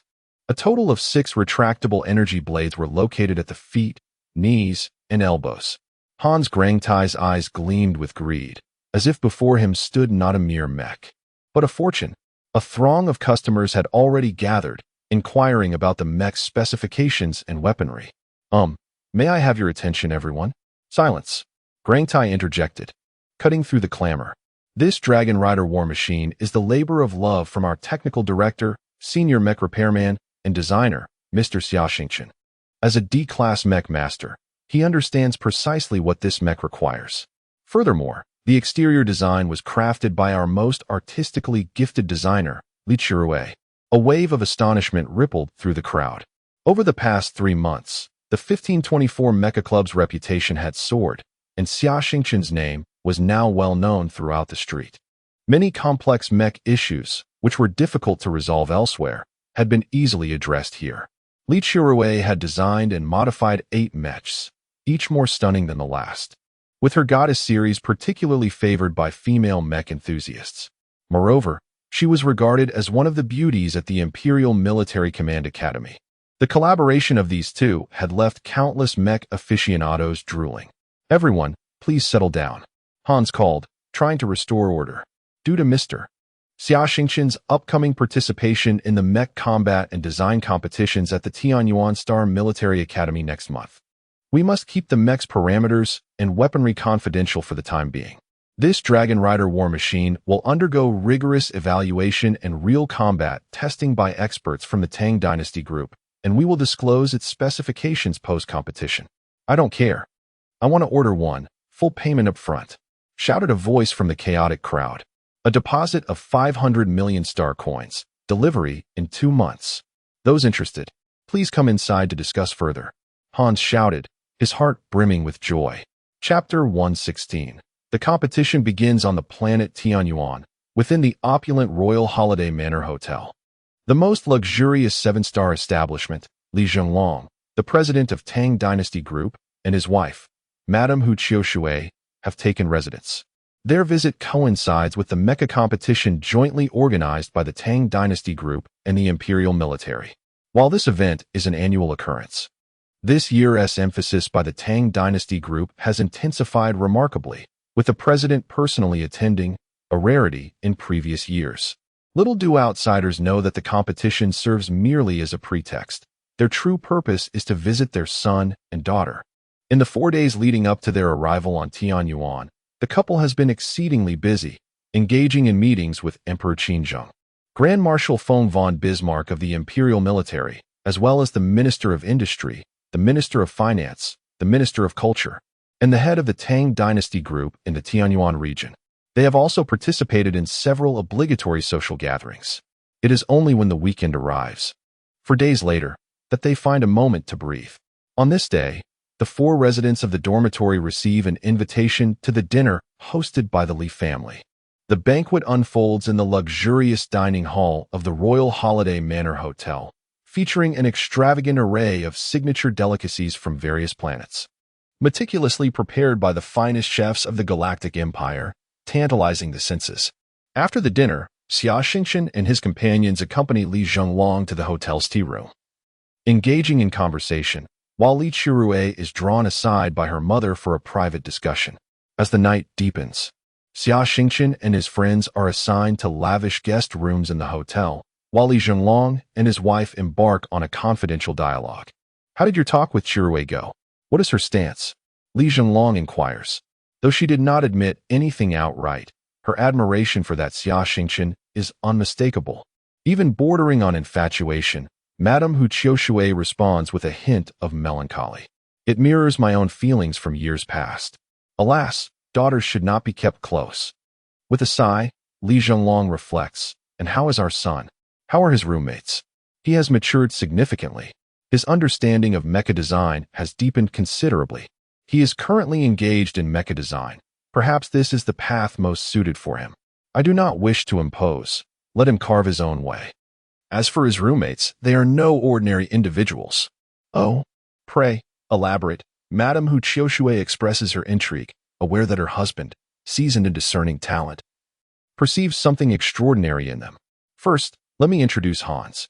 The name alone hints at his lineage. This young man possesses an extraordinary acumen for business, an astute sensitivity to opportunities, and a mastery of commercial operations. The only thing he lacks is a modicum of experience. Otherwise, he could currently manage a large interstellar corporate consortium. Li Zhenglong muses, contemplating how such an exceptional young man could be allowed to venture out by the Glengarry family. It seems prudent to investigate further. Now, regarding Dairon, this young man is formidable, exhibiting remarkable composure and an uncanny ability to analyze the current political landscape. What manner of family could cultivate such a prodigy? Madame Hu Qiushui inquires.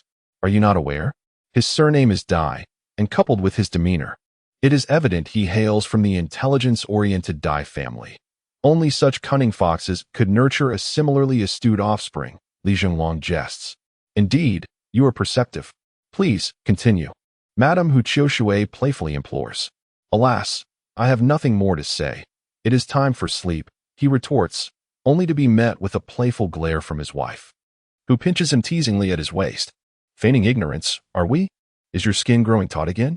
She teases, eliciting a pained yelp from him. Ah, ouch, stop. I concede, Li Zhenglong exclaims, his face paling under her playful assault, for he is most fearful of her playful wrath. Regarding Xia Xingchen, this boy is remarkably forthright. He confided that he would not pursue matters of the heart until he has avenged his comrades and girlfriend. His experiences are vast, and I am uncertain whether it is wise for him to pursue a relationship with our daughter. Alas, let the fates of our children unfold as they may. Madame Hu Qiushui sighs. Thus commences the annual Tianyuan Military Academy Mecha competition. During this period, both military academies grant a 2-week break, and nearly all students attend to observe the contests. The events begin with the Mecha Maintenance Competition, followed by the Mecha Design Competition, culminating in the Grand Mecha Combat Competition. The Mecha Maintenance Competition is held at the practical base of the Imperial Military Command Academy. Each student may participate only once during their time at the academy. The preliminary round serves as an additional opportunity to assess their skills as mecha maintenance technicians, functioning as a supplementary benefit for students. Only those who pass the Advanced Mecha Maintenance Technician examination may qualify for the finals. Students already possessing advanced technician qualifications can advance directly to the finals, a scenario that is exceedingly rare, as most students in mecha maintenance design either graduate or pursue intermediate courses. Given the considerable tuition fees, in this competition, Li Xiaomin and his sister Li Chirui labored for 3 days, ultimately achieving the qualification of intermediate mecha maintenance technicians. Much to Hans's delight, as a greater number of skilled technicians enhances the reputation of their repair shop. Ultimately, for students distinguished themselves in the preliminary round, securing advanced mecha maintenance technician qualifications alongside Xia Xingchen as they progressed to the finals. Yet, their fortune would soon wane. The finals take place in the Academy's largest maintenance training facility.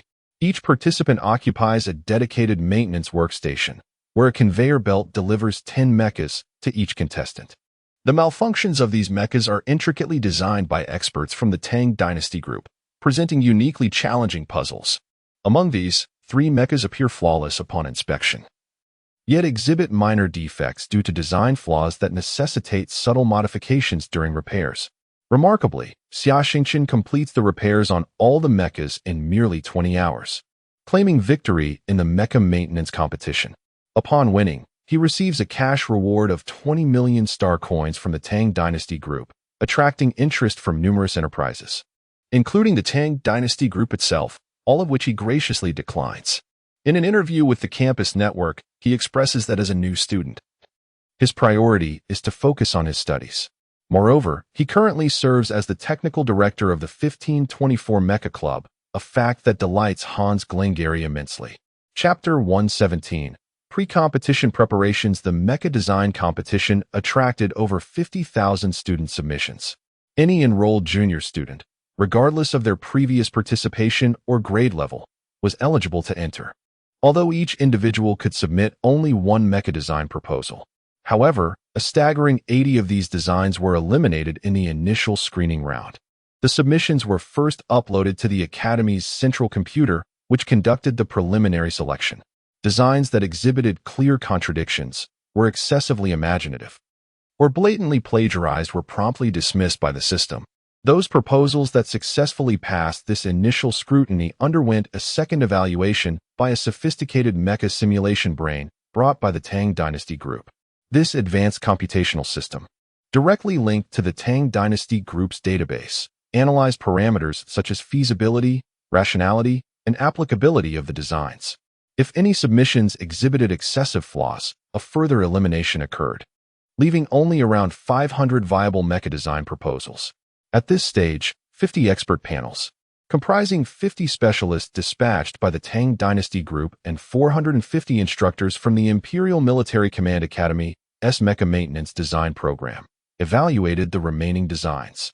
Ultimately, the top 20 proposals received first, second, and third prizes, with varying rewards corresponding to each level.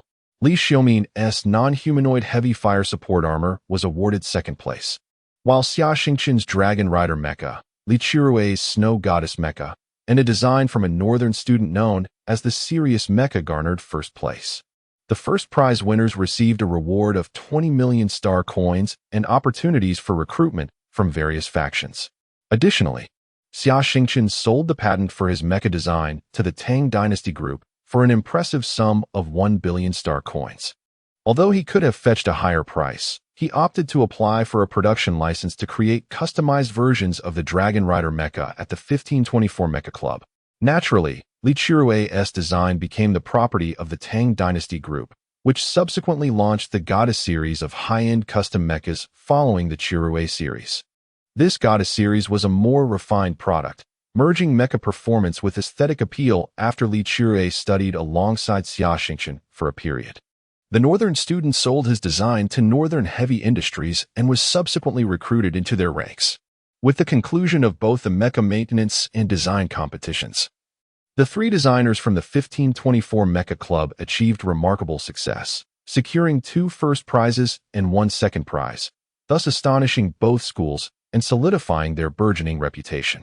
However, these competitions were merely the prelude, garnering limited attention primarily from students in the mecha maintenance design discipline, who sought to glean insights from the events. The greater focus lay on the impending main event, the Mecha Combat Tournament. The structure of the Mecha Combat Tournament was intriguing.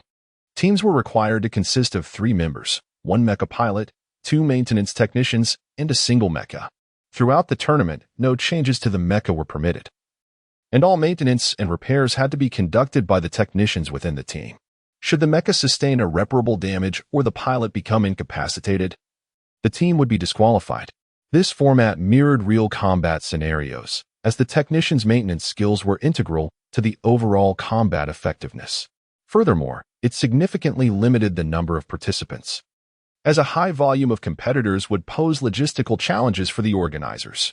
Ultimately, over 4,000 teams of mecha pilots from both schools registered to partake in the combat tournament, with matches scheduled daily in a single elimination format. To claim victory, each team would need to compete in at least 8 matches, marking this as a test of endurance. Consequently, in the early stages of the tournament, any misstep could result in elimination. Hundreds of colossal military cargo ships transported thousands of mechas housed within transport containers to the venue of the Mecha Combat Tournament, the military fortress satellite, Tianwei 13. Given that Tianyuan Star serves as the political hub, any incident during the tournament could yield dire consequences. Originally, Tianyuan Star was orbited by 12 satellites designated for various functions, including industrial zones, commercial centers, military bases, and food production facilities. However, due to the burgeoning population and bustling industries, these satellites proved insufficient. Consequently, the Galactic Empire initiated a stellar engineering project that spanned decades, wherein they selected 3 adequately sized asteroids from the asteroid belt.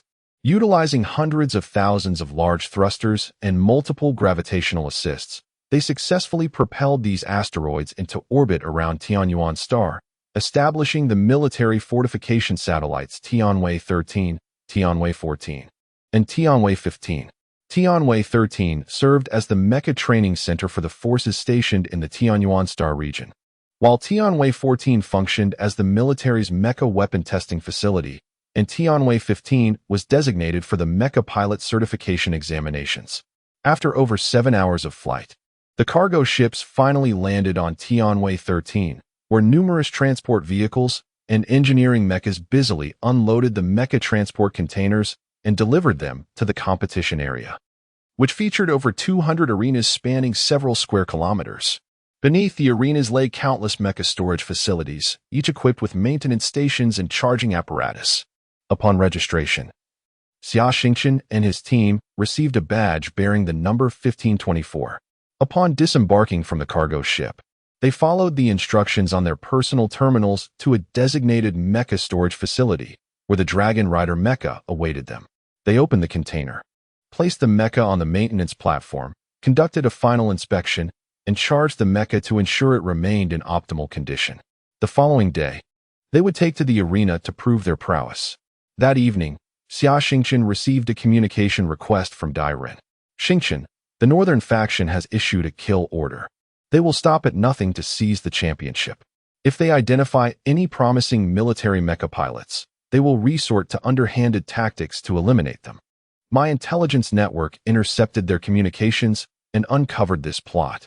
Should the top ranks fall into northern hands, we will be at a significant disadvantage. Therefore, Xingchen, you must strive to defeat them. If all else fails, prioritize your safety above all else. Rest assured, I shall not allow Nicholas's schemes to succeed. Chapter 118, Mecha Combat Tournament. I, The annual Tianyuan Star Military Academy Mecha Combat Tournament is a significant tradition for the inhabitants of the Capital Star region. It offers a spectacle of diverse, cutting-edge mecha engaging in genuine combat, an undeniably exhilarating event. Major television networks across the Capital Star region provide round-the-clock live coverage. Additionally, the Capital Star region's Skynet broadcasts the event online, allowing viewers to select and watch their preferred competitors. Regions beyond the Capital Star region can also enjoy highlight reels of the competition's most thrilling moments. As the tournament commences, classrooms within the two military academies become packed, with student groups dedicated to analyzing combat data and mecha performance. Naturally, the gamblers are most excited, having found another opportunity to either amass a fortune or lose everything overnight. Greetings, viewers. This is Tianyuan Entertainment Channel, and I am Kim Chek, your host for the 66th Tianyuan Military Academy Mecha Combat Tournament. This year's event is exclusively sponsored by the Tang Dynasty Group, with additional broadcast support from Tang Dynasty Group, Tianyuan Soy Milk, and Tianyuan Mineral Water. Commentator Kim Chek. A seasoned figure in his early 60s, is a renowned voice in Tianyuan Star's mecha combat scene. Formerly an A-level mecha pilot in the military, he was forced to retire after a star pirate ambush left him with severe mental damage, dropping his mental strength level below 20. Now, his eloquence and deep understanding of mecha and mecha combat have led him to a career as a commentator for Tianyuan Entertainment Channel, the largest television network in the Tianyuan Star region. This year's competition features 4,096 participants, including 4 C-level and 462 D-level mecha pilots. Our broadcast will primarily focus on their matches. Of the contestants, 860 are from the Imperial Military Command Academy, with the remainder being Royal Military Academy students.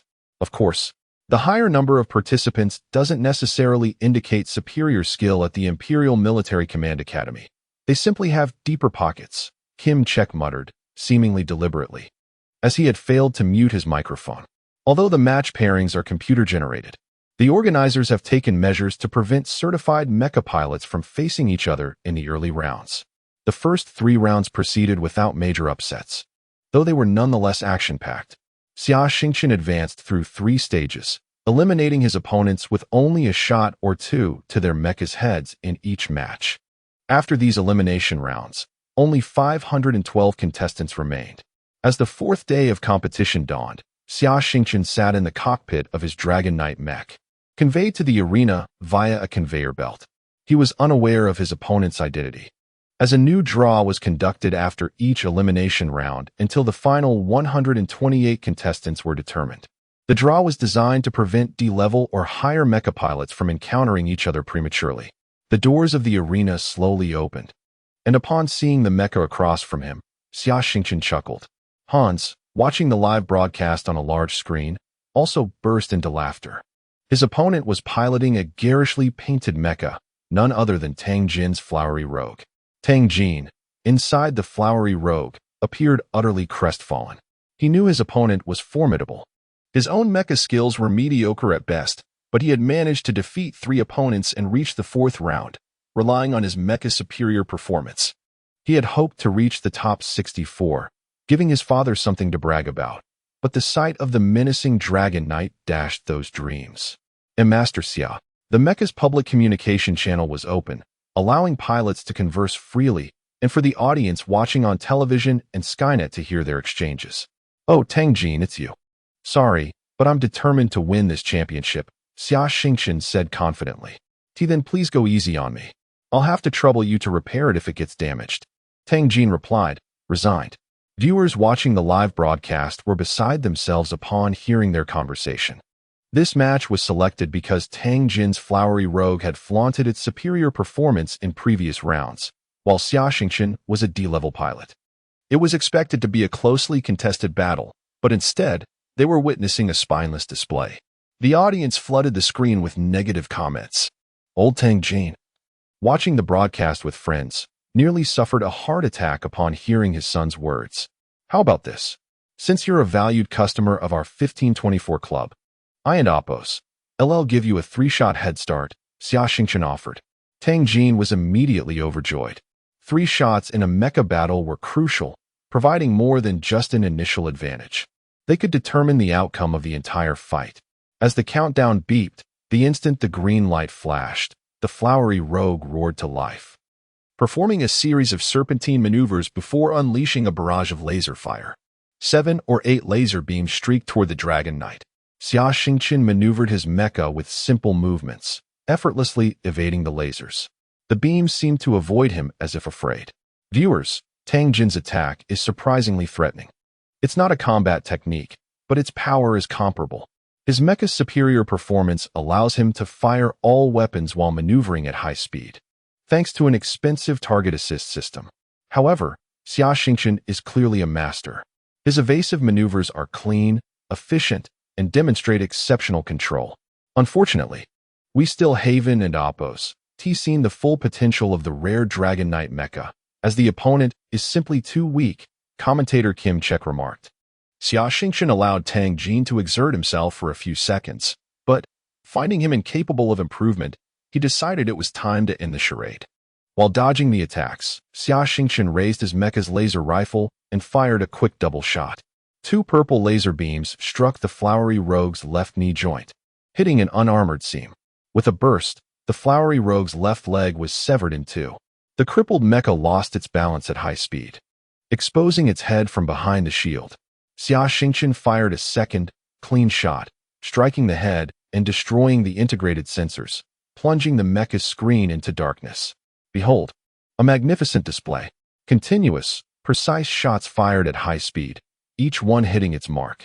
Xia Xingchen, despite being a D-level pilot, is performing at a C-level standard. If he were to take the ranking exam now, he would likely pass. He is a contestant to watch, Kim Chek exclaimed, lavishing praise upon him. He won. In the 1524 Mecha Club and Oppos' waiting room, Hans and the staff celebrated with high fives.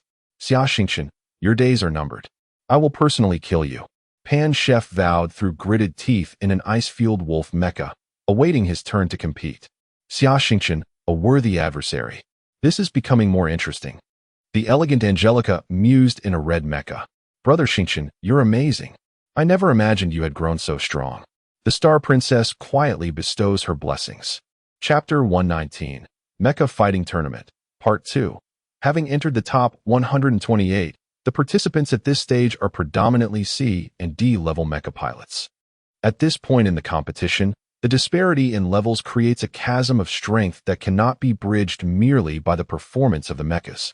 Following the conclusion of the day's matches, the remaining 128 competitors will partake in a final random draw to determine their opponents, allowing them to know who they will face in the upcoming rounds. The draw commenced, and Xia Xingchen drew a contestant named Rohani. Upon observing the mecha he operated, Xia Xingchen recognized him as a competitor from the north, as he was piloting the Frostwolf mecha, the very same model that Andre had used during the D-level mecha pilot examinations. Upon returning to his quarters, Dairin sent a communication request, accompanied by Rohani's profile. Rohani, aged 25, holds the rank of second lieutenant. He hails from the Northern Administrative Region of Irkutsk and is affiliated with the 3rd Fleet of the Northern Navy. Classified as a D-level mecha pilot. Based on previous matches, his foundational skills are solid, and his combat style is characterized by a calm, cunning approach. He does not rush into attack, but rather observes, seeking his opponent's vulnerabilities to deliver a decisive blow. Furthermore, he is somewhat ruthless after defeating his opponents. He often engineers unforeseen accidents, such as causing his mecha to fall onto an opponent's cockpit or forcing the opponent to injure themselves while blocking an attack. In prior matches, his opponents suffered 1 fatality and 3 severe injuries, yet the organizers were unable to pin any wrongdoing on him, as his actions appeared to be mere accidents. Xingchen, over 40 officers from the Northern Administrative Region have made it to the top 128. Moreover, they are all using the Frostwolf mecha, indicating that this model has supplanted the Ice Wolf as the primary combat equipment of the North. This Rohani has nearly reached the standard of a C-level mecha pilot. You must exercise caution.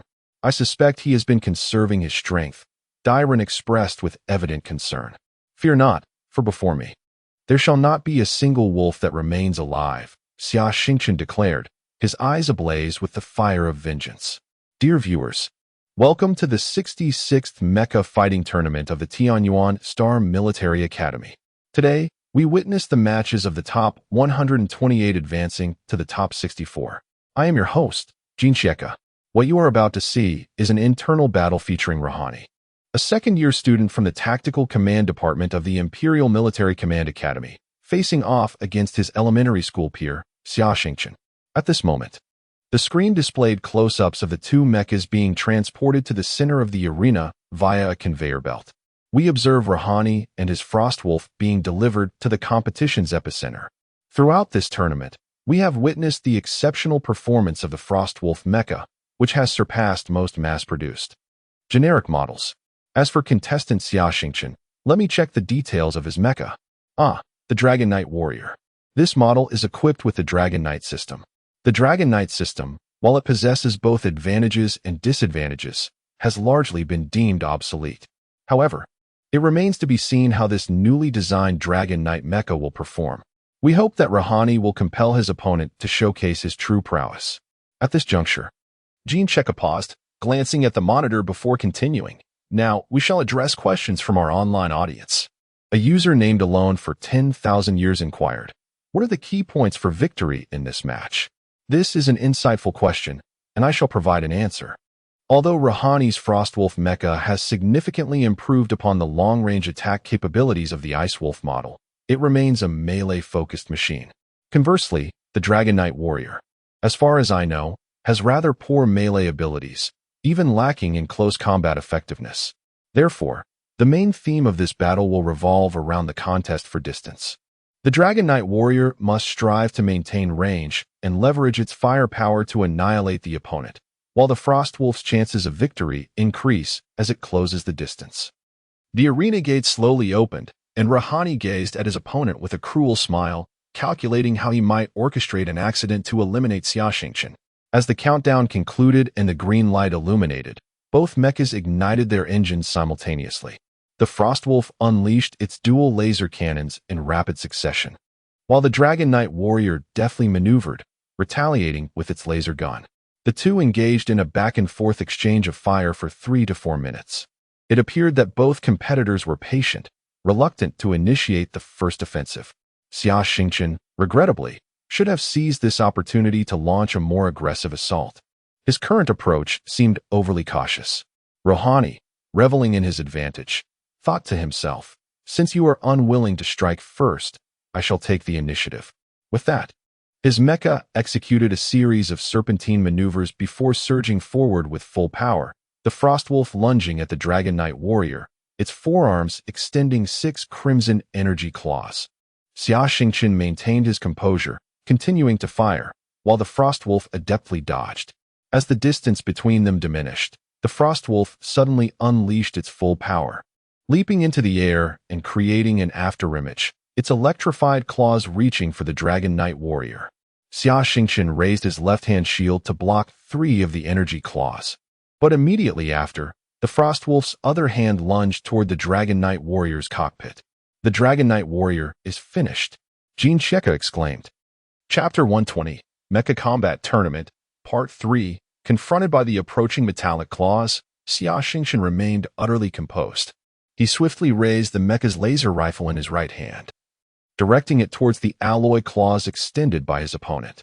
The motion was executed with such rapidity that it eluded the eye. The majority of spectators merely perceived the Dragon Knight commander being ensnared, followed by an explosion. However, in the next instant, the two mechas passed through the smoke of the blast, and to everyone's astonishment, the Dragon Knight commander emerged unscathed.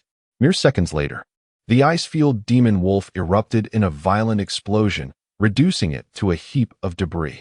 The cockpit of the demon wolf lay in ruins, with Rajani's body completely obliterated. Oh my heavens, Xia Xingchen has turned the tables. Rajani has been eliminated. Xia Xingchen nearly bit his own tongue as the audience erupted in astonishment. Let us observe what transpired on the field through the high-speed camera. Look, Rajani executed a serpentine maneuver to evade ranged attacks while swiftly closing the distance. What a textbook operation. Behold, he has reached the attack position.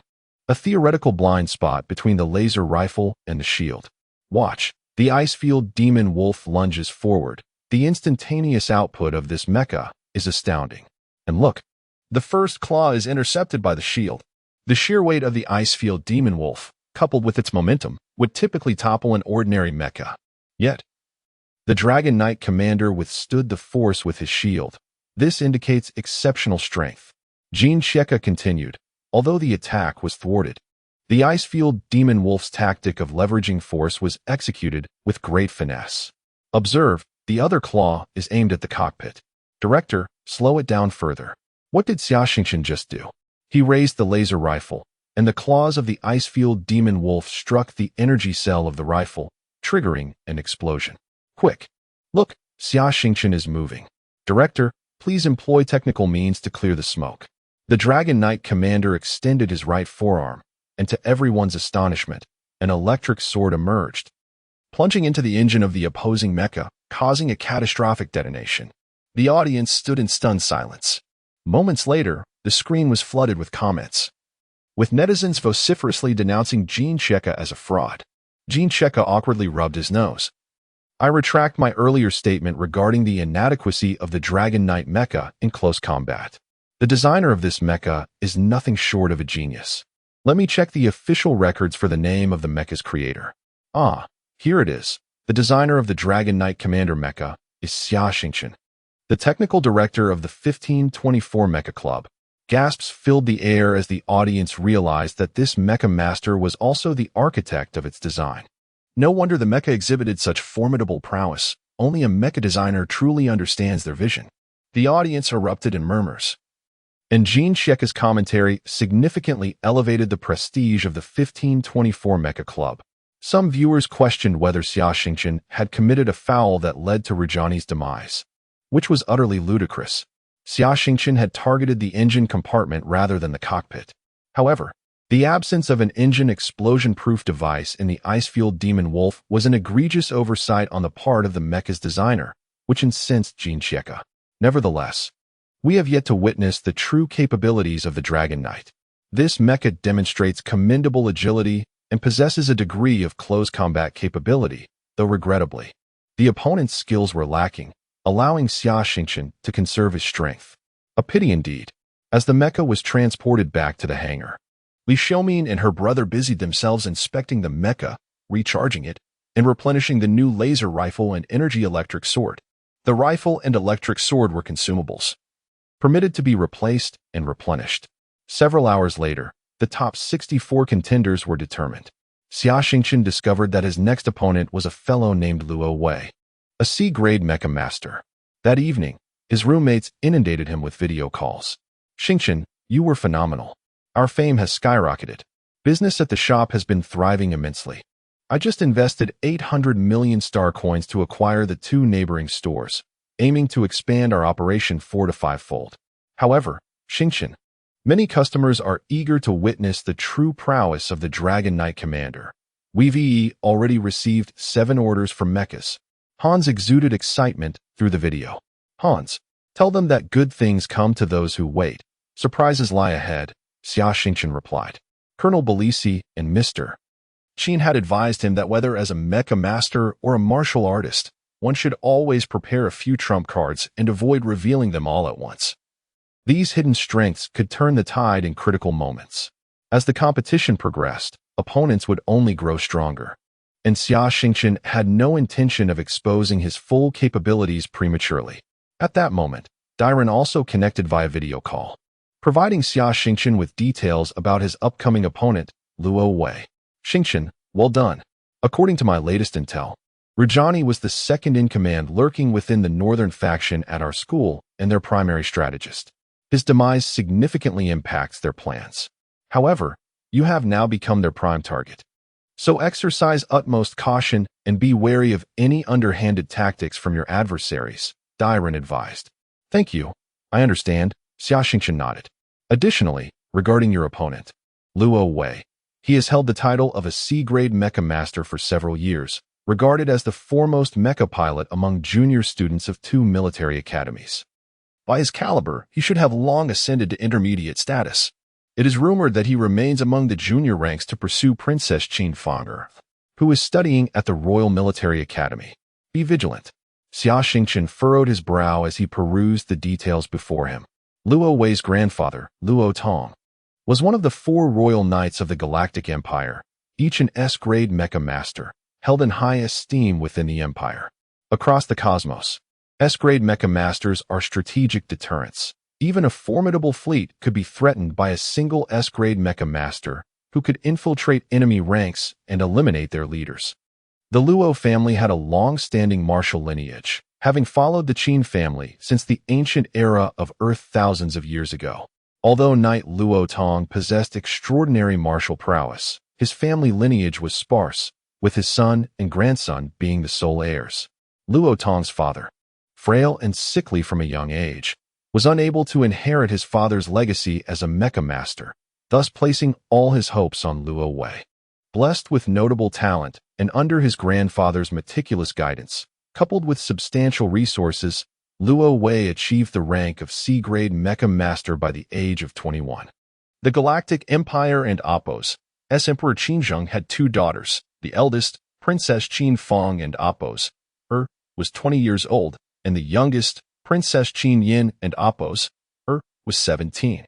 Subsequently, Luo Wei fortuitously encountered Princess Qin Fong and was struck by her beauty, thereafter presenting himself as her devoted knight. Handsome, well-born, and possessing commendable abilities, Luo Wei garnered considerable admiration from the female populace within the Imperial Military Academy. He concealed his misdeeds under a facade of nobility, aspiring to confess his feelings to the princess after winning the tournament. As for his opponent, he did not regard her as a significant threat. Chapter 121, The Mecha Combat Tournament, Part 4. Greetings, esteemed viewers. Welcome to the 66th Tianyuan Star Military Academy Mecha Combat Tournament. I am Jin Xieka.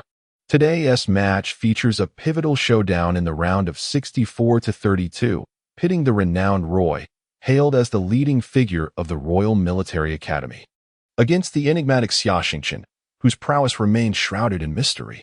Roy, a C-level mecha master, has advanced effortlessly thus far, dispatching his opponents within mere 3 rounds. Xia Xingchen, on the other hand, is presumed to have attained a similar level of mastery, and with his enigmatic mecha, the audience must surely be on the edge of their seats. In a lavish double dormitory at the Royal Military Academy, Princess Qin Fong and Princess Qin Yin are watching the live broadcast in their sitting room, as 2 mechas are being transported to the center of the arena via a conveyor belt. Sister, I heard that your guardian knight will be making an appearance in this match, Qin Yin teased, her eyes sparkling with mischief. I never claimed such a thing. It is that self-important fellow who has taken it upon himself, Qin Fong replied, her gaze filled with exasperation. Roy has been vocally professing his affection for Princess Yin. Being born into royalty, Qin Fong understands that the matters of marriage are beyond their control. Should Roy seek the Emperor's blessing, there would be little reason for refusal, as securing an S-level mecha master is deemed far more critical than a princess's personal happiness. Let us hope Xia Xingchen can teach him a lesson, to humble his arrogance and deter him from pursuing Sister Yin, she suggested. One can only hope, Princess Fong replied, a glimmer of hope illuminating her eyes. Xia Xingchen, would you be willing to be my guardian knight? Qin Yin silently wished. As the gates of the arena opened, Xia Xingchen gazed at the white mecha before him, recalling the specifications he had reviewed the previous night. The Lightning Knight mecha, standing at 5.2 meters tall, boasts parameters of strength 20, agility 25, armor 25, and speed 30. This mecha is the fastest Xia Xingchen has encountered thus far. Its armaments include an alloy shield, a Photon Knight's gun, and dual alloy horns on its shoulders. Furthermore, Xia Xingchen deduced that the mecha's feet likely conceal retractable photon blades, with additional weaponry possibly hidden beneath the armor on its shoulders and back. However, Roy's overwhelming strength has been evident in his prior matches. He has only needed to wield the knight's gun to secure swift victories against his opponents. Kid, I'll grant you an opportunity for automatic surrender. Remember, I am a C-level mecha master. Your mecha cannot compensate for the technical disparity between us. Besides, your mecha is merely a decoration, Roy proclaimed arrogantly over the public channel. Words are futile, Xia Xingchen succinctly retorted before severing the communication. It appears that Roy is exceedingly confident. Let us observe his performance as the match commences, Mecha exclaimed. Roy stomped down on the power pedal, unleashing the full might of his engine. The Lightning Knight Mecha, equipped with 6 medium white propulsion boosters and a lightweight frame, relied on speed as its key asset, often reaching opponents before they were prepared. Against such a fast mecha, long-range attacks proved ineffective for locking onto the target. Every movement of Roy fell within the realm of Xia Xingchen's perception. As his opponent charged forward, he hurled his laser rifle as a concealed weapon. The rifle momentarily impeded Roy's advance. Upon realizing the object posed no threat, he thrust the knight's gun forward, slicing through the rifle and triggering an explosion. Yet his momentum remained unbroken as he continued his assault on the Dragon Knight. After discarding the rifle, Xia Xingchen slammed down on the power pedal, activating all boosters on the Dragon Knight, propelling it into the air and evading Roy's seemingly inevitable strike. A photon sword materialized in his right hand. Look, Roy has accelerated again. What is this? Xia Xingchen has hurled his gun. It seems he enjoys using the laser rifle as a decoy. Oh, he is airborne. The Dragon Knight is soaring. What incredible speed! Mecha exclaimed. Witnessing this spectacle, those on the other side of the screen, who had already placed deposits on mechas, were left speechless in awe. Roy's attack missed, prompting him to quickly adjust his stance and prepare for a second strike. Suddenly, sensing imminent danger, he instinctively maneuvered his radar, rolling to evade 2 incoming laser beams. However, another 2 lasers followed, leaving him no choice but to raise his shield in defense. The recoil from the blast propelled the mecha back several meters, nearly causing him to lose balance, yet more lasers were already en route.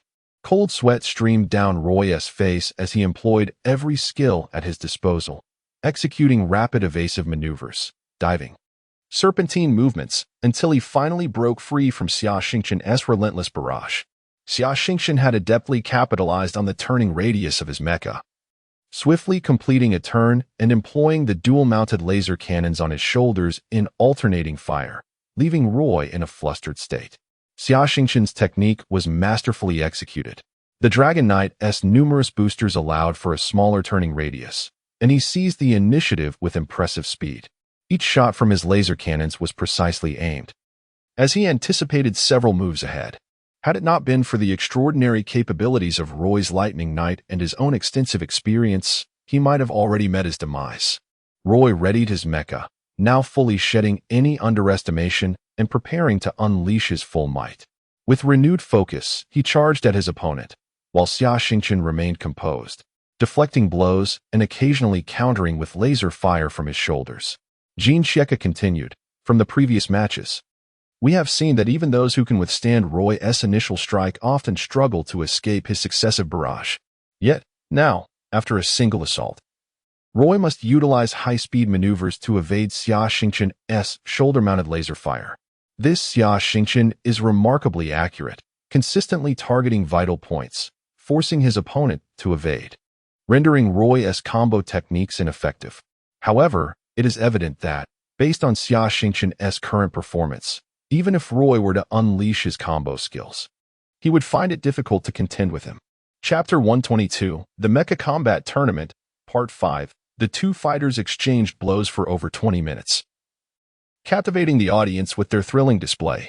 However, the students from the Northern Administrative Region watching from the sidelines wore expressions of grave concern. For neither of the competitors on stage was someone they could easily contend with. Throughout these intense 20 minutes, they engaged in a battle of wits and valor, executing no unnecessary movements, while their mechas exhibited formidable capabilities. Meanwhile, at the Royal Night Space, a group of individuals gathered around a large screen, one of whom was a gentleman in his 60s, sighing heavily. This man was none other than Knight Rot Hong, the grandfather of Roy. It seems that young Wei might face defeat, he remarked. This child has never encountered adversity, his peers pose no threat to him. And you lot have always gone easy on him during training. Don't think I'm oblivious to that. Perhaps a little hardship will do him good. It may humble him in the future. The elderly gentleman, appearing like a middle-aged man, bore a look of helplessness. As Roy grew increasingly anxious, thoughts of Princess Xing, his grandfather Rot Hong, his classmates at the Royal Military Academy, and the elders from the Royal Guard flooded his mind. They were all watching this match. And if he were to lose, everything he had aspired to over the years, his promising future, the beautiful Princess Xing, and his esteemed position as the top student at the Royal Military Academy, would come to naught. Resolutely, he clenched his teeth, resolved to employ his secret weapon. At that moment, the two mechas passed each other again, and Roy activated his weapon system. The armor on the shoulder of the Lightning Knight Mecha exploded open, revealing 6 half-meter-long devices that shot out with lightning speed towards the Dragon Knight. Each pair of devices was connected by an alloy cable, swiftly ensnaring the Dragon Knight with 3 cables. Powerful currents began to surge through the cables. Could it be the S-Class Mecha weapon, binding a mortal rope? The prized possession of Imperial Knight Rahong, exclaimed Jean Sheka in excitement. It was astonishing that the elder had entrusted this weapon to his grandson, and even more remarkable that they could witness such a legendary S-Class weapon in this tournament. In this era where mechas served as the primary force on the battlefield, mecha weapons were classified into 5 tiers: S, A, B, C, and D. For instance, the laser rifles and energy blades equipped on the Xia Xingchen mecha were considered C-class weapons, while shotguns and alloy swords fell under D-class. Moreover, many mecha weapon designers specialized in creating weapons rather than designing mechas, and some were even more celebrated than renowned mecha design masters. After all, even a mediocre mecha could dramatically enhance its combat effectiveness with an exceptional weapon. The S-class weapon Roy wielded, known as the Binding Immortal Rope, was crafted by the late genius mecha weapon designer, Didi. The weapon's principle was not overly complex. It would suddenly launch 6 magnetic devices when the mecha closed in, with an alloy cable connecting each pair. As the magnetic devices approached the opposing mecha, they would rapidly converge and tighten the cable. Then, the devices would release a substantial amount of high-voltage electricity, short-circuiting the mecha's battery and causing the engine and computer to fail, thus paralyzing the mecha. Although the weapon appeared simple, its manufacture was quite challenging, primarily due to material constraints. To ensure the alloy cable could ensnare a mecha, it required exceptionally high tensile strength. Furthermore, the magnetic devices needed to store vast amounts of energy to unleash the paralyzing current. Dr. Didi had expended considerable resources to create this binding immortal rope, but found himself unable to procure sufficient materials to produce another set. Eventually, Knight Rahong acquired this set of devices. With it, he had escaped numerous life-threatening situations and vanquished many formidable foes. He later gifted this weapon to his grandson Roy, intending it to be a means of self-preservation. Little did he know, in a fit of desperation, Roy would resort to using it in the tournament.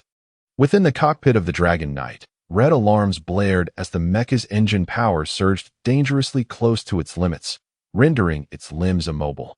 In a moment of quick thinking, Xia Xingchen concentrated all his mental energy on the surface of the mecha, resisting the onslaught of electricity.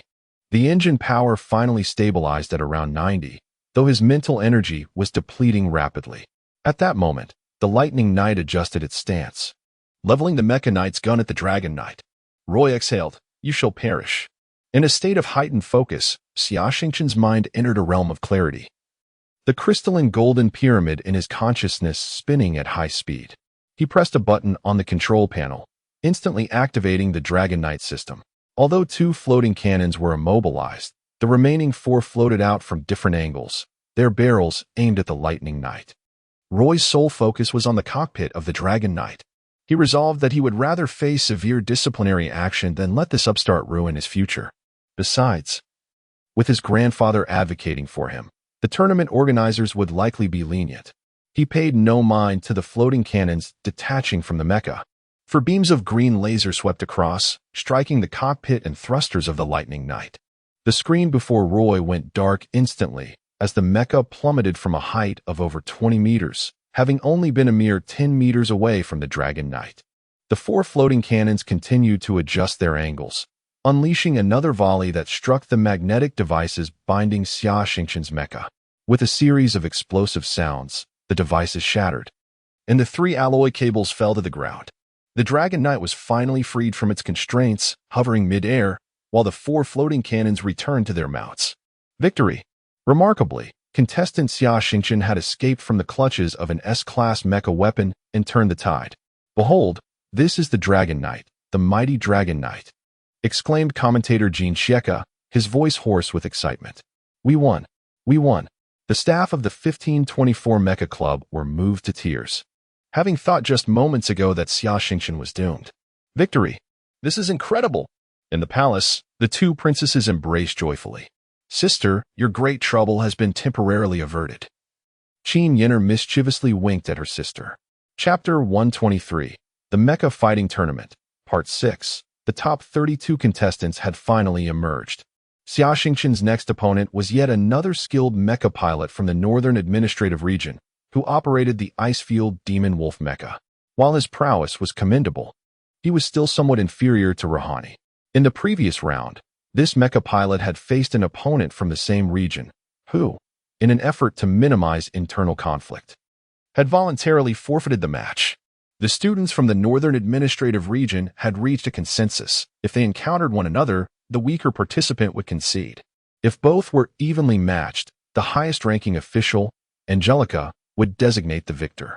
After concluding his battle with Luo Wei, Xia Xingchen meticulously inspected his mecha, only to discover extensive damage. The powerful surge had severely compromised the engine, battery, and control computer. Most critically, the battery could no longer be recharged and needed to be removed, drained of all energy, and replaced along with a substantial portion of the circuit board before recharging. This recharging process would require a continuous 20 hours, rendering the battery unusable for tomorrow's competition. With no choice, Xia Xingchen resorted to a standard battery, which diminished the mecha's endurance by more than 2/3. He replaced the control computer with a brand new unit and reprogrammed the operating system, while the engine's damage was repaired with the assistance of Li Xiaomin and her brother. By this time, it was already midnight. In a luxurious mansion on Tianyuan Star, Luo Wei, with his head bandaged, sat in the courtyard clutching a bottle of high-proof liquor, his gaze fixed vacantly ahead. "It's over. Everything is over. Farewell, my princess," he muttered incessantly. The tranquility of the night was abruptly shattered by the sound of approaching footsteps, as several individuals entered through the main gate, led by one of the Imperial Royal Guard Knights, Luo Tong. Upon witnessing Luo Wei's condition, his fury ignited, and he raised his hand. Slap, slap, slap. Crash. Luo Wei was left dazed by a flurry of slaps, his once handsome face swelling rapidly, blood beginning to trickle from the corner of his mouth. The bottle slipped from his grasp, shattering on the ground. "Do you know why I'm striking you?" Knight Luo Tong's expression was one of rage, as though he wished to devour him whole. "I lost the match," Luo Wei replied. Slap. Another resounding slap followed. "Incorrect, try again," Luo Tong roared. I should not have carelessly used the binding immortal rope during the competition." Slap. Another heavy blow landed, sending Luo Wei crashing to the ground, blood oozing from his left ear. "You wretched fool, you don't even realize where you went wrong." "It seems I was mistaken. I have indulged you too much," Knight Luo Tong lamented.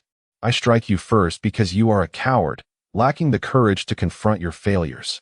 Look at yourself now. Like a lost dog, it's just a match you lost. Every S-rank mecha pilot has endured countless failures before rising to greatness. You encounter this minor setback and crumble.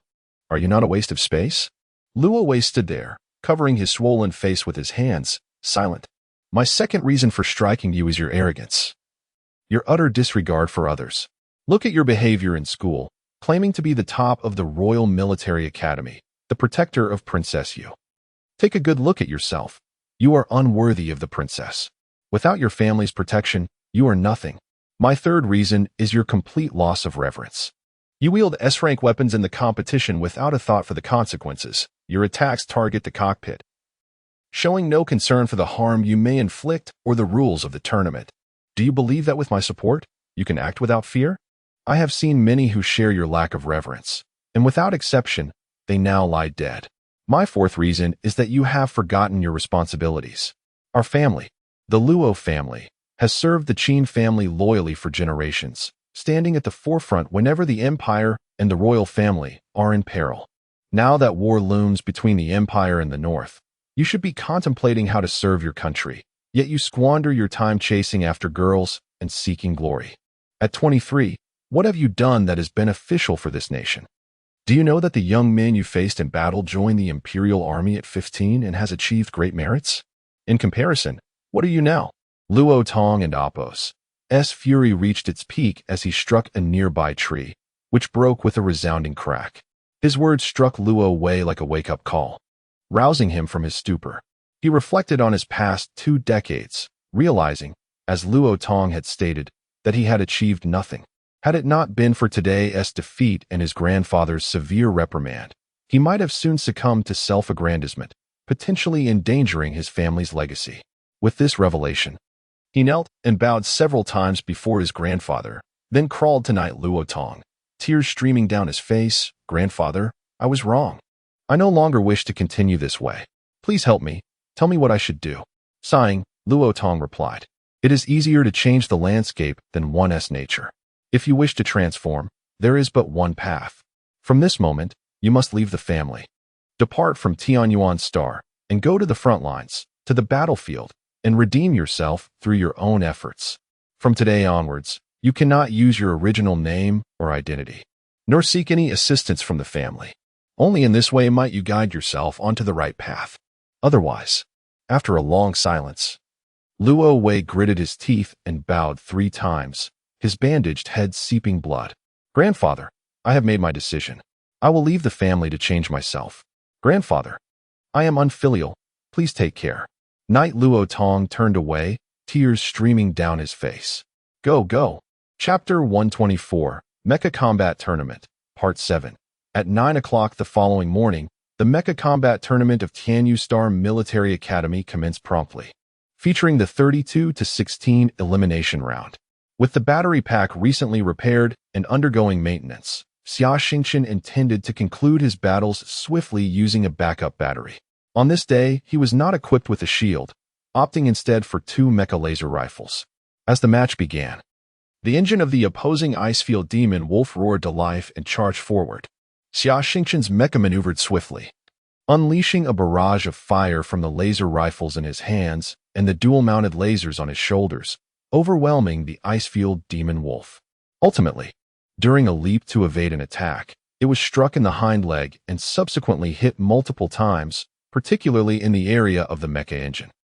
3 beams of laser pierced the same spot, melting through the mecha's armor and triggering a catastrophic engine explosion, resulting in the mecha pilot's untimely demise. Oh, esteemed audience, we have witnessed 2 Icefield Demon Wolves suffer engine explosions in recent days. Such a glaring safety hazard raises questions about the considerations of Northern Heavy Industries. Have they not contemplated the necessity of an explosion-proof mechanism for the engines? Gene Cheka expressed his dissatisfaction with this design flaw of the Icefield Demon Wolf. In truth, Northern Heavy Industries finds itself in a difficult position. The Icefield Demon Wolf is a mimic-type mecha primarily designed for close combat. The engine's design must account for power output, the mecha's center of gravity, and various other factors, leaving no additional capacity for an explosion-proof mechanism. Moreover, Prince Nicholas has stated that the warriors of the Northern Administrative Region are unafraid of sacrifice. Given their indifference to mortality, the absence of an explosion-proof device becomes inconsequential.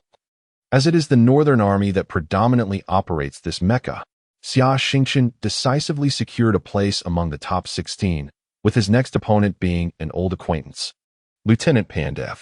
Notably, Pandev was piloting a beast-type mecha, the Flying Wolf, which had jointly won first prize at the recent mecha design competition alongside Xia Xingchen's Dragon Knight mecha. This match would mark a full-scale confrontation between 2 novel mechas. After diligently maintaining the battery pack for his Dragon Knight mecha, Xia Xingchen worked late into the night to replace it and meticulously check for any issues before finally retiring satisfied. Meanwhile, Pandev was embroiled in a tumultuous mix of emotions that kept him awake, due to Xia Xingchen's formidable performance in the tournament. Having eliminated 2 mecha pilots from the Northern Administrative Region, his image and name had been relayed back to the North. Coincidentally, the Northern Fleet's initiative to cultivate young elite mecha pilots was under the comprehensive oversight of Andre, Upon seeing Xia Xingchen's photograph, Andre smashed the screen in a fit of rage. He subsequently issued a lethal order to the Mecha pilots within the academy, commanding them to eliminate Xia Xingchen. However, after careful consideration, he rationally decided to inform his subordinates that this was the individual who had bested him in the Mecha pilot grading assessment. Pandev was taken aback by this news. As another of Xia Xingchen's vanquished opponents, he found himself grappling with the notion that Xia could indeed surpass him in skill. Though he longed to avenge his defeat by slaying Xia, Andre's revelation compelled him to re-evaluate his adversary. A flicker of fear began to take root within him. The night passed in silence. A new day dawned, ushering in the most intense and exhilarating phase of the Mecha combat tournament. Ladies and gentlemen, the tournament is nearing its conclusion. Today marks the commencement of the top 16 battles. The Mecha pilots who have arrived at this stage have endured nearly 10 grueling encounters. Indeed, one cannot rely solely on luck to progress this far. Factors such as strength, Mecha performance, logistical support, and the willpower of the Mecha pilots are all indispensable. The two Mecha pilots competing today are both freshmen from the Imperial Military Command Academy, Xia Xingchen and Pandev. Though both are classified as D-grade Mecha pilots, I can confidently assert that they have reached, if not surpassed, the level of an ordinary C-grade pilot. A noteworthy aspect of today's competition is the mechas themselves. Xia Xingchen pilots the enigmatic and powerful Dragon Knight system mecha, while Pandev commands the agile and swift beast-type mecha, the Flying Wolf. These two non-traditional and avant-garde mechas are both recent awardees of the prestigious first prize at the Tianyu Star Military Academy's Mecha Design Competition. Today, they shall clash in a decisive showdown, truly a battle of fate. Now, both contenders have entered the arena. Jean Sheka, the commentator, emanates palpable excitement. As the Flying Wolf mecha emerges from the transport platform, Pandev's body trembles with exhilaration, his heart ablaze with an intense fury. He yearns to unleash all this rage upon his opponent. Earlier that morning, Pandev had mustered the courage to confess his feelings to Angelica, having harbored a secret affection for her since before his enrollment in the academy. Angelica, will you be my girlfriend? I am one of the finest mecha pilots of the Northern Fleet, and my family is well established. I will bring you happiness, Pandev implored eagerly. You? I can only tell you that you are unworthy, Angelica retorted, her voice laced with icy derision. I am destined to marry the most powerful man in the North and become his woman. You are nowhere near that level. Pandev's heart ignited with resentment. Is it Andre again, that worthless fool? Just watch. This young man before you is the one who defeated Andre. I will show you how I tear him apart and reveal my true strength. Forget Andre, he is as much a waste as you are. Do not delude yourself. The man I love is His Majesty Nicholas. I aspire to be his princess. What do you worthless fools amount to? With that, Angelica turned and walked away, leaving Pandev thunderstruck. Bitterness filled his heart. Indeed, before Lord Nicholas, both he and Andre had no grounds to refute being labeled as worthless. For the chasm between them was insurmountable. In that moment, he transformed his anguish into fury. The intelligence team of Xia Xingchen and Dai Ren has maintained a keen watch on Pandev and the Flying Wolf mecha. The Flying Wolf, standing at 3.2 meters tall, boasts parameters of strength 21, agility 28, armor 26, and speed 28. Armament.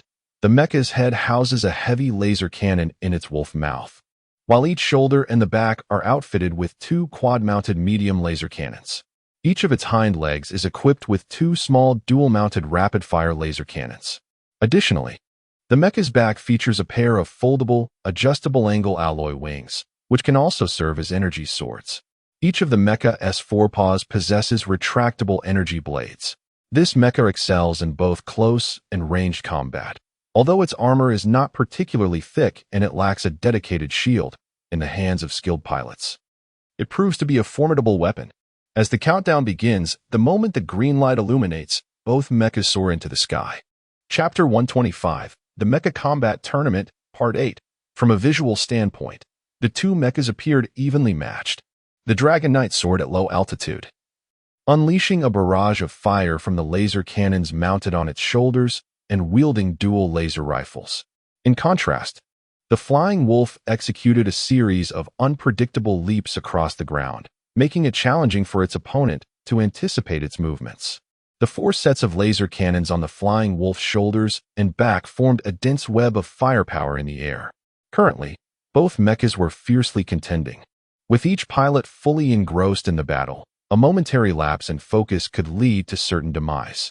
The maneuverability and speed of these mechas were astonishing, particularly the Dragon Knight, whose agility belied its imposing appearance.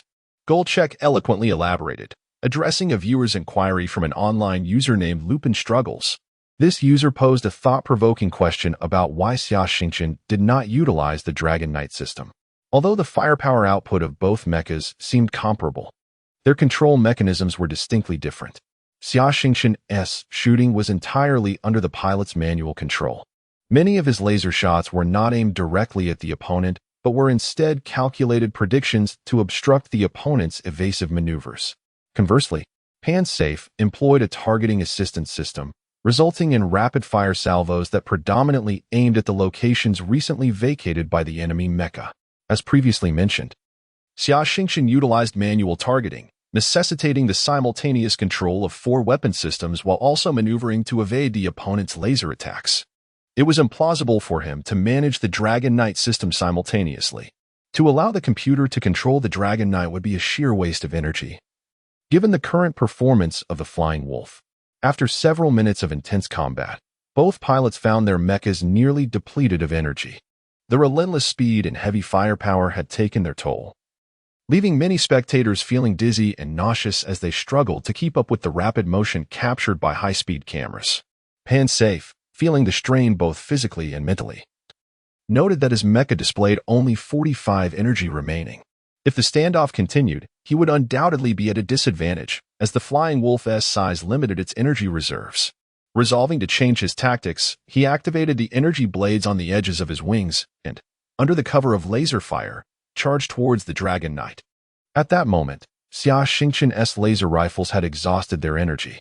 He discarded them and extended 2 energy swords from his forearms, meeting the Flying Wolf head-on as the 2 mechas engaged in close-quarters combat. However, Xia Xingchen soon discerned an anomaly. The Flying Wolf was attempting to confine their movements within a very limited space. Simultaneously, the Flying Wolf emitted a stream of unidentified high-energy particles. Heightening his vigilance, Xia Xingchen realized this was a new weapon designed by the creator of the Flying Wolf, Carrick, dubbed the Deadly Mirror System. Recent discoveries in the cosmos had revealed a mineral capable of releasing charged particles when subjected to specific energy pulses. Remarkably, when mechas activated these particles with beams of light at a particular wavelength, they could create a mirror image of themselves. This illusion could deceive various detection devices, appearing as a genuine mecha to the sensors, while another wavelength could render the mecha enveloped in particles invisible to all detectors. Carrick had spent over 4 years at the Imperial Military Command Academy in the Mecha Repair and Design Department. His father was a renowned mecha designer at Northern Heavy Industries, and Carrick dedicated years to developing the Flying Wolf and its associated weapon systems, hoping to emulate his father's success. Now, he had achieved his goal. Though the Deadly Mirror System was a secret weapon not included in the design blueprints for the competition, the Flying Wolf relentlessly charged at the Dragon Knight, while Xia Xingchen fought to defend against the assault. As the 2 mechas passed each other, Xia Xingchen prepared for the next wave of attacks. Suddenly, the audience gasped as 2 Flying Wolf mechas appeared on the screen, flanking Xia Xingchen. This was the deceptive effect of the special particles on the camera. The mecha directly in front of him was merely a projection. The real mecha lurked behind. The physical Flying Wolf opened its jaws, the ominous barrel of its heavy laser cannon charging. Meanwhile, the Dragon Knight's thrusters ignited with brilliant light, seemingly preparing to charge at the illusion ahead. Unbeknownst to anyone, the moment the Dragon Knight's thrusters fired, a floating cannon platform, previously aligned with the Flying Wolf, suddenly elevated into a vertical position, its 8 cannons aimed squarely at the actual Flying Wolf. As the heavy laser cannon reached full charge, Pan-Safe's finger hovered over the firing button. At that instant, he noticed 8 dazzling green lights illuminating the back of the opposing mecha. This was the last image he would ever see. The 8 floating cannons fired simultaneously. 2 struck the front legs, 2 hit the head. and the remaining 4 targeted the back. The heavy laser cannon, having just completed its charge, detonated in a catastrophic explosion, obliterating the front half of the Flying Wolf. The projection of the Flying Wolf in front of the Dragon Knight flickered and vanished. The arena witnessed 2 Flying Wolf mechas, undoubtedly a new type of Mirage system. However, I suspect the one behind is real. Look, its cannon is charging. Xia Xingchen must accelerate towards the illusion. He is in danger. Oh my, what did I just see? The Dragon Knight's system fired backward, and the Flying Wolf exploded. The Mirage also vanished. The victor of this match is Xia Xingchen. Goldcheck's voice rose in excitement. This is impossible. I conducted hundreds of tests. No, it cannot be seen through. In a luxurious hotel room on Tianyuan Star, Carrick, the designer of the Wolf Mecha, overturned a table in frustration. He had been awaiting a luxurious spacecraft from the Northern Administrative District to take him to Northern Heavy Industries, only to see his most prized creation reduced to scrap. Humph. Waste is always waste, Angelica scoffed dismissively before turning to leave. Chapter 126, The Mecha Combat Tournament, Part 9. Hans Greelant let out a sigh. At this moment, the communication system of Club 1524 had collapsed.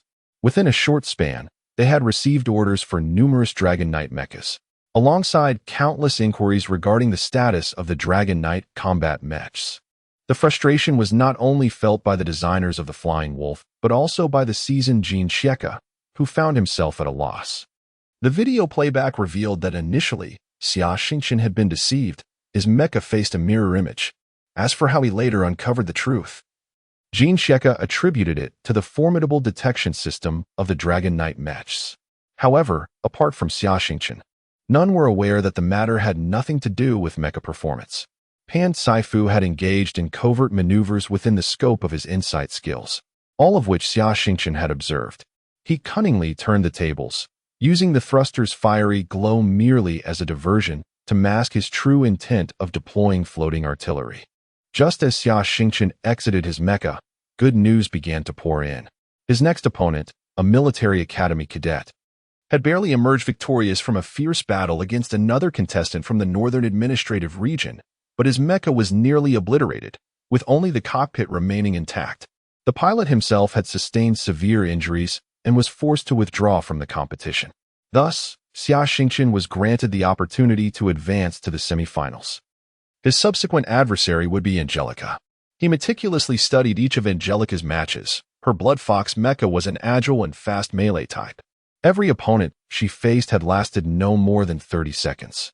Moreover, Angelica possessed a repertoire of combat techniques that far surpassed the capabilities of a C-class mecha pilot. However, he soon received an even more shocking piece of news. Angelica and the remaining 4 mecha pilots from the Northern Administrative Region collectively withdrew from the competition. Consequently, Xia Xingchen advanced directly to the finals. A few hours prior, in Angelica and Oppo's quarters, she was using a portable encrypted communication device to speak with Andre. What do you mean? Make us withdraw from the competition? We've sacrificed so much, lost many lives, and we're on the brink of victory. How can you ask me to back down at this moment? Angelica was visibly agitated. This is an order from above. We have no choice but to comply. Andre's expression was cold, revealing no trace of emotional fluctuation beneath his mask. If we cannot secure the championship, how can we proceed with our talent recruitment plan? We have been preparing for this plan for 3 years. At this juncture, this championship is the pivotal element, directly influencing the success or failure of our entire scheme. Angelica erupted in frustration. A group of treacherous individuals selling out the nation is not worth more than our own soldiers, Andre replied flatly, adding, "These are the exact words of His Majesty Nicholas." Upon hearing this, Angelica fell silent, and the two exchanged a wordless gaze through the communication device. Angelica, we have lost too many elites in this competition, Rugani, Pan Saifu. We truly cannot afford to lose you as well. The cost of nurturing an exceptional mecha pilot is exorbitant. The Empire can bear the loss, but we cannot. We cannot afford to lose you again. Your life must be devoted to more meaningful endeavors, Andre continued. I understand. I will obey the orders. The collective withdrawal of the cadets from the Northern Administrative Region did not incite much uproar, as it had become somewhat commonplace. By this stage, many mechas had sustained significant damage. In a previous tournament, after the top 8 were determined, 7 mechas had been rendered completely inoperable, leading to the sole remaining mecha winning the championship without a fight. 2 days later, Xia Xingchen's opponent for the finals was revealed to be a D-class mecha pilot named Ho Qing, a freshman from this year's Imperial Military Command Academy. Xia Xingchen had observed his matches. He piloted a seemingly unassuming close combat mecha, primarily relying on hand-to-hand combat. The mecha wielded a 5-meter-long alloy staff, boasting significant power, and it was evident that he excelled in martial skills.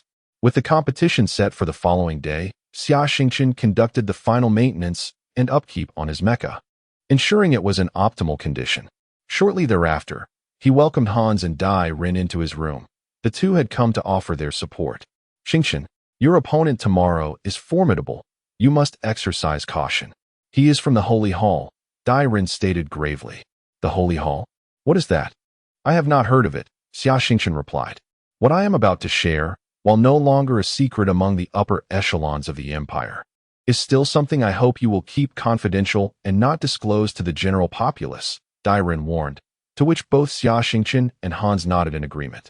Dai Ren proceeded to introduce the Holy Hall organization and the opponent Xia Xingchen was about to face.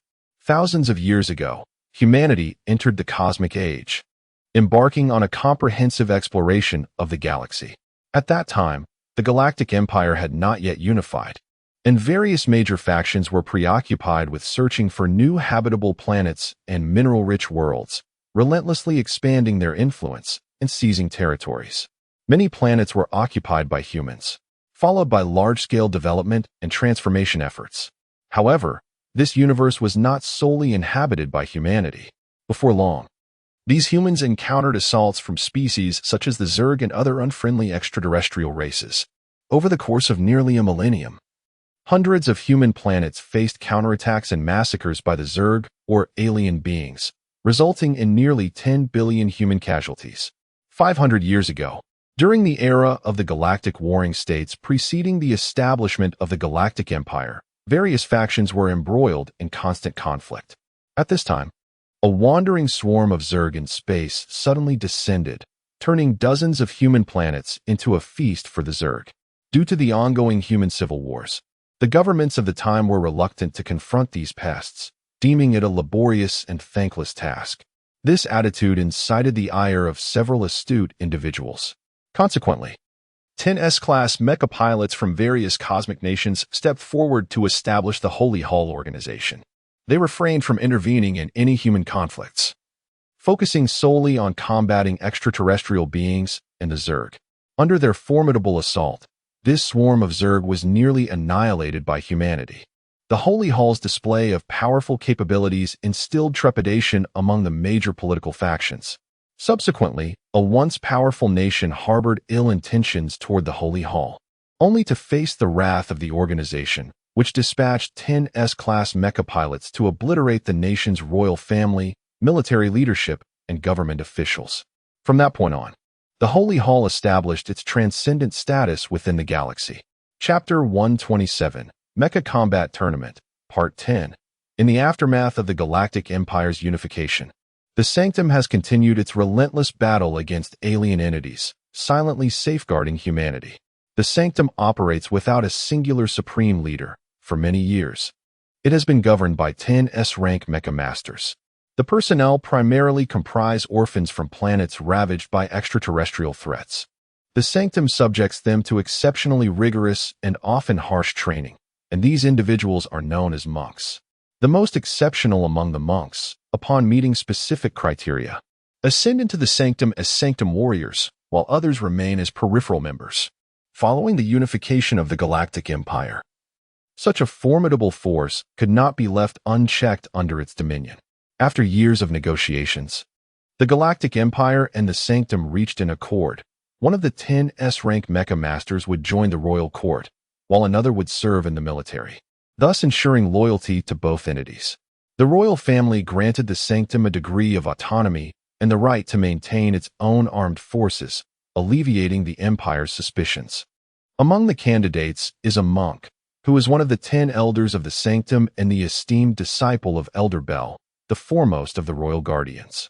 Elder Bell is not only an S-rank mecha master, but also a martial arts grandmaster, possessing skills that surpass even the renowned Qin brothers.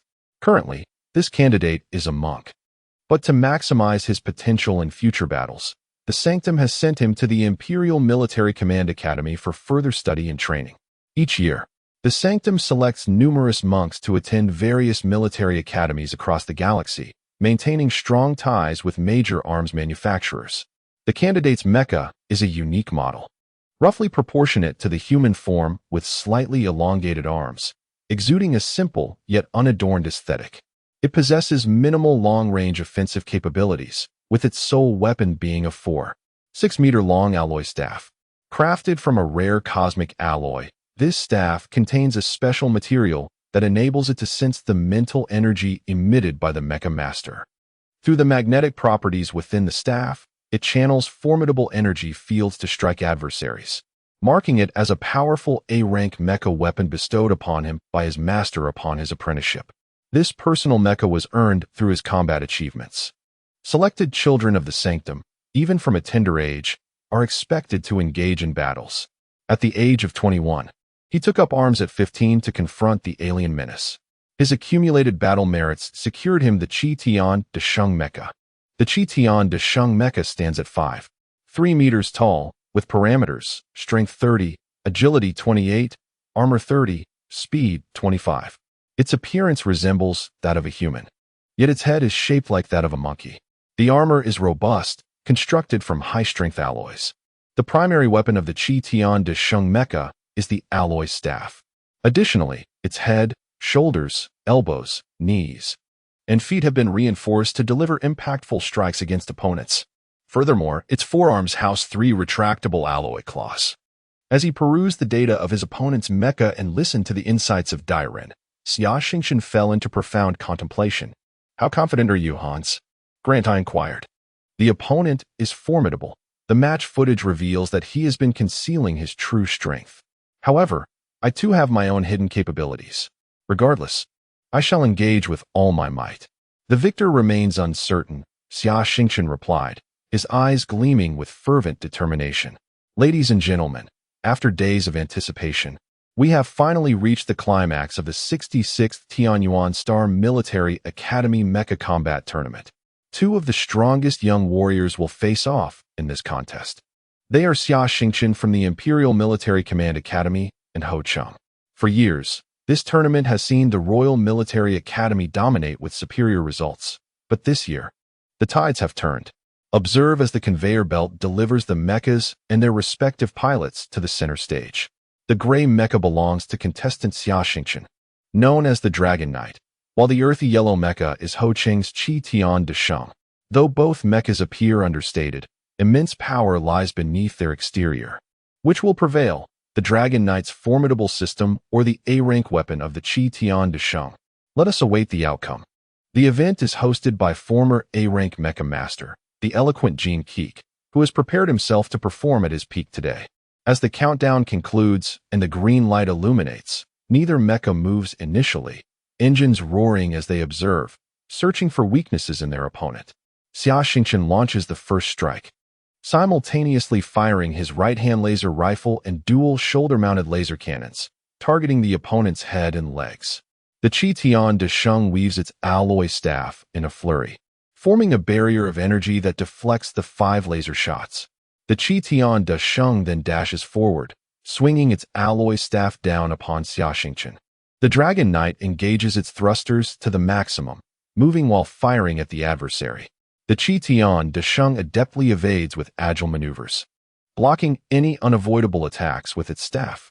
Within merely a minute, Xia Xingchen recognizes the resilience of his opponent.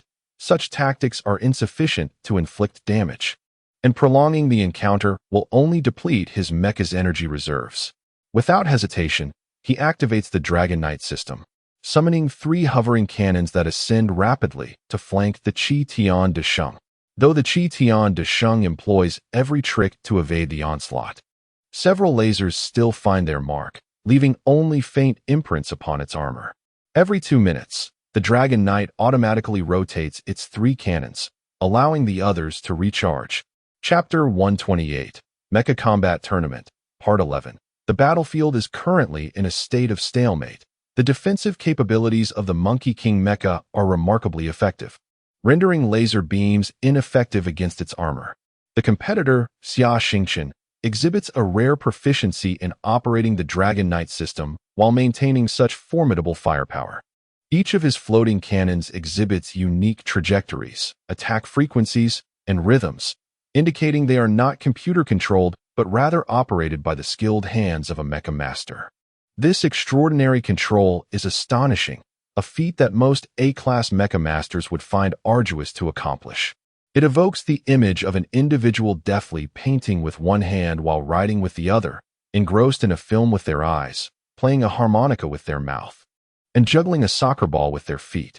However, despite Xia Xingchen and Appo's apparent advantage, the energy consumption of his mecha is alarmingly high, making his situation increasingly precarious. Jin Sheka conducts a meticulous analysis, and Xia Xingchen's friends express a tinge of concern. The situation cannot persist. The energy reserves are dwindling. At this moment, 15 minutes have elapsed since the match commenced. The battery of the Dragon Knight system is nearly depleted, and the energy for the mecha's laser rifle has been exhausted. With no other option, Xia Xingchen relinquishes the mecha rifle, and the 6 floating cannons descend to the ground several hundred meters away.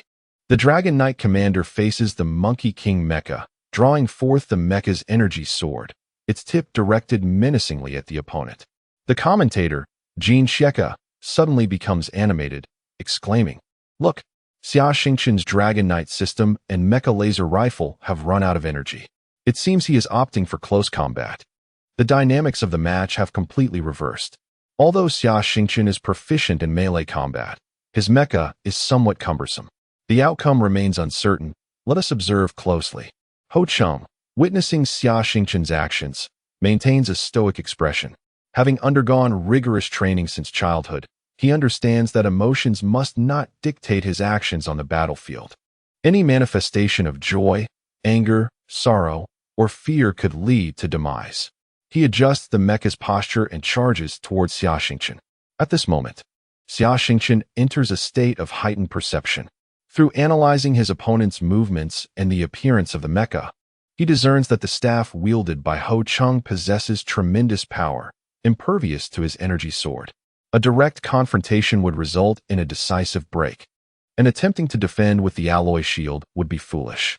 Even if the shield could withstand the staff's assault, the mecha's arms and other components would likely sustain damage. With this realization, he presses down on the power pedal, propelling the mecha into the air and retreating several meters. The Monkey King Mecha trails closely behind, wielding the staff with ferocity. Xia Xingchen dares not engage directly, evading with all his might, yet finds the opponent and Appo's defense impenetrable. He is left in a passive position, devoid of any means to counterattack. It appears that defeat is merely a matter of time, lamented Jin Sheka. Suddenly, an idea strikes Xia Xingchen. He had previously commanded the 6 floating cannons to land. Now, each still has approximately a minute of energy reserve. In this match, they have nearly fulfilled their historical mission. It is time to exploit their remaining value. With this thought, he issues a mental command to the 2 nearest floating cannons. Ho Cheng's mecha continues to press forward, refusing Xia Xingchen any opportunity for adjustment. Suddenly, a foreboding sense of danger envelopes him, and a piercing alarm blares within the cockpit. Missiles? Ho Cheng feels perplexed, as this alarm indicates that the mecha has been locked onto by the fire control system. A quick glance reveals 2 objects hurtling towards him from the left and behind. In an instant, he comprehends. It is the floating cannons. He knows that while a collision with them may not be fatal, it will certainly inflict damage on his mecha, impairing its combat capabilities. With no time to ponder, he abandons his offensive against Xia Xingchen, veering sharply to the right while sweeping the alloy staff. With 2 explosive sounds, Ho Cheng barely manages to regain control of his mecha, while Xia Xingchen has retreated over 100 meters away. What a clever maneuver! Xia Xingchen has not fully depleted the energy of the Dragon Knight system, but has instead conserved some reserves. He was on the brink of losing. A few more exchanges could have led to his downfall. However, he has skillfully utilized the Dragon Knight system, enabling the floating cannons to fulfill their final historical role. If Ho Cheng does not evade, he will sustain significant damage, granting Xia Xingchen a moment to breathe. Oh heavens! What is this? Jin Sheka gasps in astonishment. Xia Xingchen discards his alloy shield and draws forth another energy sword. Suddenly, the thrusters on the flywheel plate behind the Dragon Knight commander activate, and the audience watches in awe as the flywheel plate detaches from the mecha's main body and descends gently to the ground. Oh heavens! What is this? I have never seen a Dragon Knight system that can freely disassemble from the main body, Jin Sheka exclaims. Xia Xingchen is a genius in design. This innovation reduces the weight of the Dragon Knight commander by 40, significantly enhancing its agility and endurance. Jin Sheka elaborates. Historically, due to the considerable space occupied by the Dragon Knight system, designers have primarily employed integrated designs, which resulted in an inseparable bond between the system and the mecha's main body. Xia Xingchen's design challenges conventional wisdom once again. Ho Cheng and Xia Xingchen exchange smiles. For Ho Cheng, Xia Xingchen is a formidable and respected adversary. Battling such a worthy opponent fosters personal growth. For Xia Xingchen, the constraints have been lifted, allowing him to engage freely in combat. Ho Cheng accelerates the mecha, wielding the staff with the grace of the wind. This technique, taught to him by his mentor, is an unnamed staff technique whose origins remain a mystery. Not only is it powerful, but it also proves exceptionally effective when applied to mecha combat. Typically, many martial arts techniques lose efficacy in mecha applications, yet this unnamed staff technique amplifies its power. Even those without a martial arts foundation can unleash remarkable strength once they master this technique. At the age of 16, Ho Cheng utilized it to personally slay a 3-meter-long alien creature. As Xia Xingchen dodges Ho Cheng's attacks, he finds something oddly familiar about the staff technique. As if he has encountered it before, he is certain that this technique was not taught to him by Colonel Belisi or the elderly Qin Renha. Aside from those two mentors, he is not engaged with any other martial arts. As Ho Cheng employs more and more techniques, his speed escalates, and Xia Xingchen's focus sharpens. Suddenly, the crystal pyramid in his mind begins to spin rapidly, drawing his thoughts into that realm. Beneath the colossal crystal pyramid, a troop of simian soldiers, led by a general-like figure, practices with long staffs. The staff technique they employ mirrors that of the Monkey King mecha before him. As his thoughts drift further, the simian mecha battles fiercely against celestial mechas. A resplendent simian mecha wields a golden staff, employing the very same technique. As his consciousness gradually merges with reality, Xia Xingchen's eyes clear, revealing a profound understanding of his opponent's next move and the inherent flaws within each strike. At this moment, the arena is filled with a flurry of staff movements, and the dual energy swords dance like the wind, rendering the audience unable to discern the actions of the two combatants. Chapter 129, Mecha Combat Tournament, Part 12. Ho Cheng was increasingly alarmed as he realized that his opponent had completely deciphered his every move. Each of his attacks was being countered, and it seemed that traps were being laid for him at every turn. This realization was disheartening. Yet it also ignited a fierce determination within him. It was a prime opportunity for self-discovery and personal growth. His speed accelerated, and he mused to himself. Even if you can see through my techniques, it matters not if I am swifter than you. Half an hour had elapsed, and both pilots' cockpits emitted simultaneous alarms. The red warning lights flickered furiously, and the sirens screeched with urgency. Their energy reserves had plummeted to a perilously low level, below 5. The two mechas passed each other, standing face to face at a distance of 50 meters. Xia Xingchen activated the public communication channel. I am nearly out of energy, and I suspect you are in a similar predicament. Shall we settle this with one final strike? In agreement, Ho Cheng nodded, and both mechas retreated several meters to recalibrate and prepare for the decisive assault. Their exchange was broadcast live, and the audience held their breath in anticipation of this climactic moment. Ho Cheng intensified the circulation of his vital energy and mental prowess, causing his body temperature to soar, turning him a brilliant red. He was poised to unleash the most powerful technique from his unnamed staff technique. a strike that would require the support of his sect's secret methods, igniting all his physical and mental reserves as the price. He had executed this move only once before, when he obliterated a colossal mother worm over 500 meters in length. Faced with such a formidable adversary, he could not suppress his desire for victory. Across from him, Xia Xingchen was equally drained. His mental energy had been fully expended, and his crystalline pyramid continuously channeled power into his mecha and energy sword. Ho Cheng raised his alloy staff, ready to charge. Xia Xingchen crossed his twin swords in front of him, pressing the throttle to the floor. The two competitors prepared for their final assault. Suddenly, they surged forward with astonishing speed, leaving afterimages in their wake. What was happening? At the moment of impending collision, all cameras in the arena lost signal. A mere 10 seconds later, the video feed resumed, revealing a scene of utter astonishment. The metallic ground of the arena had vanished, leaving a crater approximately 2 kilometers in diameter and 1 meter deep at the point of their collision. All facilities within the arena, including dozens of high-speed cameras, had been obliterated by the shockwave of their clash.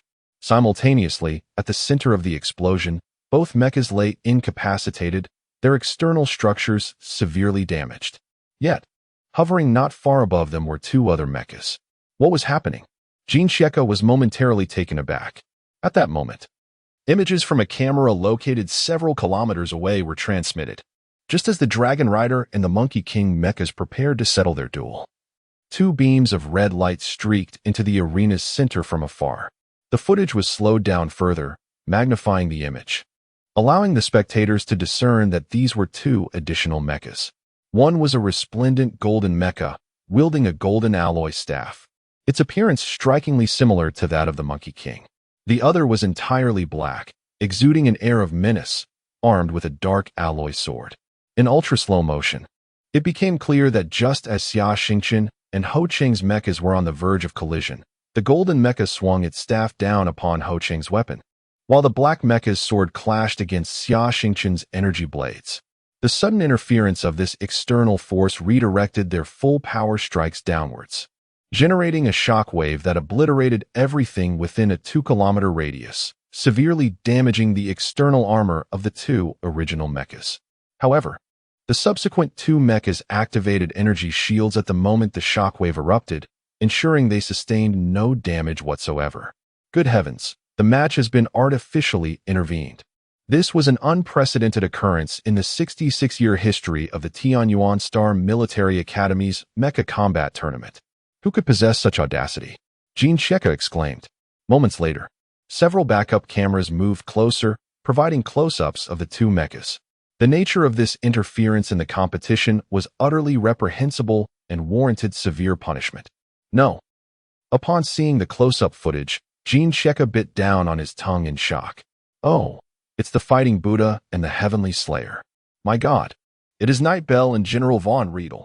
As a former soldier and A-grade mecha master, he was all too familiar with these legendary S-grade mecha masters and their machines from the Galactic Empire. Minutes later, dozens of mechas arrived at the center of the arena to assist the unconscious pilots.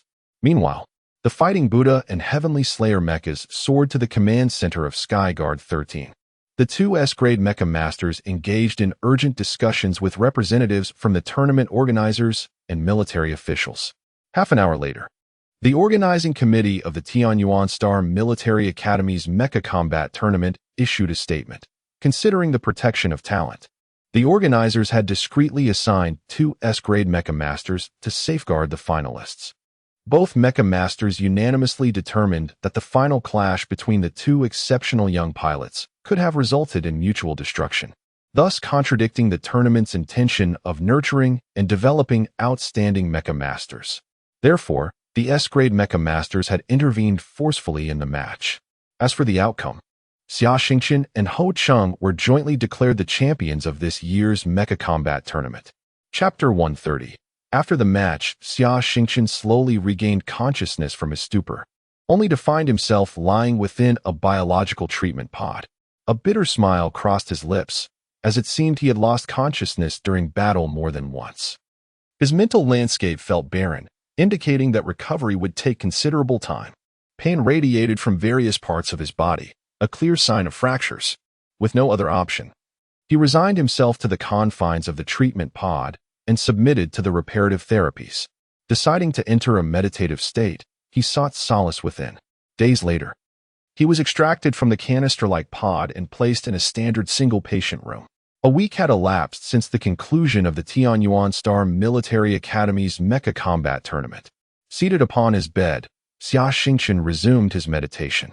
Each time he faced life-and-death battles or depleted his mental reserves, he experienced a remarkable surge in his psychic energy. He intended to seize this opportunity to solidify his gains and discern any new insights. However, visitors soon began to arrive in droves.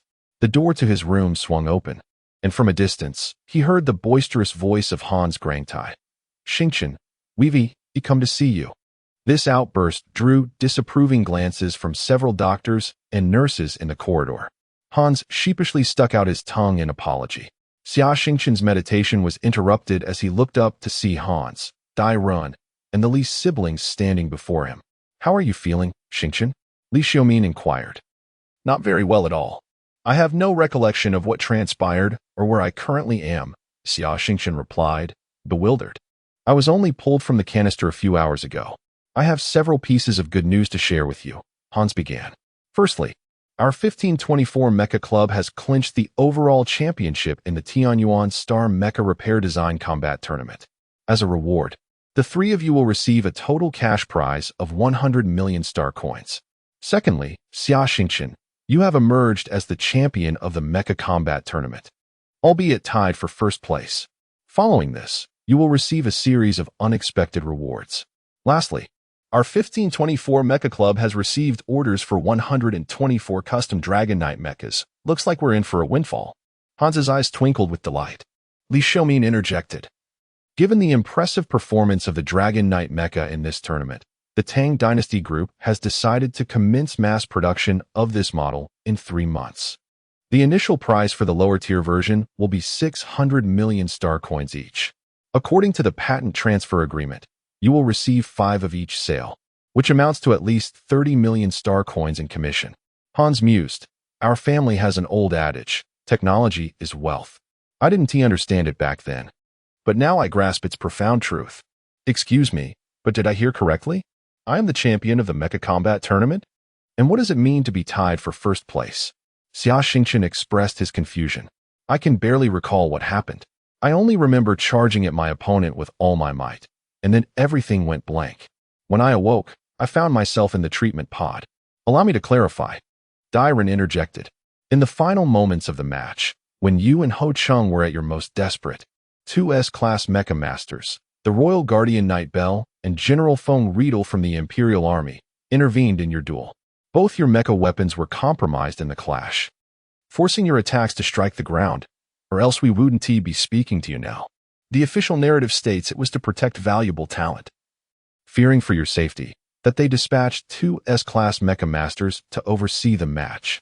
However, as I understand it, this was a personal decision on their part, as even the Tang Dynasty Group lacks the clout to summon 2 S-class Mecha Masters to protect 2 unknowns like yourselves.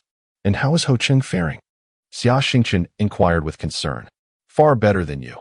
He suffered a concussion and 2 fractures, but regained consciousness after a day. Meanwhile, you've severely depleted your psychic energy, suffered a severe concussion, and have multiple fractures, Dai Ren remarked with a hint of exasperation. At that moment, the intercom in the patient room chimed, signaling a visitor. The door swung open to reveal a short, bronze-skinned individual with black hair and keen eyes. His muscular physique was well-defined. Approaching Xia Xingchen's bedside, he extended his right hand for a handshake. Xia Xingchen noted the calluses on his palm. Hello, Xia Xingchen. I am Ho Chung. I feel deeply remorseful for the injuries you sustained during our match, and I came to express my apologies, Ho Chung said, his cheeks slightly flushed, speaking with a bashful demeanor that endeared him to everyone present. It's quite all right. It was a competition, and everyone desires victory. I accepted this reality the moment I chose to become a Mecha Master. You needn't blame yourself, Xia Xingchen reassured him. After exchanging pleasantries, Ho Chung appeared hesitant, as if he wished to communicate something but was reluctant to voice it. Ho Chung, is there something on your mind? Please don't hesitate to ask for assistance if you need it. We would never refuse to help as long as we are able, Xia Xingchen offered. With others nodding in agreement. In a hushed tone, Ho Qing revealed, "You see, my Qitian de Sheng Mecha sustained significant damage during the match. I have visited every repair shop on the commercial street, but they all claim they cannot resolve the issues. I also approached your 1524 Mecha Club, but your repair technician, Bali, said he couldn't help either and suggested I seek your assistance." Oh, what kind of damage could deter so many repair shops? The repair standards on the Military Academy South Commercial Street are among the finest in the Tianyuan Star region. Xia Xingchen expressed his confusion. Allow me to interject. Li Xiaomin interrupted. The Qitian de Sheng Mecha is based on a martial monk model produced by the Tang Dynasty group decades ago. This type of mecha, also known as a combat mecha, boasts a remarkably high degree of anthropomorphism, with its supporting skeleton, external armor, and control systems undergoing specialized reinforcement. The mecha excels in strength, agility, and maneuverability. However, its weapon system is somewhat limited, and its design is rather plain. More importantly, the base model costs a staggering 1 billion star coins. When it was first launched, it saw dismal sales. However, the Sanctum later recognized its compatibility with their martial arts, unleashing its tremendous potential. Consequently, the mecha was withdrawn from the market and its upgraded versions became exclusive to the Sanctum. Indeed, I'm surprised that your 1524 Mecha Club possesses such formidable knowledge of this obscure matter, Ho Chung remarked, astonished. Rest assured, I have the blueprints for this model in my study, Li Xiaomin assured him. Chapter 131. The visitors. There is still a slight issue. I estimate that my mech has sustained severe damage, and the repair costs will be exorbitant. However, with the prize money from this competition, I only have 250 million star coins. I fear that may not suffice. Could you possibly assist me in repairing my mech first? I will undertake bounty missions during the holiday and repay the remaining repair costs later. Ho Cheng's face flushed crimson. The topic was indeed quite awkward and difficult to broach. That is not a problem. I can agree to that, but I have a better proposal. Would you like to hear it? Hans's eyes brightened at the prospect of a profitable opportunity.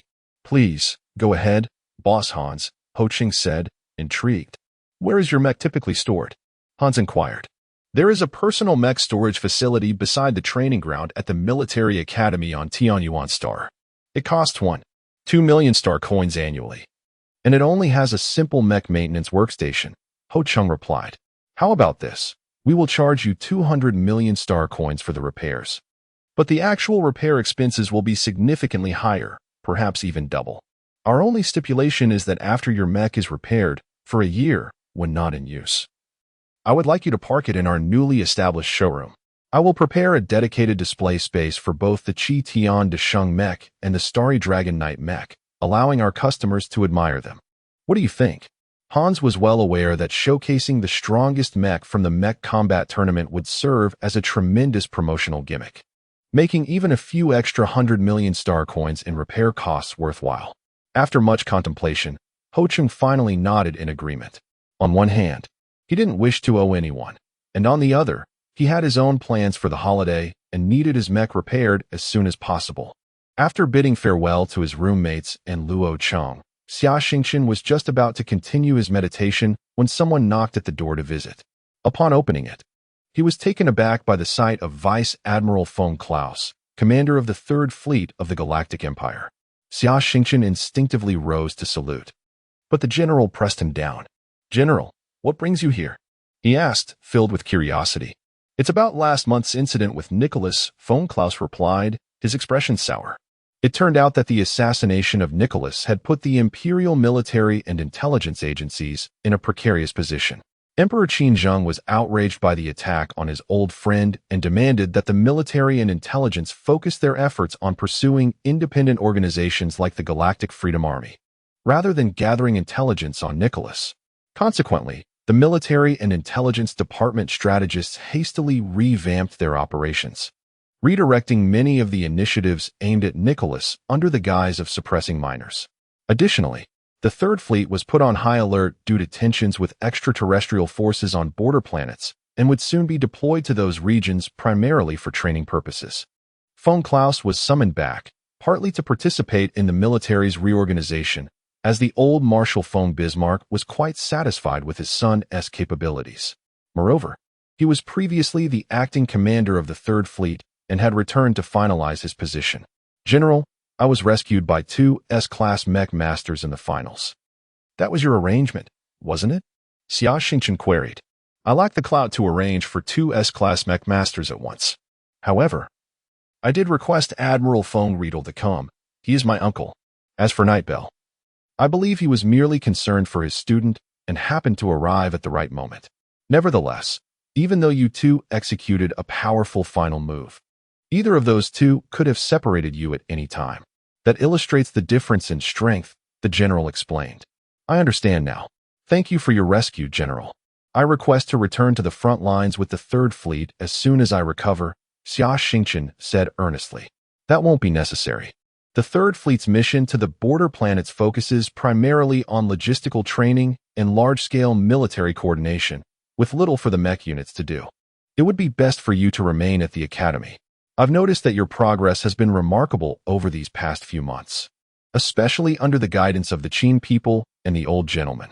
Your martial skills have advanced rapidly. Complete your studies first, von Klaus advised. Yes, General.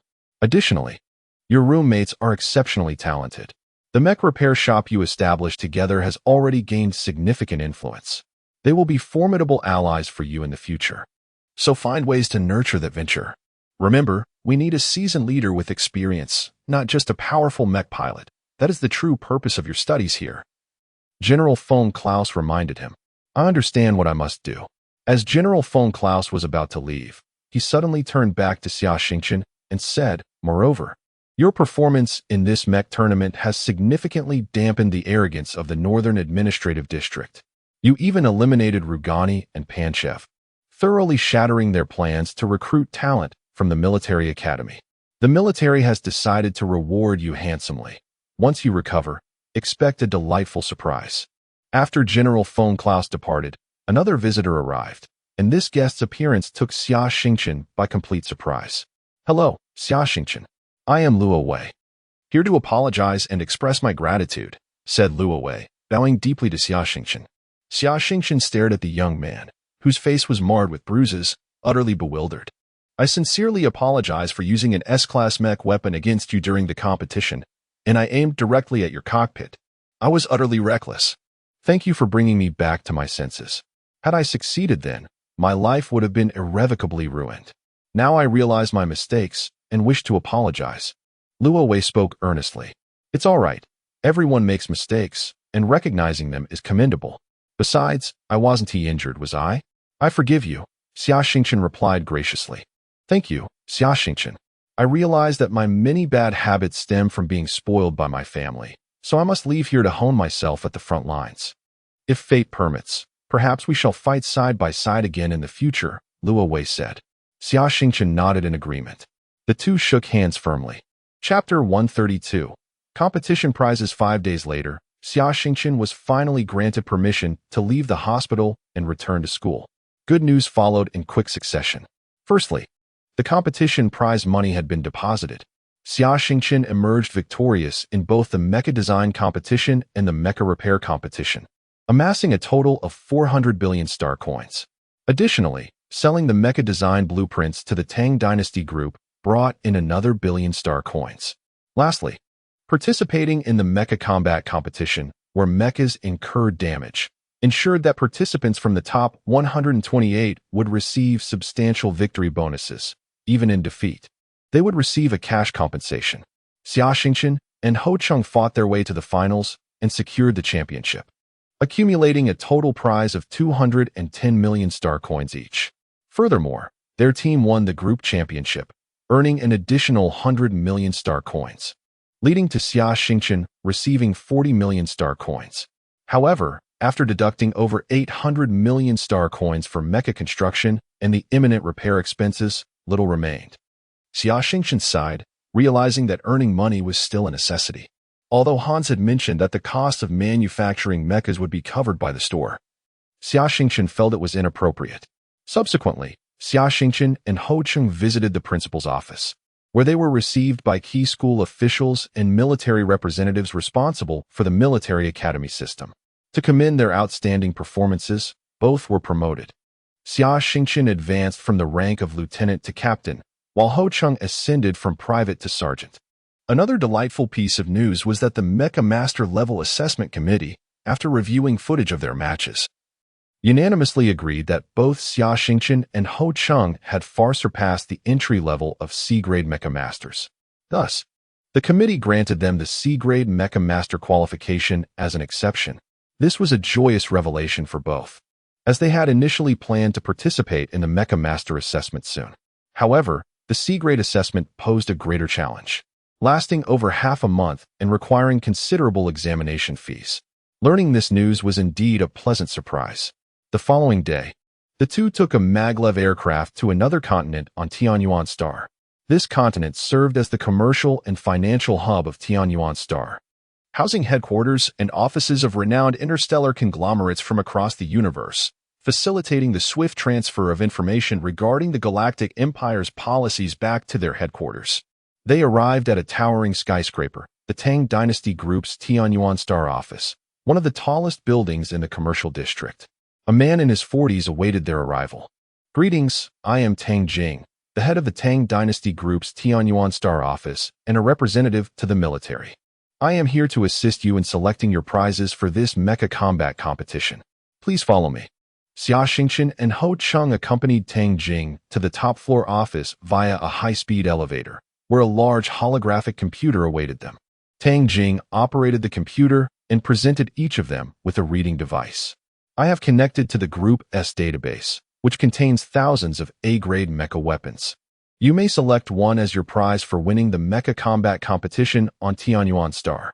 This device contains detailed information and demonstration videos for each weapon. Once you have made your selection, simply click Submit, and we will transport your chosen mecha weapon from the Chang'an Star domain within a month," Tang Jing explained. The two settled onto sofas to make their selections. Unbeknownst to them, previous champions of the Tianyuan Star Military Academy's mecha combat competition had only been allowed to choose from the B-grade mecha weapons. However, this year was different.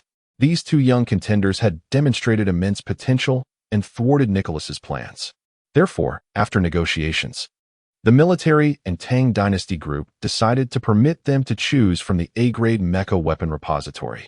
Meanwhile, siblings Li Xiaomin and Li Shirue were persistently persuading their parents. As the members of the Li family harbored a deep passion for mechas, often possessing private collections within their weapon repositories. Xia Xingchen's reading device contained an array of weapons far exceeding those available to Ho Chung. As Xia Xingchen meticulously examined each weapon, he noted their unique characteristics. Each A-grade mecha weapon possessed remarkable attributes. His primary consideration in selecting a weapon was its destructive power. The match against Ho Chung had instilled a profound sense of helplessness within him. Confronted with the impenetrable defenses of the Qi Tian de Sheng Mecha, Xia Xingchen found himself unable to breach the opponent's defenses, resorting only to a final melee struggle. After reviewing several commendable options, he planned to conduct a second round of screening. At that moment, a uniquely designed weapon caught his eye. The accompanying description bore a handwritten note. "This is my second brother and Appo's collection, a near S-grade weapon, special attention." Recognizing the handwriting, Xia Xingchen understood this was a message from Li Xiaomin. At the end of the description, he spotted a floral emblem, marked prominently. Indicating this was a signature of Li Chirue, who always left such distinctive marks on her creations. The weapon was a red long-range attack armament, named the Liuhua Mecha Rifle, measuring 3.6 meters in length, significantly longer than an ordinary mecha laser rifle and slightly wider and thicker. Its formal designation was the Multi-Purpose Portable Intelligent Plasma Cannon. The plasma cannon is a subclass of neutral particle cannons, also known as plasma cannons. The energy block releases a substantial amount of plasma through a special energy medium and employs technical means to project it in a straight line. Plasma, the fourth state of matter following solid, liquid, and gas, can reach temperatures of millions to tens of millions of degrees. Any material before it would be instantaneously vaporized, resulting in astonishing destructive capability. The most powerful laser beams pale in comparison to the power of a plasma cannon, falling short of even 1/5 of its strength. However, the manufacturing process of plasma cannons is exceptionally intricate, particularly in miniaturization.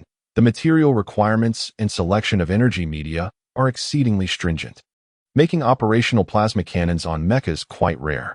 Currently, plasma cannons are predominantly utilized in the main armaments of large interstellar battleships, which possess ample space to accommodate such extensive equipment, thus alleviating material demands. Beyond the plasma cannon itself, the Liuhua also functions as an exceptional mecha laser rifle. It can emit orange-yellow laser beams, a wavelength of considerable power. Additionally, it features multiple shooting modes, including sniping and rapid fire, and can even simultaneously fire 4 laser beams. The rifle's body is composed of a rare natural alloy found in the universe, resistant to high temperatures and exhibiting superior strength. Even direct hits from lasers and plasma cannons fail to inflict damage. Its energy storage system comprises 2 super batteries, each the size of a water barrel, with a storage capacity exceeding that of an entire Dragon Knight mecha. The rifle's core mechanism is a fire nucleus, reputedly an energy crystal derived from a massive non-carbon-based organism. The Liuhua mecha rifle releases energy for both plasma and laser fire through this nucleus. Remarkably, this mecha rifle is equipped with a psychic sensing system and several miniature thrusters, enabling it to detach from the mecha for surprise attacks akin to the Dragon Cavalry system or to autonomously retreat to safety during close combat to avoid damage. Chapter 133. The Princess and the Knight. As I watched the demonstration video of a fiery crimson mech unleashing a barrage of firepower during combat, sometimes engaging in long-range sniping and at other times executing rapid-fire sequences to create a dense web of fire, I was filled with excitement. Most thrilling was its plasma cannon striking a heavy space cruiser from several kilometers away. The searing plasma pierced through the cruiser's armor and hit its power unit, resulting in a cataclysmic explosion that engulfed the vessel in flames. This was the one, I thought decisively as I clicked the confirmation button. Later, I learned that this blazing fire mech rifle had sparked intense debate among hundreds of experts during its initial evaluation. Some argued that its power and versatility met the standards of an S-rank weapon, while others contended that its design was overly simplistic and that it fell slightly short of the firepower exhibited by other S-rank mech weapons. Consequently, it was rated as an A-rank mech weapon, though it was noted that this was a near S-rank mech weapon. Ho-Ching opted for a mech flight assistance device, measuring 4 meters in length, 1, 8 meters in height, and 3, 5 meters in width. Its shape resembled an oversized surfboard, equipped with 4 pairs of foldable wings and several white propulsion thrusters, alongside 4 mech laser cannons. The mech could stand atop this device to aid in flight. What set this flight assistance device apart was its installation of a remote mental control module, allowing it to fly and attack freely within a kilometer radius of the mech under the pilot's command. Moreover, with the aid of preset programming, the device could autonomously return to base and recharge. Ho-Ching wished to select a weapon capable of long-range attacks, as the Chi-Tian de Sheng mech was not adept at flying and lacked long-range offensive capabilities, often putting him at a disadvantage against distant foes. However, while many long-range weapons existed, the limitations of the Chi-Tian de Sheng mech meant it lacked the necessary interfaces and space to accommodate such weapons, which left Ho-Ching feeling quite frustrated. The emergence of this flight assistance device, however, caught his attention. Although the Chi-Tian de Sheng mech struggled with flight, utilizing this device would allow it to reach speeds of up to 35 when standing atop it, and the laser cannons mounted on the mech, though limited, would provide some advantage. After much contemplation, Ho-Ching made his choice and named the flight assistance device Jindo Yun. The Chi-Tian de Sheng mech drew its name from an ancient Earth myth about a monkey that could traverse the heavens and the earth with ease. This monkey possessed a cloud called Jindo Yun, which allowed it to soar vast distances with a single leap. Thus, the name bestowed upon the flight assistance device was most fitting. Upon leaving the Tang Dynasty Group's office and returning to school, all rewards for the mech competition had been distributed. Shortly thereafter, a small ceremony would conclude this year's mech competition. Days later, Both Xia Xingchen and Ho Cheng received notification that they had qualified to become the guardians of the princess. Soon, they would be granted an audience with the princess and have the opportunity to pledge their loyalty to her. This ancient tradition originated hundreds of years ago with a royal princess named Qin. During a time of incessant warfare in the galaxy, several princes of the Qin family had perished in battle. Princess Qin personally visited military academies to select and recruit a group of young Mech pilots, gaining their allegiance. She promised to choose a knight among them as her future partner. Later, during a critical time for the Qin family, Princess Qin led her knights into battle, defeating numerous enemies and contributing significantly to the eventual unification of the Galactic Empire. She fulfilled her promise and married one of her knights. This tale became a cherished legend within the Galactic Empire and evolved into a tradition. Each year, the princesses of the Qin family would visit military academies to meet the outstanding contestants of various competitions and dine with them. Although many princesses later failed to uphold their promises due to political marriages, dozens still wed their guardians. Hence, this was a significant motivation for Luo Wei to strive for victory in the Mech combat competition, as it would allow him to rightfully pledge his loyalty to Princess Qin Fenger and even propose to her. As the weekend arrived, a luxurious maglev car arrived early at Xia Xingchen's dormitory, ready to take him to the palace. Dressed in a brand-new officer's uniform, he imagined what the princess might be like. Although royal princesses occasionally appeared in television reports, Xia Xingchen had never paid much attention to them. After passing through numerous checkpoints, the vehicle finally entered the sprawling palace grounds, covering several hundred square kilometers. The area was teeming with guards and patrolling mechs. After driving for several more minutes, the car stopped in front of a beautifully designed villa, where a striking white mech was parked in the yard. Xia Xingchen felt a sense of familiarity.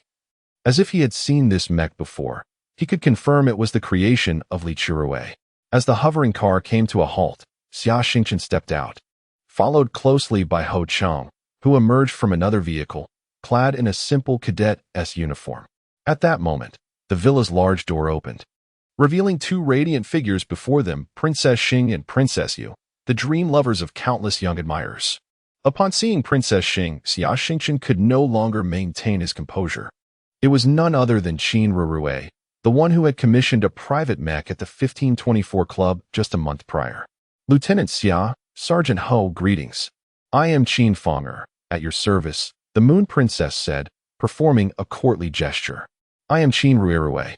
Master Xia Xingchen, it is a pleasure to see you again. Qin Rurue winked at him, also offering a bow. The two hurriedly returned the princess's greetings with a military salute. Chapter 134. The two princesses. The so-called banquet within the royal palace left much to be desired. Although the dishes were exquisitely presented, their portions were disappointingly small, accompanied by numerous ceremonial requirements, rendering the dining experience rather unsatisfactory for both guests. Xia Xingchen fared slightly better. Prior to his arrival, Dai Ren had thoroughly briefed him on court etiquette and various nuances, including dining protocols. Thus, he had ensured a hearty meal before venturing out. In stark contrast, Ho Cheng found himself in dire straits. As a martial artist with a substantial appetite, he had dedicated his youth to rigorous training, leaving him oblivious to the palace's intricate customs.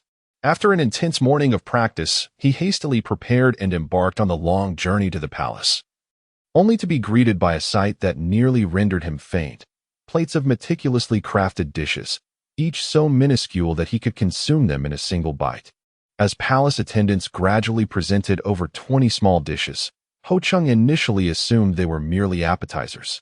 However, he soon realized that the two princesses and Xia Xingchen had only sampled a few bites before ceasing their consumption. Confused, Ho Cheng paused, uncertain of the unfolding situation. Observing this, Princess Xing clapped her hands, prompting a servant to swiftly remove all remaining dishes. At that moment, Ho Cheng was utterly bewildered, on the verge of tears. Yet unable to request more food from the attendants in the royal setting, he could only endure his discomfort. Noticing his plight, Xia Xingchen seized the opportunity to excuse himself to the restroom and discreetly handed Ho Cheng 2 pieces of military high-energy rations. Hurry and eat. It's your first time in the palace. And I imagine you're quite famished, he urged. Gratefully, Ho Ching nodded, nearly brought to tears by the gesture. The two were then led by attendants to the reception room, where the two princesses awaited them. A variety of beverages had been prepared on the table, and the four began to converse. Their topics revolved around amusing anecdotes from school, the mecha combat competitions, and more. However, both Xia Xingchen and Ho Ching struggled with verbal expression. Fortunately, Princess Yu Qinfeng'er adeptly guided the conversation, aided by the lively presence of Qinruo, preventing any awkward silences. As an hour passed, it seemed they had exhausted all conversational topics. At this juncture, it was time for the princesses to reveal their intentions to the knights, gauging their willingness to pledge allegiance. As the elder sister, Princess Yu graciously allowed her sister to make the first choice. Standing, Princess Xing addressed the room. Sister, I am well acquainted with Lieutenant Xia Xingchen. I have some personal matters to discuss with him privately. Princess Yu elegantly gestured for them to proceed, leading Qinruo and Xia Xingchen away. Now, only Ho Cheng and Princess Qinfeng'er remained. He felt acutely uncomfortable, as this marked the first time in his 21 years of life that he found himself alone with a girl of similar age. He would rather confront a ferocious alien creature barehanded than face such a beautiful woman. Observing his demeanor, Qinfeng'er couldn't help but chuckle, finding him amusingly unique. Unlike the other young men she had encountered, who all sought to project confidence, strength, or charm, this man appeared nervous, uneasy, and even hesitant to meet her gaze. Piquing her interest, Sergeant Ho Cheng, would you consider becoming my guardian knight? Princess Yu inquired. I am uncertain. What does being a guardian knight entail? Ho Cheng asked, bewildered. Simply put, it means pledging allegiance to me and the royal family. In times of danger, you would protect me and aid in vanquishing our foes. In return, I would bestow various honors and support upon my knights. Most importantly, I might choose my future husband from among them. Qinfeng'er elucidated. I apologize, Your Highness, but I cannot pledge my loyalty to you. I am a member of the Sanctum, which upholds the principle of safeguarding all humanity and refrains from engaging in the disputes of any factions. To become your knight would contradict my beliefs, he replied earnestly. Then, you would so heartlessly deny a princess's request? Qinfeng'er feigned a look of hurt. Unfamiliar with such circumstances, Ho Cheng became flustered at the sight of the princess on the verge of tears. Well, I cannot pledge my allegiance, but if you ever find yourself in need, I can assist you as a friend, he offered sincerely. Gazing into his innocent eyes, Princess Yu was momentarily taken aback. Friends? Very well, from this day forth, we shall be good friends. The quaint villa spanned 3 stories, with a small platform atop from which one could admire the entire estate's beauty while feeling the breeze. Qinruo leaned over the railing, gazing at the distant scenery, while Xia Xingchen stood beside her, hands resting on the railing. Xingchen, you hail from Manastar, correct? Princess Xing inquired. Xia Xingchen nodded. What are your impressions of it?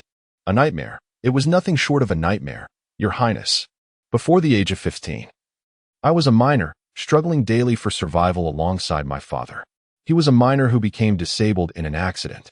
To support our family, I had no choice but to toil underground. Beneath Manastar's mines, one found cave-ins, predatory beasts, merciless space pirates, and tyrannical rulers above ground. It was truly hell. And I am grateful to have escaped, Xia Xingchen recounted, the memories far from pleasant. Do you know what my impression of Manastar is? Princess Xing continued. Xia Xingchen shook his head. My impression of Manastar revolves around one person, a friend, a comrade in life and death. As a child, I was confined to this estate, learning various etiquettes, arts, and literature with no companions. At school, I was never far from guards. I often found solace watching birds soar freely. When my father sought to arrange a marriage for me with a man decades my senior, I refused and secretly fled the palace, escaping Tianyuan Star. I began to wander the galaxy. Eventually, while aboard a passenger ship passing Manastar, we were intercepted by space pirates. Fortunately, I possessed the most advanced camouflage device of the time, which spared me from their clutches. Later, I was imprisoned in a secret base alongside others my age. I panicked, knowing the camouflage device was not infallible and that its energy was depleting. Just as despair threatened to consume me, I met a boy with telekinetic abilities. Together, we stole a key and commandeered a Mecha, escaping from that dreadful place. You are He? Xia Xingchen exclaimed, astonished. Chapter 135. Post-match. To Summer Star's astonishment, the slender, quirky little figure who had once escaped the clutches of the Black Fox base with him had transformed into the delicate star princess of the Galactic Empire before his very eyes. "Is that you, He?" Summer Star inquired. Qin Yin'er nodded. "And where did you go afterward?" "After I woke up, I searched for you everywhere, but to no avail. We were rescued by the Manana fleet. If it hadn't been for my identity at that time, we would have been annihilated. Then, the royal guards arrived at Manana and forcibly took me away. Eventually, I returned to Tianyuan Star, where my father was extremely worried about me. He immediately decreed that I would no longer be compelled to marry someone else. I was granted the freedom to choose my future partner. That is truly wonderful." Summer Star expressed his heartfelt happiness for her. "Summer Star, would you be willing to be my knight, to pledge your loyalty to me and protect me?" She then added, her cheeks flushing as she softly continued, "I can make you my only knight." Summer Star fell silent, fully comprehending the implications of the princess and Apos' words. However, "I'm sorry, Princess Yenner, I cannot be your knight. It's not that I don't wish to, but rather that I cannot. At least, not at this moment," Summer Star declined. "Why not? Do you disdain me, Star?" The princess's eyes glistened with unshed tears, on the verge of crying. "Princess Yenner, let me tell you a story, a tale of a queen and her knight." Summer Star recounted how he had departed from Manana and shared the poignant moments he had experienced with Freya. Upon hearing Summer Star's narrative, Qin Yin'er wept uncontrollably, profoundly moved by the love story between the two. Sister Freya was so unfortunate, yet she was so fortunate to have been loved by someone like that, Yin'er sobbed. "Thus, Princess Yenner, I still must seek vengeance for Freya and my fallen comrades. Therefore, I cannot become your guardian knight, not at least for now." "I understand, Summer Star. I shall not hinder your path. Go and do what you must. Should you require assistance, count me in. If one day you have avenged them, please remember to seek me out. The position of my sole guardian knight is reserved for you." The Star Princess gazed at Summer Star with affectionate eyes. "I understand. Princess Yenner, thank you. Do not call me princess, just call me Yenner. Although you are not my guardian knight now, we are good friends who have weathered storms together," the Star Princess declared. "Very well, Yenner." The two princesses personally escorted Summer Star and Ho Chung from the estate, watching as they boarded a luxury maglev vehicle. "Sister, did Sergeant Ho Chung agree to be your guardian knight?" Qin Yin'er inquired curiously. "Alas, he declined. However, he certainly had his reasons. He is quite an intriguing individual." Qin Feng'er replied with a hint of resignation in her eyes. "Oh, what a loss for him. I never thought anyone would refuse you, sister. In the entire history of the Galactic Empire, it is rare for knights to refuse princesses. It matters not. I may have lost a knight, yet I have gained a good friend. How about you, sister?" Qin Feng'er asked. "Sister, I am just like you. I am good friends with Star," Yenner replied. The two sisters exchanged knowing smiles. The Mech combat tournament had concluded, marking a significant moment for the students of the two military academies, as they were about to face their final examinations for the latter half of the year.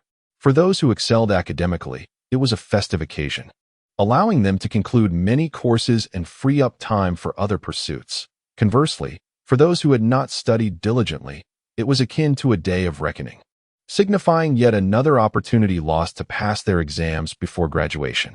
In recent days, business at the Mech repair shop had somewhat slowed, as most students were dedicating their full attention to preparing for the impending examinations. The Lee siblings had also been absent from the shop, engrossed in their studies, while Summer Star and Foam Greelant continued to toil away. Soon, over 100 parts for the Dragon Knight mechs would arrive, and Summer Star needed to assemble the mechs, repair the Chi Tian de Sheng mech, and tend to his own Dragon Knight mech. Meanwhile, Greelant was busy merging and renovating several recently acquired adjacent shops, aiming to establish a brand new 1524 mech club. As for academics, Foam Greelant firmly believed in the adage that time equates to currency. Even if academic qualifications became irrelevant in the future, one must not miss out on lucrative opportunities for growth and profit. In the face of positions and wealth, the Greelant family chose the latter. Following the Mech combat tournament, the 1524 Mech Club saw an overwhelming influx of custom Mech orders, prompting Greelant to require clients to pay in full upfront, yet this did little to dampen the enthusiasm of Mech enthusiasts. Holding a substantial amount of cash, Greelant invested in advanced repair equipment, including a materials factory system valued at over 10 billion star coins. With this, many materials and components would no longer need to be specially ordered from manufacturers, resulting in significant savings in both money and time. The busy examination season had finally arrived, and Summerstar successfully passed 60 of his subject completion exams in one go. This allowed him more time to engage in other activities. Every 2 weeks, the two princesses invited Summerstar and Ho Ching to dine together, though not in the palace, but rather in the commercial district. It was permissible for a princess to treat her guardian knight to a meal, yet no one would be so trivial as to investigate whether the two had indeed pledged their loyalty. Ho Ching was delighted, as he could finally disregard the absurd court etiquette. With only 1 week left until the final examinations for all courses concluded, Summerstar had completed his exams and returned to the shop. At this point, parts for the Dragon Knight, Chi Tian de Sheng Mech, and custom orders had all arrived, and he began to work diligently once more. To enhance efficiency, Greelant temporarily recruited 10 students with intermediate Mech repair qualifications to assist with the assembly work. He divided the repair technicians into several teams for a small-scale assembly line operation, with the most complex and time-consuming tasks assigned to Summerstar himself. This arrangement ensured a daily progress of 10 to 15 units. Finally, after more than 10 days of hard work, all orders were completed. Hans calculated the figures, based on an average sale of 20 billion star coins per mech. Deducting costs and taxes, each mech would yield approximately 6 billion star coins in revenue. With 150 orders, this amounted to a staggering 900 billion in income. Over the past few months, the 1524 Mech Club had been expanding rapidly, acquiring numerous shops and equipment, and had spent nearly 30 billion on competitions, resulting in a surplus of 600 billion star coins, including other income from the shops. Summerstar received a dividend of 200 billion star coins in just half a year.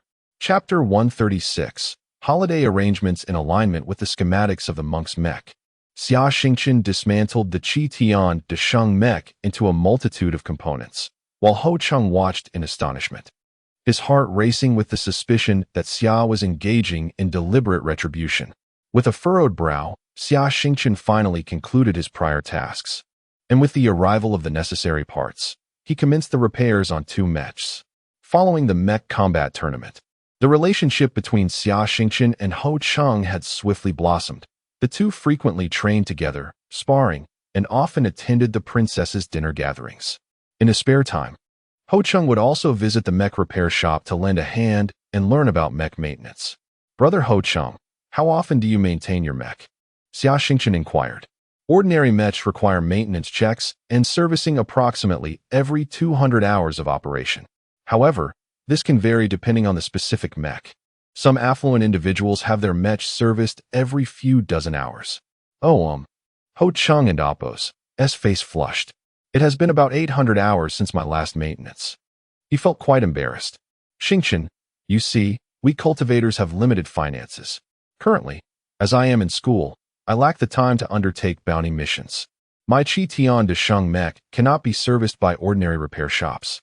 Those capable of handling it charge exorbitant fees, asking for 10 million star coins for a single maintenance session." Ho Cheng expressed his helplessness, lamenting the adage that a penny pinched makes a hero.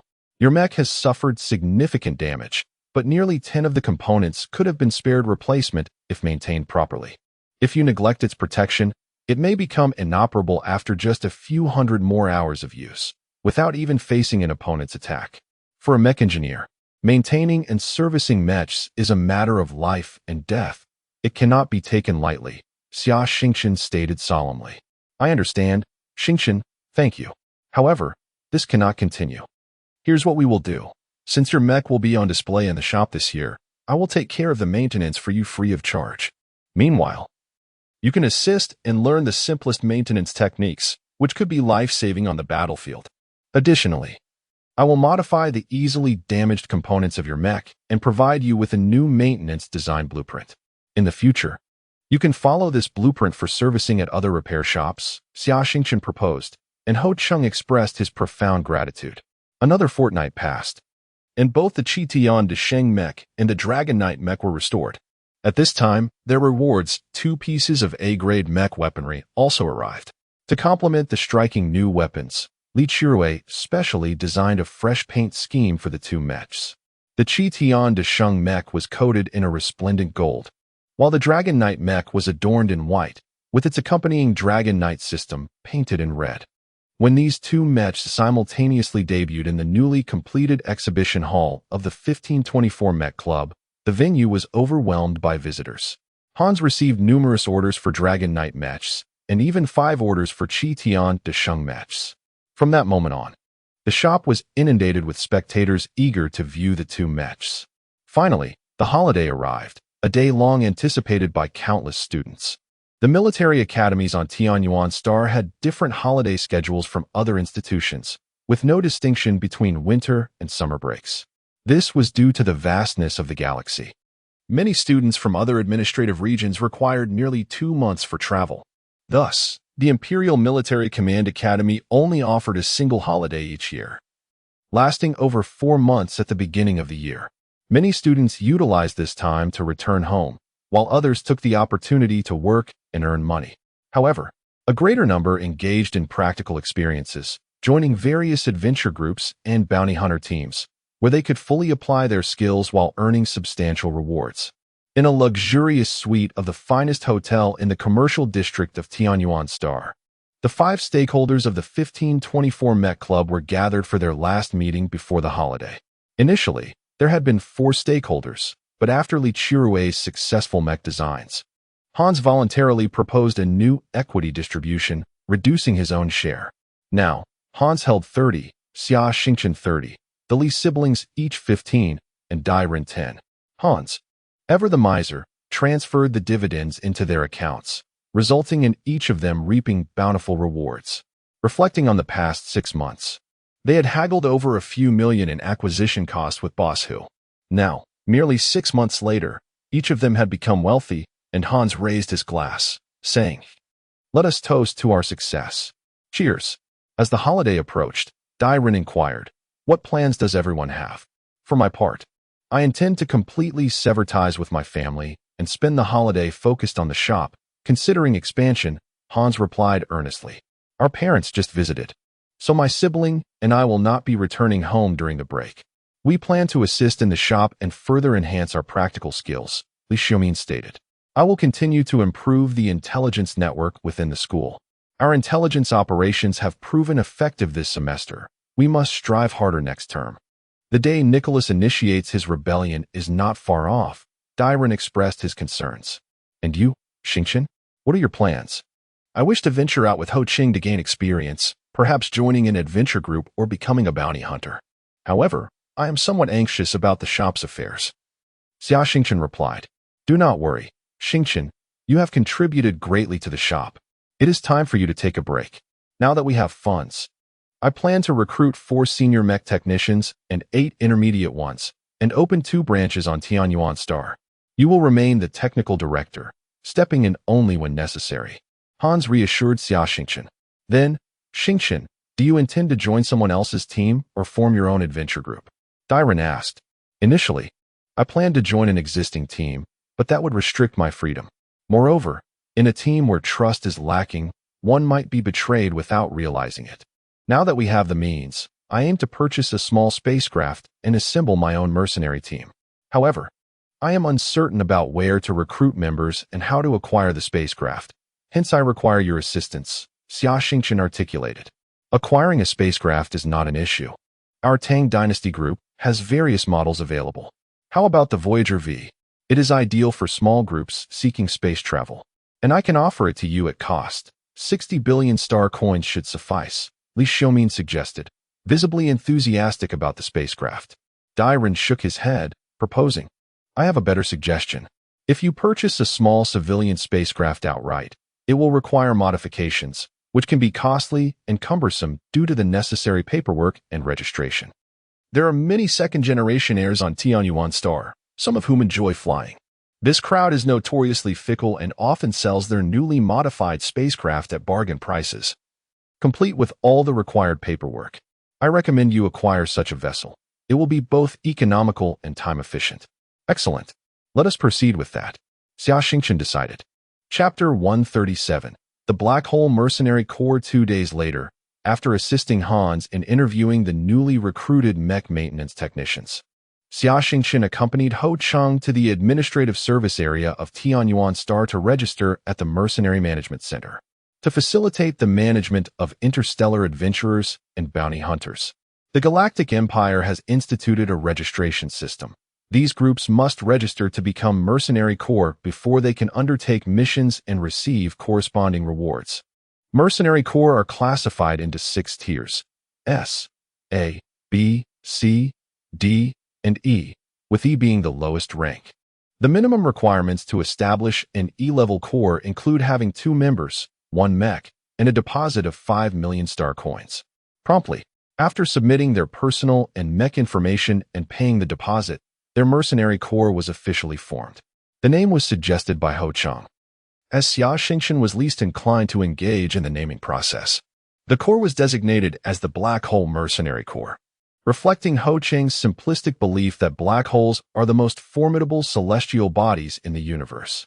Naturally, Xia Xingchen was appointed as the leader of the Mercenary Corps, while Ho Cheng expressed his preference to focus on his role as a mech technician, leaving other matters to Xia Xingchen. The next order of business was to procure a spacecraft.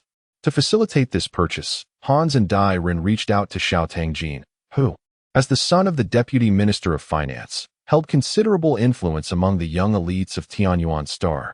Upon learning of Xia Xingchen's intention to buy a spacecraft, Xiao Tangjin confidently assured them that he would handle the matter. Within a day, news arrived that Xiao Maoqi, the son of the Minister of Equipment for the Galactic Empire's military, was selling a small, high-speed spacecraft at the price of 12 billion star coins, an offer deemed exceptionally favorable. Boarding the private space shuttle of the Tang family, Xia Xingchen, Ho Cheng, Dai Run, and Li Xiaomin, accompanied by Xiao Tangjin, flew to the Canal Space Station, where they would meet Xiao Maoqi and inspect the spacecraft in person. After several hours, the shuttle landed at a private space dock, where a small vessel adorned in vibrant colors, reflective of Xiao Tangjin's style, awaited. The words "Invincible Maoqi Grand Marshal" were emblazoned beneath the cockpit, eliciting suppressed laughter from the group. Xiao Maoqi was an ardent admirer of Xia Xingchen and a senior member of the 1524 Mech Club. He was ecstatic to meet his idol, eagerly shaking hands and taking photographs. He immediately declared that if it were Xia Xingchen purchasing the vessel, he would only charge 10 billion star coins, with the option for installment payments. Under Xiao Maoqi's guidance, the group boarded the Invincible Maoqi Grand Marshal. The spacecraft measured 96 meters in length, 20 meters in width, and 18 meters in height, resembling a cigar bound by 4 cigarettes at its tail. It featured 3 pairs of foldable wings, enabling atmospheric flight, and was equipped with 4 large white light thrusters and 4 particle thrusters, boasting a maximum speed double that of a standard Voyager-class ship. Additionally, this vessel was capable of interstellar jump travel. In terms of armament, the spacecraft was outfitted with military-grade detection radar, thermal detectors, optical imaging devices, and fire control radar. Each of the tail's 4 thrusters was equipped with a laser cannon, while 8 quad-mounted small rapid-fire laser cannons were strategically placed across the vessel. The main armament consisted of 2 heavy laser cannons and 1 electromagnetic railgun. The ship featured 6 mech bays, accommodating a squad of mechs and 1 engineering mech, alongside a sizable cargo hold for extensive supplies, contributing to its remarkable endurance. The maximum passenger capacity was 16, with the cockpit able to seat 5. The power system comprised a large controllable nuclear fusion engine, and the armor had been upgraded, equipped with a solar energy shield system. Xiao Maoqi proudly introduced Master Xia. This small vessel is a modified version of the still-active Liuguang-class high-speed reconnaissance ship. The modifications include enhancements to the thrusters, which have increased the mech's speed by 20. The armor has been replaced with stronger, lighter materials, boosting its strength by 80 while reducing the total weight by 15. The original 8 standard small rapid-fire laser cannons have been upgraded to quad-mounted rapid-fire laser cannons, enhancing close-range air defense firepower fourfold, and a powerful electromagnetic railgun has been added. The central computer has also been replaced with the most advanced onboard optical brain, allowing for single-person operation. Xia Xingchen was thoroughly impressed by Xiao Maoqi's presentation. Having reviewed some small spacecraft specifications the previous day, he noted that the factory price for the Liuguang-class high-speed reconnaissance ship was already a staggering 20 billion star coins. And accounting for the modification costs, acquiring it for less than 30 billion star coins was implausible. Moreover, such military-grade vessels were not readily available for purchase due to their speed. Should they fall into the hands of space pirates, existing military ships would struggle to pursue them, leading to stringent restrictions on their civilian circulation. Thanks to his father's influence, Maoqi had managed to procure the ship without any bureaucratic hurdles. Xia Xingchen expressed his satisfaction on the spot and paid the full amount, after which they proceeded to the Civilian Spacecraft Management Office at the space station to complete the transfer paperwork. Given their considerable influence, the transfer process was completed in under an hour. Subsequently, the spacecraft was directed to the private dock of the Tang Dynasty Group, where it would receive thorough inspection and maintenance. The newly acquired vessel was named Black Hole No. 1. At that moment, Zhang Yingying found herself engulfed in frustration and anxiety. Approaching her 18th birthday, she yearned for a wild escapade before her coming-of-age ceremony, fearing that without such a thrill, she would soon feel the weight of adulthood. This prodigious young woman, the little princess of the First Fleet, had always been perceived as a well-behaved girl, obedient, studious, and ambitious. Yet, like any individual, she harbored a rebellious spirit, one she had suppressed over the years. Now, she sought to unleash it. The holiday presented an opportune moment for her to embark on an adventure of her own.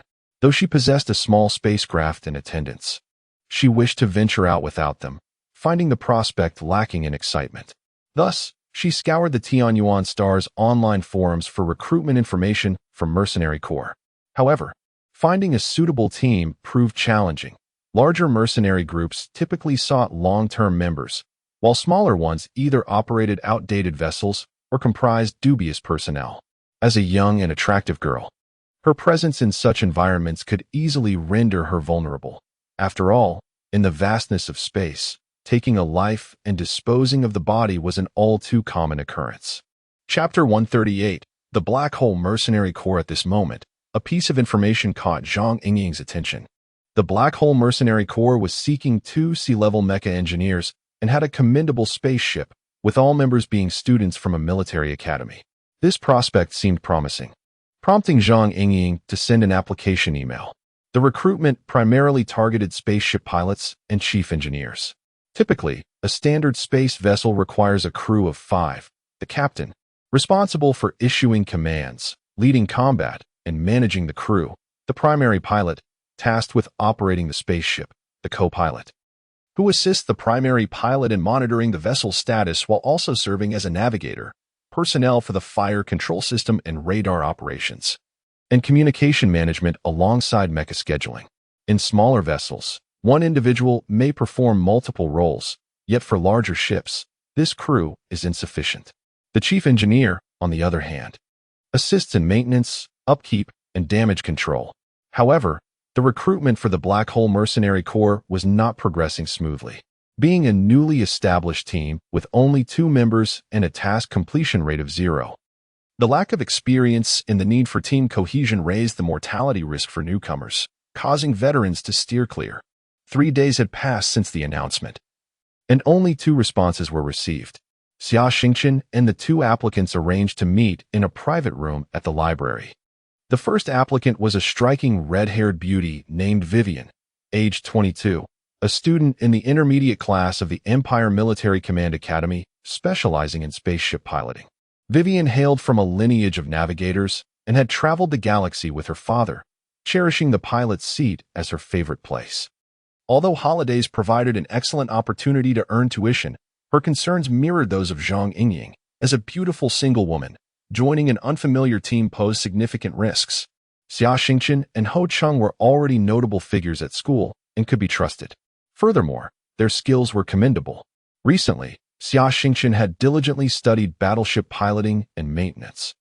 After posing several questions to Vivian, he was satisfied with her fluent responses and promptly signed a contract, hiring her for 30,000 star coins per day, with the possibility of profit sharing from the mercenary corps. The second applicant left Xia Xingchen utterly astonished. Observing his reaction, Ho Chung inquired, "What's wrong?" Zhang Yingying, how could it be you? Oh, you've heard of me? One of the 7 beauties of the Empire Military Command Academy. The little princess of the First Fleet, who wouldn't he know? Xia Xingchen replied, and Ho Chung finally understood. I wish to join your mercenary corps and undertake missions with you. I hope I have the honor. I excel in combat command and am also proficient in piloting spaceships, including heavy space carriers, Zhang Yingying stated with an even tone. At that moment, Xia Xingchen felt an overwhelming surge of frustration akin to 1,000 cosmic beasts. Zhang Yingying, our venture may be perilous.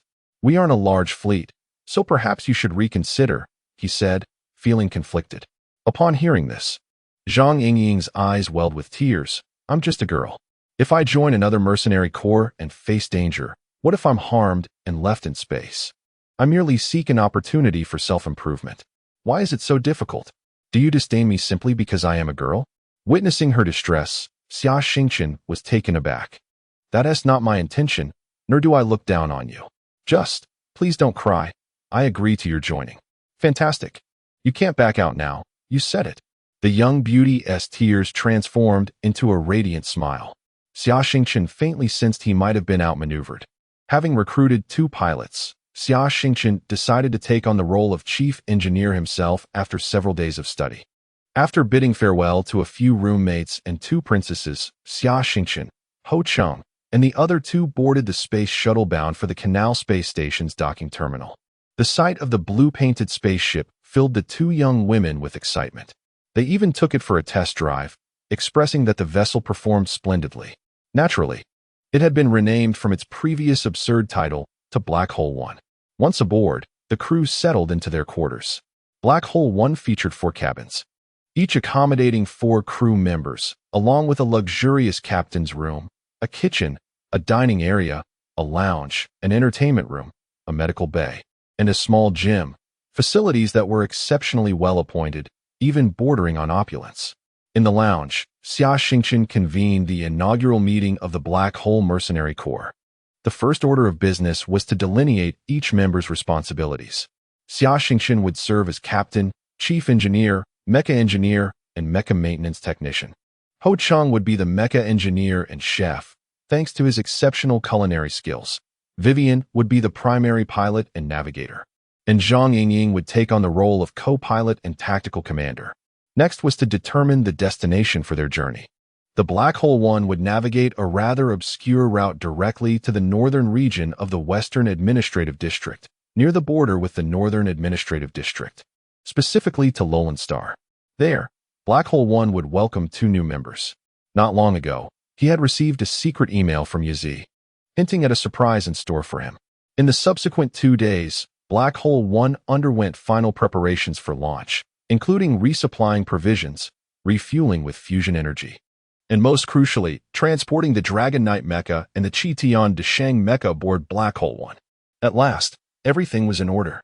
The doors of Black Hole 1 sealed shut, and the airtight checks were completed. Engines ignited, power set to 20, and all systems functioned normally. The mooring clamps released, and engine power surged to 50, with detection systems, fire control systems, ship SAI, and communication systems operating flawlessly. Black Hole 1, set sail, commanded Xia Xingchen, initiating their journey. Chapter 139. First encounter with the Star Pirates. The first day of their voyage was remarkably smooth.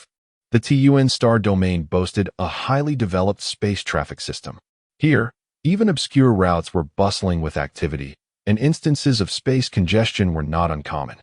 Xia Xingchen occupied the co-pilot seat as Vivian set up the autopilot system, subsequently instructing him on how to operate the spacecraft. He had committed the manual, operational guidelines, and space traffic regulations to memory. What he lacked was practical experience. The Galactic Empire's space traffic regulations mandated that pilots possess at least a basic spacecraft pilot's license. However, this law was typically enforced only in the main star domains of each administrative district.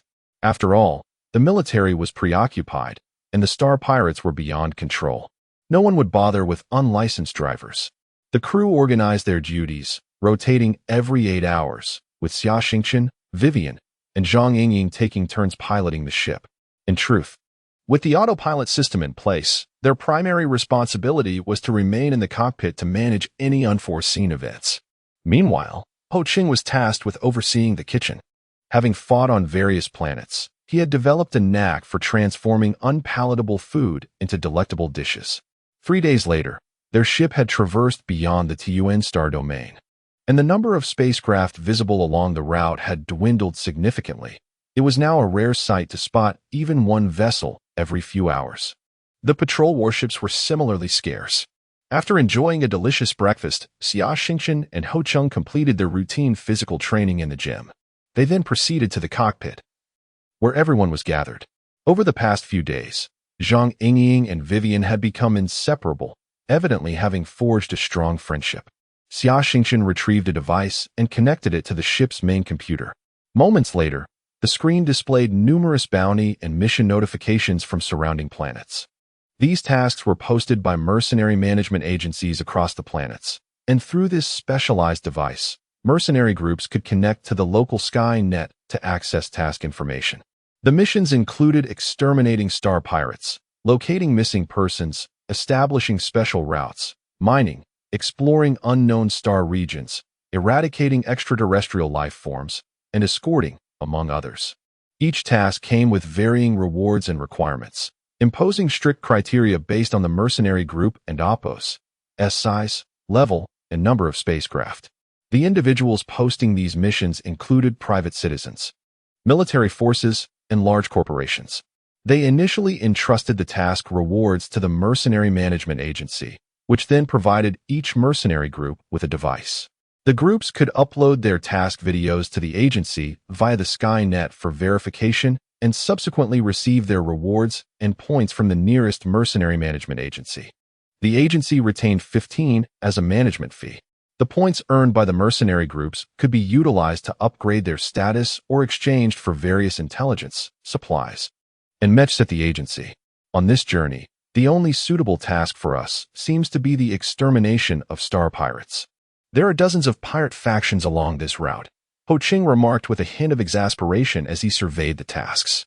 He harbored a strong aversion to confronting star pirates, as the Chitian dashing mech lacked long-range attack capabilities and was not adept at flying. Each time he managed to destroy 1 or 2 pirate mechs, he lamented the fact that the adversaries had already vanished without a trace. At least with bugs, you can engage them to the bitter end. They never flee. I just need to swing my alloy staff and eliminate them. Let me take a look at the star pirates here. Amaterasu, God of Death, Black Fox. The name Black Fox sounds rather familiar. Perhaps I know them, Xia Xingchen mused. The black hole number 1 continued its journey, approaching an area at the intersection of 2 planets, surrounded by numerous asteroids and devoid of human presence. Suddenly, a series of urgent alarms blared from the dashboard.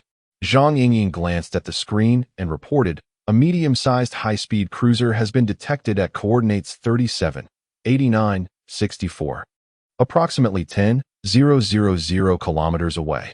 We are expected to make contact in 800 seconds.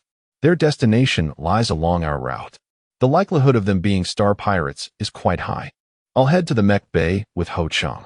Yingying, you have full command of Black Hole number 1, Xia Xingchen commanded. Understood, Captain. Engine power raised to 80. Activating all detection systems, weapon systems engaged, and energy armor charging. Zhang Yingying calmly issued her orders while coordinating with Ming and Zhang Yingying. At a distance of 5,000. Optical imaging systems activated. It is an old Fukushima-class medium-speed cruiser. This type of warship ceased production over a century ago. The thermal signature comparison indicates that this is the flagship of the local pirate organization, Amaterasu. Intelligence from the mercenary guild suggests this group is exceptionally ruthless, leaving no survivors. This ship is capable of carrying 30 mechs at full capacity. 30 mechs? Leave it to me, Xia Xingchen declared confidently. At a distance of 3,000, the enemy has sent a message via the public channel, demanding that we halt and submit to inspection, or they will kill all crew members. At a distance of 1,000, we are within the maximum firing range of our ship's cannons. The enemy's main cannon is not charged, and their mech launchers are activated. At 800, the enemy ship is decelerating. They are deploying 20 mechs of various models, with most being makeshift designs. Captain, do you intend to engage in a mech battle or resolve this with ship cannons? Zhang Yingying inquired. I'll go out with Ho Chang. I'll engage first and deal with the mechs. Wait until their warship attempts to flee before you open fire. In any case, the warship is under your command. Xia Xingchen instructed. Understood. Opening the hatches for mechs 1 and 2. Prepare for launch, Zhang Yingying confirmed. Xia Xingchen, Dragon Rider mech, deploy. Xia Xingchen shouted as the mech's thrusters ignited, propelling the Dragon Rider mech, armed with a blazing mech rifle, out of the ship. Ho Chang, Qitian dashing mech. With the Nimbus Cloud Flight Assistance System, deploy. The Qitian dashing and Nimbus Cloud systems surged forward in sequence. The two mechs ascended to the top of the ship, where the Dragon Rider mech gradually descended, its legs firmly grasped by mechanical arms extending from the ship's roof. At that moment, a thick cable emerged from the mechanical arms and connected directly to the blazing mech rifle. Xia Xingchen adjusted the rifle to sniper mode, targeting the approaching enemy vessel, while the Qitian dashing mech maintained a steady flight ahead of the ship. Meanwhile, aboard the Amaterasu flagship, the ruthless pirate leader Takeda Ichiro laughed heartily. A bunch of ants dare to resist. Mech team, charge at them and crush those two mechs. Capture the ship alive. Chapter 140. Abundant harvest at a distance of 400. We have entered the secondary cannon range, Zhang Yingying advised. At that moment, Xia Xingchen's scope locked onto a star pirate mech, setting the energy output of the Liuhua mech rifle to 80. He squeezed the trigger, and an orange-yellow laser instantly struck the enemy mech, causing it to explode. One enemy mech down. Zhang Yingying exclaimed with excitement. Spread out, there's a sniper. The commander of the star pirate mech grumbled. How ridiculous, hitting us from this distance. Generally, in space, the energy intensity of laser beams diminishes by half with every 200 kilometers increase in range. A typical large laser cannon on a spacecraft has a range of 500 kilometers, beyond which penetrating an enemy ship's armor becomes exceedingly difficult. The energy of a mech's laser is even lower, with the common mech laser rifle having a maximum range of approximately 100 kilometers. Xia Xingchen's lips curled slightly upward. The Liuhua rifle recharged its energy in just 3 seconds. He aimed at another mech and fired again, destroying yet another one. This short distance of merely a few hundred kilometers was torturous for the star pirates. By the time they were within 100 kilometers, 9 of their mechs had already been obliterated. At this proximity, they had also entered the firing range of the star pirates, who began targeting Black Hole Number 1. I'm heading to the front. Ho Chang, keep an eye on any stragglers. I'll take care of them all, Xia Xingchen declared, stepping on the power pedal. The mech surged forward as a bright white light enveloped it, the Dragon Knight mech transforming into a streak of white light rushing toward the enemy mech cluster. After repairing the Dragon Knight mech, Xia Xingchen had replaced all 8 small blue light engines with white light engines, resulting in a 15 boost in power. The opposing 11 mechs trained their weapons on Xia Xingchen, who deftly dodged their lasers while firing back every couple of seconds. By the time Xia Xingchen destroyed the last star pirate mech, that of the captain, he had yet to activate the Dragon Knight system. At 200 meters from the enemy ship, activate the electromagnetic catapult and fire. Yingying commanded, personally pressing the main cannon's launch button. A projectile made from ultra-hard cosmic alloy sped toward the enemy warship, propelled by the powerful magnetic field generated by the electromagnetic coils. The bow of the Amaterasu, a medium-sized space cruiser, featured 2 massive horns resembling bullhorns. Centuries ago, when laser weapons were less powerful, many warships were equipped with thick armor and even energy shield systems, prompting some designers to install horns on the bow. In close proximity or during melee combat, ships with horns could even cleave enemy vessels in two. Main cannon charging, prepare to fire. Takeda Ichiro fumed, seeing his mech squad annihilated. He abandoned any thoughts of capturing the enemy and simply sought vengeance. However, just as he spoke, the ship shook violently, and a powerful explosion erupted from the bow. Takeda Ichiro was thrown from his command seat, his head colliding with the instruments, blood oozing forth. What the hell is going on? Takeda bellowed. Report. We've been hit. The enemy struck our main cannon, which has been destroyed. All weapons at the front of the cruiser are now incapacitated. The cruiser's co-pilot relayed the damage report. Charge forward, engines at full power. Ram them. I want to turn them into mush. Typically, warship engines rarely operate at full power. Exceeding full capacity for more than a minute could cause permanent damage, severely reducing the ship's maximum power. Running full power for over 3 minutes could lead to catastrophic engine failure. At this moment, Takeda Ichiro cared for none of that. Main cannon, fire in unison. Dive right at 50. Ingyin commanded, while Weiwei tightly gripped the control stick. 2 intense lasers and an electromagnetic projectile struck the Amaterasu's bow, producing a massive explosion that twisted one of the horns. Yet, its speed showed no sign of diminishing. Takeda Ichiro lifted his head. Now situated in the middle of the ship's bridge, he suddenly noticed an orange glow outside the right window. Turning his head, he witnessed a brilliant orange flash, as a searing energy cleaved the bridge in two, triggering a catastrophic explosion in the power chamber. The entire Amaterasu was engulfed in a colossal fireball. Pull up at 45 degrees, full speed. Maximize the energy shield, Zhang Yingying shouted. Vivian swiftly and accurately executed the maneuvers, raising the nose of Black Hole No. One as the shockwave from the Amaterasu's explosion approached. The energy shield of the ship automatically activated, pushing the vessel apart. Meanwhile, the Dragon Knight mech had also distanced itself. As the smoke cleared, the medium cruiser lay in ruins, reduced to heaps of scrap metal. Xingchen approached the target with caution and confirmed the outcome, Yingying instructed. Understood, Xia Xingchen replied, carefully maneuvering the mech closer to the wreckage of the warship, activating all detection skills and systems. Report to Black Hole, no signs of life detected. The enemy has been completely annihilated. Hooray, we won, Vivian exclaimed with exhilaration. Initially feeling a bit downcast by their misfortune of encountering such a formidable group of star pirates shortly after departing, she had confidence in her piloting skills and the ship's performance to evade pursuit. However, she hadn't anticipated her audacious companions would charge in without hesitation and achieve a resounding victory. Let us return, both of you. The Monkey King returns. The Dragon Knight returns, Vivian announced, adjusting the ship's flight path to the predetermined course. The 2 mechs landed in their respective hangars, the doors sealing shut. Xia Xingchen and Hoqing exited the cockpit, inspected their mechs, recharged them, and returned to the cockpit. Welcome back, brave warriors. Zhang Yingying greeted them. Fantastic, Captain. I adore you. I want to bear your children. Vivian exclaimed passionately, nearly lunging at him, causing Xia Xingchen's face to flush crimson. Xingchen, you are not being fair. You didn't leave one for me, Hoqing muttered, somewhat dejected. All right, I'll make sure to save one for you next time, but you must safeguard our ship. I certainly don't wish to drift aimlessly in space in a mech, Xia Xingchen promised. Captain, let us see how our spoils fared, Yingying reminded. Xia Xingchen uploaded the battle footage from the mech and ship to the Mercenary Guild's management via a special device utilizing the Tianwang system.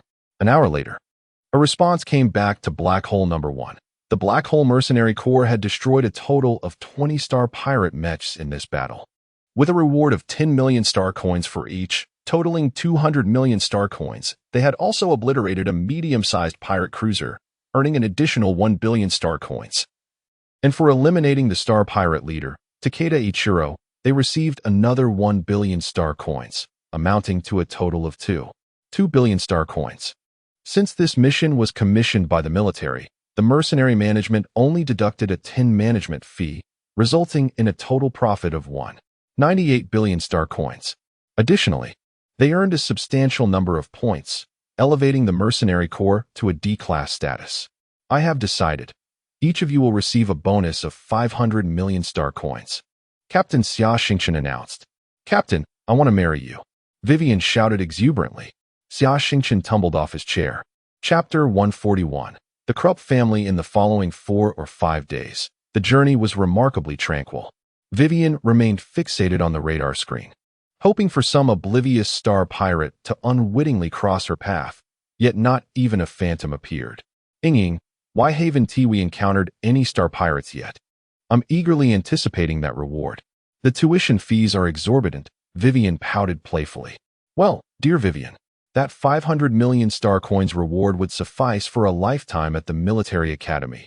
Ying replied with a hint of exasperation, recognizing Vivian's apparent obsession with wealth. Oh, that is merely my dowry, Vivian exclaimed. Are you not meant to marry the commander? Wouldn't he provide for you? Do you still need a dowry? Ying teased. Indeed.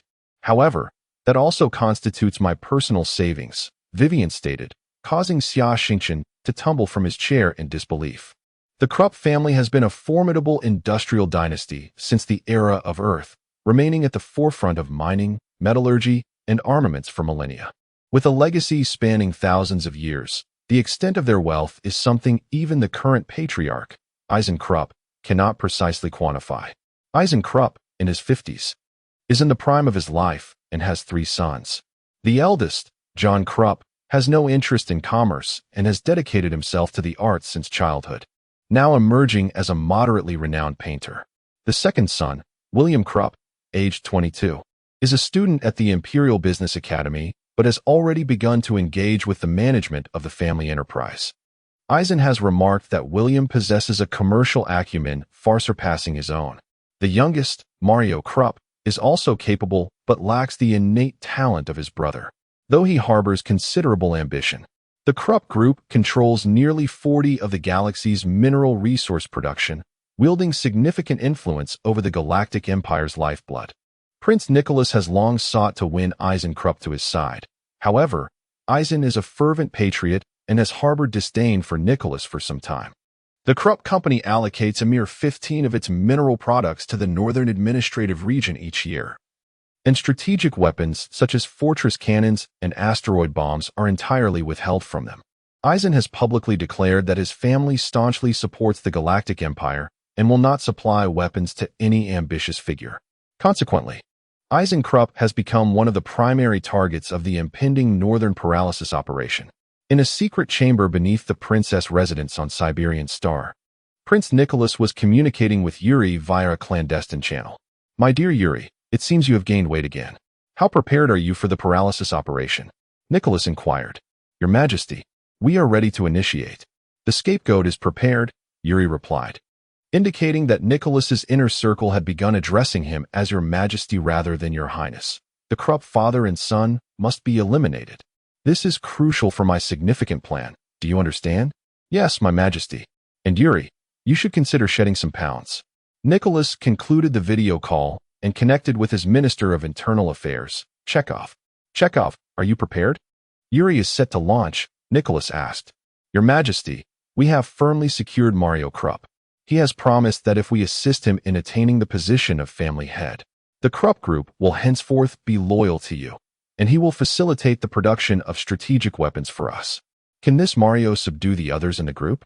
Your Majesty, Eisen Krupp holds 60% of the Krupp Group S shares. According to the Family S rules, only male heirs possess inheritance rights. Moreover, we have undertaken considerable efforts to secure the support of the other 5 shareholders, Chekhov explained, revealing the coercive tactics employed to garner support. Very well, this endeavor must succeed. Failure is not an option, Nicholas declared solemnly. In the Western Administrative Region, on Rule Star, the artist John Krupp was hosting a personal exhibition at the art gallery in Rule Star's Commercial Center to support his son's cherished vocation. Patriarch Eisen Krupp was present for the unveiling of John's works.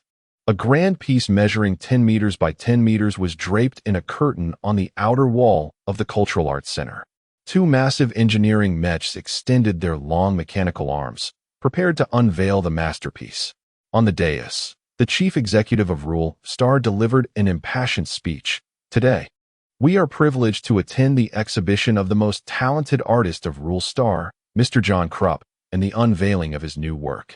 Among the esteemed guests present today is Mr. Eisen Krupp, chairman of the Krupp Industrial Group. Now, let us behold the true form of this magnificent creation. Applause erupted from the crowd. With engines roaring, the engineering Mech scraped the edges of the canvas, pulling down with force. What are they doing? Someone in the crowd questioned as they noticed something amiss. The Mechs were not unveiling the curtain, but rather tearing down the artwork. Soon, confusion morphed into terror as the massive canvas was ripped from the wall, crashing onto the dais and the esteemed guests behind it. John Krupp belongs to a new wave of artists, creating works while piloting Mechs, wielding several-meter-long brushes with waterproof paint on alloy canvases.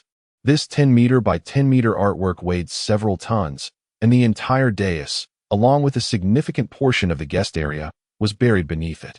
The two engineering Mechs surged onto the collapsed canvas, trampling and crushing, reducing those beneath the alloy surface to mere pulp. Subsequently, the Mechs charged into the chaotic crowd, trampling and smashing while shouting slogans of equality and freedom for miners.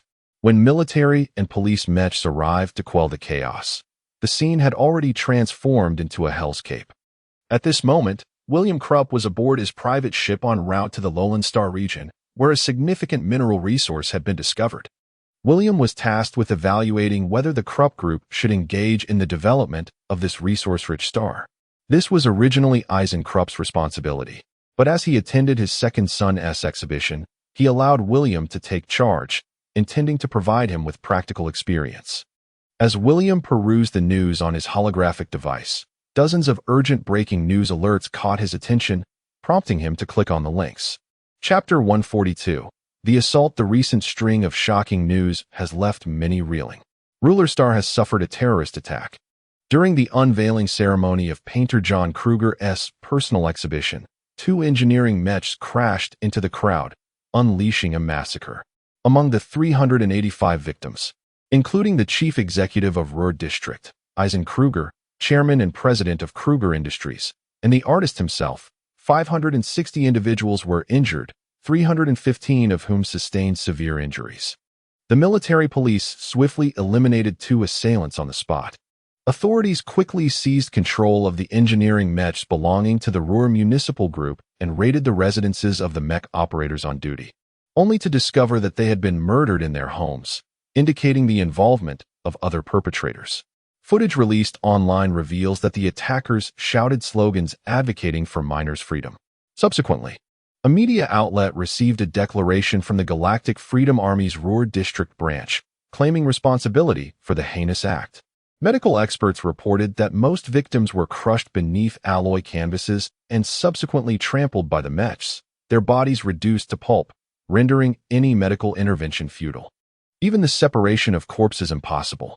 The Galactic Freedom Army issued a statement denying any affiliation with a Ruhr Star branch or intent to carry out such inhumane terror attacks, asserting that someone was impersonating them with malicious intent.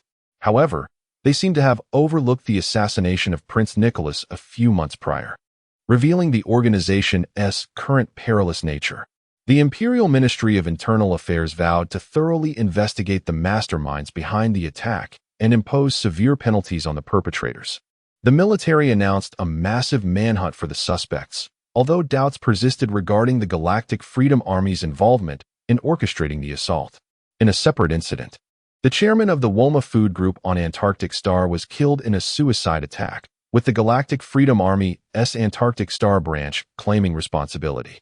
Woma Group stands as the largest food production enterprise in the Galactic Empire, supplying 80 of the military's space rations. The Empire's Minister of Education has also fallen victim, attacked by two miners during a layover, now fighting for his life. The stock price of Kruger Industries plummeted by 12, prompting the board to convene an emergency meeting in a month to determine a new presidential candidate. In a moment of despair, William Kruger exclaimed, tears streaming down his face. The tragic demise of his father and brother, coupled with the impending turmoil facing his family, struck him with a heavy blow. Galactic Freedom Army. I shall not let you escape. He gritted his teeth in rage. Gradually, he regained his composure, sensing that the situation was far more complex. As if veiled by a grand conspiracy, "Whoever you are, I shall ensure your utter destruction."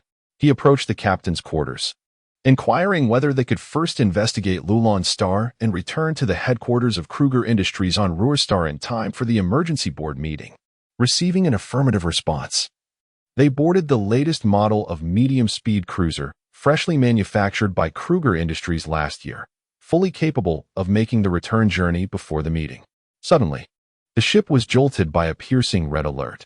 "Captain, we have detected a significant number of warships 8,000 kilometers away, over 30 medium cruisers, and more than 50 small high-speed vessels, seemingly the work of space pirates," reported the co-pilot. "Young Master William, please take refuge in your mech. These pirates are exceptionally ruthless. It appears that all the pirates in this region have converged on us. With your mech's capabilities, you may be able to escape while we fight to the last." The captain, displaying remarkable experience, quickly assessed the dire situation. Deeply moved, William embraced the captain tightly before heading to the mech bay. As he settled into his mech, he reflected on his status as a C-class mech pilot. Though he had passed the assessments, he acknowledged that his ranking was somewhat inflated, as his personal mech's performance was extraordinarily advanced, allowing him to dominate opponents of the same class effortlessly. His Hell Raven mech was a testament to Kruger Industries' technological prowess. The Hell Raven mech stood 5.2 meters tall, with parameters: strength 22, agility 23, armor 35, speed 35. Its power system utilized the latest KLB-2 miniature controllable nuclear fusion mech engine developed by Kruger Industries Mech Laboratory, surpassing the performance of the Dragon Core 5 nuclear-powered mech engine produced by the Tang Dynasty Group, which was already in small-scale production. However, its cost was over twice that of the latter, limiting its production to just 3 units, 2 in the laboratory and 1 gifted to Eisen Kruger's second son as a birthday present. The weaponry of the Hell Raven mech was formidable, featuring 2 small plasma cannons on its shoulders, 2 versatile laser rifles, and 2 energy swords. The entire structure was equipped with 3 energy shield systems capable of simultaneously defending against 3 laser attacks. The mech's body was composed of the most advanced energy-absorbing alloy, which, when struck by lasers, could release a significant amount of energy to neutralize incoming attacks. Additionally, for laser cannons mounted on the rear allowed for retaliatory strikes.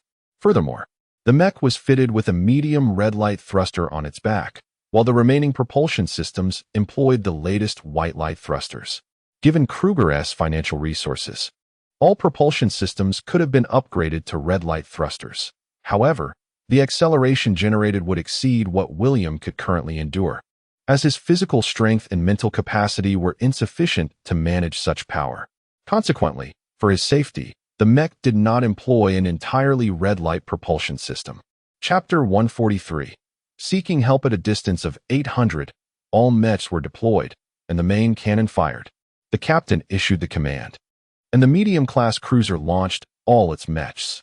As the enemy entered range, 2 main cannons unleashed beams of laser, instantly destroying 2 small ships.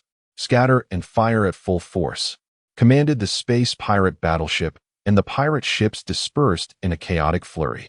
The sky was illuminated by a plethora of lasers. However, 2 fists can hardly contend with 4 hands. Ultimately, the cruiser was struck by numerous lasers from a distance of 200 kilometers from the pirates, resulting in a catastrophic explosion. William felt a sting of moisture in his eyes. He had developed a close personal bond with these guards over the years, and now they were perishing for him, which filled his heart with profound sorrow.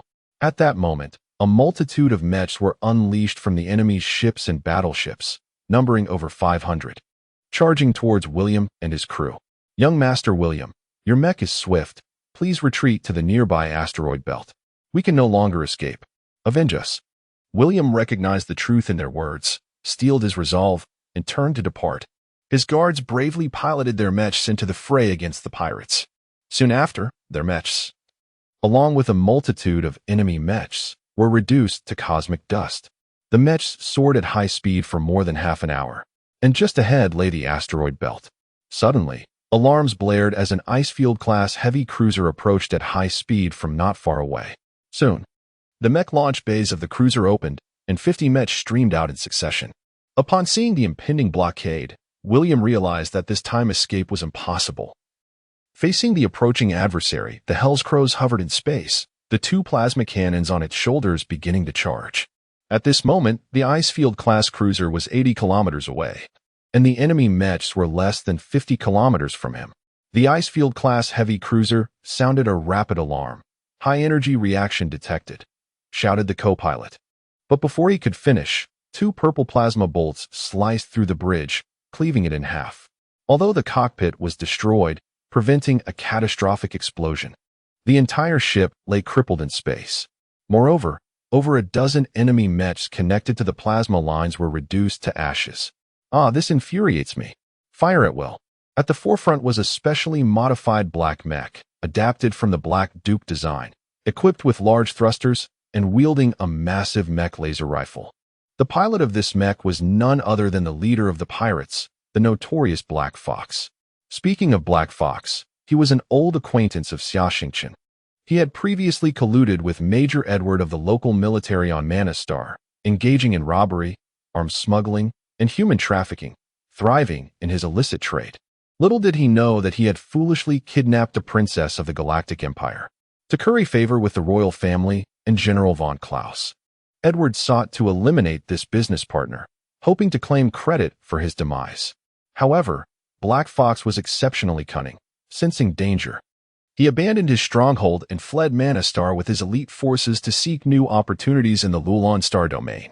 Due to the formidable strength of Black Fox's subordinates and his shrewdness in battle, he quickly established a foothold here, assimilating numerous local pirate factions and ultimately becoming the most powerful pirate in the Lulon Star domain.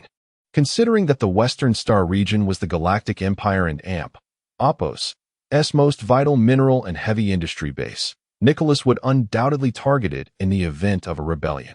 Moreover, the Lulon Star domain was the closest to the Northern Star region, separated only by a narrow asteroid belt, with a jump channel nearby. Thus, Nicholas placed great importance on this area, bribing a large number of pirates with promises of wealth and power while supplying them with many decommissioned warships and mechs, including an Icefield-class heavy cruiser, once the backbone of the Galactic Empire's fleet decades ago. This lone heavy cruiser had naturally fallen under the dominion of Black Fox. All pirates in the Lulon Star domain received orders to intercept William Kluber, with the operation orchestrated by Black Fox. Although the pirates were reluctant, they had no choice but to comply under the threat of Black Fox and Nicholas. According to intelligence from within the Kluber group, the pirates were well aware of the specifications, firepower, mech count, routes, and thermal signatures of William Kluber's flagship. Black Fox was exceedingly cunning. He presented half of the rewards promised by Nicholas as bait, informing other pirates that whoever killed William Kluber first would receive this portion of the reward. This was not due to his generosity, but rather his understanding that the cruiser was heavily armed, and the first to step forward would face significant losses. He surmised that William might escape to the asteroid belt with his superior mech, so he set an ambush here, intending to achieve maximum results with minimal cost. Little did he expect that the Hell's Crows mech would be so formidable, severely damaging his battleship and destroying over a dozen mechs.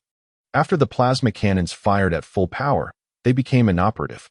William pressed a button on the control panel, causing the two plasma cannons to detach from the mech's shoulders. He ramped up the power to flee, shooting backward as he ran. The dense barrage from the pirates overwhelmed him, although his mech was protected by a solar energy shield. The sheer volume of fire made it impossible for the shield to cover all angles, and it had a limit to its endurance.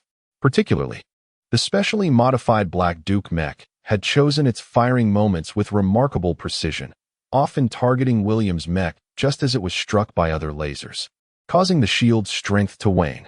One shot struck the left leg of the Hell's Crows mech, severing it and significantly slowing its speed. At this point, the situation had become dire.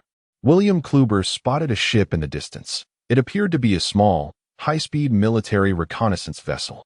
He hastily broadcast a distress signal on the public communication channel.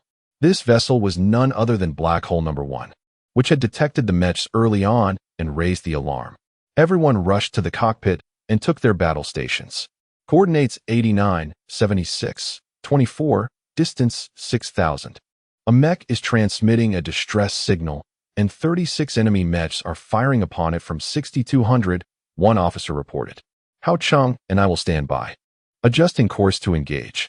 Distance 5,500, all ship cannons charged, fire control radar locked on target. Distance 5,000, optical imaging detectors activated. The target is identified as a personal mech. While the pursuing mechs appear to be a haphazard mix, likely pirates, communications were established, and Zhang Yingying spoke up. At that moment, William's figure appeared on the screen. I am William. I am under attack by pirates. My ship has been destroyed, and they seek to kill me. Please help me. Just then, another communication request lit up. Zhang Yingying accepted it, revealing a menacing figure on the screen. We, the Black Fox Pirate Group, are conducting business. If you wish to live, get lost. This man was indeed Black Fox, who aimed to intimidate Xia Xingchen and others to avoid unnecessary casualties among his crew. Chapter 144. A resounding blow. Xia Xingchen observed the familiar figure on the public channel and smiled. He issued the command. Yingying, save the people, strike hard. It was Heihu, who had come all the way from Manor Star. I hold a deep grudge against him. He still owes me a bullet, and now he dares to come to his own demise. Understood. Zhang Yingying responded. Distance 1,000, thrust power 50, deploy the mechs. Main laser cannons 1 and 2. Power at 70, alternate targeting and firing. Closed defense cannons unlocked. The mech's main cannons began alternating fire, despite the considerable distance and the laser not being at full power. It was sufficient to engage the mechs. Suddenly, several armor plates on the hull of the Black Hole No. 1 rose, revealing 8 quad-mounted rapid-fire lasers that could swivel in a semicircular direction. Xia Xingchen, Dragon Knight Battle Mech, engage. Ho Cheng, Great Sage equal to Heaven, Nimbus Cloud System, engage. The two mechs soared out of the spacecraft, following the usual protocol. You protect the ship, and I'll handle sniping, Xia Xingchen commanded. Just leave me a few. Ho Cheng muttered. That depends on the skill of those space pirates, Xia Xingchen replied, as the Dragon Knight Battle Mech landed atop the mech, its mechanical arms securing it in place. The Flare Mech's rifle adjusted to sniper mode, and Xia Xingchen commenced his hunt. At a distance of 300 kilometers, 10 shots resulted in 10 destroyed mechs. By this time, the ship's main cannons had already taken out 7 or 8 enemy mechs. Heihu felt a sense of dread, particularly from the mech atop the ship, its orange-yellow lasers reaping the lives of his subordinates like the scythe of death. Enraged, he stealthily hovered in space, aiming his Mech's laser sniper rifle at Xia Xingchen. In that moment, Xia Xingchen also recognized the modified Black Knight Mech, locking on with his targeting reticle. Both men simultaneously pulled their triggers. An orange and a purple beam of laser collided in space, bursting forth in a brilliant display. Both rifles were charging. Heihu's mech rifle was a C-class weapon, while Xia Xingchen's flare mech rifle was a near S-class weapon, directly charged from the ship, allowing him to finish charging a second faster than Heihu. It was this critical second that led to Heihu and Appo's cockpit being obliterated. The remaining 17 mechs, sensing disaster, turned to flee.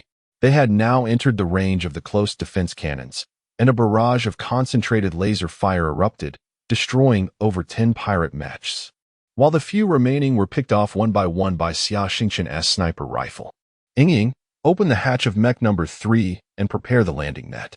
Do not open the internal door until we identify the newcomers, Xia Xingchen instructed cautiously. Incidents of space pirates masquerading as victims to infiltrate and plunder ships were not uncommon. Understood, Yingying nodded, opening the public channel. Mr. William, please land in mech number 3. The door with the flashing green light is the one. Thank you, madam. However, I must caution you that approximately 80 pirate ships and around 400 pirate mechs are located about 36,000 kilometers in my direction. Please navigate accordingly. Zhang Yingying nodded. Sister Vivian, are there alternative routes? We could traverse through the asteroid belt. This route could save us 3 days, though it carries certain risks. such as colliding with asteroids or debris, Vivian replied after examining the nearby star chart. Then let us proceed with that. It's preferable to facing over 100 pirate mechs. Return the Dragon Knight and Great Sage equal to Heaven mechs, Zhang Yingying commanded. Understood. Everyone responded. The Hellraven mech collapsed onto the landing net. William Kruger struggled to exit the mech, utterly exhausted both physically and mentally. At that moment, the door to mech number 3 opened, and Ho Ching and Xia Xingchen entered. William managed a faint smile upon seeing them. I think I'll just take a nap, and then collapsed. They hurriedly transported him to the medical bay. Ho Chang inspected him, possessing considerable knowledge of medicine and battlefield first aid from his prolonged engagements with extraterrestrial beings. He's fine. He's just exhausted. A good rest will suffice, Ho Chang reassured. Xia Xingchen assigned Ho Chang to monitor William while he swiftly returned to the cockpit to assess the situation. At that moment, the black hole No. 1 had entered the asteroid belt, operating at only 40 engine power.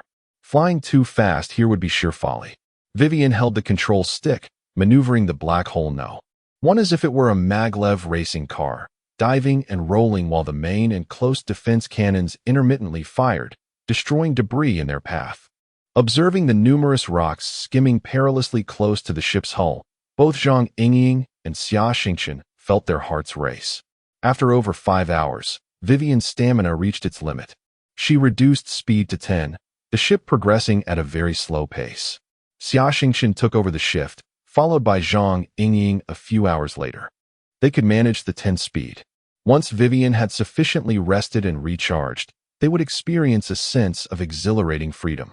The ship traversed the asteroid belt for 4 days and nights, finally emerging on the other side. According to the star map, they would reach Lulan Star in 2 more days. In the ship's lounge, William Kruger, Xia Xingchen, Zhang Yingying, and Ho Chang sat around a table. Vivian was on duty in the cockpit. William cleared his throat and spoke. I am William Kruger, and I am immensely grateful for your rescue. As for what transpired, it is a long story. Feel free to ask me anything, and I will answer truthfully. Through their days together, William had come to realize that these individuals were indeed military academy students, all of commendable character. Most notably, the battle they had fought left him utterly astounded. Nearly 40 mechs, many of which were of high rank, were obliterated in mere minutes while they remained unharmed. Zhang Yingying inquired, William, the surname Kruger is quite rare. May I ask your relation to Mr. Eisen Kruger of Kruger Industries?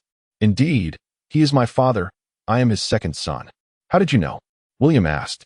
My name is Zhang Yingying. My father is the minister of the Imperial General Equipment Department, and he is a close friend of Uncle Eisen. This is Xia Xingchen, our captain, a C-class mech master and advanced mech maintenance technician.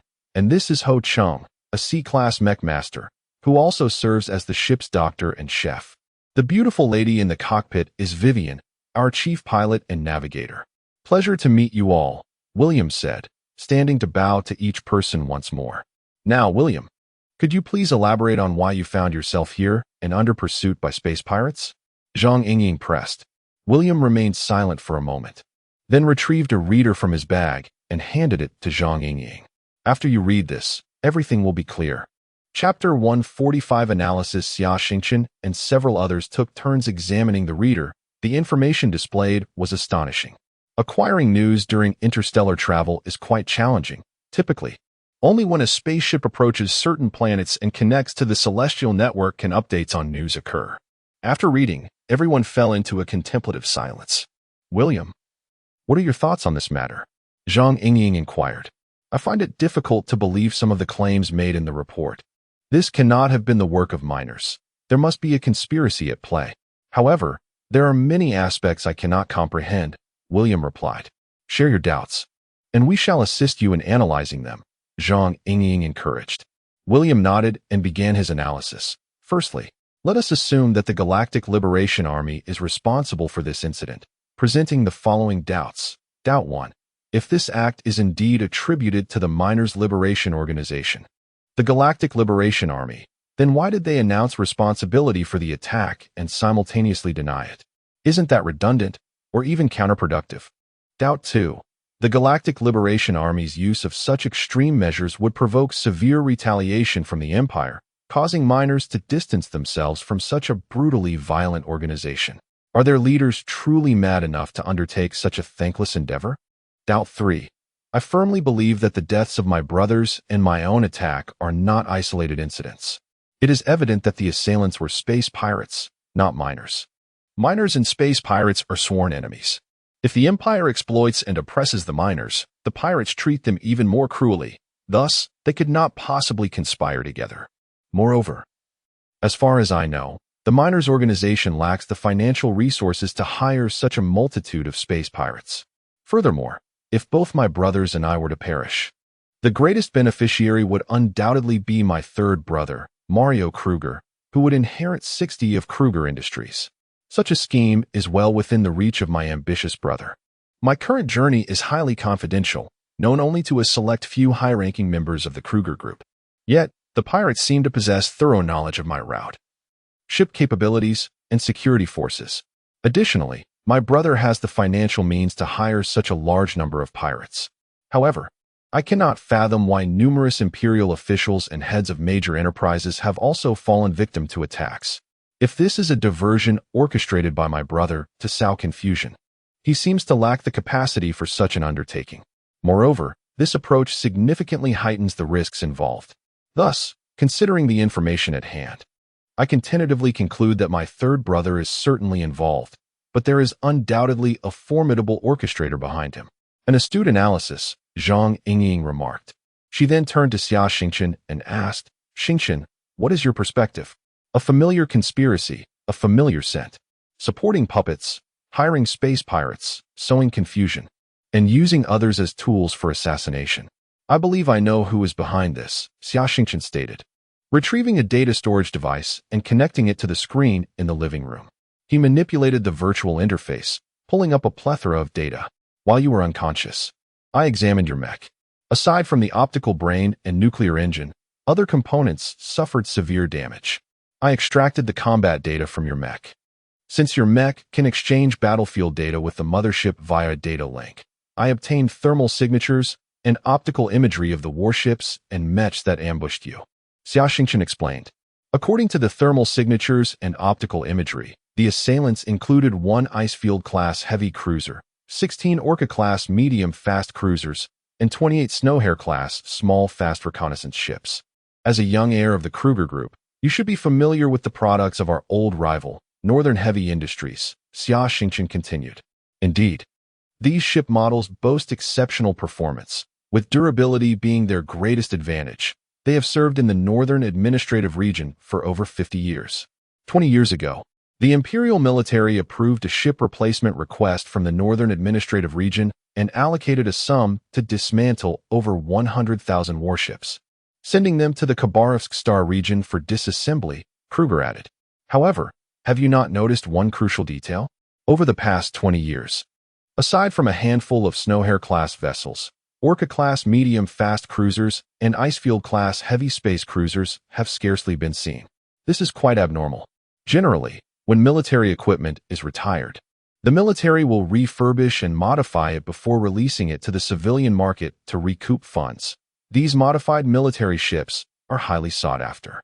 Yet, over 10,000 Icefield-class heavy cruisers and 50,000 Orca-class medium cruisers have seemingly vanished for 2 decades, only to resurface now, which raises significant suspicion. Zhang Yingying continued her analysis. Could it be that a major second-hand spaceship dealer is hoarding them? Ho Chung asked, posing a rather naive question. Ho, don't be absurd. You must understand that our black hole number 1 incurs annual maintenance costs nearing 200 million star coins, while the upkeep for heavy and medium cruisers can reach several billion star coins annually. What scale of second-hand dealer could sustain such a fleet of warships? Furthermore, each year, more advanced warships are retired, causing these vessels to depreciate in value, Xia Xingchen replied. What purpose would that serve? Wouldn't it be a financial loss? Ho Chung questioned, perplexed. Ho, consider this.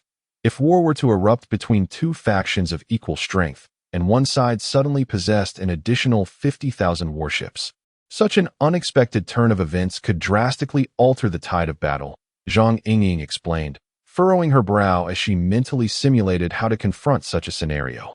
The group fell silent, plunged into deep contemplation. Ying, what can you tell us about the Khabarovsk star region? Xia Xingchen inquired. Khabarovsk is a star region located at the extreme north of the Northern Administrative Region. It serves as the largest space junkyard in the north, where all decommissioned mechs and warships are sent for disassembly and recycling. The area of the entire Khabarovsk star region is 3 times that of the Lulan star region. To this day, it remains under military control, prohibiting any civilian vessels from entering. The Northern Administrative Region claims this is to prevent space pirates from stealing warships and causing disturbances. However, I suspect they have not dismantled these decommissioned vessels at all. Rather, they have modified them and concealed them amidst the space debris of Khabarovsk. This implies that the North may not only possess the Northern Fleet, but potentially 2 fleets. Or even more, Zhang Yingying elaborated. Xia Xingchen added, William, you should broaden your perspective. The news reports indicate that the attacks did not exclusively target the Kruger family. Several key figures from major interstellar groups closely linked with the Empire and military have also been murdered, alongside high-ranking officials from critical Imperial departments. Their deaths will plunge these enterprises into chaos and stagnation, an impact that could last for years. This will severely undermine the Empire's military strength and overall capability, granting Nicholas precious time. Even more alarmingly, if Nicholas takes the opportunity to infiltrate the boards of these enterprises or their heirs, these companies could become assets for Nicholas. Chapter 146. Strategizing in the living room of Black Hole Number 1. Several individuals convened to analyze the recent events. William had already confirmed that the mastermind behind it all was Prince Nicholas. Firstly, only Nicholas possessed the power to orchestrate such a large-scale assault across the Galactic Empire. Furthermore, only he had the resources to procure an abundance of military warships and vessels to bribe the space pirates. Secondly, the primary beneficiary of these incidents was none other than Nicholas, who stood to gain significantly without incurring any losses. Thirdly, the details regarding the types of warships pointed directly to Nicholas. Was he preparing to ignite war now? William Kluger murmured. You are mistaken. Nicholas has been plotting for over a decade. The war began back then. Everything happening now is merely a part of his scheme, a means to buy time. Xia Xingchen replied.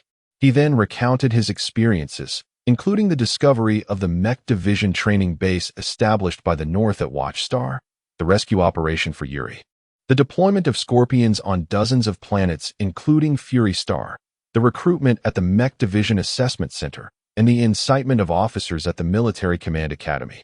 I comprehend now. The situation is exceedingly clear. This is the plot orchestrated by Nicholas and his subordinates, if I am not mistaken. Should I perish at the hands of the space pirates?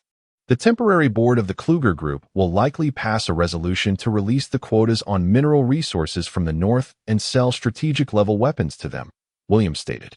Nicholas is a grave threat to the Empire, our common enemy. We must unite to resist him in all domains. Brother Ho Chung, if your identity renders you unable to intervene, you may retire to the cockpit, Xia Xingchen suggested thoughtfully, considering that the sanctuary organization refrained from involving itself in human conflicts. Not wanting to place Ho Chung in a difficult position, the incident at Fury Star also saw our sanctuary's involvement. According to my master, the upper echelons of the sanctuary are profoundly displeased with Nicholas's use of alien beings to assault humanity, as it poses a tremendous calamity for us. He has been blacklisted, and should such incidents recur, he will face repercussions from the sanctuary. Moreover, based on our analysis of Nicholas's character, he is unscrupulous in achieving his goals and will likely resort to this tactic again. Thus, confronting Nicholas aligns with our principles, Ho Chung elucidated. Our family maintains close ties with the military. Should war break out, we will undoubtedly be at the forefront. Hence, count me in against Nicholas, Zhang Yingying declared. I now harbor a mortal enmity towards Nicholas. From this moment forth, the Kluger family shall be his sworn foes. I will do everything in my power to assist you, William Kluger affirmed. We are not alone. My roommate Dairin can provide us with intelligence support. Additionally, we have a group of individuals, all of whom have suffered at the hands of Nicholas, having lost everything. We must consolidate our strength. The others nodded in agreement. At that moment, A formidable organization to oppose the North began to take shape. As Ho Chung listened to their discussions, he perused the news on his reader. They were now nearing Lulan Star and were able to receive signals from the Sky Network. Suddenly, a headline caught his eye, according to RUL News. The Kluger Group has announced that William Kluger, heir of the family who traveled to Lulan Star to explore mineral planets, has been missing for several days aboard his spaceship. The Kluger Group suspects he has encountered space pirates and may have suffered misfortune. An emergency board meeting will be convened in 10 days. It is reported that following the demise of Eisen Kluger and John Kluger, William Kluger and Mario Kluger will each inherit 30 of the Kluger Industrial Group. With William Kluger currently unaccounted for, barring unforeseen circumstances, Mario Kluger is poised to become the chairman of Kluger Industries without any doubt. Look, Ho Chung handed the reader to the others. I must return before the board meeting. It would be ideal to have a few days to prepare. I am determined to reclaim control of the Kluger Group. At that time, I shall present Nicholas with some great gifts. If Nicholas gains control of the Kluger Group, it would be disastrous. Xingchen, can you take me to Luban Star? Can our ship reach there within 10 days? William inquired. Xia Xingchen activated the communication device in the cockpit. Vivian, how long until we arrive at Lulan Star? And how long will it take to get from Lulan Star to RUL Star? If we travel at the fastest speed and the most direct route, what is the estimated time? I require an accurate response. This is crucial, he stated gravely. Please hold on. I will calculate, Vivian replied. After a moment of operation on the quantum computer, she provided the results. Currently, our engine output is at 65. At this speed, we can reach the Lulan Star space station by tomorrow night. It will take a full 7 days to get from Lulan Star to RUL Star. If we increase the engine output to 90 or 95, we can arrive at the Lulan Star space station by tomorrow morning. And then it will take 5 days to reach RUL Star. Can we complete the preparations in 3 days? Xia Xingchen asked William. 2 days will suffice. All right, Vivian. Proceed at full speed as you suggested. We must reach Lulan Star by tomorrow morning. Then allocate several hours to ready the ship and depart immediately. Ensuring we arrive at RUL Star within 7 days, Xia Xingchen commanded. Understood, Captain. Vivian disengaged the autopilot, gradually increasing the engine power, and Black Hole No. 1 sped away into the distance. At a docking bay of the Lulan Star space station, Black Hole Number 1 slowly approached the berth. Enormous mechanical arms secured the ship while various pipelines connected to it, linking the passenger and cargo sealed passages to the respective doors of the ship. As the ship and Oppo's engines powered down, several engineering mechs and maintenance robots swiftly approached to conduct repairs and supply operations. To avoid drawing attention, Xia Xingchen disembarked alone, while the others remained aboard, particularly William, as it was exceedingly dangerous for him before reaching RUL Star. His brother Mario would not spare him if he learned that William was still alive, complicating his timely return to RUL Star. Master Xingchen. 2 figures rushed into the passenger passageway, and the 3 embraced tightly. The newcomers were Xia Xingchen's comrades, Pirlo and Yugo, the Tarimi servant he had acquired on Fury Star. Yugo appeared unchanged, towering over 2 meters tall, clad in a fitted combat suit, with an alloy dagger sheathed at his waist. He always kept the dagger close, claiming it provided him with a sense of security. At that moment, Pirlo seemed transformed. The once carefree golden-haired charmer now sported a buzz cut, exuding an air of competence. He wore a headband-style glasses with red lenses, giving him a strikingly cool appearance. Welcome aboard Black Hole Number 1. Chapter 147.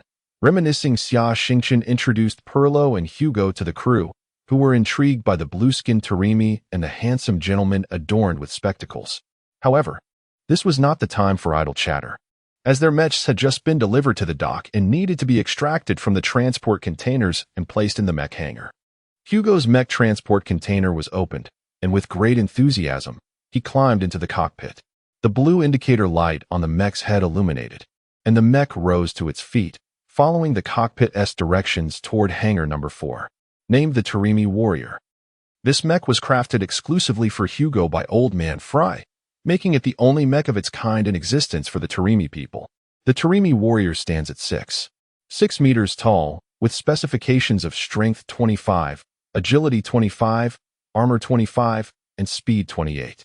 Its design closely resembles that of a Tarimi in terms of proportions. As a combat mech, it is capable of fully harnessing the martial arts skills of the Tarimi.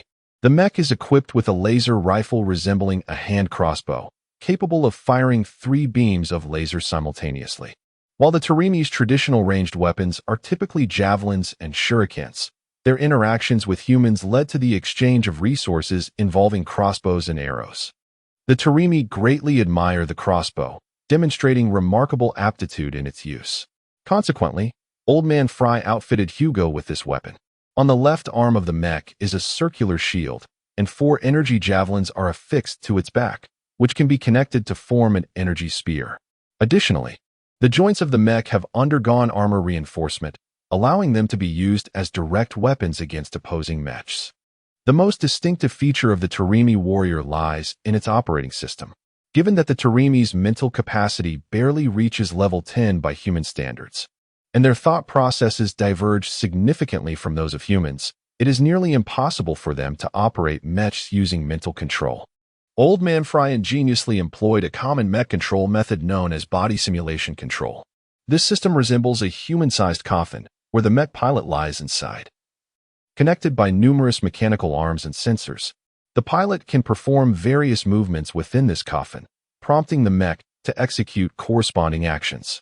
Furthermore, by varying the output strength of the mech and Oppo's limbs, the pilot can perceive the mech's operational status through the feedback from these mechanical arms.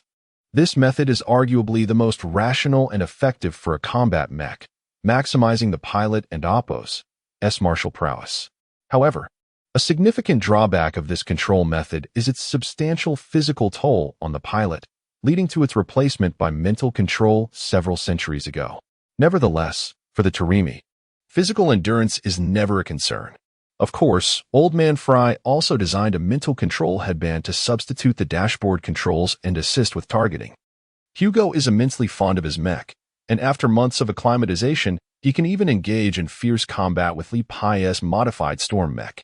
As Li Pai aptly put it, no mech pilot below Class C stands a chance against Hugo. Next, Perlo's mech transport container was opened, revealing a sleek black mech and an enormous laser sniper rifle. Proudly resting his hand on Xia Xingchen's shoulder, Perlo exclaimed, "This is my wife. Isn't she stunning?" Although the mech is black, it possesses a distinctive name, the White Reaper. The name pays homage to a legendary sniper from Earth before humanity ventured into space. Hailing from a small nation, he single-handedly eliminated over 500 enemy combatants in less than 4 months during a battle to fend off a powerful invader. An exceptional special operations expert, he was known for his stealth in snowy forests, always clad in a white cloak, striking fear into the hearts of his adversaries. His remarkable prowess earned him the moniker, the White Reaper, symbolizing despair and terror in the minds of his enemies. The White Reaper mech stands at 5 meters tall, with specifications of Strength 15, Agility 15, Armor 18, and Speed 33. This is a high-speed sniper mech. In terms of weaponry, the primary armament of the White Reaper is a colossal laser sniper rifle, meeting Class B standards, capable of 5 consecutive shots with a charging time of 2.5 seconds per shot. The mech's left arm is equipped with a shield, while 2 rapid-fire laser cannons are mounted on both the front and back. Additionally, 2 energy swords are housed at the waist. The mech's most notable features are its specialized systems designed for sniping. Firstly, it possesses a chameleon super mirage system that allows its exterior to blend seamlessly with the surrounding environment, achieving complete invisibility as light refracts off its surface. This system is also highly effective at evading radar detection. Secondly, the life support system operates at extremely low energy consumption, enabling the pilot to remain concealed within the mech for up to a week, perfect for ambushing opponents or conducting covert operations. The third system includes specialized thrusters that emit low-energy particles, allowing the mech to move slowly without detection while the chameleon system is active. Once the mission is accomplished or if the mech is discovered, the hidden white thrusters beneath the armor provide powerful propulsion, ensuring a swift escape. Now, The secret base of the ZZ has begun to take shape, with personnel training and small-scale weapon production already underway. An Old Man Fry's Mech laboratory is operational. Perlo felt he could no longer maximize his potential at the base, so he requested to venture out, while Hugo insisted on accompanying Xia Xingchen. Unable to tolerate their incessant bickering, Old Man Fry consented to their request. The only regret was that Xia Xingchen's new mech remained unfinished. Old Man Fry tirelessly revised his design plans, striving to create the most formidable personal mech for Xia Xingchen. However, constrained by financial limitations, he could only complete half of the mech, leaving the project stagnant. Perlo, what happened to your eyes? Xia Xingchen suddenly inquired, noticing his spectacles. Perlo removed his headband-style glasses, revealing a pair of eyes indistinguishable from those of an ordinary person. Suddenly, the surface of his eyeballs flipped downward, transforming into a crimson hue that emanated an unsettling red glow. Although the procedure was excruciating and I nearly perished on the operating table, it was worth it. These electronic eyes feature a telescope, microscope, X-ray vision, infrared vision, data reception, and recording capabilities. They can even emit dazzling light for use as a flashbang or project laser beams for weapon guidance. Most astonishingly, they can emit a special frequency of electromagnetic waves that incapacitate all surveillance systems, facilitating my stealth operations. This headband-style glasses also includes a wireless charging device and battery, serving as a means of camouflage. Had I known how powerful they were, I would have insisted on getting a pair even before I lost my sight. Perlo mused wistfully. Chapter 148. The temporary shareholders meeting. The resupply operations of the spacecraft were underway with great urgency. The system was conducting diagnostics, fueling was in progress, and a plethora of supplies were being transported aboard the vessel. Initially, this task was expected to take an entire day. However, thanks to the notification received by Perlo from Xia Xingchen the previous day, and with the incentive of star coins, the spaceport had dispatched additional personnel. Consequently, the resupply was completed in just over 10 hours. Seizing this opportunity, Xia Xingchen urgently contacted Dairen and General von Kraus through a secure communication channel, relaying the unfortunate circumstances surrounding William and their subsequent speculations. General Kraus promptly communicated the news to Grand Marshal von Bismarck, while Dairen urgently reached out to his grandfather. From Dairen, he learned that Li Xiaomin's parents and older brother had also been attacked. Fortunately, the security forces of the Tang Dynasty group were formidable.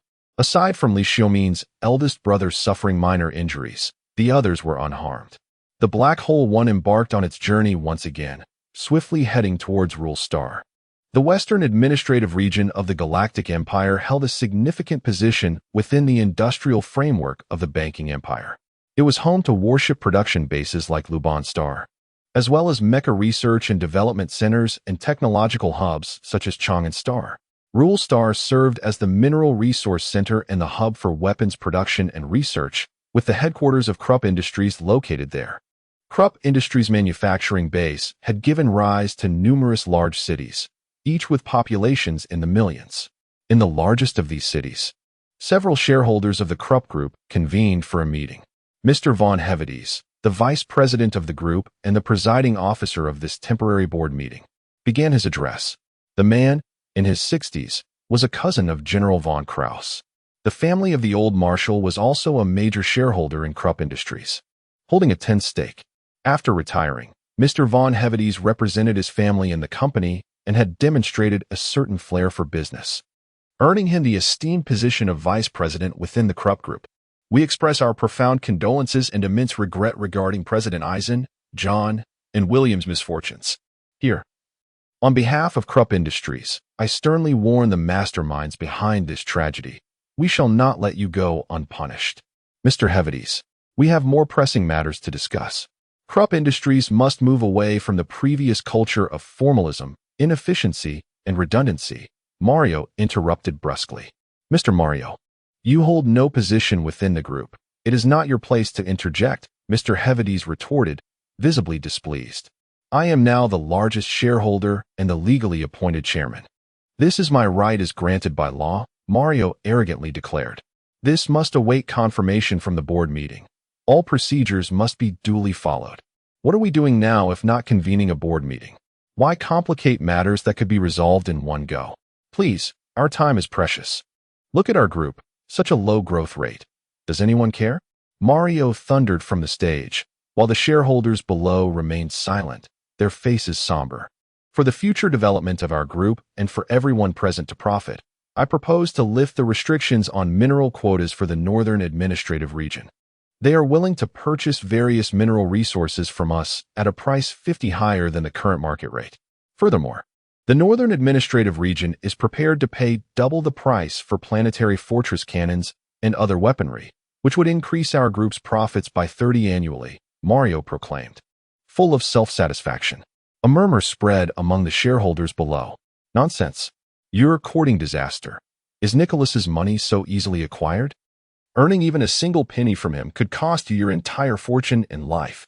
It's over. Krupp is finished. Utterly finished. You, Mr. Von Hevedes stammered, pointing at him, rendered speechless by anger. Mario slammed the table. If you are unwilling to cooperate, I will not force you. Just transfer your shares to me, and I will buy them at market price plus 20. In truth, the one truly interested in acquiring shares of Krupp Industries was Nicholas, who had offered twice the market price. Mario sought to profit from the situation as well. You have no right to do this. We will not transfer our shares to you. The shareholders exclaimed, filled with righteous indignation. Leave now, or shut your mouths and patiently wait for your dividends. From now on, in Krupp Industries, my word is law. I am the chairman. Preposterous. You think you can be chairman? A voice interjected. Bang. The thick wooden door of the meeting room, standing over 3 meters tall, was kicked open. A fully armed contingent entered. Upon seeing them, Mario's eyes widened in shock, and he stammered, pointing at the intruders. The leader was none other than William Krupp, flanked by a squad of soldiers in specialized uniforms. Who are you? Why do you impersonate William? Seize him. William is dead. Mario screamed hysterically. I was attacked by space pirates. But how could you be so certain I would be dead? William remarked mockingly. He is undoubtedly doomed, for I. Mario, heated and ready to argue, suddenly realized the inappropriateness of his words and quickly fell silent. Let me clarify. It is because you disclosed my itinerary and security details to the pirates, even urging them to leave no survivors, is it not? Mario began to protest, but was interrupted once more. You may not be aware, but the pirates who besieged me deployed a heavy cruiser of the Icefield class, 16 medium cruisers of the Orca class, and more than 30 high-speed vessels of the Snow Rabbit class. These warships, which had seemingly vanished overnight 2 decades ago. Who do you think besides your esteemed Prince Nicholas would possess them? William stated emphatically. This is slander, outright slander. Mario screamed in desperation. At that moment, 3 stern-faced elders stepped forward from behind William, causing the shareholders to gasp in shock. The Elder Council, known by various names such as the Council of Elders or Clan Council in some families, had arisen in ancient clans that had endured for millennia. To deter ungrateful descendants who might murder their kin for the patriarch's position, these venerable families established the Elder Council to uphold their interests and bloodline legacy. The council comprised esteemed elders within the family, wielding real power and even formidable military might. Should an incident occur involving the patriarch or heir, they would step forth to restore justice. Chapter 149. The Chosen Path. The elders of the council displayed a series of battle videos on the grand screen, showcasing the encounter between William Kluge and the space pirates, followed by his dramatic rescue. The audience gasped at the sight of the swarm of warships, affirming William's earlier assertions. The footage ultimately froze on a specially designed black mech. Mario, our investigation reveals that you transmitted an encrypted message from your personal terminal half a month ago, detailing William's itinerary, the performance of his vessel, and the number of guards. This information underwent countless transmissions in an attempt to evade detection. Yet, you have severely underestimated the technological prowess of the Kluge family. We traced the data to one known as Black Fox, the pilot of this mech and the most notorious space pirate in the Lulon Star domain, who orchestrated this operation, declared the elder. Whispers filled the crowd as they expressed their disdain for Mario, whose treachery against his own kin for the sake of inheritance left them appalled. A person capable of betraying and murdering their own brother is hardly a suitable partner. Did you believe matters were so straightforward? Our investigation uncovered evidence of your collusion with Northern forces. For months, you have been surreptitiously sending the movements of Eisen and John to a secret email. The trail led us to the covert contact, who attempted to take his own life but was subdued, and through memory extraction technology, we uncovered the truth. You, Mario, conspired with Northern powers to orchestrate the massacre on RUL Star and the ambush in the Lulon Star domain. The Elder's words resonated with gravity, leaving the shareholders in shock. Furthermore, let it be known to those wishing to divest their shares that Nicholas is prepared to acquire your stakes at twice the market value. Yet, this avaricious brother of mine will not let even this sum slip through his fingers, William jested. Additionally, 5 shareholders present here have reached a clandestine agreement with Nicholas. We possess undeniable evidence. Now, you 5 have 2 options. First, we will buy your shares at market value, allowing you to completely withdraw from Kluge Industries. Or second, I will hand you over to the Empire's Ministry of Internal Affairs and Intelligence, leading to your family's ruin and the confiscation of your holdings. The choice is yours. The Elder proclaimed, as 5 soldiers approached with 5 share transfer agreements. The color drained from the faces of the 5 shareholders. One cried out in desperation, "I am innocent. They forced my hand." William's expression hardened as he replied, "You have profited immensely from Kluge Industries. The Kluge family has never wronged you. Yet you plotted with outsiders to usurp us. Actions have consequences, and the path you choose is yours alone. If you sign, we shall part ways as mere strangers, and I will harbor no ill will. However, should you refuse, you will become my bitter enemies, and I shall ensure you experience the full extent of my wrath." A chill swept through the assembly, compelling several shareholders to sign the transfer agreements. Consequently, 10 of Kluge Industries' shares transferred to William Kluge. The Elder subsequently announced, Mario Kluge, in collusion with Northern forces and guilty of patricide. The evidence is irrefutable. The Council has unanimously decided to strip you of your inheritance rights and all shares, confiscate your assets, expel you from the family, and refer you to the Ministry of Internal Affairs for investigation. No, you cannot treat me this way. I am the rightful heir. Mario struggled, but it was futile, for fully armed family guards dragged him from the hall. The 5 shareholders who signed the transfer agreements left the venue, as if mourning a great loss. The doors of the assembly slowly closed. The meeting resumed, and William Kluge was unsurprisingly elected as the new chairman and president of Kluge Industries. During this session, William Kluge made the following resolutions. First, the Kluge family and the Council will continue to investigate the truth behind the RUL Star massacre and will disclose the findings to the media and the Ministry of Internal Affairs. Second, all business dealings with the Northern Administrative District will be terminated. In William's words, the North shall not receive a single alloy from Kluge Group henceforth. Third, Kluge Group will accelerate the production of warships and mechs in preparation for the impending conflict. Fourth, certain production bases near the Northern Administrative District will be relocated southward. The entire group must brace itself for the looming war. These measures will impose considerable economic strain on Kluge Group. Yet the shareholders present understood that the survival of Kluge Industries was at stake. For a formidable arms conglomerate like Kluge Industries to thrive, it requires the backing of those in power. The forthcoming large-scale war will determine the fate of a dynasty. Such conflicts have historically led to the downfall of many established arms enterprises while allowing new contenders to rise from their ashes. Aligning with the wrong faction could spell annihilation. Chapter 150. The conclusion of events. The temporary board of directors of the Krupp Group was convening with great urgency. As William Krupp had numerous matters that required his personal attention, necessitating a comprehensive reorganization of the group's operations. Meanwhile, a convoy of 3 maglev vehicles was en route to the headquarters of the Imperial Ministry of Internal Affairs on the planet Ruhr. In one of the maglev cars, a despondent Mario Krupp, handcuffed, sat beside an agent of the ministry, as his holding cell awaited him. The ministry intended to conduct a thorough interrogation, with countless individuals eagerly anticipating the outcome, demanding a clear explanation. as the vehicle traversed a dedicated high-speed roadway within the urban area. An engineering mech unexpectedly lost its footing and plummeted from a nearby construction skyscraper. The colossal mech, falling from a height of several hundred meters, collided violently with the maglev car carrying Mario, generating such tremendous force that it shattered the 20-meter-wide elevated road beneath it. The vehicles trailing behind were unable to evade in time, careening off the elevated bridge.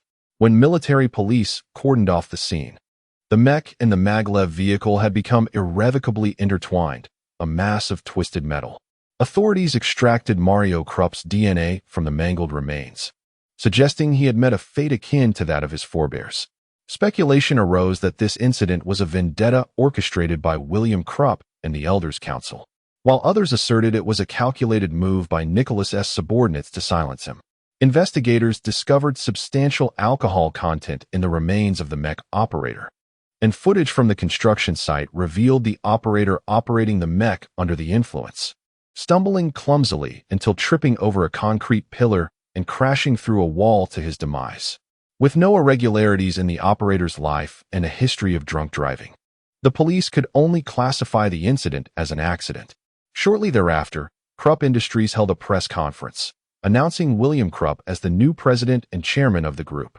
William's capabilities had already garnered recognition among industry insiders, and the news precipitated a significant surge in the group's stock price. Simultaneously, Krupp Industries released their findings regarding the Ruhr incident and footage of William's attack in the Lowland Star region, vehemently condemning the Northern Administrative District for its involvement and support of terrorist activities. They proposed sanctions against the Northern Administrative District while reserving the right to pursue further actions and filed a lawsuit with the Supreme Court of the Galactic Empire. The evidence presented by Krupp Industries sent shockwaves throughout the Galactic Empire, prompting the families of other victims to rally in support of the group. It became apparent that the truth, once revealed, would be understood by all. In an instant, over a dozen major interstellar corporations that had suffered similar attacks unveiled their own proposals for sanctions against the Northern Administrative District, including the Tang Dynasty Group and the Woma Group. Proposals to sanction Nicholas and apprehend him, raised within society and the cabinet, were summarily dismissed by Emperor Qinzheng. However, the irrefutable evidence put forth by Krupp Industries weighed heavily upon the ruling monarch's conscience. Deep down, he struggled to believe that Nicholas could commit such acts. Rather, he suspected that mining rebel organizations had orchestrated the incident and framed Nicholas. Yet, he dared not openly challenge public sentiment, aware that inciting popular ire could cost him his throne and lead to impeachment by the parliament. He was acutely aware that the Elders' Council held the power to depose the emperor. In response to these allegations, the government of the Northern Administrative District hastily convened a press conference, vehemently denying any wrongdoing and asserting that Krupp Industries' evidence was fabricated and defamatory. Meanwhile, Nicholas dispatched several covert units to infiltrate the Lowland Star region, swiftly dismantling the local pirate factions overnight, as he had embedded backdoors within the warships provided to the pirates, allowing him to monitor their movements closely. At this time, Black Hole 1 had set sail once again, heading towards the Watcher Star. Before departing from Ruhr, Xia Xingchen and William Krupp engaged in a confidential discussion, resulting in William's induction into the Vengeance Organization, driven by his own deep-seated grievances against Nicholas. While maintaining his facade as the president of Krupp Industries, he refrained from direct involvement in the organization's retaliatory actions, instead providing covert financial and armament support. To express his gratitude to Xia Xingchen, he prepared a substantial gift, though the timing necessitated that it would only reach her months later upon her return to Ruhr. William Krupp entrusted his heavily damaged Hell Raven mech to Xia Xingchen, recognizing that as president of Krupp Industries, his responsibilities would preclude him from engaging in mech piloting in the future. Despite its severe damage, the mech retained a fully operational medium-sized red propulsion system and a KLB-3 model satellite-controlled nuclear fusion engine, precisely what Xia Xingchen required.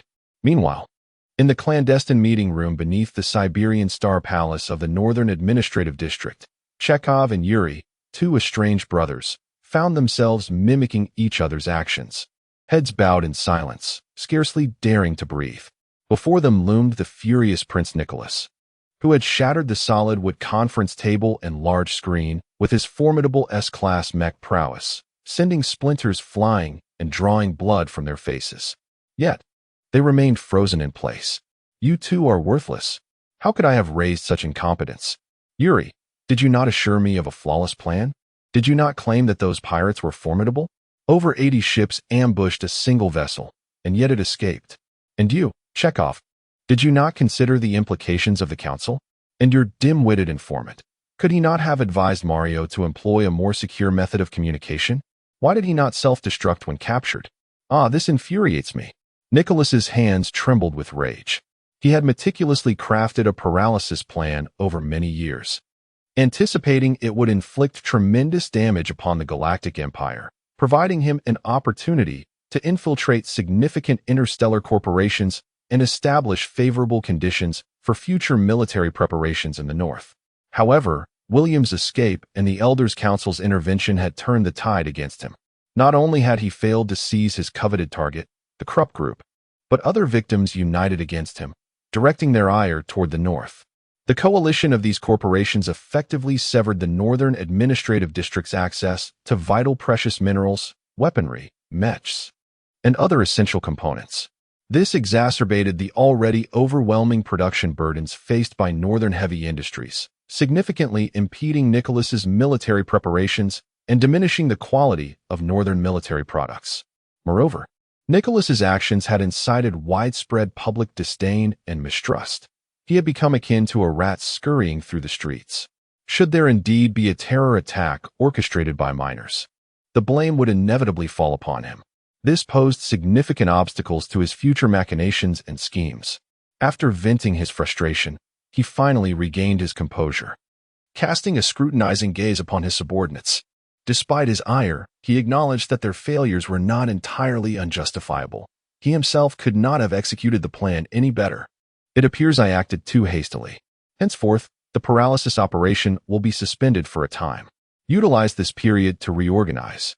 Our rapid expansion has diminished the quality of our personnel and the effectiveness of our ideological work. Remember, no matter how many ineffectual recruits we gather, it is the elite I require, not incompetence. Yes, Your Majesty, the two replied cautiously. Let Northern Heavy Industries redouble their efforts, Nicholas commanded before turning to leave. Leaving the two men exchanging glances, uncertainty reflected in their eyes. Chapter 151. Return to Watchtower Star. As the Lu Ban star journeyed towards Watchtower Star, the voyage was remarkably tranquil, interrupted only by a small band of space pirates they effortlessly subdued, earning a reward of several 100 million star coins. Lady Vivian was rather displeased, deeming the spoils too meager. Consequently, she redirected her ambitions towards Pirlo. Despite her typically carefree demeanor and occasional infatuated expressions, Vivian possessed discerning tastes. Regrettably, following the tragic events on Watchtower Star, Pirlo, once a master of romance, had grown indifferent to women, prioritizing vengeance for his fallen comrades above all else. This led Vivian to mistakenly assume that Summer Star, who was close to Pirlo, was involved in a romantic liaison with him. The black hole no. One slowly approached the Watchtower Star space station. Gazing upon the familiar yellow-green orb, Summer Star and Pirlo were filled with profound reflections. Upon docking at the pier, a dozen fully armed Imperial soldiers arrived for inspection. The security protocols at Watchtower Star Space Station were exceedingly stringent, particularly for individuals hailing from the Northern Administrative Region, where any suspected pirates faced immediate execution. Each person's identification was meticulously scrutinized. Upon reviewing Summer Star's credentials, the officer exhibited a look of skepticism. "Are you certain you are part of the Watchtower Star garrison?" The sergeant questioned, clearly doubtful. "Indeed," Summer Star replied. "However, your base identification code is incorrect. Watchtower Star does not have such a base. I suspect your documents may be forged." As he finished speaking, the soldiers behind him raised their weapons. "This is the identification code for the Sandflow base on Watchtower Star. Have you truly forgotten in just 6 months?" Summer Star's spirits dampened. Upon hearing this, the soldiers lowered their weapons and saluted Summer Star respectfully. "My apologies, Commander. I've only been here for a month. I misunderstood. I will never forget the heroes of Sanflo Base. The tale of Colonel Nickel detonating a nuclear bomb to ensure mutual destruction with the space pirates had become widely known, and the soldiers of Watchtower Star regarded him as a hero. Summer Star perused the current assignments for Watchtower Star, discovering that the threat of space pirates had significantly diminished. The sandworms and sting scorpions had been nearly eradicated, with the few remaining hidden deep underground, too fearful to emerge. Nevertheless, recent reports indicated a resurgence of small pirate factions along the route from Watchtower Star to the Death Star domain. Thus, Summer Star resolved not to land on Watchtower Star, but to venture to the outskirts of the Death Star domain in a week's time. Prior to that, he intended to take a landing craft to the former site of Sanflo Base to pay his respects. First, Summer Star visited the Medical Cryogenic Center at Watchtower Star Space Station to see Colonel Belisi, who lay frozen there. Despite the advanced medical technology of this era, many acute illnesses and grave injuries remained insurmountable.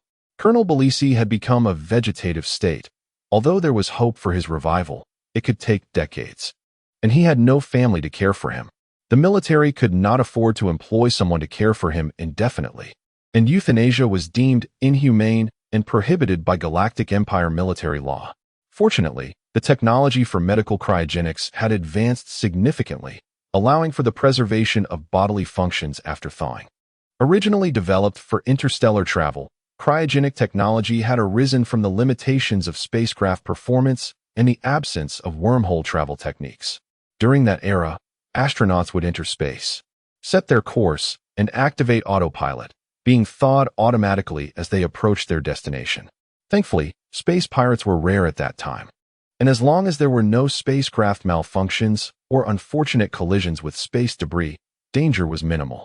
Through the glass of the cryogenic chamber, Summer Star beheld Colonel Belisi encased in a massive block of ice and solemnly saluted him.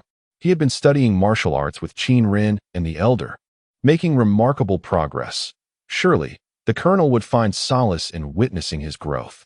The group arrived at the landing center of the spaceport, where the military had arranged a passenger landing craft for them.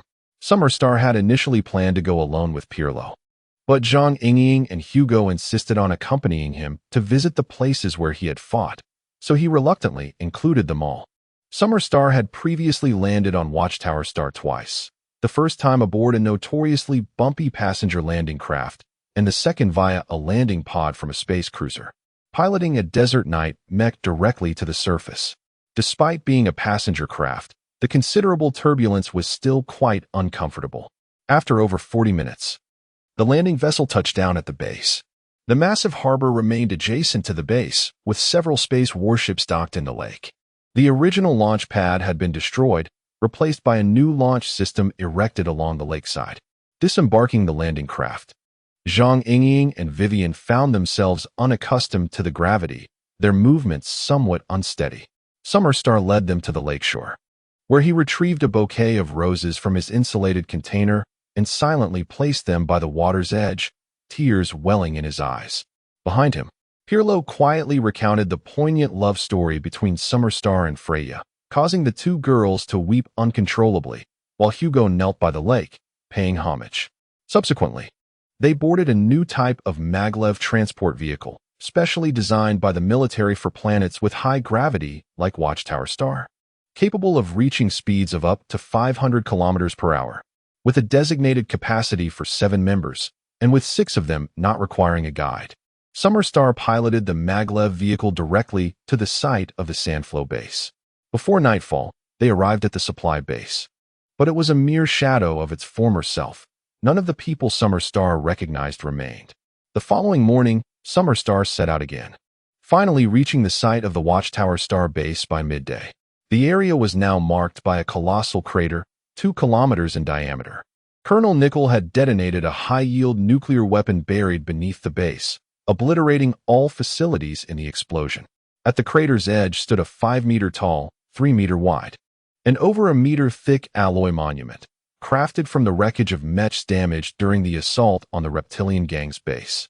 Inscribed with the names of all who perished in that calamity, alongside the deeds of Colonel Nickel, clad in radiation suits, The group gazed at the inscription through their visors, profoundly affected by the harrowing memories of that brutal conflict.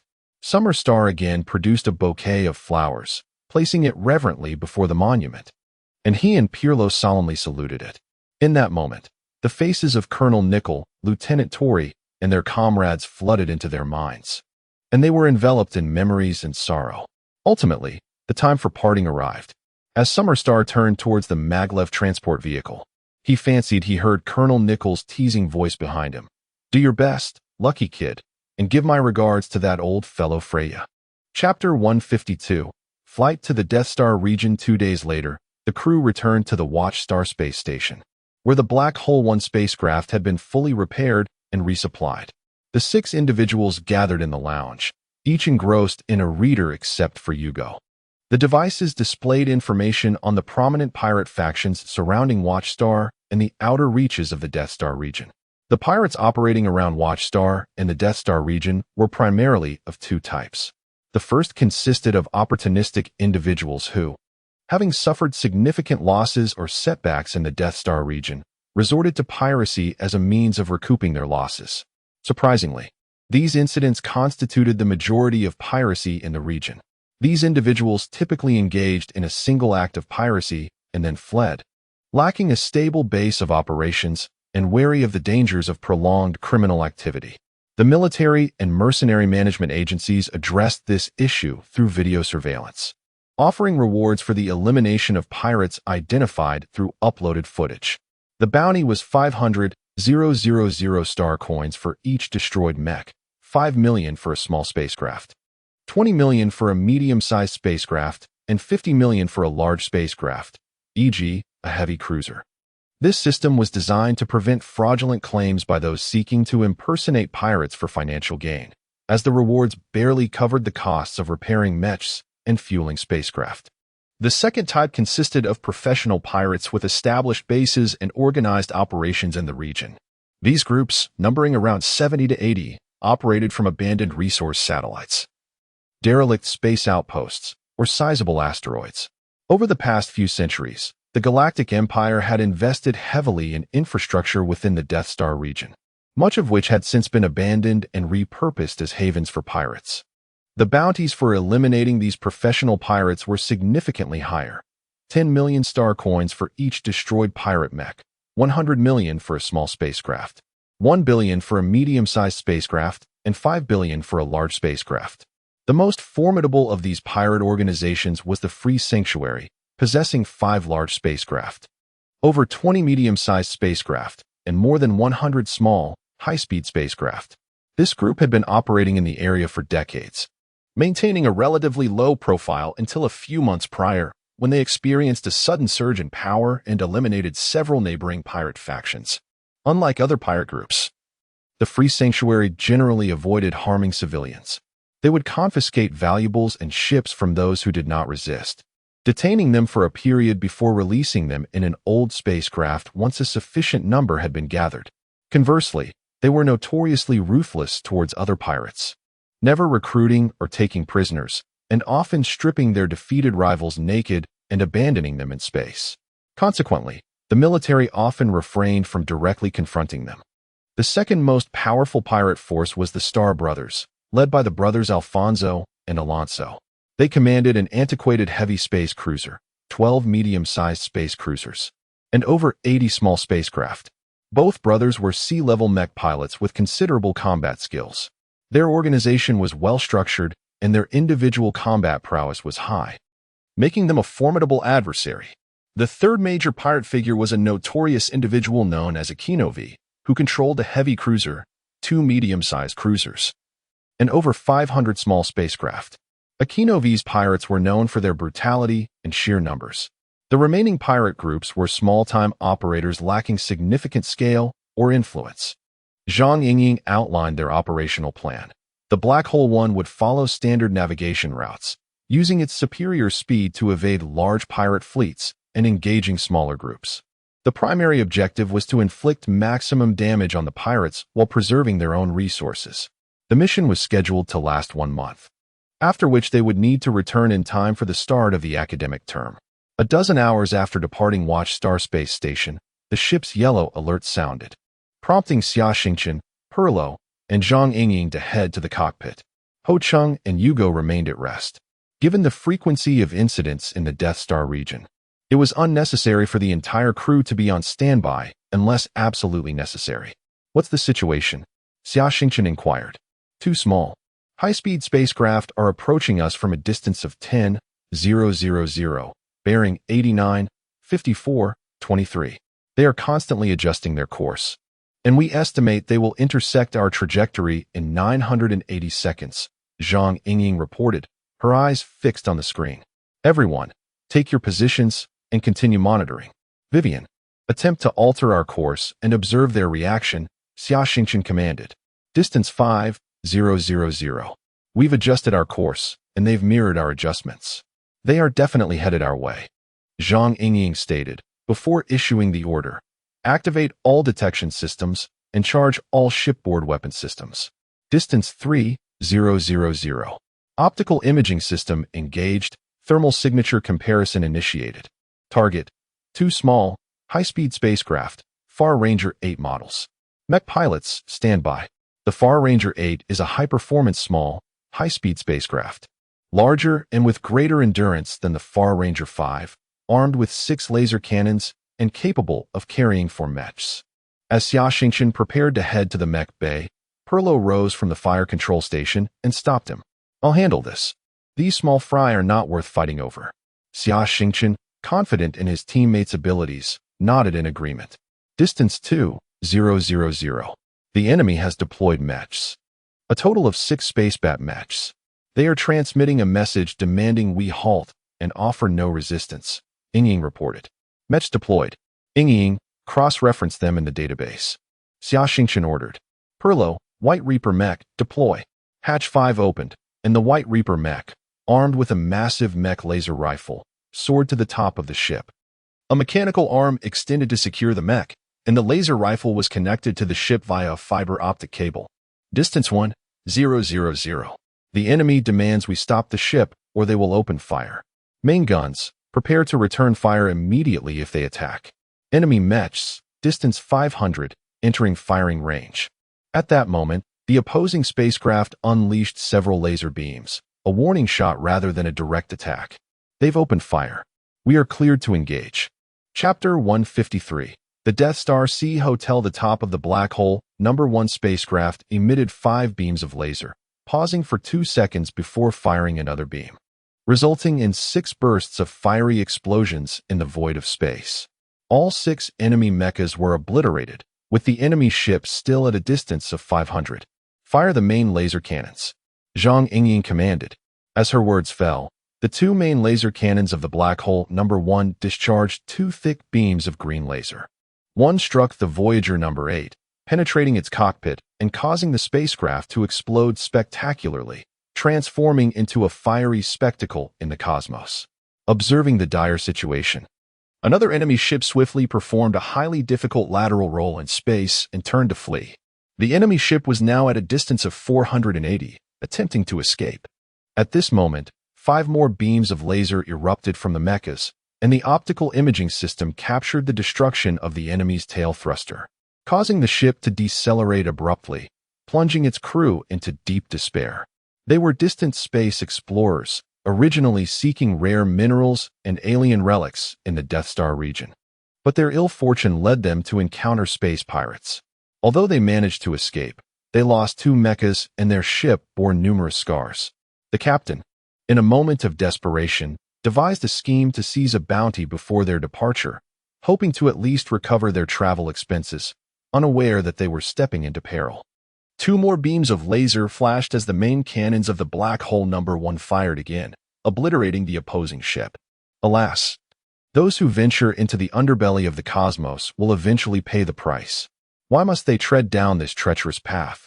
Sighed Xia Xingchen. Many among their ranks had sold all their possessions, including homes and assets, and borrowed heavily. Some were fortunate, striking it rich in a single voyage, while others lost everything, returning only to either succumb to despair or become miners. "I believe that is the reason behind their actions," explained Wei Wan. Her father had been a space explorer. Now safely retired, a fact that brought her comfort. The results of their battle had been transmitted to the Mercenary Management Authority. We have destroyed 6 enemy mechas, earning 3 million star coins, and an additional 10 million star coins for the destruction of 2 small ships, totaling 13 million star coins in profit, Zhang Yingying reported. Too little, lamented Lady Vivian. 2 days later, the Black Hole No. 1 spacecraft finally approached the Death Star region. From the periphery, the entire expanse resembled a colorful wall, the mysteries within remaining unknown. The region was enveloped in a peculiar particle field that significantly affected both light and radio waves, reducing the detection range of spacecraft sensors and radars by almost 2/3, while the effective range of laser weapons shrank to a mere 1/10 of its original capacity. These particles absorbed and refracted laser beams, creating a challenging environment. Within the Death Star region, celestial bodies such as neutron stars, white dwarfs, red giants, and even black holes were abundant, and the spatial stability was compromised, rife with stellar storms, meteor showers, and magnetic tempests.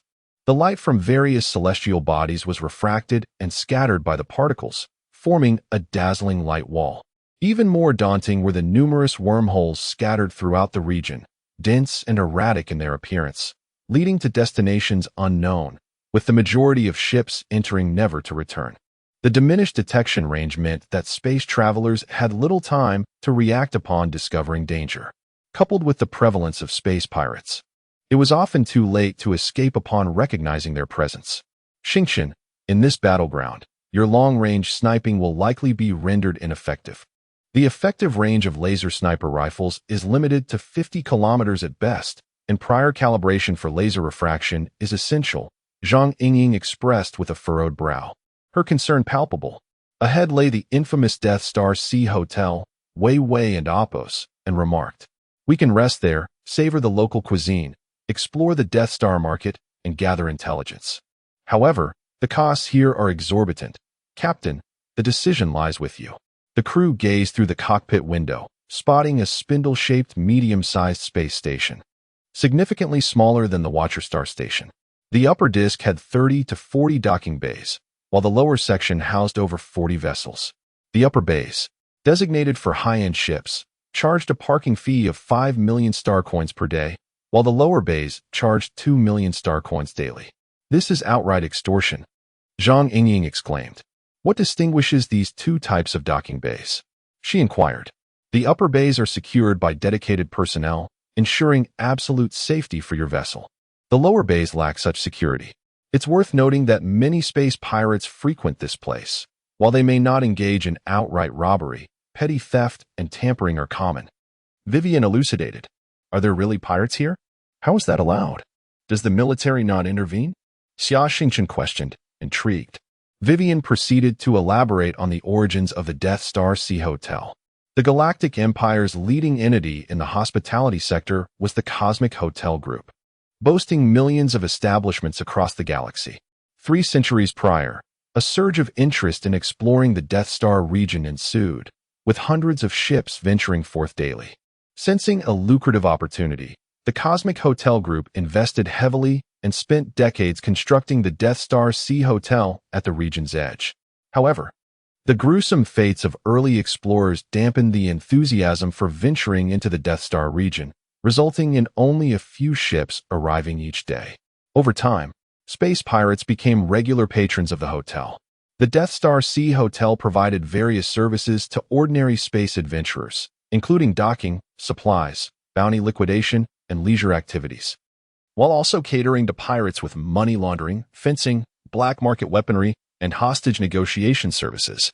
To maintain order, the hotel and its 50-kilometer vicinity enforced a strict no-violence policy, with severe repercussions for violations. The establishment boasted a formidable fleet comprising 2 heavy cruisers and 50 medium cruisers, alongside thousands of mecha troops, with military ships regularly traversing between the hotel and the Watcher Star station.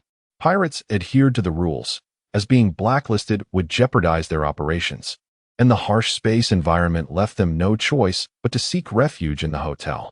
Furthermore, ships docked in the upper bays enjoyed a 20% discount on all expenses within the hotel, including auction fees, Vivian added. Then let us proceed to the upper docking area. In such a place, safety is paramount. Everyone should rest well and explore. When the time comes, we shall eliminate a few pirates, Xia Xingchen declared. With over 10 billion star coins remaining from his profits, after deducting the cost of the ship, he felt no anxiety over finances, especially after their recent successful engagements against pirates. Chapter 154. The ambush. The spacecraft docked at the high-grade berth, whereupon a space engineering mech promptly arrived to secure it. The group disembarked, with Xia Xingchen prepaying 5 days and Oppos docking fees, which could be refunded if unused. They boarded a shuttle to the core area of the space station. Xia Xingchen reserved a luxurious suite at a cost of 500,000 star coins per day, featuring 4 private bedrooms, a conference room, a dining area, and a vast observation deck. After settling their luggage, they stepped outside to the bustling streets of the space station, teeming with a variety of people. Among them were many with fierce appearances, armed with an assortment of weapons, unmistakably space pirates. The group consisted of striking young men and women, accompanied by a notably tall, blue-skinned alien, drawing attention. Not far behind, a pair of malevolent eyes fixated on Xia Xingchen. Unbeknownst to this observer, Xia Xingchen had already sensed his scrutiny. The man, a towering black figure with a muscular build, was Holier, a C-class mech pilot who had been humiliated over a year ago by Xia Xingchen and Freya on Watchstar. In the Sahara Base's desert goddess bar, Holier and his subordinates had attempted to provoke Freya, only to be met with her fierce retaliation, resulting in a grievous injury that depleted his savings for treatment. One of his underlings had attempted a sneak attack on Xia Xingchen, but was shot dead by Li Pai. Holier had left Watchstar in disgrace, consumed by thoughts of revenge for over a year. However, as an active military personnel, he had been unable to take action against Xia Xingchen there. Now, in this lawless region of the Death Star domain, the desire to eliminate Xia Xingchen surged within him. Yet, Xia Xingchen felt no trepidation regarding the impending retribution. A year prior, he had barely managed to defeat Holier through instinct alone. However, after extensive training under Colonel Belisi and Mr. Qin, his capabilities had now vastly surpassed Holier's. Moreover, he had Ho Chung, a martial arts master, by his side. Having sparred with Ho Chung multiple times, Xia Xingchen knew he could not match his prowess, given Ho Chung's lifelong dedication to martial arts and experience in life-and-death situations. After indulging in a sumptuous meal, the group continued their exploration toward a park area. After a lengthy journey through space, the opportunity to breathe fresh air and appreciate greenery was indeed a delight, though the park was surprisingly deserted.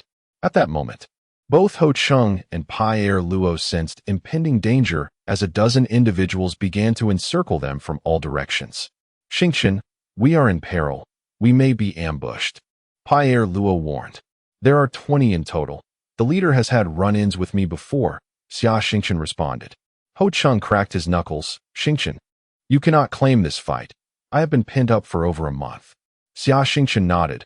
I will handle the leader. The remaining 19 are yours. You go. Ensure the safety of our 2 lovely ladies. Pierre Luo, you will document this for evidence.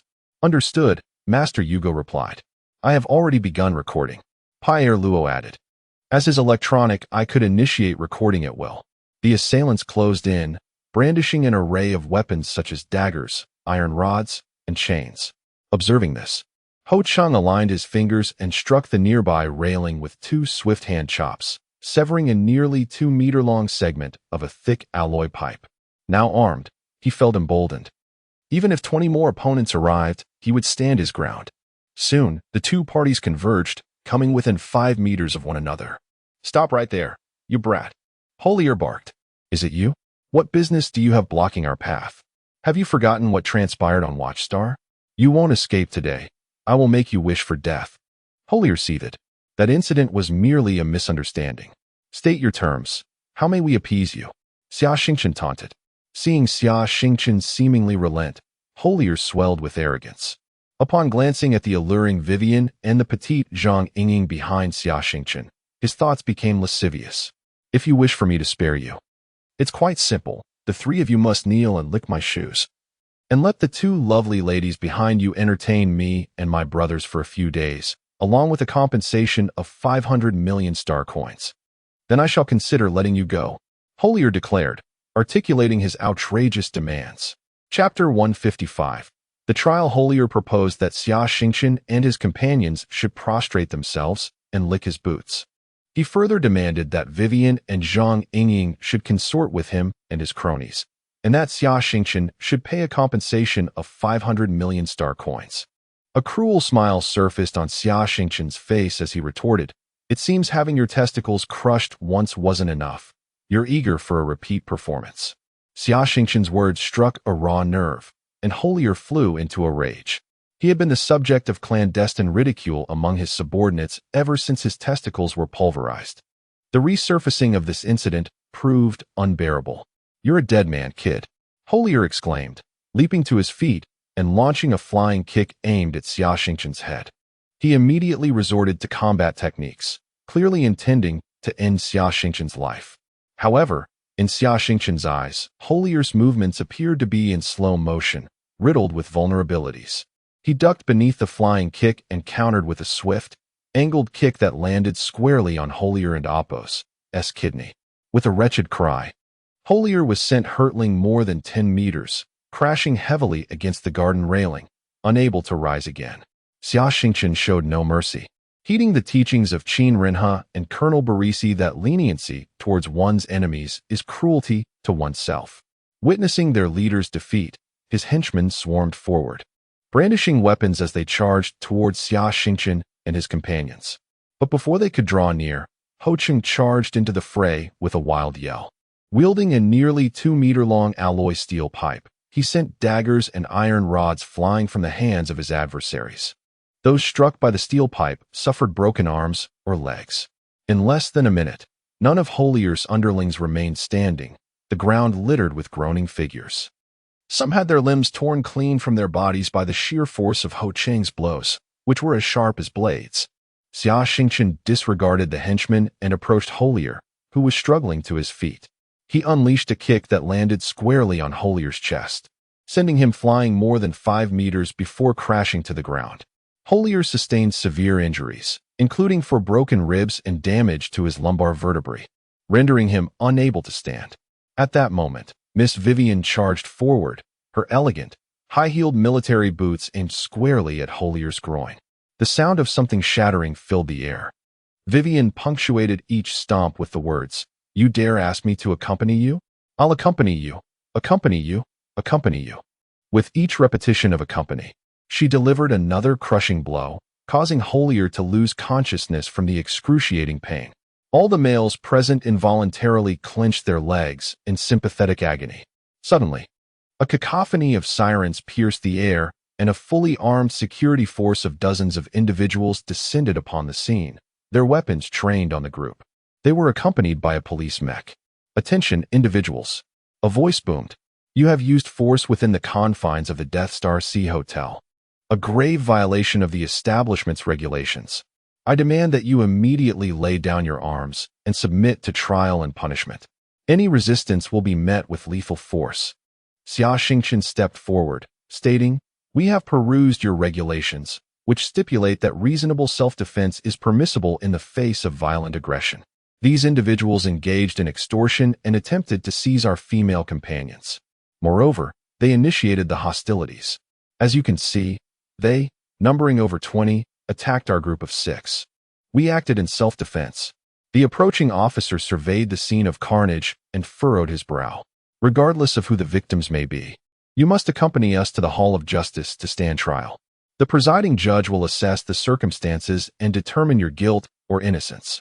Be advised that this facility is under constant surveillance. We will not slander the innocent, nor will we allow the guilty to escape justice."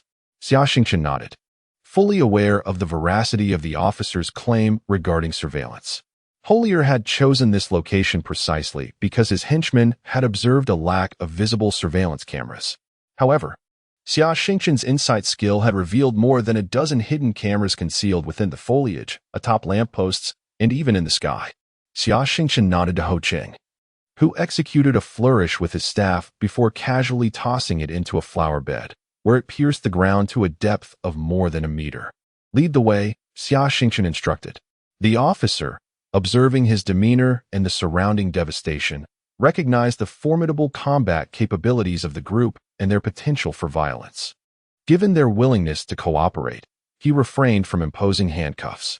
The injured were subsequently transported to the Death Star Sea Hotel's hospital for emergency treatment, the exorbitant costs of which would be covered by the auction of their mechs and spacecraft if necessary, a prospect readily embraced by numerous space pirates. The 6 individuals were escorted onto an armored magnetic levitation troop carrier. After a half-hour journey, they arrived at a structure resembling a sports arena, its entrance adorned with a sword and scales. Upon entering, they discovered a courtroom-like setting with over 50 spectator seats. Seated in the judge's chair was a stern-faced man in his late 60s, his countenance somber as he scrutinized the group. Flanking the courtroom were dozens of fully armed soldiers. The individual in the judge's seat was named Mork, a B-level mech pilot and the chief executive of the Universal Hotel Group in the Death Star region. He also served as the commander of the Death Star Sea Hotel's armed forces and the presiding judge responsible for maintaining order within the establishment. Mork addressed the soldiers who had brought them, inquiring, "Why are these individuals not in handcuffs?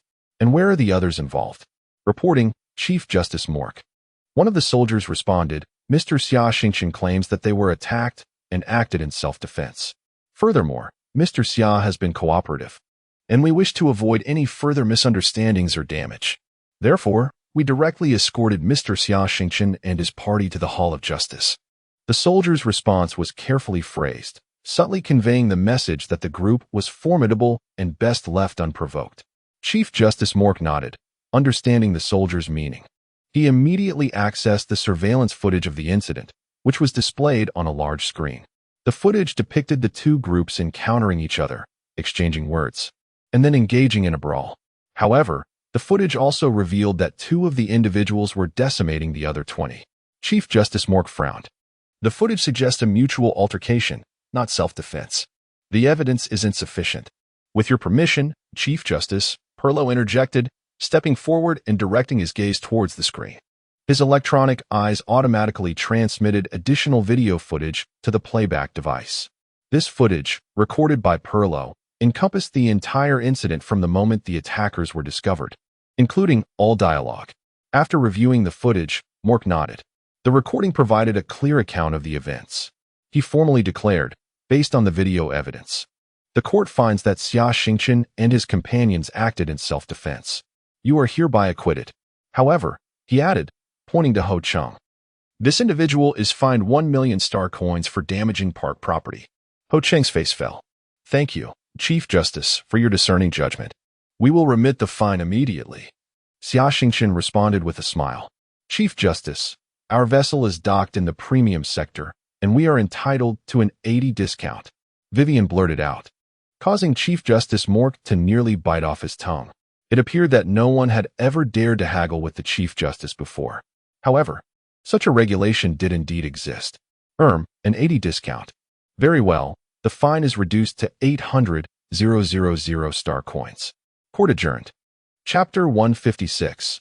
Undertaking a task. Several individuals emerged from the courtroom, their minds still lingering on the novelty of the experience. However, for Holier and his companions, the situation was dire. With exorbitant medical expenses surpassing 20 individuals, compounded by their unlawful use of force at the Death Star Sea Hotel, they faced the confiscation of their spacecraft and all possessions.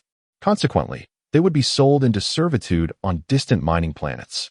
The commercial district of the Death Star Sea Hotel was perhaps the most alluring aspect of the place, featuring established shops, an auction center, street vendors, and even a task release center.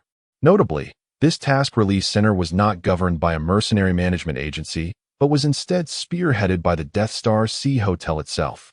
Here, even space pirates could post and complete tasks for rewards. Xia Xingchen instructed Ho Chung and Pierre Luo to escort the 2 young women on a thorough exploration of the commercial district, while he and Yugo examined the tasks available. By purchasing a specialized task reading terminal and registering an account, one could access and undertake tasks through the hotel's local network at any time. albeit with a management fee of 15. Xia Xingchen procured one for himself and perused the tasks. The most prevalent requests involved the search for specific materials, such as rare ores found only in the depths of the Death Star region. Following closely were requests for various weaponry, given the limited sources for space pirates. Acquiring and exchanging weapons in this manner was commonplace. The third most common task type was vendettas, with daily spectacles of conflict unfolding between pirates and adventurers, as well as among the pirates themselves, and between the military and the pirates. Bounties were frequently issued amongst individuals, with the possibility that a heroic figure from the stars might intervene, if only to vex their adversaries. A notable feature of these tasks was the absence of a requirement to pre-accept any assignment, as long as one could achieve the task's objectives. They could claim rewards at any time. Xia Xingchen had a general understanding of the tasks available when a particular one caught his eye, recruiting a senior mech technician for the assembly of a mech, located in the premium docking area of the Death Star Sea Hotel. Should the assembly fail, a reward of 50 million star coins would still be granted, while success would yield a staggering 500 million star coins. Intrigued, Xia Xingchen was not motivated by greed, but rather by the yearning to assemble a mech, a skill he had not practiced in some time, a sentiment familiar to many in the technical profession. He accepted the task and scanned his senior mech technician identification card with the reader. 3 minutes later, several individuals appeared before him, clad in unremarkable spacesuit uniforms. The leader was a young woman wearing a mask that obscured the upper half of her face, yet her beauty was unmistakable. One of her companions approached with a reader, gazing at Xia Xingchen with a hint of skepticism. The youth appeared far too young to be a senior mech technician, and the towering alien beside him seemed even less likely to possess such skills, as he had never heard of a Tarimi being capable of repairing mechs. After a moment, realizing there were no other individuals around, the group returned to Xia Xingchen. "Are you Master Xia Xingchen, the mech technician?" the young woman inquired. "Indeed, that is I," he replied. "You are a senior mech technician?" she asked, somewhat hesitant. Xia Xingchen produced his senior mech technician identification card, which she scrutinized carefully before bowing deeply. "Mr. Xia, we apologize for our rudeness. It's quite all right. My youth may have led to your disbelief. I am accustomed to it. Shall we proceed to view the mech? By the way, may I ask your name, miss?" Xia Xingchen inquired. "You may call me Chen Xing and Appos." She responded. "Please, lead the way, Miss Chen," he said. "Feel free to call me Xia Xingchen or simply Xingchen. Please do not address me as Mr. I'm not that old yet," he added as they boarded a luxurious shuttle, heading toward the premium docking area. Along the way, he informed Zhang Yingying and the others to explore freely without concern, for the Death Star Sea Hotel offered a guarantee service for such technical recruitment tasks.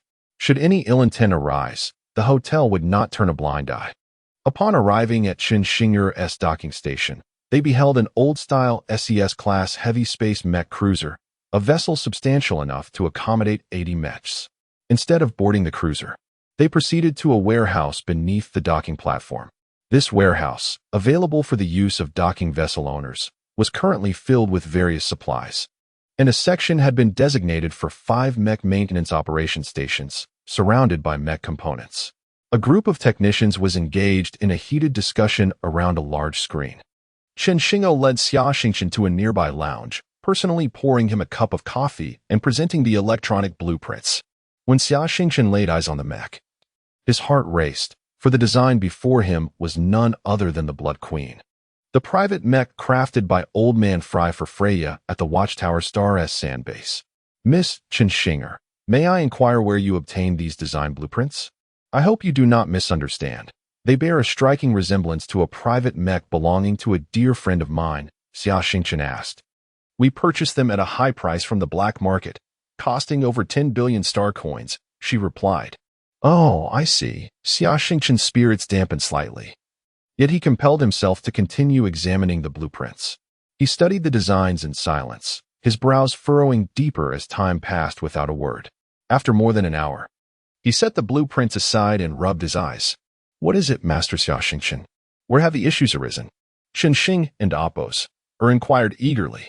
Outside, the technicians who had been arguing were intrigued by the arrival of a senior mech technician. However, upon witnessing the youthfulness of the so-called expert, some were taken aback, while others regarded him with skepticism and disdain. Hearing Xinxing and Appo's question, they fell silent, awaiting Xia Xingchen and Appo's response. Chapter 157. The issues with the Mech in response to Xinxing and Appo's inquiry. In the skeptical gazes of the other Mech maintenance engineers, Xia Xingchen provided his candid assessment. This design is utterly subpar. How can such a Mech possibly perform on the battlefield? His critique was unreservedly professional. How dare you make such outrageous claims, you inexperienced brat? One of the older engineers retorted, indignant. Xia Xingchen's remarks ignited a tempest among the assembly, as these mid-level Mech engineers felt their pride wounded. They had collectively labored on the design, and now faced the disparagement of their work. You young upstart, who do you think you are? If you deem our designs worthless, elucidate your reasoning. Otherwise, we shall not let this matter rest, declared one of the senior engineers, visibly agitated. In the entire vicinity of the Death Star Sea Hotel, no high-ranking Mech engineers were present. They were reluctant to venture into such a perilous and desolate area. This elder engineer was, indeed, among the most skilled in the nearby Death Star region. Xia Xingchen cast a sidelong glance at him, but remained silent, retrieving an electronic pen to amend the digital schematics. The alterations were projected onto the large screen, and gradually, the crowd fell silent as they witnessed him erase their contributions, restoring the Mech to its original form. After over an hour, the horrifying visage of the bloody Queen Mech was vividly revealed. This is, the elder technician was left speechless. This is the true form of the Mech you altered, Xia Xingchen addressed Ms. Xinxing. If I am not mistaken, what you have received is merely the maintenance blueprint, not the comprehensive design. Xinxing nodded in disbelief, and the expressions of the technicians mirrored her incredulity. Generally, Mech schematics are of two types: the complete design blueprint, detailing every component's dimensions, materials, and assembly procedures, and the maintenance blueprint, which is considerably more rudimentary. The latter often omits crucial parameters and diagrams related to core components. What Xinxing possessed was indeed the maintenance blueprint for the Bloody Queen Mech, and the modifications made by these half-baked engineers had rendered it unrecognizable, even preventing it from starting. If I am not mistaken, your Mech engineer is a mentalist, specifically of the ice attribute, a detail I surmised from their modification designs. Xia Xingchen continued. This assertion left all the other engineers in utter shock. While his restoration of the Mech design had already impressed many, his ability to discern the engineer's identity and requirements solely from the schematics was utterly disarming. You are absolutely right, Master Xia Xingchen. How should we resolve this situation? Xinxing inquired earnestly. The design philosophies of this Mech clashed significantly with the engineer's specifications, rendering your modifications a futile endeavor. Even the operating system is incompatible, making the Mech inoperable. A redesign is imperative, Xia Xingchen concluded. The engineers hung their heads in shame, and the eldest among them bowed deeply to express his regret. Here is my proposal, Master. I will increase the compensation from 500 million star coins to 1.5 billion, if you would assist me in redesigning this Mech. I implore you, Xinxing urged fervently. The expressions of the other engineers were a complex tapestry of envy and resentment, yet they were powerless. In this field, skill reigns supreme. The ability to command such payment is a testament to one's expertise, and mere star coins do not guarantee success. After a moment of contemplation, Xia Xingchen replied, Ms. Xinger, how about this? Please return and gather comprehensive information regarding the Mech engineer, including their physical data, combat habits, and abilities. I will complete the redesign within 5 days. Following that, I will embark on an expedition to the fringes of the Death Star region with my companions for approximately a month. During this time, you can arrange for the Mech's components to be custom-made. After 1 month, I will contact you to assemble the Mech. Xinxing pondered for a moment before responding. That seems feasible. However, the Death Star region is rife with space pirates and fraught with danger, making it ill-suited for interstellar travel. I insist you remain here. I will cover all your expenses. I appreciate your concern, Ms. Xinger, but my companions and I are here to undertake missions and hone our skills. Hiding away here is akin to being a flower in a greenhouse. As for my safety, You need not worry. We are all C-class mech engineers, Xia Xingchen asserted. The crowd was once again astounded. C-class mech engineers, particularly those who are also highly skilled maintenance technicians, are exceedingly rare. To excel in both fields is a remarkable feat, far beyond mere talent. After considerable contemplation, Chen Xinger finally resolved to speak candidly. She pulled Xia Xingchen aside and confessed, Master Xia Xingchen, I must be truthful with you. We are the largest armed organization on the fringes of the Death Star region, the Free Sanctuary. However, we are not like typical space pirates. While we do engage in certain acts of robbery, we never harm the lives of travelers. In fact, we are sworn enemies of space pirates, eliminating them without mercy, averaging the eradication of several pirate groups each year. I suspected as much. The heavy cruiser docked nearby, if I am not mistaken, is your flagship. The and Apos, Liberty Goddess and Apos, correct? Xia Xingchen had already committed the information regarding surrounding pirates to memory. However, there remained questions he needed to clarify. Why do you refrain from harming travelers while being merciless towards other pirates? Is there a specific reason behind this? Chen Xinger fell silent, and after a prolonged pause, she finally spoke. Xingchen, how do you perceive the relationship between miners and free citizens? As she spoke, she gazed intently at Xia Xingchen, eagerly awaiting his answer. Chapter 158. Consent to collaborate. Chen Xinger was exceedingly anxious to discern Xia Xingchen's perspective on the relationship between miners and the free citizens. She aspired to utilize the influence of the Free Temple to safeguard Xia Xingchen, who was about to enter the Death Star domain. However, if Xia Xingchen bore animosity towards the miners, then this collaboration would become untenable, and even the design work for the mechas would be jeopardized. Thus, she eagerly awaited Xia Xingchen's response. I believe that the policy of categorizing individuals based on their origins into various tiers is profoundly unreasonable and exceedingly cruel. It is fundamentally unjust and inhumane, for one's origin is not a matter of choice. Do not inquire why I hold this belief. 3 years ago, my father and I were both miners, struggling to survive in the mines of Manastar. Had it not been for my fortunate encounters and the assistance of benefactors, I would have long since become mere refuse of the monstrous beasts. Xia Xingchen reflected upon those harrowing memories. Without the peculiar pyramid, he could hardly fathom what his existence might have entailed. Splendid, Chen Xinger exclaimed, nearly leaping with joy, but she quickly recognized her own indiscretion. I do not mean to imply that your status as a miner is commendable, rather, what I intended to convey. She faltered, unsure of how to articulate her thoughts. In any case, let me clarify. We are not space pirates, but rather a resistance organization representing the miners, a faction of the Galactic Free Army. Our acts of plunder are born of necessity. We seek merely to sustain ourselves while continuing our struggle against the Galactic Empire in pursuit of miners' freedom. In contrast, the space pirates regard miners as less than human, treating them with a cruelty that surpasses that inflicted upon animals. Hence, we spare no effort in opposing any space pirate. Chen Xinger, in her urgency, divulged their true identity. You are the Galactic Free Army? Then allow me to pose a question, Miss Chen Xinger, and I hope you will respond truthfully, as it pertains to the viability of our continued collaboration. Xia Xingchen gazed intently into her eyes, speaking earnestly. Chen Xinger nodded in acknowledgement. In recent months, there have been numerous acts of terrorism targeting major enterprises and high-ranking officials of the Galactic Empire. Were these perpetrated by your Galactic Free Army? I seek the genuine answer. Chen Xing and Apos' expression dimmed. After a prolonged silence, she replied, Xingchen, I find it difficult to instill trust. I can only tell you the truth. Several months ago, the assassination attempt on Prince Nicholas at the Tianyuan Star Canal Space Station was indeed orchestrated by our Galactic Free Army. Internally, we faced divisions.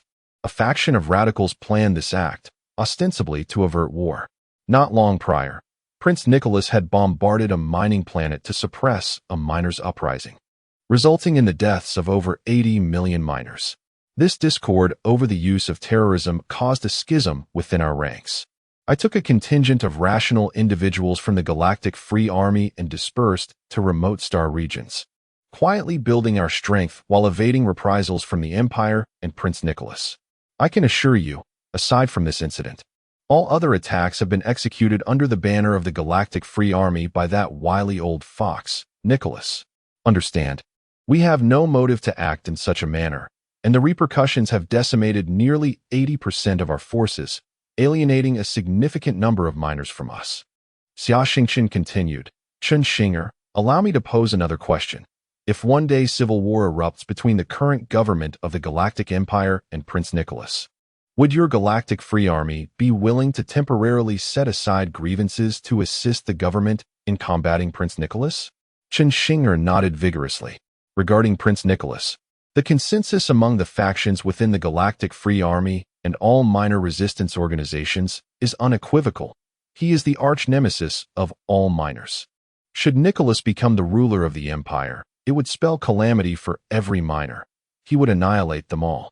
We have conducted character analyses, and anyone who obstructs his ambitions will be ruthlessly eliminated. I even dare to promise that if a civil war truly breaks out, we shall not hinder the government forces. As long as the government refrains from seizing the opportunity to target us, we might even contemplate cooperation to a certain extent.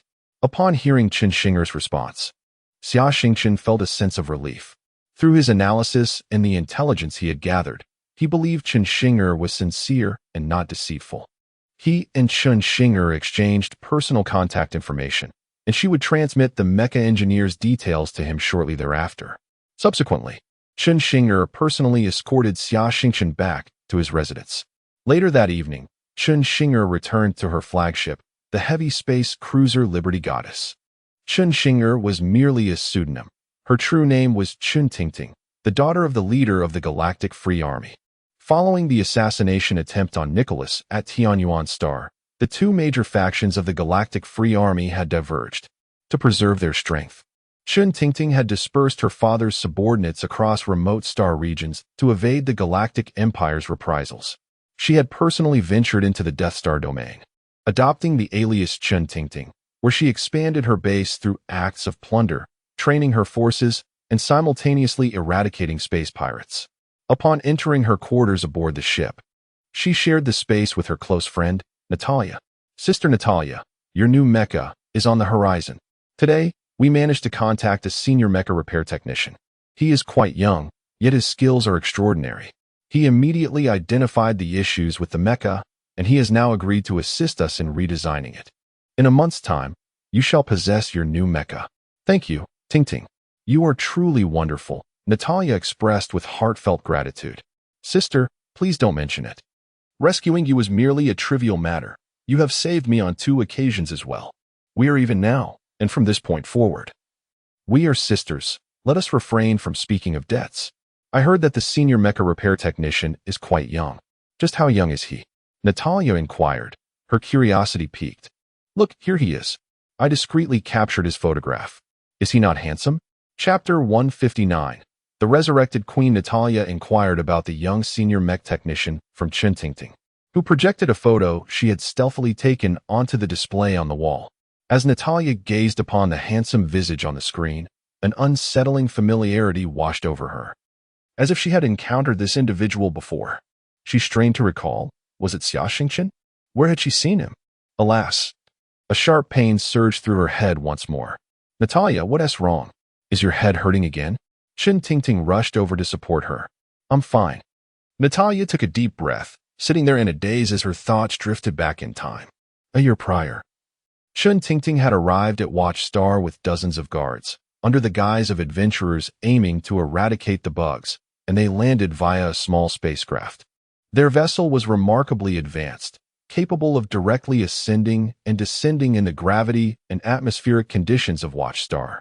It anchored in the vast lake adjacent to the landing base. However, on the very next day after their arrival, Yuri and Andre launched a retaliatory assault on the Sand Thief base, and the operation known as the Golden Cicada sheds its shell. The Star Pirates Mech first targeted their anchored ship on the lake's surface. Without hesitation, Xia commanded an emergency dive, submerging the vessel to the lake's depths, thereby averting destruction by the Marauders' mechs. They took refuge at the bottom, cautiously observing the battle above through a periscope. Shortly thereafter, Colonel Belisi and Freya arrived in haste, engaging in fierce combat with the Sand Thieves and Andre's minions. In the heat of battle, Andre's Vengeful Wolf Mech launched a surprise attack on Freya's wrench number 2, hitting it with 4 laser blasts, causing it to disintegrate mid-air above the lake. The tremendous explosion tore apart the cockpit, inflicting grave injuries on Freya's head from the shockwave, rendering her unconscious. In that critical moment, Freya's latent mental power erupted unexpectedly. Not long before, after sharing a moment of passion with Xia Xingchen, both had transcended to level 20 in their mental prowess. Xia had acquired the new skill of mental projection, while Freya remained unchanged. This was largely due to the rarity of individuals awakening such psychic abilities, and many did not manifest their powers until a significant catalyst occurred. Freya found herself at that pivotal juncture of awakening her mental powers amidst peril. Though she fell into unconsciousness, her body's instinctual response to danger triggered a sudden outburst of her psychic energy. A frigid force emanated from her, instantly condensing the surrounding moisture into an enormous, solid ice block, which withstood much of the explosive shockwaves, preserving her life. However, the density of this ice was substantial, and it sank slowly to the lake's bottom, ultimately resting beside Chen Tingting's ship. Without delay, Chen Tingting ordered the mechanical arms to retrieve the ice block into the vessel. It took a full 3 days for the ice to gradually melt, revealing the battered form of Freya. Chen Tingting arranged for her to be placed in a biological treatment chamber, to avoid drawing military attention and revealing their identities. Chen Tingting and her companions stealthily departed from Watchstar. 5 days later, Freya awoke from her slumber, but her mind bore the scars of trauma. She could not remember who she was or where she was, her cognitive abilities seemingly diminished to that of a 5-year-old. Chen Tingting took Freya under her wing, caring for her tenderly, and bestowed upon her a new name, Natalia. In the ancient Earth tongue, Natalia signifies the goddess of resurrection. Chen Tingting chose this name to inspire her toward rebirth. In the subsequent year, Freya was often beset by headaches, though their frequency diminished over time. Each bout of pain brought fleeting memories of her past, yet she remained unable to grasp her identity or origins. Meanwhile, Chen Tingting connected with local miners across the Galactic Empire, facing numerous perils, including pirate assaults and Imperial encirclement. During one particularly dangerous encounter, she found herself surrounded, and it was Natalia who commandeered a mech to rescue Chen Tingting. Such instances became common, forging an unbreakable sisterly bond between them. To empower Natalia in battle, Chen Tingting resolved to construct a personal mech for her. Upon rescuing Freya, they discovered she possessed a data storage device containing schematics for the Bloody Queen and Wrench No. 2's maintenance. Chen Tingting assigned her mech technicians to modify the Bloody Queen. However, these mediocre technicians struggled to comprehend old Fry's design principles, their misguided attempts at alteration destined for ridicule. Following Xia Xingchen's guidance, Chen Tingting collected Freya's mech piloting data. Upon receiving it, Xia Xingchen began his work in the solitude of his chamber. The endeavor proved lucrative, allowing him to delegate his crew to leisure while he immersed himself in designing this psychic-powered mech. He diligently researched vast arrays of literature in the Academy's library, understanding that the core challenge in designing a psychic mech lay in accurately defining its attributes. For instance, Freya's Bloody Queen was inherently fire-oriented, yet the task of integrating ice-based psychic powers posed significant complications. Gazing at the mech before him, Xia Xingchen resolved to undertake this challenge earnestly. Due to material constraints, Freya's Bloody Queen had remained unrepaired for years, and Xia decided to treat this mech as a means to rectify the past regrets for Freya. Chapter 160. The threat of the Brotherhood of Space Pirates. Xia Xingchen calmed his mind and commenced his mecha design work. He approached it as if he were designing a mecha for Freya, dedicating himself wholeheartedly to the task. 3 days swiftly passed, and a brand new mecha stood before him. Xia Xingchen contacted Chen Tingting, who dispatched someone to escort him to the high docking area. Inserting the data storage device into the holographic display, the holographic laser apparatus activated, revealing a 3-dimensional image of a silver-blue mecha. Other mecha technicians in the warehouse gathered around to admire it, their admiration palpable as they beheld the design blueprint. Master Xia Xingchen, Please bestow a name upon this mecha, Xia Xingchen remarked. It was a long-standing tradition within the Galactic Empire that designers had the privilege to name their creations, each mecha embodying the pride of its designer. A veritable work of art. After a moment of contemplation, Xia Xingchen inquired, "If I am not mistaken, Miss Chen Xinger, the pilot of this mecha, must be a woman, correct?" Xia Xingchen nodded in affirmation. "Then let this mecha be named the Frost Goddess Mecha," Xia Xingchen concluded thoughtfully. "A splendid name. The Frost Goddess. Sister Natalia will surely adore it. I must take my leave now. You may begin customizing the mecha's components. I shall return in a month, and we can commence the assembly of the mecha. I am unsure of your industrial foundation and technological capabilities, so I have provided both high and low configuration options for most components in the design blueprint, allowing you to mix and match according to your actual circumstances." Xia Xingchen's foresight was commendable. Xia Xingchen expressed her gratitude with a nod, then handed Xia Xingchen another data storage device. "Master Xia Xingchen, I strongly advise against your journey to the Death Star domain. It is exceedingly perilous. I sincerely hope you reconsider. However, should you insist on proceeding, please take this communication identifier. It can recognize our free sanctuary and Opos S vessels, ensuring that our ships will not attack you. Furthermore, should you require assistance, you may seek aid from the free sanctuary. Additionally, 5 billion star coins have been transferred to your account. In truth, Xia Xingchen could have opted to pay half of the amount up front, with the remainder settled upon the completion of the mecha's assembly, especially considering Xia Xingchen was embarking on a perilous adventure. If misfortune befell him, Xia Xingchen could have saved herself a considerable sum. Yet, she insisted on full payment in advance to convey her sincerity. Upon returning to his residence, Xia Xingchen began to plan his departure for the following day.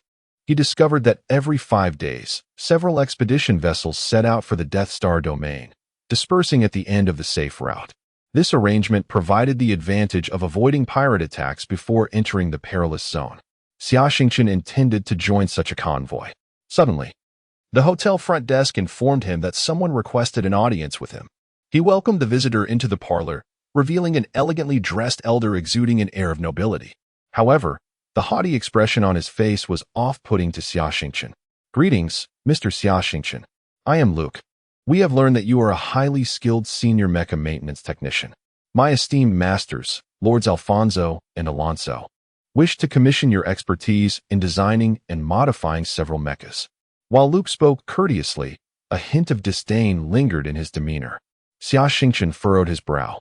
His identity as a senior mecha maintenance technician was closely guarded. Aside from the free sanctuary, it was unlikely anyone else was aware of his information. Nor would the Death Star Hotel disclose the privacy of task issuers and recipients.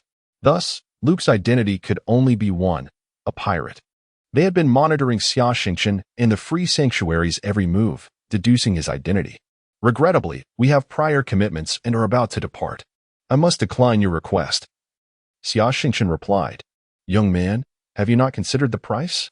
Rest assured, we are willing to offer double what the free sanctuary would pay," Luke sneered inwardly. Having already resolved to accept whatever price Xia Xingchen proposed, only to eliminate or detain him afterward, reclaiming the funds. The Death Star Hotel operated on a local network. Precluding any transfers, funds could only be stored on financial data cards. Luke was confident that Xia Xingchen would not survive to return to Watchtower Star. "I have stated that it is not a matter of money. We simply do not have the time. Perhaps you should seek assistance elsewhere," Xia Xingchen insisted, exasperated. He was unwilling to engage in dealings with pirates, having only aided Xia Xingchen out of sympathy for the Miners' Liberation Organization. The elder's attitude, however, was far from favorable. Luke, the elder, was infuriated. He served as the steward of the Brotherhood of Space Pirates, overseeing all affairs aside from combat. His status was second only to the 2 young masters, and within the confines of the Death Star Hotel, only the Free Sanctuary, Aquino V, and Judge Merc dared to disregard him. The insolence of this junior mecha maintenance technician was intolerable. Do not provoke the inevitable. Many perish in this Death Star domain each year, regardless of status. Here, might reign supreme. It appears no one has dared to disrespect the Brotherhood of Space Pirates. Should you offend us, neither the Mecha Maintenance Association nor the military can save you, Luke threatened, his face darkening. And what of it? You are merely a band of insignificant pirates, like turtles hiding in the corners of the Death Star domain, destined to meet a grim fate in the void. I advise you not to be overly arrogant, for there are many whom you cannot provoke. Death does not discriminate by age. You would do well to consider your position. Xia Xingchen replied, his countenance as cold as ice, his cutting words nearly choking Luke. You are intolerable, utterly outrageous. Luke trembled with rage. Yet he knew he was no match for Xia Xingchen, and the hotel's regulations prevented him from unleashing his bodyguards upon him. Enough, you should take your leave now. Safe travels, Xia Xingchen said icily. Shall I summon an ambulance for you? Xia Xingchen mocked. Luke stormed out in fury, vowing, You shall not leave the Death Star domain alive. Await your demise, boy. Chapter 161. Entering the Death Star region as the evening descended, the crew returned to their quarters. In recent days, they had indulged in considerable shopping, particularly the two ladies, whose expenditures exceeded 100 million star coins. Fortunately, the generous owner, Xia Xingchen, had awarded each of them several 100 million star coins as a bonus, allowing them to satisfy their shopping cravings. Perlo and Ho Chung made numerous trips to transport the spoils of their comrades' purchases back to Black Hole Number 1. Xia Xingchen summoned them all to the living room to commence a meeting. He had two announcements to make, one good news and one bad news, and he sought their opinions. The good news is that I have been commissioned for a mech design project, which is already more than halfway completed. The employer is quite generous, offering a reward of 2.5 billion star coins. I intend to distribute an additional 200 million star coins as bonuses to each of you, he declared. That is fantastic. I absolutely adore you, Xingchen, exclaimed Miss Vivian, jumping with joy. Xingchen, you truly are a wealthy magnate. Perlo marveled. I haven't done much. I've merely accompanied the two ladies on their shopping excursions. It hardly seems fair to receive such a sum, Ho Chung admitted modestly. Fairness has little to do with it. We are partners, and I cannot treat you poorly, Xia Xingchen replied. Calmly, Zhang Yingying inquired, What is the bad news you mentioned? We have caught the attention of the brothers' Star Pirate Gang. This afternoon, one of their minor leaders approached me, requesting that I design a modified mech for their chief. I declined, unwilling to engage with the pirates. Consequently, he threatened me. If we continue our navigation in the Death Star region, we are likely to face an assault from the brothers' Star Pirates. I do not wish to endanger anyone. So I seek your counsel. Should we proceed with our original plan, or wait here for a month until the mech is delivered and then return directly? Captain, even if you acquiesce to the pirates' demands, we may not escape unscathed. Moreover, we are already under their scrutiny. It is likely that the brothers' Star Pirates have fortified our return route to Watch Star. Perhaps we should take the opposite approach, directly entering the Death Star region, striking back at the pirates and creating chaos. This may facilitate our escape, suggested Zhang Yingying. We cannot simply retreat in disgrace. I have been out here for nearly 2 months and have only engaged in one skirmish. Remember, we embarked on this journey for training. I propose we stick to our plan. If they come for us, we shall not lack for opportunities to confront the pirates, Ho Chung asserted, his eyes ablaze with fervor. I am indifferent, Perlo stated nonchalantly. Wherever the master goes, I shall follow. Hugo echoed this sentiment. We cannot leave now. Think of the bonuses we would forfeit, Miss Vivian exclaimed. To her, star coins seemed to hold greater importance than life itself. Encountering a benefactor like Xia Xingchen was a rare fortune, and with a little more effort, they could secure a life free from financial woes. She continued, Moreover, Captain, have you noticed that our ship's previous owner was quite eccentric? There are numerous functionalities of our vessel that he himself was unaware of and failed to disclose to you. I guarantee that with our ship's capabilities and my unparalleled piloting skills, the pirates will never catch us. Miss Vivian brimmed with confidence. Since everyone is in agreement, we shall set sail at dawn. On the local network public platform of the Death Star Sea Hotel, 24 ships had already coordinated to rendezvous outside the hotel in space. They would embark together into the Death Star region, where the initial segment of their journey was relatively safe, allowing them to effectively avoid pirate harassment. Once all ships had assembled, they formed an orderly formation. The thrusters ignited, propelling the vessels slowly into the vastness of space. A day later, the fleet entered the Death Star region. In half a day's time, they would reach the final safe zone, at which point each ship would diverge toward their respective target areas. Report on the ship's status, Zhang Yingying requested. Currently, all systems are functioning normally. Engine power is at 40, and our detection range is limited to 3,000 kilometers, with a maximum effective range of 50 kilometers under the existing concentration of mysterious particles. She reported while monitoring the screen. Why is our speed so sluggish? Xia Xingchen inquired, puzzled. Captain, our black hole no. One is over twice as fast as an ordinary vessel. If we accelerate further, how would the others survive? Vivian explained. The engines of the other ships in the fleet are operating at over 85. Xingchen, I suggest we leave the fleet now. The closer we get to the safety zone, the greater the danger. If I were a pirate, I would certainly lie in wait near the safe zone for prey, Zhang Yingying warned. Very well. Let us detach from the fleet, pursue our own course, and commence our operation, Xia Xingchen commanded. Understood. Zhang Yingying and Vivian replied, initiating their actions. Zhang Yingying swiftly transmitted a request to depart the fleet and outlined their course, notifying the other ships to steer clear. Before long, a response came through. The course has been cleared, Zhang Yingying reported. Vivian, the next phase is yours. Understood, Captain, Vivian affirmed, disengaging the autopilot and gripping the control stick firmly. Coordinates, 26, 35, 42. Engine power at 70. Black hole number 1 has left the fleet. Distance from the fleet, 1,000 kilometers. No anomalies detected. Distance, 1,200 kilometers. 3 additional ships have requested to leave the fleet. Distance, 1,500 kilometers. The 3 ships have departed, heading in our direction, Zhang Yingying called out urgently. 3 warships are accelerating toward us. Thermal signature analysis reveals one is a Hente-class medium cruiser, and the other 2 are Manhattan-class small fast ships. They do not come in peace. We must evade them at high speed, Xia Xingchen ordered. Engine power at 85. Weapon systems are powering up. Distance, 1,500 kilometers. The opposing ships have sent a communication, demanding we halt or face death. They appear to be pirates. Only the Brother Star pirates would be so audacious, Xia Xingchen noted. Vivian, it's your turn, he instructed. Rest assured, everyone, watch me. With that, the engine power of Black Hole number 1 surged to 95, slightly widening the gap from the 3 pursuing ships. Though the Hente-class medium cruiser was a fast warship, it was nearly a century old, limiting its speed. The 2 small vessels seemed hesitant to draw too close to the medium cruiser. The main thrusters were shut down, and the ship entered inertial flight as the Mirage system activated. Chapter 162, Clash on board the Gent-class cruiser trailing closely behind the Black Hole number 1.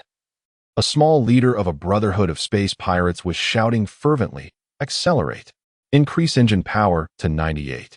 We must not let them escape, or Lord Luke will have our heads. What are those 2 Manhattan-class ships doing? Charge ahead. Report, Captain. The enemy has vanished at a distance of 1,600, came the anxious reply from one of the ship's pilots. What? You must be mistaken. Our ship's detection range is 2,000. It was just 1,500 a moment ago. How could they disappear in an instant? Sir, either they accelerated instantaneously, or the high concentration of mysterious particles interfered with our sensors. Keep accelerating. Get closer. Charge the weapon systems. You 2 Manhattan-class ships, pursue at full speed. If we lose them, you'll face Lord Luke's wrath.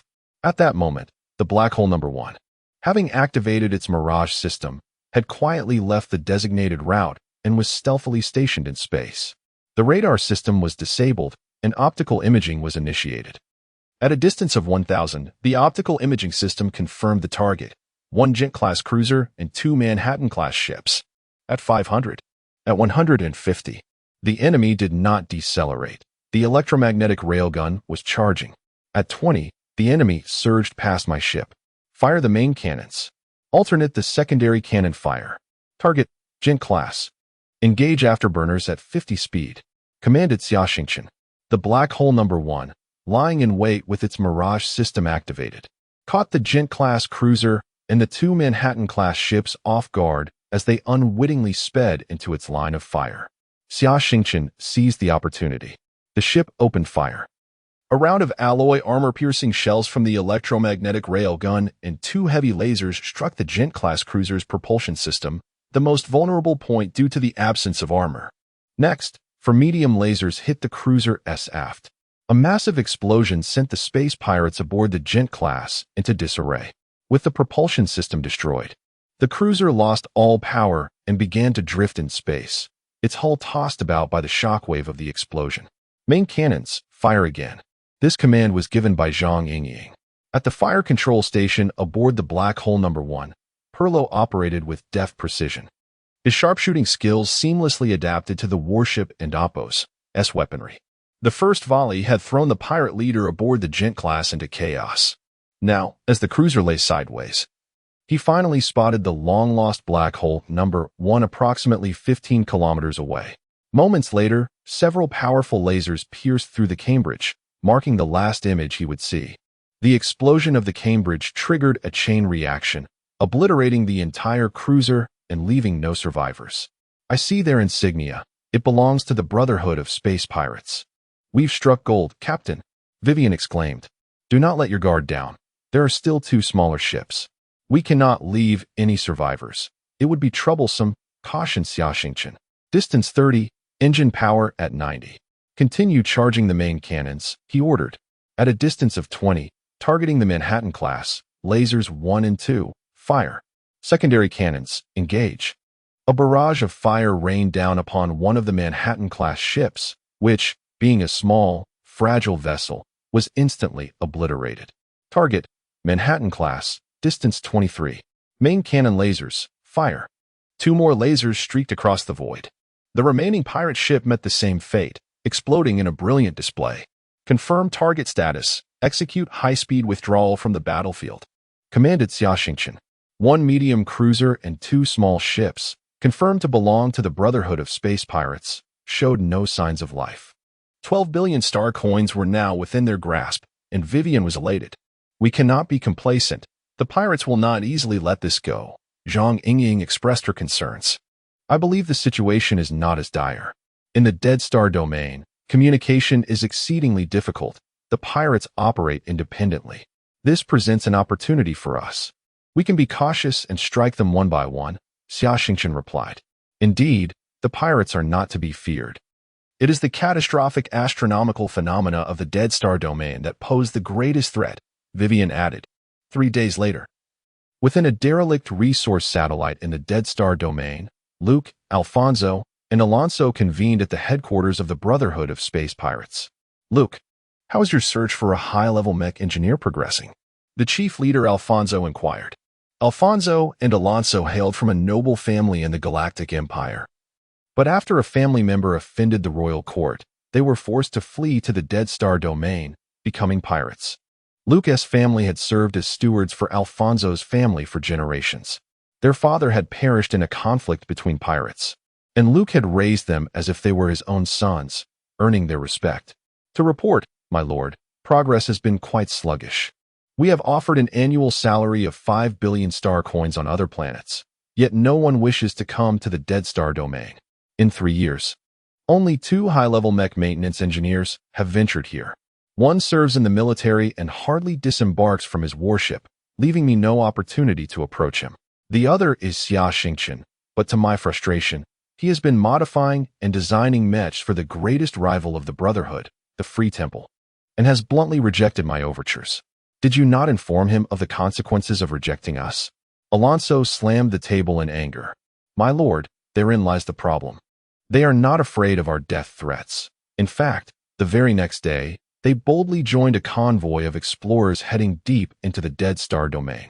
However, they deviated from the group halfway. I dispatched a Gent-class cruiser and 2 Manhattan-class ships to intercept them, but there has been no word since. I suspect our men may have met with misfortune. Alfonso nodded. It appears they are no ordinary opponents, which is understandable. Not everyone can afford a high-level mech engineer. This matter cannot be dismissed lightly, or we shall be looked down upon. Notify all ships. If encountered, eliminate them without mercy, and offer a double bounty. Understood, my lord.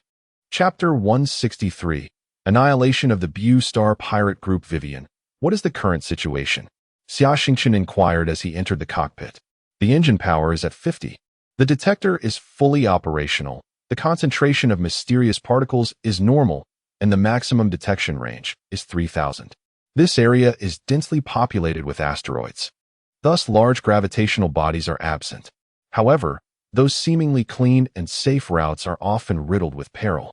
Additionally, I have instructed Ying to closely monitor the variations in asteroid and mysterious particle densities, as there may be hidden entities such as black holes or temporary wormholes. Vivian had visited this place with her father during her teenage years, and the vast experience in space navigation she inherited from him garnered the admiration of all crew members for this pilot and navigator. Suddenly, the detector of Black Hole No. 1 began to emit alarms. Report to the captain, a stationary detector has been detected at a distance of 2,300. The enemy's detection range is estimated to be 1,500, and they have not yet discovered us. Activate the Mirage system, shut down the main thruster, and engage the low-energy particle jet engine. The ship is leaving the main navigation route. Xia Xingchen had studied part of the Warship Command course this semester, supplemented by extensive research in the library and guidance from Zhang Ying throughout the journey. His skills in Warship Command had reached a commendable level. Captain, another detector has been found at a distance of 2,850. Initiate a Level 2 combat alert. All personnel, take your positions. Understood. In less than a minute, everyone except Hugo had gathered in the cockpit, while Hugo remained in the lounge in standby mode. Xia Xingchen briefed Vivian on the discovery of the stationary detector and transferred command to Zhang Ying. Zhang Ying retrieved the positions of the two identified stationary detectors, which were positioned on two fragments of asteroids. After some calculations, she issued the command, Vivian, maintain the Mirage system, and proceed in the direction of 62, 17, 58. These two are outdated stationary early warning detectors. I suspect there is a pirate base nearby. Let us stealthily approach and assess the situation. If we can overpower them, we will engage. If not, we shall retreat. Zhang Ying made her decision swiftly. An hour later, Black Hole No. 1, propelled by the low-energy particle jet engine, slowly approached the enemy base. The optical imaging system was activated, revealing an abandoned space outpost at coordinates 74, 12, 32, located 899 units away. Additionally, 8 small vessels were docked near the outpost, bearing the insignia of the Bu Star Pirate Group. All cannons, begin charging, Zhang Ying commanded. Xia Xingchen referred to the task dossier from the Mercenary Management Agency, which indicated that the Bu Star Pirate Group was a newly emerged faction that had gained notoriety in recent years. Originally a small interstellar adventurer group, they possessed several D-class mecha engineers, a formidable force. They had turned to piracy after killing a cargo owner during a transport mission and had since fled to the Death Star region, seizing this outpost after eliminating a local small pirate faction. Distance 500, Mecha pilots, stand by. Xia Xingchen and the others, including Hugo, boarded their mechas in preparation for deployment. Distance 100, target grouping in progress. Enemy ships are designated from 1 to 8. Data transmission complete. In large-scale aerial combat, to facilitate command before a major engagement, enemy fleets were typically assigned target groupings, with smaller numbers indicating greater significance within the enemy ranks. At 50 units, the main and secondary guns will fire alternately, following the grouping sequence. Upon the main guns firing, the mechas will engage. Xingchen will cover the remaining vessels. PLO will handle the mechas. And Hugo and Ho Chung are free to attack, but do not obstruct our firing lines. Zhang Ying swiftly organized the attack plan. Distance 50, engines activated, power at 20. Main guns, target the number 1 battleship, fire at will. Zhang Ying commanded, and the 2 main guns of Black Hole No. 1 unleashed a torrent of furious lasers. In a mere 10 seconds, the dual volleys from the main and secondary guns obliterated 4 small vessels.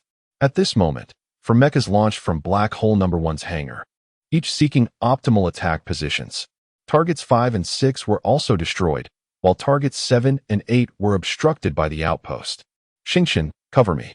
The main and secondary guns alternated attacks on the outpost's defensive weapons, closing in to 45 units. Meanwhile, chaos reigned in the headquarters of the Bu Star pirate group. The piercing sound of alarms echoed ominously. Enemy attack, someone shouted. Most of the pirates were still sound asleep, with only 2 of the 8 docked ships on alert.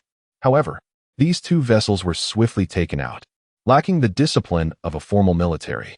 The pirates were more inclined to flee than rush to their combat stations upon facing an unexpected assault. The pirate leader, armed with a firearm, executed several panicked pirates to restore order. It was then that they recalled the outpost boasted defensive weapons, over a dozen defense turrets. Yet, as they scrambled to their positions, the lasers from Black Hole No. 1 struck, sending the pirates and turrets alike soaring into the void. To the warships, deploy the mechas, the pirate leader shouted. Distance 35. Targets 7 and 8 exhibit heat signatures. The ships are about to launch. Main guns aim at target 7. Leave 8 for Xingchen.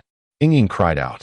At that instant, Xia Xingchen found himself atop a space debris fragment the size of a mecha, setting up his Firestorm mecha rifle and adjusting it to plasma cannon mode. With a power output of 30, a full force was unnecessary for a small vessel. Moments later, the silhouette of a small ship emerged from the shadow of the outpost. Xia Xingchen quickly locked onto it, unleashing a stream of orange-yellow plasma that cleaved the small vessel in 2. Simultaneously, he swept his rifle downward, sending residual plasma streaking across the surface of the outpost, triggering a series of massive explosions. At the same time, another small vessel succumbed to 2 lasers, erupting in the vastness of space. With the enemy and Oppo's small vessels annihilated, 22 enemy mechas activated, closing into 25 units. Oh, now down to 21, 20. The main and secondary guns entered a cooling cycle as the close-in defense cannons powered up. It turned out that Xia Xingchen and Pielo had each claimed a chunk of meteorite, engaging in a shooting game. Waves of purple and orange lasers reaped the lives of the pirates. You shameless rascals, leave me a few. As the targets dwindled, Ho Chung nearly burst into tears. Hugo's Tarimi warrior closely followed him, continuously firing its 3-round burst mecha laser rifle. Ahead lay 5 pirate mechas with the Qitian Desheng mecha charging in, wielding a metal staff. The pirates' lasers were deflected by the staff, and even strikes against the Qitian Desheng mecha left it unscathed. Seeing this, the pirates abandoned their ranged weapons, brandishing melee weapons such as metal swords and thermal axes to close in. Excited by the prospect, Ho Chung activated the full power of his Nimbus cloud system, dazzlingly wielding the metal staff. Suddenly, the thrusters of his Qitian Desheng mecha flared to life, propelling it from the Nimbus cloud system just in time to evade the pirates' weapon strikes. With a powerful swing, he carved a yellow arc through space, and upon contact, the 5 pirate mechas were obliterated as if sliced by a blade of light. Haha, exhilarating. The Qitian Desheng mecha twirled gracefully, and Ho Chung praised the modifications made by Xia Xingchen, expressing great satisfaction with the Nimbus Cloud Flight Assist system. However, when he adjusted his mecha's position and turned to look, his expression soured. The remaining dozen or so mechas had been decimated by 2 snipers, with even the novice Hugo managing to destroy 2 mechas in his first space battle. How can you be so shameless? Ho Chung lamented. On the verge of tears. Chapter 164. Scavenging the spoils. Ho Chung was lamenting that Xia Xingchen and the others were excessively greedy, neglecting to leave him a few more space pirates. Enough of the complaints. It is time to enter and scavenge the spoils. Ho Chung teamed up with Hugo, while Xingchen ventured alone. Perlo was tasked with providing cover for the mothership. Exercise caution. All personnel must return within 20 minutes. That is an order, Zhang Yingyin commanded. The Black Hole No. 1 hovered 20 kilometers from the outpost, its engines still engaged, while the ship's cannons remained trained on the outpost. Ho Chung and Hugo entered through the mecha launch corridor above the outpost, encountering several mechas that had just activated, which were swiftly destroyed by Hugo's laser and Ho Chung's iron rod, their coordination seamless. They fought their way to the hangar, commencing their rampage of destruction. Meanwhile, Xia Xingchen entered through the cargo passage at the bottom of the outpost. Most space stations and resource satellites feature large cargo passages at their base, facilitating the docking of massive transport ships for loading and unloading cargo. These passages could also serve as covert launch corridors for mechas during wartime. As soon as Xia Xingchen entered the cargo corridor, the 3 floating cannons on his mecha activated. Utilizing the Dragon Knight system to navigate this intricate space was indeed an excellent choice. Continuous waves of pirate mechas emerged from the cargo corridor, but they were often obliterated as soon as they showed themselves, with the Dragon Knight system's synergy with the inside ability rendering it almost unfair in this confined space. Ascending further, he arrived at the pirates' warehouse, filled with a plethora of items, most of which had been plundered by the pirates. Xia Xingchen employed his inside ability to scan the warehouse quickly, seeking out valuable items. Suddenly, a sealed alloy door caught his attention. Behind that door lay treasures. Elated, Xia Xingchen positioned his Dragon Knight mecha before the door, setting aside his flare mecha rifle, and began to meticulously cut through the alloy door with his energy sword. Moments later, the door collapsed with a thunderous crash, revealing 2 small containers. Employing his inside ability to survey the surroundings, he confirmed the absence of other individuals or active cameras, swiftly enveloping the 2 containers with his telekinetic force and transporting them into his personal mecha space. With the containers secured, Xia Xingchen exhaled in relief and continued his search. Shortly, he discovered 8 cylindrical objects, each measuring 2.5 meters in length and 1.5 meters in diameter, at the end of the warehouse. He grinned. These were also valuable, universal spaceship engine fusion fuel rods, with 2 of them fully charged.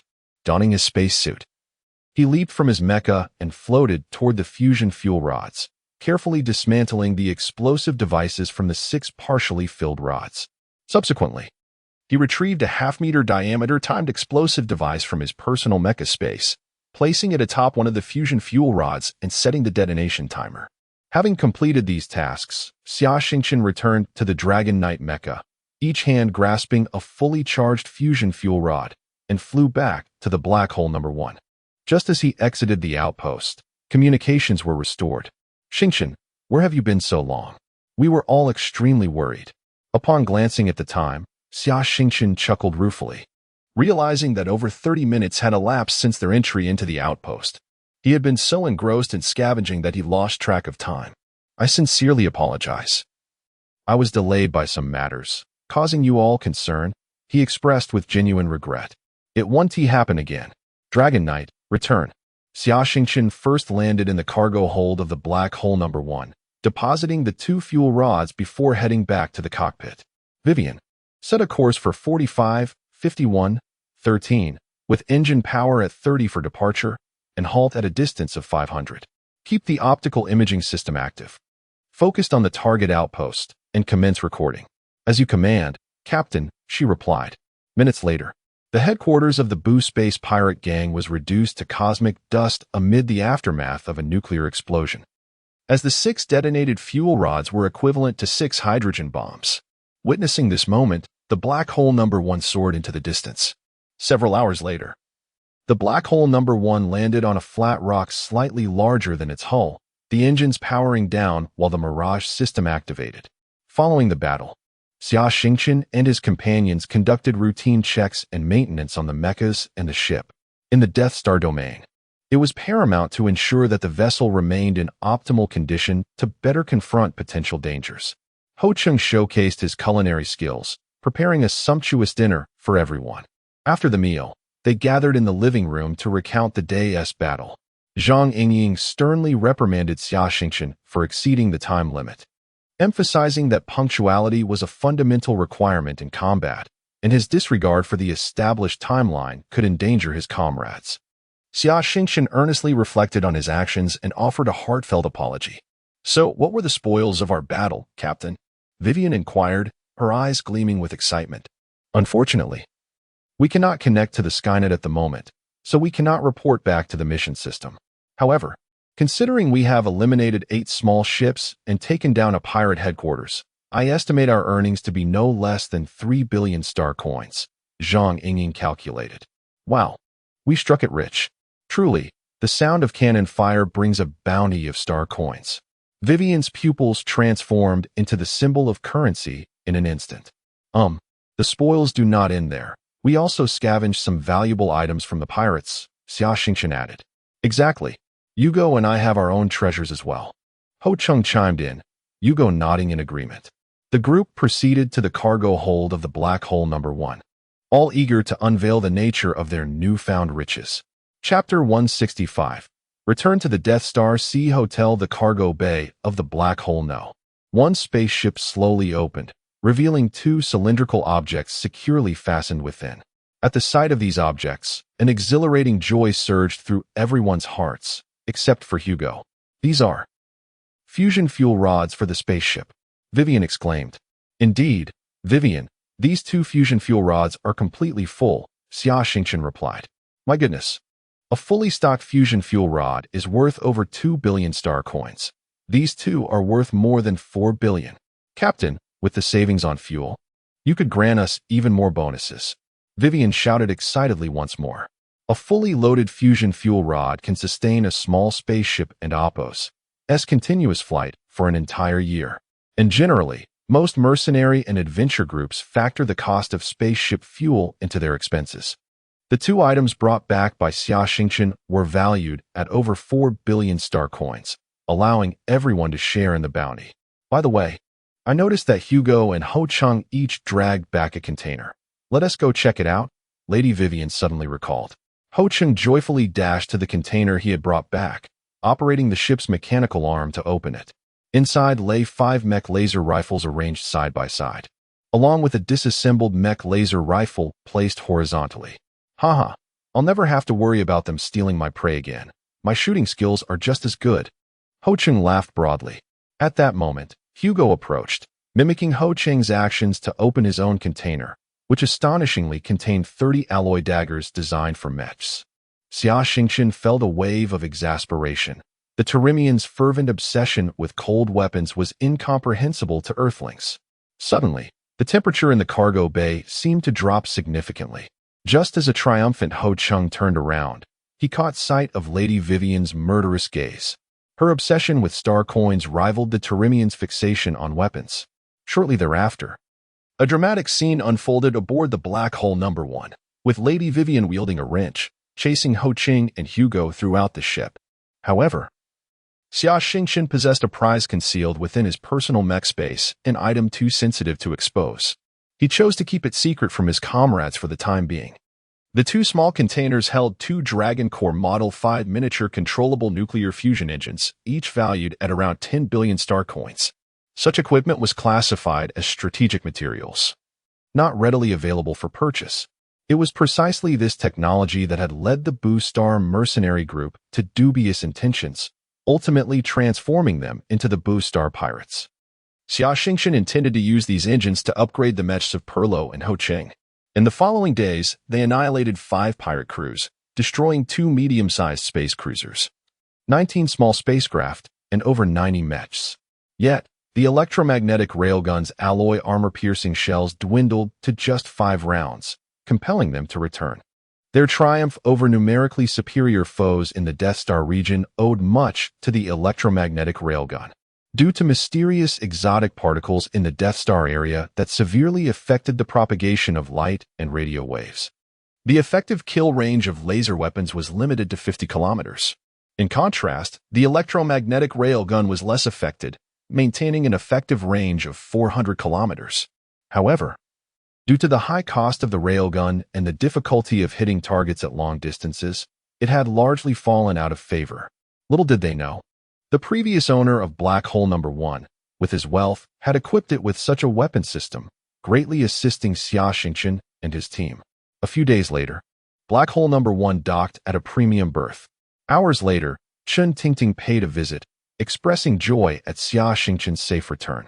The components for the Ice Queen mech had been completed. Only the assembly remained, and the 2 agreed to begin the assembly the following morning.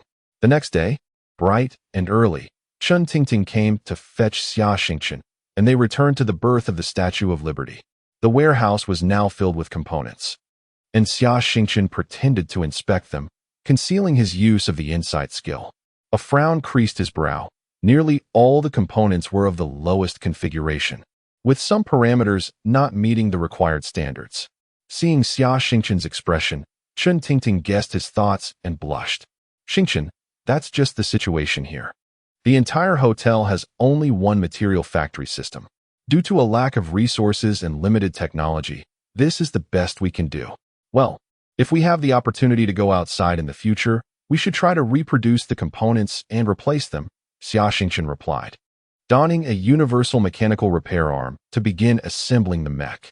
2 days later, the mech was finally complete. Xia Xingchen suggested that Chun Tingting invite a mech technician to personally test and set the operation parameters, but unfortunately, Natalia's headache had recurred, preventing her from leaving the warship. Thus, Chun Tingting entrusted Xia Xingchen with full responsibility for the Mech and Oppos S tuning. Seated in the Mech and Oppos S cockpit, Xia Xingchen instinctively set the operation parameters according to Freya and Oppos S driving habits. After a system reboot, the blue indicator light on the Mech's head illuminated, signifying the complete assembly of the Ice Queen Mech. The Ice Queen Mech stood at a height of 5.1 meters, with parameters, strength 18, agility 28, defense 25, and speed 31. It was a humanoid psychic energy mech. Equipped with 6 medium mech rapid-fire cannons, 2 psychic energy lightsabers, and retractable electric blades at the knees, elbows, and feet. It also featured 2 pairs of foldable wings arranged in an X shape on its back, with 6 medium white propulsion units providing excellent power. The supporting components and skeleton were reinforced, manufactured to the standards of combat mechs, making it an exceptional martial mech even without additional weapons. Initially, Xia Xingchen had designed 4 weapon systems for the Ice Queen mech, but due to limitations in materials and craftsmanship, only 2 were installed. One was the psychic energy lightsaber, which, when activated, could unleash a 3-meter-long energy blade, extending to 6 meters when the psychic energy was fully engaged. The other psychic energy equipment consisted of 2 psychic shields mounted on the mech's arms. When the mech came under attack, the shield generator would instantaneously deploy 2 ice shields. Naturally, these shields would consume a significant amount of the mech's energy. Additionally, 2 powerful psychic energy weapons could not be produced at present due to material and equipment constraints. But Xia Xingchen had retained the design blueprints. He also left behind a modification blueprint for potentially equipping the Ice Queen with a nuclear engine in the future. Chapter 166. The challenge of the brothers of the Star Pirates. Upon returning to his residence, Xia Xingchen was unexpectedly visited again. He welcomed the visitors into the living room. 3 individuals had arrived, 2 men in their early 30s and Luke. These gentlemen are the esteemed sons of my household, Lord Alfonso and Lord Alonso. And this is Xia Xingchen, the mech repair specialist. Hurry and pay your respects, Luke declared with unabashed arrogance. What manner of custom is this? As a distinguished officer of the Galactic Empire, I am to pay homage to a band of space pirates? Xia Xingchen retorted with righteous indignation. Our family boasts a noble lineage that spans a millennium, Luke snapped, his frustration evident. Are nobles permitted to engage in piracy? This is a revelation. Xia Xingchen responded sarcastically. Repeat that. Alonso, the fiery younger brother, leaped to his feet, unsheathing his decorative sword. Alfonso, the elder brother, intervened, raising a hand to calm his sibling. Brother, I trust that those with true capability possess their own quirks and tempers. Yet I also believe that genuinely capable individuals recognize the currents of the times. Mr. Xia Xingchen, I extend a most sincere invitation for your assistance. We are prepared to offer a considerable price for your help. You are undoubtedly aware of the strength of our Brotherhood of Star Pirates. If we wish to detain you, even a grand fleet from the military would struggle to facilitate your escape. Moreover, the military would not dispatch such a force for a mere mech repair technician. Mr. Alfonso, I am a soldier of the Empire. I cannot assist you. This is a matter of principle, and I advise you to seek other avenues, Xia Xingchen firmly stated. Yet, why did you choose to aid the Free Temple? Every action within the Death Star Sea Hotel is monitored. Alonso interjected, unable to contain his ire. The Free Temple is unlike you. They do not indiscriminately slaughter innocents. Rather, they have eradicated numerous space pirates, a fact I greatly admire. I am more than willing to assist them, Xia Xingchen asserted unwaveringly. Alfonso restrained his agitated brother once more, saying, "Very well. Let us set aside the matter of the Free Temple. I have kindly dispatched 3 ships for your protection, which are now missing. Should you not take responsibility for this?" Xia Xingchen erupted in laughter, as if he had just heard the most ludicrous jest in existence. "Firstly, I did not request anyone to protect me. Secondly, you are fully aware whether they were meant to guard me or surveil, and perhaps even eliminate me. Most importantly, I have not detected your subordinates. Whether they fell to the military or the Free Temple, or met their fate through a black hole or spatial rift, is uncertain. It is said that one who walks too long in the dark will inevitably encounter ghosts. In any case, the fate of your men is of no concern to me." Xia Xingchen's gaze pierced through the 3 men, radiating an indomitable spirit.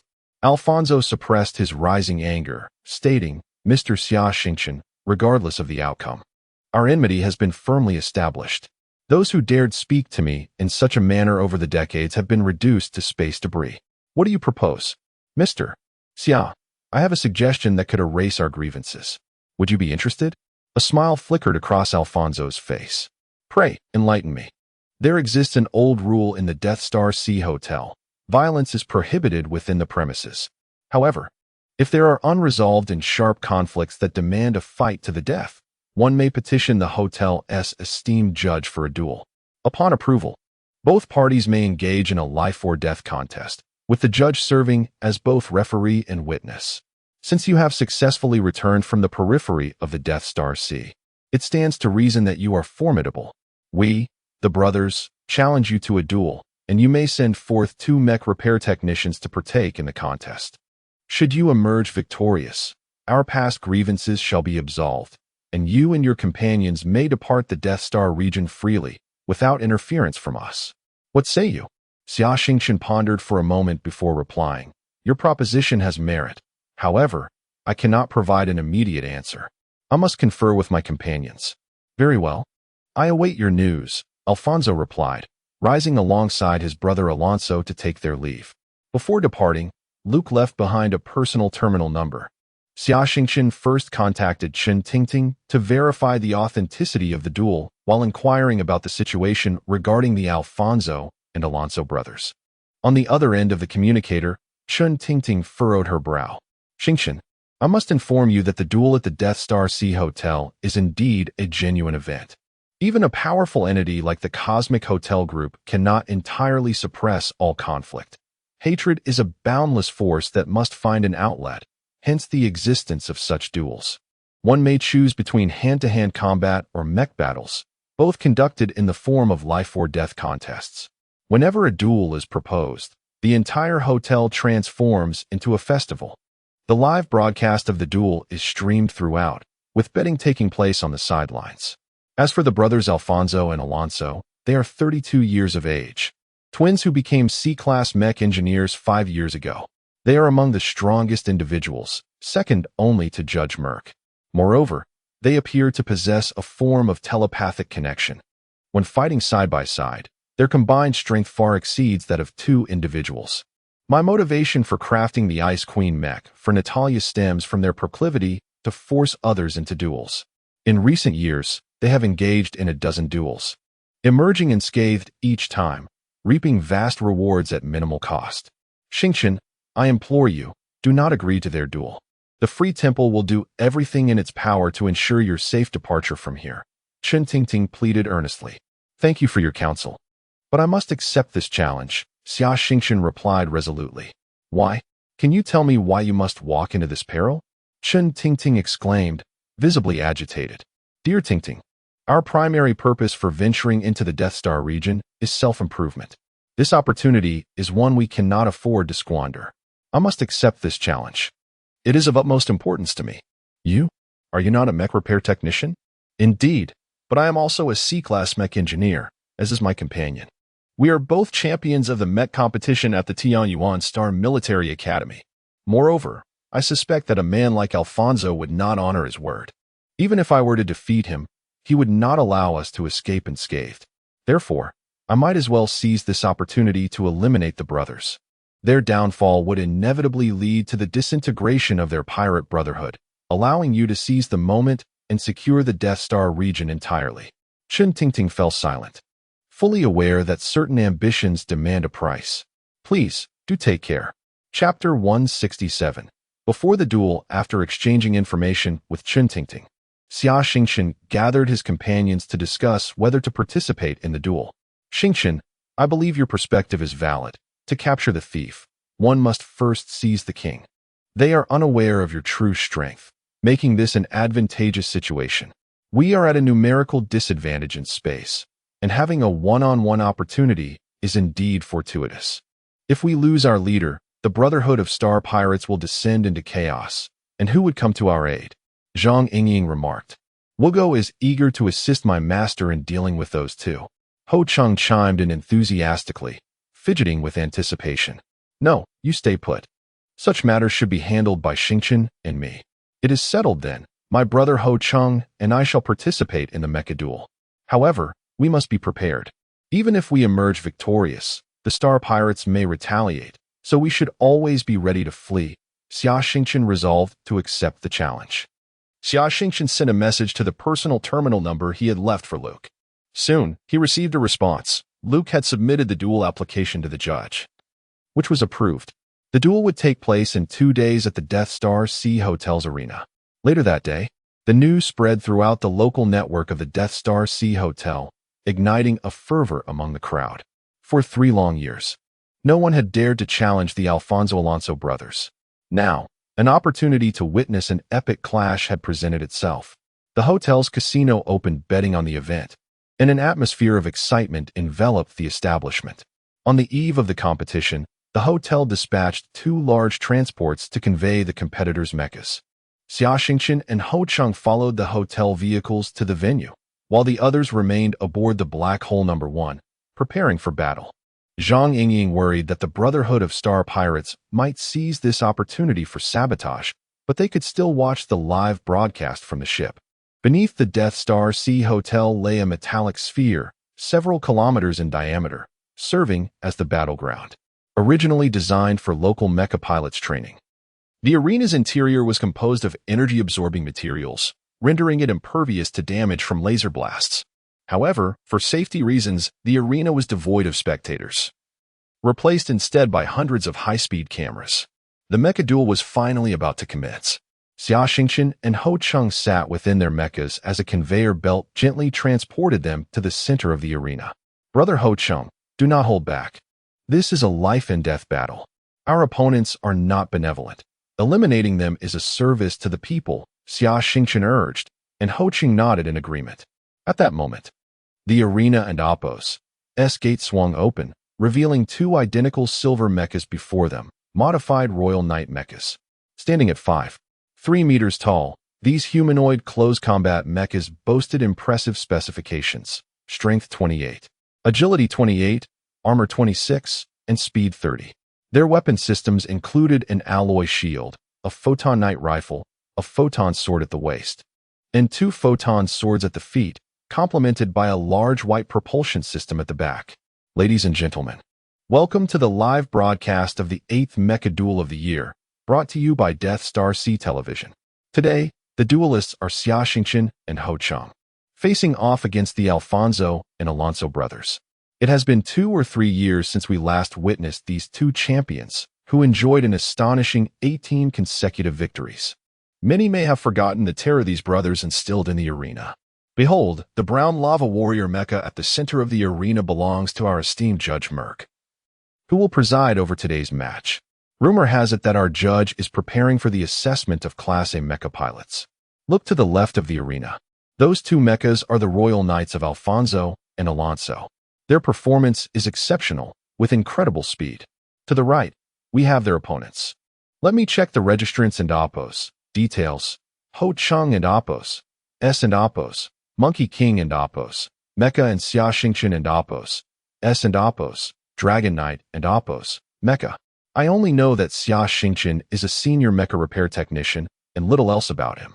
Behold the Monkey King mecha, a truly amusing sight. And what is that colossal figure beside it? A Dragon Knight? How laughable that such ostentatious designs are still in use. The commentator ridiculed, displaying an evident bias. This commentator is utterly insufferable. They have no inkling of the prowess possessed by Xingchen and brother Ho Cheng, Vivian remarked, displeased by the commentator's partial commentary. This is advantageous, Sister Vivian. The less our enemies comprehend Xingchen and his capabilities, the more favorable it is for us. Even the betting odds show a lack of confidence in Xingchen, with a payout of 10-1, Zhang Yingying noted. Indeed, Yingying. Which is why I placed a 200 million bet on Xingchen's victory, Vivian slyly replied. I wagered 500 million. I have faith in our captain. Zhang Yingying's declaration startled Vivian. Ah, you are the daughter of a wealthy family. Losing it all does not faze you. I, however, must reserve some for my dowry. The two young women playfully teased one another. Meanwhile, within the royal knight Mechas, Alfonso spoke to his brother. Brother, do not underestimate them. I have a foreboding feeling about these two. Yes, brother, I sense it too. For seasoned Mecha pilots, an instinctive awareness of impending danger often arises, Alonso replied. The Mecha wielding the staff is yours. I will contend with the Dragon Knight, Alfonso instructed. That suits me perfectly, dear brother. Alonso grinned as he charged towards Ho Cheng, while Alfonso confronted Xia Xingchen. Listen closely, boy. I offer you one final chance. Submit to me, or perish. Without hesitation, Xia Xingchen raised his mecha's laser rifle and fired at Alfonso's mecha head. Xia Xingchen refrained from using his flowing fire mecha rifle, as the arena prohibited Class A and above ranged mecha weaponry to prevent extensive damage to the hotel structure. After just a few exchanges, Alfonso realized that his opponent was formidable. The Dragon Knight mecha was not as cumbersome as it appeared and exhibited speed nearly equal to his own, prompting him to take the battle more seriously.